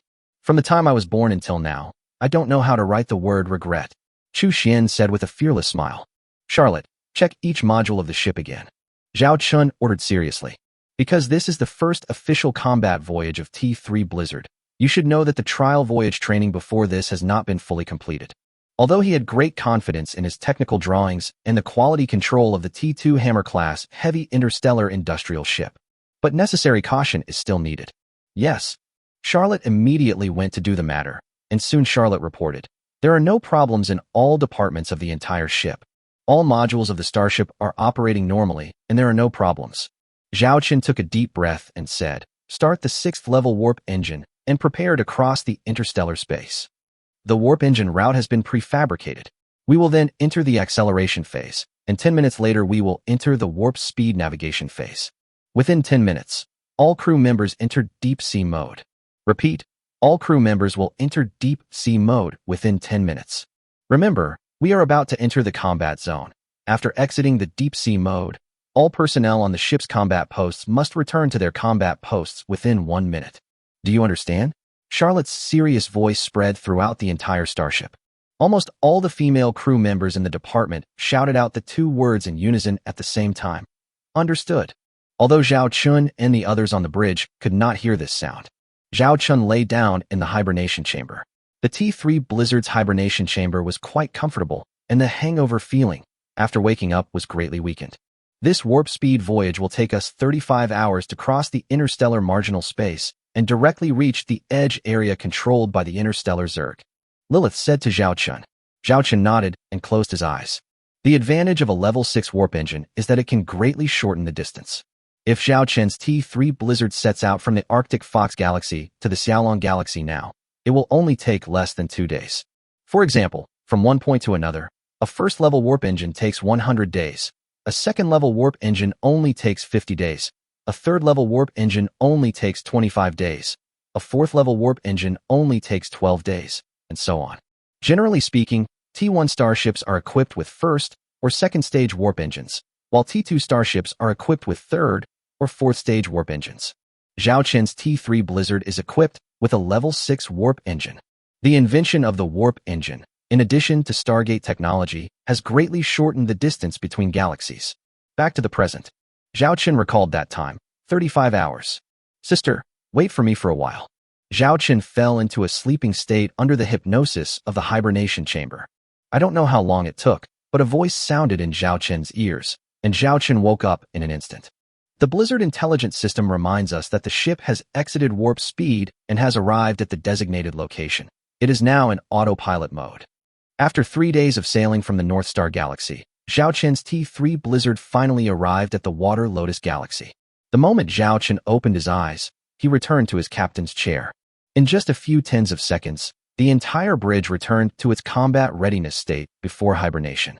Turn on the starship radar and detect the surroundings immediately. Turn on the communication channel and receive all communication signals around. Lilith gave orders one after another. Report, the starship radar scan is complete. No suspicious targets were found within the starship radar range. Report, we have captured some weak communication signals, but they are all distress signals sent by surrounding planets. The Lord Fleet and the Imperial Fleet of the Water Lotus Galaxy have abandoned this area and chosen to defend the remaining 1/3 of the area, waiting for the arrival of reinforcements. The crew reported. Zhao Qin opened the star map and saw 2 dots flashing on it. One of the points is where Zhao Qin's T3 Blizzard is located, and the other is the location where the 2 Academy fleets had their last communication. The next difficulty we will face is the biggest one. There may be a large number of interstellar Zergs in front of us, and we have to find a way to cross this sea of Zergs. Chu Xian said solemnly beside him. They only have one starship, and once the T3 Blizzard is entangled by the interstellar Zerg during its journey, there will only be one result. The ship was destroyed, and everyone died. What other way is there? Just charge forward, Zhao Qin said in a deep voice. Chu Xian looked at Zhao Qin and dumbfounded. Is it so direct? We don't know where the Zerg are, so we can only rely on our luck. The distance between the 2 points is the shortest, so we'll bet on this route. Zhao Qin looked at Charlotte and said, prepare to activate the Blizzard Extreme Cruise Mode. Charlotte nodded and relayed the order. Captain's order, prepare to activate Blizzard Extreme Cruise Mode. Blizzard Extreme Cruise Mode? Chu Xian was stunned. What kind of technology is this? Can we use this technology to directly cross the Sea of Insects? Chapter 128 Snowstorm Extreme Cruise Mode. Prepare to activate Blizzard Extreme Cruise Mode. Preparation phase 100 seconds. The bridge crew member in charge of this starship module reported while operating. At this time, Chu Xian discovered through the surrounding holographic images that the surface of the T3 Blizzard's hull began to change. Some starship weapons that were originally exposed outside the hull were now all retracted and covered by a layer of hull armor. The bow gun, main gun, secondary gun, missile silo, close-in defense gun, etc. were all retracted and hidden. If you look at the T3 Blizzard from the outside, you will find that the surface of the starship is almost a completely streamlined plane, without any protrusions or exposed weapon systems. All the ship's weapon modules have been retracted, and the starship has begun accelerating, the bridge crew reported. At this moment, a brand new data panel appeared in front of Zhao Qin. The data panel is mainly composed of navigation trajectory, navigation speed, and starship hull model. The current cruising speed is 210 knots. From this moment on, the speed began to increase continuously. In just 10 seconds, the speed increased from 210 knots to 400 knots. Chu Xian widened her eyes at the side. It was not like she had never seen a starship that could accelerate to extreme speed before, but this one doubled in the blink of an eye. This starship engine is too terrifying. Wait, this acceleration doesn't show any signs of stopping. 430, 450, 470, 490. Chu Xian couldn't help but swallow her saliva. She subconsciously asked, what is the maximum speed? Zhao Qin looked at Charlotte beside him. Charlotte shook her head and said, the theoretical data is more than 3 times, but our trial mission has not yet reached this stage. So this is the first time we've sailed at such a high speed. The first time? Chu Xian was surprised. Wait, did she just say that it can travel at more than 3 times the speed of a star? If I remember correctly, the previous cruising speed was 210 knots of star speed, which means that the conventional engine speed of this T3 Blizzard can exceed 600 knots of star speed. OMG. As far as she knew, among the T3 series starships in the entire Star Empire, no starship had a regular speed that could exceed 400 knots. At this moment, through the image on the data panel, Zhao Qin and others could already see a dark mass appearing in front of them. There is no doubt that those are interstellar Zerg. Activate the frontal star shield, and all crew members should prepare for the impact. Zhao Chun gave the order. Lilith immediately conveyed the commander's order. A translucent star shield appeared in front of the bow of the T3 Blizzard. Warning! Warn! The star shield has been hit. The star shield has been hit. The energy has dropped to 99.99%. Along with the prompt sound of the starship's star shield system, Zhao Chun and others felt as if something flashed across the video screen. Could be a T1 fly or a T2 hydralisk. But it doesn't matter anymore, because those have become insects. The speed of Chu Xian's heartbeat at this moment was just like the red numbers rising straight up on the data panel. 600 knots star speed. Oh my god, it's still accelerating. I'll be responsible for operating the starship. Charlotte took the initiative to assume the task of driving the T3 Blizzard, staring at the starship radar. T3 Blizzard's starship radar has started running at high speed, constantly updating the information of objects scanned on the radar. Because at this extreme speed, if you look at the video footage outside with your naked eyes, an asteroid that was originally very far away may appear in front of you in an instant. Therefore, it is necessary to rely on starship radar to make orbital planning in advance. Although there is a star shield to protect the starship, they need to reduce the consumption of the star shield energy as much as possible before reaching their destination. After all, who knows what is waiting for them over there? Report, a T2 Zerg hive mothership has been detected ahead, and there are several interstellar Zerg flying units around it. The crew member assisting in the navigation reported to Charlotte. Charlotte took a look at the starship radar and quickly determined the best navigation route. The bow of the ship was pointing directly at the T2 hive mothership. This scene looked so familiar. Only this time, the scene was even bloodier. The T2 hive mothership was floating in the universe, looking for the next planet hunting ground. Suddenly, the whole body seemed to have suffered some kind of heavy blow. The body broke in the middle, and the broken flesh splashed onto the surrounding T1 flying insects and T2 hydralisks. These T1 flying insects and T2 hydralisks stared dumbfoundedly at the T2 hive mothership that had lost its neural connection and turned into a corpse. They stayed there blankly, not understanding what had just happened. They only felt as if a large black shadow flew past. And then, their mothership was gone. Warning! Warn! The star shield has been hit. The star shield has been hit. The energy has dropped to 96%. The collision with a T2 hive mothership caused the acceleration of the T3 Blizzard to slow down slightly, but the T3 Blizzard soon continued to accelerate. The red speed number now shows 700 knots. How fast can your starship run? Chu Xian couldn't help but ask Zhao Chen out of curiosity. Zhao Chen shrugged. Just run and see. The speed he knew was only theoretical, and he did not give a detailed introduction as to how fast it could go. Run and try? Hearing this somewhat nonchalant answer, Chu Xian really didn't know how to complain. She only knew that the Holy Empire of Light in the Galactic Alliance owned a T4 Holy Wisdom class light interstellar cruiser, whose maximum speed under conventional engines was said to have reached 950 knots. That is the maximum speed after the engine restriction is lifted. So far, no starship has ever been seen to break through the 1,000-knot star speed level. Chu Xian was staring at the jumping red number at this moment. Could it be that this T3 interstellar battleship could be faster than a T4 starship? Chu Xian's intuition told her that this was impossible, but she was expecting it to happen. 750 knots of star speed. 1 minute later, it reached 800 knots. It's still accelerating. Chu Xian held her breath, her hands clenched tightly without her knowing when. 850 knots of star speed. The crew member next to her reported that there was a swarm of insects ahead, but Chu Xian no longer cared. She just stared at the speed. 900 knots star speed. The originally dense swarm of insects was directly pushed out to create a vacuum zone. Looking down from a god's perspective, it feels like a clean trail has been dragged out on the originally dirty ground. 930 knots of star speed.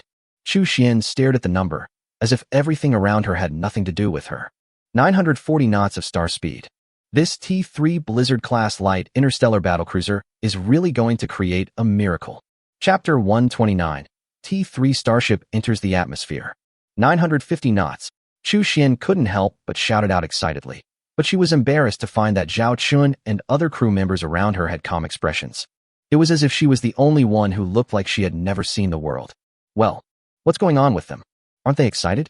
This is equal to the fastest speed of a T4-star battleship, and it is a T3-star battleship. If this were to get out, it would be enough to make this T3 starship shake the entire star empire. However, it is better to surpass than to tie. And if we can break through 1,000 knots, that will be the time to make history. Chu Xian continued to look at the speed with anticipation. 955 knots of star speed. Just as she was expecting the speed to continue to increase. Suddenly, the speed began to decrease. Why is the speed starting to decrease? Chu Xian asked subconsciously. Zhao Chen looked at Chu Xian as if she were a fool and pointed at the star map beside him. Don't you see that we are almost at the last signal coordinates of the fleets of the two academies? Chu Xian only then realized that because she was too focused on the speed, the cursor representing the starship and the coordinates of the last appearance of the two-house fleet on the star map were very close. Chu Xian was a little embarrassed and didn't say anything. She felt a little regretful in her heart that she didn't see the fastest speed of this starship. Judging from the situation just now, the T3 Blizzard should still have spare power in this Blizzard Extreme Cruise mode, and it is very likely to exceed 1,000 knots. Start exiting Blizzard Extreme Cruise mode. Charlotte gave the order. Understood, exiting and shutting down the Blizzard Extreme Cruise mode. The crew member reported. Because the speed was too fast, the deceleration could not be stopped in an instant. It took several minutes to reduce the speed to 210 knots. According to the pre-designed route, after the speed returned to normal, the location of T3 Blizzard was exactly the location of the last signal coordinates of the two Academy fleets. Reporting Blizzard Extreme Cruise mode has been turned off. Report, the Starship Weapon Module is being deployed. With the exit from the Blizzard Extreme Cruise mode, the T3 Blizzard's hull weapons were revealed again. At the same time, multiple energy signals appeared on the starship's radar. Report, 3 T2 Hive mothership signals and 12 T1 Hive mothership signals appeared in 3 directions. These swarms are coming our way. The first swarm of insects is expected to encounter our ship within half an hour. Secretary Lilith reported an important news. Now is the critical moment. The starship Zhao Chun is on is equivalent to being in a worm's nest at the moment. He must hurry to find the teachers and students of the two Academy fleets and take them to evacuate. Every minute of delay will increase the danger. Scan the surrounding planets and detect all surrounding communication frequencies. Release a full-channel broadcast at the same time. Zhao Chun gave the order. The magnetic field of the interstellar Zerg can interfere with the signal, but if the distance is close, some signal can still be received. He looked at the star map. In this area, there was 1 planet, 2 dwarf planets, 4 satellites, and 180 asteroids. Assuming that the fleets of the two houses are really here, the search range is quite large. But now, all Zhao Chun and others can do is wait. Time passes by little. 1 minute, 3 minutes, 5 minutes. During this period, Zhao Chun and others did receive several communication signals, but these were all distress signals sent by local residents of the Shuolian Galaxy or interstellar forces. Zhao Chun was unable to help these people. His current ability was limited to saving his sister and completing the system tasks. 7 minutes, 8 minutes. The swarm of insects in the distance is getting closer and closer on the starship radar. Once entangled by these swarms of insects, it will undoubtedly be the most dangerous situation for T3 Blizzard. 9 minutes. Hiss, hiss, hiss. We are the survivors of the North Star Academy and the Tianyao Academy Fleet. We request support. We request support. The communications crew suddenly shouted in surprise. Commander, we have received communications from the 2 fleets. Connect immediately and lock the communication coordinates at the same time. Zhao Chun said immediately. Yes. A video communication window appeared in front of Zhao Chun, but it was blurry and he couldn't see the person on the other side clearly. Great. Someone finally received our communication request. Are you the Imperial fleet that's here to rescue us? The other party's surprised voice came, which immediately meant that it was a fleet sent by the Imperial Army to rescue us. We are not the Imperial Army, we. Zhao Chun had just spoken when the communication was interrupted. What's going on? Zhao Chun frowned and looked at the communications crew. The communications crew member said anxiously, I don't know, but it seems that there is a high probability that something went wrong on the other side, and the communication was unilaterally interrupted. But just now I have locked the coordinates of the location based on the other party's communication signal. It's the 7th planet of the Water Lotus Galaxy. Zhao Chun immediately called up the star map. The 7th planet of the Water Lotus Galaxy. Zhao Chun pointed to the planet on the star map, which happened to be at the edge of the radar detection range of their T3 Blizzard starship. Fortunately, it was not in the direction where the insect swarms were. Go there immediately, Zhao Chun gave the order. T3 Blizzard immediately headed towards the 7th planet, and relying on the high speed of T3 Blizzard, it quickly arrived at the location of the planet. Looking down, you can see several T1 Hive motherships on the surface of the planet, as well as a large number of starship wreckage, which shows that it has experienced a great war. One could even see a huge scar on the surface of the planet, like a red iron chain hammering at the surface of the planet. But if you look closely, you will find that it is not a scar, but a fallen space elevator. It seems that the planet's space defense has completely collapsed and has entered the ground combat stage. You have to know that for the Zerg, ground combat is basically the Zerg's main battlefield. Unless you conduct orbital bombardment on this planet, it will be difficult to defeat the large number of interstellar Zerg ground forces unless a large number of troops are deployed. Can you lock the exact location? Zhao Chen looked at Lilith. Lilith quickly retrieved the detailed coordinates of the signal on the planet and found that it was located between mountains and rivers.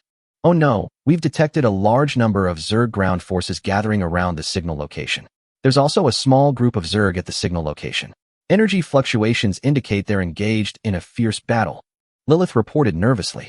Commander, although entering the planet's atmosphere will pose a great danger to our starships, this is currently the fastest way for us to rescue people, because without using a starship to enter, the shuttle alone cannot rush in. Charlotte reminded.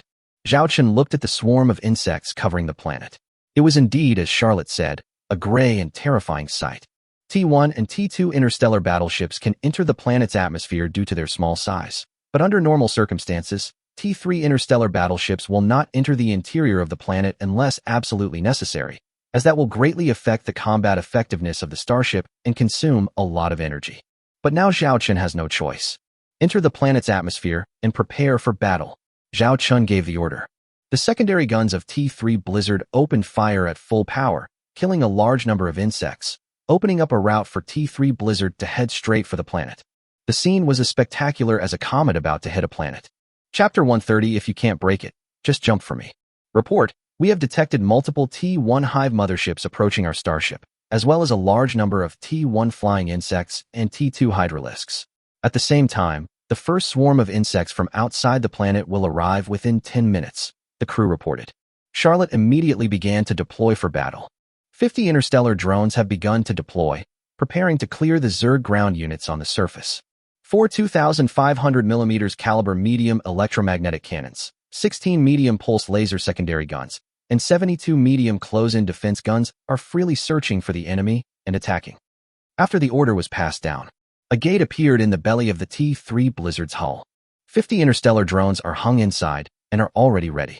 These interstellar drones were like upside-down bats. After the gates were opened, they fell freely, stretched their wings in midair, unfolded their complete forms, and then began to attack the Zerg units on the ground. The starship's main guns, secondary guns, and close-in defense guns continued to attack the surrounding insects, preventing them from getting close to Blizzard. As for those T1 hive motherships in the distance, if they dare to enter the range of the T3 Blizzard's main guns, they will have only one end. Become a Zerg fireworks. 20,000 kilometers above the Earth. 15,000 kilometers above the Earth. 10,000 kilometers above the Earth. As he got closer to the ground, Zhao Chen could already see the towering mountains below with his naked eyes, the flames of the city in the distance, and the traces of starships crashing to the ground. The entire land was covered in flames of war and devastated. 5,000 kilometers from the ground. 3,000 kilometers from the ground. Zhao Chen saw a T3 level starship between a ridge, and the T3 starship was emitting starlight. That was the fire produced by the fierce battle, and you could also see groups of Zerg ground units sweeping towards the starship. Although the starship crashed to the ground, some of its weapons were still usable. It seemed that the people inside the starship were controlling these weapons and using the starship as a fortress to resist the Zerg's attacks. There are also some figures holding individual weapons and combat mechas. It should be that location. Zhao Chen took a look at the exact coordinates on the star map radar, and it was that point. Commander, we can send a shuttle to rescue the trapped people. Charlotte asked. How many people can all our shuttles bring back? Zhao Chen asked. There are only 6 small shuttles on our starship, which can carry about 60 people under extreme conditions. Lilith said beside her. 60 people. That is to say, it is not enough to rescue just one group, but at least one round trip is required, and the rescue time will take at least 5 to 10 minutes. Our Blizzard is equipped with a T2 Black Knight class light interstellar combat mecha, right? Zhao Chen confirmed with Charlotte. Charlotte nodded. The Blizzard's hangar is equipped with 3 mecha combat teams, with a total of 15 T2 Black Knights. Before the end of March, in addition to completing those construction plans, Zhao Chun instructed Charlotte to build a batch of T2 Black Knights in appropriate quantities. After all, that thing was not expensive, and the cost of a single unit was only 10,000 star coins. After building the T2 Black Knight, Charlotte naturally gave priority to equipping it with the T3 Blizzard. Send these T2 Black Knights to the ground to cover the retreat, Zhao Chun said, standing up. Prepare me a set of individual exoskeleton combat armor. I will command the ground evacuation mission. No. Charlotte and Lilith spoke almost at the same time. Charlotte stood in front of Zhao Chun with a serious expression. You are the commander of the fleet. You can't leave the starship. It's too dangerous to go out. Danger? Zhao Chun chuckled and pointed outside, asking, are there any enemy T3 combat units outside? No. Charlotte didn't understand why the commander asked this question, but she answered subconsciously. The strongest Zerg unit currently detected outside is only at the T2 level. Then I will be safe. You will be responsible for commanding the starship battle here. Seeing that Charlotte still wanted to stop him, Zhao Chun moved quickly and came behind Charlotte in almost an instant. His speed was so fast that Charlotte, the half-orc, had no time to react. Then she lifted her feet off the ground and was lifted up by the back of her neck by Zhao Chun, as if she had lost the ability to resist, and placed her on the captain's chair. Just wait here obediently, I'll be back soon. After saying that, Zhao Chun left the bridge. Charlotte and Lilith looked at each other helplessly.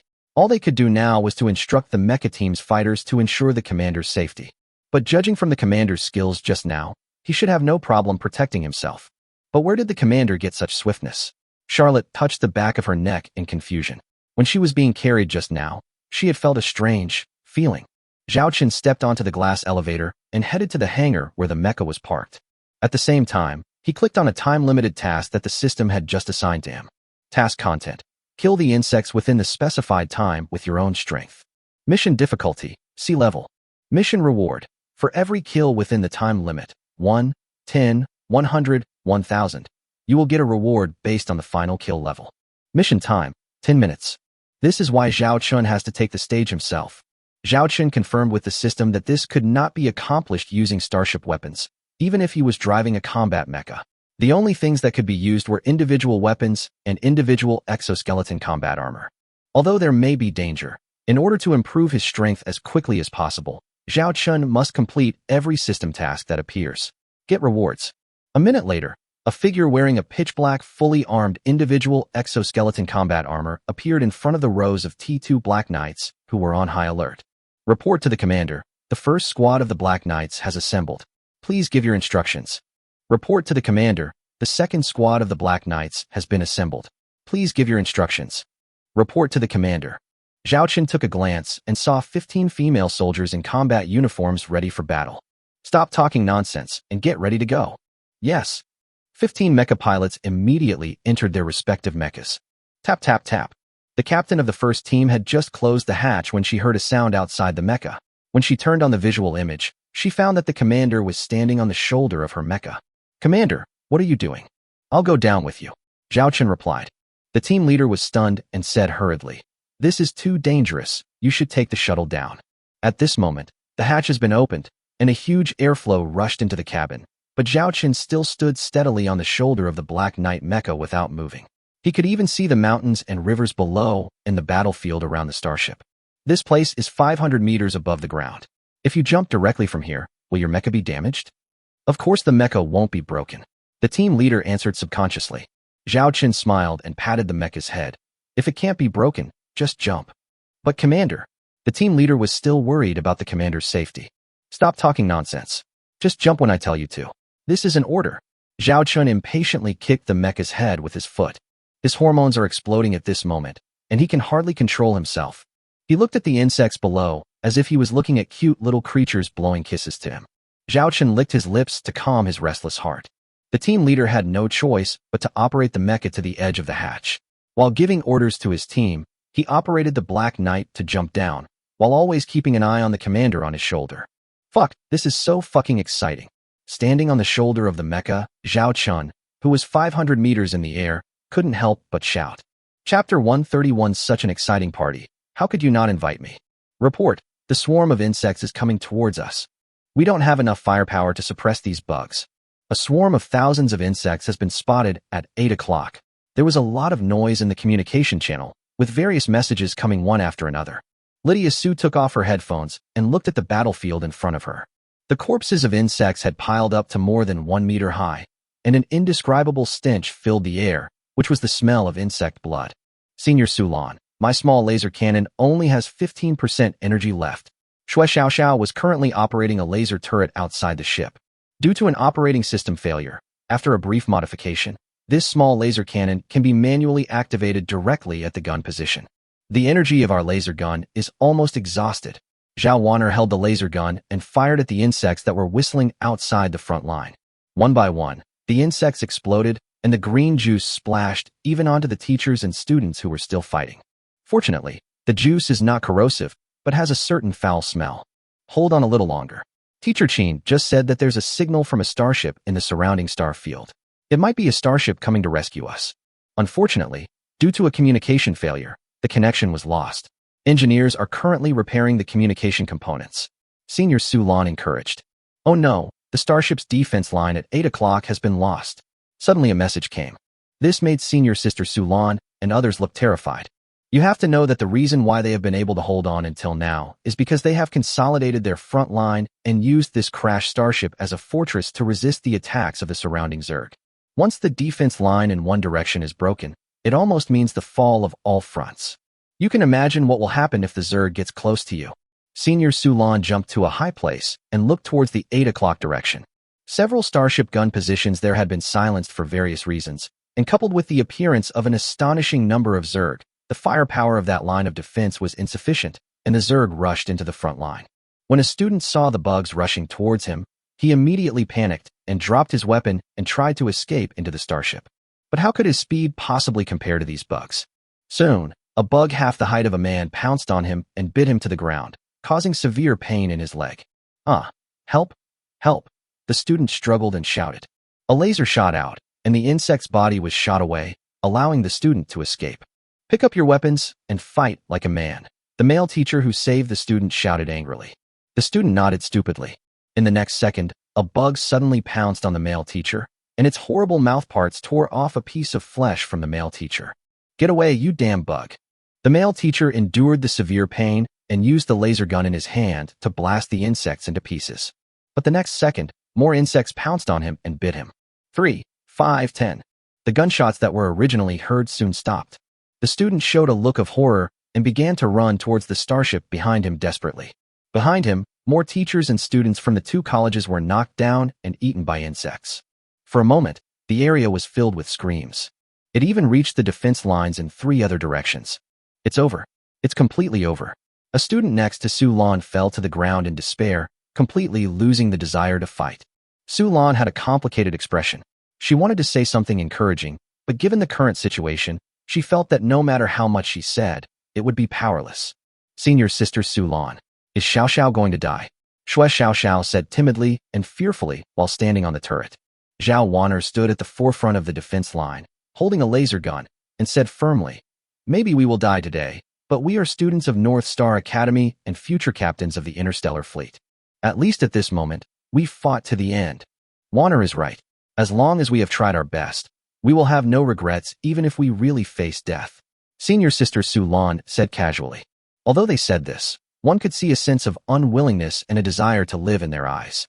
They are in the prime of their lives. They still have the best years of their youth, and they have not yet started their interstellar journey. How could they be willing to die here? These damn bugs. Xiao Xiao is going to be the captain of a T-4 interstellar battleship in the future.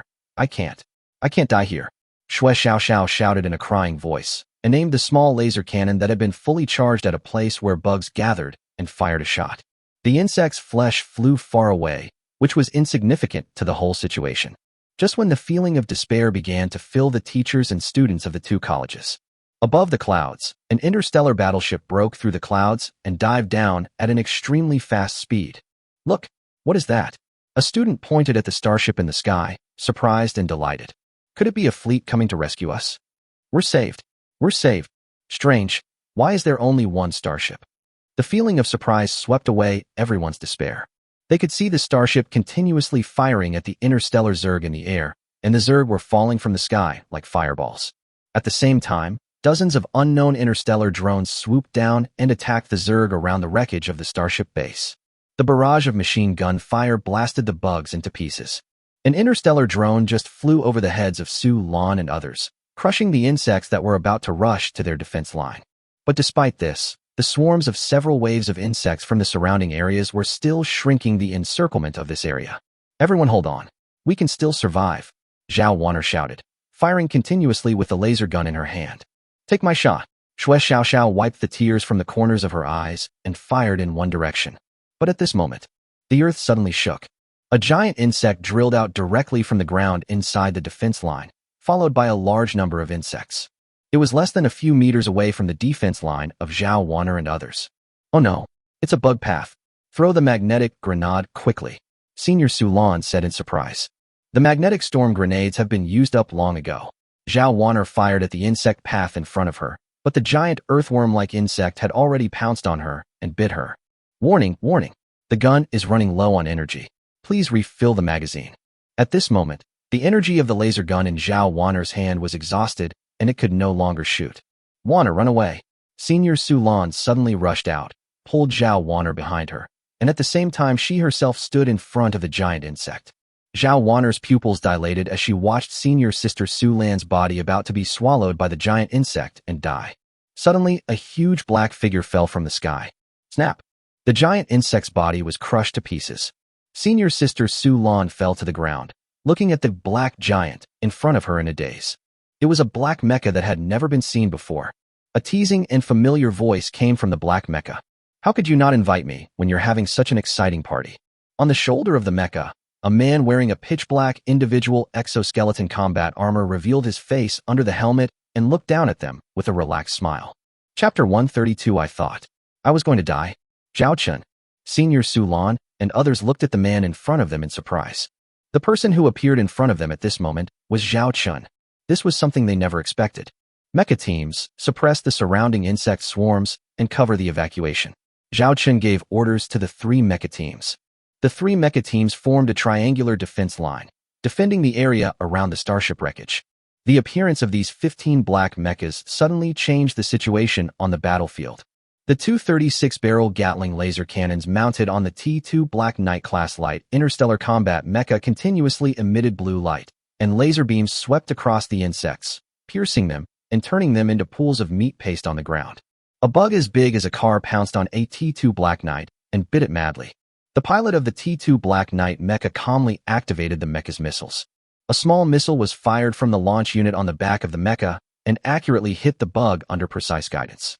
After a huge explosion, half of the insect's head fell in front of the T-2 Black Knight.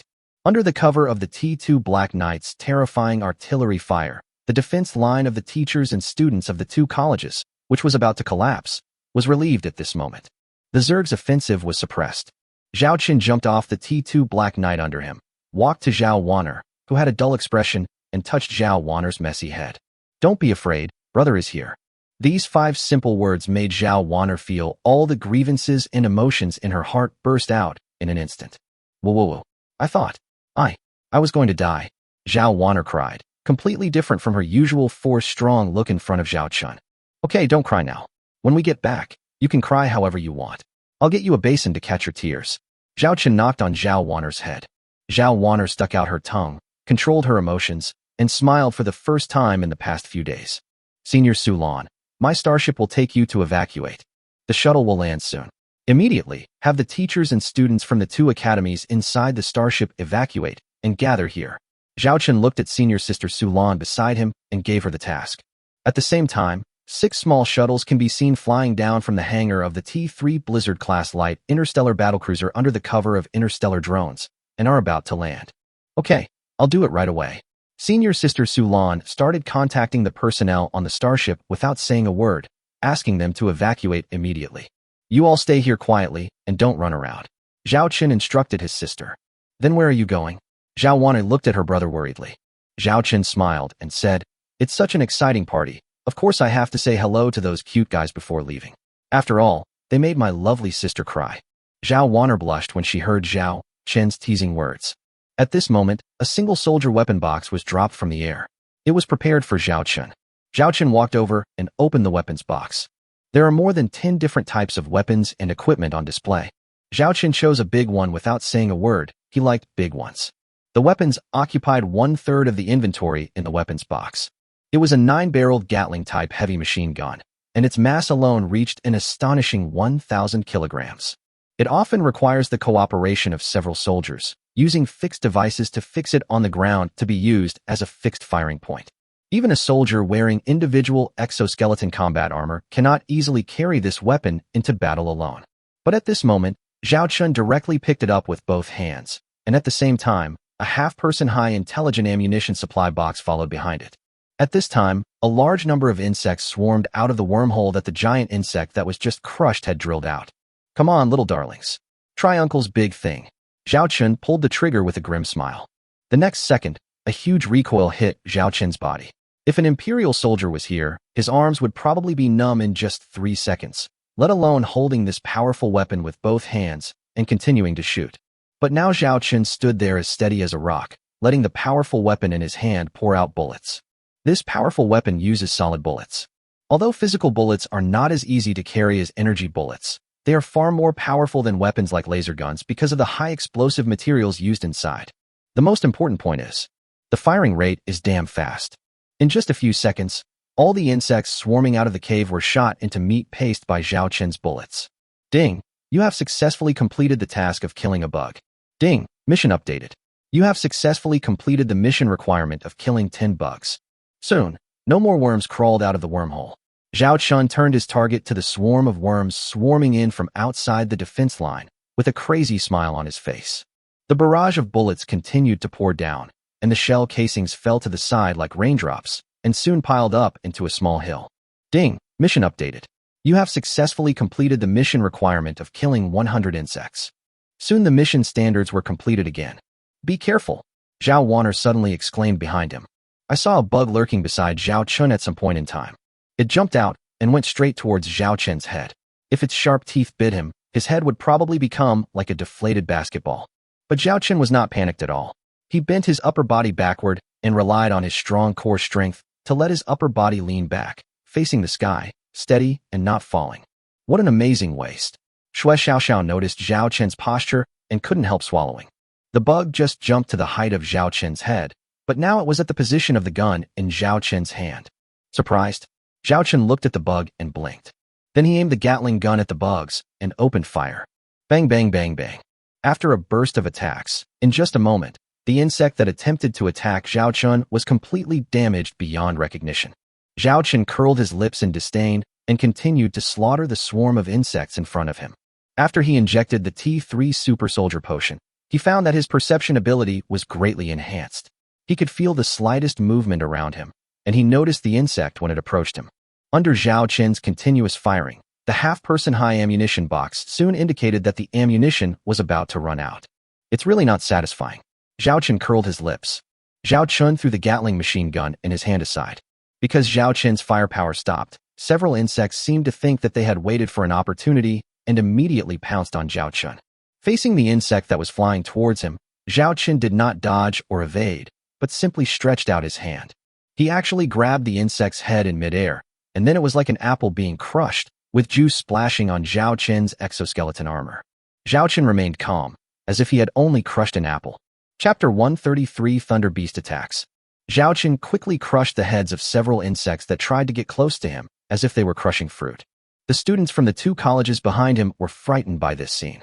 Zhao Chun took a look at the weapons box and pulled out a rocket launcher, which had 5 rockets already loaded in it. Zhao Chun looked at several larger insects in the distance and launched a rocket without hesitation. Boom, boom, boom, boom. Fireballs exploded one after another. The target's figure could no longer be seen in the center of the explosion. The surrounding insects were also affected, suffering heavy casualties. Next was Zhao Chun's weapon show. Zhao Chun used all the weapons in the weapon box. Under such terrifying artillery fire, Zhao Chun alone killed hundreds of insects. At this moment, 6 shuttles landed next to the wreckage of the starship and the hatch opened. Hurry up and get on board and evacuate. A female soldier wearing individual exoskeleton combat armor jumped off a shuttle and began to organize Shui Xiaoxiao and others to evacuate. When Zhao Chun heard the voice, he frowned and turned to look at the female soldier. Chu Xian? The female soldier opened her helmet, revealing Chu Xian's face. What's wrong? Zhao Chun stepped forward and pointed at Chu Xian. Why did you come down? I am a soldier. I should do what I can. And you didn't say I am not allowed to come down. Chu Xian held his head high and blinked at Zhao Chun. It's no wonder that Chu Xian, wearing the female individual exoskeleton combat armor, has a unique charm. Since Chu Xian had acted first and reported later, Zhao Chun didn't have the time to scold her.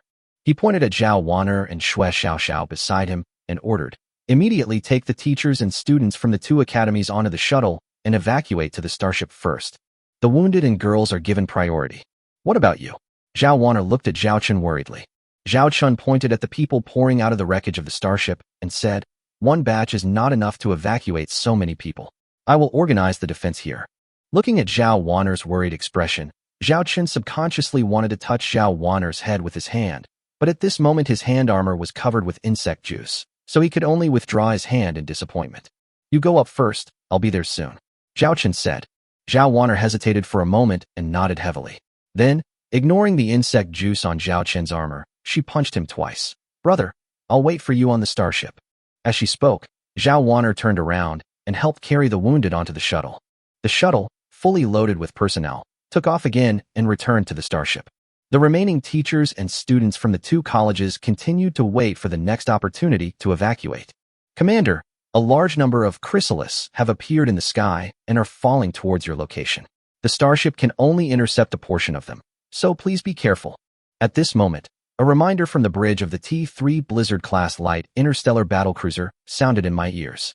Zhao Chun raised his head and looked at the sky. He saw that in the clouds on the other side of the T-3 Blizzard, one by one, the fleshy worm cocoons emerged from the clouds like meteorites. It fell towards the wreckage of the starship where Zhao Chun and others were. Mecha team, pay attention to the sky. Zhao Chun reminded on the communication channel. Black Knight's Squad 1 understand. Use missiles to intercept. The second Black Knight. The Black Knight mecha team noticed the cocoon meatballs attacking from the sky, and the missiles on the mechas were launched to intercept the falling cocoon meatballs. Boom, boom, boom. Fireballs exploded in the air, and the broken flesh produced after the cocoon meatballs were shattered fell like raindrops around the wreckage of the starship, and even fell on the faces of teachers and students from the two colleges. This made some students feel sick. The combat power of these interstellar combat mechas is so terrifying. A teacher who has studied interstellar combat mechas noticed these mecha styles that he had never seen before, and couldn't help but be shocked by the combat power of these interstellar combat mechas. With such a firepower configuration, it is already not inferior to a small T-1 Star Destroyer. It's just that due to its size, its ammunition capacity is not as good as that of a starship. But it's already far superior to most known T-2 class light interstellar combat mechas. Another teacher also marveled. Just when they were surprised by these black interstellar combat mechas that saved them like heavenly soldiers. There was a loud bang from the hull of the starship wreckage behind him, and a concave hole was smashed into the hull armor. It was a cocoon of the coccidia that had not been intercepted. The cocoon of the succulent insect suddenly unfolded, revealing several long legs that looked like a spider, with a mouthpart full of fangs at the front. This is a ground combat unit of the interstellar Zerg with T-2 combat power level, the Zerg Spider, an old professor shouted in horror.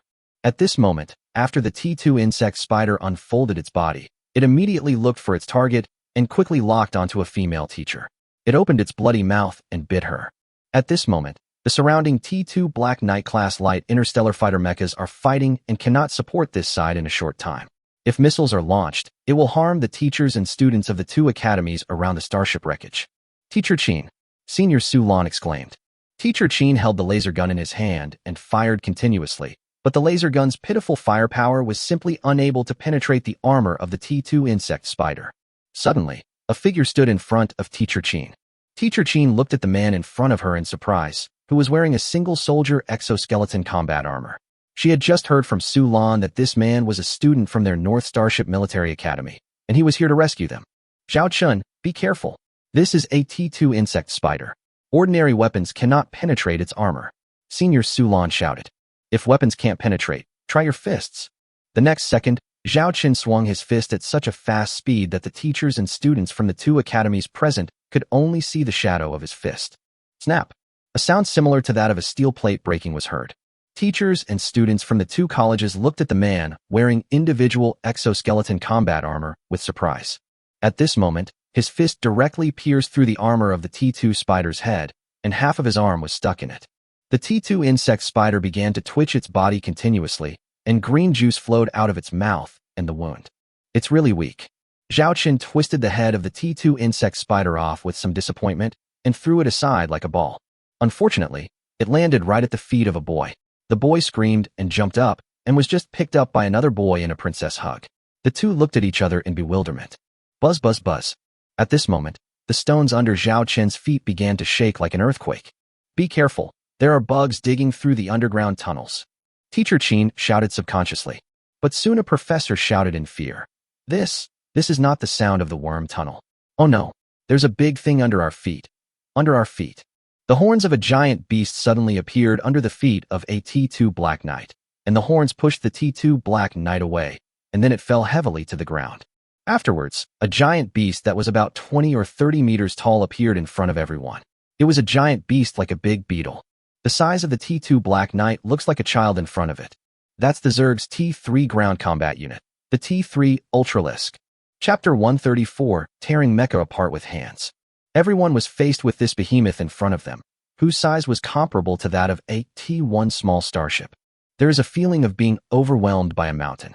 Reminder, the pilot of Unit 3 of the Black Knight Mech 2nd Squad is unconscious.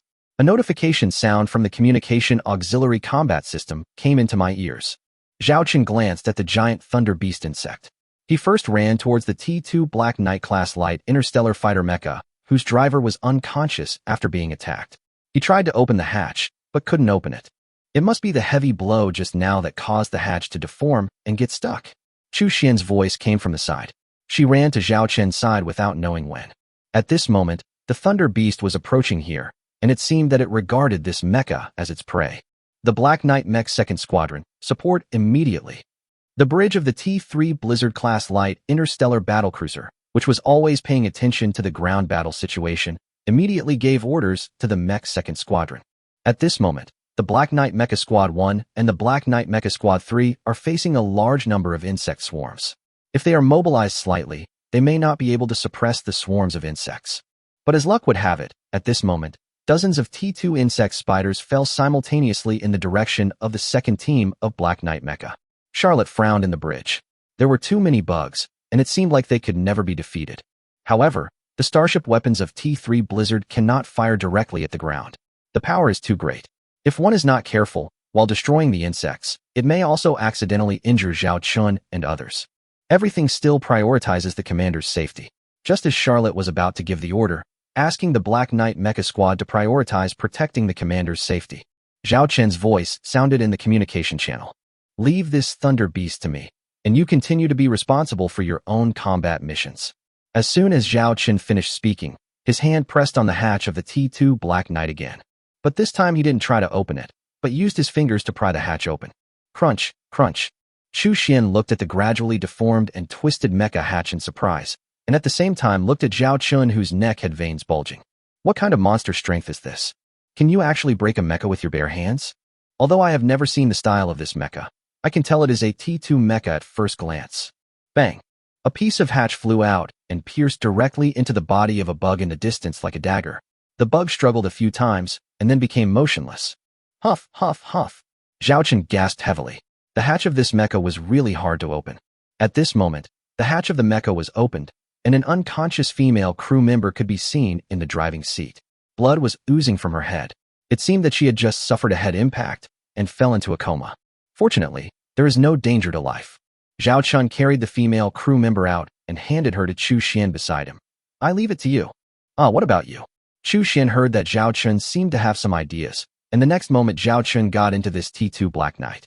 Fortunately, the space in the cab was large enough to accommodate the individual exoskeleton combat armor he was wearing, but it was a little uncomfortable. Zhao Qin started the mecha again. The mecha began to self-check. Except for the fact that the armor of the mecha was severely damaged and the back armor was missing, everything else was normal. You can still continue to fight. Fortunately, I have learned some mecha driving skills before. Zhao Qin showed an almost crazy expression. He looked at the Thunder Beast that was now very close. He immediately controlled the Black Knight and launched all the remaining small missiles. Boom, boom, boom. The small missiles exploded on the surface of the Thunder Beast, creating bloody holes, but it was obvious that the Thunder Beast had a strong defense, and these small missiles alone could not kill it. The Thunder Beast was enraged instead. It roared and rushed towards Zhao Chen's mecha, and every step was like an earthquake. Zhao Chun raised the laser cannon. Bang, bang, bang, bang. The flaming barrage fell on the Thunder Beast, but the Thunder Beast's sturdy insect armor made the laser cannon's attack have little effect. The Thunder Beast was about to rush in front of him. Zhao Chun simply removed the two laser cannons and activated the T2 Black Knight's only melee weapon. Black Knight Lightsaber. An obsidian lightsaber popped out from the arm armor of the T2 Black Knight. Zhao Chun controlled the T2 Black Knight and moved quickly towards the Thunder Beast, like a warrior running towards a wild beast. When the teachers and students of the two colleges in the rear saw this scene, they became nervous. Sulan clenched her hands and bit her red lips. For the first time, she was worried about a man. Half a minute later, there was only the sound of a heavy object falling to the ground. The Thunder Beast's head fell to the ground, and its remaining body drooped limply to the side. The pitch-black interstellar mecha, its entire body covered with green juice, slowly walked back to the defense line. After a few steps, it fell directly to the ground, raising a large amount of dust. Cough, cough, cough. Zhao Chun crawled out from the big hole in his back that he had torn open. This T2 Black Knight was finally severely damaged and could no longer fight. Commander, the second batch of shuttles is ready to land. Please prepare to evacuate immediately. At this time, Zhao Chun received good news. 6 returning shuttles landed again in the air. Senior Sulan, please evacuate quickly, Zhao Chun shouted. Sulan was originally looking at Zhao Chen's figure stupidly, but when she heard Zhao Chen shout, she immediately came to her senses and began to arrange for the second group of people to evacuate. Soon, all 6 shuttles were almost full of people, but there were still about 50 or 60 people left on the ground. The shuttle just needs to take off and land again. Chu Xian, Senior Sulan, you board the plane first. Zhao Chun let Chu Xian and Sulan board the plane first. But Chu Xian and Sulan both shook their heads firmly. Lydia Su said firmly, I want to be the last one to leave. Chu Xian raised his head and said confidently, I am an Imperial soldier. The teachers and students have not yet completely evacuated. How can I leave? Seeing that they were so stubborn, Zhao Chun didn't say much. Black Knight Mecha Squad, shrink the defense range. Hold on for 3 more minutes, and we can retreat. Zhao Chun shouted in the communication channel. Commander, there are too many bugs around. We can still deal with the big ones, but the small ones are omnipresent, and it's really troublesome, said the captain of the mecha team. Leave the small bugs to me, and you guys can deal with the big bugs, Zhao Chun said as he looked around and saw a very thick steel pipe in the wreckage of the starship. He walked up and pulled it down directly. I guess Zhao Chun might be the first person to tear a T3 starship apart with bare hands. All of you hide in this area, understand? Zhao Chun asked Chu Xian, Sulan, and the last group of teachers and students from the 2 colleges to hide in a corner. This corner is next to the wreckage of the starship and has only one opening, making it easy to defend but difficult to attack. Zhao Chun was standing alone at the opening, carrying the steel pipe. He glanced at his sea-level mission. Insects killed, 829. Task time limit, 3 minutes and 11 seconds. There is still some distance to 1,000. Give me some more, little darling. I haven't had enough fun yet. There was a hint of bloodthirsty madness in Zhao Chen's eyes. Chapter 135 T3 Hive Mothership. A few minutes later, teachers and students from both colleges looked at the figure in front of them with awe. The corpses of insects were scattered around his feet, and the special metal steel pipe in his hand, which was used to build starships, was deformed after being swung and hit hundreds of times.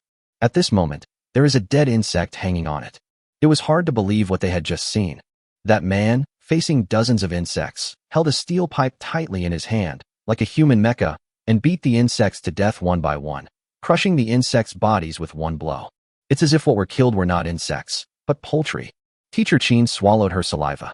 She just noticed that the man had to face the attacks of nearly 30 insects at the same time, and there were even a few T2 insect spiders. As a result, they all became corpses under his feet. So scary. Could this be the legendary genetic warrior? Could he have undergone genetic modification by the Empire? A student said cautiously. A professor had a complicated expression. The genetic warriors that the Empire is researching are still at the T2 stage, although they can fight against insects alone.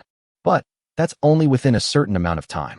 This person's combat capability has far surpassed the level of genetic warriors researched by the Empire. Then why is he so strong? Someone asked in confusion. A professor who studies interstellar civilizations muttered. The only possibility is that he's a mixed-race person, with genes from certain interstellar races with strong combat capabilities. For example, The Orc Space Marines have far superior physical qualities to us humans. It's even rumored that some of them can shatter the armor of a T-1 starship with a single punch. No matter how many guesses they have now, there is only shock in their eyes at this moment. Zhao Chen shook off the broken flesh on the steel pipe and took a look at the exoskeleton armor on his left hand, which had cracks. When he was fighting just now, the steel pipe alone was not enough, so sometimes he just swung his left fist. It seems that the exoskeleton armor can no longer withstand the damage under his fist. Ding! Mission updated. You have successfully completed the mission requirement of killing 1,000 bugs. The mission time limit has expired. Please claim the mission reward. And the task requirement was finally completed to reach 1,000. As for the level of 10,000, Zhao Chen didn't even dare to think about it. Not that he couldn't beat it. But I guess by that time, he would be exhausted and paralyzed. At this moment, Zhao Chen didn't have the time to collect the mission reward, so he could only put it aside for the time being. Commander, the third batch of shuttles has arrived. Please evacuate immediately. Lilith's voice came from the communication channel. Zhao Chen breathed a sigh of relief. He had finally reached this point smoothly. He looked at the 6 shuttles that landed for the third time. He immediately called out to the teachers and students from the 2 academies who were stunned behind him and had not even noticed that the shuttle had landed. Hurry up and board the plane to evacuate. It was only after Zhao Chen's call that the teachers and students of the 2 academies reacted and immediately began to board the plane and evacuate. Zhao Chen also boarded one of the shuttles with Su Lan, Chu Xian, and others. After loading the people, the shuttle took off immediately and returned to the interstellar battleship hangar in the air. The 14 T-2 Black Knight-class light interstellar combat mechas on the ground also received the order to retreat at this moment. They activated the rocket thrusters on their backs and feet and jumped into the air. Follow the shuttle back to the T-3 Blizzard-class light interstellar battlecruiser. As these T-2 Black Knights retreated, the wreckage of the starship on the ground was soon covered by a dark sea of insects. Su Lan looked at the sea of insects below through the window and couldn't help feeling a chill on her back. If it weren't for Zhao Chen's support that came like a god from heaven, perhaps they would have been completely defeated and become food for those insects. You are Zhao Chen, right? Thank you very much for coming to rescue us this time. Teacher Qin looked at Zhao Chen gratefully and took the initiative to talk to him. Zhao Chen looked at Teacher Qin in front of him and didn't recognize him. This is the teacher leading our interstellar mission from the North Star Academy. If it weren't for Teacher Qin, who has been organizing us to fight to the death these past few days, maybe we won't be able to wait for your rescue. Su Lan introduced from the side. Hearing that it was this female teacher who organized the teachers and students to defend, Zhao Chen nodded to the female teacher. This teacher deserves admiration for having the courage to work hard in that situation. How many starships have come to our college? Are they all outside the planet? Asked an old professor nearby. Academy? No, the only starship coming to support us is mine. Zhao Chen said bluntly. These words left everyone in the cabin stunned. Just one? How is that possible? There are Zerg swarms and Zerg hive starships outside. How can you get in with just one starship? The old professor questioned. But I just came in. Zhao Chen was too lazy to explain. Chu Xian said from the side. It is indeed one of Zhao Chen's starships. The Academy also wants to come and rescue you, but it will take some time. After hearing Chu Xian's words, everyone present understood the meaning behind her words. In fact, they had been abandoned by the college long ago. Everyone looked a little lost. Student Zhao Chen, thank you very much. Teacher Qin thanked Zhao Chen again, this time with a more sincere tone. Although she didn't know how Zhao Chen managed to rescue them by going into the Zerg swarm alone with only one starship. But at least he did it. Zhao Chen didn't say anything. In fact, if it weren't for his sister and the system task, he wouldn't care about the life and death of the teachers from the 2 academies. If they want to thank someone, they should thank the system for saving their lives. Soon, the shuttle drove into the hangar and the shuttle door opened. Outside were 2 groups of teachers and students from the 2 colleges who had arrived earlier. All of them were standing or sitting in the corners, and everyone had an expression of having survived a disaster on their faces. When Zhao Wan'er saw the shuttle returning, she stared at the hatch of each shuttle, searching for the figure. After finally seeing the figure, she waved her arms with joy. Elder brother. Zhao Chun waved to Zhao Wan'er, and just as he was about to go over, a message from the bridge came from the communication channel. Commander, please come to the bridge immediately. We have a very important message to report to you. Zhao Chen heard Charlotte's serious voice on the communication channel. Zhao Chen took off his individual exoskeleton combat armor without saying a word. In fact, this combat armor was almost scrapped. Zhao Chen walked quickly outside. Student Zhao Chen. Teacher Qin originally wanted to discuss the evacuation with student Zhao Chen. After all, When we learned that there was only one starship for rescue this time, the subsequent evacuation would be a big problem. But just as she reached the door of the cabin, two female crew members holding laser guns blocked her way. "Sorry, your activities are now limited to this cabin," said the female crew member seriously. Teacher Chin looked a little embarrassed and walked back. After all, this is their starship and they have the final say. Fortunately, this cabin is a hangar for parking shuttles, and there is a lot of space. It is more than enough to accommodate the teachers and students of the two colleges.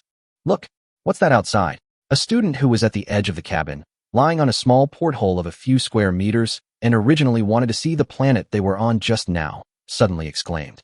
Teacher Chin and others walked over immediately. At this moment, the starship they were on had begun to leave the planet and leave the atmosphere. The scene outside is nothing but the familiar interstellar universe. There are some dark things in the distance. It's T3 Hive motherships. And 3 of them, a teacher with good eyesight exclaimed. 3 T3 Hive motherships. Upon hearing the news, teachers and students from both colleges fell into panic again. Could it be that they just escaped from the wolf's den and fell into the tiger's mouth? Are they destined to die in this water lotus galaxy? They had witnessed the horror of the T3 Hive mothership before. Their two-house fleet was attacked by a Zerg fleet led by the T3 Hive mothership and suffered heavy losses. Chapter 136, T3 Blizzard's First Star War. T3 Blizzard-class light interstellar battlecruiser bridge. Zhao Chen walked into the bridge, where Lilith and Charlotte were waiting for him. 3 T3 Hive motherships appeared, right? Zhao Chen had already gained a general understanding of the current situation on the way here. I knew that 3 T3 Hive motherships were attacking. Zhao Chen sat in the captain's chair. Lilith beside him raised her hand and summoned a holographic image of an interstellar battlefield. This holographic interstellar battlefield image can magnify any area, view it from any angle, and even magnify the opponent's model. Of course, this has a prerequisite. The other party's energy signal must be an individual sample that exists in the database, or images have been collected of it. In the holographic interstellar battlefield image, the T3 Blizzard is located outside the planet, and not far away is a fleet of Hive motherships. It was pitch black, giving people a feeling that a storm was about to come. Lilith raised her hands and made a gesture to enlarge the image of the Hive mothership group, and soon the distance between the Hive motherships was shortened, and each ship seemed to be right in front of Zhao Chen. And several frames of different colors appeared. The blue frame represents the T1 Hive mothership, the green frame represents the T2 Hive mothership, and the red frame represents the T3 Hive mothership. There are also detailed data next to it. T3 Hive mothership, 3. T2 Hive mothership, 15. T1 Hive mothership, 310 ships. The number is already equivalent to our standardized core-level interstellar fleet. Zhao Chen muttered. Fleet size standardized to the Galactic Alliance. 30 starships can form an interstellar fleet. 300 starships can form a core-level interstellar fleet.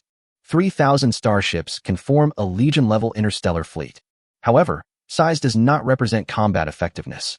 If you have all T1 and T2 starships, even if you have a Legion-level starfleet, a small starfleet composed of all T3 starships can wipe you out.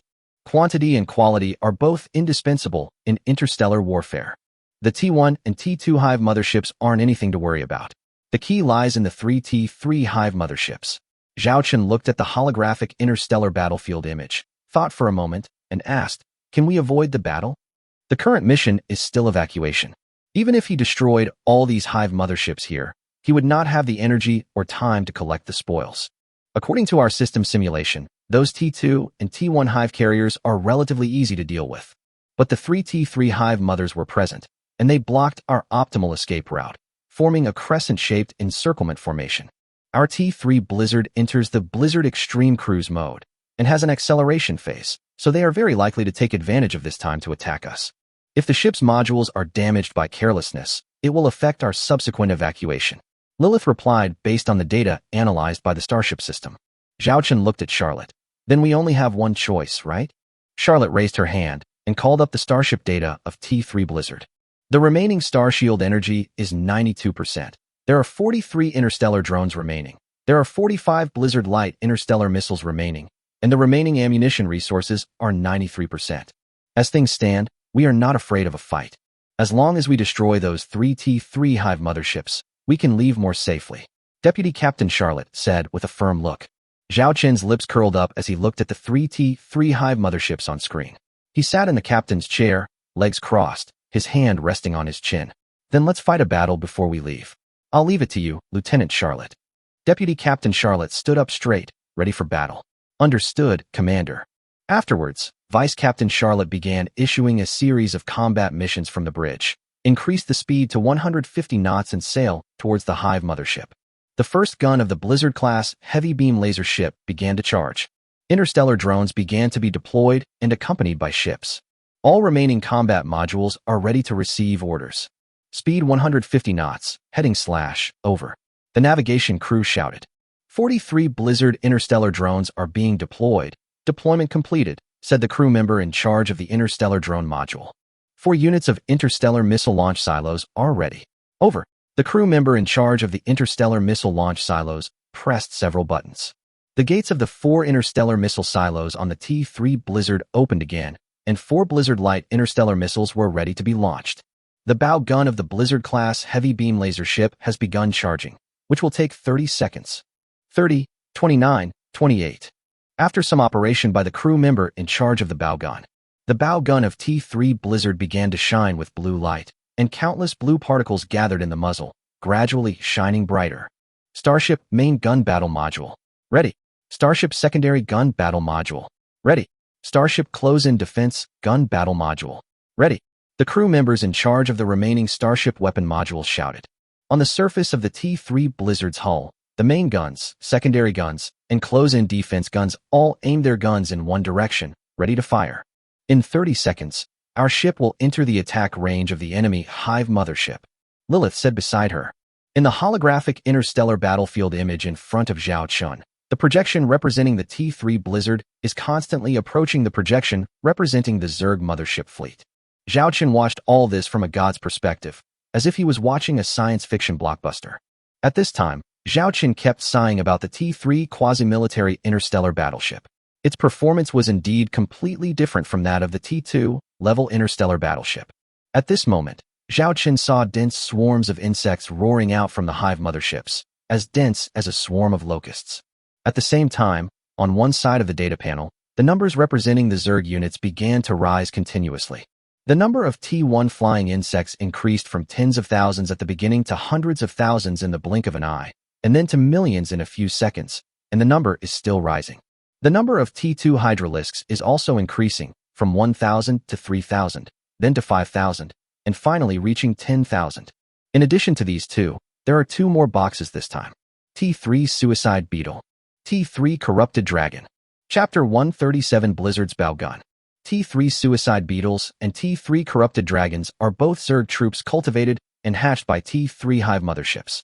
The T-3 Suicide Beetle is only the size of an adult human, and its combat power is not strong, even inferior to the T-1 flying insect. But it has one amazing feature. That is self-destruction. The power of its self-detonation is enough to blow a large hole in the hull armor of a T-2 starship, and it is also a huge threat to the hull armor of a T-3 level starship.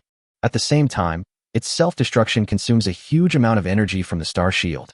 It is easy to imagine what the scene would be like if hundreds of suicide beetles pounced on an interstellar battleship and successfully exploded at close range.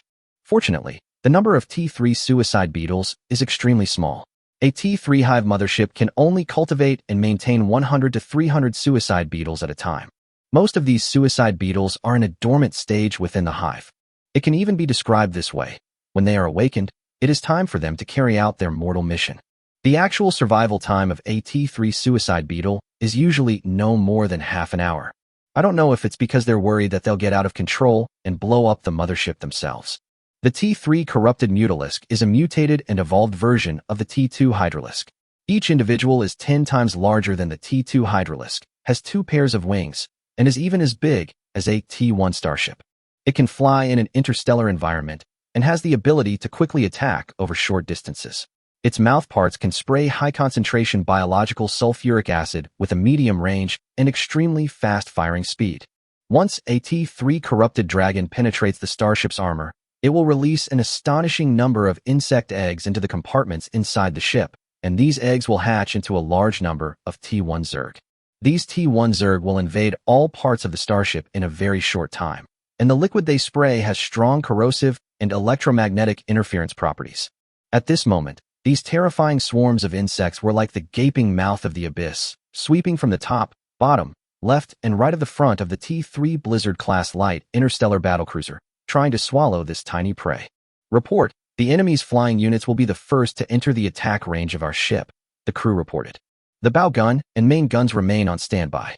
The secondary guns carry out precise strikes on the enemy's T-3 Zerg units, and the close defense guns open fire at full power to intercept the enemy's Zerg swarm. Interstellar drones enter defensive automatic combat mode, Charlotte ordered.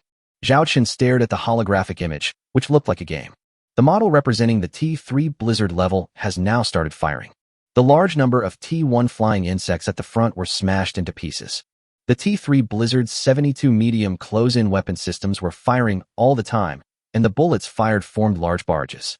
Because of the dense nature of the swarm, even a single bullet can often kill several T-1 flying insects. A medium-sized pulse laser secondary gun turned its direction, aimed at a swarm of insects, and fired immediately. A beam of laser shot out, and after piercing through dozens of T-1 flying insects, it accurately hit the T-3 suicide beetle hiding among them. Because the T-3 suicide beetle is weak, it often needs the cooperation of other Zerg units in combat, and will use other Zerg units to hide its own body. Another laser shot out, this time hitting a T-3 corrupted dragon, making a big hole in its body. Interstellar drones are also constantly attacking these insect swarms. In just a few tens of seconds, the T-3 Blizzard killed at least thousands of Zerg units, and the number continued to rise. Despite this, the swarms of insects continued to sweep forward without fear of death, getting closer and closer to the T-3 Blizzard. Some T-2 Hydralisks have even sprayed venom to attack starships. Fortunately, they were all blocked by the star shield in front of the T-3 Blizzard. Report, 1 enemy T-3 Hive mothership and 4 T-2 Hive motherships have entered the range of our bow gun and main gun, the crew reported. Charlotte gave the order without hesitation. Fire.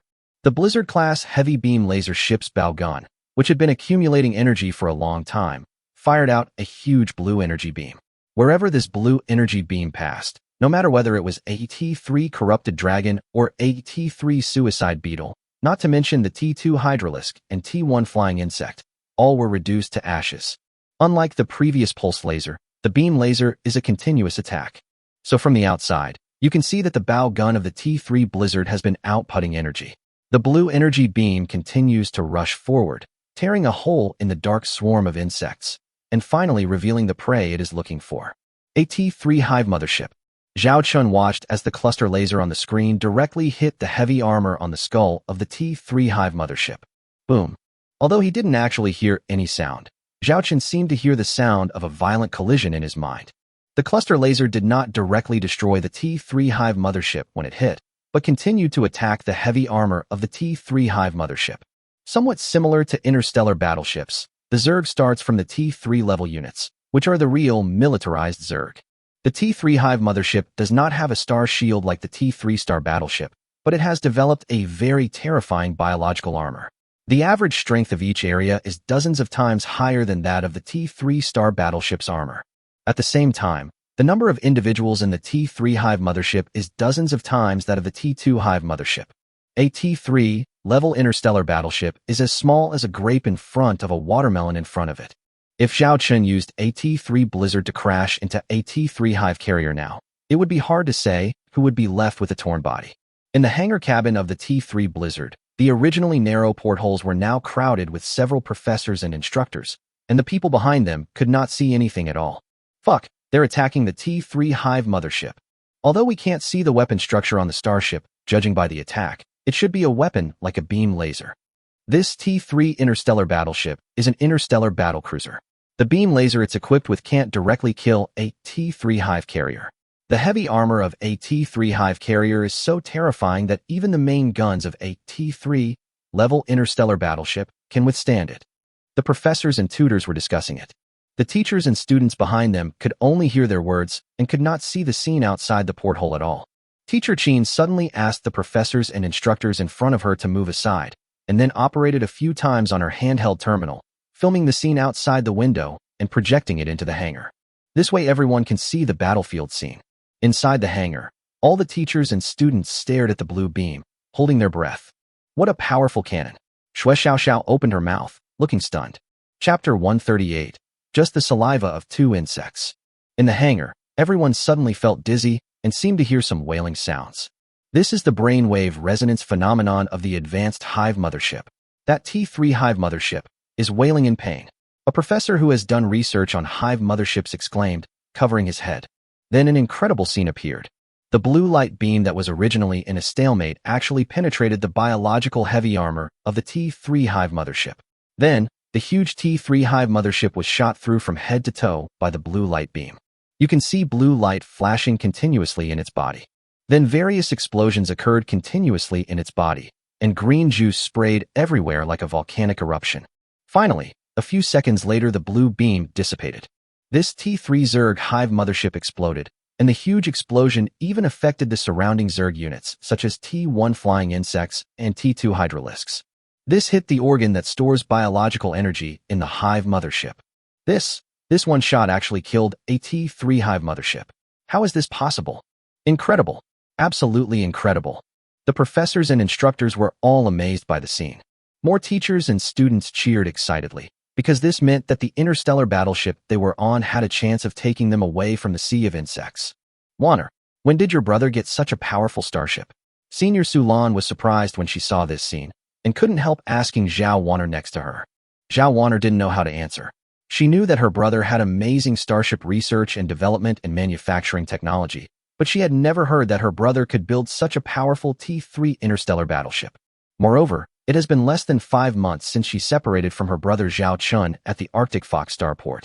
He just built a T3 interstellar battleship? She felt that her brother was becoming increasingly difficult to understand. Chu Xian was also present at the moment. She looked at the scene of the T3 hive mothership exploding and did not speak for a long time. Before this, she had only experienced the amazing speed of the T3 Blizzard-class light interstellar battlecruiser.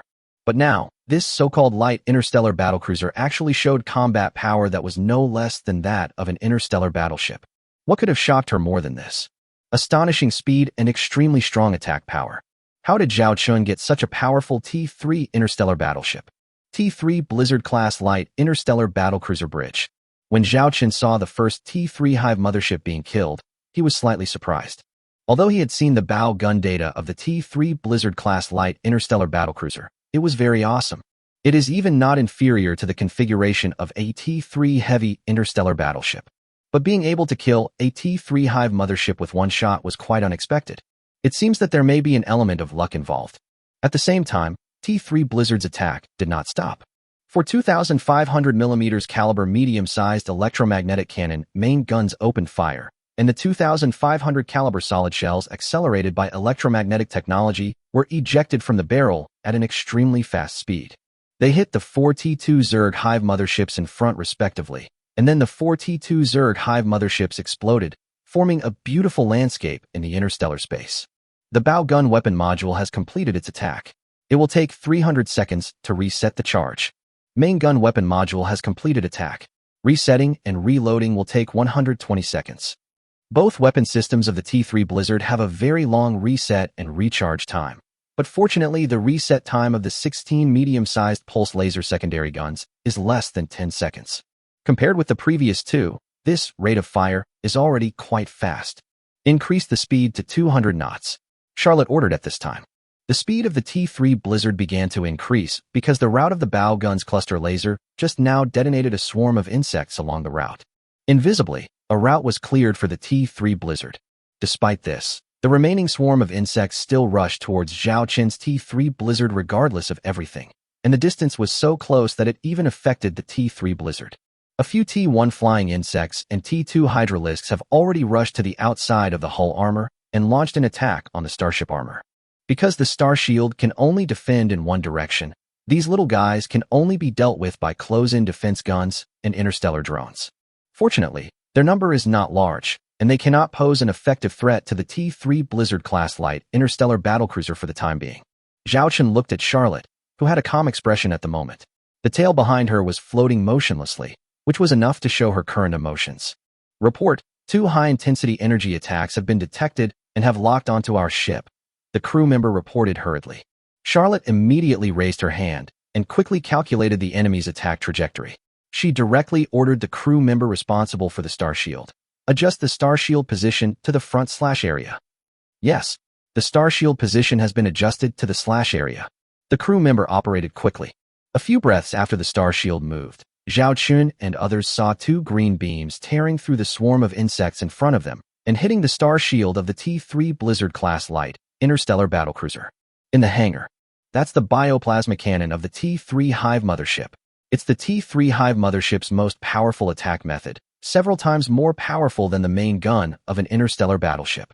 Ordinary interstellar battleships of the same level can't withstand this shot. The Zerg professor shouted as he looked at the green beam. Now they could only stare blankly at the star shield at the bow still standing, and the green bioplasma cannon hit it, creating countless ripples. I don't know if the star shield of this starship can withstand these two shots, a student muttered fearfully. At this moment, the other students were praying in their hearts for this unidentified interstellar battleship. This is their only hope of returning home right now. On the bridge, Zhao Chen stared at the data panel representing Star Shield. The numbers that had been falling very slowly in the previous battle are now falling rapidly, dropping by 1 percentage point every second. Zhao Chen could see the scene of the Star Shield being attacked more intuitively. It was quite gorgeous, but beneath the splendor lay the most deadly danger.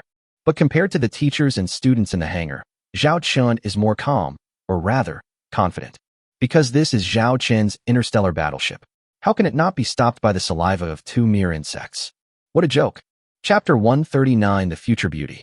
The news that the Water Lotus Galaxy in the Azure Star domain was attacked by Zerg gradually began to spread within the Star Empire. Because the Azure Star region has mobilized the entire Star region's Imperial Army to deal with this interstellar Zerg crisis. The situation where a third-level cosmic wormhole and 4 second-level cosmic wormholes appear in a galaxy at the same time has not happened for nearly 1,000 years. If this crisis is not controlled, it is very likely that not only will the entire galaxy where the incident occurred fall, but the surrounding galaxies will also be attacked by the Zerg, raging like a plague. In a certain space starport in the Xingyao Central Star region, the Imperial Capital Galaxy, a huge T-4 interstellar battleship is anchored in the starport, and dozens of adjacent berths are all blocked. No starship is allowed to dock in even if they are empty. Outside the starport, there is a core-level interstellar fleet guarding it. On the hull paint of that T-4 interstellar battleship, in addition to the two emblems of the Galactic Alliance and the Star Empire, there is a golden emblem like a crown on the back. That is the royal emblem of the Star Empire. The royal coat of arms is divided into 3 types: the gold coat of arms, the silver coat of arms, and the bronze coat of arms. These represent the 3 different classes within the royal family. According to unofficial statistics, the golden royal emblem has only appeared on 5 interstellar battleships. Because in order to spray the golden royal emblem, not only does one need to be a member of the royal family, but one also needs the permission of the Emperor of the Star Empire. In the bridge of the starship, a girl wearing a golden gauze dress, with a lovely face like a beautiful girl from a small family. At first glance, one can be sure that she will definitely become a peerless beauty in the future. She is sitting on the captain's chair made of crystal. The entire bridge layout is also very feminine. All the personnel on the bridge are female crew members, and each of them is definitely the most beautiful girl in the academy. Sister Yu, I heard that your sister was also in the fleet of the 2 academies that was killed this time. The girl looked at the female officer with her back to her. Although it was just a back view, her proud figure was still on display. Coupled with the white women's military uniform with gold thread, which is different from the Imperial Army, it further highlights the proud figure of the owner of this military uniform. Thank you for your concern, Your Highness. I have asked my friends to find a way to rescue them. The female officer replied, but if you looked into her beautiful eyes at this moment, you would find that she looked obviously absent-minded. I know that your heart has long been eager to fly to that Azure Star region. Although you haven't directly intervened in the affairs of your family's star system over the years, your heart has always been there. Your sister is also one of your most beloved relatives. Also, I heard that your brother, in full view of everyone at North Star Academy, piloted a T-3 interstellar battleship and took Governor Chua's granddaughter to the Blue Star region's Water Lotus Galaxy to rescue someone, the girl said. I heard that my younger brother was also going there, not only with a T-3 interstellar battleship, but also with Governor Chua's granddaughter.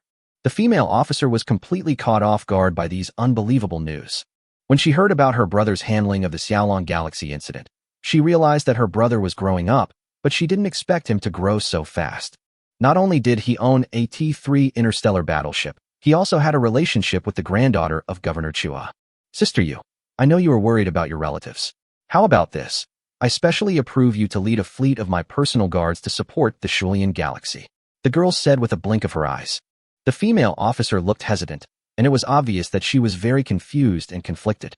I know you're worried about my safety, but don't forget this is the Imperial capital system. I still have 9 fleets of personal guards. Nothing can happen to me here. And suddenly, a 3rd-level cosmic wormhole and 4 second-level cosmic wormholes appeared in a galaxy. I always felt that something was wrong. When you go to rescue your brother and sister, you can help me check it out, said the girl. The female officer stood up straight and said gratefully, Thank you, Your Highness. After explaining some things, the female officer left the bridge. At this moment, careful people will notice that her pace is obviously faster than before. Azure Star Region, Water Lotus Galaxy. Warning, warning. The starship is under high-intensity attack. Warning, warning. The star shield's energy level is 85%, 83%, 81%. The originally green numbers quickly turned yellow, and because the speed of descent was too fast, red warning signs appeared. 79%, 77%, 75%, 74%. After a few breaths, the 2 green bioplasma cannon beams finally dissipated, and the star shield still stood safely at the front of the T-3 Blizzard-class light interstellar battlecruiser. Instead, it was because of the attacks of these 2 biological plasma cannons that some Zerg units were affected. When the Zerg Hive mothership launches an attack, it does not care whether it will accidentally hurt its own Zerg units. It just launches the most direct and effective attack.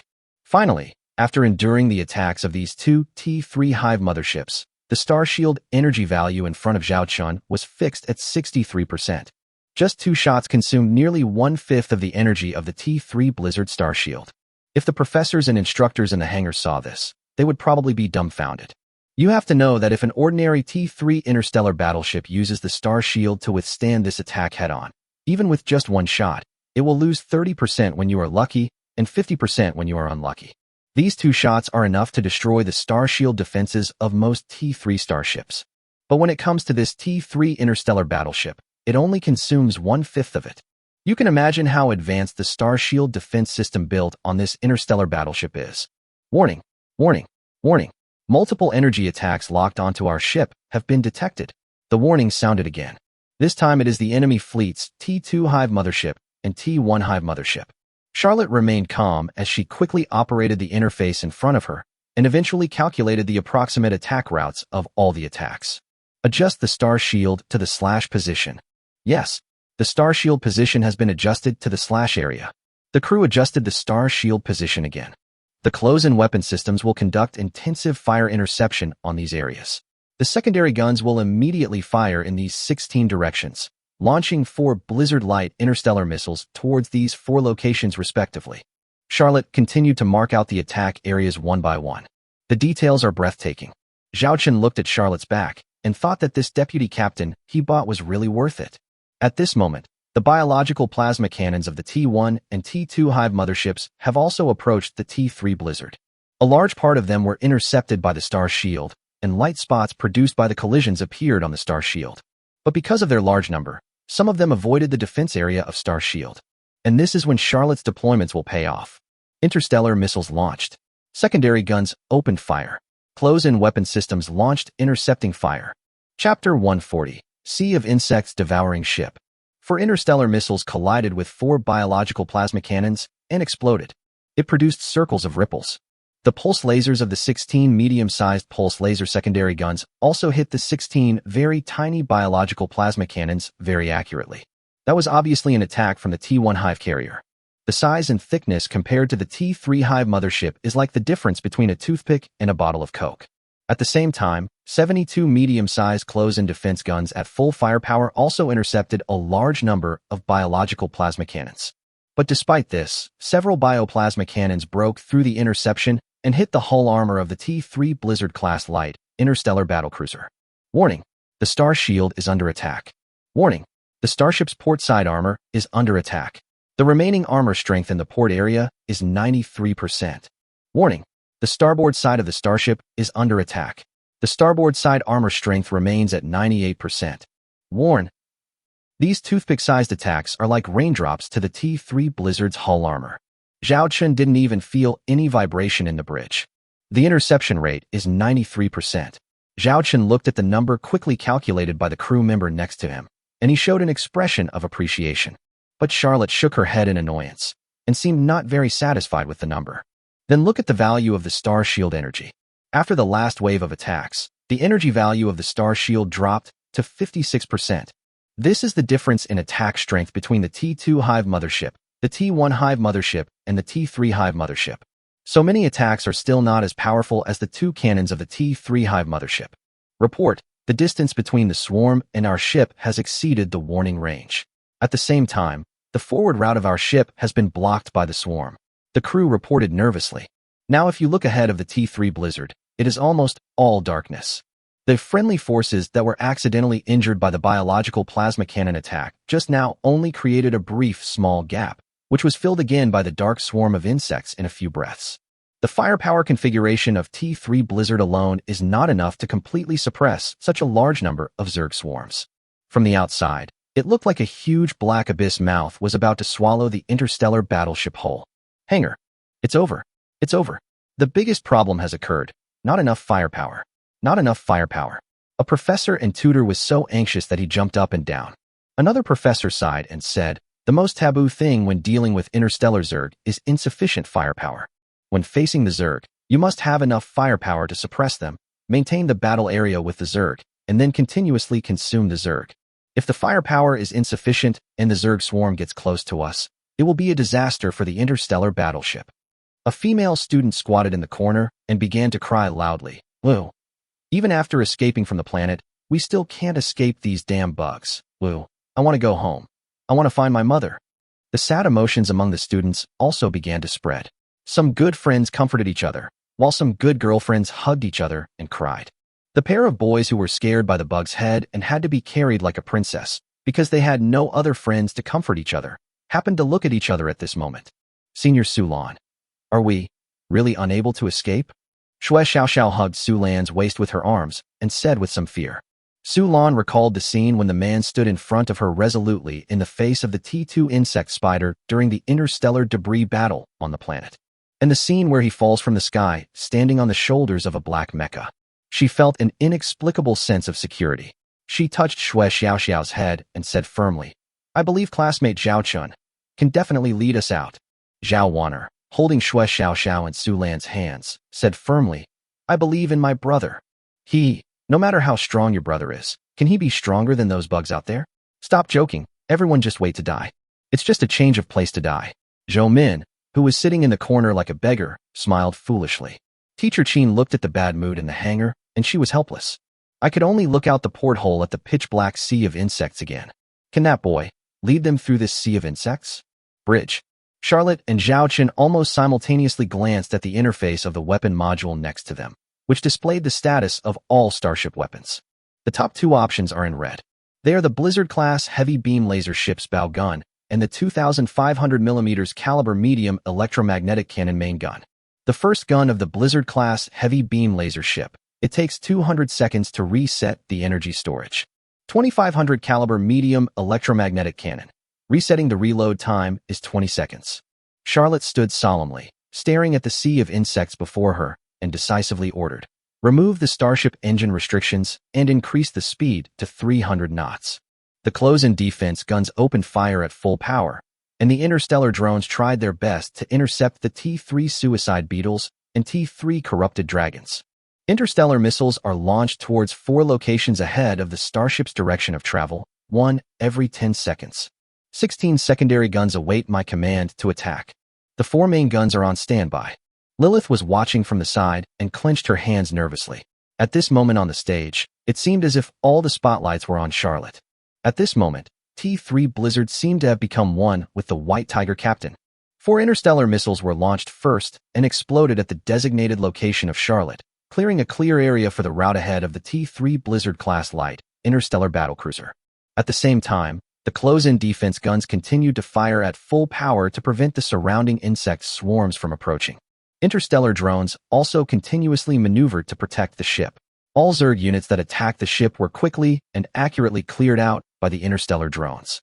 Suddenly, several exploding cyclones appeared around the starship, and the shock waves generated even hit the hull, so much so that Zhao Chun could hear the impact sound, and the entire bridge shook several times.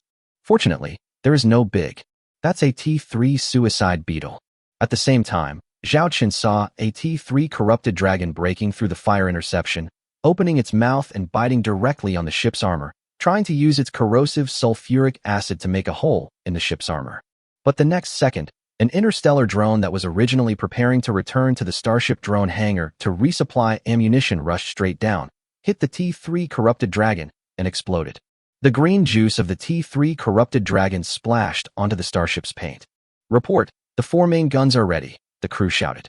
Charlotte's pupils widened, and she shouted, aim the 4 main guns at the front of the bow, and start the timed detonation, with a 5-second delay. Fire. The 4 2,500 caliber main guns fired 4 shells in succession, and then 4 explosion vortexes appeared in front of the T3 Blizzard class. A route was created for the T3 Blizzard. Now, the first shot of the Blizzard class heavy beam laser ship. It takes 120 seconds to reset the energy storage. Chapter 141, Zerg Breakout. Time passes by little. More and more insects are crawling on the surface of the T3 Blizzard class light interstellar battlecruiser, like bees smelling honey. The firepower of the close-in defense guns was no longer enough to clear these bugs from the Starship armor. Interstellar drones also began to fall one by one. Interstellar missiles are also gradually exhausted. Even some T2 hydralisks began to attack the turret positions on the Starship.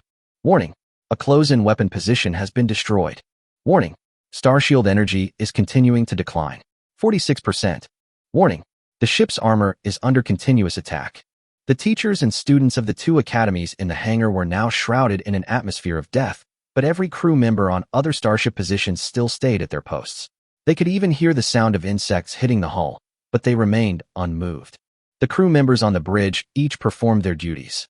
Deputy Captain Charlotte processed various combat data with a stern expression. Zhao Chun maintained a leisurely posture leaning on the captain's chair, with a calm expression, as if what was outside was not a sea of tens of thousands of insects, but a group of ants.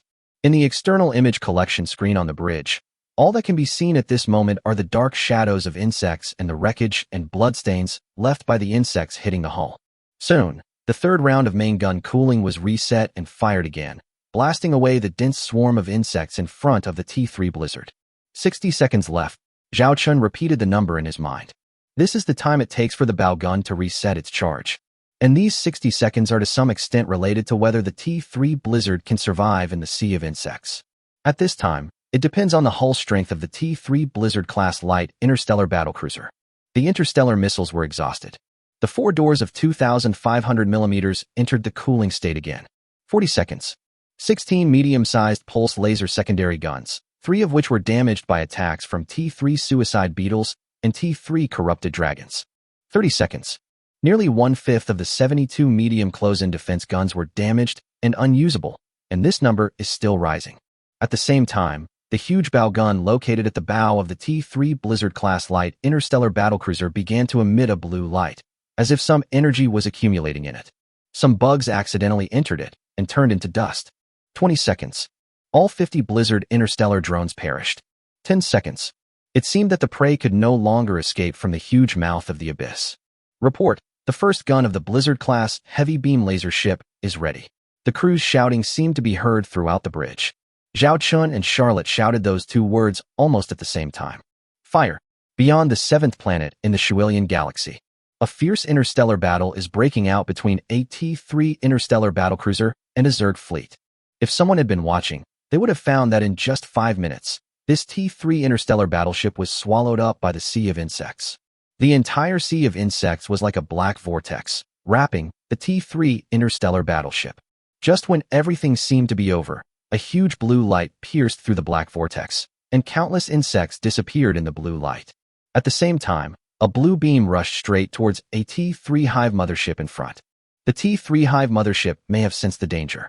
Unlike its previous predecessor that had suffered the disaster, it very cleverly launched a group of spherical larval spores and maneuvered to avoid it.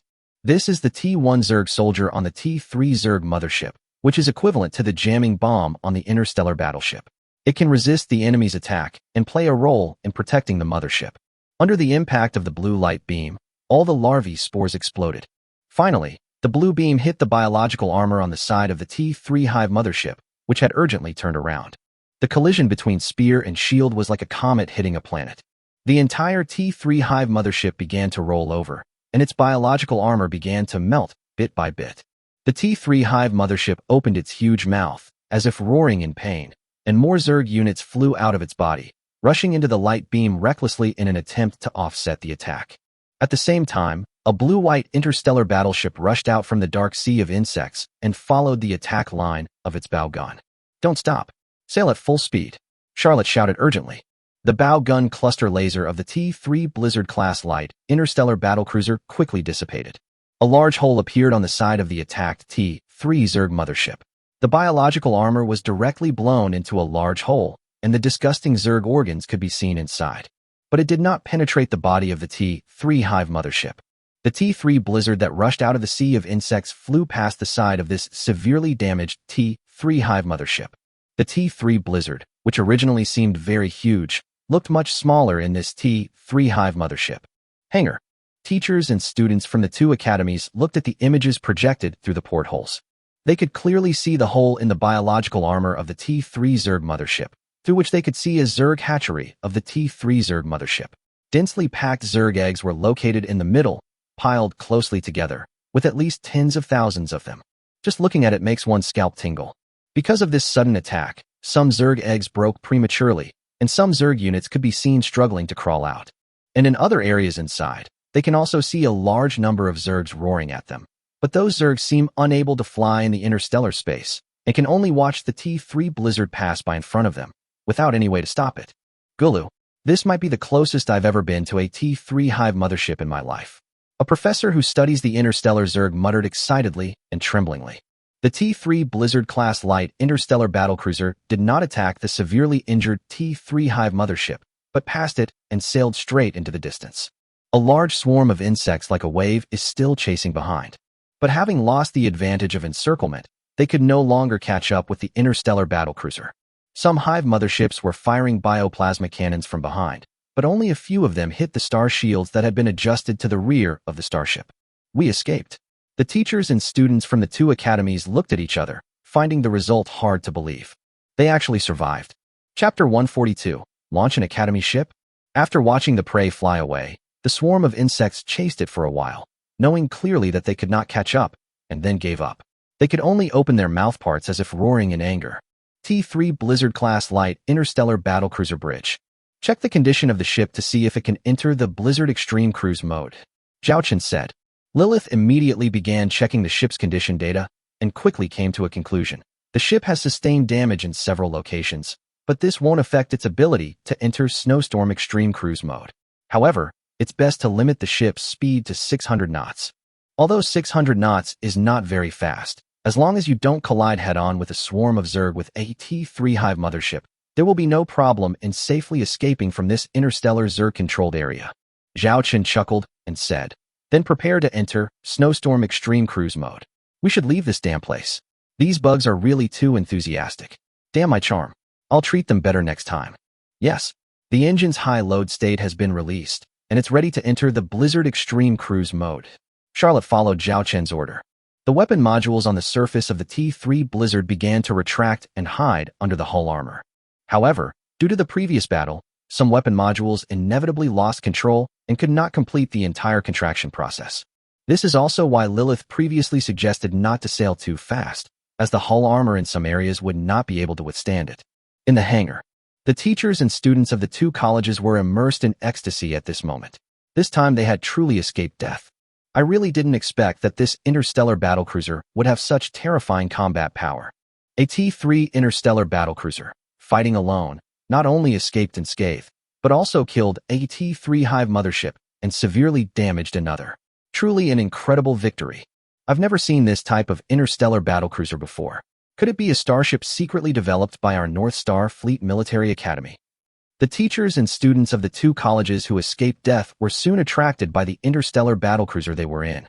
Some professors and instructors have begun analyzing this starship based on the battlefield they just witnessed. Interstellar missiles, interstellar drones, close-in weapon systems, secondary guns, main guns, and a beam laser bow gun. This firepower configuration, let alone our star empire, Even the interstellar battlecruisers of the entire Galactic Alliance do not have such a terrifying configuration. Forget about interstellar battlecruisers. Even half of the current T3 interstellar battleships don't have such a powerful weapon configuration. If it weren't for its hull structure, which is obviously an interstellar battlecruiser, I would have thought it was an interstellar battleship. Teacher Chin listened to the discussion of the professors and tutors while she looked out the window at the universe.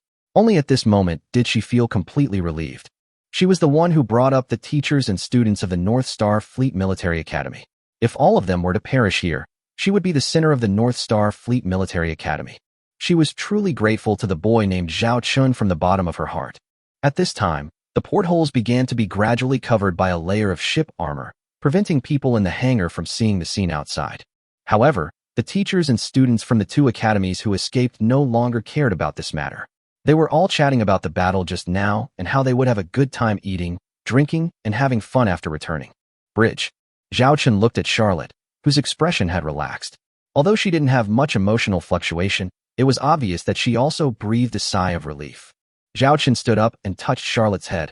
Well done. Charlotte suddenly shuddered all over, her tail standing up. She jumped away and hugged her head, her cheeks slightly red as she looked at Zhao Chun warily. Don't touch my head. Ha ha, I won't touch it this time. Zhao Chun put down his hand. Not to mention that the cat felt really good, but he didn't know what the tail felt like. Perhaps feeling Zhao Chun's gaze, Charlotte's tail immediately curled up. Our T3 Blizzard. After this battle, what are the detailed statistics on the battle consumption and hull damage? Lilith, please hurry up and collect the statistics. Zhao Chun sat back in the captain's chair and gave Lilith a task. Lilith nodded and began to collect battlefield statistics for this battle. Zhao Chun's expression changed slightly, and he called up the system page. Previously, on the 7th planet of the Shuelian galaxy, Zhao Chun killed a bunch of bugs and completed the system task. But due to time constraints, he didn't have time to redeem the system rewards and had to put it aside. Now that the danger is over, Zhao Chun took this opportunity to take a good look at what kind of reward he had obtained this time. Task content. Kill the insects within the specified time with your own strength. Mission difficulty, sea level. Mission reward. For every kill within the time limit, 1, 10, 100, 1000, you will get a reward based on the final kill level. Mission time, 10 minutes. Successfully killed 1000 plus Zerg units. Mission completed. Please claim your mission rewards. Zhao Chun thought about it and received the task reward. Mission reward received. Obtained T3 Goddess Academy class Starship Technical Blueprints. Goddess Seminary? Zhao Chun was stunned. What a strange starship this was. Zhao Chun began to read the detailed technical drawings. This sight was incredible. Zhao Chun's eyes lit up as if he had seen a peerless beauty. T3 Goddess Academy belongs to the auxiliary starship type. As the name suggests, it is an academy ship. There are training departments for multiple professions, and it is equipped with very comprehensive simulation training cabins and other advanced training equipment. Captain Department, Starship Crew Department, Starship Engineering Department, Medical Department, Starfighter Mech Department, Starfighter Department. Very comprehensive. Although the T3 Goddess College can only accommodate 10,000 students, it has everything you need. Everything that is available in North Star Academy is here. At the same time, there is no need for a teaching instructor, as there is a built-in holographic simulation instructor with the most advanced teaching program in the universe. With the dual assistance of this instructor and the simulated training chamber, a student with no basic knowledge of starship navigation can go from enrollment to graduation in just 1 week if they are only assessed as junior starship crew members. Of course, the higher the career rating and the stronger the professional skills, the more time it takes. In it, you can even train scientists in starship theory. Having such a T3 Goddess Academy class starship is like having a talent output factory. However, there is a restriction. Only female students can be trained. It seems to be related to the lucky bonus that Zhao Chun had offered before.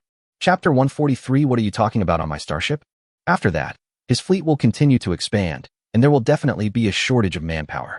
There is also a large gap in technical talent on auxiliary starships, such as the T2 Hammer-class heavy interstellar industrial ship and the T3 Andromeda-class interstellar medical ship. With this T3 Goddess Academy-class starship, all these problems are solved. After all, it is impossible to always rely on purchasing ready-made slaves to replenish troops. This method is unstable and the quality of the soldiers is uneven. Commander, our battle report for this battle has been compiled. Lilith's words made Zhao Chun retract his thoughts. Go ahead. Zhao Chun looked at Lilith. Lilith raised her hand and showed Zhao Chun a data panel, which detailed the damage to the T-3 Blizzard-class light interstellar battlecruiser and their combat losses in this battle. All 50 Blizzard interstellar drones were destroyed, and all 50 Blizzard light interstellar missiles were used up. A quarter of the 72 medium close-in defense guns suffered varying degrees of damage. 4 of the 16 medium-sized pulse laser secondary guns were damaged in previous battles. One of the 4 2,500mm caliber medium electromagnetic cannons had a minor wiring problem. The first gun of the Buran-class heavy beam laser ship is operating well. The Star Shield energy remains at 29%. Our Star Shield system can recover on its own within 48 hours under normal conditions of routine navigation, and when the starship has sufficient energy. It can also recover faster in the T2 Hammer or the Starport. The starship's total energy supply is 31% remaining, and the ammunition and supplies are 35% remaining. The most consumed is the ammunition for the close-in defense guns, which are almost used up. The remaining resources are more than enough to return to the Northern Star System. If we fight another war, it's hard to say what will happen. The overall damage to the ship's armor reached 47%, and the damage to the most serious area reached 80%. The starship's main skeleton structure was not affected in any way, and no crew members were injured. Zhao Chen chuckled and patted the armrest of the captain's chair. Our T-3 Blizzard's first battle was quite exciting. But this also demonstrates the combat capability of the T-3 Blizzard, Charlotte said with her eyes gleaming. This interstellar battleship's speed is naturally unmatched among T-3 series starships. In terms of combat capability, it has far surpassed the interstellar battlecruiser, and there is no problem placing it among the interstellar battleships. Although it is a light starship, I feel it is more like a medium starship. It can be seen that Charlotte really likes this T-3 Blizzard. When praising it, its tail kept wagging behind it. During this battle, the T-3 Blizzard killed one T-3 Hive mothership, severely damaged one T-3 Hive mothership, killed 4 T-2 Hive motherships, and several T-1 Hive motherships. The number of Zerg units killed was initially estimated to be close to 1 million, with over 90% of them being low-level Zerg units like T-1 flying insects. Lilith also reported the enemy kill statistics. Zhao Chun smiled bitterly and said, "Those are all bright white star coins. It's a pity that we couldn't bring back the insect corpses due to the situation at that time. Not to mention anything else, just the corpse of the T-3 Hive mothership. Although it was blown to pieces, its preservation rate is relatively low. But a rough estimate shows it is worth several million star coins. It's enough for Zhao Chun to build another T2 level starship. At the current speed, how long will it take to leave the dangerous area controlled by the interstellar Zerg?" Zhao Chun asked. "It will probably take about half an hour," Lilith replied. Zhao Chun nodded. "Let's get out of the dangerous area controlled by the interstellar Zerg. There's no need to rush. Let's sail at a normal cruising speed first, and then let everyone have a good rest. We've been traveling a lot, and coupled with this intense battle, everyone is very tired." "Yes." Lilith took note. "I was anxious when I came here, but now that things are done, there is no need to be so anxious when I go back." In the hangar, the teachers and students of the two colleges gradually calmed down from the initial joy of escaping from the disaster, and everyone sat casually in the corner. At this time, a student from the Tianyao Noble Starship Military Academy walked towards the hangar door. "Stop. This is our commander's order. Your activities are limited to this area." The crew member, holding a laser gun, blocked the way of the student of Tianyao Noble Starship Military Academy. "Hey, are you kidding me? We've been here for over an hour. Not to mention food and drinks. They didn't even provide us with a chair. We are students of Tianyao Noble Starship Military Academy, not prisoners, okay? Can you at least arrange a comfortable room for us? My butt hurts so much from sitting on this floor," a male student said arrogantly. This boy has a good family background. He used to be arrogant and domineering in the academy. He was frightened by the insects before, but now that he is safe, the domineering nature in his bones is revealed again. "Our commander has ordered that none of you are allowed to leave this hangar," said the female crew member firmly. "Why are you so stubborn? My father is an earl, and I want to be an earl in the future. Why did your commander come all the way to rescue us? Isn't it because he wanted to curry favor with us nobles? You orc crew members, get out of my way. You should know that in our territory, you lowly orcs don't even have the right to breathe the same air with me." "Huh." The male student spat on the ground in disdain and pretended to force his way through the hangar door. The female crew member gripped the laser gun tightly, but was hesitant to shoot, because she didn't know if offending the noble student in front of her would cause trouble for the commander. She didn't care about being insulted, she cared about the commander who took care of their lives.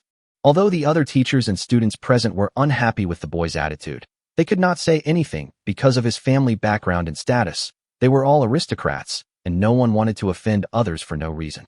Hey, this is someone else's starship. When you're on their starship, you have to follow their rules. Don't forget, if it weren't for the bravery of these Orc crew members, you would still be feeding bugs on that planet. Chu Xian stood up and spoke for the Orc female crew members. Who the hell are you? Let me tell you, my father is a count. Before the boy could finish his words, a hand reached in from the hangar door and pressed directly on the boy's head. Then there was a loud bang. The boy's head made close contact with the ground, blood splattered, and his teeth popped out. What are you talking about on my starship? Zhao Qin squatted down and looked at the so-called Earl's son coldly.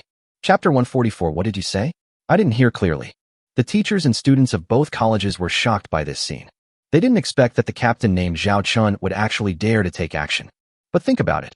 On that planet before, this was a tough guy who dared to pinch bugs with his bare hands. The male student tried to struggle in pain, but the hand pressing on his head seemed to weigh 1,000 pounds, and no matter how hard he struggled, he could not get free. Zhao Qin stared at the male student coldly. In fact, he had long expected that there would be arrogant and domineering students among this group, especially those guys who were born with a silver spoon in their mouths at Tianyao Academy. But I didn't expect that as soon as I came over, I heard this guy scolding his female crew member here. How dare you scold my woman? You. Let go. Don't think that just because you saved me, I won't dare touch you. I am the son of an earl. The male student was still shouting arrogantly. Zhao Chun let go of his hand and stood up. The male student finally got a chance to breathe. He immediately prepared to stand up and raise his hand to angrily scold the rude guy. The next second, his head made close contact with the ground again. This time, Zhao Chun stepped directly on his head. What? I didn't hear clearly. Zhao Chun kicked and then retracted his foot. You bastard, I want. Yeah, what my ears are not working well. Say it again. Zhao Chun kicked him again, then retracted his foot. I'm not done with you. Son? What? You're a grandson? I don't have a grandson like you, so don't claim relatives randomly. Zhao Chun stepped on it again. The teachers and students from the two colleges nearby were dumbfounded. Zhao Chun kicked one after another, releasing his foot after each step, and then kicking again. In the end, the male student didn't dare to look up again. And because there was a terrifying, murderous look on Zhao Chun's face, perhaps because of his previous experience in killing insects, Zhao Chun still had a strong murderous intent. The teachers and students from the two colleges did not dare to get close, and for a moment, they forgot to separate the fight. Zhao Wanner, Su Lan and others were stunned by the domineering man in front of them and couldn't react for a while. Zhao Wanner found that when they met again this time, her brother seemed even more charming. Don't step on me anymore. I was wrong. The male student was begging for mercy and fear at this moment, looking at the man in front of him, as if it was more terrifying than seeing a bug. Zhao Qin stared coldly at the male student whose face was covered in blood and flesh after being stepped on by him. This is my starship. If you let me hear anything that makes me unhappy again, I wouldn't mind driving the starship back and leaving you to feed the bugs. Yes, I was wrong. The male student kept begging for mercy. This man was so scary. At this time, Teacher Qin came over in a panic. Looking at her sleepy eyes, it seemed that she had just fallen asleep. She hadn't closed her eyes during the previous few days of fighting and looked exhausted. What is going on? Teacher Qin looked at Zhao Chun, who had a violent expression on his face, and then at the students lying on the ground with their faces completely disfigured. Sister Qin, don't bother with this guy. He brought this upon himself. Chu Xian walked over and looked at the male student on the ground with disdain. She hated two types of people the most. One was those who relied on their status to act arrogantly and do evil, and the other was those who bullied starship soldiers and crew members. Unfortunately, this male student violated both of these points. In Chu Xian's opinion, these half-orc female crew members on the Zhao Qinxing ship are all very dedicated and respectable crew members and soldiers. But this man is a count. I'm worried that it will affect Zhao Chun in the future. Teacher Qin looked at Zhao Chun worriedly. She also hated this kind of student. So she beat him, but she was worried that it would affect Zhao Chun. This surprised Zhao Chun a little, as he had a pretty good impression of Teacher Qin. Earl? Is the Earl as powerful as our Chu family? Chu Xian chuckled. Chu family. Teacher Qin was stunned. Then she stared straight at Chu Xian. She seemed to be calling her sister Qin just now. You are Chu Xian from the Chu family. Teacher Qin suddenly exclaimed. The sound spread throughout the hangar, and the teachers and students of both academies were shocked. They did not expect that the famous eldest daughter of the Chu family was also on this starship and was participating in the mission to rescue them. Sister Qin didn't recognize me before. Chu Xian held Teacher Qin's hand affectionately. Teacher Qin smiled and gestured. The last time I saw you was about 10 years ago. At that time, you were only this tall. I didn't expect that 10 years later, she has grown into a big girl. I really didn't recognize her. Zhao Chen, you may not know this. Teacher Qin is the daughter of Dean Qin of your North Star College. Logically, I should call her Aunt Qin, but she was unhappy when I called her Aunt Qin before, saying that I called her old. Chu Xian introduced Zhao Chen. Zhao Chen looked at Teacher Qin with some surprise. This seemingly graceful female teacher was actually the daughter of Dean Qin? Dean Qin was immersed in research when he was young, so he can be considered as having a daughter in his old age. Chu Xian saw Zhao Chen's surprise and explained to Zhao Chen. So that's what's happening. Teacher Qin, please wait a moment. I still have some things to deal with.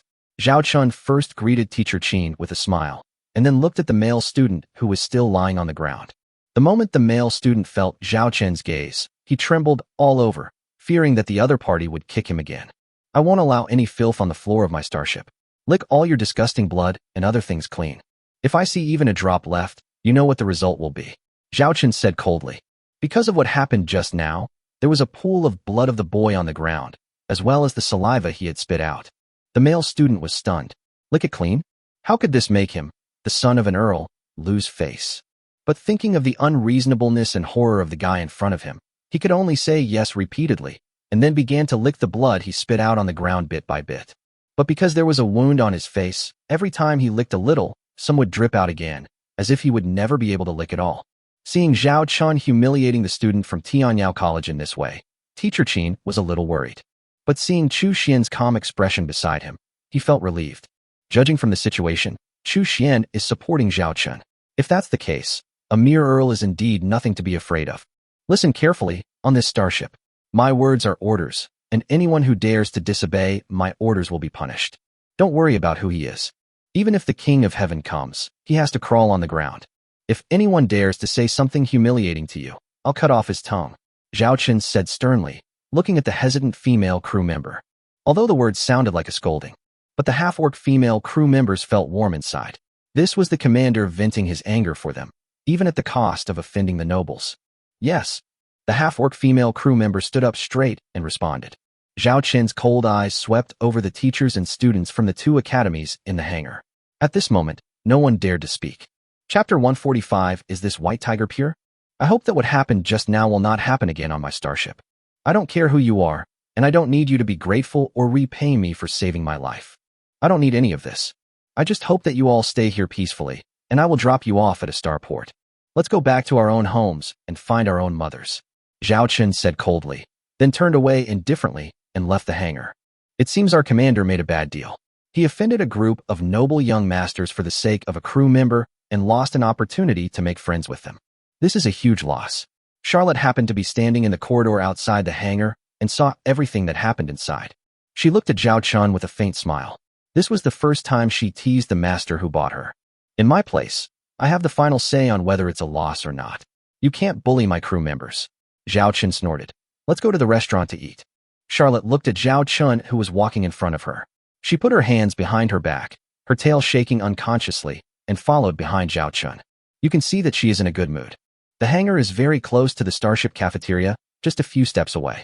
You can even see the hangar door directly through the transparent glass of the starship restaurant. The two places are right next to each other. At this moment, there were already more than a dozen crew members taking a break in the starship restaurant. After a big battle, Zhao Chen specially gave the crew members in various positions some time to take turns to rest, so that they could take a shower, have a meal, or take a nap. Zhao Chen took some time to come over for dinner with Charlotte. Lilith was in charge of the work on the bridge. When the two finished their meal and returned to the bridge, Lilith would be replaced. I happened to be on my way here when I heard some noise inside the hangar. Commander, Vice Captain, what would you like to order? After a great battle, let's eat something good to replenish our energy. The chef saw the two of them and introduced the food enthusiastically. Before Zhao Chen could order, Charlotte listed several dishes in a row. A plate of braised fish, a bowl of white radish and fish head soup, a side dish of dried fish, and for the main course, eel rice. Then Charlotte found a seat and wagged her tail while waiting for the food to be served. Wow, it's worthy of being a cat, eating 4 servings of fish in one meal. Zhao Chen couldn't help laughing, and then ordered himself a bowl of rice, 1 meat dish, 2 vegetable dishes, and a bowl of soup. Compared to what Charlotte ordered, it is much healthier. Zhao Chen sat opposite Charlotte. Don't you have anything you want to talk to me about? Zhao Chen looked at Charlotte, who was silently waiting for dinner. What are you talking about? Charlotte looked at Zhao Chen in confusion. Zhao Chen was stunned. He said, that's what we're going to do next. Because of our reckless behavior this time, the exposure of our T-3 Blizzard-class light interstellar battlecruiser will definitely attract some attention. There will be a lot of trouble later, and it may even bring us danger. Charlotte blinked and said, aren't these all your business? Zhao Chen was surprised. Charlotte continued, you bought me, and we'll do whatever you need us to do. As for what consequences doing those things will cause, it is not our concern. How you handle these matters is up to you, the commander. Zhao Chen laughed. You are so careless. You don't even worry about me causing any big trouble. I believe you. Charlotte's casual words made Zhao Chen have an indescribable feeling. Just then, Charlotte's fish feast arrived. Charlotte's pupils suddenly dilated several times. Although she had eaten them several times before, she still couldn't resist the temptation of these beauties. When Zhao Chen was about to speak, Charlotte glared at him and said, my mother said that eating is a sacred and great thing. No talking is allowed. After saying that, Charlotte began to enjoy the fish feast. I didn't expect Charlotte to have such a little habit. You know what? Looking at Charlotte sucking the fish is quite cute. I originally thought that these dishes were very large, but Charlotte finished half of them in a short time. If I had known, I would have ordered another serving of fish balls. Charlotte muttered softly, seeming a little dissatisfied. Zhao Chen began to doubt the purity of the White Tiger's bloodline. However, if Charlotte did not have the welfare benefits second only to Zhao Chen in the JF-17 fleet, the food she ordered would be so delicious that the ordinary crew members would probably finish it in a week and would have to starve for the rest of the time. In the hangar on the other side, the teachers and students of both academies felt much calmer because of what Zhao Chen had just done. However, there are three factions in people's impression of Commander Zhao Chen. One faction thinks that Zhao Chen is too arrogant. Although he saved them, this is an attitude towards the descendants of aristocrats. He is really rude and domineering without any courtesy. This group is almost entirely made up of students from Tainyashi College. Another faction thinks that Zhao Chen's protective look is so domineering and handsome. This group is mainly composed of girls from the North Star Academy, among whom Xue Xiaoxiao has become the leader. She keeps coming up to Zhao Wan'er to inquire about Zhao Chen's affairs, and she almost asked about Zhao Chen's ancestors for 18 generations. The final faction is the neutrals. They think none of these matters. As long as they can leave this hellhole safely and arrive at a starport smoothly, they will be satisfied. At least sitting on this hard floor is better than having a long conversation with bugs on that planet. Trample, trample. On the corridor outside the hangar, the footsteps became more and more frequent. Through the door, you can see the crew of the starship moving around. Afterwards, the teachers and students of the two colleges actually smelled a fragrance. This seems to be the smell of meat. It's braised pork. I ate it once last month. A student suddenly exclaimed when he smelled the fragrance. How could there be braised pork on this starship? But now that you mention it, I'm really hungry. Because of the stimulation of the fragrance, many teachers and students in the hangar were hungry. Because in the 3 or 4 days before that, they basically didn't eat anything. When the starship made an emergency landing on the planet, the cabin storing artificial nutritious meals unfortunately exploded. So they had hardly eaten for the past 3 days. Being in a highly nervous state, coupled with a series of battles, consumes a lot of physical energy. They may not have felt it when they were in danger before. But now, hunger began to attack their minds. A female student couldn't help but move closer to the hangar door. Seeing the look in the female crew member's eyes, she immediately said, I'll just stand at the hangar door and look outside to see if everything is all right. The female crew member hesitated for a moment. The commander had told them not to leave the hangar, but it seemed that standing at the door and looking outside was not prohibited. Seeing that the female crew member didn't say anything, the female student stood next to her and looked outside. This sight was so unbearable that she almost drooled. Diagonally across from the hangar door was the transparent glass of the starship restaurant. She could see the crew of the starship chatting and laughing while dining inside. What's more, they eat all kinds of natural foods, not those tasteless artificial nutritional meals. Oh my God! Do you usually eat these? The female student couldn't help but ask the female crew member. The female crew member nodded. Perhaps it was because of the girl's exaggerated expression that made everyone confused. After all, they were all descendants of the nobility. Those who were a little more extravagant could eat natural food 20 days a month, including delicious foods such as bread, milk, and mashed potatoes. Could the food on the starship be better than what they eat? A student walked over in disbelief, but when he stood at the door, He could no longer move his feet. He stared straight at the restaurant opposite and swallowed from time to time. Come and see. All they eat are natural foods, including various pork, beef, mutton, and fruits. A girl shouted enviously. This made the teachers and students of the two colleges who did not see it with their own eyes have the same idea in their minds. How is this possible? Chapter 146. You stink. Cuckoo. Zhao Wan'er heard the voice coming from beside her, and Zhao Wan'er, Su Lan, Chu Xian, and others all looked at Xue Xiaoxiao's belly at the same time. Xue Xiaoxiao covered her belly and pouted, saying, I haven't eaten much in the past few days. If senior sister Su Lan hadn't given me a nutritious meal she had saved, I would have starved to death. You know what? We were discussing this starship and the battle before. Now I'm really a little hungry. You guys wait here for a while. Zhao Wan'er walked towards the hangar door. Move aside, move aside. Zhao Wan'er finally squeezed to the door, just in time to smell the fragrance coming from outside. This smell was even more amazing, and it aroused Zhao Wan'er's appetite. Although she had brought back some food before leaving Zhao Chen's starship, she had already eaten all of it. After eating food made from natural ingredients, the taste of artificial food is completely different. In the past few months, she has lost 10 kilograms. Zhao Wan'er ignored the surprised looks of the people around her and walked straight out of the hangar door. But the half-orc female crew member who was guarding them was unmoved. This scene stunned some of the people around. Hey, why is she allowed to go out? A student from Tianyao Academy couldn't help but point at Zhao Wan'er's leaving figure and asked in surprise. The students of North Star College who knew the inside story looked at the people from Tianyao College as if they were idiots. She is our commander's sister. What do you think? Said the half-orc female crew member expressionlessly. Younger sister? The teachers and students from both colleges who were unaware of this identity all had dazed expressions. So that's the relationship. Under their gaze, the girl walked into the heavenly starship restaurant. Zhao Wan'er walked to the dining table with familiarity and skillfully ordered food for 4 or 5 people at once. Then he swiped her identity information. After all, Zhao Wan'er is a nominal member of Zhao Chen's Xiaolong fleet, and is also the nominal captain of the T2 Queen B-class heavy aircraft carrier starship. Besides, it's almost the end of the month, so it's a waste not to use her meal standards. Wan'er. A voice called out from behind, and Zhao Wan'er looked over. She saw the table where Zhao Chun and Charlotte were sitting, and Zhao Chun was waving at her. Anyway, it would take some time to wait for the meal to be ready. Zhao Wan'er walked over to Zhao Chun and sat down. She was subconsciously attracted by the fish feast in front of Charlotte. She leaned close to Zhao Chen's ear and whispered, Is Charlotte really from the White Tiger clan? Are you sure she's not a white cat or something? I have doubts too. Zhao Chen nodded seriously. Charlotte is of the authentic White Tiger clan bloodline. Charlotte held a fish bone in her mouth that had not been sucked clean, declaring the purity of her bloodline. Zhao Chun and Zhao Wan'er nodded at the same time, looking as if they believed it, but when they looked into each other's eyes, they understood each other tacitly. Do you still want to stay in the hangar? Zhao Chen asked Zhao Wan'er.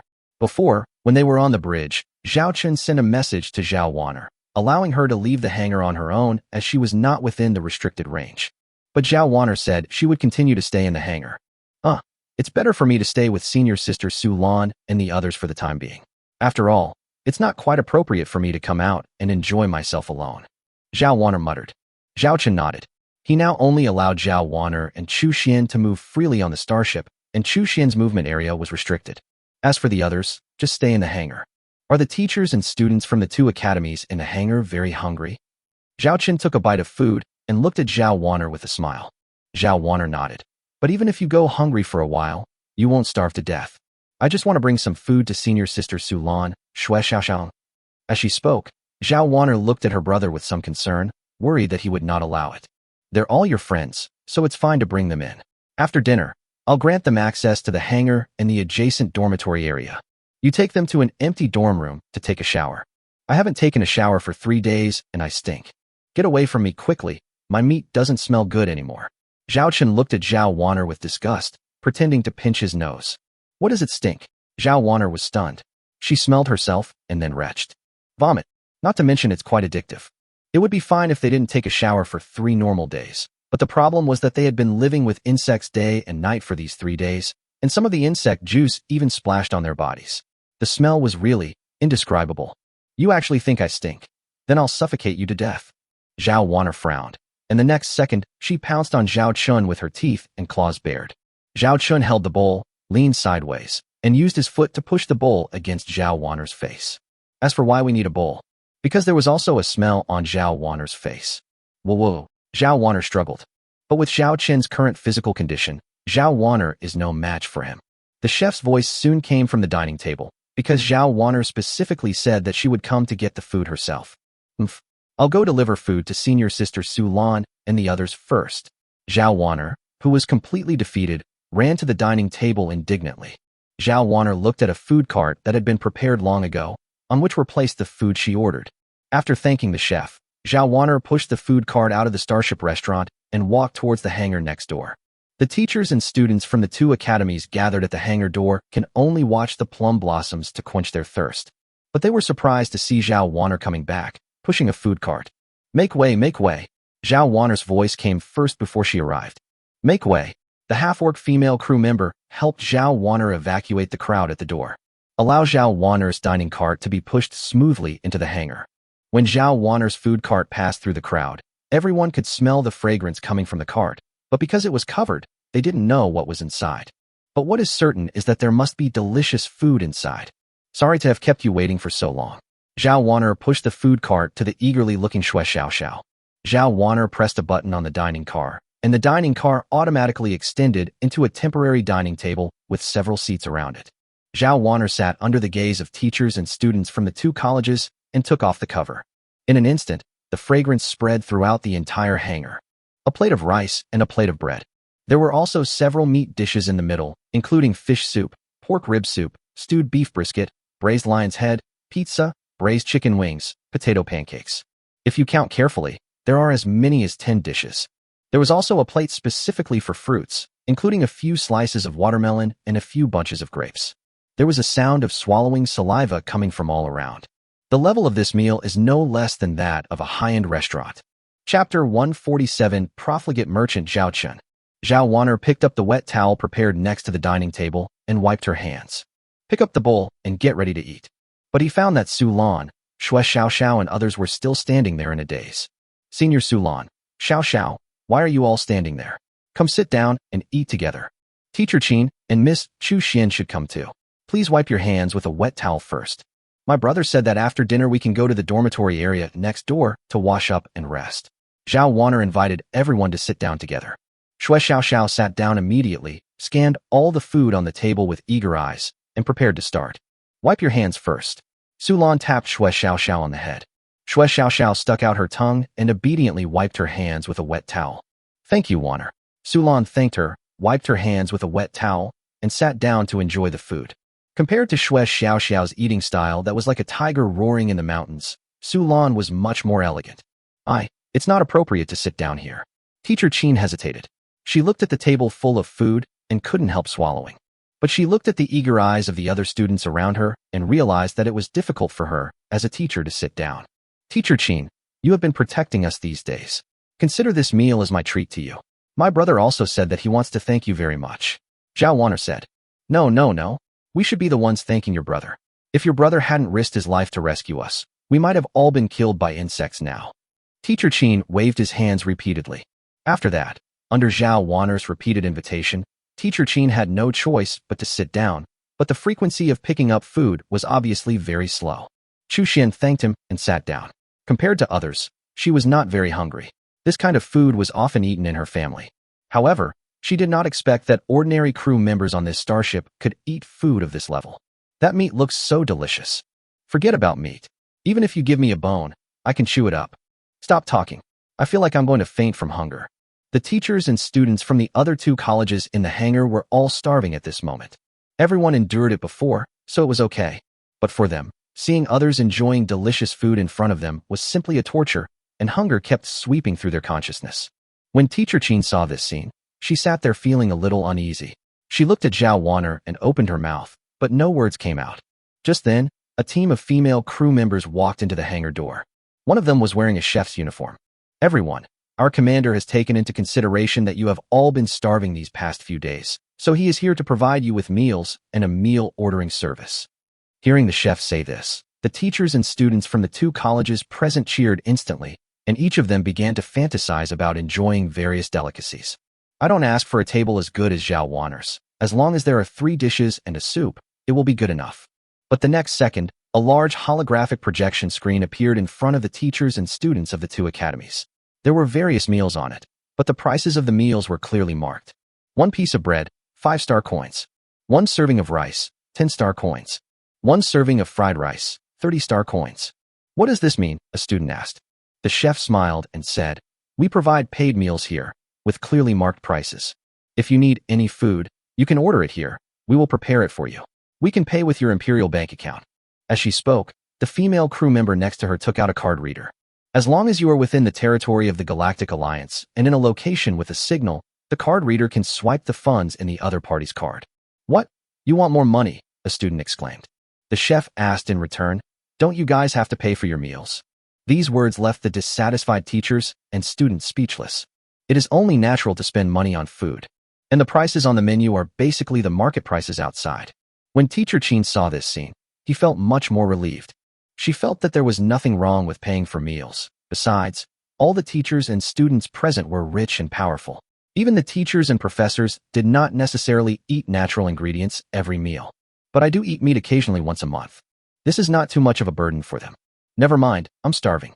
I want to order some food." A female student from North Star College couldn't help herself and ordered 3 or 5 dishes.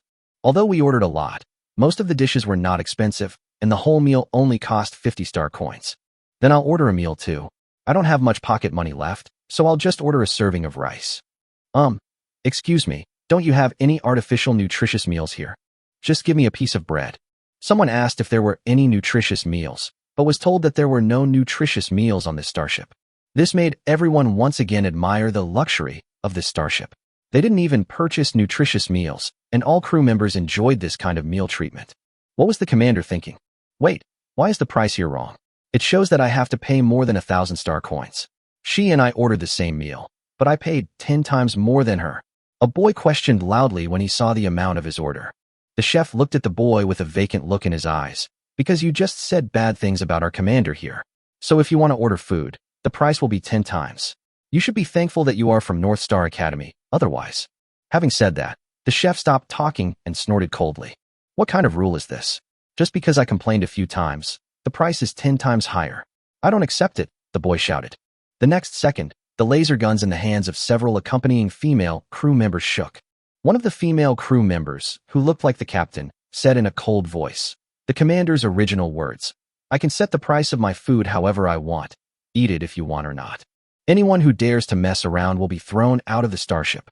Hearing this, the boy immediately covered his mouth.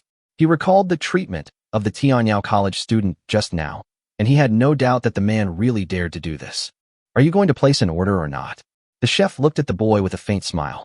The boy looked at the sky-high price of 1,000-star coins, which was almost enough to cover the cost of a normal maintenance of his own starship. But his rumbling stomach finally made him make up his mind. He removed some of the food and paid the bill, leaving only a bowl of rice and a side dish. Even so, it cost him nearly 300-star coins. "I didn't say anything bad about your commander, so why is the price of my order tripled?" asked a student in Tianyao Academy uniform. The chef smiled and explained, "Because the original price is the student price of our North Star Academy. For students from other academies, the price is tripled." Sulan, who was eating, almost couldn't help coughing. "Warner, it would be a waste of your brother's talent if he didn't become a profiteer." Sulan was at a loss whether to laugh or cry at the scene. Zhao Warner now realized that her brother allowed her to bring food back for dinner just to stimulate these people. It turns out that she was used by her own brother. Chapter 148. You order, we don't charge a penny. After hearing such an expensive price, half of the students who originally wanted to order food quietly returned to their seats. The chef didn't care about this scene. He still had a smile on his face as he swiped the funds from the teachers and students who came to pay for their meals. His smile was so bright. "Thank you for your patronage." The chef's smiling face made him look like a profiteer in the eyes of the teachers and students of the two colleges. "Well, 1 steamed bun is enough for me." An elderly professor came over and pointed at the cheapest steamed bun that only cost 3 stars. And because this old professor came from Tianyao College, according to the ordering rules just mentioned, he needed to pay 3 times the price. Just as the old professor opened his electronic account and prepared to make payment, the crew member holding the card reader silently put it back. The old professor looked at the other person in confusion. "We won't charge you any money. We've already arranged your meal order," the female crew member replied. "No money, why?" The old professor looked at the female crew member in confusion. The female crew member smiled and said, "You are Professor Jiang, right? During your tenure at Tianyao College, you developed a medical drug while conducting research, but you did not collect any patent fees for this technology. Instead, this medical technology will be made public free of charge.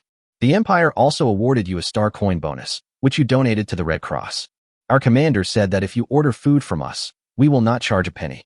After saying that, the female crew member took out an apple from the dining cart next to her and handed it to the old professor. "The meal will take a while. Please eat an apple first.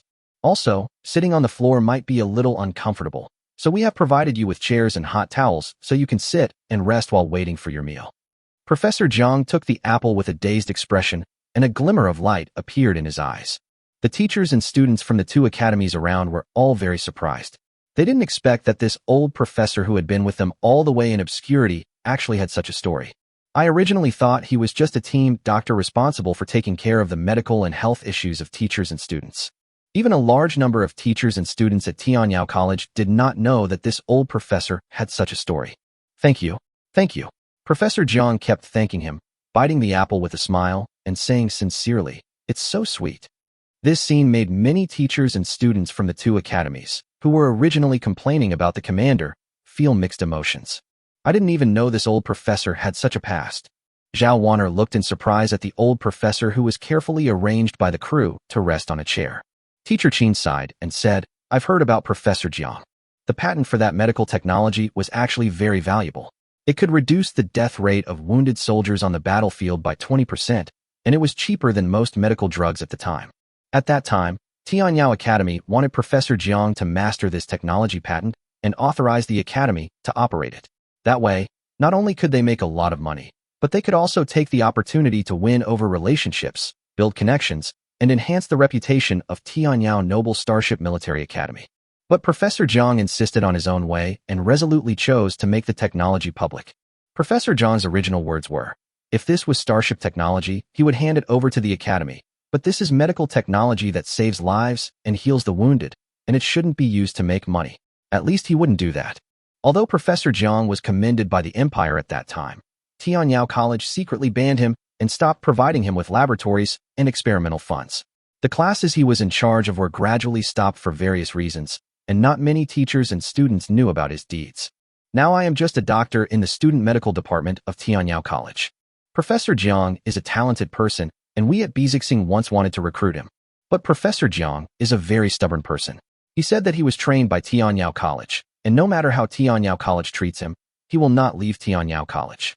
He was one of the few people my father admired. I didn't expect that classmate Zhao Chun actually knew about this past event. After hearing Teacher Qin tell this story, everyone was a little surprised by Zhao Chen's behavior. After this old professor, several professors and mentors enjoyed similar treatment. During this period, some students from Tianyao College quietly walked up to the students from Bezixing College and whispered something. Afterwards, some students from North Star College hesitantly came to the dining table again, ready to order. At this time, the chef said again, seemingly nonchalantly, "Oh right, there's one more thing.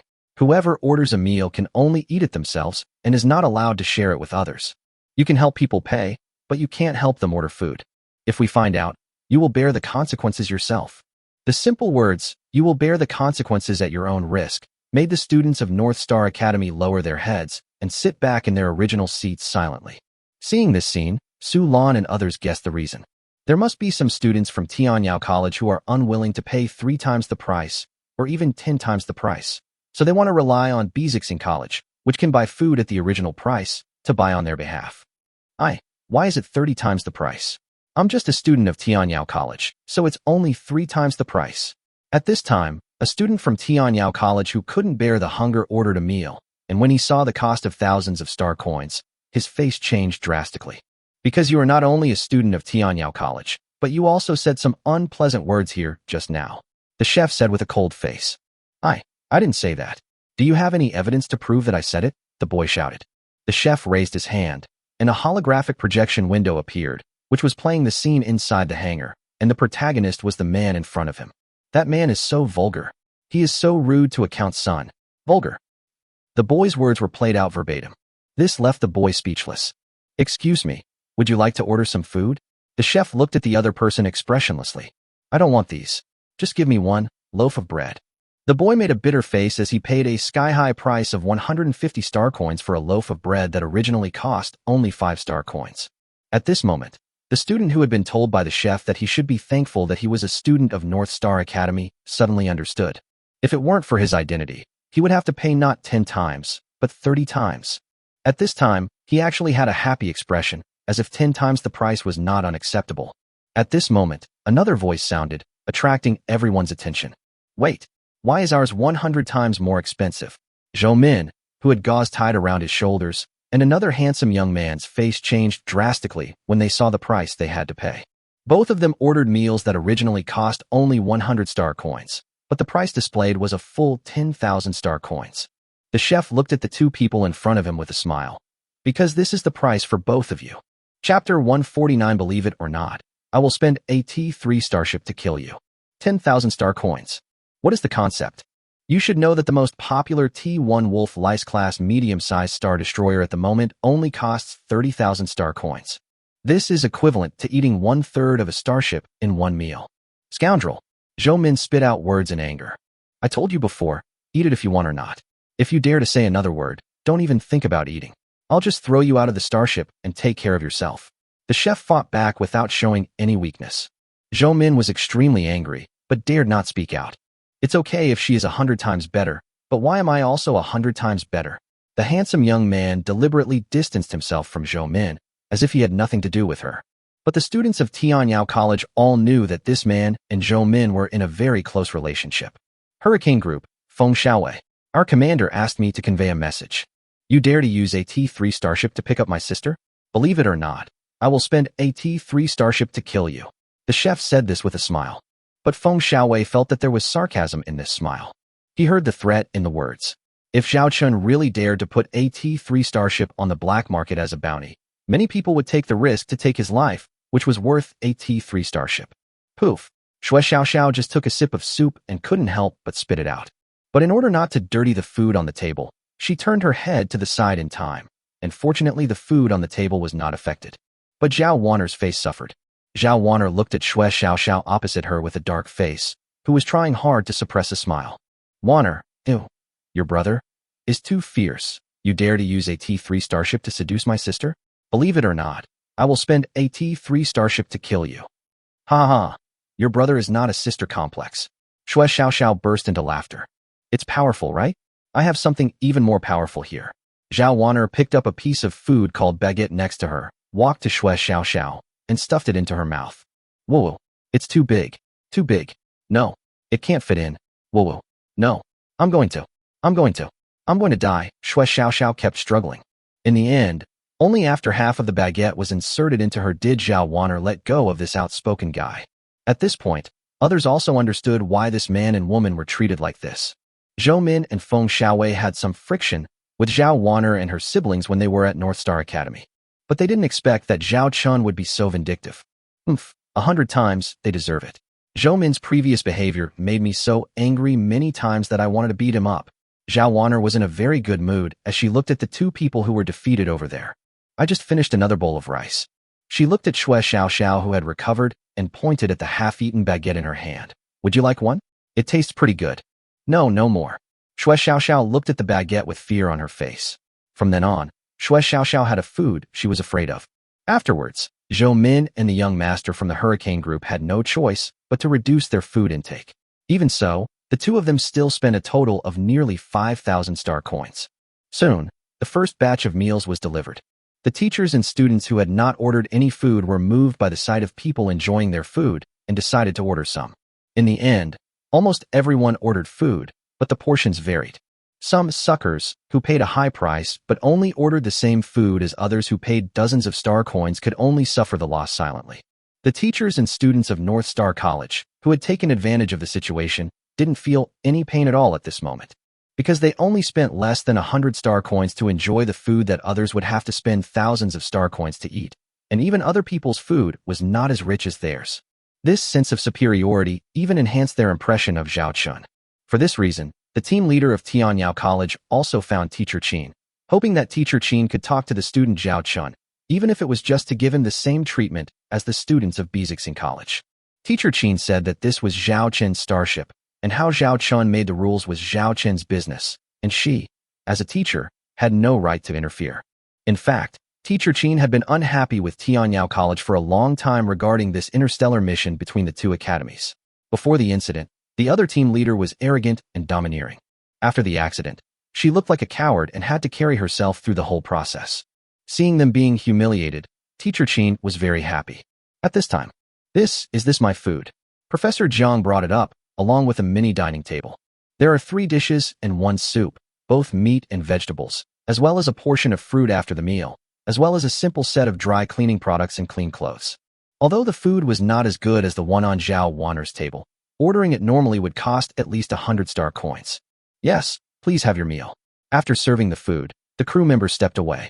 As Professor Jiang was eating the food, he unknowingly had tears in his eyes. Because he was banned in Tianyao Academy, his salary was extremely low, and he basically ate artificial food. He could only eat some very ordinary natural ingredients all year round. I haven't eaten fruits and natural meat since that incident. He never expected that he would eat these foods under such circumstances. Among those who enjoyed the food, there were naturally some who resented Zhao Chen's existence. For example, Zhou Min and Feng Xiaowei. That guy actually dared to do this to us. Feng Xiaowei looked at the food in front of him that cost him 5,000 star coins, and his heart was itching with hatred. Zhou Min was wolfing down the food, and it looked like he had almost finished half of it. Feng Xiaowei hurriedly shouted, "Hey, I bought this with my own money. Don't eat it all." "Xiaowei, I'm really hungry. How about you buy some more?" Zhou Min looked at Feng Xiaowei. "Buy more? 100 times the price. You really treat me as a sucker. If you want to buy it, go buy it yourself." Feng Xiaowei snatched the remaining food and didn't allow Zhou Min to touch it. Zhou Min could only watch with grievance from the side. The little bit she had just eaten did not make her feel full at all, but made her feel even hungrier. Feng Xiaowei ate the food that he had bought at a huge price, and thought to himself, "I will remember this grudge, and no one will dare to blackmail me, young Master Feng." At this moment, in the Starship restaurant, Zhao Chun was looking at the video window in front of him with a smirk on his face. The screen showed the scene inside the hangar, and at the same time, the sound of payment was constantly coming from his account. 150 star coins have arrived. 5,000 star coins have arrived. 3,000 star coins have arrived. 500 star coins have arrived. Don't underestimate these small amounts of money, but Zhao Chun rescued nearly 200 students this time. The income from ordering meals at this time has reached a staggering 40,000 to 50,000 star coins. This is even more profitable than the arms business. Of course, this kind of thing doesn't happen often, and it only happens under the current special circumstances. Zhao Chun didn't want to make this trip in vain. After returning, he would have to pay for repairing the starship and purchasing military supplies. However, this income is enough to repair the T-3 Blizzard-class light interstellar battlecruiser several times. The next step is to send these suckers back home, Zhao Chun muttered. The smile on his face also disappeared at this moment, although the person was rescued. However, the chain reaction of this action has a significant impact, and he doesn't know how many things are waiting for him in the future. Chapter 150. Check this, Zhao Chun, for me. After enjoying the food, Zhao Wanner took Su Lan and others out of the hangar. Originally, Teacher Qin refused, but I heard he was going to take a shower. Teacher Qin sniffed the smell on his body, and after a burst of dry heaving, he chose to leave the hangar with Zhao Wanner. Watching Zhao Wanner leave the hangar with some people, the teachers and students from the 2 academies present were no longer surprised. This person is the commander's sister, so it's like being at home here. What a beautiful and spacious starship. Teacher Qin looked at the starship corridor, and his eyes lit up. She had also seen the interior designs of other T-3 star battleships, which often sacrificed comfort in order to improve combat performance. It is simply incomparable to the interstellar battleship in front of us. The worst crew rooms in the dormitory area are all 4-person rooms, and they even have their own bathrooms. Teacher Qin was brought into the dormitory area by Zhao Wanner and saw the layout inside. I am even more amazed at the luxury of this starship's design. You know, if these spaces are used to equip weapons and ammunition, I wonder how much they can hold. This is the starship's bathhouse. I've put your clothes here. You can take a shower over there, take a bath over here, and there are also automatic massage chairs and sunbathing areas over there. A crew member who led the way introduced Zhao Wanner and others. This is more perfect than the T2 Queen Bee, Zhao Wanner said in surprise. Behind her, everyone including Chu Xian was dumbfounded. Sulan pinched Xue Xiaoxiao's face. "Oh, Sister Sulan, why did you pinch me?" Xue Xiaoxiao covered her face and said aggrievedly. Lydia Sue explained, I just want to see if I am dazzled. Is this really an interstellar battleship? And not a luxury interstellar cruise ship? Shui Xiao stamped her feet in grievance. Then pinch your own face. Pain.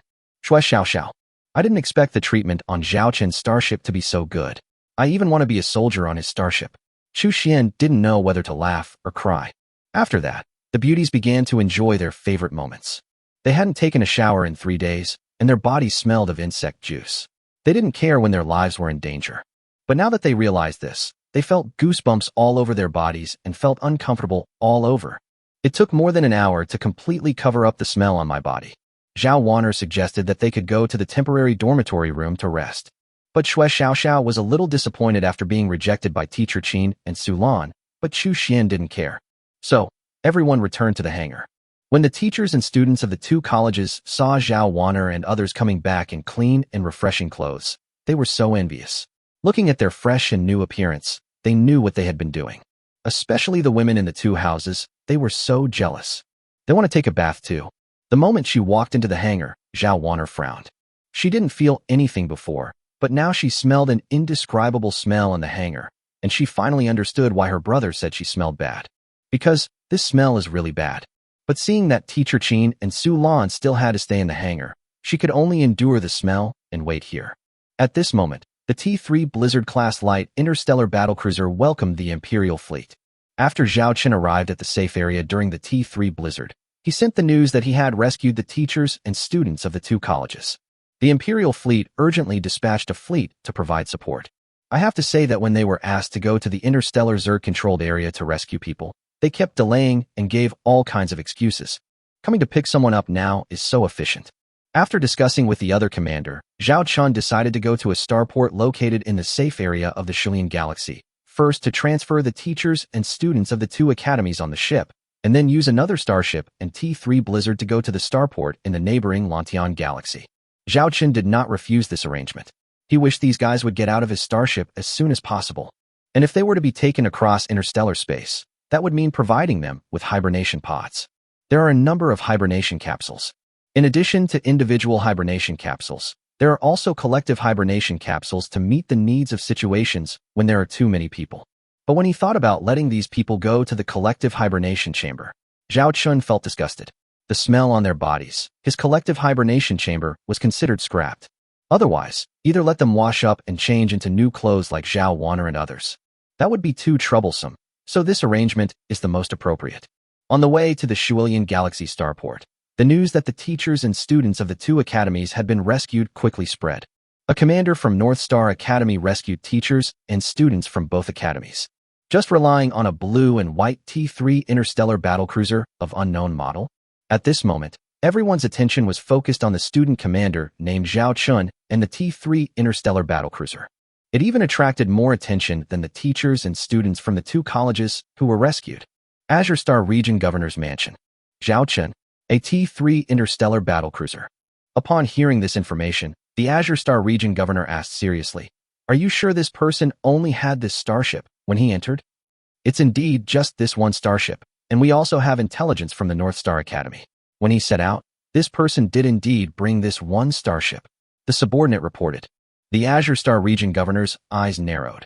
With just a T-3 interstellar battleship, they rescued people from such a dangerous area. "Could it be just luck?" the subordinate asked tentatively. "Luck?"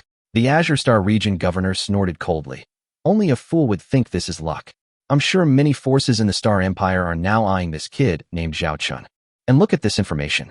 A T-2 Black Rhino-class interstellar heavy-armored assault frigate that can single-handedly challenge a T-2 Purple Rose-class medium-sized interstellar battlecruiser. Assemble 3 old starships into an assembled starship with a speed of 100 knots. This kid is definitely unusual. It is even very likely that he or an organization or laboratory behind him developed this T-3 interstellar battlecruiser. Check it for me. After the teachers and students from the 2 academies disembark, send someone to investigate carefully for me. I want to know every detail of how Zhao Chun rescued them. Then, once he arrives at the Lantian Galaxy, find a way to control it.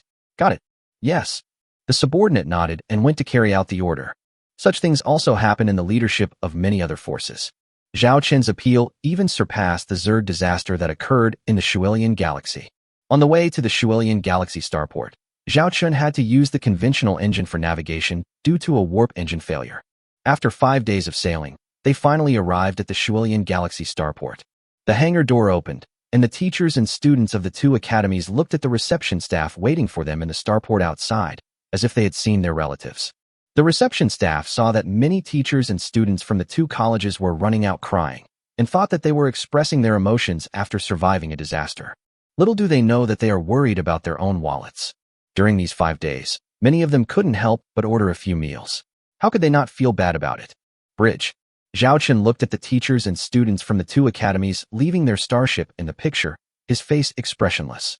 He knew that these teachers and students from the 2 academies would be secretly contacted and negotiated with many people, and the entire rescue process of the T3 Blizzard would be heard by those important figures, including the glorious battle in which the T3 Blizzard annihilated a T3 Hive mothership, severely damaged a T3 Hive mothership, and broke out of the Zerg swarm.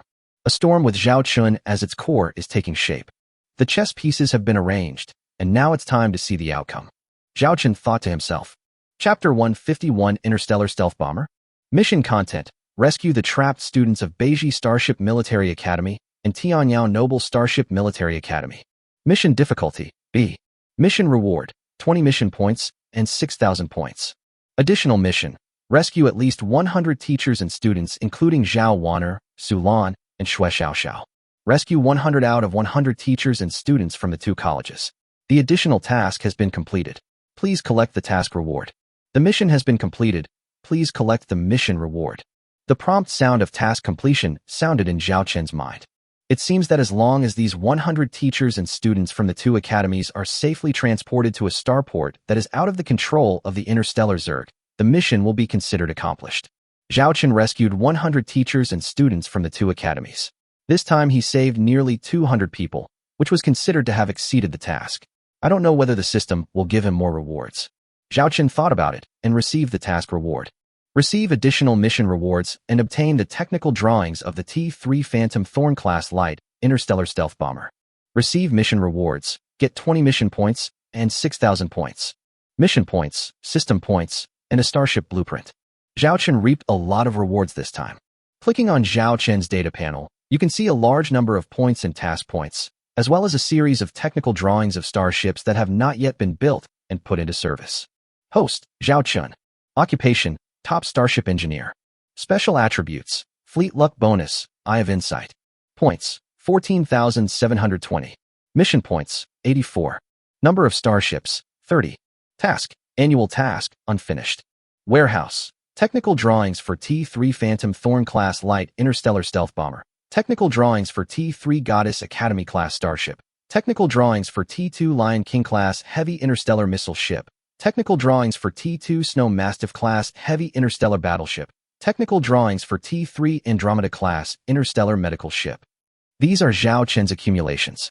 After the current events are over, Zhao Chun will be able to rely on these to build a super powerful interstellar fleet. The Interstellar Stealth Bomber is a very rare and unpopular type of ship. Zhao Chun is very interested in this starship technology. According to his understanding, interstellar stealth bombers were very popular in the era when T2 starships were the main combat starships. At that time, no one had star shields. Because the T3 interstellar stealth bomber focuses on firepower, the weapons it is equipped with are often medium and short-range interstellar torpedo weapons. The range is short, but the power is amazing. The interstellar stealth bomber relies on its stealth function to get close to the enemy's main starship and bombard it with firepower, with outstanding results. But later, the emergence of T3 Starship and Star Shield technology made interstellar stealth bombers suddenly unpopular. The reason is simple. Because of the emergence of Star Shields, even a T3 level interstellar stealth bomber can hardly achieve a decapitation effect when attacking enemy ships. The T3 interstellar stealth bomber itself is a starship with weak defense. If it cannot destroy the enemy in a short time, it means that it has to face the situation of being surrounded by an enemy group and besieged by the enemy fleet at the same time. Although the T3 interstellar stealth bomber can also be equipped with a star shield, the T3 level star shield technology can only defend one side. If you go deep into the enemy camp, it means that you will be surrounded by enemies on all sides. In addition, the T3 interstellar stealth bomber is very expensive, so the cost-effectiveness of this operation is extremely low. gradually became an unpopular starship. Zhao Chen wanted to see what this unpopular starship produced by this system was like. Phantom Thorn-class light interstellar stealth bomber. Ship type, interstellar stealth bomber. Technology level, T3. Hull armor strength, 1,000 units, 1,200 units. Star shield energy value, 20,000 units. Cruising speed, 300 knots. Warp drive, 6-stage warp drive. Length, 490 meters. Mass, 120,000 tons. Number of positions, 50. Starship weapons, 10 vertical missile silos, 10 optical mimicry missiles, 20 short-range heavy anti-ship missiles, 20 short-range heavy submunitions, 10 torpedo tube units, 200 heavy short-range particle torpedoes, 50 laser close-in defense guns. Special performance, Phantom Stealth Navigation Mode. It takes 10 seconds to enter stealth. This sight scared Zhao Chen. Those terrifying firepower configurations are another matter. The most high-tech one among them is. This T3 level starship is actually equipped with T4 level star shield technology. It is also the first interstellar battleship equipped with T4 star shield technology so far. What is the difference between T4 star shield technology and T3 star shield technology? It's very simple. T3 star shield technology can only complete the defense of one surface, while T4 star shield technology can protect the entire starship. Because maintaining T4 star shield technology requires very powerful starship engines and energy systems, so far only T4 level starship engines and energy systems can support T4 star shield technology. Therefore, this is also considered to be the quasi-technology of T4 interstellar battleship. And now, it appears on a T3 interstellar stealth bomber. This is like equipping an assassin with a powerful piece of armor. Why has the interstellar stealth bomber become unpopular? Isn't it because the target has a star shield, but its star shield can only defend one side, making it easy to be besieged by enemy ships and fall? Now this T3 Phantom Thorn-class light interstellar stealth bomber has T4 star shield technology, and its star shield energy value is so terrifying that it has surpassed the T3 Blizzard-class light interstellar battlecruiser. What does that mean? Zhao Chen would like to call this starship a heavy-armored interstellar stealth bomber. This is simply a powerful weapon for carrying out decapitation operations against some enemy fleet flagships. Zhao Chen was very excited. But when he calculated the cost of building such a T3 Phantom assassin, he immediately showed a bitter face. It's just a T3 Phantom Thorn-class light interstellar stealth bomber, and its captain is only half the captain of a T3 Blizzard. The construction price is even more expensive than T3 Blizzard. The construction cost of a single ship is as high as 15 million star coins. I finally understand why this type of ship has become unpopular. It's too damn expensive. Zhao Chen was at a loss whether to laugh or cry. Although this starship can be invisible, it does not mean it is invincible. When using weapons to attack, the starship will automatically lose its stealth. At the same time, there are also some interstellar battleships equipped with anti-stealth reconnaissance means. In short, except for specific battlefields, the cost-effectiveness is not very high. We can equip a small amount, but there is no need to build large quantities. Zhao Chen rubbed his chin and made a calculation in his mind. For example, this invisible starship can be used for some work that is not suitable for open work. That was absolutely amazing. Chapter 152 Governor of Chua. Let's put the matter of the T3 Phantom Thorn-class light interstellar stealth bomber aside for now. After all, if the current situation cannot be handled properly, building a starship will be empty talk. Zhao Chen took another look at his data panel. He had tens of thousands of system points, but because he did not have sufficient construction resources, he had never exchanged them for any starship technology. I don't know if it's enough to upgrade the T4 starship mall. Zhao Chen muttered to himself. If he could exchange for a T4 level interstellar battleship, then after overcoming the current difficulties, he could quickly build an interstellar force sufficient to protect himself. T3 system mall upgrade conditions. Item 1. Exchange for 3 T3 level items, 0 of 3. Item 2. Complete 3 B-level system tasks, February 3rd. Item 3. Consume 60,000 system points to upgrade the mall, 14, 720/60, 000. Zhao Chen. Except for 2 of the requirements of the B-level system tasks, which Zhao Chen had completed, the remaining 2 conditions were basically very different. The first reason is that Zhao Chen has never found the time to exchange for suitable T3 products. The third option is quite outrageous, a full 60,000 system points. Zhao Chen didn't know how long he would have to save up. It seems that it is impossible to upgrade to the T4 system mall in a short time. Beep beep. Just when Zhao Chen was thinking about something, A message came from his handheld terminal. It was an unfamiliar account, but that line of words made Zhao Qin's pupils tremble. My granddaughter said you wanted to talk to me. After this paragraph, there is a link to a room. Zhao Qin knew that what he had been waiting for a long time was about to happen. Huff, huff. Zhao Qin took a deep breath and sat on the chair in his bedroom office. The next second, the scene around him changed. Zhao Qin's bedroom turned into an ancient meeting room. In front of him stood a round table with a diameter of 2 meters, and around it were 4 bare walls. There was no light, but the whole room was very bright. The desk in Zhao Qin's bedroom on the T3 Blizzard-class light interstellar battlecruiser has the ability to project holographic video, which is a more advanced communication technology than communication video. Zhao Qin sat in the chair and waiting for the person who sent him the room invitation to enter the room. 1 minute, 3 minutes, 5 minutes, 10 minutes. Zhao Qin didn't know how much time had passed, but he still sat there in the same posture. Finally, a figure appeared out of nowhere on the chair opposite. He was an old man dressed in simple clothes, with white hair and a kind smile on his face. If Zhao Qin didn't know the identity of the man in front of him, he would have thought he was just an ordinary old man. Baron Lord of the Xiaolong Galaxy, Zhao Qin. Greetings, Governor of the Chuha Star region, Your Excellency the Duke. Zhao Qin placed his hand on his chest and saluted. That's right. The person Zhao Qin was meeting at this moment was none other than Chu Xian's grandfather, Governor Chu He, Duke of the Empire, 5-star Marshal, Chu Changha. Governor Chu looked Zhao Qin up and down, smiled faintly, and nodded. Young people are to be feared. Young people are to be feared. Actually, I admire you very much. But one thing you did made me very dissatisfied. I originally wanted to hold you accountable. But the girl in my family guessed what I was thinking. She said with certainty that she wanted to follow you, and it was none of your business. If I blame you for this, she would turn against me. TSK, TSK, TSK. This girl, it's really like the saying goes, a girl can't be kept at home when she grows up. I was rude at that time and shouldn't have taken Miss Chu to take risks. It was the woman who jumped up on her own. It had nothing to do with me. Although Zhao Qin thought so in his heart, in this situation, only an honest person would speak his mind. Let's not talk about this matter for now. I heard that before you set off for the Shuilian Galaxy, you asked my granddaughter, are you willing to cooperate with my Chu family? I don't understand this. When did I ever tell you that our Chu family would cooperate with you? Governor Chu looked puzzled. You old sly fellow, you're still not willing to reveal your cards at this point. But who can blame him for being the governor of Chuha, the Duke of the Empire, and the 5-star Marshal? Any of these identities can crush someone to death. Zhao Qin smiled and said, Governor, let's be frank. You brought your precious granddaughter back from the North Wind Star region with great difficulty and sent her to the North Star Fleet Military Academy. What's the point of this? You and I, why should we pretend to be ignorant when we know the truth? Since I am willing to have a long conversation with the governor today, it is with sincerity. Then you have to let me see your sincerity first. Governor Chu looked at Zhao Qin with a kind face, waiting for Zhao Qin's next words. Zhao Qin stared at the other person.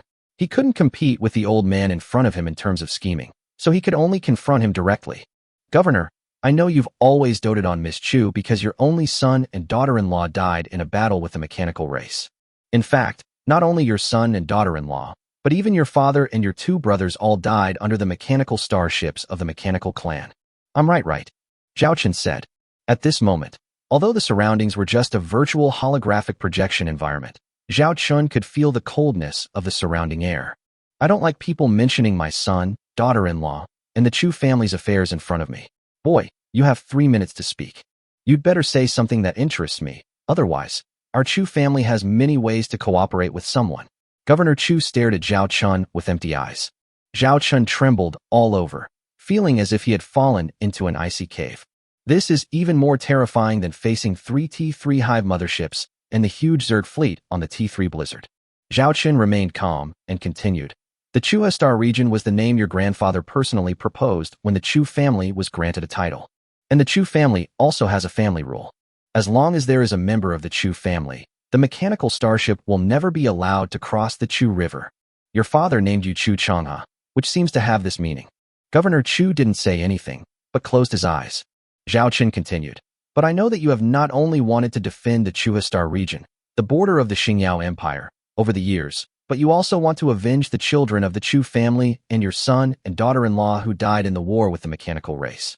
However, the only 2 T4 interstellar battleships of the Star Empire are of the type that cannot be mass-produced. For example, The T4 Boreai-class heavy interstellar battleship is expensive to build, and the raw materials used in its construction include several scarce raw material ores, which makes it impossible to mass-produce the T4 Boreai-class heavy interstellar battleship. This also led to the current situation where the Star Empire was more defensive than counterattacked. The time is coming, Governor Chu said. Zhao Chen said calmly. But what if I can research and manufacture a T4 interstellar battleship that can be mass-produced and has a very high cost-effectiveness? Governor Chu opened his eyes. At this moment, his eyes were as bright as candles, as if he wanted to swallow Zhao Chen. Chapter 153, I can build a T4 interstellar battleship for you. You must be responsible for what you say. Governor Chu stared at Zhao Chen, his eyes completely different from before. My word is my bond. But I need some time, Zhao Chen said. Governor Chu instantly revealed a kind smile. I can arrange the best research resources for you in the best laboratory in the Chua Star region. I can also find you any assistance you need in the Xingyao Empire. I can even find a way to recruit talented professors from the Galactic Alliance. That's not necessary. I'm used to being on my own and free. Besides, I have a strange temper. I don't like developing starships in a dull laboratory.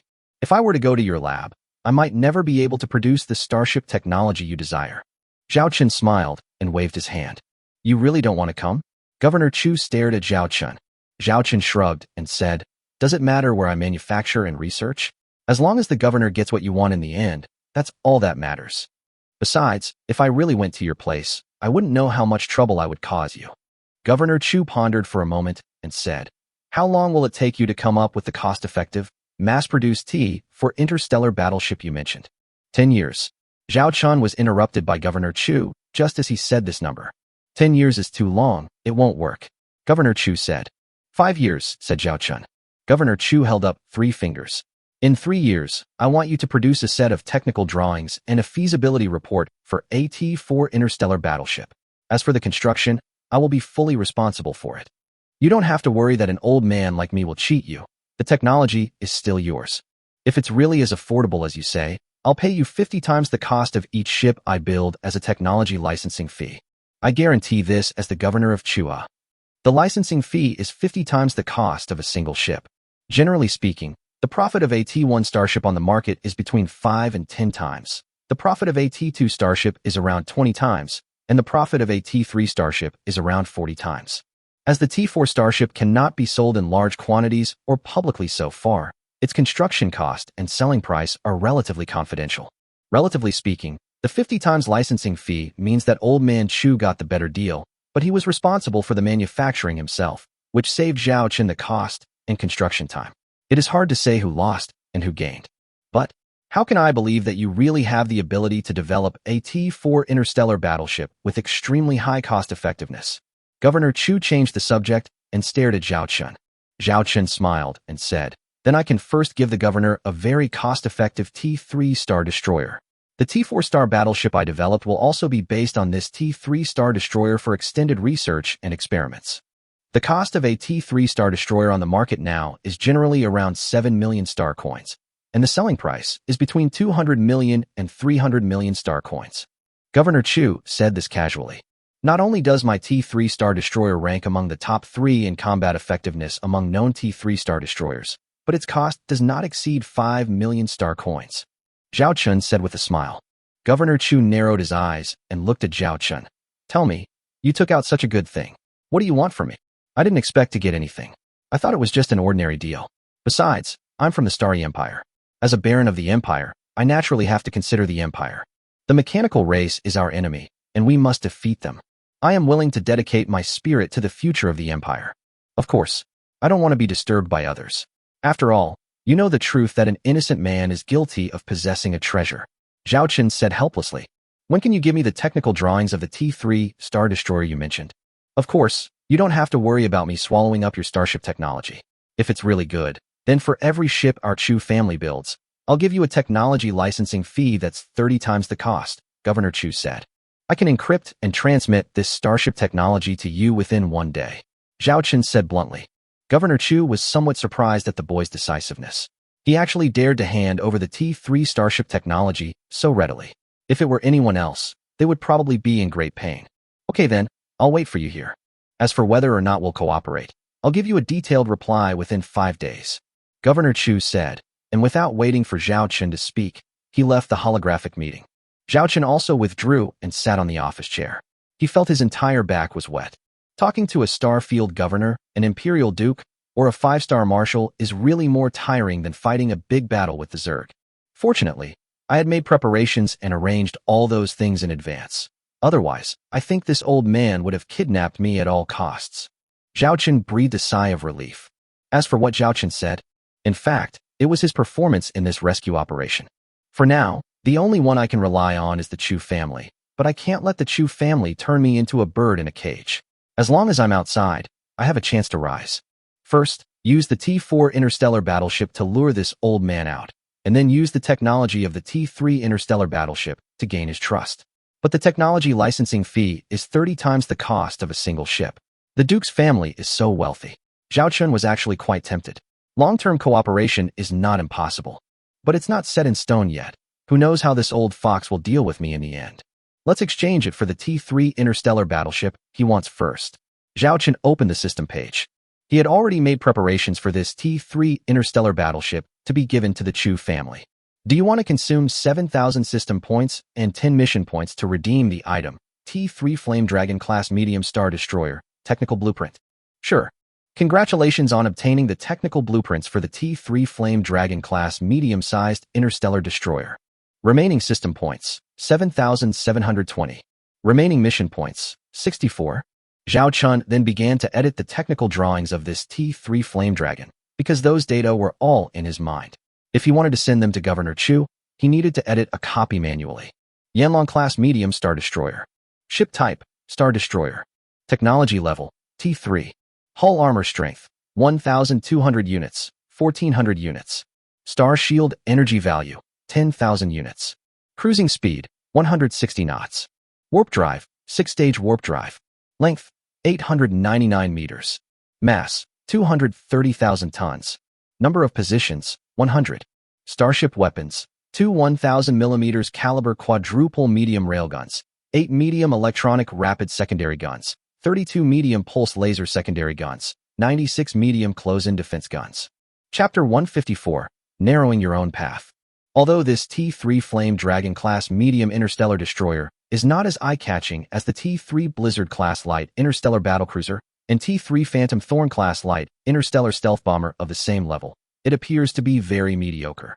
Indeed, moderation is the characteristic of this star destroyer. It is very comprehensive and performs well in terms of speed, combat effectiveness, and hull armor. At least compared to the several star destroyers of the Galactic Alliance. If it dares to say it is second, no one dares to say it is first. The most important point is that its cost is only 5 million star coins. This is definitely about 30% cheaper than those T3 star destroyers on the market. With this interstellar battleship, Zhao Chun is absolutely confident that he can convince Governor Chu. Of course, when editing the Starship technology, Zhao Chun placed a very secret backdoor in the Starship system software. As long as a fixed signal is received, any Starship built using Zhao Chun's technology will be paralyzed on the spot or even self-destruct. Be careful when working with anyone.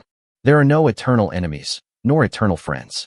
As a top Starship engineer, Zhao Chun is absolutely sure about the secrecy of this backdoor. No one in the entire Galactic Alliance can find it within 50 years. As for 50 years later, Zhao Chun doesn't care about things that happened so long ago. Old man Chu, if you are really willing to cooperate with me, we can each get what we need. If I really get a T4 interstellar destroyer with a very high cost performance, I can help you win this 1,000-year war against the mechanical race. But if you treat me like a pushover, then no one else will have an easy time.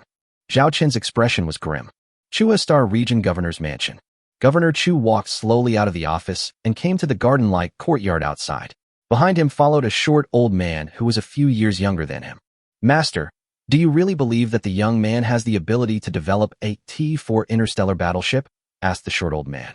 In addition to Zhao Chun and Governor Chu, the short old man actually knew about the entire conversation just now. Because this short old man is the person Chu Changha trusts most besides his granddaughter, and both of them are old comrades who are willing to entrust their lives to each other. Old Ding, you know, I have only 2 wishes in this life.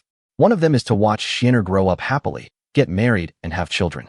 The other is to crush the mechanical race and end this war that our Chu family has fought for nearly 1,000 years for my son, daughter-in-law, and those Chu family members who died on the battlefield. I will smash their mechanical royal city and use my flagship to blast those damn steel lumps into pieces. That guy is right. With only the 2 T4-star battleships we have, we are good at defense, but not good at counterattack. Because those 2 T4-star battleships cannot be mass-produced. Over the years, I have set up several starship research laboratories in the Chua Star region and invested an unknown amount of research funds. What is it for? Isn't it just to develop a T4 interstellar battleship that can be mass-produced, so that we can lead our fleet to counterattack the mechanical race? Governor Chu raised his head and looked at the starry sky. Old Ding, I don't have much time left to live. I'm willing to make a bet with this guy. If I win, it's worth it even if I have to close my eyes.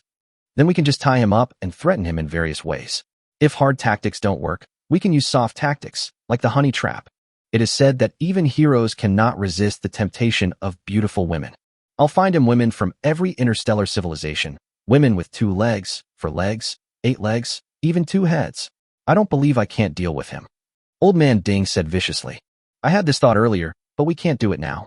Because of the boys' performance in the rescue mission of the teachers and students of the 2 academies using the T3 Blizzard-class light interstellar battlecruiser, the entire Star Empire has its eyes on him. If we kidnap him directly, even though our Chu family is rich and powerful, can we still go against the entire empire? At the same time, he also threatened us in his words just now that if we dared to put him under house arrest, he would turn against us. Dare to say this to me. This guy's temperament is quite to my liking. Governor Chu raised his hand and called up all the information about this incident, as well as the holographic image of the T3 Blizzard. Old Ding, you've seen all the information about him. What do you think of this young man? Old Ding paused for a moment, then pointed to a paragraph in the document. During this rescue operation, he single-handedly saved the teachers and students of the 2 colleges, all of whom were top students from both colleges. According to normal thinking, isn't this a great time to build personal connections with these people? After all, this is a life-saving grace. But this guy actually sold food on a starship and even charged 3, 10, 30, or even 100 times the price. Wouldn't this mean offending a lot of people just for a few tens of thousands of star coins? This is a bit too stupid. However, considering his previous performance at North Star Academy, he is indeed a direct and crazy person. It's quite consistent with the eccentric personalities of the starship engineers. Based on these factors, he does not pose much of a threat to us. At the same time, this series of events has also led to him becoming enemies with many forces, including Tianyao College. This kid has narrowed his own path. Governor Chu laughed heartily and said, I actually think this whole series of events might just be a play put on by this kid. Old Ding was stunned for a moment, then carefully pondered Governor Chu's words. He frowned and shook his head repeatedly. Impossible. Impossible. How could this kid be so cunning and scheming? Never mind, never mind. Chu Xian has a good relationship with the boy. Since he has such ability, let's wait and see his so-called ability before making a decision. I hope this kid won't let me down. Governor Chu and Old Ding began to chat and discuss things in the yard. A few hours later, an encrypted data was sent to his mailbox. Governor Chu and Lao Ding looked at each other. Governor Chu did not avoid Lao Ding and opened the technical drawing directly in front of him. It's actually a complete set of technical drawings, nothing hidden. Governor Chu took a look and was a little surprised. Then, after the 2 of them studied it carefully, their expressions began to become serious. Governor Chu said sternly, Old Ding, immediately contact all the starship engineers and starship scientists from the Chuha 1st Starship Research Institute, the 2nd Starship Research Institute, and the 4th Starship Research Institute, and have them all come here. I want them to give me a research report on this starship technology as soon as possible. Yes. Old Ding knew the importance of this matter, and he couldn't help but mutter the name of the starship. T3 Flame Dragon. Does that guy really have the ability to develop a T4 interstellar battleship? Chapter 155, but I, Zhao Chun, am not afraid. Quarterly mission. Own 3 different models of T3 or higher starships, 1/3. Select an auxiliary starship and reach a total of 5 ships, 0/5. With the arrival of April, Zhao Chun has another quarterly task. He glanced at the task content and found that the first condition was easy to achieve. As for the second one, you can choose to expand it to 5 T2 hammers. Anyway, the future expansion of the fleet will also require a large number of interstellar industrial ships. Beep beep. A video call request came in, and the person on the other end was Teacher Qin. Student Zhao Chun, I have discussed with the teachers from the 2 academies and the high-ranking officers of the Imperial Army who are rescuing us, and we are planning to depart for the Lantian Galaxy tomorrow. The damage to your starship will also be repaired at the starport in the Lantian galaxy. Do you think there's something wrong? Teacher Qin asked. Zhao Chen smiled and replied, I have no problem. Just let me know when you leave. Okay, then let's set the departure time for tomorrow. I'm really grateful to Zhao Chen for this matter, although before, when we left the ship, we didn't have time to express our gratitude to you formally. But I plan to wait until we return to North Star Academy, and I'll ask the Academy to hold a celebration banquet for you. Teacher Qin said enthusiastically. Zhao Chen waved his hands repeatedly. Forget about the celebration banquet or anything like that. Did he still expect the teachers and students of the two colleges to thank him? More than half of the students didn't hate him, which was a good thing. During the few days they stayed on their starships, they all spent all the pocket money in their accounts. After finishing the communication with Teacher Qin, Zhao Chen informed Charlotte and Lilith to prepare for sailing tomorrow. Part of the damaged hull of T3 Blizzard was repaired, but some could not be repaired in the Shulian Galaxy, so it had to either return to the North Star Academy or go to the Lantian Galaxy. However, the ammunition has been fully replenished. The part that cannot be repaired temporarily will not affect the normal navigation and combat of T3 Blizzard. Lantian Galaxy. I wonder what's waiting for me there. Zhao Chen smiled self-deprecatingly. A good show is about to begin, and he is the protagonist. A few days later, a starport in the Lantian Galaxy. The starport was a little special on this day. Several berths were vacant, and many Imperial Army interstellar fleets were waiting around. In addition, in the waiting area closest to the starship berths, you can see many people standing there waiting. Finally, several starships appeared in everyone's sight. At the first moment, everyone's attention was focused on the blue and white interstellar battlecruiser. This was the legendary starship that single-handedly rushed into the area of the Water Lotus Galaxy that was occupied by the Zerg and rescued the teachers and students of the two academies. Many traces of battle can still be seen on this legendary starship. They also learned about the battle from the teachers and students of the two colleges. Escape from the Zerg fleet. It's like a legendary story. This also made Zhao Chen a legendary figure. T3 Blizzard-class light interstellar battlecruiser bridge. Zhao Chen sat in the captain's chair, with Charlotte and Lilith working on both sides of him. His sister Zhao Wan'er and the eldest daughter of the Chu family, Chu Xian, were also on the bridge. Su Lan and others boarded the nearby Imperial Army's interstellar battleship with Teacher Qin. As for the teachers and students of the two academies, of course they would not board Zhao Chen's starship. They would never agree to do so, even if they were beaten to death. Brother, look, there are so many people, and there's even a guard of honor. It looks like they're going to treat you like a hero. Before the starship docked, Zhao Wan'er saw the crowd of onlookers on the berth. Hero? Zhao Chen smiled self-deprecatingly, thinking that those people probably regarded him as a fish on their chopping board. And it's very fragrant. This time, Zhao Chen, you have made a big splash. Chu Xian was also happy for Zhao Chen. Zhao Chen smiled, but said nothing. Soon the T3 Blizzard was docked. At this time, a video window request popped up. Opposite him was a middle-aged man. Student Zhao Chen, I am the governor of the Azure Star region. Regarding this Zerg disaster that occurred in our Blue Sky Star region, you can risk your life to save the teachers and students of the two colleges. I express my deepest respect. I have prepared a celebration banquet here. I hope Zhao Chen will not refuse it. Even the governor of the Azure Star region has appeared. It seems that I am really attractive. As for whether to disembark or not, it is no longer up to Zhao Chen to decide. Your Excellency the Governor, you are too kind. This is what we should do as citizens of the Star Empire. In fact, there is really no need for a celebration banquet. Zhao Chen said with a smile. You've done such a big thing, let alone a small celebration party. Even giving you a commendation wouldn't be enough. And there are many families of teachers and students from both colleges here who want to express their gratitude to you. The governor of the Azure Star region said enthusiastically. In that case, I will respectfully obey your command. Zhao Chen agreed to disembark. Then we are waiting for the young hero here.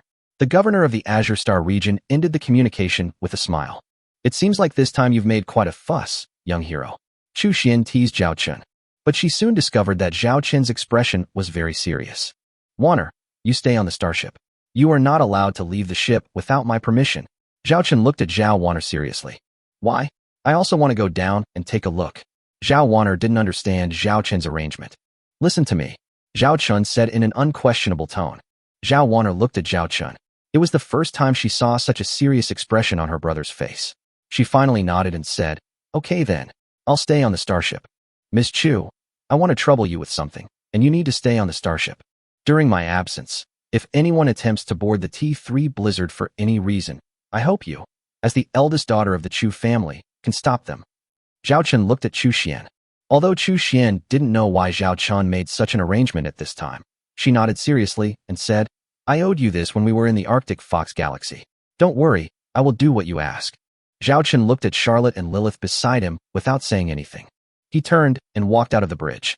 Charlotte and Lilith's eyes were full of worry. Commander Zhao Chun had talked to them about this long before they set sail. Gave them an order. After entering the starport, T3 Blizzard maintains a level 1 combat readiness status.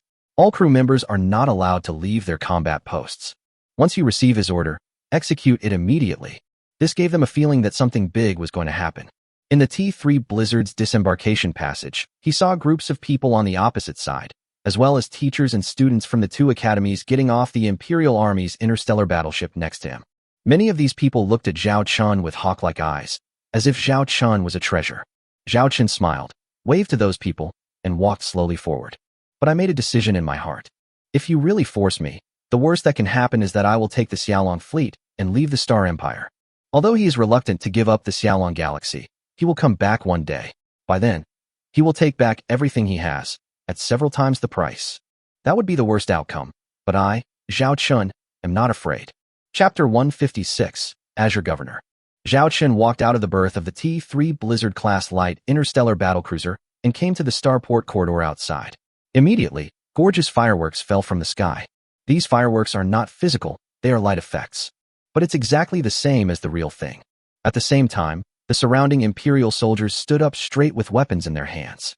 At the command of an officer, they all faced Zhao Chun and placed their right fists on their chests. Salute. These Imperial soldiers cleared a path for Zhao Chun. But some young women who had been waiting for a long time came up with flowers and hugged Zhao Chun. One of them even took the opportunity to kiss Zhao Chun on the face and found a note in Zhao Chun's pocket. Zhao Chun, was he being molested? Should he call the police? Or the police? Student Zhao Chun, you couldn't tell from the video call, but when you see him in person, you're truly extraordinary. You're truly the young hero of this rescue operation. The Azure Star Region Governor enthusiastically stepped forward and shook Zhao Chun's hand. Your Excellency the Governor, you are too kind, Zhao Chun said modestly, holding the flowers in his left hand. The governor of the star field in front of him looked much more wealthy. It's simply not comparable to Governor Chu's momentum. Classmate Zhao Chun just came out of the Shuilian Galaxy, so I should let you rest first. But I have specially prepared a banquet to welcome Zhao Chun. We'll have to let Zhao Chun work hard for a while. After all, everyone wants to see his heroic face. The Azure Star Region Governor said with a kind smile. Zhao Chun smiled and said, Then I'd better obey your command. Let me see what good shows you have prepared for me. Compared to the treatment Zhao Chun received after leaving the ship, the noise from the teachers and students of the two colleges was much quieter. Do you feel that Zhao Chun has changed a lot since we first met half a year ago? When facing a Star Region Governor, his aura is no less impressive. Shui Xiaoxiao looked at the welcome scene on Zhao Chun's side from another place, standing on tiptoe from time to time. There are big changes, but I always feel it's a bit strange. Senior sister Su Lan frowned slightly beside her. Shui Xiaoxiao asked in confusion, What's so strange about that? Zhao Chun saved the teachers and students of the two colleges. Although, the subsequent operation is a bit confusing, but saving the teachers and students of the two colleges is a foregone conclusion. It is no exaggeration to say that he is a hero and deserves such treatment. You are right, but didn't you notice that there was not a single reporter among the crowd welcoming Zhao Chun? Senior Su Lan raised her doubts. Normally, in this situation, the appearance of a young hero would definitely attract a lot of attention. How could the media groups in the Empire not seize on such a big hot topic? But after looking around, I couldn't find anyone, let alone a reporter, to even record the scene. Hearing what Senior Sister Su Lan said, Shui Xiaoxiao looked over again and took a closer look. Indeed, there were no journalists present, which was unusual. Not to mention something like this that alarmed the two major academies of the Star Empire. Even the recent Zerg crisis in the Water Lotus Galaxy has a large number of reporters paying attention to any developments every day, and any hot spots they capture will be posted on the internet. The current Zerg crisis in the Shuilian Galaxy is undoubtedly one of the hottest topics in the entire Star Empire network. Among them, the story about Zhao Chun, a genius student, who single-handedly saved the teachers and students of the two academies, is a hot topic. Sister Su Lan, now that you mention it, it does seem to be the case. How strange, Shui Xiaoxiao muttered. Senior Sister Su Lan raised her hand and summoned a virtual screen, searching for information about Zhao Chun on it. However, she She was surprised to find that the name Zhao Chen no longer appeared on the hot topic list of the Xingyao Empire Network. The only relevant information is that the teachers and students of the two academies have left the Shuilian Galaxy under the escort of the Imperial Army fleet. Something's wrong. Zhao Chen might be in big trouble, Senior Su Lan said with a serious expression. Big trouble. Shui Xiaoxiao tilted her head, looking confused. Senior Sister Su Lan stared at the back of Zhao Chun, who was accompanying the governor of the Azure Star region in the distance, and said with some concern, I should have thought of it a long time ago. Although classmate Zhao Chun saved us this time, he revealed too big a secret. What happened to the amazing T3 Blizzard? Before this, we didn't know anything about this interstellar battleship.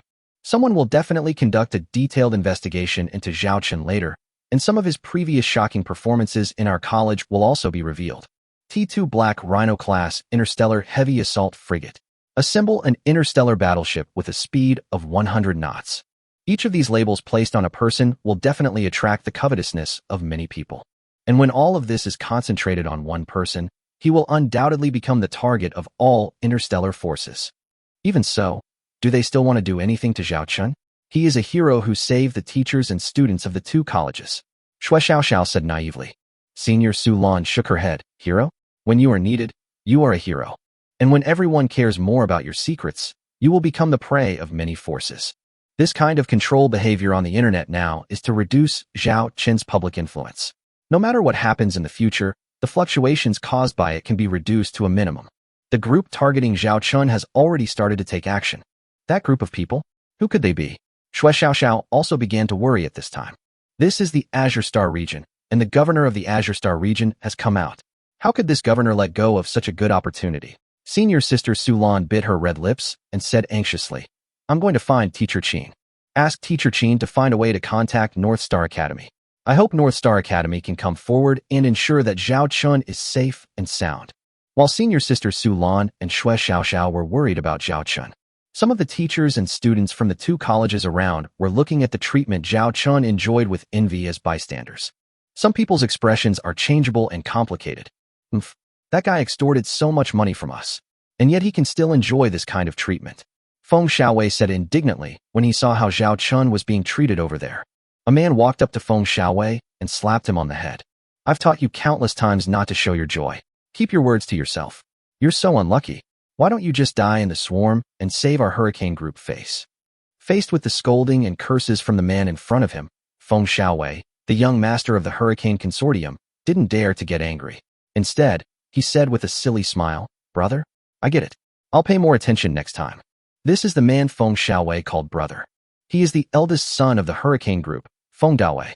Let's go. I'll take you to see a good show. Feng Dawei said lightly. Good show? What good show? Feng Xiaowei asked curiously.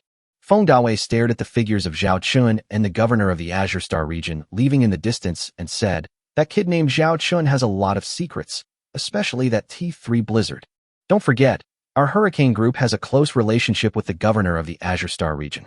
Our father has already discussed this with the Governor General, and he wants this kid to reveal something valuable no matter what. But that kid is in the limelight right now. If we really touch him, it won't be a good idea. Feng Xiaowei said worriedly. Feng Dawei snorted coldly and said contemptuously, He is at most a baron, and this is the Azure Star region. How we deal with him depends on the governor and our Hurricane Consortium. Hearing this, Feng Xiaowei's eyes flashed with gloating. Brother, let's go. I want to see that kid get humiliated. Chapter 157. The three big bosses of the Azure Star region gather. A dome-shaped restaurant protruding from the center of the starport. This dome restaurant is the most luxurious interstellar restaurant in the Lantian galaxy.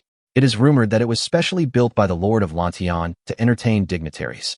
The dome restaurant is made of a completely transparent glass material. This material is starship military grade. Its strength is equivalent to that of a starship's hull armor, and it is usually equipped in small quantities at the bridge's portholes on the surface of the starship, as well as at the small portholes in some cabins. Its strength is equivalent to that of starship hull armor, but its cost is dozens of times that of the same level of hull armor, so starships generally only use it in small quantities. Here, the entire restaurant is built with this military glass material, so you can imagine how luxurious it is. And because it is located at the top center of the largest starport in the Lantian galaxy, you can see the entire starport and the main star of the Lantian galaxy above your head. The scenery is absolutely beautiful. At this moment, the banquet venue has already been fully decorated, and all kinds of luxurious delicacies made from natural ingredients are available. But the moment Zhao Chen stepped in here, he realized something was wrong. Only a very small number of teachers and students from the two colleges appeared here, and most of these people were from Tianyao College and had a bad relationship with Zhao Chen. Every look that stared at Zhao Chen was full of gloating. It seems that this is the Hongmin banquet, prepared for Zhao Chen. Student Zhao Chen, please come this way. Governor Blue smiled and invited Zhao Chen to a crescent-shaped booth in the middle of the banquet hall. This booth was obviously higher than the surrounding areas, and there were comfortable sofas and high-class maids to serve him. There were two people waiting here early. One of them was wearing a formal dress, and the other was wearing a military uniform. Zhao Chen glanced at it and gave it 5 stars. Imperial 5-star Marshal. How lucky I am. These past 2 days, one after another star domain governors and 5-star marshals appear in front of me. The moment these two people saw Zhao Chen, they stood up and greeted Zhao Chen with a smile. But in Zhao Chen's view, that smile was no different from a beast showing its fangs. The smile of the 5-star marshal was even more stiff. Student Zhao Chen, let me introduce you. This is the Empire's 5-star marshal, Marshal Huang Zhixiong. He is a very young 5-star marshal in our empire. Not only did he become a 5-star marshal of the empire at the age of 50, he's also a heroic young man like Zhao Chen. Governor Azure introduced the 5-star marshal. Heroic boy? Zhao Chen looked at the 5-star marshal wearing a military uniform and with a bulging belly. If he hadn't told him, Zhao Chen would have thought that he and Governor Azure were brothers. Zhao Chen did his homework before coming. Governor Azure and Marshal Huang Zhixiong are buddies from the same faction. One is a feudal lord, and the other is a marshal of the imperial army. It would be so beautiful for these two to live together. However, Marshal Huang Zhixiong is the type of person who is strong on the outside but weak on the inside. He got the position of marshal thanks to his family's background and arrangements. Although he has several Legion-level interstellar fleets, he is mainly responsible for the garrison work in the Blue Star region. In the past 50 years, there have been basically no major battles. Generally, they have only fought small tasks such as arresting interstellar pirates. Just look at how the Zerg disaster in the Shuilian galaxy has evolved into the current situation, and you will know the ability of this marshal. It's completely different from Governor Chu, who has been fighting against the mechanical race on the front line for many years. Marshal Huang Zhixiong did not extend his hand, but just nodded at Zhao Chen. It seemed that he looked down on this young man Zhao Chen. This is the chairman of the Hurricane Group, Feng Weihao. Governor Azure introduced another middle-aged man wearing gold-rimmed glasses. Student Zhao Chen, I've heard of your great name for a long time. Chairman Feng smiled and took the initiative to shake hands with Zhao Chen and patted Zhao Chen's shoulder enthusiastically. Student Zhao Chen is the same age as my youngest son, but my useless son is far inferior to student Zhao Chen. If my youngest son could be a little bit better than Zhao Chen, I, as his father, wouldn't have to worry so much. During this Zerg incident, thanks to classmate Zhao Chen for saving my useless youngest son, otherwise our Feng family would have lost a young man. As he spoke, Chairman Feng took off his glasses, as if wiping away his tears. Chairman Feng, you're too kind, Zhao Chen said. But I remembered this old guy in my heart. Compared to that 5-star marshal, the chairman of the Hurricane Group in front of him is more dangerous. Moreover, with today's technology, most people don't need to wear glasses at all, but this man still wears gold-rimmed glasses, which shows that this is a habit of his, or a prop he uses to conceal his eyes. Anyone who can build up a Hurricane Group is no small figure. And the place where the Hurricane Consortium started was the Azure Star region. There are rumors that the Hurricane Group, Governor Azure, and the 5-star marshal form an iron triangle relationship. These 3 people are like the sky in the Blue Star domain, controlling the military, politics, and business levels. This time, the appearance of these 3 people together was enough to show that they valued Zhao Chen's value. Please sit down, classmate Zhao Chen. Governor Blue pulled Zhao Chen to sit on the sofa, and the senior maid next to them immediately served delicious tea and snacks. At this time, one of the elevators leading from the starport to the Dome restaurant opened, and several beautiful figures walked in. One of the voices attracted Zhao Chen's attention. Really? They won't let us come up. Why can they come, but we can't? The one who complained was Xue Xiaoxiao. Next to Xue Xiaoxiao were a senior schoolmate with a serious expression and teacher Qin with a nervous look on his face. They actually came up. Senior Su Lan, teacher Qin. Zhao Chen waved over there. Su Lan and others also saw Zhao Chen and walked over quickly. Zhao Chen smiled at the Azure governor and said, "Excuse me, these 3 are good friends of mine from the academy. Could you please invite them to sit with me?" Governor Azure exchanged glances with the 2 big men beside him. Since it's Zhao Chen's request, How can we refuse? And it's true that sitting with us old guys is no match for being with those beautiful girls. Student Zhao Chun is so lucky. Governor Azure didn't forget to tease Zhao Chun at this time. Zhao Chun smiled, but said nothing. At this moment, Lydia Su and others came over. Su Lan saw 3 people sitting in front of Zhao Chun, and there was some surprise in her eyes. It seems that she also recognized the identities of these 3 people. Student Zhao Chun, the people down there are really being unreasonable. They wouldn't even let us come up. I clearly saw quite a few students from Tianyao College coming up, and they're still saying we don't have an invitation. If Teacher Chin hadn't mentioned her identity as a student at North Star Academy, we'd probably have been turned away. Su Xiaoxiao pouted, looking aggrieved. It was hard to tell whether she was naive or she said this on purpose in front of the 3 big guys present. Zhao Chen thought to himself, this is a Hongmin banquet set up for me, so naturally they can't let outsiders in. I guess if it weren't for Teacher Chin's tough attitude, you really wouldn't have the chance to see the good show that's about to happen. But since we are here, let's witness this great show together. Chapter 158, Zhao Chen's Confidant. After this so-called welcoming and celebratory banquet began, it was Governor Bai Lan and Chairman Feng who were chatting with Zhao Chun, and they were all talking about some unimportant things. Marshal Huang Zhixiong ignored Zhao Chun and glanced at the female guests at the banquet, with most of his attention focused on Su Lan and the other 2 people around Zhao Chun. During this period, many banquet participants came up to toast Zhao Chun, but Zhao Chun responded with tea instead of wine on the grounds that students should not drink alcohol. Soon, 3 rounds of tea were served. The blue governor looked at Teacher Chin with a smile and said, Teacher Chin, we have some private matters to discuss with Zhao Chun. Could you please take these 2 female students aside for a moment? Teacher Chin looked a little flustered. She was capable of teaching and educating people and commanding starship battles.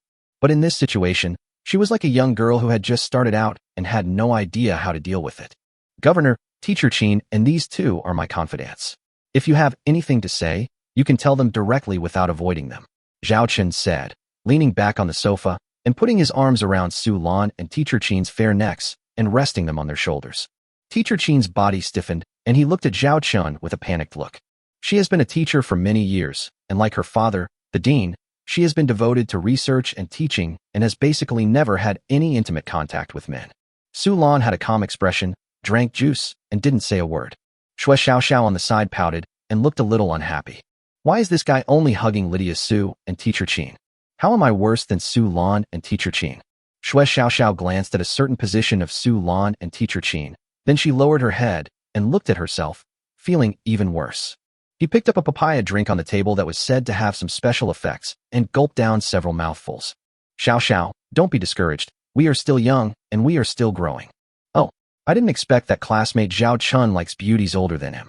It just so happens that I have a niece who is in her 30s. If classmate Zhao Chun is interested, I can introduce the 2 of them to each other. Governor Blue said without any hesitation. Is this a beauty trap? If classmate Zhao Chun is not interested in the human race, our Hurricane Group has also acquired a batch of female slaves from other interstellar civilizations recently. We can give them to classmate Zhao Chun as gifts. Chairman Feng said with a smile. Oh no, now it's a sugar-coated bullet. Young people, you should have lofty ambitions. Venture into the interstellar ocean and explore the vast stars. Don't linger in the clouds and rain. Zhao Chun would like to thank you 2 in advance. Zhao Chun looked very upright, but he did not let go of the hands that were hugging Teacher Chin and Su Lan. Shui Xiaoxiao rolled her eyes. Teacher Chin's cheeks turned slightly red. Between clouds and rain? What does this mean? Why can't she understand it? But she has a feeling that something is wrong. Su Lan glanced at Zhao Chun beside her with empty eyes, drinking juice without saying a word. Good. Young people should have such lofty ambitions. Governor Azure applauded. He looked at Zhao Chun with a smile and said, since Zhao Chen's close friends are not outsiders, let's be frank. In fact, we are very interested in Zhao Chen's outstanding starship manufacturing research technology, especially your 2 starships, the T3 Blizzard and the T2 Black Rhino. Chairman Feng really wants to cooperate with Zhao Chun, so he asked me to be the middleman. As long as Zhao Chun is willing, 30% of the profits can be given to him. Chairman Feng interjected, we are also willing to provide Zhao Chun with the best Starship Research Institute and resources and equipment free of charge to meet his future starship research needs. If Mr. Zhao Chun has a team behind him, we are willing to hire him with a salary 3 times that of the Star Empire. This old fox is cunning enough, 30%? What a joke. Governor Chu paid me 30 times the cost of building a T3 interstellar battleship as a technology licensing fee. If I sell it on the market, the selling price will be around 40 to 50 times the cost. That basically means a 70 to 30 split, with Zhao Chun taking 7 and the governor of Chu taking 3. Pattern. You two old foxes are so small-minded compared to Governor Chu. Starship technology? Maybe you guys have misunderstood. Those starships of mine were not developed and manufactured by me. I was in trouble and forced to land on a planet during an interstellar journey. Just when I thought I was going to die, by chance I came across a big boss's starship construction base. That big guy saw that I was destined to be together, so he gave me these interstellar battleships. Zhao Chun had an expression that said, "I'm so naive, I'm telling the truth." In interstellar distress? Encountering a mysterious boss? Meeting you by chance? Giving you an interstellar battleship? The papaya milk in Xue Xiaoxiao's mouth suddenly spurted out, covering her face. What an old-fashioned online novel cliché this is. Sorry. Xue Xiaoxiao immediately took a tissue to wipe the papaya milk off her face, but still tried hard to suppress her smile. Then I wonder if classmate Zhao Chun can tell me where this big boss's starship construction base is. I would like to visit him. Governor Azure looked at Zhao Chun with a smile, and there was a coldness in his eyes. He definitely didn't believe this kid's nonsense. That might not be possible. Not long ago, that big guy said he was going to travel the universe with his own fleet, so we won't be able to see him for the time being. What a pity. Zhao Chun looked regretful. Student Zhao Chun, you're such a joke. We've researched your life. Before you went to study at North Star Academy, you'd never left the Xiaolong Galaxy. How could you possibly have encountered a powerful figure in such a situation? Moreover, the two interstellar battleships, T3 Blizzard and T2 Black Rhino, have never appeared in any other interstellar forces. Is this boss really so mysterious that he didn't even leave any trace of his own interstellar battleship? The Azure Governor took a sip of wine and stared at Zhao Chun with empty eyes. Zhao Chun said innocently, "But what I said is true." Boom. Marshal Huang Zhixiong crushed the wine glass in his hand, and the wine dripped onto the ground. He said with a gloomy face, "Don't refuse a toast and drink a penalty. It is your blessing that Hurricane Consortium can cooperate with you. Otherwise, let alone the 30% profit, you, a mere baron, won't even get 10% profit. As long as you cooperate with us honestly, the three of us can guarantee you prosperity and wealth. We can even arrange for you to live in a prosperous galaxy in the Azure Star region, so you don't have to stay in the barren Xiaolong Galaxy." Zhao Chen's smile remained. As the saying goes, a son won't despise his mother's ugliness, and a dog won't despise his family's poverty. Even if the Xiaolong Galaxy is so barren, it's the legacy left by our Zhao family's ancestors. I'd rather stay in my little piece of land and live the happy and carefree life of a free and easy lord. Zhao Chun is not lucky enough to enjoy the wealth and splendor you have. At this moment, the atmosphere in the place where these people were located began to become strange. Chapter 159. If I say I won't give it to you, what can you do to me? Old Huang, how can you speak like that? Zhao Chun is a junior, and there are some things he hasn't considered thoroughly. Of course, he needs time to think things over. The blue governor looked at Zhao Chun with a kind look and said, "Student Zhao Chun, do you think we haven't given you enough? How about this? I see you're meant to be together, so I'm willing to adopt you as my adopted son. I'll give you the 20% profit I was originally given. These starship technologies will be handed over to the Hurricane Consortium for operation, and then Chairman Feng will give you 50%. Then I can guarantee that within 5 years you will be promoted to Viscount, and within 20 years you will become Earl." Adopted son? I don't even want you to be my son. Zhao Chun could see that these people were just playing the good cop and the bad cop. He used both kindness and force to try to take down Zhao Chun first.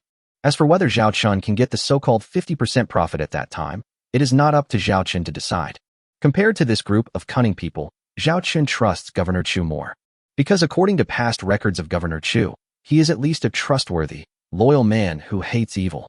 The Chua Star region under his management was several times better than other star regions in terms of public security, and there had never been any reports of nobles causing trouble in the area. "Governor, I think I'll forget about this proposal. I've almost finished attending this banquet, and I'm a little tired, so I'll take my leave now." Zhao Chun was about to get up and leave. But at this moment, a circle of light curtains was erected around the crescent-shaped booth where Zhao Chun was, and at the same time, 4 men who looked like bodyguards stood on the path that Zhao Chun had to take to leave. "Student Zhao Chun, are you really so unwilling to give me this face?" Governor Blue looked at Zhao Chun with empty eyes, and now the smile on his face was filled with a chill. "This is a showdown." Zhao Chun smiled and leaned towards Governor Azure, leaning close to his ear and speaking with a smile in a voice that everyone in the booth could hear. "If I say no, what can you do to me?" Zhao Qin's words were like pouring oil on the fire. Governor Azure's eyes turned cold as he looked at Zhao Qin. At this time, Marshal Huang Zhixiong beside him said, "What do you think? As the Marshal of the Imperial Army, I now suspect that your starship technology is related to the mechanical race. We're going to detain and interrogate you. I hope Zhao Qin can cooperate, otherwise, you'll inevitably suffer some physical pain." Zhao Qin had a smile on his face. This group of people were prepared to use hard tactics if soft tactics didn't work, without caring at all that Su Lan and others were present. The way he eats is really ugly. However, judging by the expressions of the guests at the banquet, they probably didn't know what was being said inside. The light curtain wouldn't block the sounds outside, but it could block the sounds inside from being transmitted. Nonsense. How could Zhao Qin be related to the mechanical race? He is a hero who saved the teachers and students of the two colleges. You have no evidence. You can't slander him like this. Xue Xiaoxiao was stubborn and stood up to speak for Zhao Qin. This made Zhao Qin a little surprised at this lowly who liked big shots. Aren't the words of the Imperial Army Marshal evidence? Are you questioning the authority of a 5-star Imperial Marshal? If he really has no problems, I will naturally release him after interrogation, Marshal Huang Zhixiong said with his head held high. Trial? This guy took him away for interrogation. There was no doubt that he would make up some questions. Zhao Qin chuckled in his heart. Teacher Qin stood up and said with a serious expression, "My lords, Zhao Qin is a student of our North Star Academy. You can't treat our students like this. I can see that you are just after the starship technology on Zhao Qin. No matter where Zhao Qin's starship technology comes from, according to the laws promulgated by the Empire, all starship technology developed by any person, organization, or research institute will be protected by the Imperial law and is private property. Even the Imperial royal family cannot force the other party to hand over the relevant private starship technology. This is illegal. Aren't you worried that I'll spread what you said and bring disgrace to the prestige of you 3 adults?" Governor Azure chuckled and shook his head. "Since I dare to say this in front of you, do you think we are worried about this? I know who you are, the daughter of the Dean of North Star Academy. But don't forget, this is the Azure Star region, not your Northwind Star region. Here, I have the final say. Today, Zhao Qin has to stay, and you 3 can leave at will. I don't care what you say outside." The fact that Governor Azure is so confident is enough to show that he and the forces behind him don't care about these things at all. As long as Zhao Qin is in their territory, they are confident that they can control this little baron. You, Teacher Qin's face looked ugly. She didn't expect these people to be so shameless. Zhao Qin looked at Teacher Qin. This teacher was still too naive. The rules of the Empire are only used to restrict the middle and lower classes. For those standing at the top of the pyramid, those rules are just tools.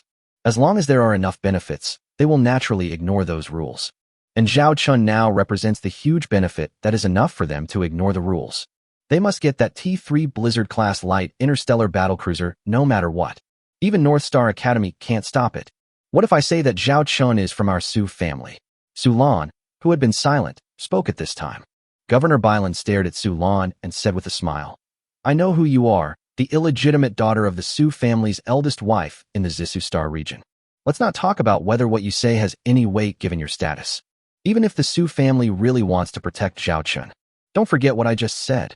The Azure Governor's eyes flashed with ferocity, and he slapped the table. "This is my Azure Star region, not your Su family's Purple Su Star region. Your Su family has no right to control my territory." Su Lan had a complicated expression. She actually knew clearly the result of this, because the Su family had a very bad relationship with the Blue Governor. Since the other party dared to do this, he was certainly not afraid of trouble from the Su family. Even if it causes trouble, do you really dare to lead an army to attack? The royal family was the first to disagree. Now that Zhao Qin is in his hands, he has the initiative. Only at this moment did Xue Xiaoxiao realize that something was wrong in the atmosphere, and she looked at Zhao Qin worriedly. Now the other party does not take Su Lan's Su family and the North Star Academy behind Teacher Qin seriously. Is Zhao Qin really going to be detained here? If that's the case, then Zhao Qin is really like a lamb walking into a tiger's mouth. If he doesn't die, he will be skinned alive.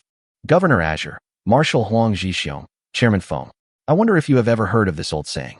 Don't look down on the poor young. Zhao Qin looked at the 3 big men in front of him with a joking look. Chapter 160, I'm here to take our grandson-in-law home. At this moment in the banquet venue, many people noticed the strange atmosphere in the central booth.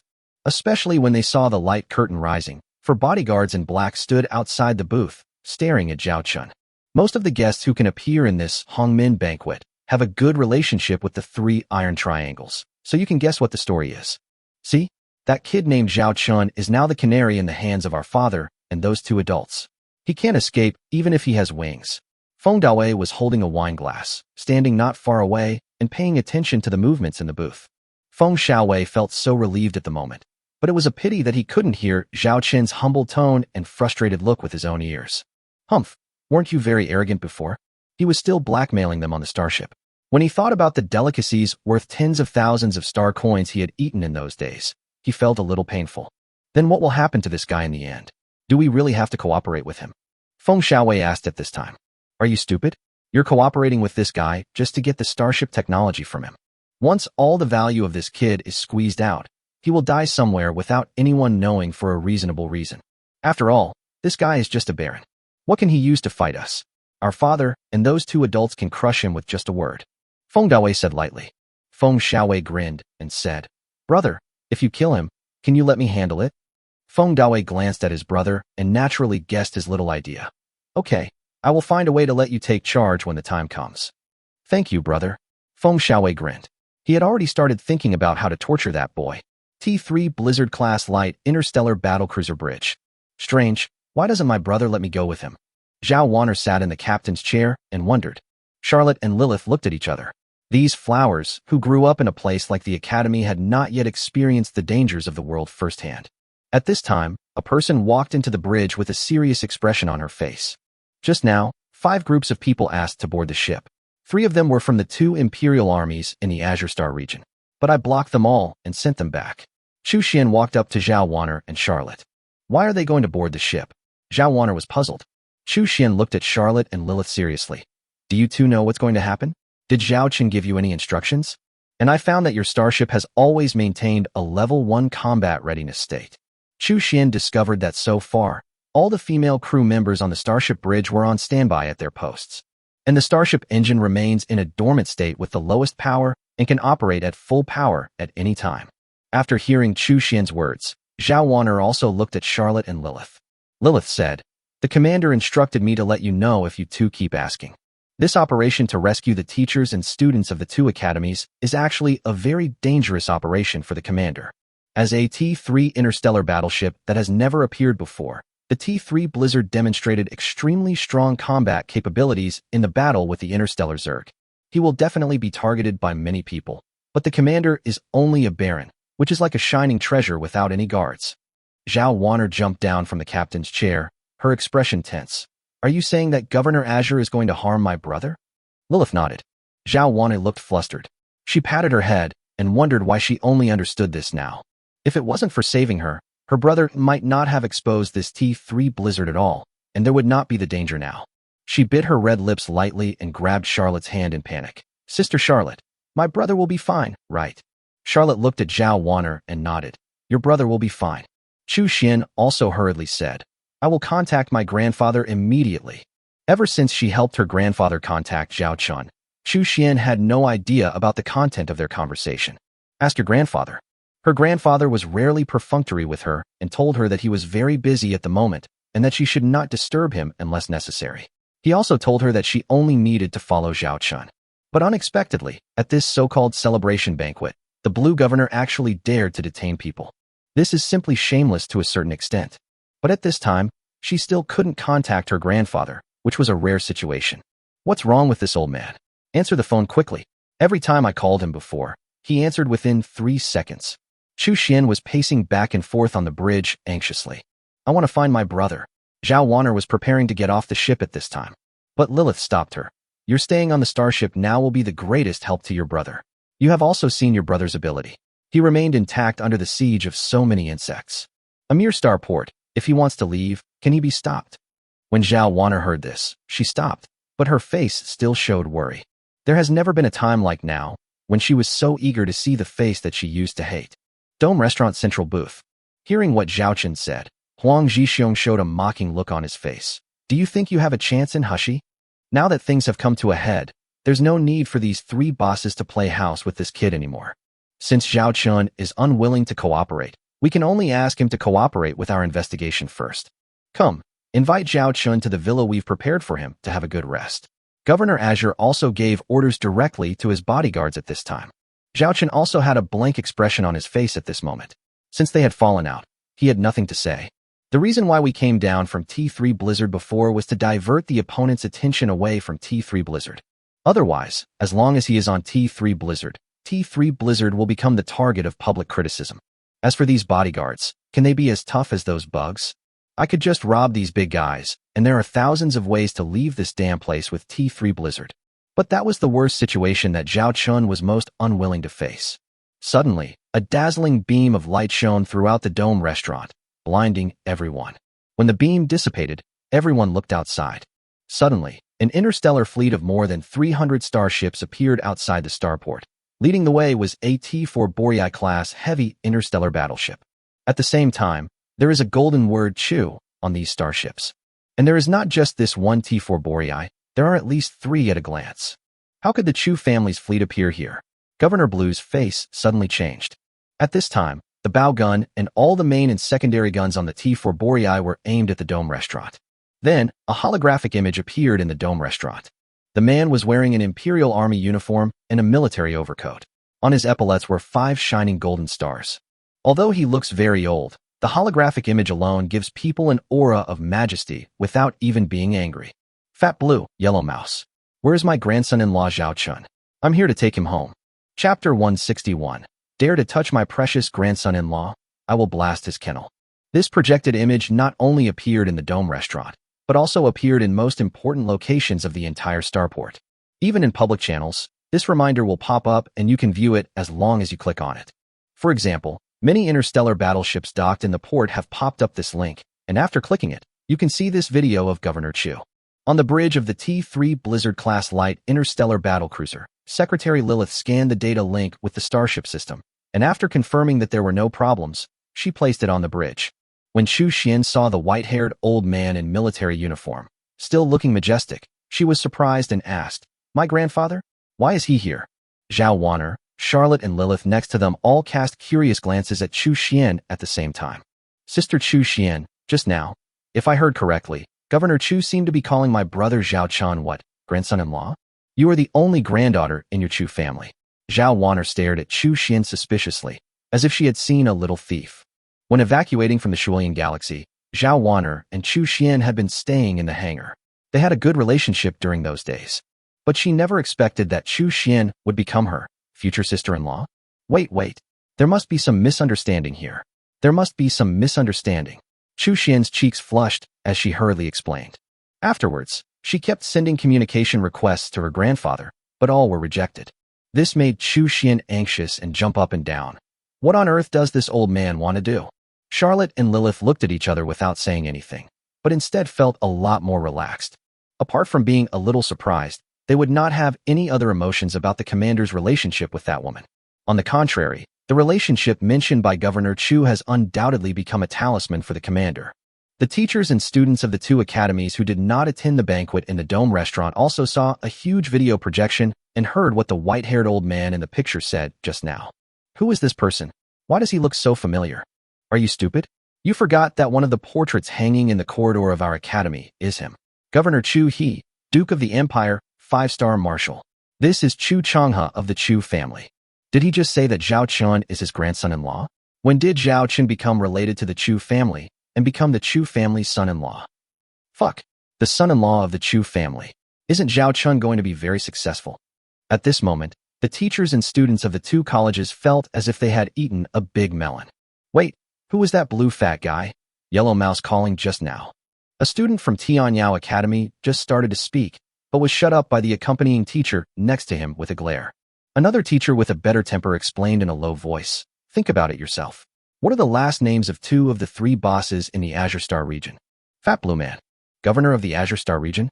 Yellow Rat, Huang Zhixiong, 5-star Marshal. Thinking of this, many students covered their mouths. Only Governor Chu dared to call out these 2 names. If it were them, they might get into trouble.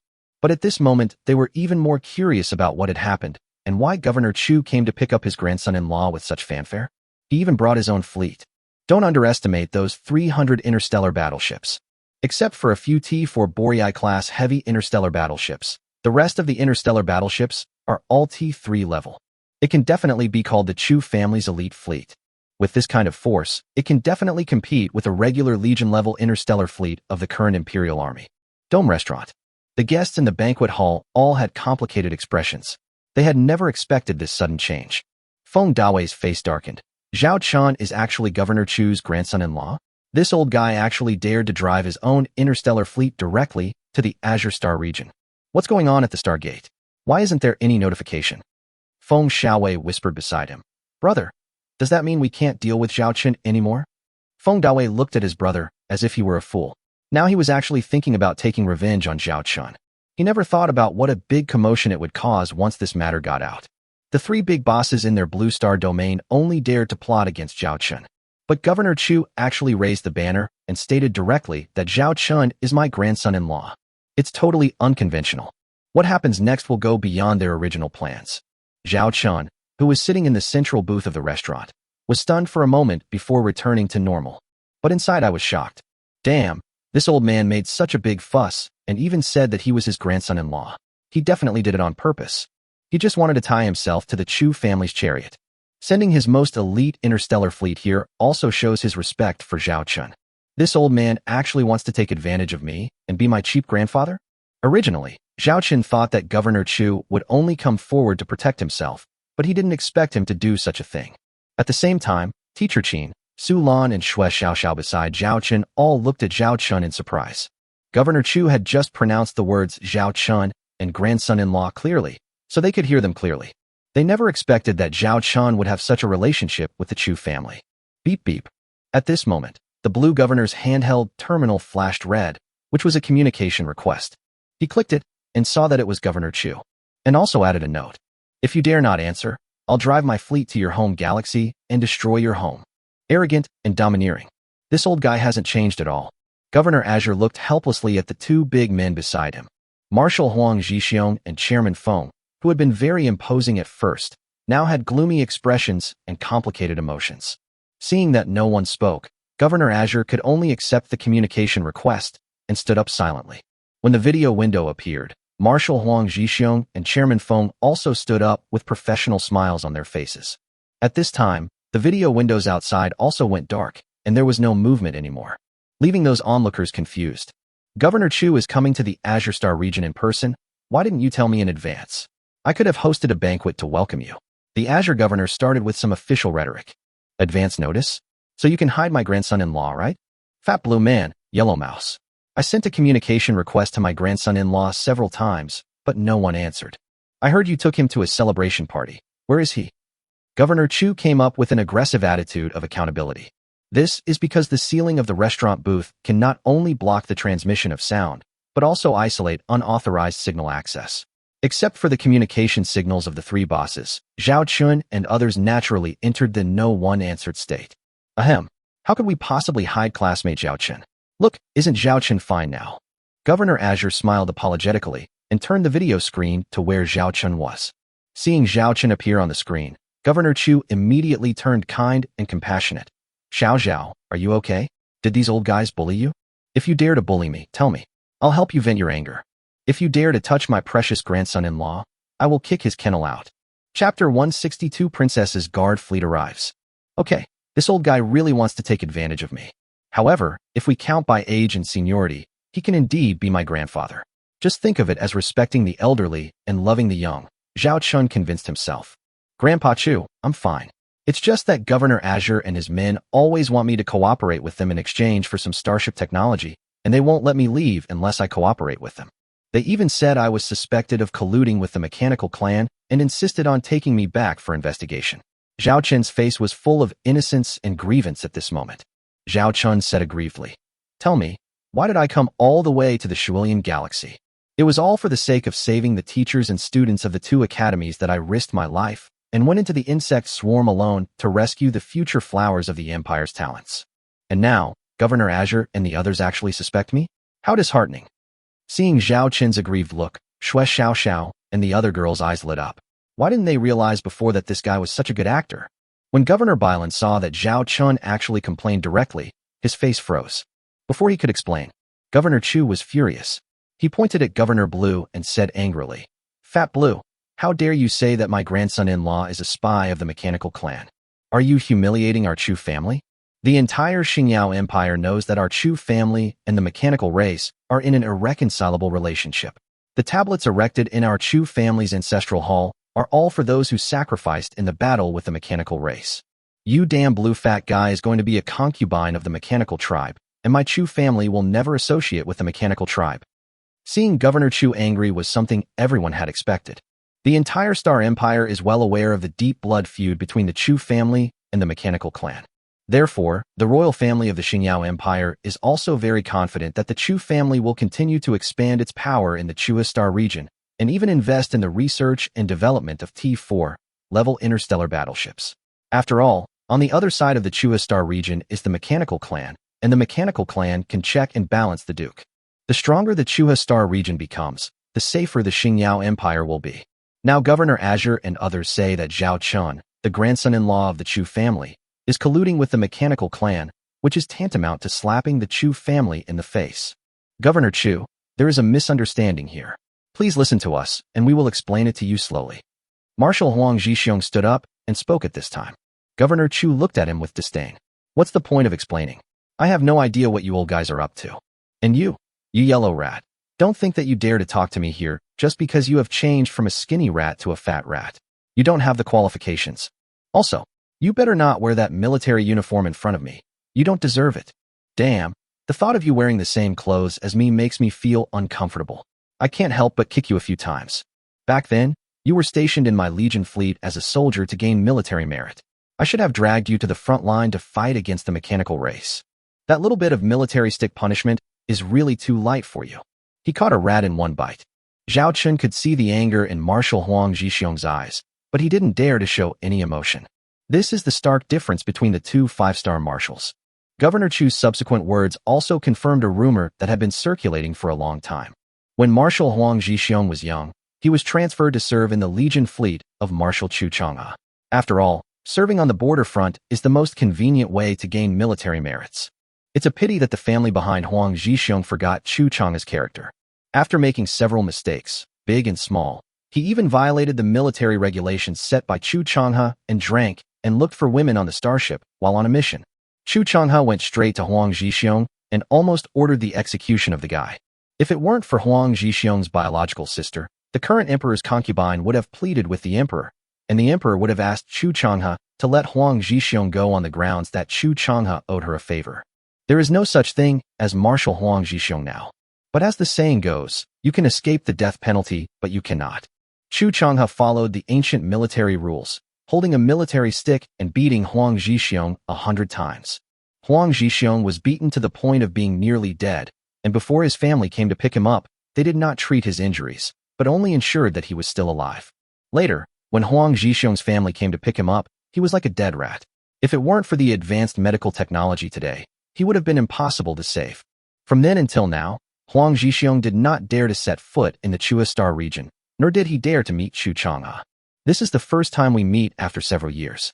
When Huang Zhixiong heard Chu Chang'e bring up the old story, he clenched his fists, his eyes filled with shame, anger, and fear.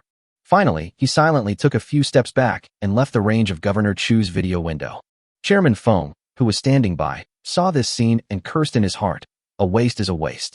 He was a waste before, and now he has changed his vest, but he is still a waste with nothing but good looks. Governor Chu, calm down.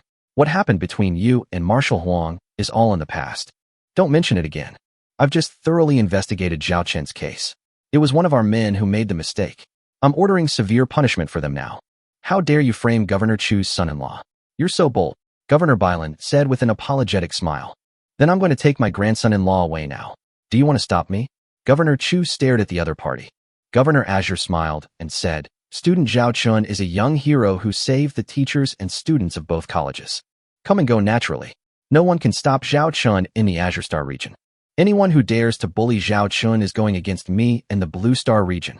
This old guy is so shameless, and his ability to lie with his eyes open is even better than mine. Zhao Chun secretly applauded in his heart. Humph, I know exactly what you're thinking. But I tell you, Zhao Chun is my Chu Chang'e's grandson-in-law. If you dare to touch Zhao Chun, you are touching me, Chu Chang'e. You should carefully consider your own worth. If you feel dissatisfied, you can pull out your own fleet, and let's have a fight. Old man Chu, will stick with you till the end with my old bones."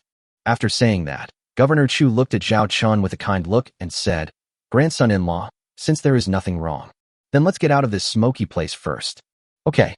Zhao Chun stood up and was about to say goodbye to these three old foxes who had been humiliated. An adjutant appeared next to Governor Chu in the video window and said a few words in a low voice. Almost at the same time, Governor Azure received a communication request from his subordinates.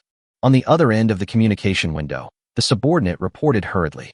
"Report, Her Royal Highness the Princess's personal fleet has arrived and requires an immediate audience with Baron Zhao Chun of the Xiaolong system." Several people in the booth looked at Zhao Chun in surprise. "Your Highness the Princess? There is only one princess in the Star Empire. He is also the most important treasure of His Majesty, and his status even exceeds that of the Crown Prince and other princes. Zhao Chun is not only the grandson-in-law of Governor Chu, but he is also related to the little princess of the Empire." Xue Xiaoxiao looked at Zhao Chun with shining eyes, as if she had smelled something big. Chapter 163 Reward Crystal? Could it be him? This. Governor Blue looked at Zhao Chun at this moment, and suddenly he didn't know how to deal with this matter. Isn't this guy a baron? It would have been fine if North Star Academy and the Su family were willing to support him before. Now it's not enough for the old fellow Governor Chuha to show up, but even the personal guard fleet of the little princess of the Empire has appeared? Could this kid be pretending to be a pig and trying to eat an elephant? Ahem. Tell the princess's personal guard fleet that classmate Zhao Chun is in the Dome restaurant of our starport. Is there anything you need to arrange? Said Governor Azure. Soon, a reply came from the other side. Just have Baron Zhao Chun wait where he is. They will be here soon. Arriving soon? This happened very quickly, because just as they finished speaking, an even more golden, interstellar fleet appeared on the side of Governor Chua's fleet. Putting aside the actual combat capability of this fleet, their paint job is simply extravagant. It adopts a gold and white two-tone paint scheme, and there is also a bronze royal coat of arms on the hull. This is the symbol of the royal fleet. It means that even though the royal family members are not here, it's as if they are present in person. There are a total of 300 interstellar battleships, and their equipment is certainly not as terrifying as Governor Chua's interstellar fleet. The flagship is a T3-star battleship, 1/3 are T3-star battleships, and the rest are T2-star battleships. The T3 flagship slowly entered the starship berth, while the other fleet starships, like Governor Chu's star fleet, hovered outside the starport. During the entire process, Governor Chu did not say a word, as if he was just a bystander. The blue governor looked at Zhao Chun with a smile. Student Zhao Chun is actually related to Her Royal Highness the Princess. Why didn't you tell me earlier? I don't know if I have any relationship with Her Royal Highness the Princess. Zhao Chun also looked innocent and confused at this moment. Because of the protection that the Emperor of the Star Empire has for the little princess, there is basically no relevant image information on the internet. Everyone only knows that there is a person with such an identity, but no one knows how old she is, what she looks like, whether she is fat or thin, or whether she is beautiful or ugly, etc. Princess? Zhao Chun suddenly thought of his sister. I have always heard that my sister is serving in the princess's personal guard fleet, is highly valued, and may even be promoted to the position of captain. But even if he's the captain or something, it's impossible for him to affect the princess, right? After all, a Legion-level royal fleet has 3,000 captains alone. Could it be that my sister's actual position in the princess's personal guard fleet is far beyond their imagination? Zhao Chun couldn't be sure about this because he hadn't sat down and had a detailed chat with his sister for many years. The last time they met in real life seemed to be 3 years ago, for just a few hours. Come in a hurry and leave in a hurry. At this moment, facing the ridicule of Governor Azure, Zhao Chun could only smile and remain silent, because he was not sure what the purpose of the princess's personal guard fleet coming here was. Just as these people were guessing the purpose of the princess's personal guard fleet's visit and why they were looking for Zhao Chun. The starport was in an uproar. After all, many people saw the scene of the royal fleet appearing outside the starport. Word spread quickly from 1 person to 10, and from 10 to 100, and soon many people knew about it. Some curious people even came to the corridor outside the berth where the T3 Royal Starship was docked. Looking at the docked interstellar battleship, a group of people stopped to look at it, including teachers and students from the 2 colleges. Soon, the hatch ladder of the interstellar battleship lowered, and a team of young female soldiers in platinum female military uniforms walked down. Each of them was tall and had beautiful features, and they were definitely beauties picked from thousands of people. In the middle of this team stood a female officer, holding a crystal emblem with the royal pattern of the Star Empire in both hands, and moving forward under the escort of the team. Oh my God, that's the reward crystal. A teacher among the teachers and students of the two colleges exclaimed. Award crystal? It's the award crystal that His Majesty personally bestowed upon the title of nobility in the legend. The students around were extremely surprised. At the same time, he also looked at the crystal emblem with envy.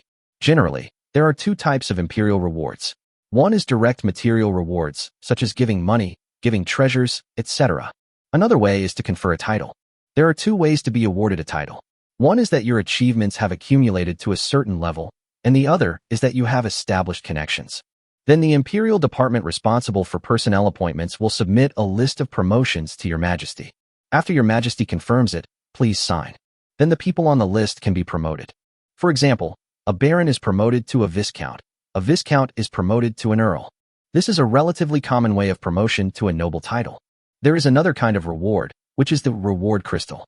When someone has made great contributions, His Majesty will specially draft a reward, and then use a special imperial fleet to deliver this reward crystal to the person who receives the reward. The weight of this is much greater than the previous regular promotion. They are often people who are highly regarded by His Majesty, which also means that your name has left a mark in His Majesty's mind, and most of them will be able to rise to high positions in the future. Using the royal fleet to deliver the reward crystal is the highest level form. Wait, they're all female soldiers, wearing platinum uniforms. This is the little princess's personal guard fleet, a teacher exclaimed again. The news shocked everyone around. The fact that the royal fleet delivered the reward crystal was astonishing enough. Now it is the little princess personal guard fleet? Who on earth is this person who can enjoy such treatment? This team of female soldiers walked out of the starship berth and headed straight towards the Dome restaurant. There were many onlookers along the way, but everyone consciously made way for them. After seeing this team of female soldiers take the elevator to the Dome restaurant, the teachers and students of the two academies came up with an amazing idea. At a time like this, head to the Dome restaurant? The person who took over the seal could only be one person.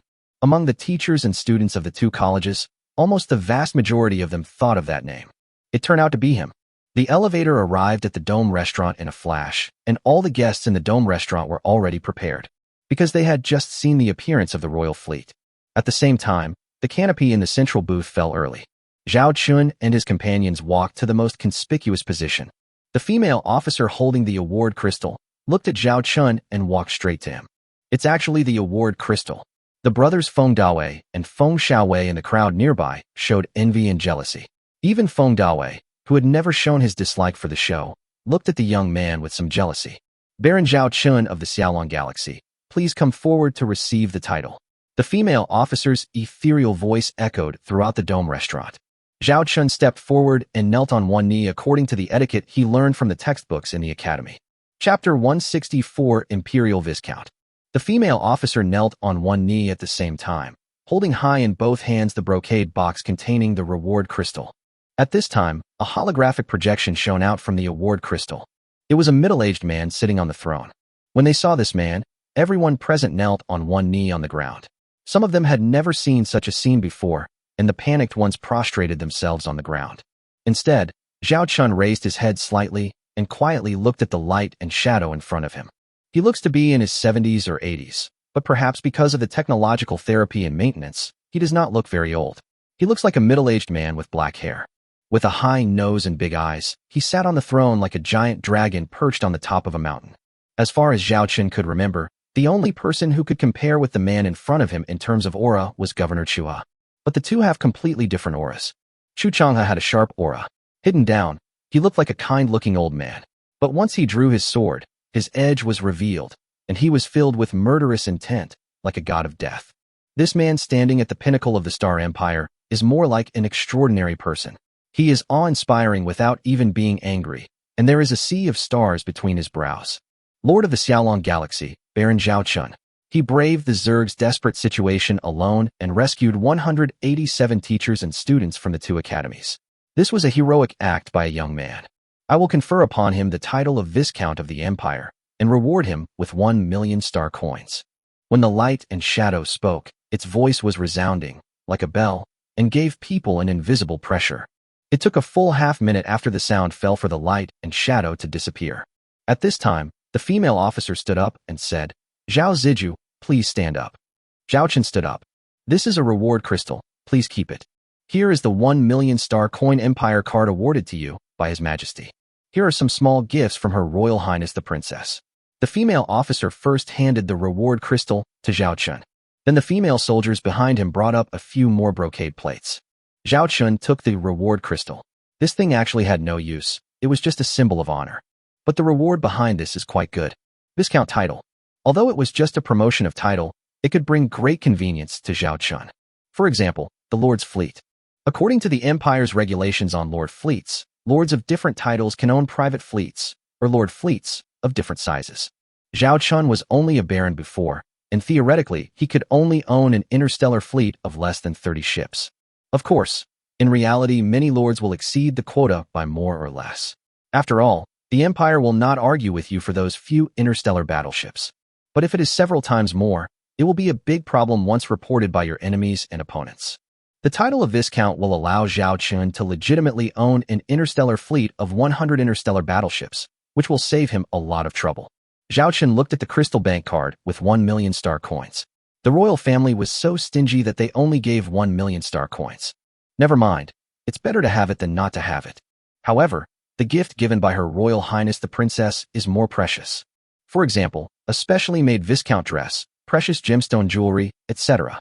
If it were put up for auction in the market, and with the royal name attached, it would probably be worth 2 to 3 million star coins. But at this time, Zhao Chun is currently unable to do it.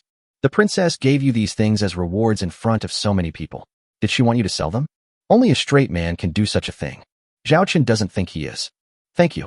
May I know your name, sister? Zhao Chun smiled and tried to get close to the female officer. The female officer smiled and replied, Commander of the 10th Fleet under the princess's personal guard fleet, Wei Shih. It's Sister Wei. I'm so sorry.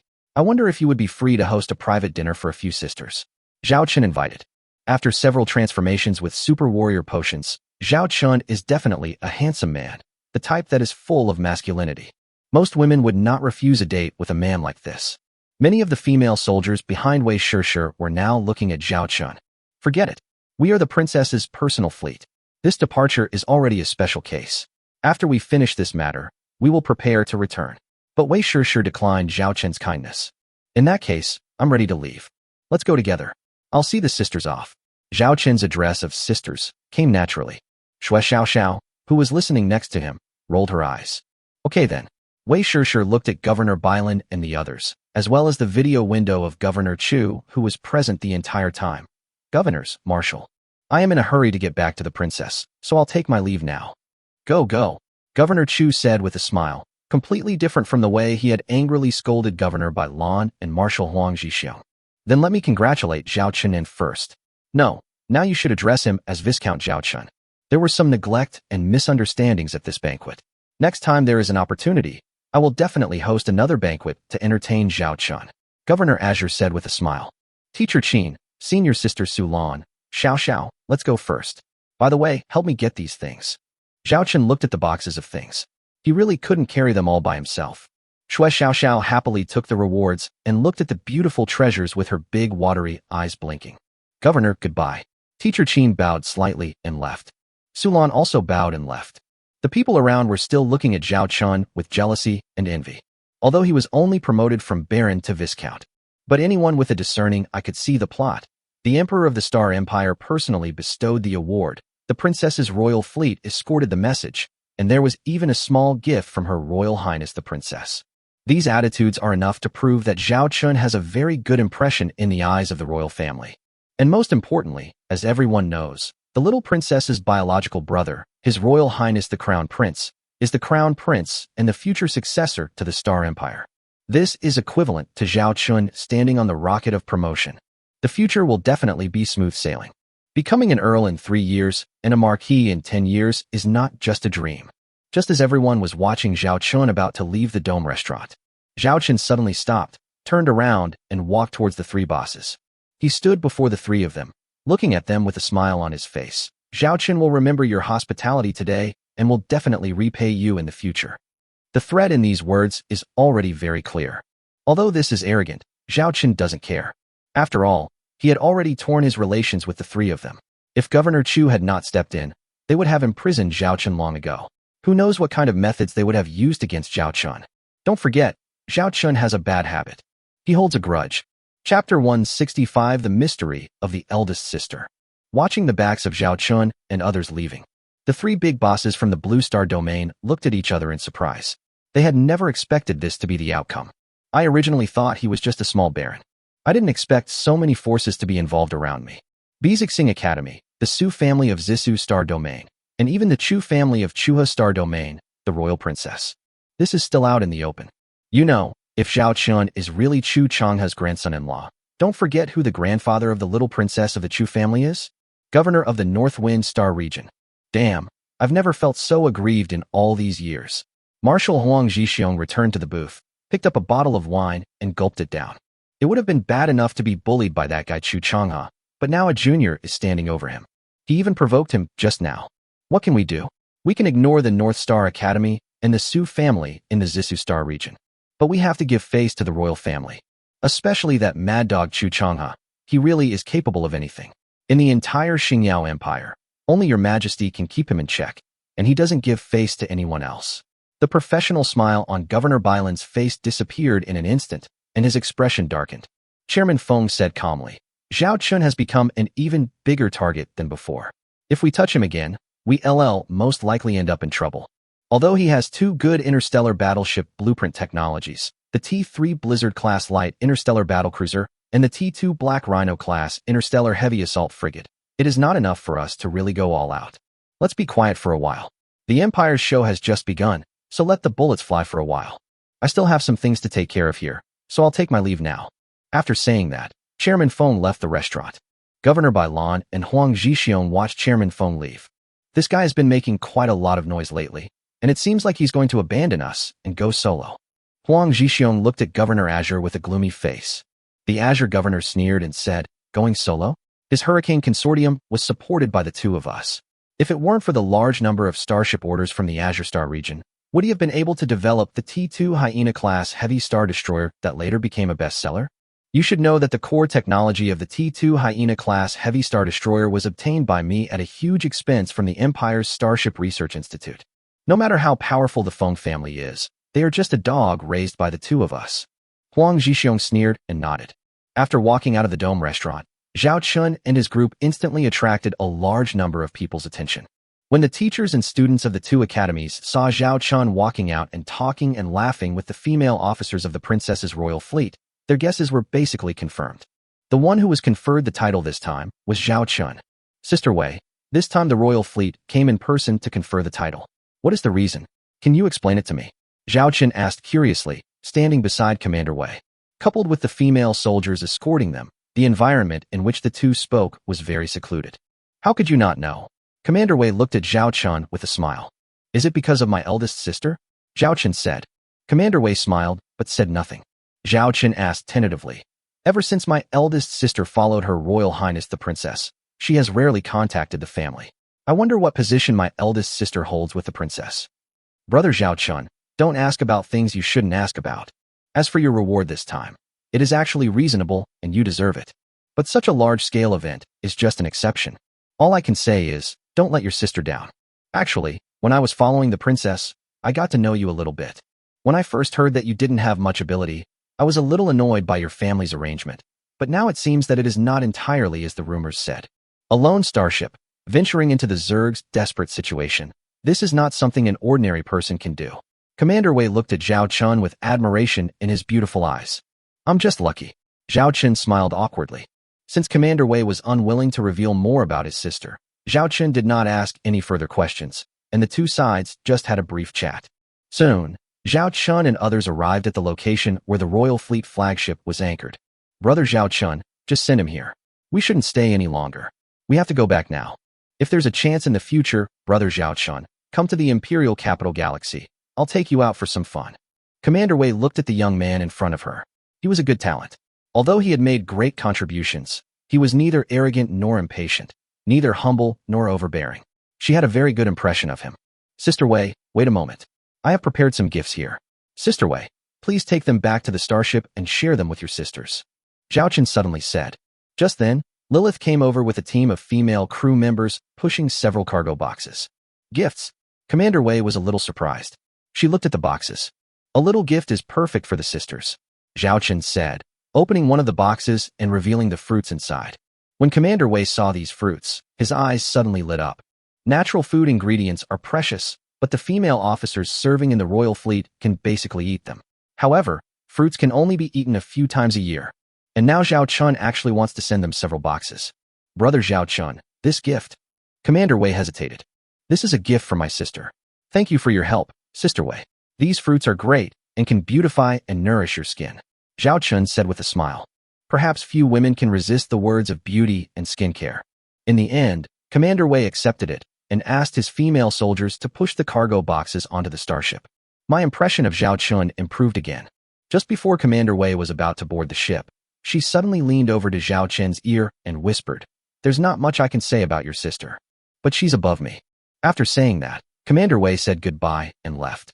This simple sentence contains a lot of things. This Commander Wei is one of the 10 core-level fleets under the Princess Royal Guard fleet. There are only 10 fleet commander positions in total. But Wei sure said that Sister Zhao Chen's position was higher than hers. The content of this statement is very important. Wei sure returned to the starship and went to the bridge immediately. A female officer was sitting upright on the captain's chair on the bridge. In front of her was a surveillance video screen, and the figure in it was Zhao Chun. "Lord, you really don't want to go down to see your brother?" Wei sure looked at the Lord respectfully. The female officer said calmly, "That's enough. Let's prepare to return." "Well, your brother sent some fruit gifts, saying they were for you," Wei sure reported truthfully. The female officer raised her lips slightly and said softly, "Just leave one portion for me, and share the rest between you and the sisters in the fleet. After all, this time it's for my brother that I bothered you to come all the way here." "Thank you, sir." Wei sure was delighted. The female officer looked at the young man in the picture. She raised her hand, and her bare hand gradually met the face of the figure, as if touching each other.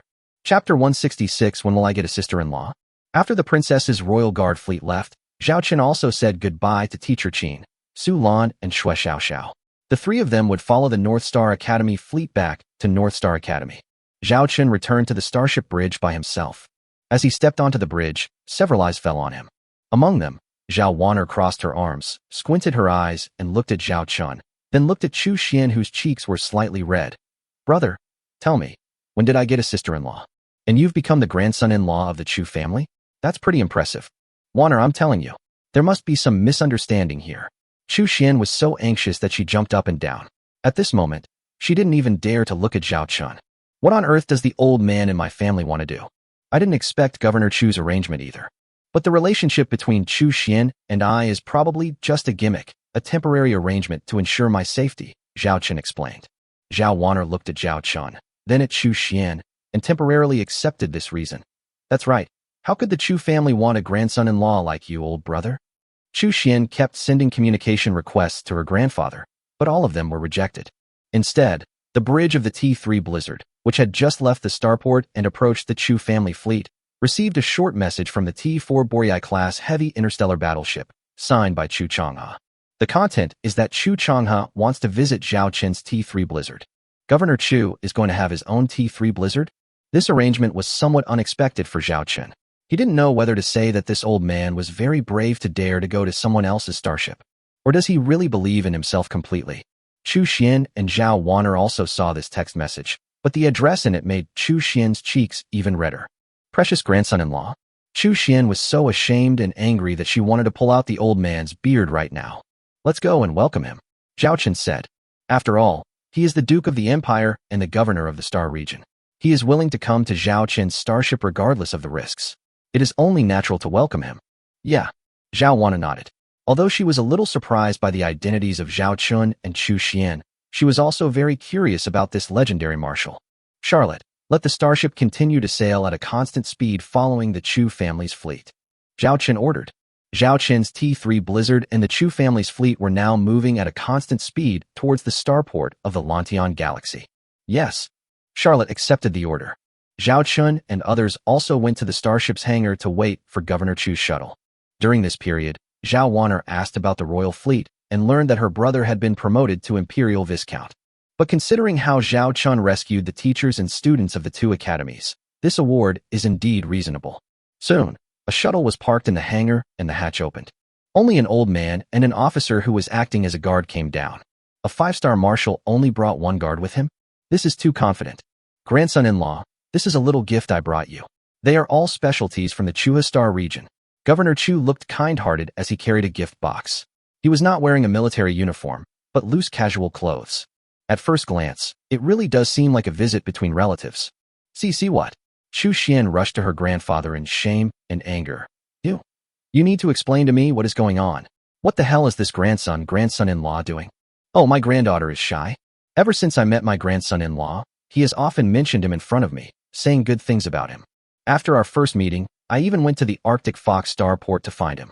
Later, after I captured him and brought him back to my family, he insisted on going to North Star Academy to find Xiao Zhao. When he was not allowed to go, he cried, made a fuss, and even threatened to commit suicide.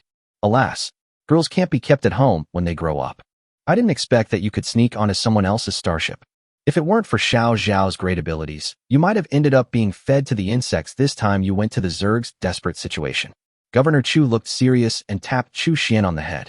After saying this, Zhao Wanner looked at Chu Xian with a subtle look. Chu Xian, the female warrior who was not afraid of insects on the battlefield, now had a face so red that it seemed as if blood was about to drip out. What nonsense are you talking about? Chu Xian stomped her feet anxiously. Governor Chu narrowed his eyes and smiled as he said, "Could it be that what I just said is not true?" Chu Xian was stunned. What her grandfather had just said was indeed true, but the problem was that those things were not like that. Why did they sound completely different when coming out of her grandfather's mouth? Also, I went to North Star Academy by myself because you asked me to get in touch with Zhao Chun. How come now I have to go looking for Zhao Chun myself? But Chu Xian couldn't say this openly. This made Chu Xian feel like a dumb person eating bitter herbs and unable to express his pain. All right, I'll explain this to you later. Governor Chu patted his granddaughter's shoulder and whispered in her ear, "Will Grandpa harm you again?" Although I was ashamed of my grandfather's behavior, but Chu Xian knew that her grandfather would never do anything to hurt her. "If you don't give me a reasonable explanation later, I will pull out all your beard," Chu Xian said fiercely. "Grandson, Xiao Zhao, can you take me to tour this legendary starship?" Governor Chu walked to Zhao Chun with a smile. He originally wanted to call him grandson-in-law, but when he saw Chu Xian's ready hand, Governor Chu gave in for the sake of his precious beard. "Please come this way." Zhao Chun invited Governor Chu. Governor Chu smiled and looked at Zhao Wanner and others beside Zhao Chun. Zhao Chun immediately understood what she meant. "Wanner, go to the bridge and help me see what good things the princess gave me before. If you like anything, you can take it and divide it among yourselves. I can't sell it anyway, so if they like it, I'll just give it to them." Okay. Zhao Wanner saw that her brother wanted to have a private chat with the governor of Chua, so she left tactfully. "Shinner, share these local specialties of the Chuha Star region that I brought with the children." Governor Chu handed the gift box to Chu Xian. Chu Xian was no fool. She rolled her eyes at her grandfather and said, "I'm waiting for your explanation. If I'm not satisfied, I'll never let you go." After everyone left, the only person left beside Zhao Chun and Governor Chu was the guard officer who followed Governor Chu. The officer was also very tactful and followed Zhao Chun and Governor Chu a few meters behind, leaving them enough private space. "I want to ask, were your previous actions in rescuing the teachers and students of the two colleges intentional? What was your purpose?" Governor Chu asked Zhao Chun as he walked, with his hands behind his back. Zhao Chun didn't answer directly, but instead asked, "Why did Governor Chu say that I'm your grandson-in-law? I wonder what your purpose is in this." Chapter 167, Why does this old man look so handsome? Both questions asked by the two people were very direct. Governor Chu didn't care who was asking and who was answering, and said directly, "You are now a shining treasure with this T-3 Blizzard-class light interstellar battlecruiser. Many interstellar forces will want to get you, just like the blue fat man and his gang today. They are a bit greedy. Relying on the fact that this is their territory, they dare to take direct action and want to strike first. I just didn't expect that I would be here today. As for me saying that you are the grandson-in-law of my Chu family, you must have an identity to protect your current situation. Otherwise, even if you return to North Star Academy, troubles will come to you one after another. I don't really care if you have any troubles, but if those troubles delay the development of the T-4 interstellar battleship you promised, I, an old man, will not agree." After saying this, Governor Chu glanced at Zhao Chun and said, "Of course, I admire you as a young man, and you are one of the few men that my granddaughter doesn't dislike.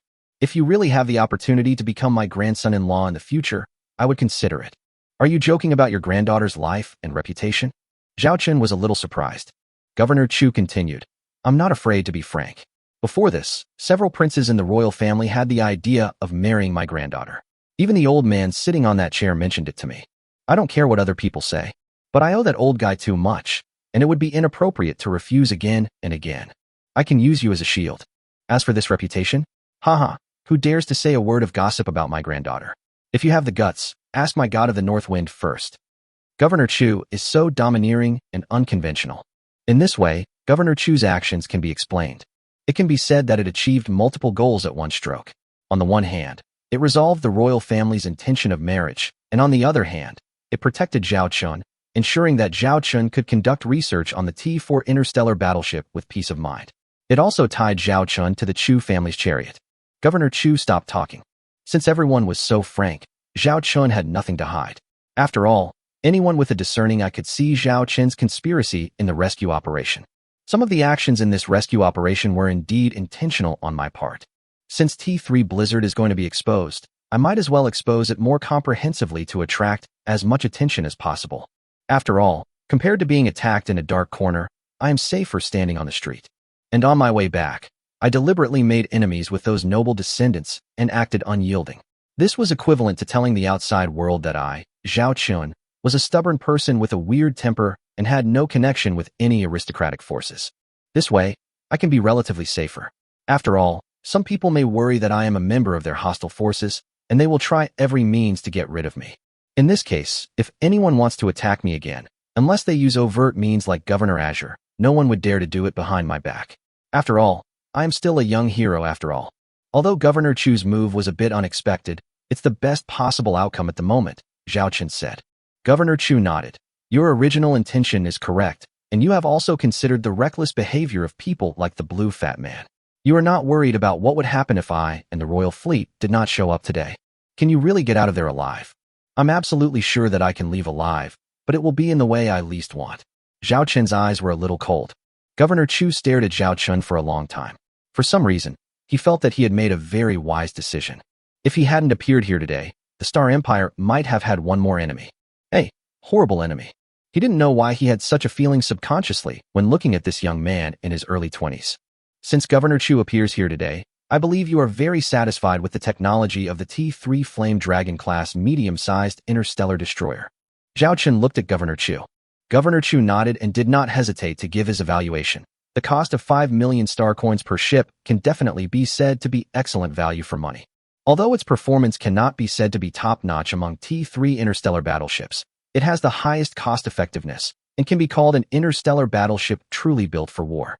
I have arranged for the starship factories below to prepare for trial production, and within 3 months the first batch of T3 Flame Dragon class medium star destroyers will be rolling off the production line and entering service. As expected of the Chu family, they can build whatever they want without worrying about manufacturing conditions or financial resources. This is the confidence that comes from having a big family and a big business.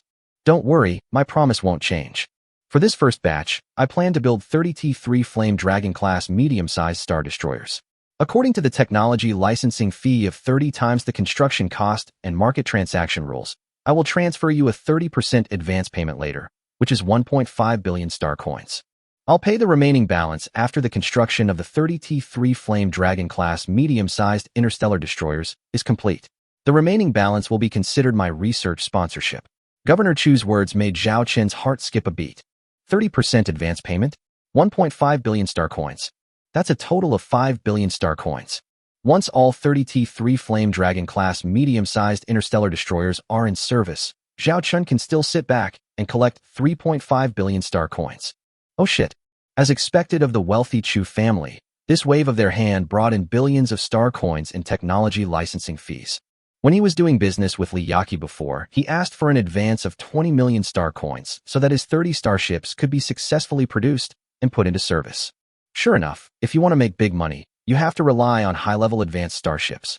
The profit from selling 60 or 70 T2 starships may not be as high as that from selling one T3 star battleship. The main factors include the time and labor costs invested, etc. The gap is really too big. Sure. If you have any technical questions or problems, please contact me immediately. I'm online 24 hours a day. The smile on Zhao Chun's face at this moment was so bright. Looking at Governor Chu, the more I looked, the more I felt that this old man was so handsome. Don't make any big noise during this period. The Empire has not been very peaceful recently, Governor Chu said casually. Zhao Chen's heart skipped a beat. These big shots often know things that many people don't know. After all, the heights they hold are beyond the reach of most people. Governor Chu, do you know what is about to happen? Zhao Chen looked at Governor Chu and asked. Governor Chu said calmly, it's actually nothing special. As long as you don't get involved, you won't be implicated. At least for now, your value is not enough to make those interstellar forces risk going against our Chu family and target you. Of course, it's best if you don't leave the Beifeng Star region and the Chuha Star region. Zhao Chen nodded. Now that he had the 1.5 billion star coins as startup capital, he could truly start his construction plan in the Xiaolong territory. As for the outside, whoever wants to go can go. The next time he comes out, he will definitely be bringing a super interstellar fleet with him. You blue fat guy, you yellow mouse, kneel down and sing Conquer. Chapter 168. Fake becomes real. The old man and the young man took a tour of the T3 Blizzard-class light interstellar battlecruiser and chatted a lot during the tour. Half of them are about technical issues of the T3 Flame Dragon-class medium star destroyer. Zhao Chen could see Governor Chu's purpose. Those technical questions were very professional. He was testing whether Zhao Chun was the developer of this starship technology. But for Zhao Chun, who possesses the talent of a top starship engineer, those problems are child's play. However, what surprised Zhao Chun was that Governor Chu did not ask too many questions about this T3 Blizzard. Zhao Chen originally thought that he would ask for the starship technology of this T3 interstellar battleship, but he only asked about the cost and some simple questions. Just as the two were about to reach the bridge, Zhao Chun asked this question. You're talking about this T3 Blizzard. It's really good, but you said before that it cost 13 million star coins, right? This isn't suitable for my interstellar fleet, and as an old man, I know better than to be too greedy. That T3 Flame Dragon is enough, Governor Chu explained. Zhao Chun quickly figured out the reason. The combat effectiveness of the T3 Blizzard was indeed amazing, but its best feature was its high mobility. However, Governor Chuha is in charge of large battlefields, and the most important battles are still frontal Legion-level battles, and the current focus is on defense. In comparison, its combat effectiveness is inferior to that of T3 Blizzard. The T3 Fire Dragon, which only costs 5 million star coins, is more suitable for the battlefield. Another reason is that even the Chu family cannot manufacture T3 interstellar battleships without restrictions. Those are all valuable resources. First, mass-produce the T3 Flame Dragon and equip it into the fleet. As for the T3 Blizzard, Zhao Chun has already been tied to the Chu family's chariot. Is there any need to worry? Walking into the bridge, Chu Xian, Lilith and others were admiring the gifts bestowed by the princess. Grandpa. Chu Xian walked over when she saw her grandfather appear. We've almost finished talking and are almost at the Stargate. Xianer, it's time for us to go home. Governor Chu said. Let's go back. Chu Xian looked a little unhappy. She felt that it was actually quite exciting to be with Zhao Chun. She could experience all kinds of battles, which was even better than being in the Imperial Army. Xiao Zhao gave us the technical drawings of a T3 interstellar battleship. Don't you want to be the first person to test run this T3 interstellar battleship? Governor Chu's words immediately aroused Chu Xian's curiosity. This old man sees through his granddaughter's little thoughts. Then let me take you two off. Zhao Chen once again took Governor Chu to the hangar where the shuttle was parked. On the way, Zhao Chen asked a question in his spare time. How did Governor Chu's interstellar fleet arrive in the Azure Star region without alerting Governor Azure? Governor Chu smiled mysteriously and said, The Empire particularly likes to send some people to my side to gain military merit. There are wimps like Huang Zhixiong, but there are also some good prospects among them. I don't mind training these good seedlings, and after they have gained some experience in my fleet, it is naturally impossible for them to stay at the border permanently. They will all go back to their own homes to use their connections to arrange their own opportunities. There is also a student I once disciplined in the Azure Star region. His fiefdom happens to be in the galaxy adjacent to the Lantian galaxy.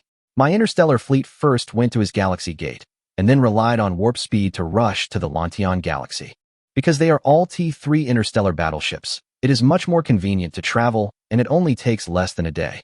I calculated the time, and it just happened to be a coincidence. If your student reveals his relationship with you, will Governor Azure retaliate against him? Zhao Chen asked. Governor Chu snorted coldly. If he had discovered it before, he would have made things difficult for him, but now he is openly on my side. On the contrary, the fat blue guy will not do anything. There is no need for him to offend me for a small lord. What's more, in fact, many interstellar forces are intertwined. Even in my Chua Star region, there are spies planted by Fatty Blue, the royal family, and other forces. Zhao Chun understood that this was the unspoken rule that all these high-level players accepted. Okay, just send it here. I'm waiting for the gift you prepare for me. Governor Chu put his hand on Zhao Chun's shoulder, exerting an invisible pressure on Zhao Chun. If it were someone else, they would probably have given up instantly.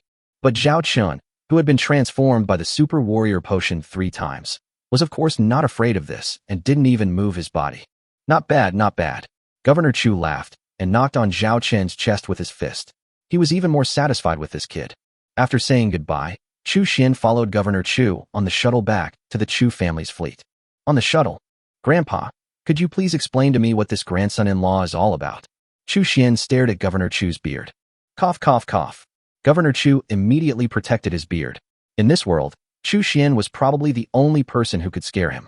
Governor Chu did not hide anything and told Chu Xian all the information about his cooperation with Zhao Chun, including the agreement to provide a T-4 interstellar battleship within 3 years. He actually has the ability to develop a T-4 interstellar battleship? How is this possible? Chu Xian was dumbfounded. The man who was a few years younger than him had actually already come into contact with the field of T-4 interstellar battleships. I didn't believe it at first, but when I handed the T-3 Flame Dragon to the 3 Starship Research Institutes under my command for research. What do those highly paid Starship engineers, scientists, and researchers tell me? The technical attainments of this T-3 Flame Dragon completely surpass theirs. It can even be said that there are only a few people in the Star Empire who have this ability. They also asked me which master and which top Starship Research Institute created this achievement. I didn't mention Zhao Chun. Governor Chu looked at Chu Xian. Xianer, now you understand why I arranged for him to be my grandson-in-law. I told him 3 reasons, and there was actually another reason. He has great potential, and I am very satisfied with this kid. Besides, you are not young anymore. Your parents passed away early, and I owe them. I swear to take good care of you. Those guys from the royal family wanted to marry you, but I refused without hesitation. Those guys are not worthy of you, and once you enter that circle, you will never get out in your life. I don't want you to be exposed to the darkness of intrigue and deception. In comparison, Zhao Chun, who started from scratch, is easier to control. Wait until this period of chaos has passed, then go find Zhao Chun. If you two are really suitable for each other, I can really accept him as my grandson-in-law. Use the Chu family's resources to train him. Let's make a fake become real. Grandpa, what are you talking about? Chu Xian glared at her grandfather in shame and anger, but she did not threaten to pull out her grandfather's beard again. It seems that she also tacitly agreed to this matter. Chu Xian comforted herself that this was just to protect Zhao Chun. After all, she once owed Zhao Chun some favors. It's just an identity. She won't lose any weight. Chapter 169, The Bull-Headed Lady's Embrace. After separating from the Chu family fleet, Zhao Chun's T-3 Blizzard traveled through the Lantian Galaxy Stargate and finally returned to the North Star Galaxy after a few days.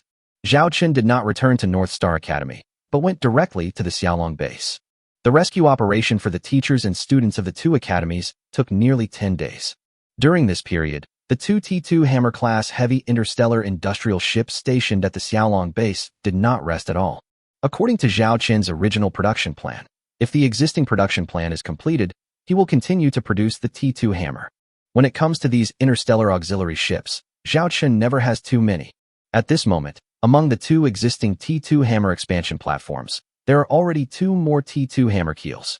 It is expected to be ready for service in mid-April. Zhao Chun and Lilith left the T-3 Blizzard and took a shuttle to the T-2 Hammer 1. Commander, a female Minotaur orc who was over 2 meters tall and could lift Zhao Chun with one hand stood in front of Zhao Chun in work clothes. The Minotaur female orc has a pair of horns on her head, and the muscle curves of her limbs are very beautiful. Her skin is also a very healthy wheat color. Her ears are drooping, and there is a small tail behind her. If placed in Zhao Chun's previous life, she would definitely be a bodybuilding girl. Zhao Chun glanced at a certain place. He was very skeptical. Would such a large obstruction hinder her work? And could her race be the cow tribe? Cough, cough, cough. Zhao Chun retracted his thoughts. Your name is Jenny, right? You actually remember my name. Jenny looked at Zhao Chun excitedly. Jenny is the captain and chief engineer of T-2 Hammer. She was once a subordinate of Charlotte's fleet and is mainly responsible for starship maintenance and construction. He is hardworking and capable and never complains about any arrangement. Although he may lack some talent, he is definitely a good employee. This also made her the first captain and chief engineer of the T2 Hammer-class heavy interstellar industrial ship. Of course, after all, Jenny, you work here for our Xiaolong fleet. All the starships we drive are due to your contribution. How could I not remember you? Tell me, what reward do you want? Zhao Chen put his hand on Jenny's shoulder. Then, can I hug you, Commander? Jenny looked at Zhao Chen eagerly, then waved her hands hastily, saying self-deprecatingly, perhaps my request is too rude. If you don't want to, forget it. No, I'm not unwilling. I'm just surprised why you would make such a request. Zhao Chen was at a loss whether to laugh or cry. Jenny smiled innocently and touched the horns on her head. I used to work with General Charlotte because I ate the most in our tribe. Seeing that they could no longer afford to raise me, my parents gave me to General Charlotte, who passed by. General Charlotte treated me very well. Following her, although I didn't have enough to eat, at least I wouldn't starve to death. Later, General Charlotte brought us to work for you. I was a little scared at first, but later I realized that General Charlotte's decision was absolutely right. Commander, you are simply our god. Here, we no longer have to suffer oppression and can eat our fill every day. I can eat a big bowl of rice every day. This is the first time since I was born that I know what it feels like to have a full stomach. That's why I have always admired you, Commander. If I could hug you, then I would be satisfied. I don't want any other reward. This is really a silly girl. Okay then. Zhao Chen smiled and opened his arms. But soon, Zhao Chen felt a little regretful. Zhao Chen is now 1.8 meters tall, but Jenny, the bull-headed girl, is more than 2 meters tall. The most important thing is that this silly girl didn't bend down to hug Zhao Chen, but came up and hugged Zhao Chen directly. This made Zhao Chen feel suffocated. Whoa, Zhao Chen struggled. It was Lilith who saw that something was wrong and hurriedly stopped Jenny, who had lost track of time in her excitement. I'm sorry. I was too excited just now. Jenny quickly let go of her hand and looked at the commander in panic. No, it's okay. Zhao Chen forced a smile. Jenny is really strong. Zhao Chen now understands why there are rumors that there are some special creatures among the orcs who can shatter the hull armor of a T1-star battleship with one punch. Zhao Chen, who had been injected with the T3 super soldier potion, was unable to break free from Jenny's arm for a while. The strength was really amazing. If it were an ordinary person, he would probably fall apart with just this hug. Jenny, I'm here to talk to you about something serious. It's about the starship construction plan for the next few months. Zhao Chen said, raising his hand to open a construction plan list he had already edited. When Jenny saw the electronic document, she was confused, then scratched her head embarrassedly and said, Commander, to be honest, this thing? I was confused at first glance. Before, General Charlotte told me what to do, one section at a time. In fact, it would be fine if I were a craftsman, a starship engineer, or a repairman. It's really not possible for me to be the captain of this ship. If you hadn't assigned into the second ship some time ago, I would have borrowed her for a few days. I really don't know how to arrange my work while you, General Charlotte, and Lilith are away. Annie?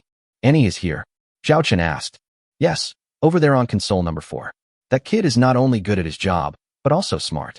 She understood things that I couldn't understand at a glance. And after her adjustments to some of the original starship construction steps, the efficiency has been greatly increased. Jenny started by praising Annie. Zhao Chen didn't expect that Annie would become proficient in the work tasks within the T2 Hammer-class heavy interstellar industrial ship so quickly. In fact, he had thought before that this first batch of orc craftsmen might not be able to meet future construction needs. They may be hardworking, but most orcs are stubborn.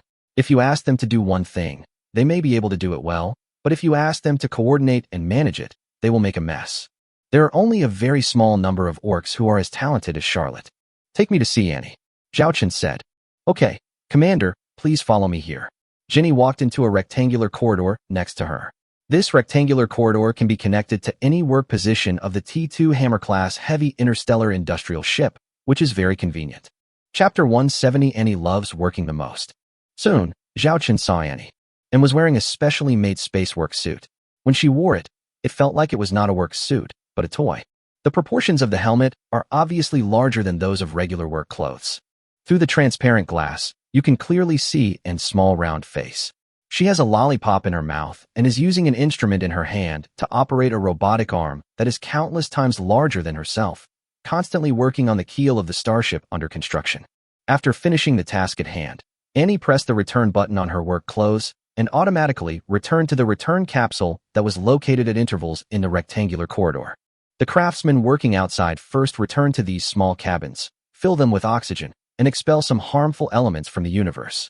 Then they can take off their work clothes and return to the rectangular corridor. There are still 20 minutes until get-off work ends.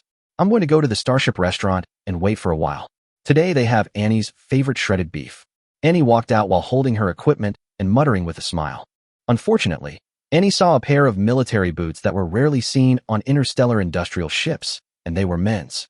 Annie's expression suddenly froze, as if an employee who left work early had bumped into the boss in the elevator. Annie didn't dare to raise her head. She just turned around slowly, muttering tremblingly. Annie just came back to get some tools. Annie will go back to work soon. Annie didn't sneak off. Annie didn't leave work early. Annie didn't want to go to the restaurant to eat shredded beef. But before she could take a few steps, and felt a pair of large hands pressing down on her head, and turned around immediately, showing a look of surprise and joy. "Oh, Commander, why are you here? And is working diligently now?" Absolutely, she is not slacking off. This girl is so cute. People say that dwarves are stupid, and Zhao Chen completely believes it. Lilith, who was standing by, was having a very hard time holding back her laughter. It seems like Annie really enjoys her work. Zhao Chen squinted at Annie and stood up straight, with a very sincere expression. Annie loves working the most, and is even willing to work 24 hours a day. "Well, I see that the construction period is very tight, so you can work overtime for another 3 hours," Zhao Chen said with satisfaction. 3 hours. Annie's eyes widened, and she subconsciously said aggrievedly, 3 hours. The limited time supply of shredded beef is almost sold out. It turns out that compared to work, Annie prefers hand-shredded beef. Zhao Chen looked at Annie with a smile, and lowered her head, looking at her toes like a child who had made a mistake. "Okay, Annie, the commander is not here to punish you, but to talk to you about work." Lilith stepped forward to rescue this little cutie. "Do we still have to work?" Annie pouted and touched her belly. Zhao Chen said with a puzzled look, "Let's go to the restaurant to discuss work. I'll treat you today." "Really?" Annie's sadness turned into joy in an instant. Her big watery eyes stared straight at Zhao Chen, and drool flowed from the corners of her mouth. "Don't believe it? Forget it." Zhao Chen shrugged. I believe it. Our commander is the best." Annie wiped the saliva from the corner of her mouth and flattered. "Jenny, lead the way. Let's go to the Starship restaurant first and talk while we eat," Zhao Chen said. "Yes." Jenny led the way. Soon they arrived at the Starship restaurant of the T2 Hammer-class heavy interstellar industrial ship, number 1. Perhaps they did not expect the commander to appear here, so the crew members looked at Zhao Chen excitedly, as if they had seen a big star. "Commander, are you really the one treating us?" Annie confirmed with Zhao Chen again with her big watery eyes, as if he was afraid that Zhao Chen was fooling him. Zhao Chen looked helplessly at the chef who was staring at him blankly. "Remember their meal here." As it spoke, the little robot scanned Zhao Chen's face. "I want this, and this.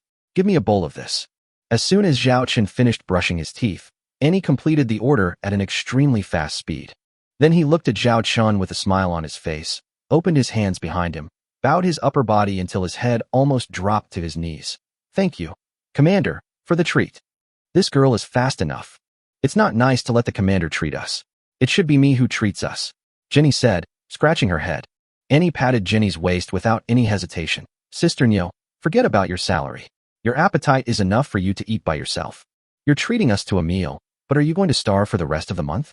Don't be polite to the commander. How about some shredded beef?" "Oh, yes, Sister Nyo, you don't eat beef. So, order your favorite lamb chops." Jenny looked a little embarrassed, and it seemed that she was still a little embarrassed to let the commander spend money. "It's okay. I said it's my treat, so it's my treat. How can I not afford to eat for 2 people?" After Zhao Chen finished speaking, he felt a little regretful. He wasn't worried about the price, but he was worried that his food wasn't good enough. After all, he had set the rules himself, and even he, the commander, had corresponding meal standards, although they were the highest. But now, looking at the meal that is enough for 10 people. Looking at Jenny's silly face, Zhao Chen really didn't know what to say. "I could only silently confirm whether my meal standards were sufficient." Fortunately, the meal was fine. Zhao Chen looked at the seats in the Starship restaurant here. It was obvious that each table was about twice as big as the one in T3 Blizzard. Annie even took Zhao Chen and others directly to a large round table with a diameter of 5 meters. "Do the 4 of us need such a big round table?" Zhao Chen was a little surprised, looking at Annie who was sitting opposite him. "Commander, you'll know whether it's necessary or not in a moment," and said mysteriously. Half an hour later, Zhao Chen looked at the piles of plates in front of the 2 foodies, one big and one small, and he finally understood why they needed such a big table. Zhao Chen stared at Annie's belly. He was very curious. How could such a tiny girl like Annie eat a whole basin of shredded beef? Can her belly hold it? Is there an alternate dimension inside? Burp. Oh right, Commander, what do you want to talk to me about? After Annie had eaten and drunk her fill, she remembered that the commander came to talk to her about something. I have drawn up a construction plan for the next few months and wanted to show you if you have any questions or suggestions. Zhao Chen raised his hand and opened an electronic document. The names of several starships are written on it. T3 Andromeda class interstellar medical ship. T3 Goddess Academy class starship. T3 Phantom Thorn class light interstellar stealth bomber. T2 Snow Mastiff class heavy interstellar battleship. T2 Lion King class heavy interstellar missile ship. Chapter 171. Oops. Lack of talent. These interstellar battleships are all styles we have never seen before. Annie looked at Zhao Chun in surprise. Zhao Chun pointed at the interstellar battleships and said, I have already made some simple edits in it, including the basic technology required for construction, raw materials, construction requirements, approximate construction time, etc. I will later incorporate the detailed construction blueprint technology into the Starship Construction Blueprint System for the T2 Hammer class heavy interstellar industrial ship. Annie began to click on the brief introductions of those star battleships and examine them carefully.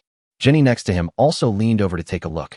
Zhao Chun had allowed her to look before, but because she was unable to make a comprehensive plan at the time, she simply declined. If we only look at the construction requirements of an interstellar battleship, she, as an interstellar craftsman, does have the ability in this area. Lilith was standing by and looking at Zhao Chun's profile with some surprise.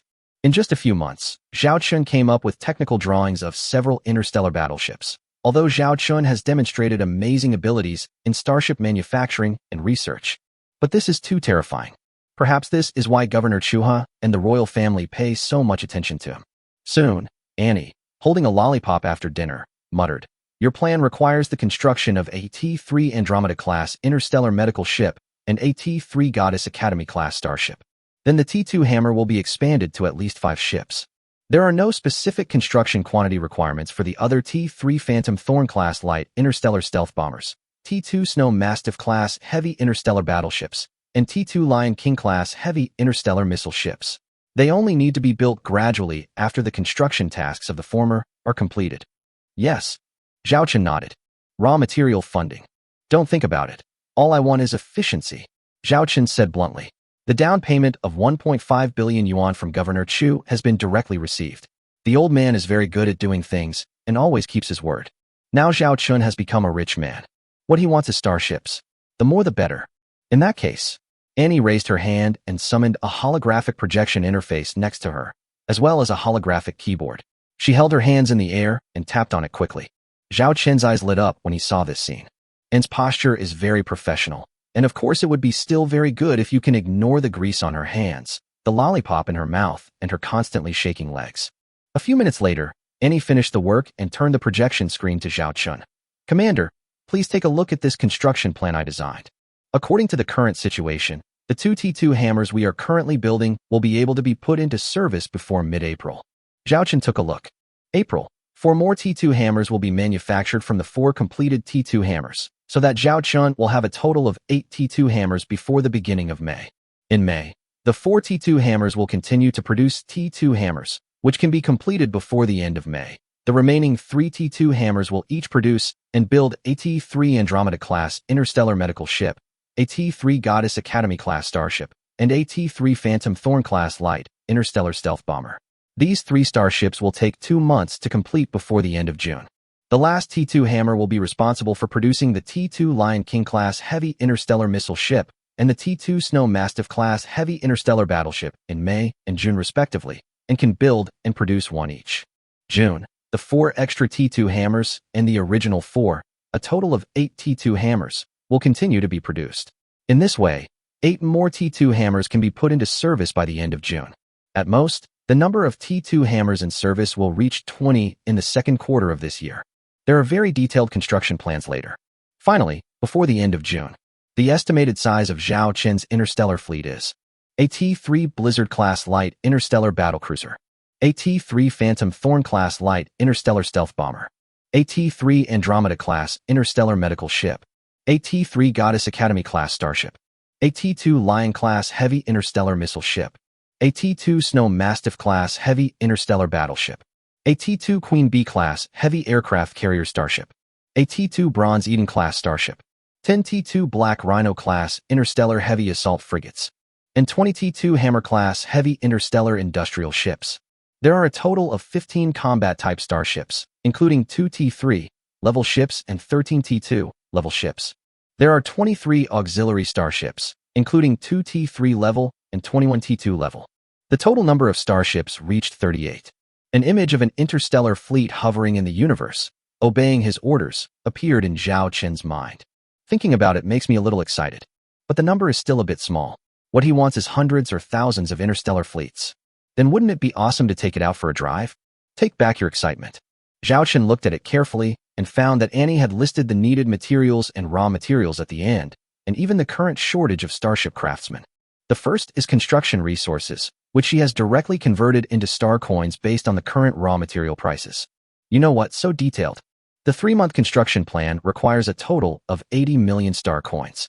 In the past, Zhao Chen would have been busy running around to raise the funds, but now Zhao Chen hardly even blinked. This is not even a fraction of the funds he has.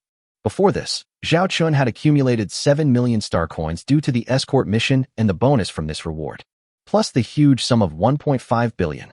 The 3-month construction plan is not a problem at all. The raw materials required are all relatively common, so purchasing them is not a big problem. Money is not a problem, but Zhao Chen found another problem before him. That's people. After these expanded starships are put into service, they will require nearly 4,000 personnel. Among them, there are more than 200 combat crew members and nearly 3,800 technical crew members. The biggest gap is of course the 18 T-2 hammers that were expanded at one time. The personnel issue is indeed a major one, especially the technical talent and starship craftsmen. Zhao Chen frowned slightly, rubbed his chin, and muttered, "There aren't enough people. When the starship is put into service, we'll be in an awkward situation where we have a ship but no one on board. Especially the T-2 hammer. Without enough skilled starship craftsmen, the subsequent construction plans won't be able to proceed. Commander, I actually have a suggestion. We dwarves are natural craftsmen and are very suitable for this position." Annie raised her hand and shouted. "Really?" Zhao Chen looked at and in surprise, as if he was a big bad wolf seeing Little Red Riding Hood walking towards him. Chapter 172, Annie wants a salary increase. But I heard that the dwarves are actually very reluctant to join other interstellar forces and prefer to live a natural life. I don't want to force your people to work for me. Zhao Chen looked very conflicted and said immediately, "It is true that many dwarves do not want to be bound by others, but most dwarves have one characteristic. They love drinking, especially the adult dwarves. You know, food is very precious in the current cosmic environment, let alone wine, which is a luxury far more than fruit. Commander, as long as you can satisfy their drinking needs once or twice a month, you can definitely make them work for you wholeheartedly." After saying this, Annie acted like she was very smart. "Annie, do you drink too?" Zhao Chen looked at Annie. It's hard to imagine what such a little lowly looks like when drinking, and swallowed, then placed her hands on her trouser pockets and turned them inside out. "No money." Then Annie looked towards the dining table, swallowed her saliva, and said softly, "And that wine is too expensive. Just now, I was embarrassed to ask you, Commander, to treat me. After all, Commander, you have your own share of meals, so it's not right to treat an ordinary craftsman like me to a bottle of wine, right?" While speaking, and looked aggrieved, and then she sighed deeply. Lilith on the side tried hard to suppress her smile. She could see Annie lowering her head and glancing at Zhao Chen beside her from the corner of her eyes. How could Zhao Chen not know what this little girl was thinking? "What kind of wine do we offer now?" Zhao Chen asked Lilith. Lilith quickly replied, "We currently only offer beer, rice wine, grape wine, bayberry wine, and a small amount of other fruit wines." "Actually, rice wine is pretty good." Annie nodded seriously. "Use my meal standards and go get a bottle of rice wine." Zhao Chen placed the order directly. Soon a bottle of rice wine was brought to Annie. When Annie held the rice wine in her hand, Zhao Chen always felt a sense of moral condemnation for breaking the law. "You were reluctant to tell us which planet you came from before. Why are you now planning to arrange jobs for your people?" Zhao Chen looked at Annie teasingly. Holding the rice wine she treasured like a treasure, Annie said seriously, "To be honest, at the beginning I was really worried about how things were going on with you, Commander. After spending these past few months together, I can completely trust you, Commander. Commander, your radiance is even brighter than that of a star, Your charm surpasses that of the stars in the sky, and even a black hole pales in comparison to your allure. Stop, stop. No matter how much you say, there's only this bottle of wine today. Zhao Chen stopped Annie's exaggerated complimenting skills. Annie stuck out her tongue and said seriously this time. I was serious about my first sentence. You are indeed a good person and treat us crew members very well. You treat orcs, succubi, and dwarves like me equally, and you have done everything you promised.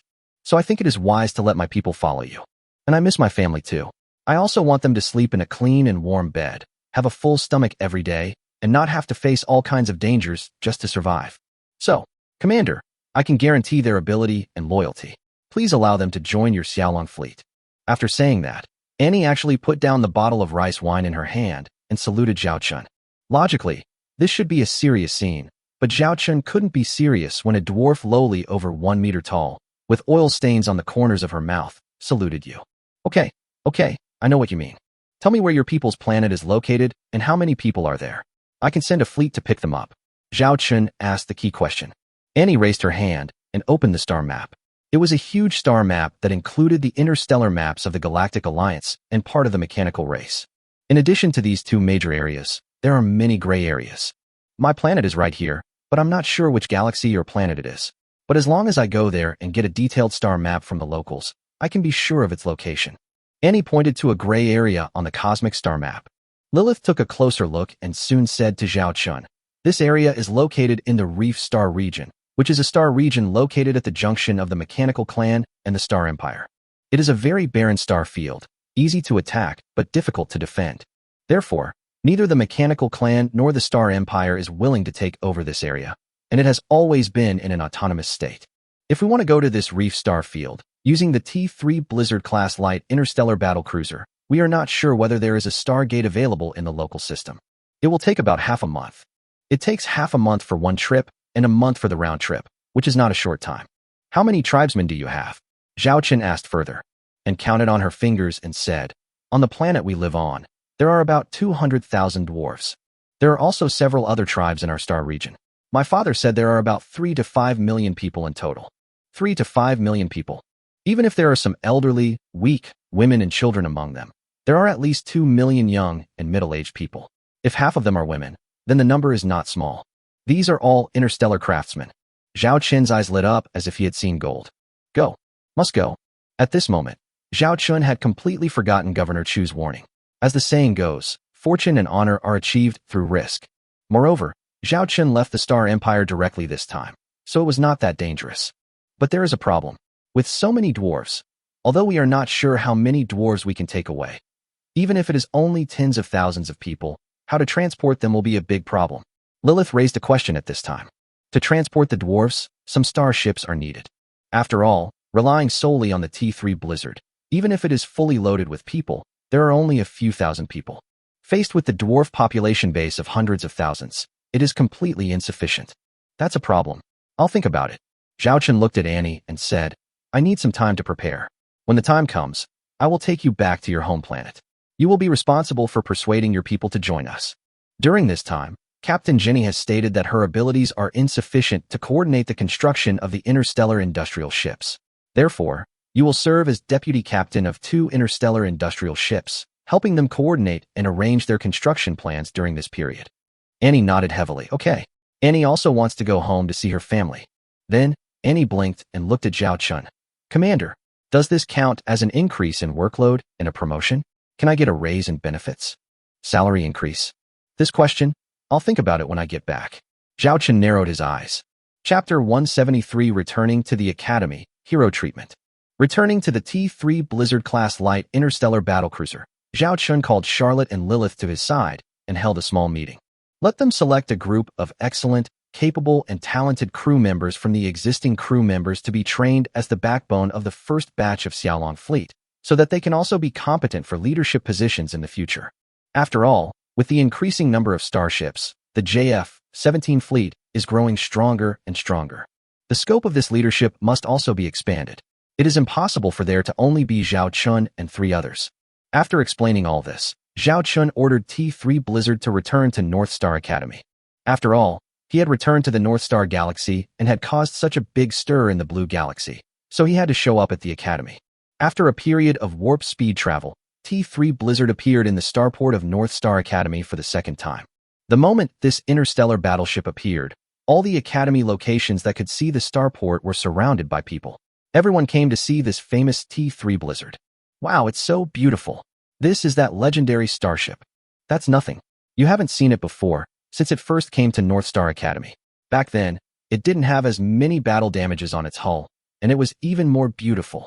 A student who had the good fortune to witness the glory of T3 Blizzard during its first visit to North Star Academy said this with pride.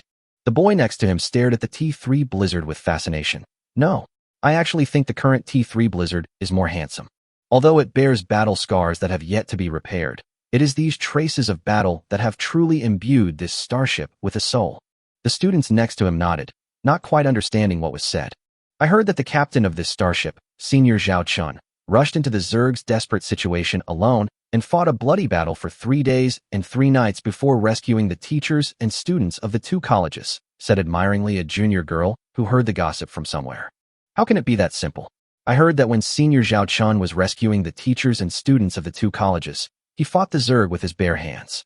When he was hungry, he grabbed a bug and ate its meat, and when he was thirsty, he drank the bug's blood, said a boy in admiration. These are all uncertain things. But what is certain now is that after Senior Zhao Chun returns, the Royal Fleet will come personally to bestow rewards upon him. The Royal Fleet personally awarded the prize. Do you know what this means? Senior Zhao Chun went straight from Imperial Baron to Imperial Viscount. Although he is only a Viscount now, his future is definitely extraordinary. What you said is nothing at all. Governor Chuha knows it. The Chu family knows it. Now Senior Zhao Chun is the grandson-in-law recognized by Governor Chu. What kind of status does Governor Chu's granddaughter hold? Granddaughter of Governor Chuha, granddaughter of the governor of the North Wind Star region. This is simply a meteoric rise to fame. In the past few days, all kinds of gossip about Zhao Chun have been spreading like wildfire in North Star Academy, and even various strange versions have been circulated. Someone also mentioned a small matter.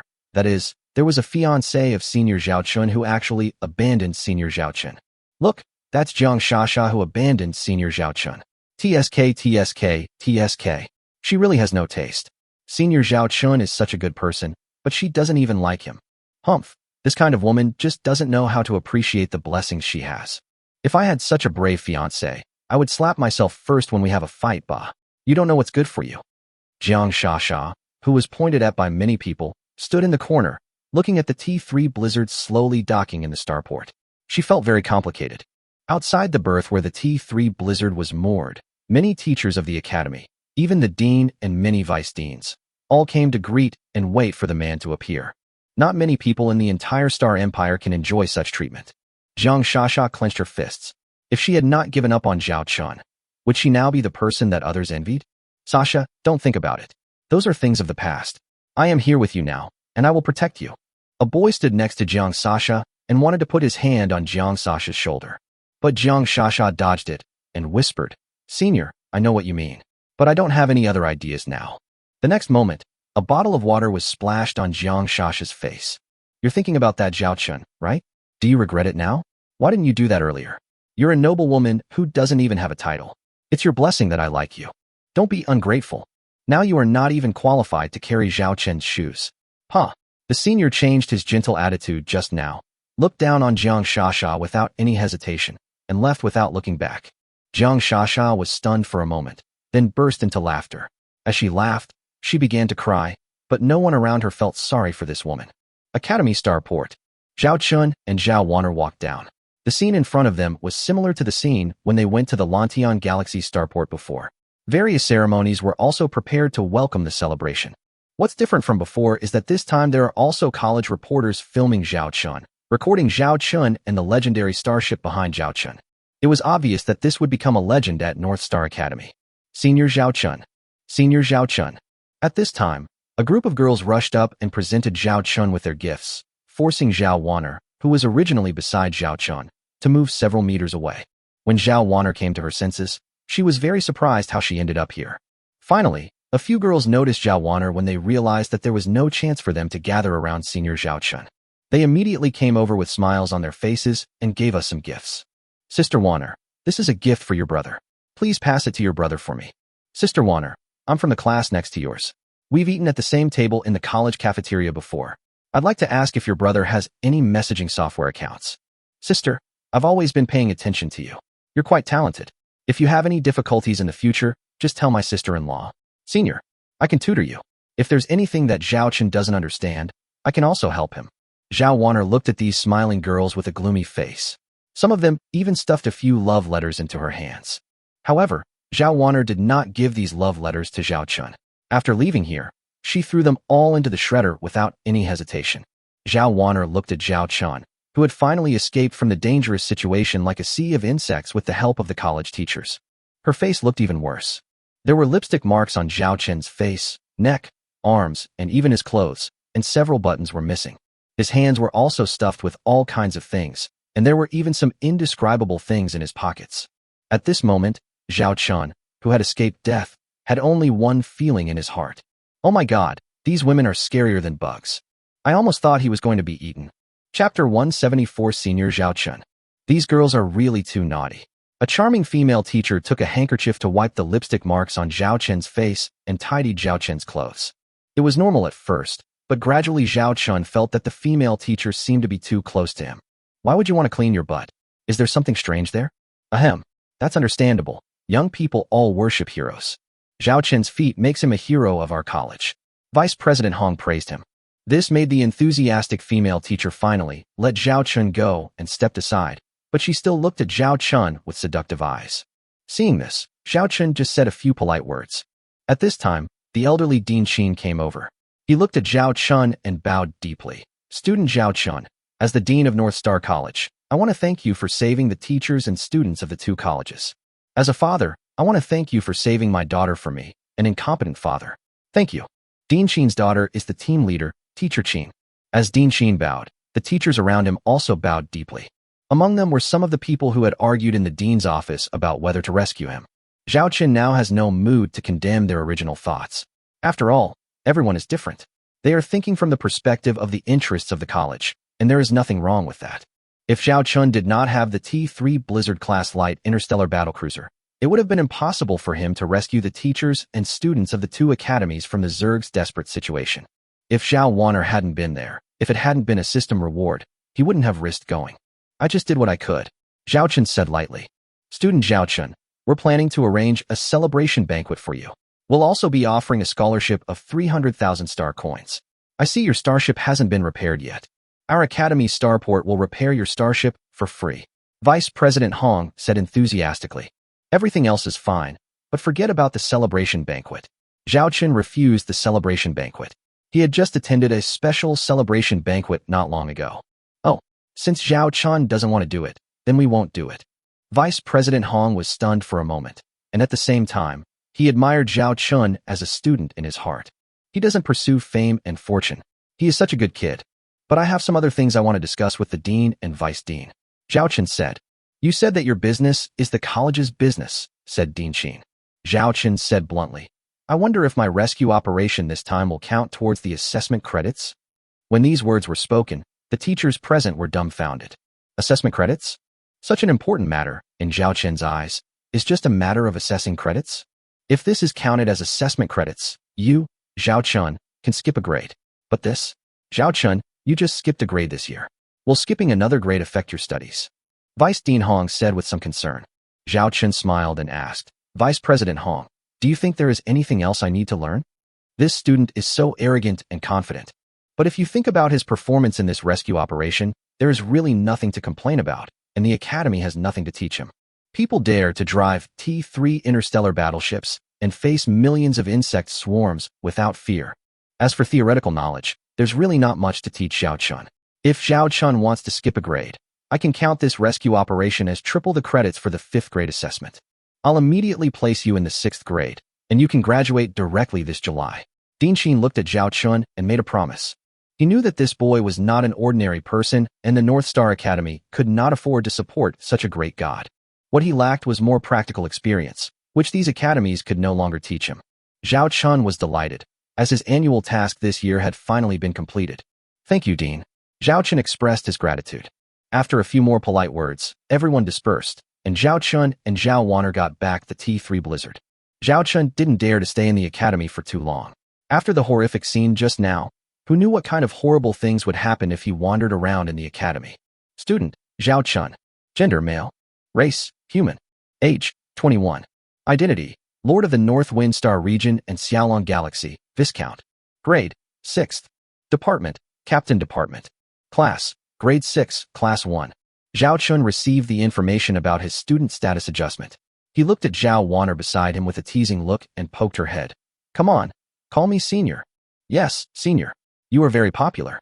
There are so many fans surrounding you, and even the beautiful teachers are attracted to you. Zhao Wanner looked at Zhao Chun sarcastically, and finally rolled her eyes at Zhao Chun and returned to North Star Academy.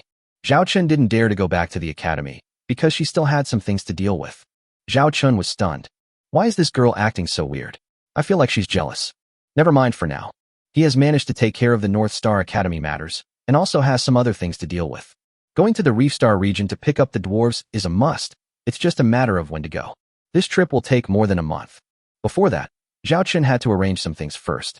Zhao Chun first sent a message to an account, then returned to his captain's bedroom and sat at his desk waiting. Soon, there was a reply message with a link to a network room with a holographic video. Zhao Chun clicked on the link, and in an instant everything around him changed, as if he was on the beach. Sitting opposite him was a woman who had been waiting for a long time. She was obviously trying to suppress her excitement, but her eyes were still filled with excitement and nervousness as she looked at Zhao Chun. I wonder what you are here to talk to me about. Liyaki looked at the masked man in front of her curiously. She was originally busy with the expansion of the Starship factory and was in a meeting. Now she has to attend 3 to 5 meetings a day and basically can only rest for 4 or 5 hours a day. She is very busy. But because of the communication from that special account, she put aside all the work at hand without saying a word, returned to her office, and entered the holographic communication room. In fact, she has been thinking about this man these days. Because of something, she is very uneasy. You should know about the teachers and students of the 2 colleges who were in danger and were rescued. Zhao Chun looked at the other person with a smile. Liyaki was stunned. She pretended to be surprised and said, "Oh, you mean that incident? I know about that incident. I heard that the person was a student at North Star College and was adopted as the grandson-in-law by Governor Chu. Do you know that person's identity?" Zhao Chun asked again. Liyaki pretended to be ignorant and shook her head. "It seems that he is a good friend of my brother. I don't know much about the rest." In fact, it was because of the T-3 Blizzard-class light interstellar battlecruiser. Liyaki was basically 99% sure of the identity of the masked man in front of her, but because of the man's previous warning, she did not dare to pierce the veil without authorization. And at this moment, the man in front of her did something that surprised her. Take off the mask on his face. Chapter 175, Poking Their Money Bags. Wait, I didn't see anything. Liyaki immediately covered her eyes, acting as if she didn't see anything. Zhao Chun was surprised by Liyaki's action. What are you doing? Didn't you guess my identity a long time ago? Liyaki still covered her eyes and said worriedly, Did you take off your mask because you don't want to cooperate with me anymore? Don't want to cooperate with you? Why do you think so? Zhao Chun laughed. Liyaki's fingertips revealed a gap and said, Because your current public identity is the Chu family's grandson-in-law. With such great resources in the Chu family, why do you still want to cooperate with me? Liyaki had finally thought she had found a cash cow, but now, this is also the reason why Liyaki has been uneasy these days. It turns out that the woman was worried about this matter. The Chu family is the Chu family, and you are you. You are different. Zhao Chun said. I don't understand what you mean. Liyaki was puzzled. Zhao Chun continued. You just said that the Chu family has its own resources, so it's only natural for me to cooperate with the Chu family. But there are some things that should never be put in one basket. You and the Chu family. Liyaki was even more surprised at this moment. Zhao Chun said directly, Don't worry about other things, and don't ask. I'll just ask you directly, do you still want to cooperate with me? Of course I do. Liyaki nodded continuously. How could I not want to? Relying on the T-1 Wolf Laos-class medium-sized star destroyer, her Bayan Starship Technology Group rose to prominence. The subsequent 4 Starship technologies were even more amazing. Although they were not as popular as the T-1 Wolf Laos, they were also hot products. All of this is entirely dependent on Zhao Chun, the cash cow. Well, from now on, our cooperation must be kept absolutely confidential. Don't let anyone know except you and me, including Li Wei. He may guess something, but you have to ask him not to tell anyone else. If we can do this, our cooperation can continue. And it can go even deeper. Zhao Chun stared at Liyaki. Hearing that they could continue to cooperate, Liyaki felt relieved. I understand all this, and I will definitely keep this secret. Even when my father asked me where these starship technologies came from, I didn't tell him. Liaki said firmly. Although the matters between us must be kept secret, it is inevitable that there will be some contact, so I need you to find a way to establish a way for us to communicate without exposing us. For example, if I need any resources or raw materials, you can pass them to me through this route. Zhao Chun said seriously. Liaki thought about it, and suddenly said, there's a way. I actually have private dealings with an interstellar pirate fleet. After all, those of us who engage in interstellar trade inevitably need to come into contact with these gray industries. The captain of this interstellar pirate fleet can be absolutely trusted. If you have any needs in the future, such as raw materials and supplies, I can arrange her interstellar pirate fleet to travel through the galactic marginal space between galaxies and reach the area you specify. Deliver the supplies to you. Absolutely confidential. However, this method takes dozens of times longer than normal transportation, unless you have a very advanced interstellar transport ship. However, your Xiaolong system is very close to the border, and a single trip won't take too long. Hearing Liaki say this, Zhao Chun was very satisfied with this method. It just so happens that I need a batch of interstellar transport ships right now. Please arrange them. I will give you a coordinate location when the time comes, and you can quietly deliver these interstellar transport ships to the designated location. Zhao Chun instructed. To pick up the dwarves, we need an interstellar transport ship. But Zhao Chun cannot purchase a batch of interstellar transport ships openly, as that will definitely arouse suspicion. Zhao Chun couldn't let Governor Chu know that he had sneaked out of the North Windstar region just after making an appointment with him. It just so happens that I just unloaded a batch of the T2 Moose you gave me before. How many do you need? Liaki asked. T2 Moose class heavy interstellar transport ship. This is one of the 4 starship technologies that Zhao Chun had previously given to Liaki to operate. Zhao Chun began to recall the data of this interstellar transport ship. If a single ship is used entirely to carry people, it can accommodate about 100,000 people. However, we also have to consider the food that these 100,000 people will need, as well as the luggage they may have to carry. After all, they are traveling with families, so there will definitely be a lot of things. Preliminary estimates show that a single ship has a carrying capacity of 50,000 people. It's my first time going there, and there probably won't be many dwarf tribes who will believe in me. At present, there is not much shortage of interstellar craftsmen on Zhao Chen's side, so it would be good enough if I could bring back tens of thousands of people for the first time. Then let's order 5 ships for now.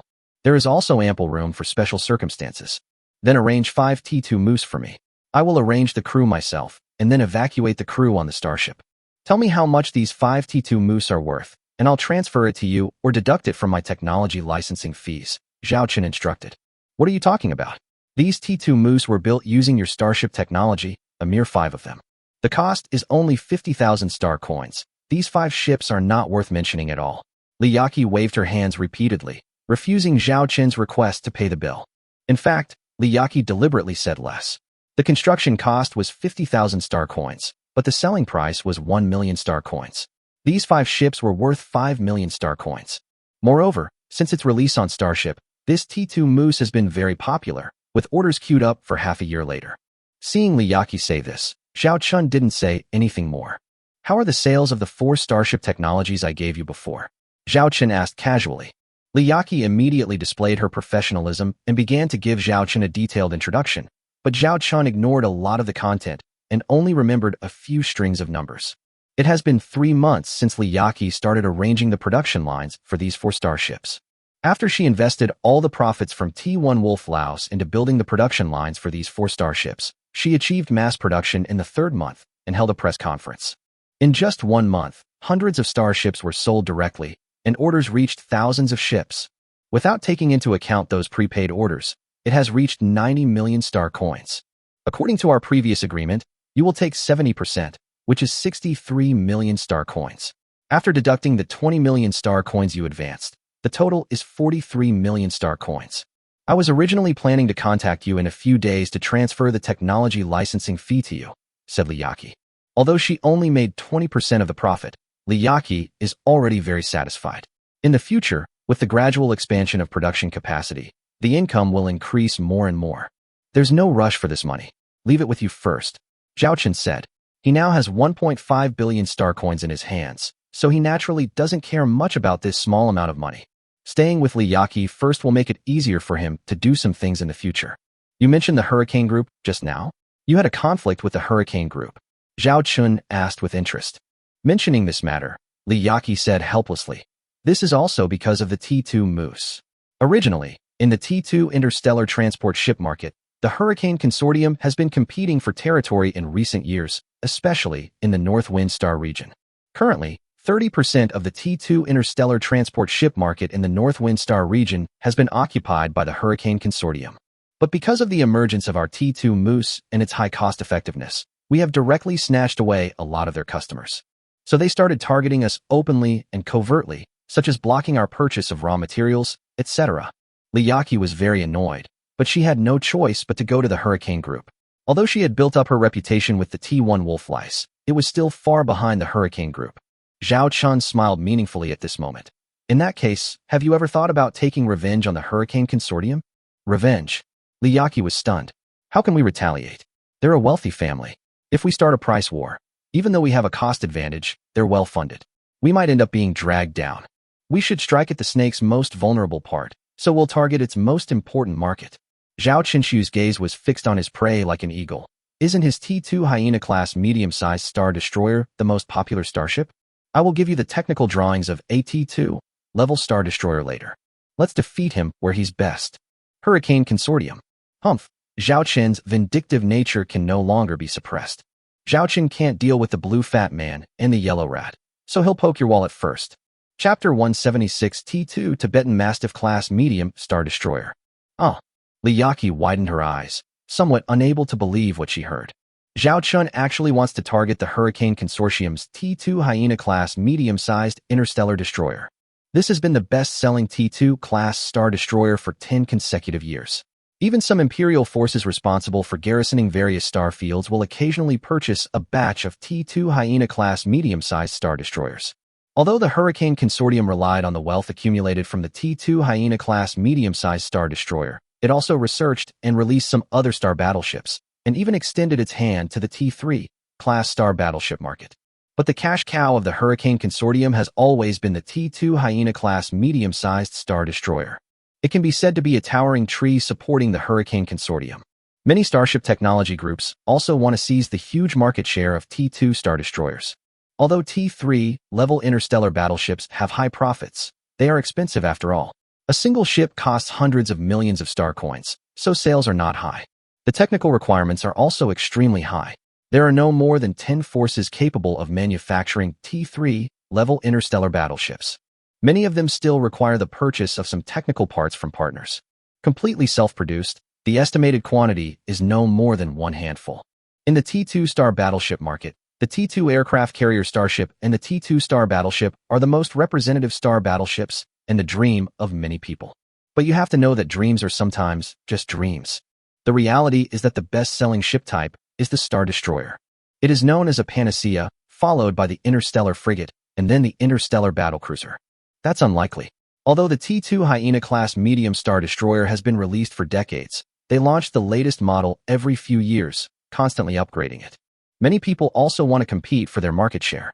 But so far, the Hurricane Consortium has occupied half of the T2 Star Destroyer market in the entire Star Empire. Li Yaqi still thought this was a rather difficult task. Zhao Qin smiled slightly. I will contact you again in a day. Please go and do what I asked you to do. After saying that, Zhao Chun left the holographic communication room, leaving Li Yaqi sitting there in confusion. Could it be that Zhao Chun could really create a starship that could seize the Hurricane Consortium's market? If that's really the case, Li Yaqi actually felt her blood boiling. As a businessman, what she longs for is the competition in the business world. Zhao Chun opened his eyes and was surrounded by his bedroom desk. How could Zhao Chun not have an interstellar battleship that surpasses the Hurricane Consortium? He directly opened the System Mall interface and began to choose the appropriate ship type. Because the target is the Hurricane Consortium's T2 Hyena-class medium-sized star destroyer, it naturally has to be a star destroyer, and it has to be medium-sized. It would be best if it were a starship that was similar in every way, but far surpassed the T2 Hyena-class medium star destroyer. Soon, Zhao Chun locked onto his target. T2 Tibetan Mastiff Class Medium Star Destroyer. What a coincidence. The names of both starships are related to dogs. Do you want to consume 300 system points and 4 mission points to redeem the item, T2 Tibetan Mastiff Class Medium Star Destroyer? Confirm the exchange. Congratulations on receiving the technical blueprints for the T2 Tibetan Mastiff-class medium-sized Star Destroyer. Your remaining system points, 7,420 points. Your remaining mission points, 60. Soon, the technical drawings of the T2 Tibetan Mastiff-class medium-sized Star Destroyer appeared in Zhao Qin's mind. This is definitely an interstellar battleship that can completely crush the T2 Hyena-class medium-sized Star Destroyer. Taking advantage of this opportunity, Zhao Qin took a look at the T3 level interstellar industrial ship. The T2 Hammer-class heavy interstellar industrial ships are gradually unable to meet the demand for the future deployment of T3 level starships. But if there are not enough T2 Hammer-class heavy interstellar industrial ships, as a backup, T3 level interstellar industrial ships will be built. It is very likely that there will be insufficient production capacity for a period of time. Therefore, Zhao Qin chose to first build a batch of T2 Hammer-class heavy interstellar industrial ships in large quantities to ensure the most basic production capacity, and then seek higher-level T3 interstellar industrial ships. Soon, Zhao Qin found a suitable T3 level interstellar industrial ship. However, some of its construction requirements left Zhao Qin a little dumbfounded. First, the cost of building a single ship is as high as 60 million star coins. This is too horrifying. The cost of building a T3 Blizzard-class light interstellar battlecruiser is only 12 million star coins, which is 4 or 5 times higher. Even if Zhao Qin is very rich now, he can't build many of these interstellar industrial ships. Second, if a T2 Hammer-class heavy interstellar industrial ship is used to build this T3 interstellar industrial ship, and a single ship is responsible for its construction, it will take a full year. Fortunately, multiple T2 Hammer-class heavy interstellar industrial ships can be responsible for the construction at the fastest speed. 10 T2 Hammer-class heavy interstellar industrial ships can build and complete one T3 interstellar industrial ship within 1 month. Third, the personnel requirement. A single ship requires up to 1,000 people. This is not an interstellar battleship at all. It's simply a large mobile starship factory. And judging from the simple known data, the capabilities of this T3 interstellar industrial ship even exceed those of a real starship factory, with a production capacity several times higher. Another problem is that this T3 interstellar industrial ship requires a full 18,000 system points and 30 mission points. Zhao Qin currently has enough mission points, but he is missing a large part of the system points. Looks like I'll have to wait a little longer. Once the next quarterly and annual missions are completed, I can redeem this T3 level interstellar battleship. This period of time is just the right time to address the shortage of starship engineers. Zhao Qin made plans for the future. To build an interstellar fleet, one must have a huge industrial system. Of course, a huge supply of funds is also required. Zhao Qin now has 2 lines. One is the Governor Chuha in public, and the other is Li Yaqi in secret. Two-pronged approach, double insurance. This is also the reason why Zhao Qin wants to defeat the Hurricane Consortium for Li Yaqi. On the one hand, it is for revenge, and on the other hand, it is to help Li Yaqi's Bayan Starship Technology Group expand the interstellar market faster and enhance her capabilities. Without saying much, Zhao Qin began to edit the technical data of the T2 Tibetan Mastiff-class medium-sized Star Destroyer. After spending several hours, Zhao Qin sent the edited starship technical data to Li Yaqi. Chapter 177, Dragging the T2 Hyena Off Its Sails Altar. Li Yaqi has been feeling uneasy for almost a whole day. I made mistakes several times when I was doing things myself. Chairman, are you too tired recently? The secretary asked with concern. Li Yaqi rubbed her temples. It was because Zhao Qin made her feel so awkward. Since that matter has not been resolved, she has no mind to do anything else. Maybe I'm a little tired. Cancel all your upcoming trips. I might need to take a day off. If it's not something particularly important, don't let anyone come in and disturb me. Li Yaqi leaned back in her office chair. Yes. The secretary nodded, quietly left the office and closed the door. Li Yaqi stared at her email on the virtual screen in front of her. Didi. Suddenly a message popped up, and Li Yaqi instantly became alert. When she clicked on it, she found that it was sent by a partner. Li Yaqi impatiently closed the message, and then she temporarily blocked all other accounts except Zhao Qin's private account. There is nothing more important than this matter right now. After waiting for a few more minutes, Li Yaqi finally received news from the man. The content is a technical blueprint of a starship. Look at the name. T2 Tibetan Mastiff-class medium Star Destroyer. It is indeed a medium-sized Star Destroyer that is comparable to the T2 Hyena, but I don't know if it can really surpass the T2 Hyena. After all, it is a popular starship that has been selling well for 10 years. Liyaki clicked on the technical drawing and began to look at some detailed information and data. This was too serious to watch. Liyaki widened her eyes, and her breathing gradually became rapid. A few hours later, Liyaki couldn't wait to send the man a message requesting to meet again, and the other party agreed. The two appear in a holographic meeting scene in a garden setting. Can your technical drawing really achieve the above data? Liyaki looked at Zhao Chun in front of her with fiery eyes. Zhao Chun nodded. Absolutely no problem. Liyaki swallowed her saliva and asked quietly, is your T2 Tibetan Mastiff class medium-sized interstellar destroyer really designed specifically to target the T2 hyena? You can think of it that way.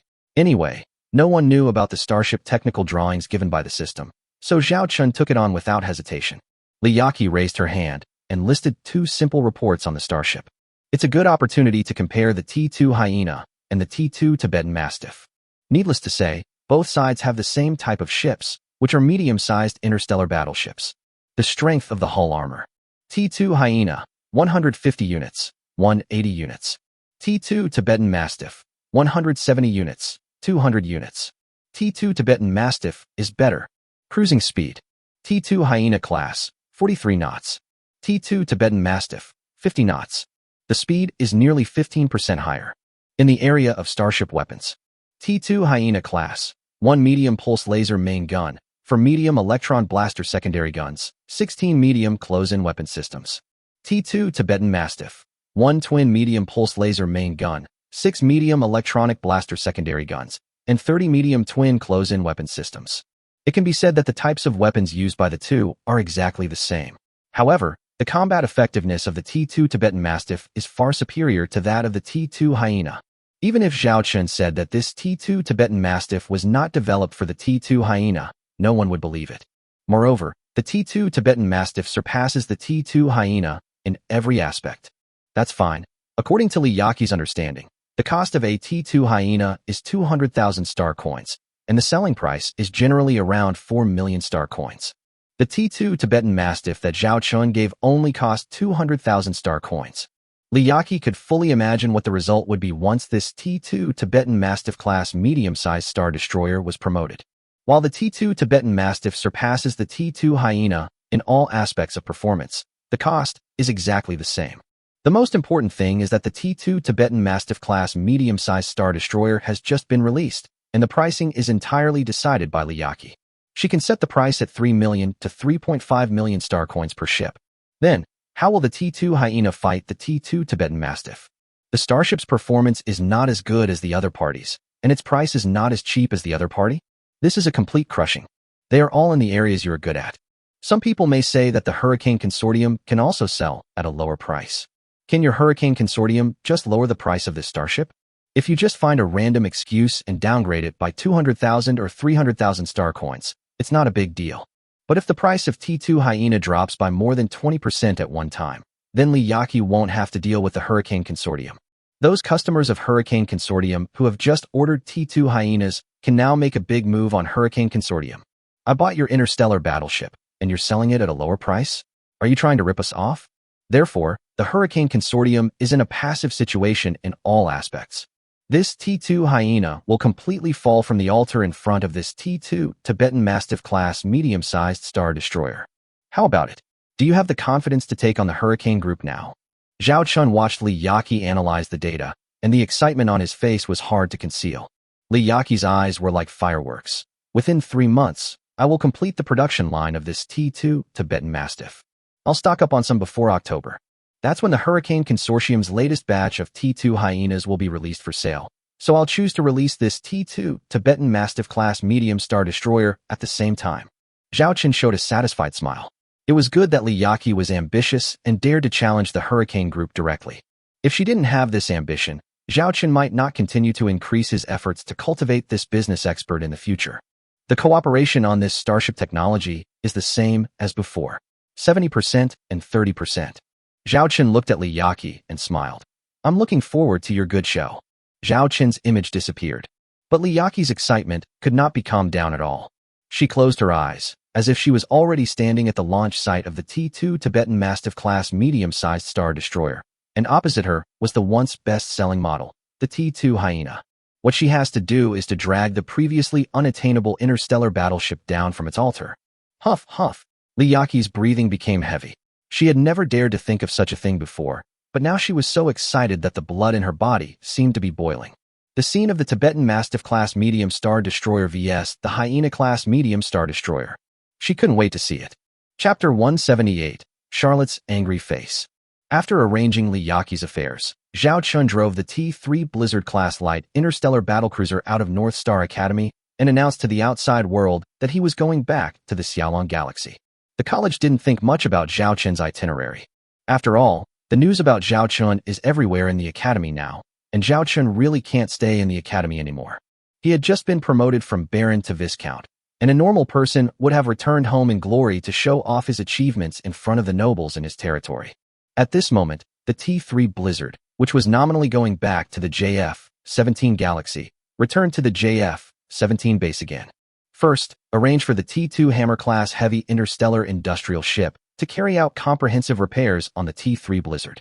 T-2 Bronze Eden-class starship. Zhao Chun, Lilith and Charlotte were sitting by the pond, fishing with fishing rods. I have to say that the environment inside the T-2 Bronze Eden-class starship is really good and very suitable for vacation. Originally Charlotte was reluctant to come, but when she heard Zhao Chun say they were going fishing, Charlotte immediately prepared the shuttle. But at this moment, Charlotte stared at the fishing rod float on the lake, which was motionless at all, and she was so anxious that her fangs were exposed. How are your preparations for selecting the first batch of core personnel for the fleet going? Zhao Chun asked Lilith beside him. Lilith placed the fishing rod in her hand on the holder at her feet and used the handheld terminal to holographically project a list with names and appearances on it. First of all, regarding industrial ships, Annie is indeed very good. Not only does she possess high craftsmanship skills and extraordinary talent, but she also has excellent coordination skills. There will be no problem in him becoming the captain of an interstellar industrial ship in the future. In addition, there are senior starship engineers like Jenny. Although they cannot control the overall situation, they have no problem in starship skills and can be trained as a priority. There is also a good craftsman from the Half-Bear tribe, who is currently the captain of the second T-2 Hammer-class ship. There are 4 more people here for deputy captains, who can be trained in the future. After talking about these technical talents, Lilith began to introduce other talents. There are several talented people in my succubus clan, such as this AI Lee. Her learning ability is second only to mine. During the time we were away, she was temporarily taking over my duties and handled the situation very well. The orcs here are all combat talents and are very suitable for the position of starship captain. As Lilith was speaking, Charlotte pointed to a picture of one of the beast girls and said, Wolf Girl by Jia. She's a very good warrior. We served on an interstellar battleship together before. Sister Bai? What a strange name. But at first glance, this wolf girl really has white hair all over her body, and she does look older than Charlotte. After listening to Lilith and Charlotte's introduction, Zhao Chun was very satisfied with the list. Not bad. Let's focus on training these next. The cultivation of talents is of vital importance. Otherwise, there would be too few people around Zhao Chun who could be used. Commander, your fishing rod is moving, Lilith suddenly shouted. Zhao Chun immediately pulled up the fishing rod, and soon a fish more than 50 centimeters long was hooked. It's coming up here too. A fish also took the bait on Lilith's side. Zhao Chun and Lilith caught fish at the same time, but there was no movement on Charlotte's hook. There are too few fish in this pond, Charlotte muttered, trying to make excuses for herself. A little? Not a small amount. Zhao Chun looked at his bucket, which was full of fish. Even Lilith has several. Only Charlotte's gains have remained 0 so far. Charlotte looked at Zhao Chun's bucket, then at her own bucket, and instantly all the hair on her body stood up. She suddenly dropped the fishing rod in her hand, picked up the laser gun at her waist, and aimed at the pond. It was as if he was about to vent his anger on this damn pond. The fish you kill will be deducted from your meals for next month. Zhao Chun's words seemed like a spell that froze Charlotte's body. Charlotte slowly put down the laser gun and stared at the fish pond in front of her with resentment, as if she was thinking that she must drain this damn pond when she had the chance in the future. Let's eat grilled fish today, Zhao Chun suggested as he looked at the bountiful harvest. Lilith said, I happen to know how to grill fish, so I'll take charge. Well, let me help you, Zhao Chun said from the side. Only Charlotte remained silent. She just squatted beside Zhao Chun's bucket, staring at the fish in it. Charlotte, what are you going to do? Zhao Chun asked Charlotte, the only one who had nothing to do. Charlotte hesitated and pointed to her mouth. I can eat it. Zhao Chun and Lilith looked at each other, not knowing whether to laugh or cry. Charlotte, let me teach you how to grill fish. Lilith pulled Charlotte and asked her to take the prepared fish and grill it on the campfire. Half an hour later, the little white tiger turned into a big black tiger. What's wrong with you? Zhao Qin came back with some seasonings and looked at Charlotte, who was covered in dust, trying hard to suppress his smile. Charlotte spat out a mouthful of ashes and didn't speak for a long time, holding a charred fish in her hand. Charlotte, just wait here until we're done. Lilith finally understood that Charlotte was a novice in everything except combat. If Charlotte continues to grill the fish, there probably won't be enough fish for her to eat. Finally, with Lilith's busy work, a grilled fish dinner was ready. I'm planning to leave in 3 days. Charlotte will be with me, and I'll leave with a T3 Blizzard. Lilith, you'll stay here and coordinate our subsequent construction work. In addition, I have already told Warner that she will return to the Xiaolong Galaxy and arrange a suitable planet in the Xiaolong Galaxy as a place to settle the dwarfs in the future. During this time, Lilith, you are responsible for formulating an industrial construction plan for a planet. At that time, the male dwarves and their tribesmen will be assigned to work on that planet, and female dwarves who are willing and qualified can work on our T2 interstellar industrial ship. Zhao Qin began to assign some tasks. Because of the previous luck value requirement, there cannot be any males in Zhao Qin's fleet. But when you go to the dwarf tribe, you can't just take the female dwarf with you. You must bring your family with you. Then those male dwarves also need a place to stay. Since we can't stay on the starship, let's arrange to go to the Xiaolong Galaxy. We can just use these dwarves to build some basic industries in the Xiaolong Galaxy. Yes. Lilith worked hard and had no questions about the commander's arrangements, nor did she care why the commander only recruited female dwarves. Chapter 179. The underage hibernation capsule came out to work. A few days later, after confirming with Liyaki, he learned that the person she contacted had already arrived at the location he designated with 5 T2 Moose-class heavy interstellar transport ships and was waiting. Zhao Qin's T3 Blizzard-class light interstellar battlecruiser also set off. Wow! And looked at the bright T3 Blizzard bridge with her mouth wide open. Although she had been responsible for the construction of several T2-class interstellar battleships, this was her first time to be in a T3-class interstellar battleship in motion, especially in such an important position as the bridge. She looked around like a curious baby. According to our navigation route, we will head to the North Star Stargate and then, after crossing several stargates, arrive at a Stargate location in a border galaxy, and then travel to the edge of that galaxy. There they met up with the fleet arranged by Liyaki and received the T2 Moose. Then continue to the Reef Star region. The entire voyage plan is expected to take at least 15 days.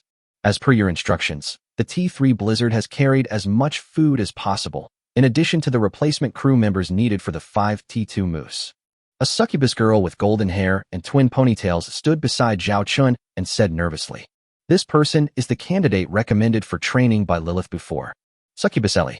For this operation, since Lilith stayed at the Xiaolong base, Lilith suggested that Zhao Qin take AI Li with him to gain some experience. Okay, let's do as you say." Zhao Qin agreed. The warp engine route has been prefabricated. We will then enter the acceleration phase, and 10 minutes later we will enter the warp speed navigation phase. Within 10 minutes, all crew members enter deep sea mode. Repeat, within 10 minutes, all crew members enter deep sea mode. Ellie's voice rang out throughout the starship. At the same time, a hibernation pod appeared on the bridge. But when Zhao Qin looked at the hibernation capsule next to him, he almost couldn't help laughing out loud. It was a hibernation capsule, only about 1 meter long, very small. It feels like an underage hibernation capsule has come out to work. This hibernation capsule naturally belongs to Annie. The size of the hibernation capsule can be intelligently changed according to the body shape of the corresponding user. When entering deep sea mode, the starship system will scan the personnel information in the bridge and arrange their respective hibernation capsules at the nearest location. Annie didn't think much about it. She walked into her own hibernation capsule and waved to Zhao Qin next to her. "Commander, good night." Then, and really closed her eyes like a child getting ready to sleep. This Annie is too naive. If the dwarves in her tribe are the same as her, they are too easy to deceive and too easy to get along with. Zhao Qin walked into his hibernation chamber. Later, T3 Blizzard will use the Stargate of the Northern Star System. You don't have to worry about exposing the whereabouts of T3 Blizzard when using the Stargate. Because from the outside, this T3 Blizzard is now completely different from before. The entire starship is painted gray, and some areas of the hull have additional camouflage. Before setting off, Annie disguised this T3 Blizzard to look more like another unpopular T3 interstellar cruiser on the market according to Zhao Qin's request. So just from the appearance, it is difficult for anyone to recognize that this starship is the legendary starship, T3 Blizzard. No one would know that Zhao Chun was about to leave the Star Empire quietly. Zhao Chun was a little excited when he thought about leaving the territory of the Star Empire for the first time. A few days later, in a border galaxy located at the junction of the Beifeng Star region and the Chuha Star region, a gray interstellar battleship sailed out of the Stargate. Soon after, it entered warp speed again and headed towards the edge of the galaxy. I don't know how long it took. The gray interstellar battleship slowly stopped. All personnel on the bridge will return to their posts within 1 minute and check all starship data. All personnel on the starship are to return to their posts within 3 minutes and remain on standby. Ellie quickly emerged from her hibernation capsule and relayed the order, she said. Zhao Chun looked at Charlotte beside him. Charlotte said, "We are trying to get in touch with the person who was handed over." After waiting for more than 10 minutes, they finally received a signal on the communication channel. It was a piece of garbled code, but in Zhao Chen's eyes it was not that simple. It was the code that Liyaki gave him to meet up with the interstellar pirates. Zhao Chun entered another string of garbled characters and transmitted it. The two sides quickly established contact and determined the handover location. Thanks to its high speed, the T-3 Blizzard quickly arrived at the designated location. The starship radar detected 10 interstellar battleships ahead, all of which are T-2-level interstellar battleships. Charlotte looked at the starship radar. Although it was a normal handover, as a general, she was always ready to fight and face anything that might happen. Hiss hiss. A video communication window popped up at this time. After a brief blur, a woman wearing half a ghost mask appeared against the dim background of the bridge. The woman was wearing a dark red top and a ghost mask covering half of her face. In addition to the fair skin on the exposed half of her face, there were unknown black textures, which looked like some words or patterns. But Zhao Chun didn't know him. All 5 T2 Moose ships are here. As required, they have prepared artificial nutritious meals for 200,000 people for a month, as well as some basic daily necessities. As agreed, once everything is confirmed, my personnel will evacuate these 5 T2 Moose, and your crew will take over the starships. The woman's voice was a little hoarse, and it was unclear whether it was naturally like that or she was pretending. Those pupils were actually bright red, which was very rare. His eyes were full of indifference, which was very similar to when Zhao Chun first met Charlotte. Zhao Chun noticed that Charlotte's tail beside him was no longer shaking, but maintained a special arc. Zhao Chun knew that was when Charlotte was on high alert. She was wary of the woman with a ghost face and red eyes in front of her. Okay, Zhao Chun replied. Since Liyaki said that this was someone she could trust completely, Zhao Chun would not act rashly until the other party did anything threatening. Then several shuttles drove out from the hangar of the 5 T2 Moose ships. The 5 T2 Moose ships were only in low-power automatic operation mode. Afterwards, Zhao Chun's crew began to board the 5 T2 Moose by shuttle. During this period, Zhao Chun also noticed that Charlotte quietly instructed the crew members who boarded the ship to be cautious and careful, and to conduct a thorough search of the 5 interstellar battleships to ensure that there were no hidden dangers. The entire process of handing over the starship lasted half an hour. After Zhao Chun's crew officially took over the 5 T2 Moose-class ships, Zhao Chun looked at the girl with the ghost mask and red eyes opposite him. The handover is completed, Zhao Chun said.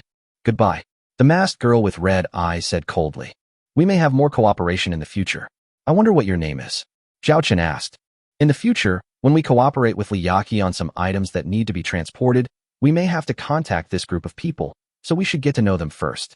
We are the Bloody Mary mercenary group. As for my name, only the dead know it. Are you sure you want to hear it? The girl with the ghost mask and red eyes said in a cold tone. Chapter 180 Reef Star Region. Watching the so-called Bloody Mary mercenary group's interstellar fleet sail away, Charlotte's tail, next to Zhao Chun, finally relaxed. It seems that you are very interested in the girl with red eyes just now, Zhao Chun said. Charlotte said seriously, that woman is very dangerous. Zhao Chun pondered for a moment and nodded in agreement. That look really looks like Charlotte's. Okay, now is not the time to think about these things. Since we have received these 5 T2 Moose-class heavy interstellar transport ships, we can almost prepare to set off. Zhao Chun said. The 5 T2 Moose have been received, and the next step is to continue heading to the Reef Star region to pick up people. And on the side looked obviously a little excited. It had been almost half a year since she left her hometown. When she was kidnapped, she might never have thought that she would have the chance to return to her homeland. It also brought an unimaginable opportunity to his people. The next destination is the Reef Star region. Zhao Chun issued the navigation instructions. Reef Star region. Most of the stars in this star field have basically reached their old age, and their brightness appears very dim. This also causes the environment of each galaxy in the star field to appear very dark. The slightly remote planets are basically plunged into darkness all day long, and the living environment is very harsh. But perhaps it is because of this harsh living environment and the lack of resources that the Reef Star region has become a war zone that both the Mechanical Clan and the Star Empire look down upon. Both sides will deliberately avoid this star region. This also means that in addition to the indigenous people in this star field, there are also some interstellar races that have fled from other civilizations. The chaotic multiracial structure has led to a considerable chaos in the order here. Simply put, whoever has more and stronger interstellar fleets will be the one in charge here. Among the old stargates, 6 starships visited this star field for the first time. Zhao Chen looked at the universe in front of him and had to say that it was completely different from the Stargate landscape in various galaxies in the Star Empire. This place is more like a forgotten corner. Most of the interstellar battleships we see are old antique interstellar battleships. The vast majority of them are T1 and T2 star battleships. The moment Zhao Chen's T3 interstellar battleship appeared, many bridge crew members looked over. People here have always been very sensitive to outsiders. And it is a strange combination of 1 T3 interstellar battleship and 5 T2 interstellar transport ships. Fortunately, what Zhao Chen brought was a T3 interstellar battleship, which made many people give up some small ideas. Let's go to the nearest starport to replenish the energy blocks needed for the starship. And by the way, find out some information about the planet where Annie lives. Zhao Chen said, there is a starport not far from the Stargate, which provides convenience for Zhao Chen. Yes, we are now contacting the command center of this starport and connecting to the public channel. Acting Secretary AI Li began to arrange these matters. They quickly contacted the starport, and after agreeing on the berthing price, they arranged a berth for their starship. The T3 Blizzard and 5 T2 Moose began to slowly enter the starport. Compared with the starports Zhao Chen had visited before, this starport was really old. On the outside of the starport, one could see some signs of damage that had not been repaired, and even some electronic circuits that were directly exposed. And maintenance workers in groups of 2 or 3 were repairing the exterior of the starport. The 6 starships were successfully docked in a berth. Hello, this is G19 Starport. I am your receptionist, number 777. I am now under your starship. A woman dressed in heavy makeup appeared in the video screen in front of Zhao Chen. Zhao Chen glanced at AI Li next to him. AI Li called up the picture under the hull and indeed saw a woman in hot clothes and heavy makeup there. Keep Blizzard on combat readiness. I'll take any down with me. Zhao Chen instructed Charlotte. Charlotte nodded. After the starship entered the port, she did not let the T3 Blizzard shut down its engines and dock. As a former rebel general, she had been to similar places many times. She knew very well that in this kind of environment, all kinds of things could happen, and she should never trust anyone. Zhao Chen took Annie off the bridge and slowly descended to the bottom via the starship ladder. Hello, handsome and mighty gentleman. What do you need? The hot woman bit her lips and walked towards Zhao Chen and was about to put her hand on Zhao Chen's chest. But Zhao Chen dodged it. The hot woman's expression didn't change at all. She noticed Annie next to Zhao Chen and smiled mischievously. So the gentleman likes this type. I can arrange it here. If the crew on the starship needs it, I can also arrange the corresponding services, which will definitely satisfy you. Race, age, appearance, you and your crew can choose whatever you want.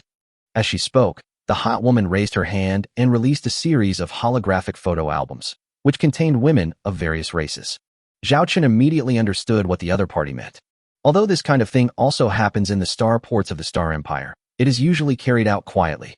Unexpectedly, here, people would be so straightforward and even seem not to mind confronting Zhao Chen directly on the spot. I want a batch of energy blocks. This is the quantity. Zhao Chen put forward his request.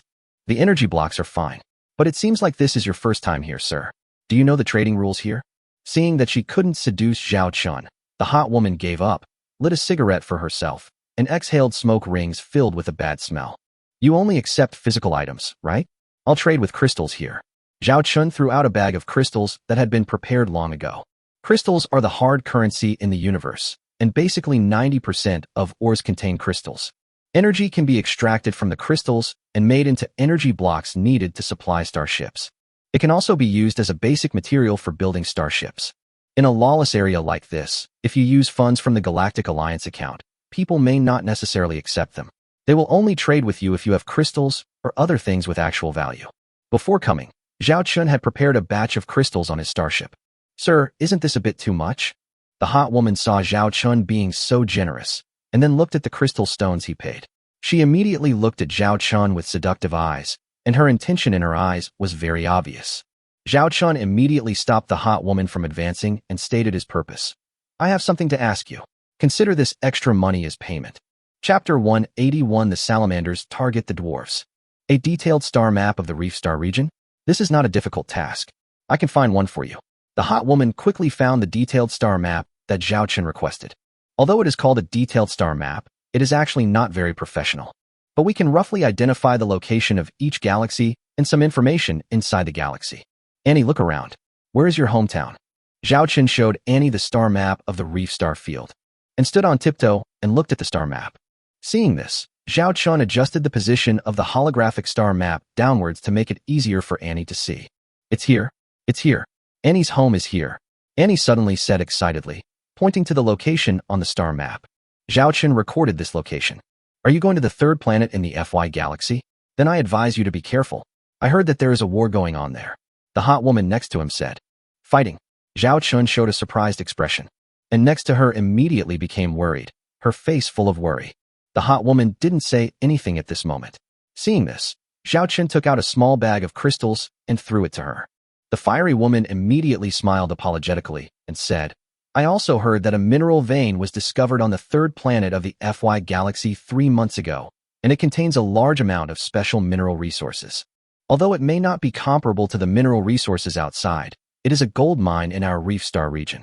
The Salamanders, who have always regarded the FY galaxy as their own territory, threatened the indigenous people on that planet to leave the planet 3 months ago, saying that the planet is the private property of the Salamanders. But how can this requirement be achieved? I heard that the main race on that planet is dwarves, and they protested strongly. After that, the Salamanders began to mobilize their own interstellar fleet and surrounded the planet about a week ago. I heard that the few interstellar fleets of the dwarves on that planet have all been destroyed, and now the dwarves can only launch some counterattacks on the surface of the planet. But facing the Salamanders, defeat is only a matter of time.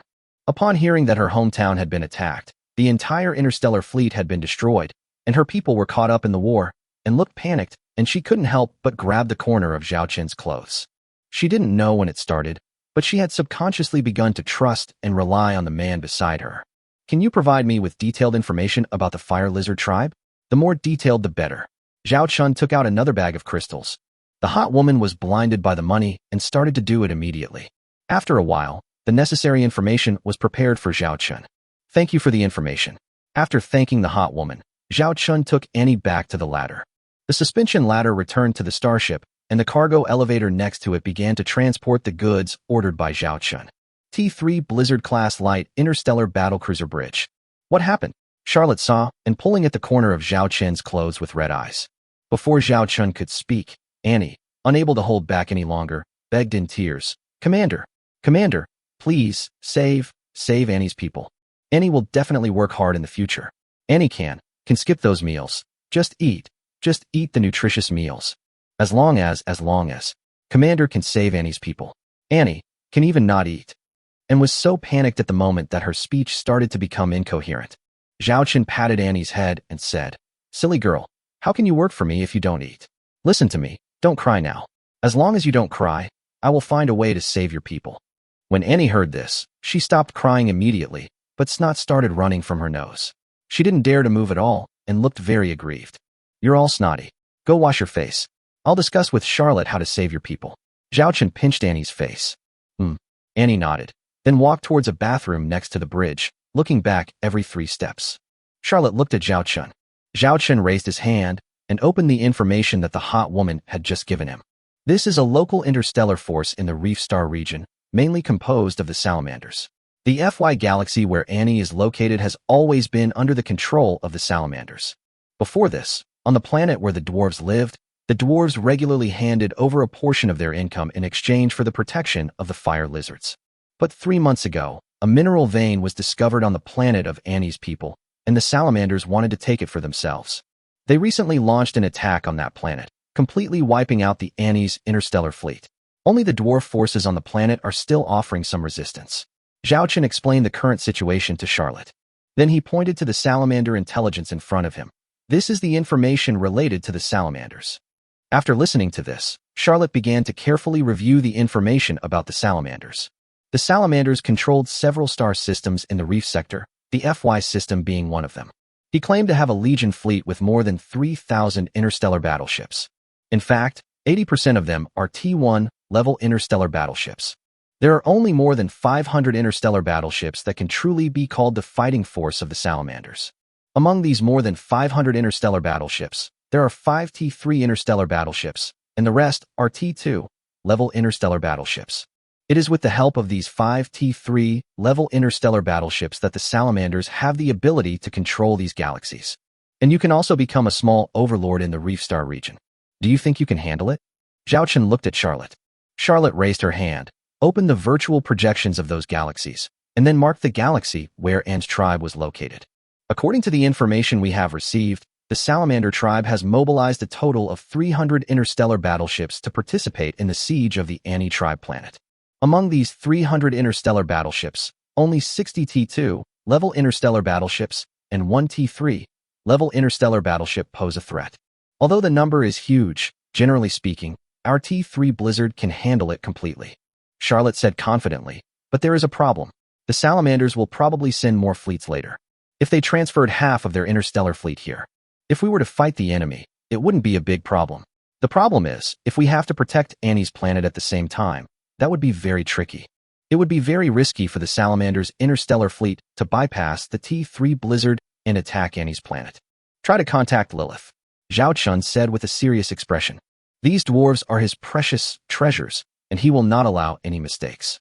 And the system seems to think so too and has issued a system task. Mission content: defeat the salamander fleet that invaded Annie's hometown. Mission difficulty: sea level. Mission reward: 5 mission points and 2,000 points. Mission penalty: deduct 2,000 points. Chapter 182: The Dwarfs' Desperate Situation. The third planet in the FY system.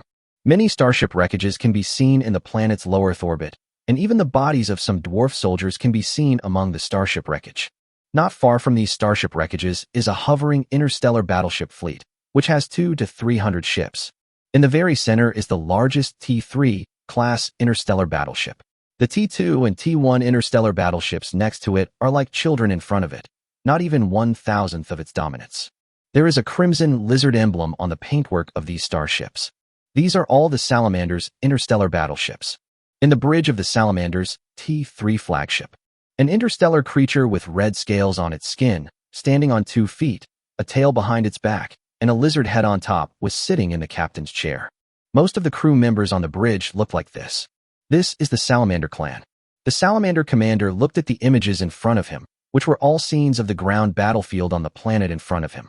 It can be seen that several T1 interstellar battleships have entered the planet and deployed a considerable number of combat mechas and ground combat troops. Relying on the air supremacy of the T1 interstellar battleship, they launched continuous attacks on the dwarves on the ground who were still resisting. These weak dwarves actually dared to resist our powerful lizard warriors. The Salamander commander looked down upon the dwarf warriors in the picture who were resisting with various weapons. Commander, look at the painful expressions on these dwarfs' faces when they died. Let the entire FY galaxy see this. This is the fate of those who disobey our salamanders. The salamander adjutant beside him said excitedly. The salamander commander snorted coldly. If we didn't want to destroy the mineral veins on this planet and the industrial facilities of the dwarves. In addition, they are natural craftsmen and miners. I have already arranged for my fleet to conduct an orbital bombardment of this planet, reducing these dwarves to ashes. Once we control this planet, the dwarves on this planet will become our slaves and spend their entire lives mining the wealth of this planet for us, said the salamander adjutant. The salamander commander squinted his eyes and said, as long as we mine the minerals on this planet, we can use these resources to strengthen our salamander tribe. The clan leader said that by then we can seize several surrounding star systems and truly become one of the overlords of this reef star region. These salamanders have already begun to fantasize about a bright future. They looked at the dwarves who were struggling to survive on the planet as if they were looking at a group of ants. The dwarf command center on the planet. Report: the third sanctuary has been captured, and 30,000 of our people are being controlled by the salamanders. Report: the 9th ground combat team has been completely wiped out. Report: the battle mecha squad's coordinates have been exposed, and they were bombed from high altitude by the Salamander T-2 interstellar battleship. They were completely wiped out. Bad news spread one after another throughout the underground command post. A middle-aged dwarf sat in his chair, his shoulder bandaged with gauze from an injury. "Chief, do we still want to resist?" the dwarf next to him asked dejectedly. "If we don't resist, are we going to become slaves under the hands of those damn lizards?" said the dwarf chief indignantly. "But how can we resist? Our interstellar fleet has been annihilated, leaving only these ridiculous ground combat forces. It's only a matter of time before we're annihilated by those interstellar battleships overhead," the dwarf said weakly. "We have asked for help from other dwarf tribes in the Reef Star region. As long as we hold on until the support arrives, we still have a glimmer of hope," said a dwarf. "Support? Haha, the combat effectiveness of other dwarf tribes is not much better than ours. Did you see the T-3 interstellar battleship of the Salamander fleet? Which dwarf tribe has a T-3 interstellar battleship?" said the dwarf who had lost the desire to fight disdainfully. After hearing this, although many dwarves were dissatisfied, this was the reality in their current situation. The dwarf chief picked up the laser gun beside him and said through gritted teeth, "That's right. This is indeed our current situation. If you want to surrender, I won't stop you. But as the chief of the tribe, I cannot surrender to these invaders, and I cannot take my people to accept their slavery. I would rather die in battle than live on my knees. That's right. We dwarves are also brave warriors. We are willing to live and die with the patriarch. Kill those damn stinking lizards." Some of the young dwarves shouted, but some dwarves remained silent. "Spread my words to all the shelter bases. If someone wants to surrender, I won't stop them. But I, Bajin, as the chief of the dwarves, I will fight the fire lizards to the bitter end, even if it's a battle doomed to fail," Chief Bajin said firmly. After the final battle mobilization, Chief Bajin came to a small room in the shelter. Here lived his wife and 5 children, 2 boys and 3 girls. The oldest has just reached adulthood this year, and the youngest is only 10 years old. They were all crowded on the only bed in the room, sleeping soundly with frightened expressions on their faces. Bajin, the wife, looked at her husband with a complicated expression. "Our ground forces in the shelter have basically lost their combat effectiveness, and the next battle may be the final one. I will lead the last of my troops into battle, and I estimate we can only hold out for 1 to 3 days before we fall. I've hidden a shuttle in this location. If I die, you take our child and find a way to leave here. The farther the better." Chief Bajin handed a bronze key to his wife. The wife held the bronze key, looked at her husband, and said in a pleading tone, "Come with us. I'm sorry, I'm the chief of our tribe, and I must fight to the very end." Chief Bajin stroked his wife's cheek and looked at the 5 sleeping children. "Unfortunately, in the end, I didn't find Annie. Although I don't know where she went, maybe the situation is better than staying here. I just hope she can live well out there." The wife hugged her husband. She wanted to cry, but was worried about disturbing the children, so she could only grit her teeth and sob to prevent herself from crying out loud. "Take good care of our children. If you have a chance, go find Annie," Patriarch Bajin said, and walked out of the room resolutely. Leaving behind were 5 sleeping children and a wife with tear-stained faces. Chapter 183, An Interstellar Cruiser of Unknown Origin. Day 2. As Chief Bajin had expected, all the ground combat troops on the outer defense line of their refuge base were killed. The few wreckages of battle mechas fell to the ground, containing dead dwarf warriors, while some dwarf warriors were still alive and screamed in pain. Overhead, there were Salamander's interstellar battleships, all of whose guns were aimed at the underground shelter base. The gate of the shelter base relies on the mountain above as a cover. This will be their last line of defense. Chief Bajin, wearing a single soldier exoskeleton combat armor and holding a laser gun, hid in a bunker, quietly watching the Salamander warriors who were gradually approaching outside. The first things that came into view were, of course, the Salamander's combat mechas. 10, 20, 50. Surrounding the battle mecha are some Salamander soldiers. Let's take a look at their combat effectiveness. There are less than 500 dwarf combat teams, of which only 2 T2 combat mechas and 15 T1 combat mechas are left. This is the only remaining combat force in their shelter base. Get ready for battle. We don't have much ammunition. Let's get those damn lizards in before we fight. Fighting the enemy at close range, those lizard interstellar battleships wouldn't dare to provide fire support overhead. Chief Bajin issued the final battle order. Chief Bajin pulled out a pocket watch-shaped pendant with a photo inside from the collar of his individual exoskeleton combat armor. When he opened it, there were photos of their family inside. He, his wife, and 6 children. The one smiling the brightest in the middle is their eldest child, who is also their favorite and most sensible child. It's a pity that his whereabouts were unknown half a year ago. Annie. Patriarch Bajin stroked the girl with the brightest smile in the photo. He placed the photo on his chest and tightened his grip on the laser gun. Chief, the enemy is coming, the dwarf warrior next to him reminded. Open fire, roared Chief Bajin. The laser guns in his hands kept firing, and the power of these laser guns was obviously stronger than the weapons in the hands of the fire lizard. Because these have been upgraded and modified by dwarf craftsmen, their performance has been greatly improved. But unfortunately, the quality cannot match the number of enemies. The dwarf warriors around Chief Bajin began to fall one by one. FY Galaxy 3rd Planet Outer Space. The Salamander's Starfleet awaits word that this battle is over. But before they could receive the news that the battle was over, a warning sounded from the starship radar. A high-speed moving energy body was detected approaching their location. What's going on? Is it a starship? The Salamander commander looked at the light spot on the starship radar that was approaching at an astonishing speed. The answer soon appeared. Because the body of that light spot has appeared within the range that can be observed by their starship's deep space telescope. Report, a gray interstellar battleship is attacking our location. The Salamander adjutant released an image screen. In the image is the image of a gray interstellar battleship. What kind of interstellar battleship is this? The Salamander commander frowned. According to our database's identification, this starship has a 70% similarity to a T-3 Hummingbird-class medium-sized interstellar cruiser. Salamander adjutant released the data of the T-3 Hummingbird-class medium-sized interstellar cruiser. The Salamander commander took a quick glance and thought nothing of it, thinking it was a T-3 Hummingbird-class medium-sized interstellar cruiser. Because in the Reef Star region, many old starships will undergo magical modifications in order to improve their combat effectiveness, which will also cause the ship bodies to be very different from the original ones. Immediately issue a warning to this interstellar battleship of unknown origin. This is the combat range of our salamanders. Any interstellar battleship that dares to enter this range is equivalent to declaring war on our salamanders. The Salamander commander said sternly. The Salamander lieutenant swallowed and pointed to the location of the T-3 star cruiser. This starship has entered our engagement range. The Salamander commander was stunned for a moment. He coughed and then said, then warn them to leave immediately. Otherwise, we will destroy them. Sudden, a T-2 starship in the Salamander fleet exploded and turned into a fleeting fireball. The Salamander lieutenant looked at the commander.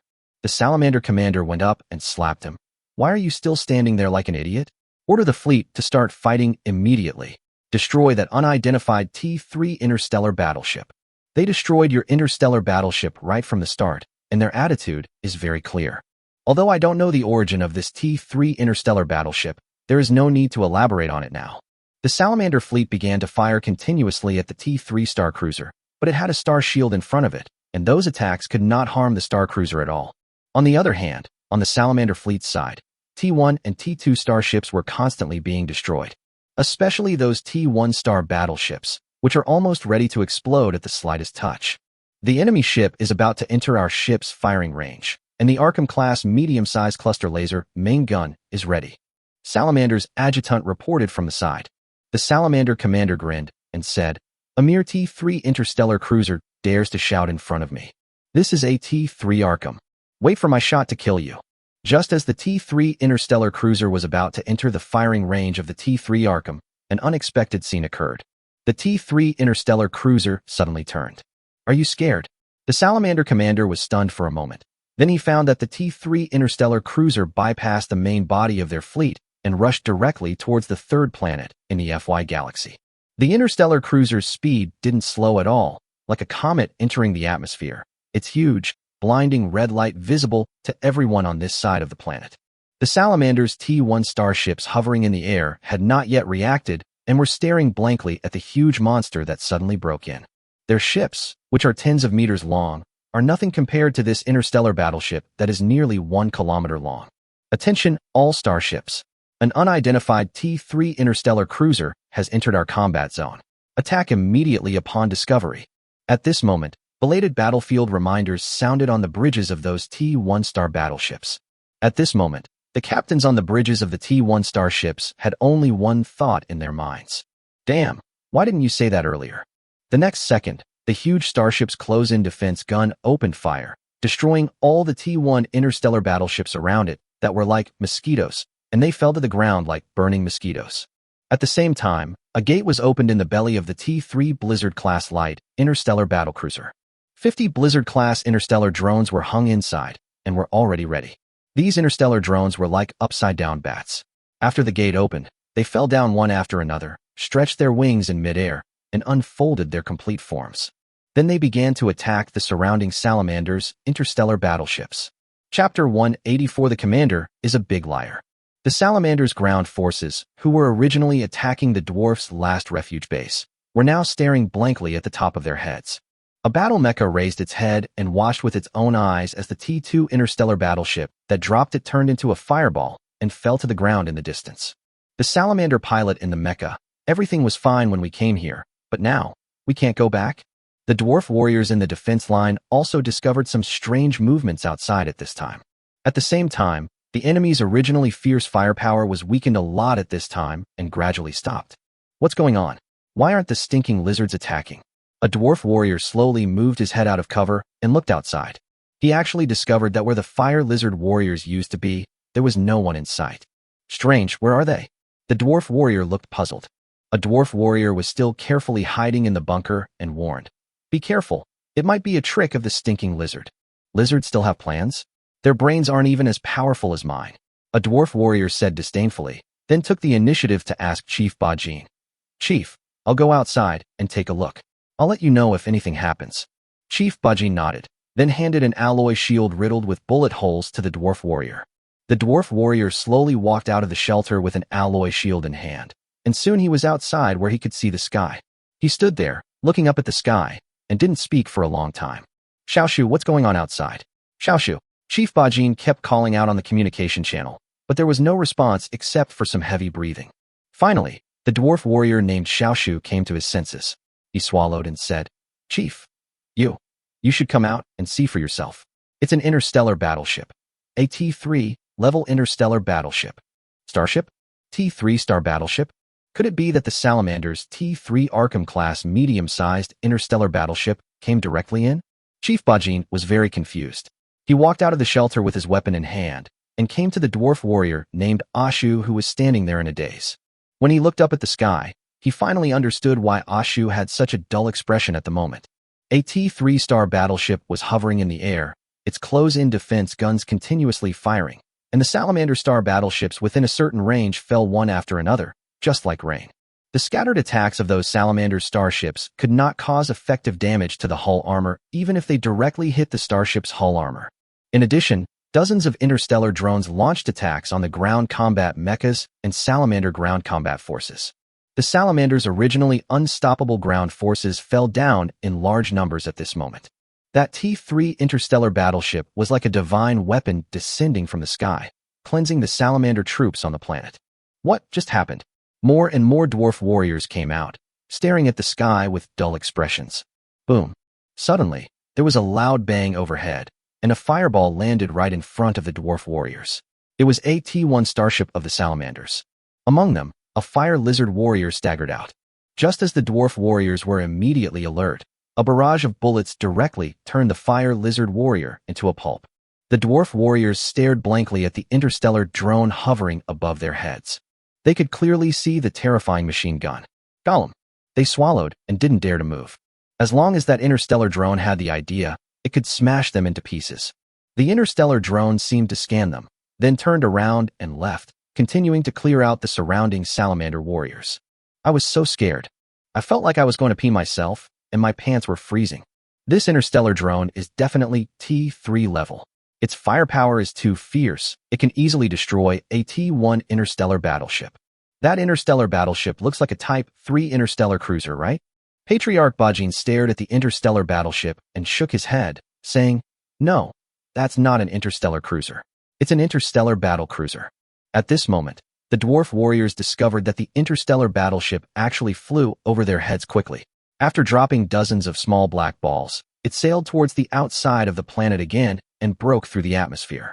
Those dozens of small black spheres continued to grow larger in the dwarf warriors' field of vision. Finally, there were several loud bangs of things hitting the ground. Boom, boom, boom. Some dwarf warriors lost their balance and fell to the ground. And they finally saw the true appearance of those small black spheres, which turned out to be interstellar combat mechas. Chief Bajin looked at the black interstellar battle mechas in front of him anxiously. He didn't know what was going on with these battle mechas of unknown origin and the mysterious T-3 interstellar battlecruiser.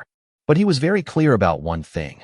That starship and the interstellar fighter mecha in front of him were both very cutting-edge technologies, far beyond the reach of the salamanders, a bunch of country bumpkins. Hey, we're on the ground now. Don't be afraid, and you can open your eyes. A male voice came from above a starfighter mech. It was then that a dwarf warrior discovered that on the shoulder of the black interstellar combat mecha stood a man wearing a single soldier exoskeleton combat armor, and next to his legs was a child, whose head only reached his waist. The child was also wearing a smaller-sized individual exoskeleton combat armor. The child was clinging tightly to the man's thigh, not daring to let go. Are we really on the ground? A familiar female voice came from the child's individual exoskeleton combat armor. Chief Ba Jin's expression froze. Now that we're on the ground, could the commander still lie to you? Commander, I just lied to Annie. I said jumping down wouldn't be scary at all. Now, Annie feels like she's going to pee herself. From now on, Annie will never listen to the commander again. Commander, you're such a liar. Didn't you say you were worried about your parents' safety and wanted to come down and check on them quickly? Annie can also take the shuttle. All right, hurry down. Those should be your people. Excuse me, who among you is the chieftain of the dwarf tribe, Bajin? Or, can anyone contact Chief Bajin? Zhao Chun, carrying the little fellow beside him, jumped directly to the ground. The rest of the words were directed at the dwarf soldiers in front of him. Those T-2 Black Knight-class light interstellar combat mechas began to be alert to their surroundings, and if they found any salamander combat units, they would be eliminated immediately. I am. Chief Bajin stepped forward tremblingly, looking at the child, whose face was covered by the helmet with some disbelief. That voice just now couldn't be wrong. And that name, Annie. Chapter 185 except T3, all is scrap metal. Chief Bajin looked at the child in front of him with a somewhat dull expression, and was about to take off the helmet on her head. Oh, Commander, sir, this helmet. Why can't I take it off? The child held the helmet on his head with both hands, as if he was pulling a carrot, and no matter how hard he tried, it was useless. Zhao Chen was speechless. This guy's intelligence and talent must have been all used in the technical sector. That's not right. This individual exoskeleton combat armor is also a product of technology. Zhao Chen reached out and pressed a button on Annie's neck, and the entire helmet at the head position automatically separated, revealing a big head. Annie. It's really Annie. Patriarch Bajin stepped forward tremblingly, his hands shaking. Even Chief Bajin, who had never shed a tear in a battle where he knew he would die, was now in tears. Dad. Annie looked at her father with some emotion at this moment. The relative whom she thought she would never see again in this life appeared in front of her again. She was so excited that she wanted to pounce on her father. As a result, the next second, she fell flat on her face. Cough, cough, cough. Annie spat out the dirt in her mouth and looked at her legs that were still shaking and out of control because of jumping from a high altitude. She looked at the commander resentfully. Zhao Chen looked away. This was none of his business. You know, when I first landed in this way, my legs didn't feel weak at all. Annie, are you okay? Patriarch Bajin took 2 steps forward and helped up his eldest daughter, whom he had been thinking about for more than half a year. I'm fine. My legs just felt a little weak when we landed just now. Annie stood up and said with a wry smile. Patriarch Bajin looked Annie up and down and pinched her fat face. Annie, I thought you must have had a hard time out there these past 6 months, but how come you've gained weight? She eats 5 meals a day in the Starship restaurant, and each meal is 3 times the size of others. It would be strange if she didn't gain weight. It's strange to say, but after eating that amount, and only became a little rounder. This physique makes many crew members envious. Zhao Chun watched the reunited father and daughter from the side. Although he didn't want to interrupt their joy of reuniting after such a long separation, Zhao Chen still stepped forward and said, Chief Bajin, you may need to put aside the joy of the father-daughter reunion for a while. We must first deal with the issues at hand. Many members of the dwarf tribe are still oppressed by the salamander tribe. Chief Bajin wiped the tears from his face and looked at the human man who fell from the sky. I wonder who you are. Let me introduce you. This is Commander Zhao Chun from our Xiaolong fleet. He saved me. Annie briefly introduced everything she had experienced before. When Chief Bajin heard that it was Zhao Chun who purchased Annie from the slave trader, he was delighted and said quickly, Thank you very much, Commander. Let's get down to business. I need you to give me the location of all the survivors of your dwarf tribe. I will gradually dispatch mecha troops and interstellar drones to rescue them. At the same time, I need you to contact those dwarves as much as possible to protect your own safety. If you are surrounded and threatened by the fire lizards, you can surrender temporarily, and I will rescue them." When he said the last words, Xiao Qin's expression was very serious. He looked at the corpses of the dwarf warriors fighting around him, and his heart was filled with anger. Although this might be just the first time he met the fire lizards, Xiao Qin had an extremely bad impression of them. These damn lizards actually killed their future technical employees. You know, each of these is a treasure. Okay, I'll be responsible for conveying it. Chief Bajin nodded repeatedly, then carefully reminded that, "Commander, the Salamander's interstellar fleet should not be underestimated. They have a T3 Arkham-class medium-sized star battleship. It was thanks to this T3 starship that they were able to annihilate our dwarven star fleet in such a short time." Zhao Qin raised his head and looked at the clouds above his head, which seemed to have a hole in it. That was the direction where the T3 Blizzard had just left. That T3 Arkham will soon be history. Patriarch Bajin was stunned. He whispered to his daughter beside him, "Annie, Your Excellency, the fleet commander, how many interstellar battleships did you bring this time?" And held up a finger. 100 ships. Patriarch Bajin felt much more at ease. If there were 100 ships, with the T3 interstellar battlecruiser leading the way, there shouldn't be much of a problem. And shook her head. 10 ships. Chief Bajin frowned slightly. 10 ships were not unacceptable. They should all be high-quality interstellar battleships.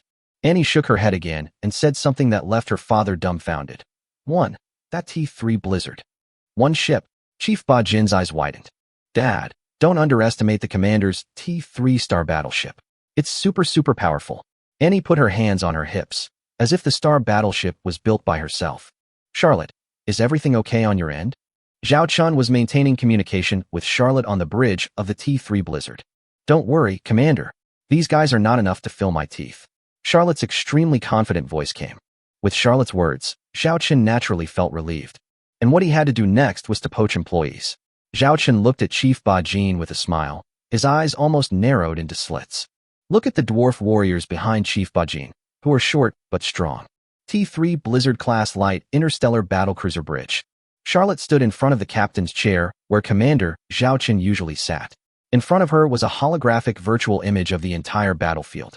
One interstellar battleship faces 300 or 400 interstellar battleships. The Salamander's interstellar fleet has completed its assembly.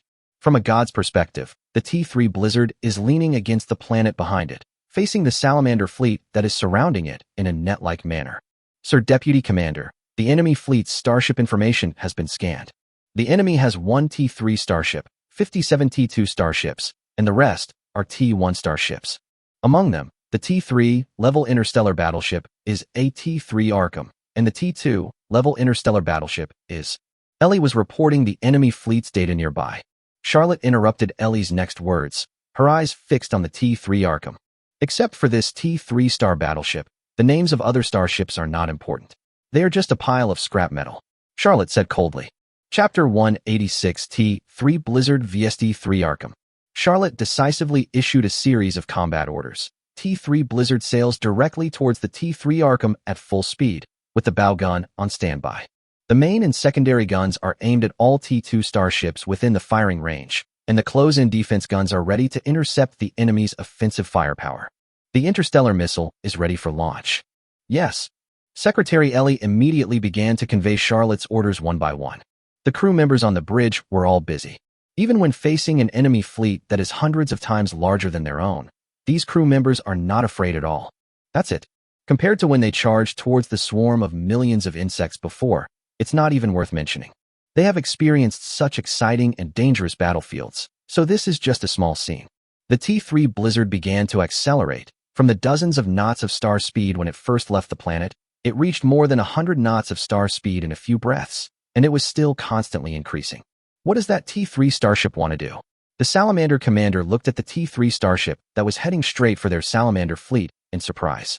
This action made him feel puzzled. Maybe he wants to make a frontal breakthrough? Execute a decapitation plan. The Salamander adjutant next to him guessed what the other party was thinking. Decapitation plan? A mere medium-sized interstellar cruiser? The Salamander commander laughed heartily, tears welling up in his eyes. "I've only heard of medium-sized interstellar cruisers carrying out missions like interception, sniping, and harassment. I've never heard of anyone daring to use this kind of starship to carry out a decapitation plan. What? Does it think all of our interstellar battleships are just for show? Does it think my T3 Arkham is just a decoration? Ignore it. Let it charge over here. I was just thinking that if it escapes, our interstellar battleships might not be able to catch up. Now it comes to my door. The wreckage of a T3 interstellar battleship like this could fetch a lot of money. The Salamander commander stuck out his long tongue and licked his lips. The adjutant standing by didn't think much about it. After all, according to the database, this was a medium-sized interstellar cruiser. The fragile hull armor can't withstand the bombardment of so many interstellar battleships, not to mention the T3 Arkham class is still here. Soon, the T3 Blizzard increased its speed to 210 knots, and with the star shield in front, it rushed into the encirclement of the Salamander fleet. The surrounding Salamander T2 and T1 starships opened fire. But an unexpected scene happened. This so-called T3 medium-sized interstellar cruiser actually demonstrated extremely terrifying interception capabilities. The 72 medium-sized close-in defense guns on the ship continued to fire, intercepting the attacks of the Salamander starships, mainly the attacks of the T2 Salamander starships. The interception rate of attacks against the T2 Salamander starship once reached as high as 90%. The interception rate against the T1 Salamander starship is less than 50%. The attacks of these T1 Salamander starships landed on the hull of this T3 medium-sized interstellar cruiser, but only caused the interstellar battleship to lose some paint? Strange. There's something wrong with the hull armor of this interstellar cruiser. The Salamander commander noticed something was wrong quickly. At this time, the attacks of several T2 Salamander starships hit the hull of the T3 medium-sized interstellar cruiser. As a result, only a small hole was left on it, the depth of which was estimated to be less than 20 centimeters. This is not the hull armor strength that a medium-sized interstellar cruiser should have. The Salamander commander only realized something was wrong at this time. Report, we have detected a cluster laser weapon in the process of preparing the enemy ship's bow gun, the adjutant reported. The Salamander commander's face was a little gloomy. This starship was very strange. But now there was no choice. The T3 medium-sized interstellar cruiser had entered the crossfire range of the starships of both sides, plus the enemy ship's amazing speed. This is a confrontation that cannot be avoided. I just don't believe that a mere T3 medium-sized interstellar cruiser can defeat my T3 Arkham, said the Salamander commander in a deep voice. The next moment, he ordered his T3 Arkham ship to fire its first gun. It was also a beam laser weapon. A red beam laser shot out and directly hit the bow star shield of the T3 medium-sized interstellar cruiser.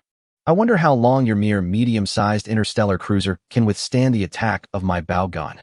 Just as the Salamander commander was grinning and waiting for the T3 medium-sized interstellar cruiser to suffer, the enemy's bow gun also attacked, and a blue beam laser hit his T3 Arkham star shield. Two beams of lasers, one red and one blue, reflected each other and were in a parallel state, each attacking the star shield of the other starship. The scene was quite spectacular. Warning! Warning! Warning! The star shield is under attack. The star shield is under attack. The system voice of the star shield system sounded. At first, no one cared. After all, when a medium-sized interstellar cruiser and a medium-sized interstellar battleship face off against each other with their bow guns, you can imagine which one is more powerful. But soon, something unexpected happened. Something's wrong. Something's wrong. Commander, something's wrong. The speed at which our starship's shield energy value is decreasing is very wrong. The adjutant shouted in panic at this time. The Salamander commander also noticed this at this time. The energy value of their starship's shield was dropping too fast, unexpectedly fast. According to this attack value, the power of the bow gun on the opposite side is even greater than that of our bow gun. That is not a T3 Hummingbird-class medium-sized interstellar cruiser at all. It is an interstellar battle cruiser, exclaimed the adjutant. The Salamander commander's eyes widened. But how could even a starship battlecruiser possibly match the firepower of a starship's bow gun? This is what they have always considered common sense. But at this moment, it was overturned. T3 Blizzard-class light interstellar battlecruiser bridge. Hint. Hint. Our ship's star shield is under attack.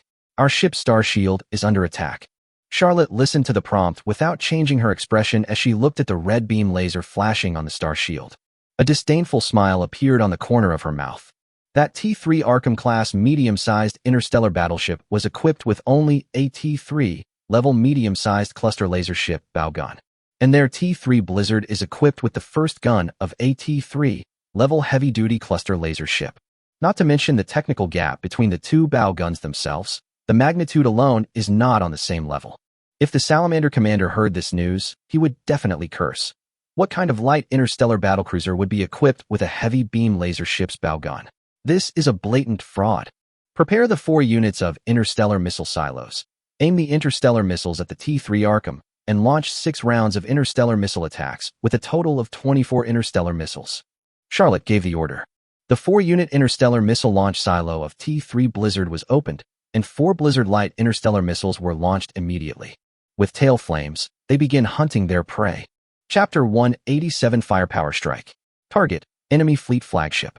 4 interstellar missiles directly bypassed the bow star shield of the T3 Arkham-class medium-sized interstellar battleship and attacked the ship from several directions around it. It's actually equipped with interstellar missiles. Intercept it quickly! Intercept it quickly! Exclaimed the Salamander commander. Interstellar missiles are luxurious disposable weapons, and few interstellar battleships in their remote areas can use them. T3 Arkham's close-in defense guns opened fire one after another, trying to intercept the 4 interstellar missiles. One of them was successfully intercepted and exploded at a distance from the T3 Arkham hull. The remaining 3 interstellar missiles hit the hull armor of T3 Arkham. Warning! Warning! Warning! The port side armor is under attack.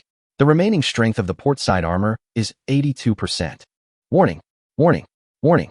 The starboard side armor is under attack. The starboard side armor strength remains at 79%. Warning! Warning! Warning! The starboard secondary gun position is under attack. 1 secondary gun has been destroyed. The armor strength of the ship in this area remains at 71%. The Salamander commander could hear the roar of the ship's armor being hit, and the entire bridge was shaking. He has now completely changed his mind about the T3 Hummingbird-class medium-sized interstellar cruiser. Didn't you say before that this starship was a T3 Hummingbird? Tell me the hell, when did the T3 Hummingbird become equipped with interstellar missiles? The Salamander commander grabbed the adjutant's neck. The adjutant's tail twitched in fear. I also saw the analysis from the Starship System database. The data said there was a 70% similarity. At that time, you also saw it. The Salamander commander's face turned grim, and he threw his adjutant heavily to the ground. Oh no, another wave of interstellar missiles is coming, the crew shouted nervously. The Salamander commander immediately looked at the screen and saw 4 identical interstellar missiles approaching. And you can see 4 interstellar missiles ready to launch in the launch silo of the T3 interstellar battleship. Assholes! Immediately mobilize the starships surrounding T3 Arkham to intercept those damn interstellar missiles.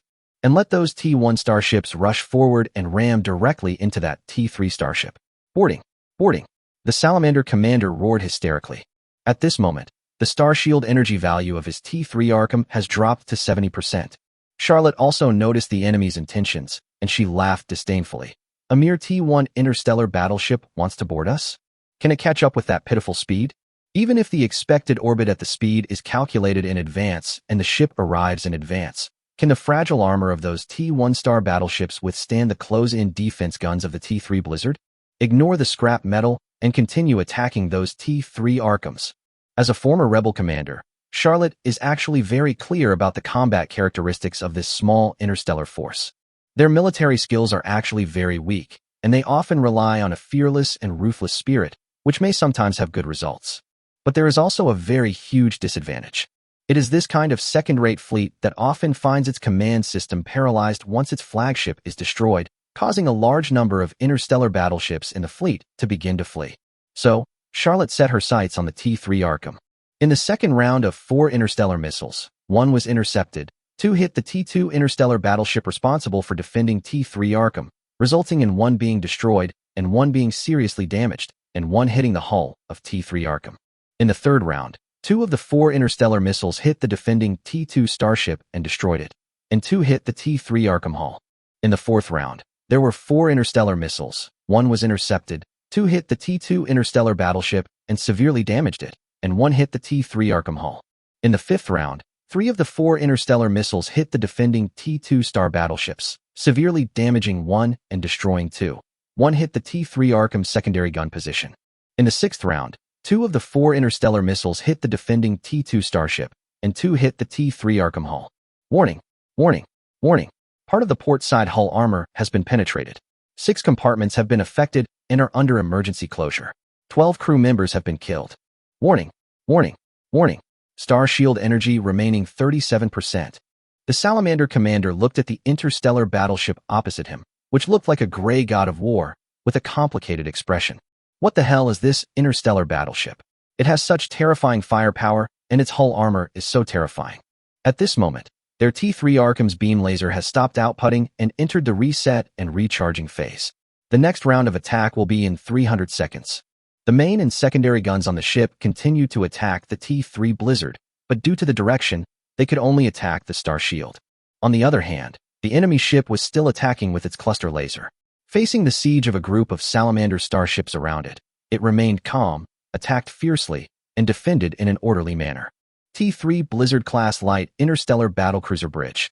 Warning, warning, warning. Star shield energy remaining 47%.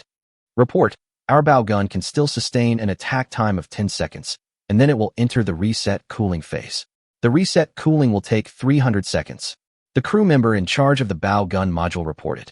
Charlotte looked at the data modules of the main and secondary guns. The main gun is in the cooling and resetting stage, and the next round of attack will be in 20 seconds. The secondary gun is in the standby stage. Secondary guns remain on standby, ready for my orders. Interstellar missiles change their attack direction and launch 3 more rounds of attacks. Hit me with T3 Arkham's Star Shield. Charlotte changed her orders. All subsequent interstellar missiles were directed towards the Star Shield, crashing into it one after another. Finally, the bow gun cluster laser of the T3 Blizzard stopped its terrifying attack. But at this moment, the lizards on the bridge of T3 Arkham were not happy at all. They stared at the Star Shield energy value, which was only in the single digits, and felt like 1,000 horses were running wildly in their hearts. After a round of interstellar missile bombardment, the red single digit turned into 0. Through several screen windows, the Salamander commander clearly saw that all the main and secondary guns on the terrifying T3 star battleship were now aimed at his T3 Arkham. Damn it! The Salamander commander muttered these 2 words in despair. On the other side, Charlotte calmly gave the order to fire. 4 2,500mm caliber medium electromagnetic cannons. 16 medium-sized pulse laser secondary guns. Fire at the same time. Target the enemy fleet flagship, the T3 Arkham-class medium-sized interstellar battleship. Chapter 188 Burning T3 Arkham-class medium star battleship. The first refuge base of the dwarves on the planet. Under the cleanup of Zhao Qin's Black Knight mecha team and interstellar drones, all the Salamander warriors and Salamander interstellar battleships around were cleared out. At this moment, the clouds above suddenly dispersed. Everyone looked up at the sky. They saw a huge fireball explode, which was fleeting. That's a T3 Arkham-class medium-sized interstellar battleship. Chief Bajin placed a monocular telescope on his right eye and gazed at the universe. This telescope can see the universe within a certain range, and he saw an exploding and burning interstellar battleship. By looking at the shape of part of the ship, he immediately recognized that it was the T3 Arkham, the culprit who led the Salamander fleet to annihilate their dwarf star fleet. At this moment, this interstellar battleship, like the dwarf interstellar battleship that was destroyed at the beginning, became a wreckage in space after the explosion. Chief Bajin swallowed his saliva and looked at Zhao Chun with some disbelief. Zhao Chun had a faint smile on his face. After watching the last look of T3 Arkham, he looked at the interstellar battlefield again, which was littered with the wreckage of the Salamander's interstellar battleships. And that gray T3 interstellar battleship was hunting the remaining Salamander interstellar battleships like a killing god. Because of the fall of the flagship, most of the remaining Salamander's starships began to flee. Their own flagships were destroyed, their T2 star battleships were ravaged and slaughtered, and those T1 star battleships were even more insignificant. How can we fight this battle? Even the Salamander interstellar battleships in the planet's sky began to flee the planet. It seems that this battle is over. The next thing is to hurry up and clean up the remaining fire lizards on this planet. Zhao Chen looked at Chief Bajin next to him. Chief Bajin nodded blankly. At the same time, Zhao Chen also received Charlotte's next battle arrangement. She thought there was no need to pursue the remaining Salamander fleet. The main reason for this is to save ammunition and supplies for the T3 Blizzard-class light interstellar battlecruiser. After all, in this damn place now, most weapons cannot be replenished, so the more you shoot, the less ammunition you have. Zhao Chen agreed with Charlotte's idea. After about 3 hours, the battle finally came to an end. Apart from the starship wreckage floating in the planet's low Earth orbit and the hovering T3 Blizzard, There are no other salamanders, interstellar battleships. The interstellar drones began to return to the mothership for resupply and then continued to attack the salamander ground forces on the planet. We are the Dwarven Army. Salamander warriors, listen carefully. We have driven away your interstellar fleet and destroyed your flagship, the T3 Arkham. If you don't believe me, look up at the sky. Get out of your shelters now, lay down your weapons, and give up resistance. This is your only choice. Some interstellar drones continue to shout in the air. This is in the name of the dwarves. After all, Zhao Chun doesn't want to be too ostentatious. This approach also had quite a few effects. Many salamander ground troops chose to surrender, dropped their weapons, and were escorted to an open location and settled down. Report, the second shelter base has returned to our control. Report, the salamanders at the third sanctuary base have surrendered. We are beginning to take over the third sanctuary base. The salamanders at the fourth and fifth sanctuaries are still stubbornly resisting. We will launch a surprise attack to annihilate these two salamanders. One video call after another appeared in front of Chief Bajin, reporting the current situation. To recapture the dwarven territories, Zhao Chun will mainly provide assistance and firepower, but in terms of personnel, dwarven warriors are still needed. After all, Zhao Chun does not have many people. At this time, 5 T2 Moose-class heavy interstellar transport ships began to enter the planet's atmosphere and hovered in midair. One after another, unmanned cargo shuttles began to travel back and forth between this interstellar transport ship and the ground, unloading cargo one by one. What is this? Chief Bajin looked at the huge cargo box in front of him. Zhao Chun walked forward, opened the cargo box, revealing a pile of nutritious meals inside. When the dwarf warriors present saw the box of nutritious meals, their eyes widened. The planet they live on has a lack of sunlight and poor nutrients in the soil, making it difficult to grow crops. Even if they can grow some, they can usually only grow a few natural crops or artificially raised livestock. They were all traded to passing interstellar cargo fleets or salamander tribes in exchange for nutritious meals. Because the natural food that can satisfy one person may be exchanged for enough nutritious meals to feed hundreds or even thousands of people. I think that after this battle, you may be short of daily supplies, so I brought some nutritious meals for you to distribute. Zhao Chun said calmly.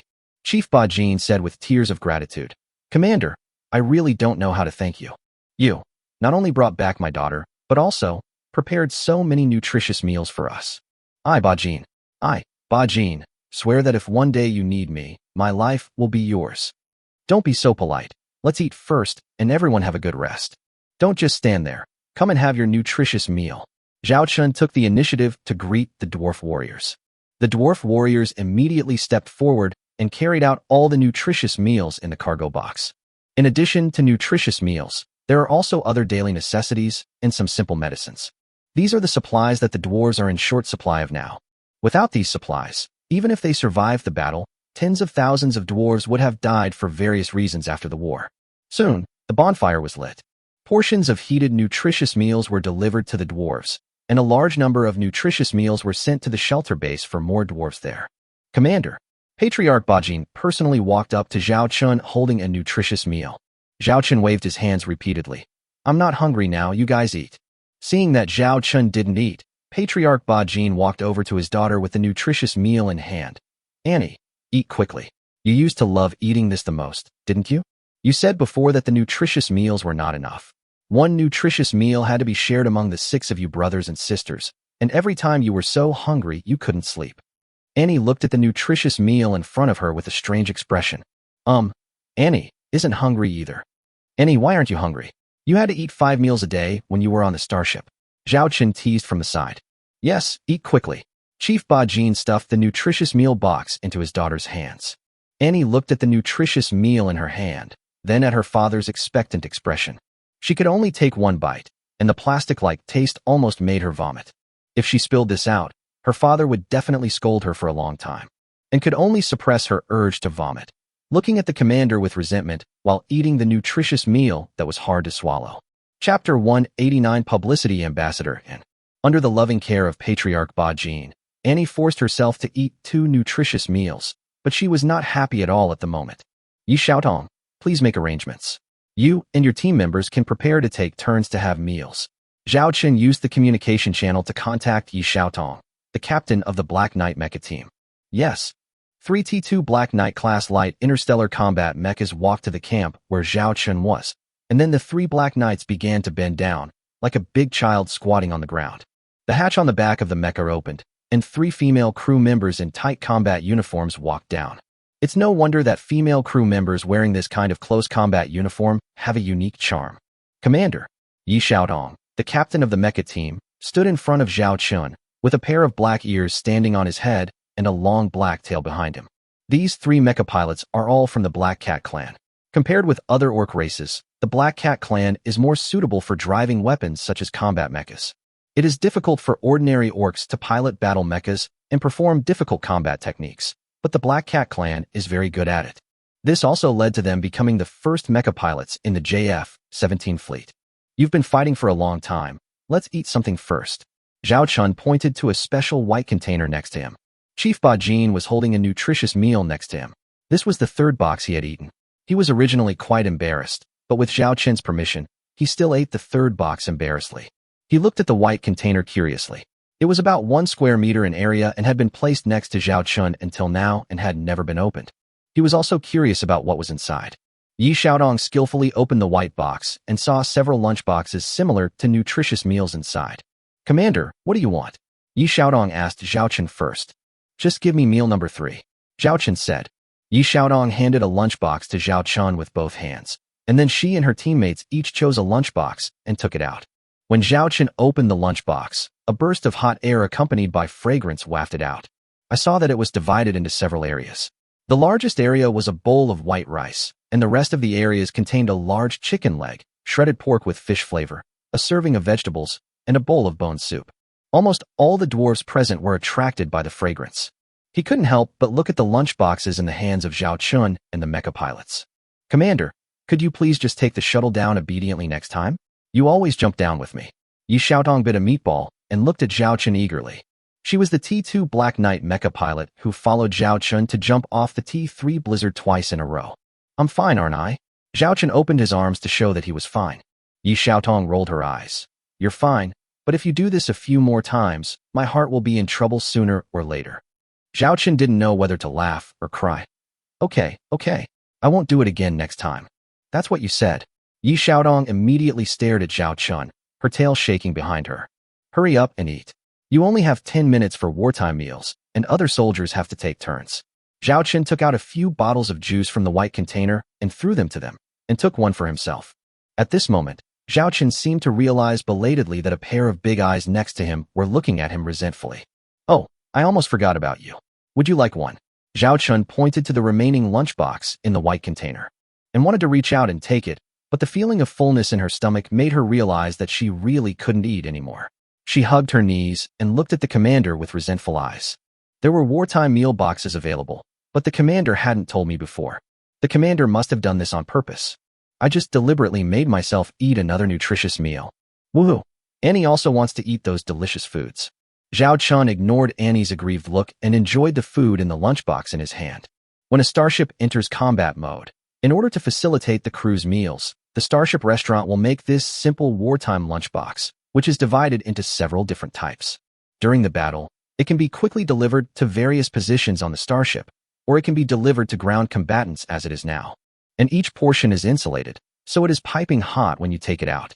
Although the food is not as sumptuous as that in the starship restaurant, it tastes pretty good. At the same time, each person can also receive a bottle of wartime nutritional drink supply, which is a special supply during wartime. Gurgle. Chief Bajin recognized the food in the hands of Zhao Chun and others. They were all natural foods. At this moment, he felt that the nutritious meal in his hand was no longer delicious. I'm sorry, these are the standard meals for our crew members. Zhao Chun looked at Chief Bajin and explained. Standard meals for crew members? Can all crew members eat this kind of food? Chief Bajin was shocked.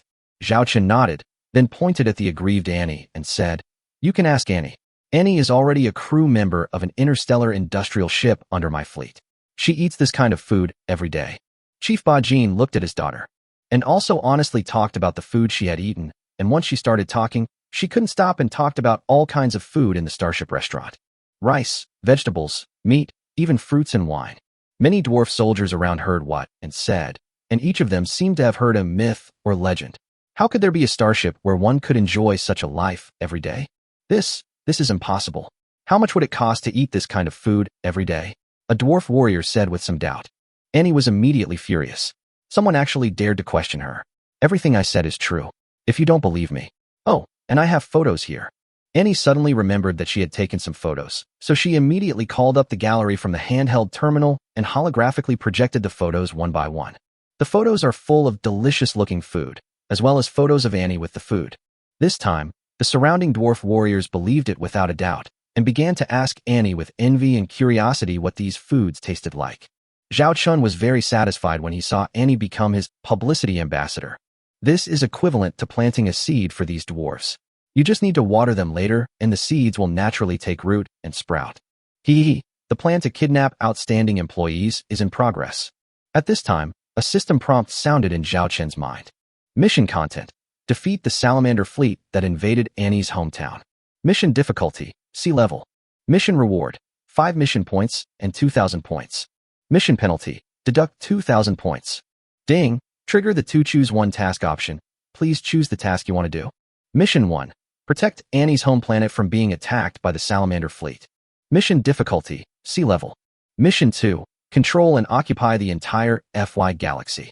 Mission difficulty: B level. Chapter 190, Seizing the Galaxy.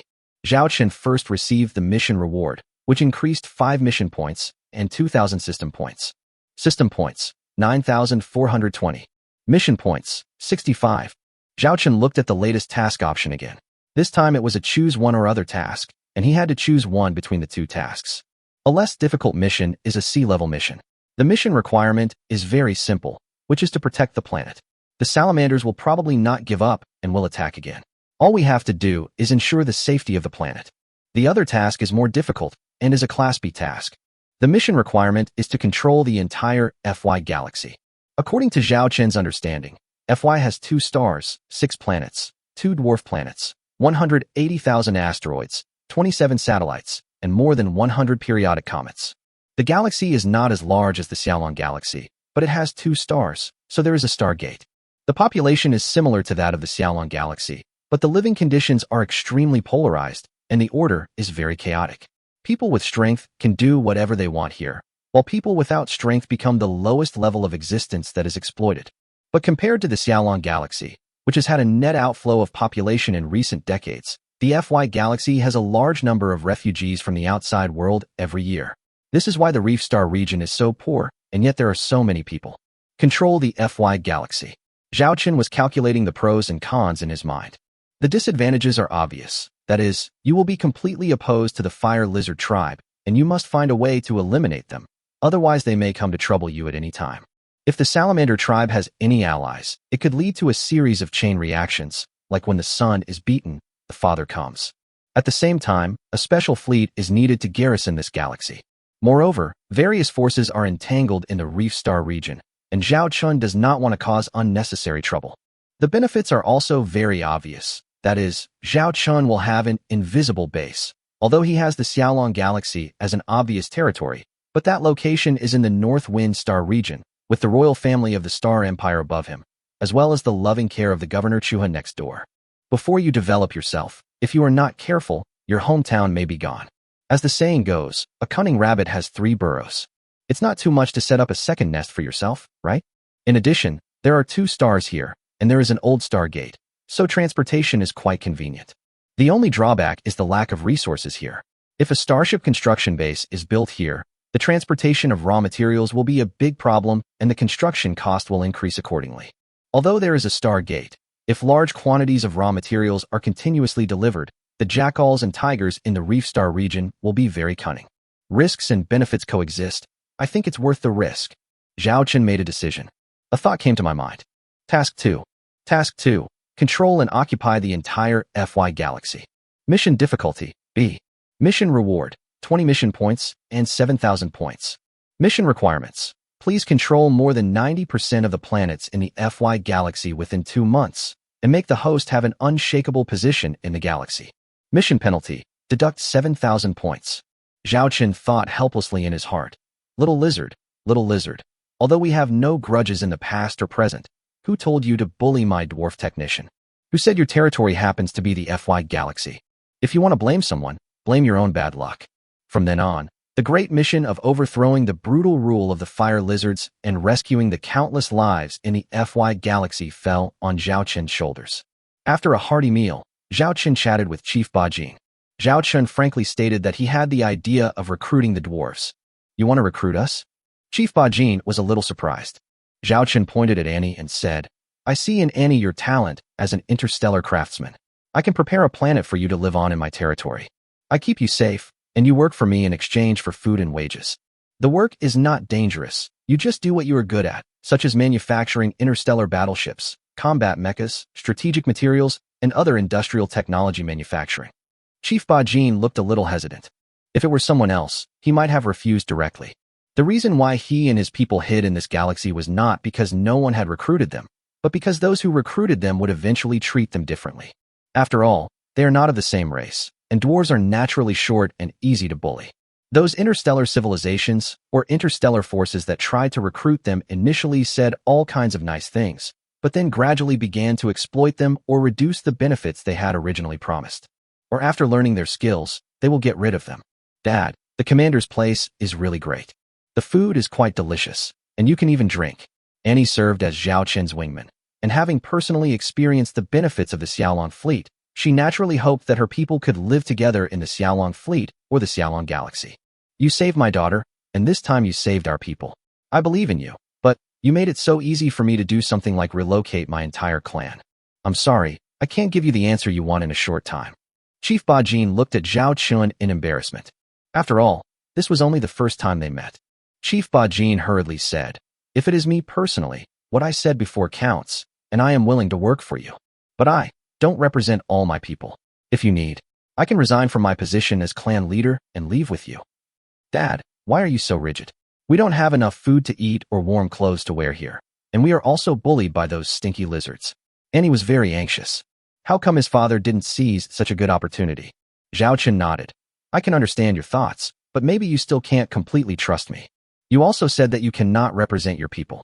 How about this? You convey my idea, and then the dwarves who are willing to go with me can take the 5T2 moose to my territory. I can ensure that you have smooth communication with this first group of dwarves. After they settle down with me and live and work for a while, you can also learn from them whether what I promised is true. Yes, Commander is right. Dad, if you don't believe me, just go and see for yourself. Annie said firmly. She believed that as long as her people experienced life in the Xiaolong fleet, they would never want to leave. Zhao Qin looked at Chief Bajin. Although he could have used force directly for these talents, Zhao Qin would use courtesy first and then force. If he could convince them with reason, that would be the best.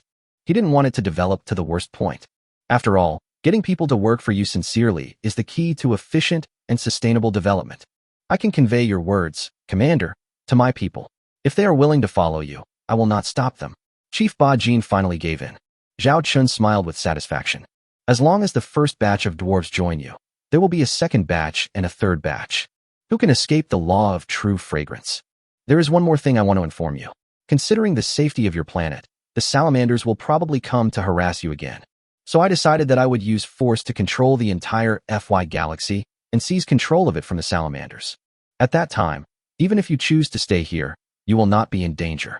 Zhao Qin dropped a piece of news that was like a bombshell to the Bajin clan leader. You want to seize the FY galaxy from the fire lizards? Chief Bajin looked at Zhao Qin in astonishment. Chapter 191, The First Batch of Dwarf Craftsmen. Although the salamanders aren't the strongest interstellar force in the Reef Star region, they possess nearly 3,000 interstellar battleships. They're quite powerful. After they suffered losses this time, they will definitely send more interstellar fleets. With only one interstellar battleship, it might be a little difficult. Chief Bajin said this in a somewhat euphemistic way. What he actually wanted to say was that this was impossible. A single interstellar battleship might be able to deal with a fleet of 300 or 400 salamanders. But what if they send 1,000 or 2,000 ships next time? Even if Zhao Qin's T3 Blizzard-class light interstellar battlecruiser is really powerful, it will eventually run out of ammunition when besieged by so many interstellar battleships. Who said I only have this one interstellar battleship? Zhao Qin smiled mysteriously, and, standing beside him, also put her hands on her hips and said proudly, Dad, you don't know this, but the commander's fleet is very powerful. Those stinky lizards are no match for the commander. Right, Commander? Listening to Annie's flattering words, Zhao Qin poked Annie's head and said, How can I not know what's going on in your head? You just wish I could control this galaxy, so your parents and your people would be safe. And stuck out her tongue. Who said before that as long as I am willing to save her people, she can work for me without food or water? Zhao Chen deliberately brought up the previous words.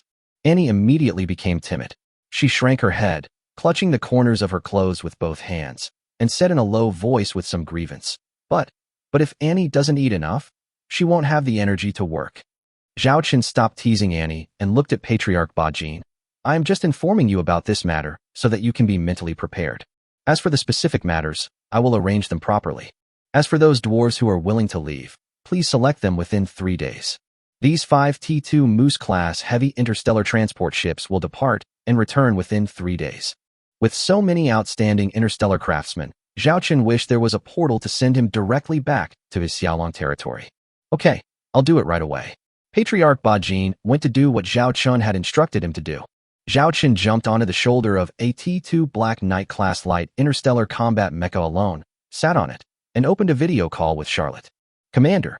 The image of Charlotte with the T3 Blizzard Bridge in the background appeared in front of Zhao Chen. Tell me about the situation of this battle. Zhao Chen said. Charlotte replied without hesitation. In this battle, T3 Blizzard destroyed over 200 enemy interstellar battleships. These include 1 T3 star battleship, 37 T2 star battleships, and the rest are T1 star battleships. All the remaining Salamander fleet starships escaped. The T3 Blizzard star shield energy value remains at 37%. After being released from combat status, it is expected to recover on its own within the next 40 hours. The starship has 55% of its energy remaining and 64% of its ammunition remaining, of which 38 have been consumed, leaving 12. The overall damage to the ship's armor reached 13%, with the most serious damage reaching 30%. There were no casualties. Listening to Charlotte reporting the battle data, she remained calm, as if this battle was just a trivial game. After all, the real confrontation was only the few minutes of fierce head-on battle with the T3 Arkham-class medium-sized interstellar battleship at the beginning. After the fall of T3 Arkham, the Salamander fleet completely lost its desire to fight. If the opponent can maintain sufficient combat quality, fight with T3 Blizzard. Or if the commanders were swapped, Charlotte would have at least a 50% chance of winning. Unfortunately, there is no such if. At this moment, Zhao Chen explained to Charlotte his idea of conquering the entire FY galaxy. A hint of intelligence flashed in Charlotte's eyes, a fluctuation that had only appeared when she faced millions of interstellar Zerg. It seems that this game has only now piqued Charlotte's interest. Based on the Salamander's situation, if they want to reorganize their fleet for an attack, it will take at least half a month to prepare. In terms of time, our follow-up fleet should be able to arrive here within half a month without much problem, Charlotte said. Zhao Chen nodded. Then you can start formulating some battle plans. Yes, Charlotte said. When Zhao Chen learned that the Salamanders had attacked the dwarf planet, he found a way to send a message to Lilith. Although communication was difficult due to the distance, fortunately, they were connected. Lilith should have arranged for the subsequent interstellar fleet to be on the way by now. By the time the Xiaolong fleet is assembled, it will be a piece of cake to deal with the Salamander fleet. 3 days passed in a flash. All the remaining Salamander ground forces on the planet were wiped out, and the planet returned to the control of the dwarves. And if Zhao Chen wanted to recruit dwarf craftsmen, he would spread them out among the various dwarf refuge bases. Compared to the first shelter base where Zhao Chen himself is, the number of dwarves in the other shelter bases who believe in Zhao Chen is smaller. Finally, 3 days. Only 50,000 dwarves were willing to leave on Zhao Chen's T2 Moose, most of whom were in family units, and most of them were families with many elderly, weak, women and children. It was because of this dire situation that they decided to take the risk and head to the rumored Xiaolong galaxy to fight for the future. Zhao Chen didn't mind this at all. With a family as a unit, it would be easier to control these dwarves in the future. Why would he worry that they would not be loyal to him? And later on, we can also convey to the dwarves here how we treat them. Are you still worried that there won't be a second or third group of dwarves willing to follow you? This is the list of dwarves who are willing to follow you. Chief Bajin handed an electronic list to Zhao Chen. Zhao Chen took a glance. 20,000 men and 30,000 women. Among them, there are a total of 30,000 adult laborers. Among them, there are 20,000 female dwarves who are adults and able to work. Of course, not every one of these 20,000 female dwarves has superb manufacturing technology, so they will need to be screened when the time comes. But it should be no problem to screen out 2,000 to 3,000 from these 20,000 people. The rest can also take up the jobs after a series of training. These qualified female dwarves will be arranged on their own interstellar industrial ships, and the remaining male and female dwarves will all be arranged in industrial factories on designated planets. Zhao Qin saw several names on the list and looked at Patriarch Bajin with some surprise. He has met N's mother and 5 siblings in recent days. These 6 people are on this list. Chief Bajin scratched his head embarrassedly. I have to stay here and take care of these people. But my wife and children are willing to go with and to the place she calls heaven. I'll leave these people in the care of you, Commander.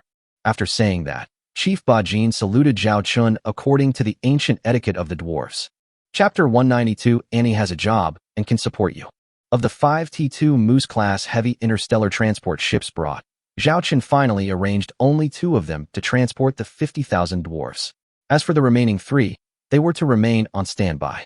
During these 3 days, 50,000 dwarves, bringing their families and even some of their few belongings, boarded the unmanned cargo shuttles and boarded the T2 Moose one after another. In the warehouse after the T2 Moose was converted, the 3 floors above and below were divided into areas with beds. In addition, a large group hibernation cabin was specially prepared for group hibernation. Of course, it was not as comfortable as the single cabin that Zhao Chun had used before, but at least it could be used during the final journey to the Xiaolong galaxy. At this moment, there are 5 connected beds, and held a sack in her left hand, a box in her right hand, and a backpack on her back that was 3 times as tall as herself. At this time, it was fully demonstrated that the meals and ate were not in vain. This strength and endurance are really great. Hey, Annie put all these things in place and looked at her mother and 5 brothers and sisters. You just rest well here. It will probably take more than half a month for you to reach the Xiaolong territory. Although I haven't been there yet, you must believe Annie.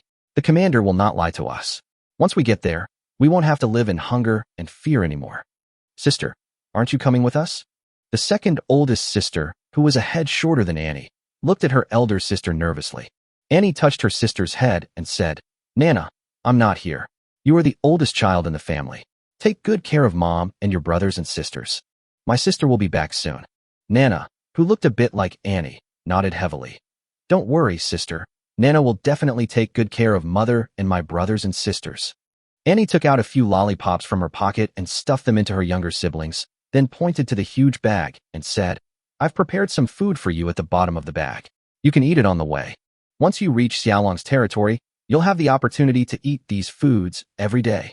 Seeing the snacks in Sister Anne's hand, the dwarfs all showed happy expressions. Annie, you have really grown up. Mother touched Annie's head. Annie grinned and said, Don't worry, Mom. I have a job now and can support you. After seeing off her mother and siblings, Annie left the T2 Moose and returned to the T3 Blizzard-class light interstellar battlecruiser. Afterwards, the T3 Blizzard escorted the 2 T2 Moose to the Stargate. As long as they pass through the Stargate, leave the Reef Star region, and enter the territory of the Star Empire, these 2 T2 Moose will be safe. After sending away T2 Moose, T3 Blizzard returned to the outside of the dwarf planet again. Zhao Qin sat in the captain's chair, looking at the planet in front of him and the remains of the interstellar battlefield that he had no time to clean. He had already arranged all the affairs on the planet and sent away the interstellar transport ship. The next step was to wait for the arrival of the Salamander fleet. As for ruling this galaxy, Zhao Qin only needs to deliver a beautiful victory and let the natives of those planets see it. At that time, it will be relatively easier to establish prestige. All we can do next is wait. Zhao Qin sat in the captain's chair, looking at the planet behind him where the dwarves lived. Commander, Annie. Annie can repair the hull armor of the T3 Blizzard. Annie raised her hand at this time. Zhao Qin looked at Annie with a little surprise. She actually took the initiative to ask for a job.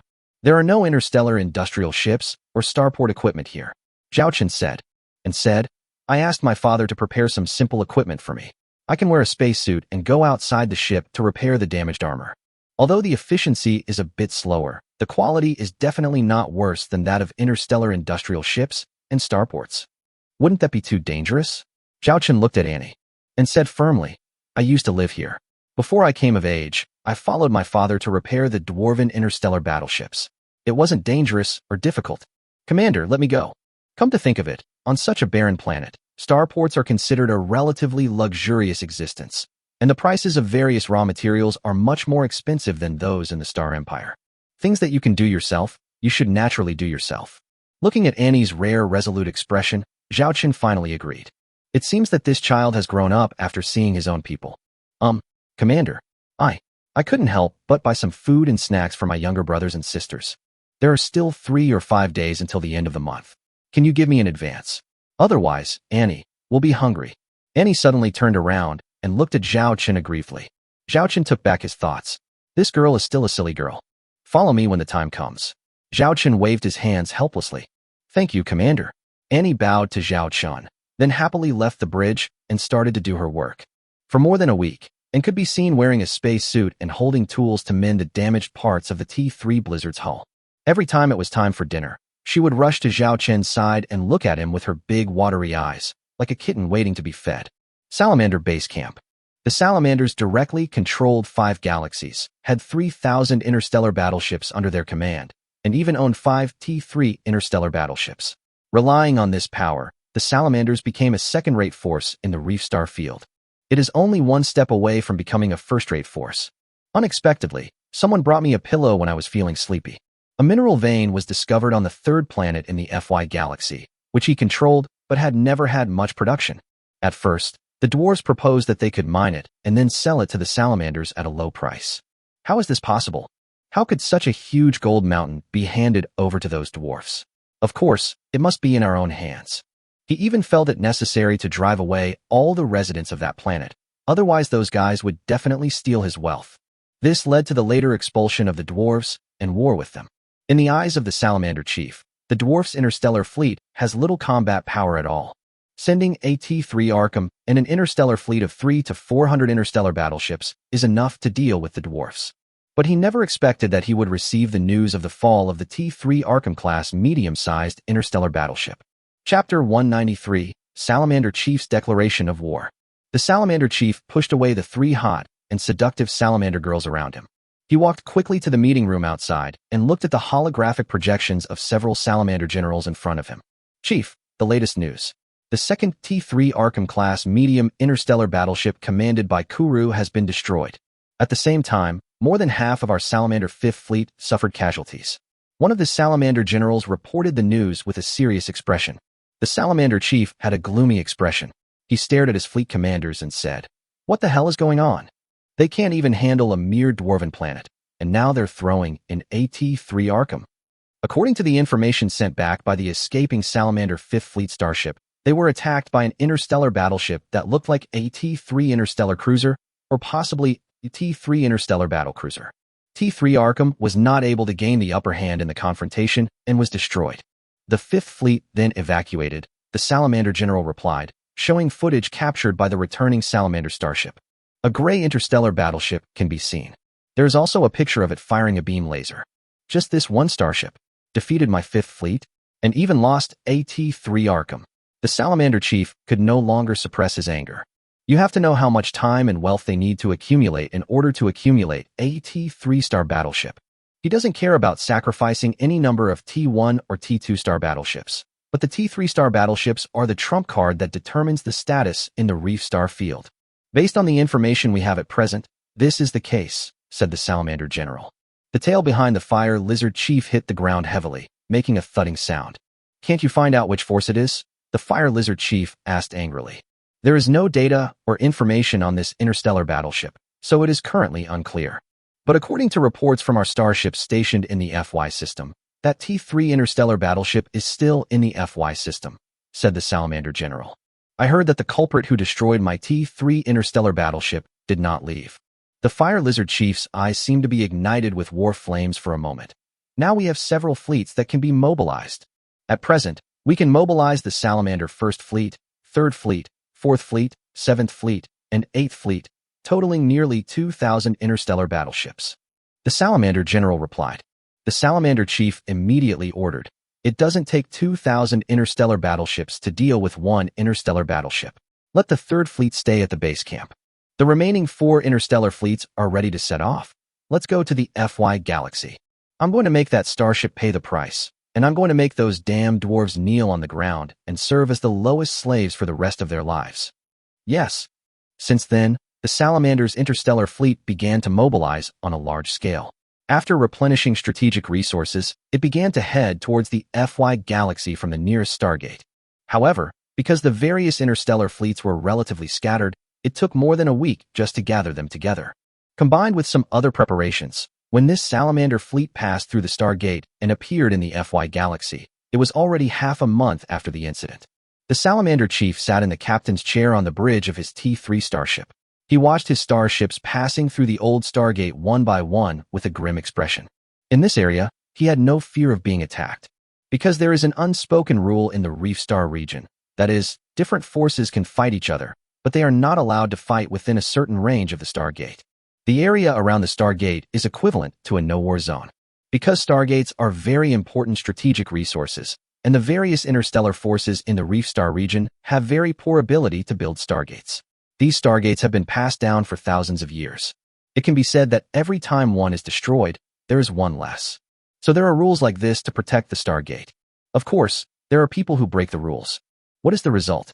Whoever breaks the rules, several interstellar forces led by the Reef Star region will gather their strength to eradicate the interstellar force that breaks the rules. After a few examples, no one dares to violate the rules anymore. The Stargates are often operated by neutral interstellar trade groups. They collect Stargate usage fees and then maintain the Stargates. Anyone who pays can use the Stargates. The Salamander's interstellar fleet actually appeared in this galaxy. In the FY Stargate control room, a man smoking a cigarette stared at the Salamander's starships appearing one after another on the screen. The number exceeds 1,500, including 2 T-3 interstellar battleships. The deployment of the interstellar fleet with such fanfare clearly indicates a major move. I heard that on the third planet, the planet of the dwarves, a T-3 Arkham of the Salamanders, and over 200 T-1 and T-2 starships were destroyed. It was all done by an interstellar battleship. The companion next to him showed a picture. It was a gray T-3 interstellar battleship, and the picture showed it passing through the Stargate and appearing in this universe. A T-3 interstellar battleship, single-handedly challenging an entire interstellar fleet? It seems the Salamanders have provoked a formidable existence. I'm going to report this to the boss. The man smoking a cigarette immediately began to edit information, transmitting what had happened here and what was about to happen to a large trade consortium in the Reef Star region. Report, the Salamander First Fleet has all passed through the Stargate. Chief, our Fourth Fleet is all here. All starships of the Seventh Fleet are here. Report, the Salamander's Eighth Fleet has arrived. After receiving the news that several Salamander fleets had arrived, the Salamander Chief pointed to the location of the third planet in the FY galaxy on the star map. Come on, let's go get that T-3 interstellar battleship and find out whose territory this is. Yes. With more than 1,500 interstellar battleships, they march towards the third planet of the FY galaxy. Brother, tell me, what will happen to that T-3 interstellar battleship of unknown origin this time? The young man in the FY Stargate control room asked the man who had just reported the news. The man stared at the departing interstellar battleships and said, "What else could this be? There are more than 1,500 interstellar battleships here, including 2 T-3 interstellar battleships. No matter how powerful that T-3 interstellar battleship is, can it really defeat 1,000 alone? It's a pity that we have regulations that prohibit us from leaving the Stargate restricted war zone. Otherwise, I would really like to go and see this wonderful show." The man lit another cigarette for himself. When he was about to finish his cigarette, the console showed that more than a dozen interstellar battleships were about to cross. Why is it so lively today? In the past, this desolate FY galaxy might not have more than 100 starships arriving in a day. The man had just said this when he saw dozens of gray-painted interstellar battleships that passed through the Stargate and appeared in front of him. The expression on his face was a little stiff. These interstellar battleships, why do they feel so violent? And why does this gray paint job look so similar to that T-3 star battleship? Chapter 194, Xiaolong Fleet arrives. The third planet in the FY system.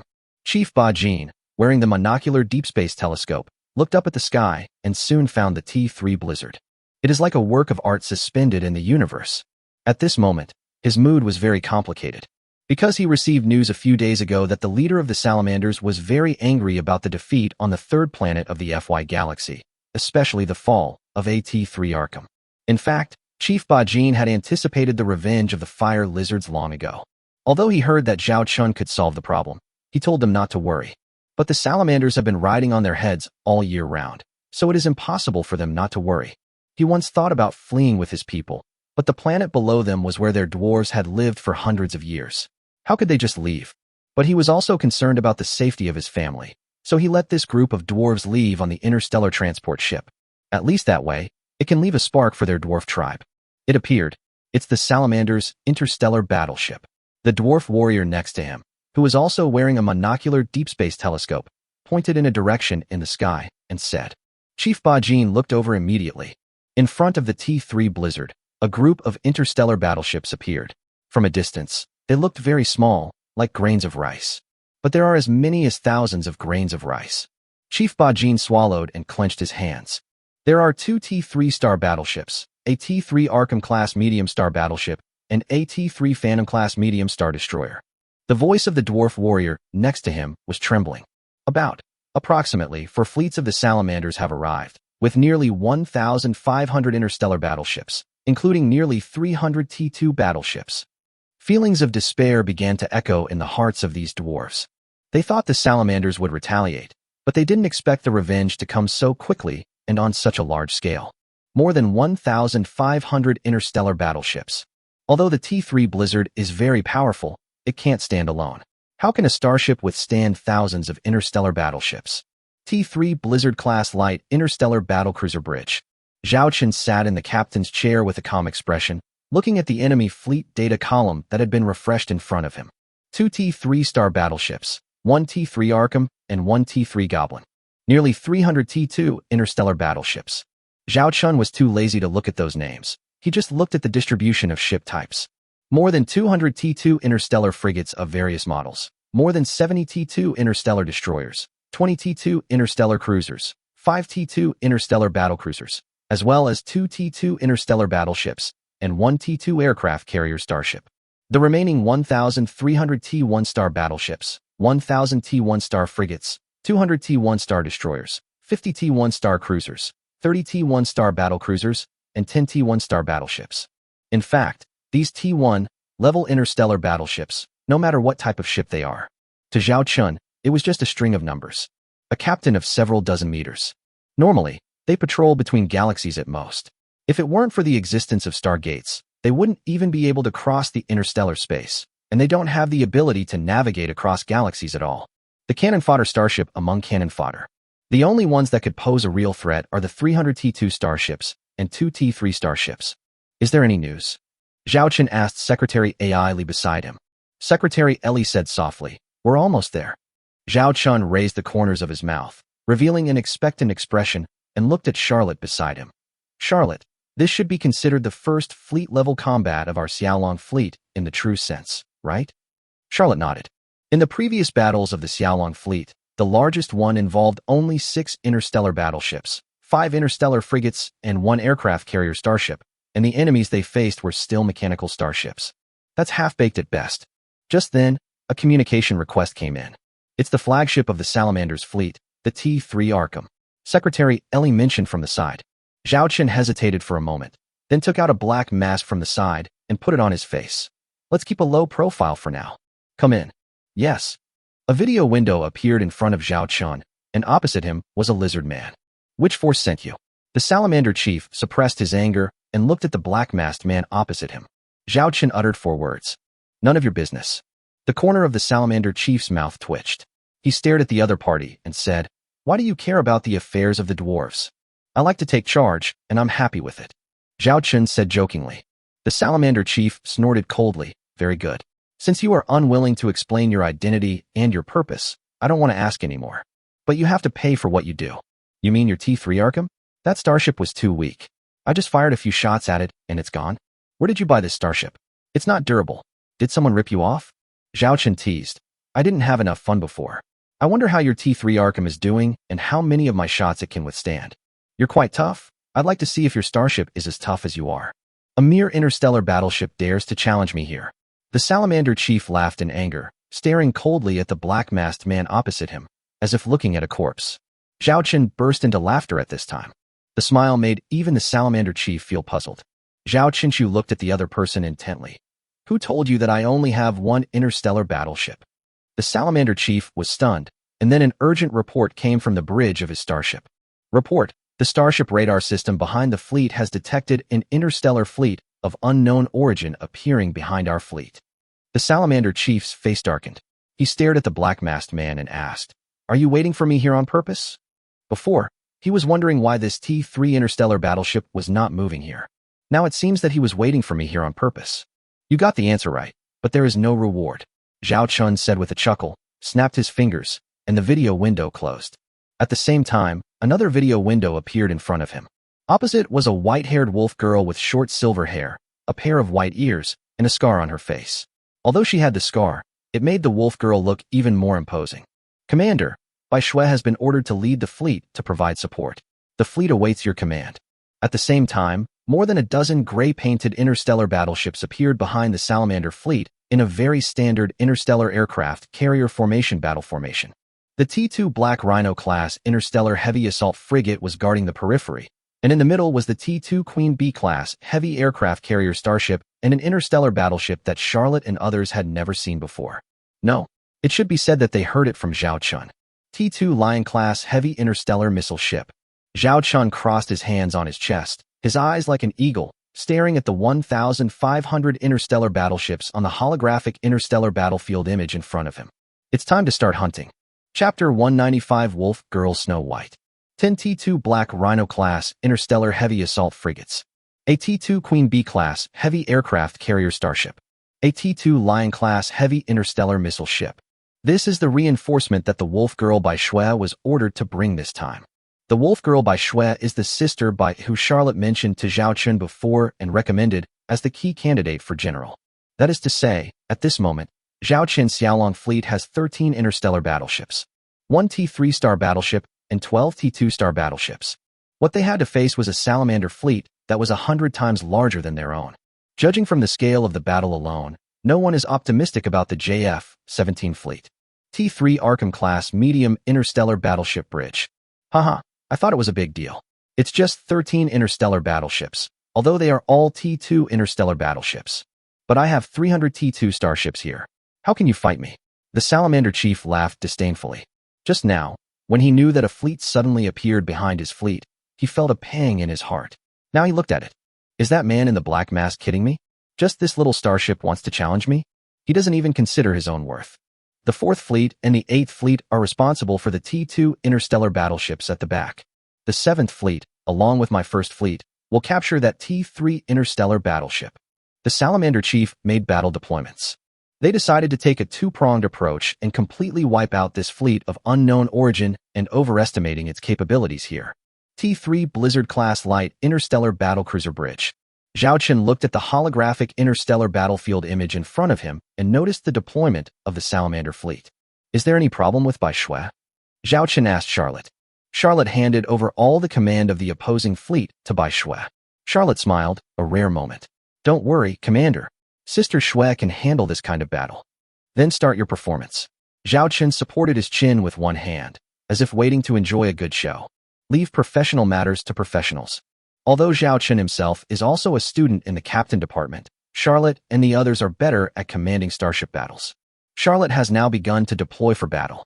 Blizzard's speed increased to 210 knots, constantly circumventing the enemy fleet's formation. The main and secondary gun modules independently selected targets for attack. Understood. The Blizzard is speeding up the current speed. 40 knots, 60 knots, 80 knots, said the crew member. Zhao Chun looked at the other side of the holographic interstellar battlefield image. At this moment, due to the combat deployment of the Salamander fleet, the battlefield was divided into two sides. On the other side, the Salamander's 4th Fleet and 8th Fleet have begun attacking Snow's interstellar fleet from 3 frontal directions. The Wolf Girl Bai Shui's interstellar fleet maintained its battle formation. Zhao Chun looked at the image captured by the Deep Space Telescope next to him. It was a T2 Lion-class heavy interstellar missile ship. This is the first appearance of the T2 Lion King. Originally, the reinforcements led by Bai Shui could have arrived a few days earlier, but after Lilith learned about the situation of the salamanders in the Reef Star region, she made a suggestion. Hopefully, the departure of reinforcements can be postponed for a few days. The reason is that the construction of the first T2 Lion has begun and the keel of the ship has been laid. If at this time we temporarily transfer 2 T2 Hammer-class heavy interstellar industrial ships to stop their respective construction plans to participate in the construction task of T2 Lion King, they can complete it ahead of schedule by working overtime. In the end, the T2 Lion was put into service a full 20 days earlier than originally planned. It didn't even have time for sea trials and tests, but directly joined the reinforcement formation and completed half of the non-combat sea trials during the voyage. So, you can say that. The battle in front of us is the T2 Lion King's combat trial project. Zhao Chun was looking at a screen next to him, which showed the wolf girl by Shui on the bridge of the T2 Lion King. Because this is T2 Lion King's first battle, she uses this starship as her flagship. Under normal circumstances, the flagship should be the T2 Queen Bee class heavy aircraft carrier starship. This is a special arrangement. At this moment, Wolf Girl by Shui has begun issuing detailed combat missions. T2 Black Rhino enters defensive mode and prepares to intercept enemy attacks. T2 Queen Bee began to deploy interstellar drones and at the same time activated the Star Shield, covering the ship while taking on the task of protecting T2 Lion King. T2 Lion King, prepare for a 4-round attack with 200 interstellar missiles. All 10 T2 Black Rhino close-in weapon systems were facing in one direction, ready to intercept enemy attacks at any time. T2 Queen Bee begins deploying interstellar drones. A swarm of interstellar drones consisting of T2 Killer Bee class medium-sized interstellar drones and T2 Bumblebee class heavy-duty interstellar drones began to rush towards the enemy fleet. At the same time, the 50 interstellar missile silos on the T2 Lion King's hull were opened. Each missile silo was like a cave in the abyss, giving people a chilling feeling. Then, the first round of 50 T2 Lion-class interstellar missiles were launched, roaring towards the enemy fleet with tail flames. The direction of these interstellar missile attacks is the location of the flagship of the Salamander 8th Fleet. The flagship of the Salamander's 8th Fleet is a T2 Ursa-class heavy interstellar battleship. Bridge of the 8th Fleet flagship. Warning, warning, warning. Large numbers of incoming interstellar missiles detected. Hearing the warning from the starship system, the Salamander General was shocked. Interstellar missiles? These guys actually have interstellar missile ships. He looked at the 50 red spots of light on the starship radar that were speeding towards his fleet at an extremely fast speed. The power of interstellar missiles is no joke. With the same level of technology, it is second only to the heavy bow gun and is comparable to the main gun, and its range is also terrifying. The most important thing is that it can carry out range-based fire strikes and has guidance capabilities. This is the horror of this weapon. Intercept. Intercept. Let all the starships close-in defense guns and secondary guns participate in the interception, and make sure to intercept these interstellar missiles as much as possible. The Salamander General hurriedly issued the interception order. All the interstellar battleships of the Salamander's 8th Fleet locked their close-in defense guns and secondary guns on the incoming interstellar missiles. Barges of bullets came one after another. 3 interstellar missiles were destroyed and exploded. The remaining interstellar missiles began to pass through the formation of the Salamander's 8th Fleet. During this process, 7 more interstellar missiles were intercepted. And at this moment, they are approaching their target. The flagship of the Salamander's 8th Fleet, the T2 Ursa Major-class heavy interstellar battleship. The Fire Lizard commander of the 8th Fleet looked at the 40 interstellar missiles attacking on the screen, his eyes full of fear. Chapter 196. Wherever the bombardment reached, all was ruins. 40 Lion-class interstellar missiles began terminal acceleration, burning up the remaining fuel in the shortest time possible and increasing their speed to the maximum. Not all of the 40 Lion-class interstellar missiles fell on the Salamander's T2 flagship. There are only 20 of them, and the remaining 20 Lion-class interstellar missiles are scattered on the surrounding Salamander interstellar battleships. Balls of exploding fireworks appeared in the dark universe. Especially the T2 flagship of the 8th Fleet, the entire hull was covered by the T2 Lion-class heavy interstellar missile ship. The flames of the explosion engulfed it. Almost in an instant, all the starships under the Salamander's 8th Fleet lost communication with their flagship.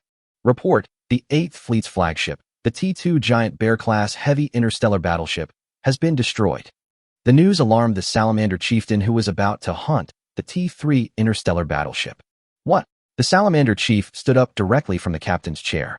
The war had just started for less than a few minutes, and the flagship of one of their fleets was destroyed. What a joke. He called up the battlefield footage of his 8th Fleet and was stunned. At this moment, he could only see the unrecognizable wreckage of an interstellar battleship, and even the original appearance of the T2 Giant Bear could not be recognized. If it weren't for the fact that his subordinates couldn't have fooled him about this matter, he really wanted to ask a question. Is this really the flagship of the 8th Fleet? After zooming in on the image, he saw an even more horrifying scene. In addition to the unrecognizable T2 Giant Bear, there are also the wreckage of several T1 star battleships and some T2 star battleships whose hulls have been attacked within a certain range around it. Although those T2 star battleships did not fall, the main parts of the hull were damaged, such as the main gun positions. Interstellar missile? It's an interstellar missile ship. The Salamander chief saw the image released by his subordinates. One of them is a T2 interstellar missile ship of unknown origin. This unpopular type of ship has basically never appeared in the Reef Star region. After all, although that round of interstellar missile bombardment only involved 50 missiles, according to the general market price, that round alone cost at least 500,000 or 600,000 star coins. Such horrific combat consumption is why few interstellar forces are equipped with T2 interstellar missile ships. Unless you can research and manufacture it completely by yourself, maybe that would be cheaper. If you buy a T2 interstellar missile ship from someone else, it means that you need to buy batches of interstellar missiles from them over a long period of time. Unlike other interstellar battleships, it is a one-time deal. At most, they will contact you for maintenance, and some can even do it themselves. The Salamander chieftain also realized another extremely important problem at this moment, which is, the attack interval of the T2 interstellar missile ship is extremely short. As expected, at this moment, the T2 interstellar missile ship launched another 50 interstellar missiles, attacking the Salamander 8th Fleet. Immediately arranged for other interstellar battleships of the 8th Fleet to take over the command. The 4th Fleet will immediately launch an assault on the enemy fleet and destroy that T2 interstellar missile ship as soon as possible, the Salamander chief hurriedly ordered. At this moment, Zhao Chun was also enjoying the T2 Lion King's debut performance. I have to say, this feeling of firebombing is really cool. But Zhao Chun still felt a little pain. This round of 50 interstellar missiles costs 600 star coins each, and 50 of them are worth 30,000 star coins.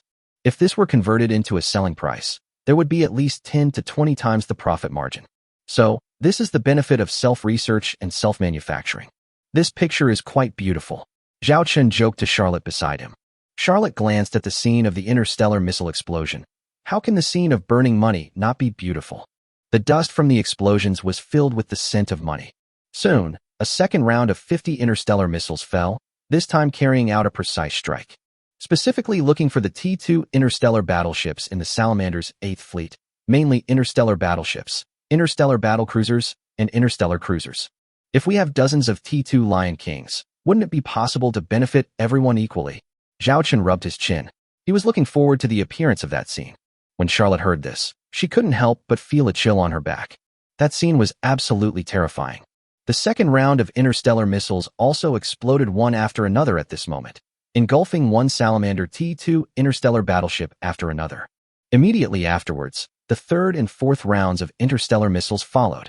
These 3 rounds of fire bombardment directly destroyed 12 T2 star battleships and severely damaged more than 40 T2 star battleships. Dozens of T1 star battleships were also affected by the attack. This directly caused the T2 interstellar battleships of the Salamander 8th Fleet to lose 80% of their combat effectiveness. But this is not the end. The Salamander 8th Fleet, which had just recovered from 3 rounds of fire bombardment, saw a black mass of interstellar drones attacking. The nightmare has just begun. T2 Lion-class heavy interstellar missile ship bridge. The Wolf Girl by Shui looked at the crippled Salamander 8th Fleet. After a round of attacks by a swarm of interstellar drones, it basically no longer posed any threat. She looked towards another incoming Salamander fleet. Using the coordination of T2 Lion King and T2 Queen Bee-class heavy aircraft carrier starships, one of the 2 fleets was severely damaged first, causing it to lose its main combat capability. Then turn around to face the remaining Salamander fleet, quickly end the battle here, and then coordinate with the T3 Blizzard-class light interstellar battlecruiser. This is the battle plan formulated by the Wolf Girl Snow White and Charlotte. Lock on the target area where the Salamander 4th Fleet's flagship is located, and prepare 6 rounds of interstellar missiles. The Wolf Girl by Shui selected the Salamander 4th Fleet as the next target. The fleet flagship that was targeted this time was no ordinary one. It is the T3 Phantom-class medium-sized star destroyer of the Salamanders. It had put out its star shield early on, but it had to face one round of interstellar missiles after another. The first round of 50 interstellar missiles were all launched without mercy at this T3 Phantom-class medium-sized interstellar destroyer. Seeing this scene, the generals on the bridge of the Salamander starship surrounding the 4th Fleet's flagship all felt a tremor in their hearts. This is horrible. The T2 Lion King perfectly illustrates the charm of the nickname, Interstellar Arsenal Ship, and is not afraid of challenging the T-3 interstellar battleship. Wherever the artillery fire reached, it was all in ruins. This is it. An interstellar missile ship. This is Zhao Chen's Lion King. Chapter 197 T2 Lion King's debut battle. Compared to the fierce battlefield here, the T-3 Blizzard-class light interstellar battlecruiser was like a cat playing with mouse, with the T-3 Blizzard always hovering on the edge of the Salamander First Fleet and the Seventh Fleet. It skillfully maintained a distance within the combat range of some starships in the enemy fleet. As for the bow gun of T-3 Blizzard, it was kept under control and not fired. On the other hand, the flagship of the Salamander's First Fleet, the T-3 Arkham-class medium-sized interstellar battleship, has only dared to try to close the distance with the T-3 Blizzard under the protection of a group of smaller ships around it. After all, the Salamander chief had witnessed the scene where the T-3 Arkham was destroyed by the T-3 interstellar battleship in front of him. He valued his life very much and would not take risks. Therefore, when facing this T-3 interstellar battleship, he strengthened his defense system early on to ensure that his ship would not be in danger. Seeing this situation, T-3 Blizzard did not insist on destroying the enemy's flagship, but kept harassing the Salamander's First Fleet, playing to its strengths, and holding the bow gun, a powerful weapon, to intimidate the enemy. At this moment, Zhao Chen was admiring the T-3 Phantom-class medium-sized star destroyer that was enduring heavy bombardment. Although it had star shield technology, it could only withstand attacks in one direction, even if it kept adjusting its position. It can only withstand a few of them. The rest were all on its hull. Warning! Warning! Warning! The port side armor is under attack. The armor strength remains at 40%. Warning! Warning! Warning! The ship's armor has been damaged in multiple places, and the strength of the starship's main skeleton structure has dropped by 20%. Warning! Warning! Warning! The ship's belly has been attacked. Part of the hull armor has been penetrated. 14 compartments have been urgently sealed off. 27 soldiers have died. On the bridge, the Salamander general grabbed his captain's chair with both hands. He felt his body shaking constantly. His face was pale, and he was angry and terrified at the same time. His ship was a T-3 level interstellar battleship, but it ended before it even reached the enemy's formation. Fire! Fire back! The Salamander general roared. Commander, our secondary guns are still out of attack range, and the main guns have not yet reached the effective attack range, said the adjutant next to him. I don't want to care about the effective range of that bird now. Just fire at me. The Salamander general looked hysterical, completely in impotent rage. He had already guessed the fate of his ship. Rather than perishing miserably like the flagship of the 8th Fleet, at least he should fire his main gun once. It would be so pathetic to think that a T-3 star battleship would perish on the battlefield without even firing a single shot. Fire! The adjutant had no choice but to convey the order to fire. The main gun of this T-3 Phantom-class medium-sized star destroyer was activated. It was a 1,500 mm caliber medium-sized electromagnetic cannon after a shell was fired. Its owner, the T-3 Phantom, was finally doomed to be destroyed and exploded under another round of interstellar missile attacks. Judging from the continuous explosions and the fragmentation, most of them were hit by interstellar missiles in the ammunition depot. The tragedy was simply indescribable. This shell, which was given hope by its owner, fulfilled its mission and headed towards the enemy ship opposite. Finally, an interstellar battleship was hit. A system prompt sounded from the bridge of the 5th Black Rhino-class interstellar heavy assault frigate. Warning! Our ship's frontal armor has been attacked. The strength of the frontal armor has decreased by 40%. The female captain was stunned for a moment, then started cursing. Fuck, so many starships. They're outside their effective attack range, and they can actually hit my starship. It's poisonous. Moreover, among the more than 10 interstellar battleships on her side, it was hers that was the first to be damaged in the battle. Her inner desire to win made her very unhappy. But think about it. A T-2 interstellar frigate can withstand the main gun attack of a T-3 interstellar battleship head-on. Although it is outside the effective attack range, it is enough to show how strong its armor is. Less than 10 minutes after the battle began, the first T-3 interstellar battleship was destroyed. It is this T-3 Phantom-class medium-sized star destroyer. At the same time, the more than 300 interstellar battleships of the Salamander 4th Fleet also rushed to the front of the Wolf Girl by Shue's fleet. But it can be clearly seen that the interstellar battleships of these salamanders are obviously not powerful enough. It seems that they were frightened by the scene of the continuous interstellar missile bombardment just now. The flagships of the two Salamander fleets were beheaded remotely. The deterrent effect can't be said to be small. At this moment, The ammunition depot of the T-2 Lion-class heavy interstellar missile ship was also emptied. The mission in this battle has come to an end, and the starship slowly sailed to the rear of the T-2 Queen Bee-class heavy aircraft carrier starship. It became the first interstellar battleship to be killed in the Xiaolong fleet. 500 interstellar missiles, based on the manufacturing cost, would be a full 300,000 star coins. If based on the selling price, it would be at least 5 or 6 million star coins. Zhao Chen muttered about the star coins he had fired in less than 10 minutes. I have to say that interstellar missile ships really burn money. But we have to admit that if this interstellar battleship is used well, it can be quite cost-effective. 5 or 6 million star coins destroyed one of the enemy's T-3 interstellar battleships, and destroyed and severely damaged nearly 100 T-2 interstellar battleships. This is a huge profit. The next battle will be handed over to T-2 Queen Bee and T-2 Black Rhino. At the same time, a gleam of light seemed to flash in Charlotte's eyes in front of Zhao Chen. Change course, full speed ahead. Deploy all interstellar drones, prepare interstellar missiles, and bow guns. Charlotte quickly gave the order. T-3 Blizzard, which was originally fighting with the Salamander 1st Fleet and the 7th Fleet, seized a chance at this time. Perhaps it was because of the horrifying scene on another battlefield that the formation of the Salamander 7th Fleet was slightly interrupted, resulting in a loophole in the formation. Charlotte seized this opportunity and chose to launch a high-speed assault directly towards the flagship position of the Salamander 7th Fleet. Not good. That T-3 starship is targeting the flagship of the 7th Fleet. The Salamander chief's face changed. If 3 of the flagships of the 4 fleets were destroyed within such a short period of time, it would definitely have a huge impact on morale. He would never allow such a thing. Full speed ahead.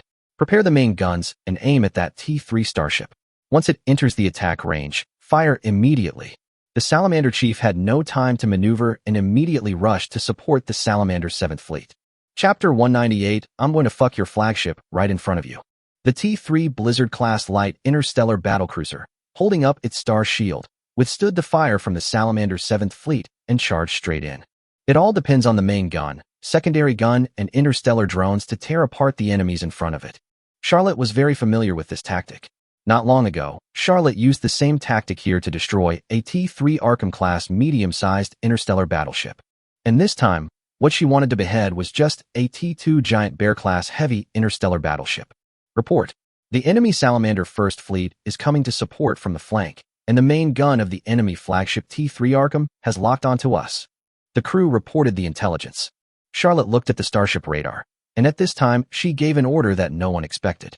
Change the position of the star shield and move it to the right side of the hull.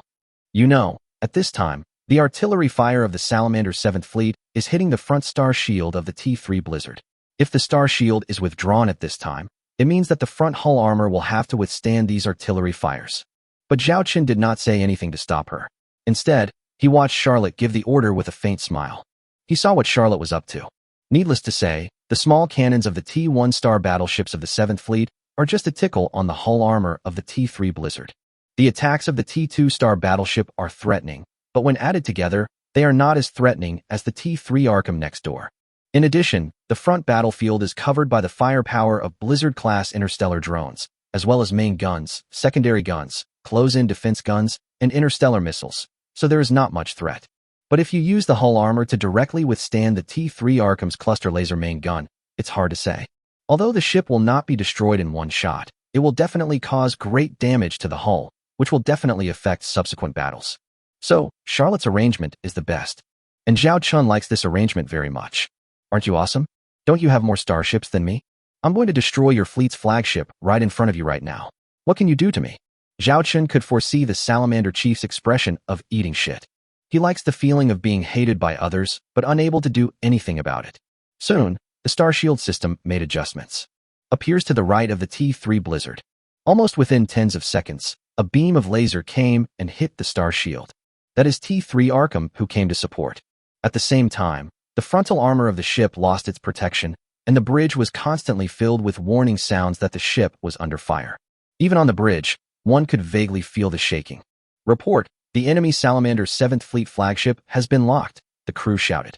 Attack, Charlotte gave the order directly. The long-prepared first gun of the Blizzard-class heavy beam laser ship once again demonstrated its majesty. A blue beam laser tore apart all the Salamander Fleet starships that stood in its way. You know, These are all T2 interstellar battleships, with only hull armor but no star shields. That flagship is just a T2 Giant Bear-class heavy interstellar battleship. Final. The answer is obvious.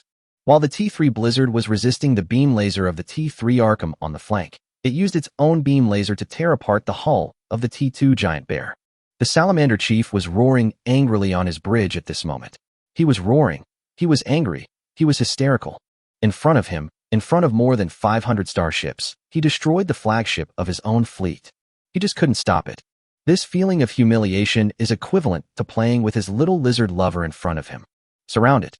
I want to tear it to pieces. If I can capture that man alive, I will make him taste the most painful punishment of my Salamander clan.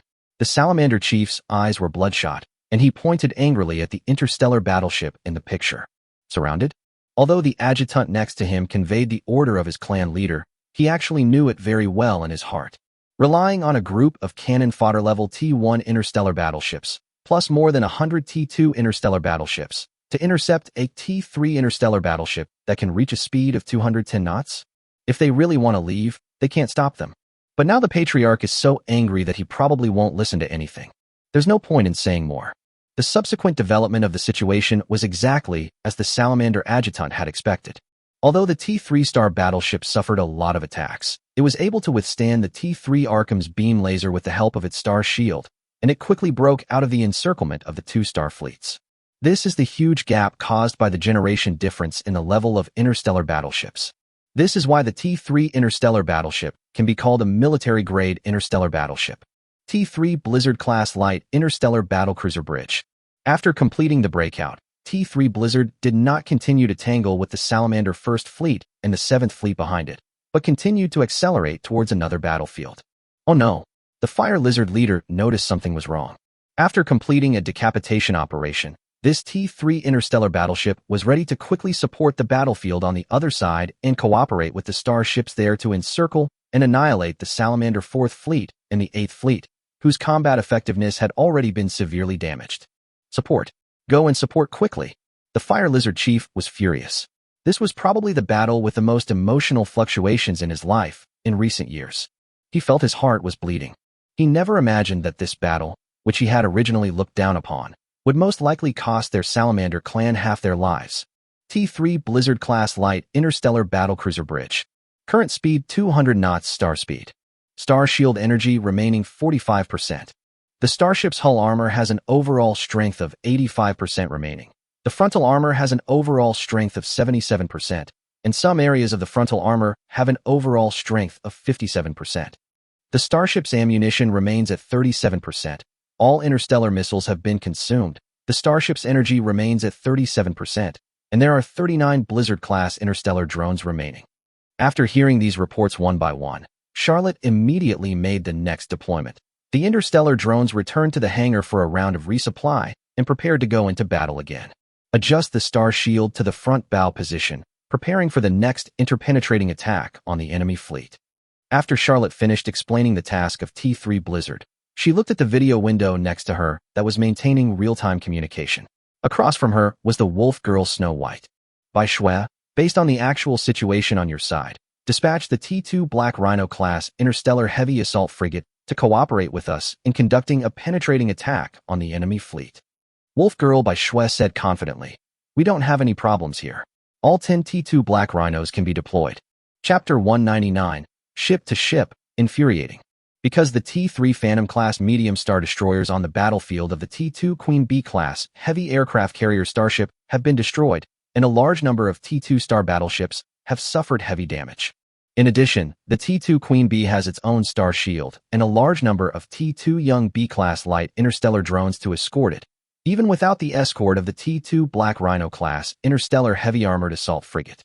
It can also fully protect itself and the T2 Lion-class heavy interstellar missile ship behind it.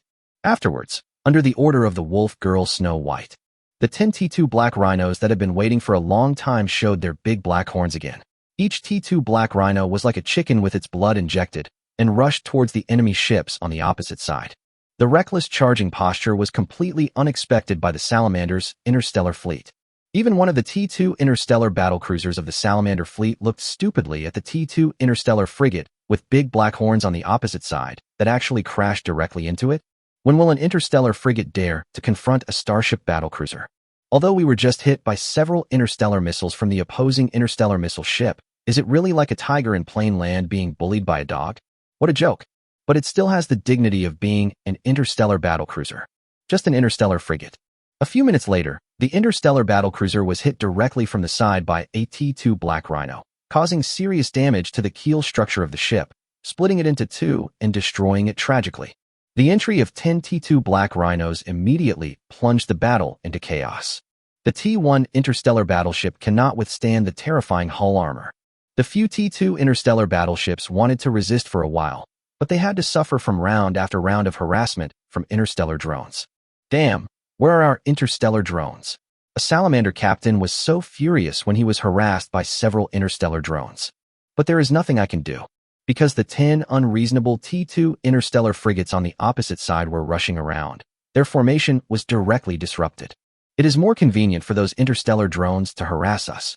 When it comes to dealing with interstellar drones, in addition to the defensive interception of interstellar frigates, the other way is to give the enemy a taste of their own medicine and use interstellar drones to fight interstellar drones.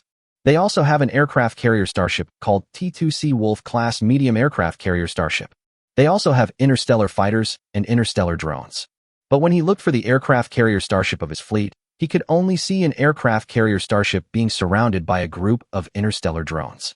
The interstellar drones and interstellar fighters of the T-2 Seawolf class medium aircraft carrier starship had no chance to take off and fight back. The whole deck and hangar were constantly under attack. Several T-2 Hornet class heavy interstellar drones even carried out several rounds of bombing. Interstellar air supremacy has been completely controlled by the enemy's interstellar drones. Crush. It's a complete crushing defeat. At the same time, the T-3 Blizzard class light interstellar battlecruiser, which was like an invincible battleship, also arrived, and it was an even more naked bloodbath on the battlefield. Ordinary T-1 interstellar battleships simply cannot withstand the attack of its several close-in defense guns. The main guns and secondary guns of slightly stronger T-2 star battleships can easily tear apart their hull armor. The Fire Lizard Chief, who was rushing over at full speed, witnessed all this happening. His blood was no longer dripping, but gushing out. How could a battle that lasted less than half an hour turn out like this? They are all interstellar battleships. Why is the opponent's T-3 star battleship so ferocious? The opponent's T-2 aircraft carrier starship crushes his own aircraft carrier starship, and the opponent's T-2 star frigate directly rides on the face of his own T-2 star battlecruiser to output. Not to mention the T-2 Lion-class heavy interstellar missile ship with terrifying firepower. This is a nightmare. It's an absolute nightmare. Stop. The Fire Lizard leader suddenly shouted to stop. The Salamander adjutant next to him looked at the chief in dumbfounded expression. Retreat. The Salamander chief slumped down on the captain's chair in a daze, his bloodshot eyes staring at the gray interstellar battleships in the picture. He really wanted to tear these interstellar battleships into pieces and crush them into slag. Retreat? Chief, our 4th Fleet and 8th Fleet are still fighting over there, asked the Salamander adjutant in surprise. The Salamander chief grabbed his lieutenant by the neck and said, "I told you to retreat. Didn't you hear me?" In the current situation, if he continues to fight, he may have a chance of winning, but his starships will most likely be difficult to preserve, and most importantly, the ship he is on will also be in danger of being destroyed. The enemy is very likely to fight him to the death. The horror of that T-3 star battleship is obvious to all. The Fire Lizard chief was unwilling to take risks, so he chose to retreat. The Salamander lieutenant swallowed and hurriedly conveyed the order of his chief. The Salamander 1st Fleet and the 7th Fleet, which were originally preparing to rush to the rescue, immediately turned to retreat. At the same time, the T-2 interstellar battleships in the Salamander 4th Fleet and the 8th Fleet, which were still fighting hard and waiting for support from the Patriarch's fleet, were the first to receive the order to retreat. Some people may ask why only the T-2 starship received the order to retreat. That's because the Salamander's T-1 starships only received the order to retreat several minutes later. Before this, the T-2 star battleship had already begun to retreat. This resulted in these T-1 star battleships being forced to become cannon fodder at the rear. Seeing this situation, the Xiaolong fleet did not pursue them relentlessly, but simply destroyed the T-1 Salamander starships that fell behind, and also sent messages to these T-1 Salamander starships on the public screen. Tell them to shut down their starship engines and surrender. Many of the Salamander's T-1 starships eventually chose to surrender. The Xiaolong fleet ignored these T-1 star battleships and allowed them to stay where they were. The Xiaolong fleet continued to keep a distance to catch up with the fleeing Salamander fleet. In fact, it is expulsion. Charlotte's goal is to drive these Salamander fleets out of the FY galaxy. The pursuit continued until the Salamander fleet was about to enter the restricted zone where the FY Galaxy Stargate was located. FY Galaxy Stargate Control Room. The Stargate's radar system detected signals from a group of interstellar battleships. The Stargate administrator immediately perked up and looked over, muttering, "Could it be the Salamander's fleet? Did they end the battle so quickly?" But soon, he found out that he was wrong. These are indeed the Salamander's interstellar battleships, but something seems to be wrong. The interstellar battleships had no formation at all, and it looked as if they were being chased and fleeing. Moreover, a large number of interstellar battleships were damaged and in a mess. The Salamander fleet was defeated? The Stargate administrator was dumbfounded and couldn't believe it. He recalled the dozen or so gray interstellar battleships that appeared here after the Salamander fleet. Could they be the results of the battle of those interstellar battleships? But how could just over a dozen interstellar battleships defeat thousands of interstellar battleships? The Stargate administrator took a closer look and found that the Salamander fleet, which had more than 1,500 interstellar battleships a few hours ago, had now lost nearly half of them. What on earth happened? Chapter 200. Tell them, who is the master of this galaxy now? The Salamanders finally breathed a sigh of relief after their interstellar fleet entered the no-war zone. Let the fleet rest for a while, and then we will return to the base camp first. The Salamander chief's tone was a little low, and his face looked quite ugly. Who could have imagined that such an ordinary interstellar battle would cost him nearly 700 interstellar battleships, equivalent to the size of 2 fleets, and also included a T-3 Phantom-class medium-sized star destroyer? Yes, the Fire Lizard's adjutant went to do what the chief had instructed him to do.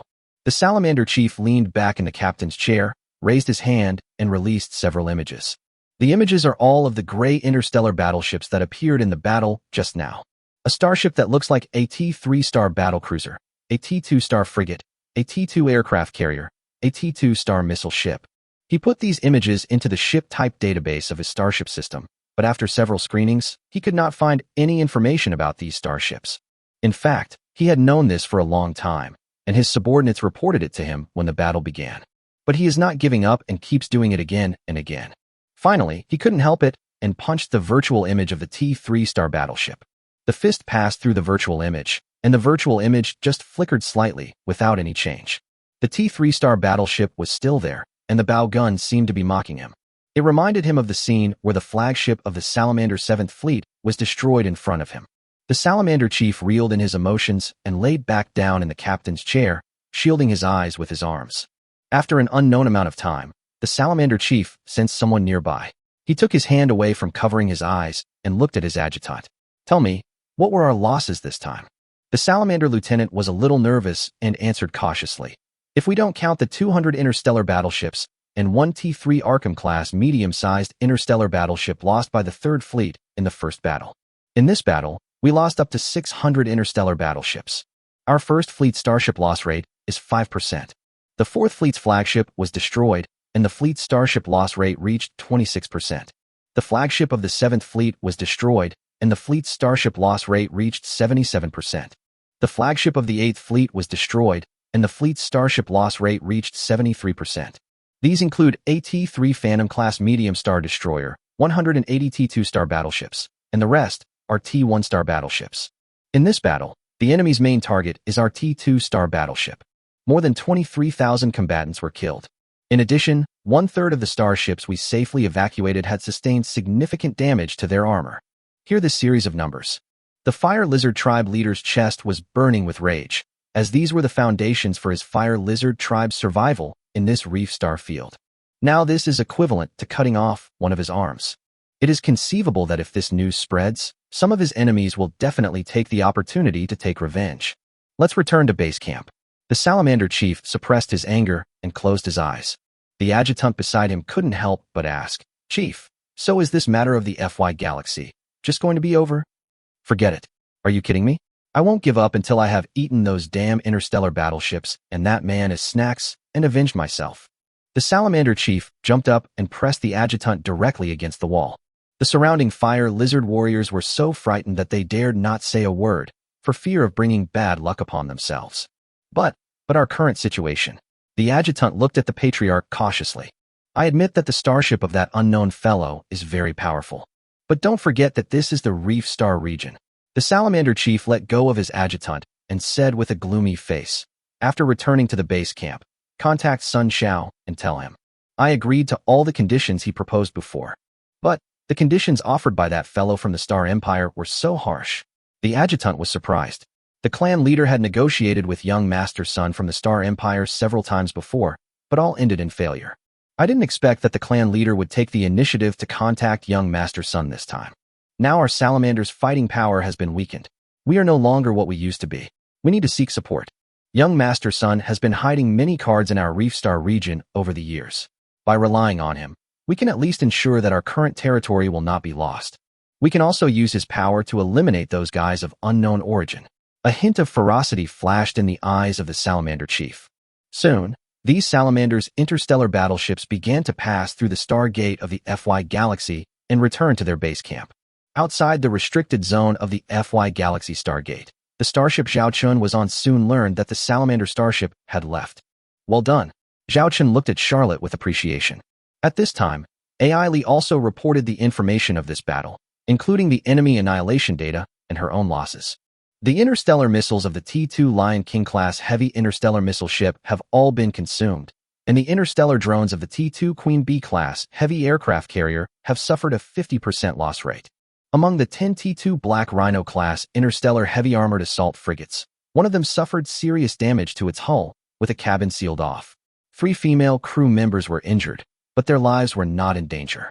The combined damage to the armor of 4 other ships exceeded 50%, and the armor strength of the most seriously damaged ship had reached a critical point.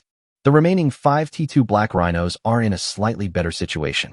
All T-3 Blizzard interstellar missiles have been used up, leaving 16% of the starship's ammunition and 17% of its energy. There are 17 interstellar drones left. The overall strength of the ship's armor remains at 73%. 1 person was seriously injured, 13 people were slightly injured, and no one died. The seriously injured crew member is no longer in danger of death after receiving treatment in the T-3 Blizzard's infirmary, but recovery requires access to specialized medical facilities. He is currently recuperating in a hibernation chamber and will be safe for the next month. Listening to AI Li's report, I have to say, this was a really exciting victory. By demonstrating the advantages of their own starships, they quickly destroyed the enemy fleet's flagship and a large number of T-2 star battleships, causing the enemy fleet to lose its effective combat effectiveness, which intimidated the enemy fleet and forced it to finally choose to retreat. Charlotte has a thorough understanding of the weaknesses of these small tribal interstellar fleets. The severely damaged interstellar battleship will return to the 3rd planet first.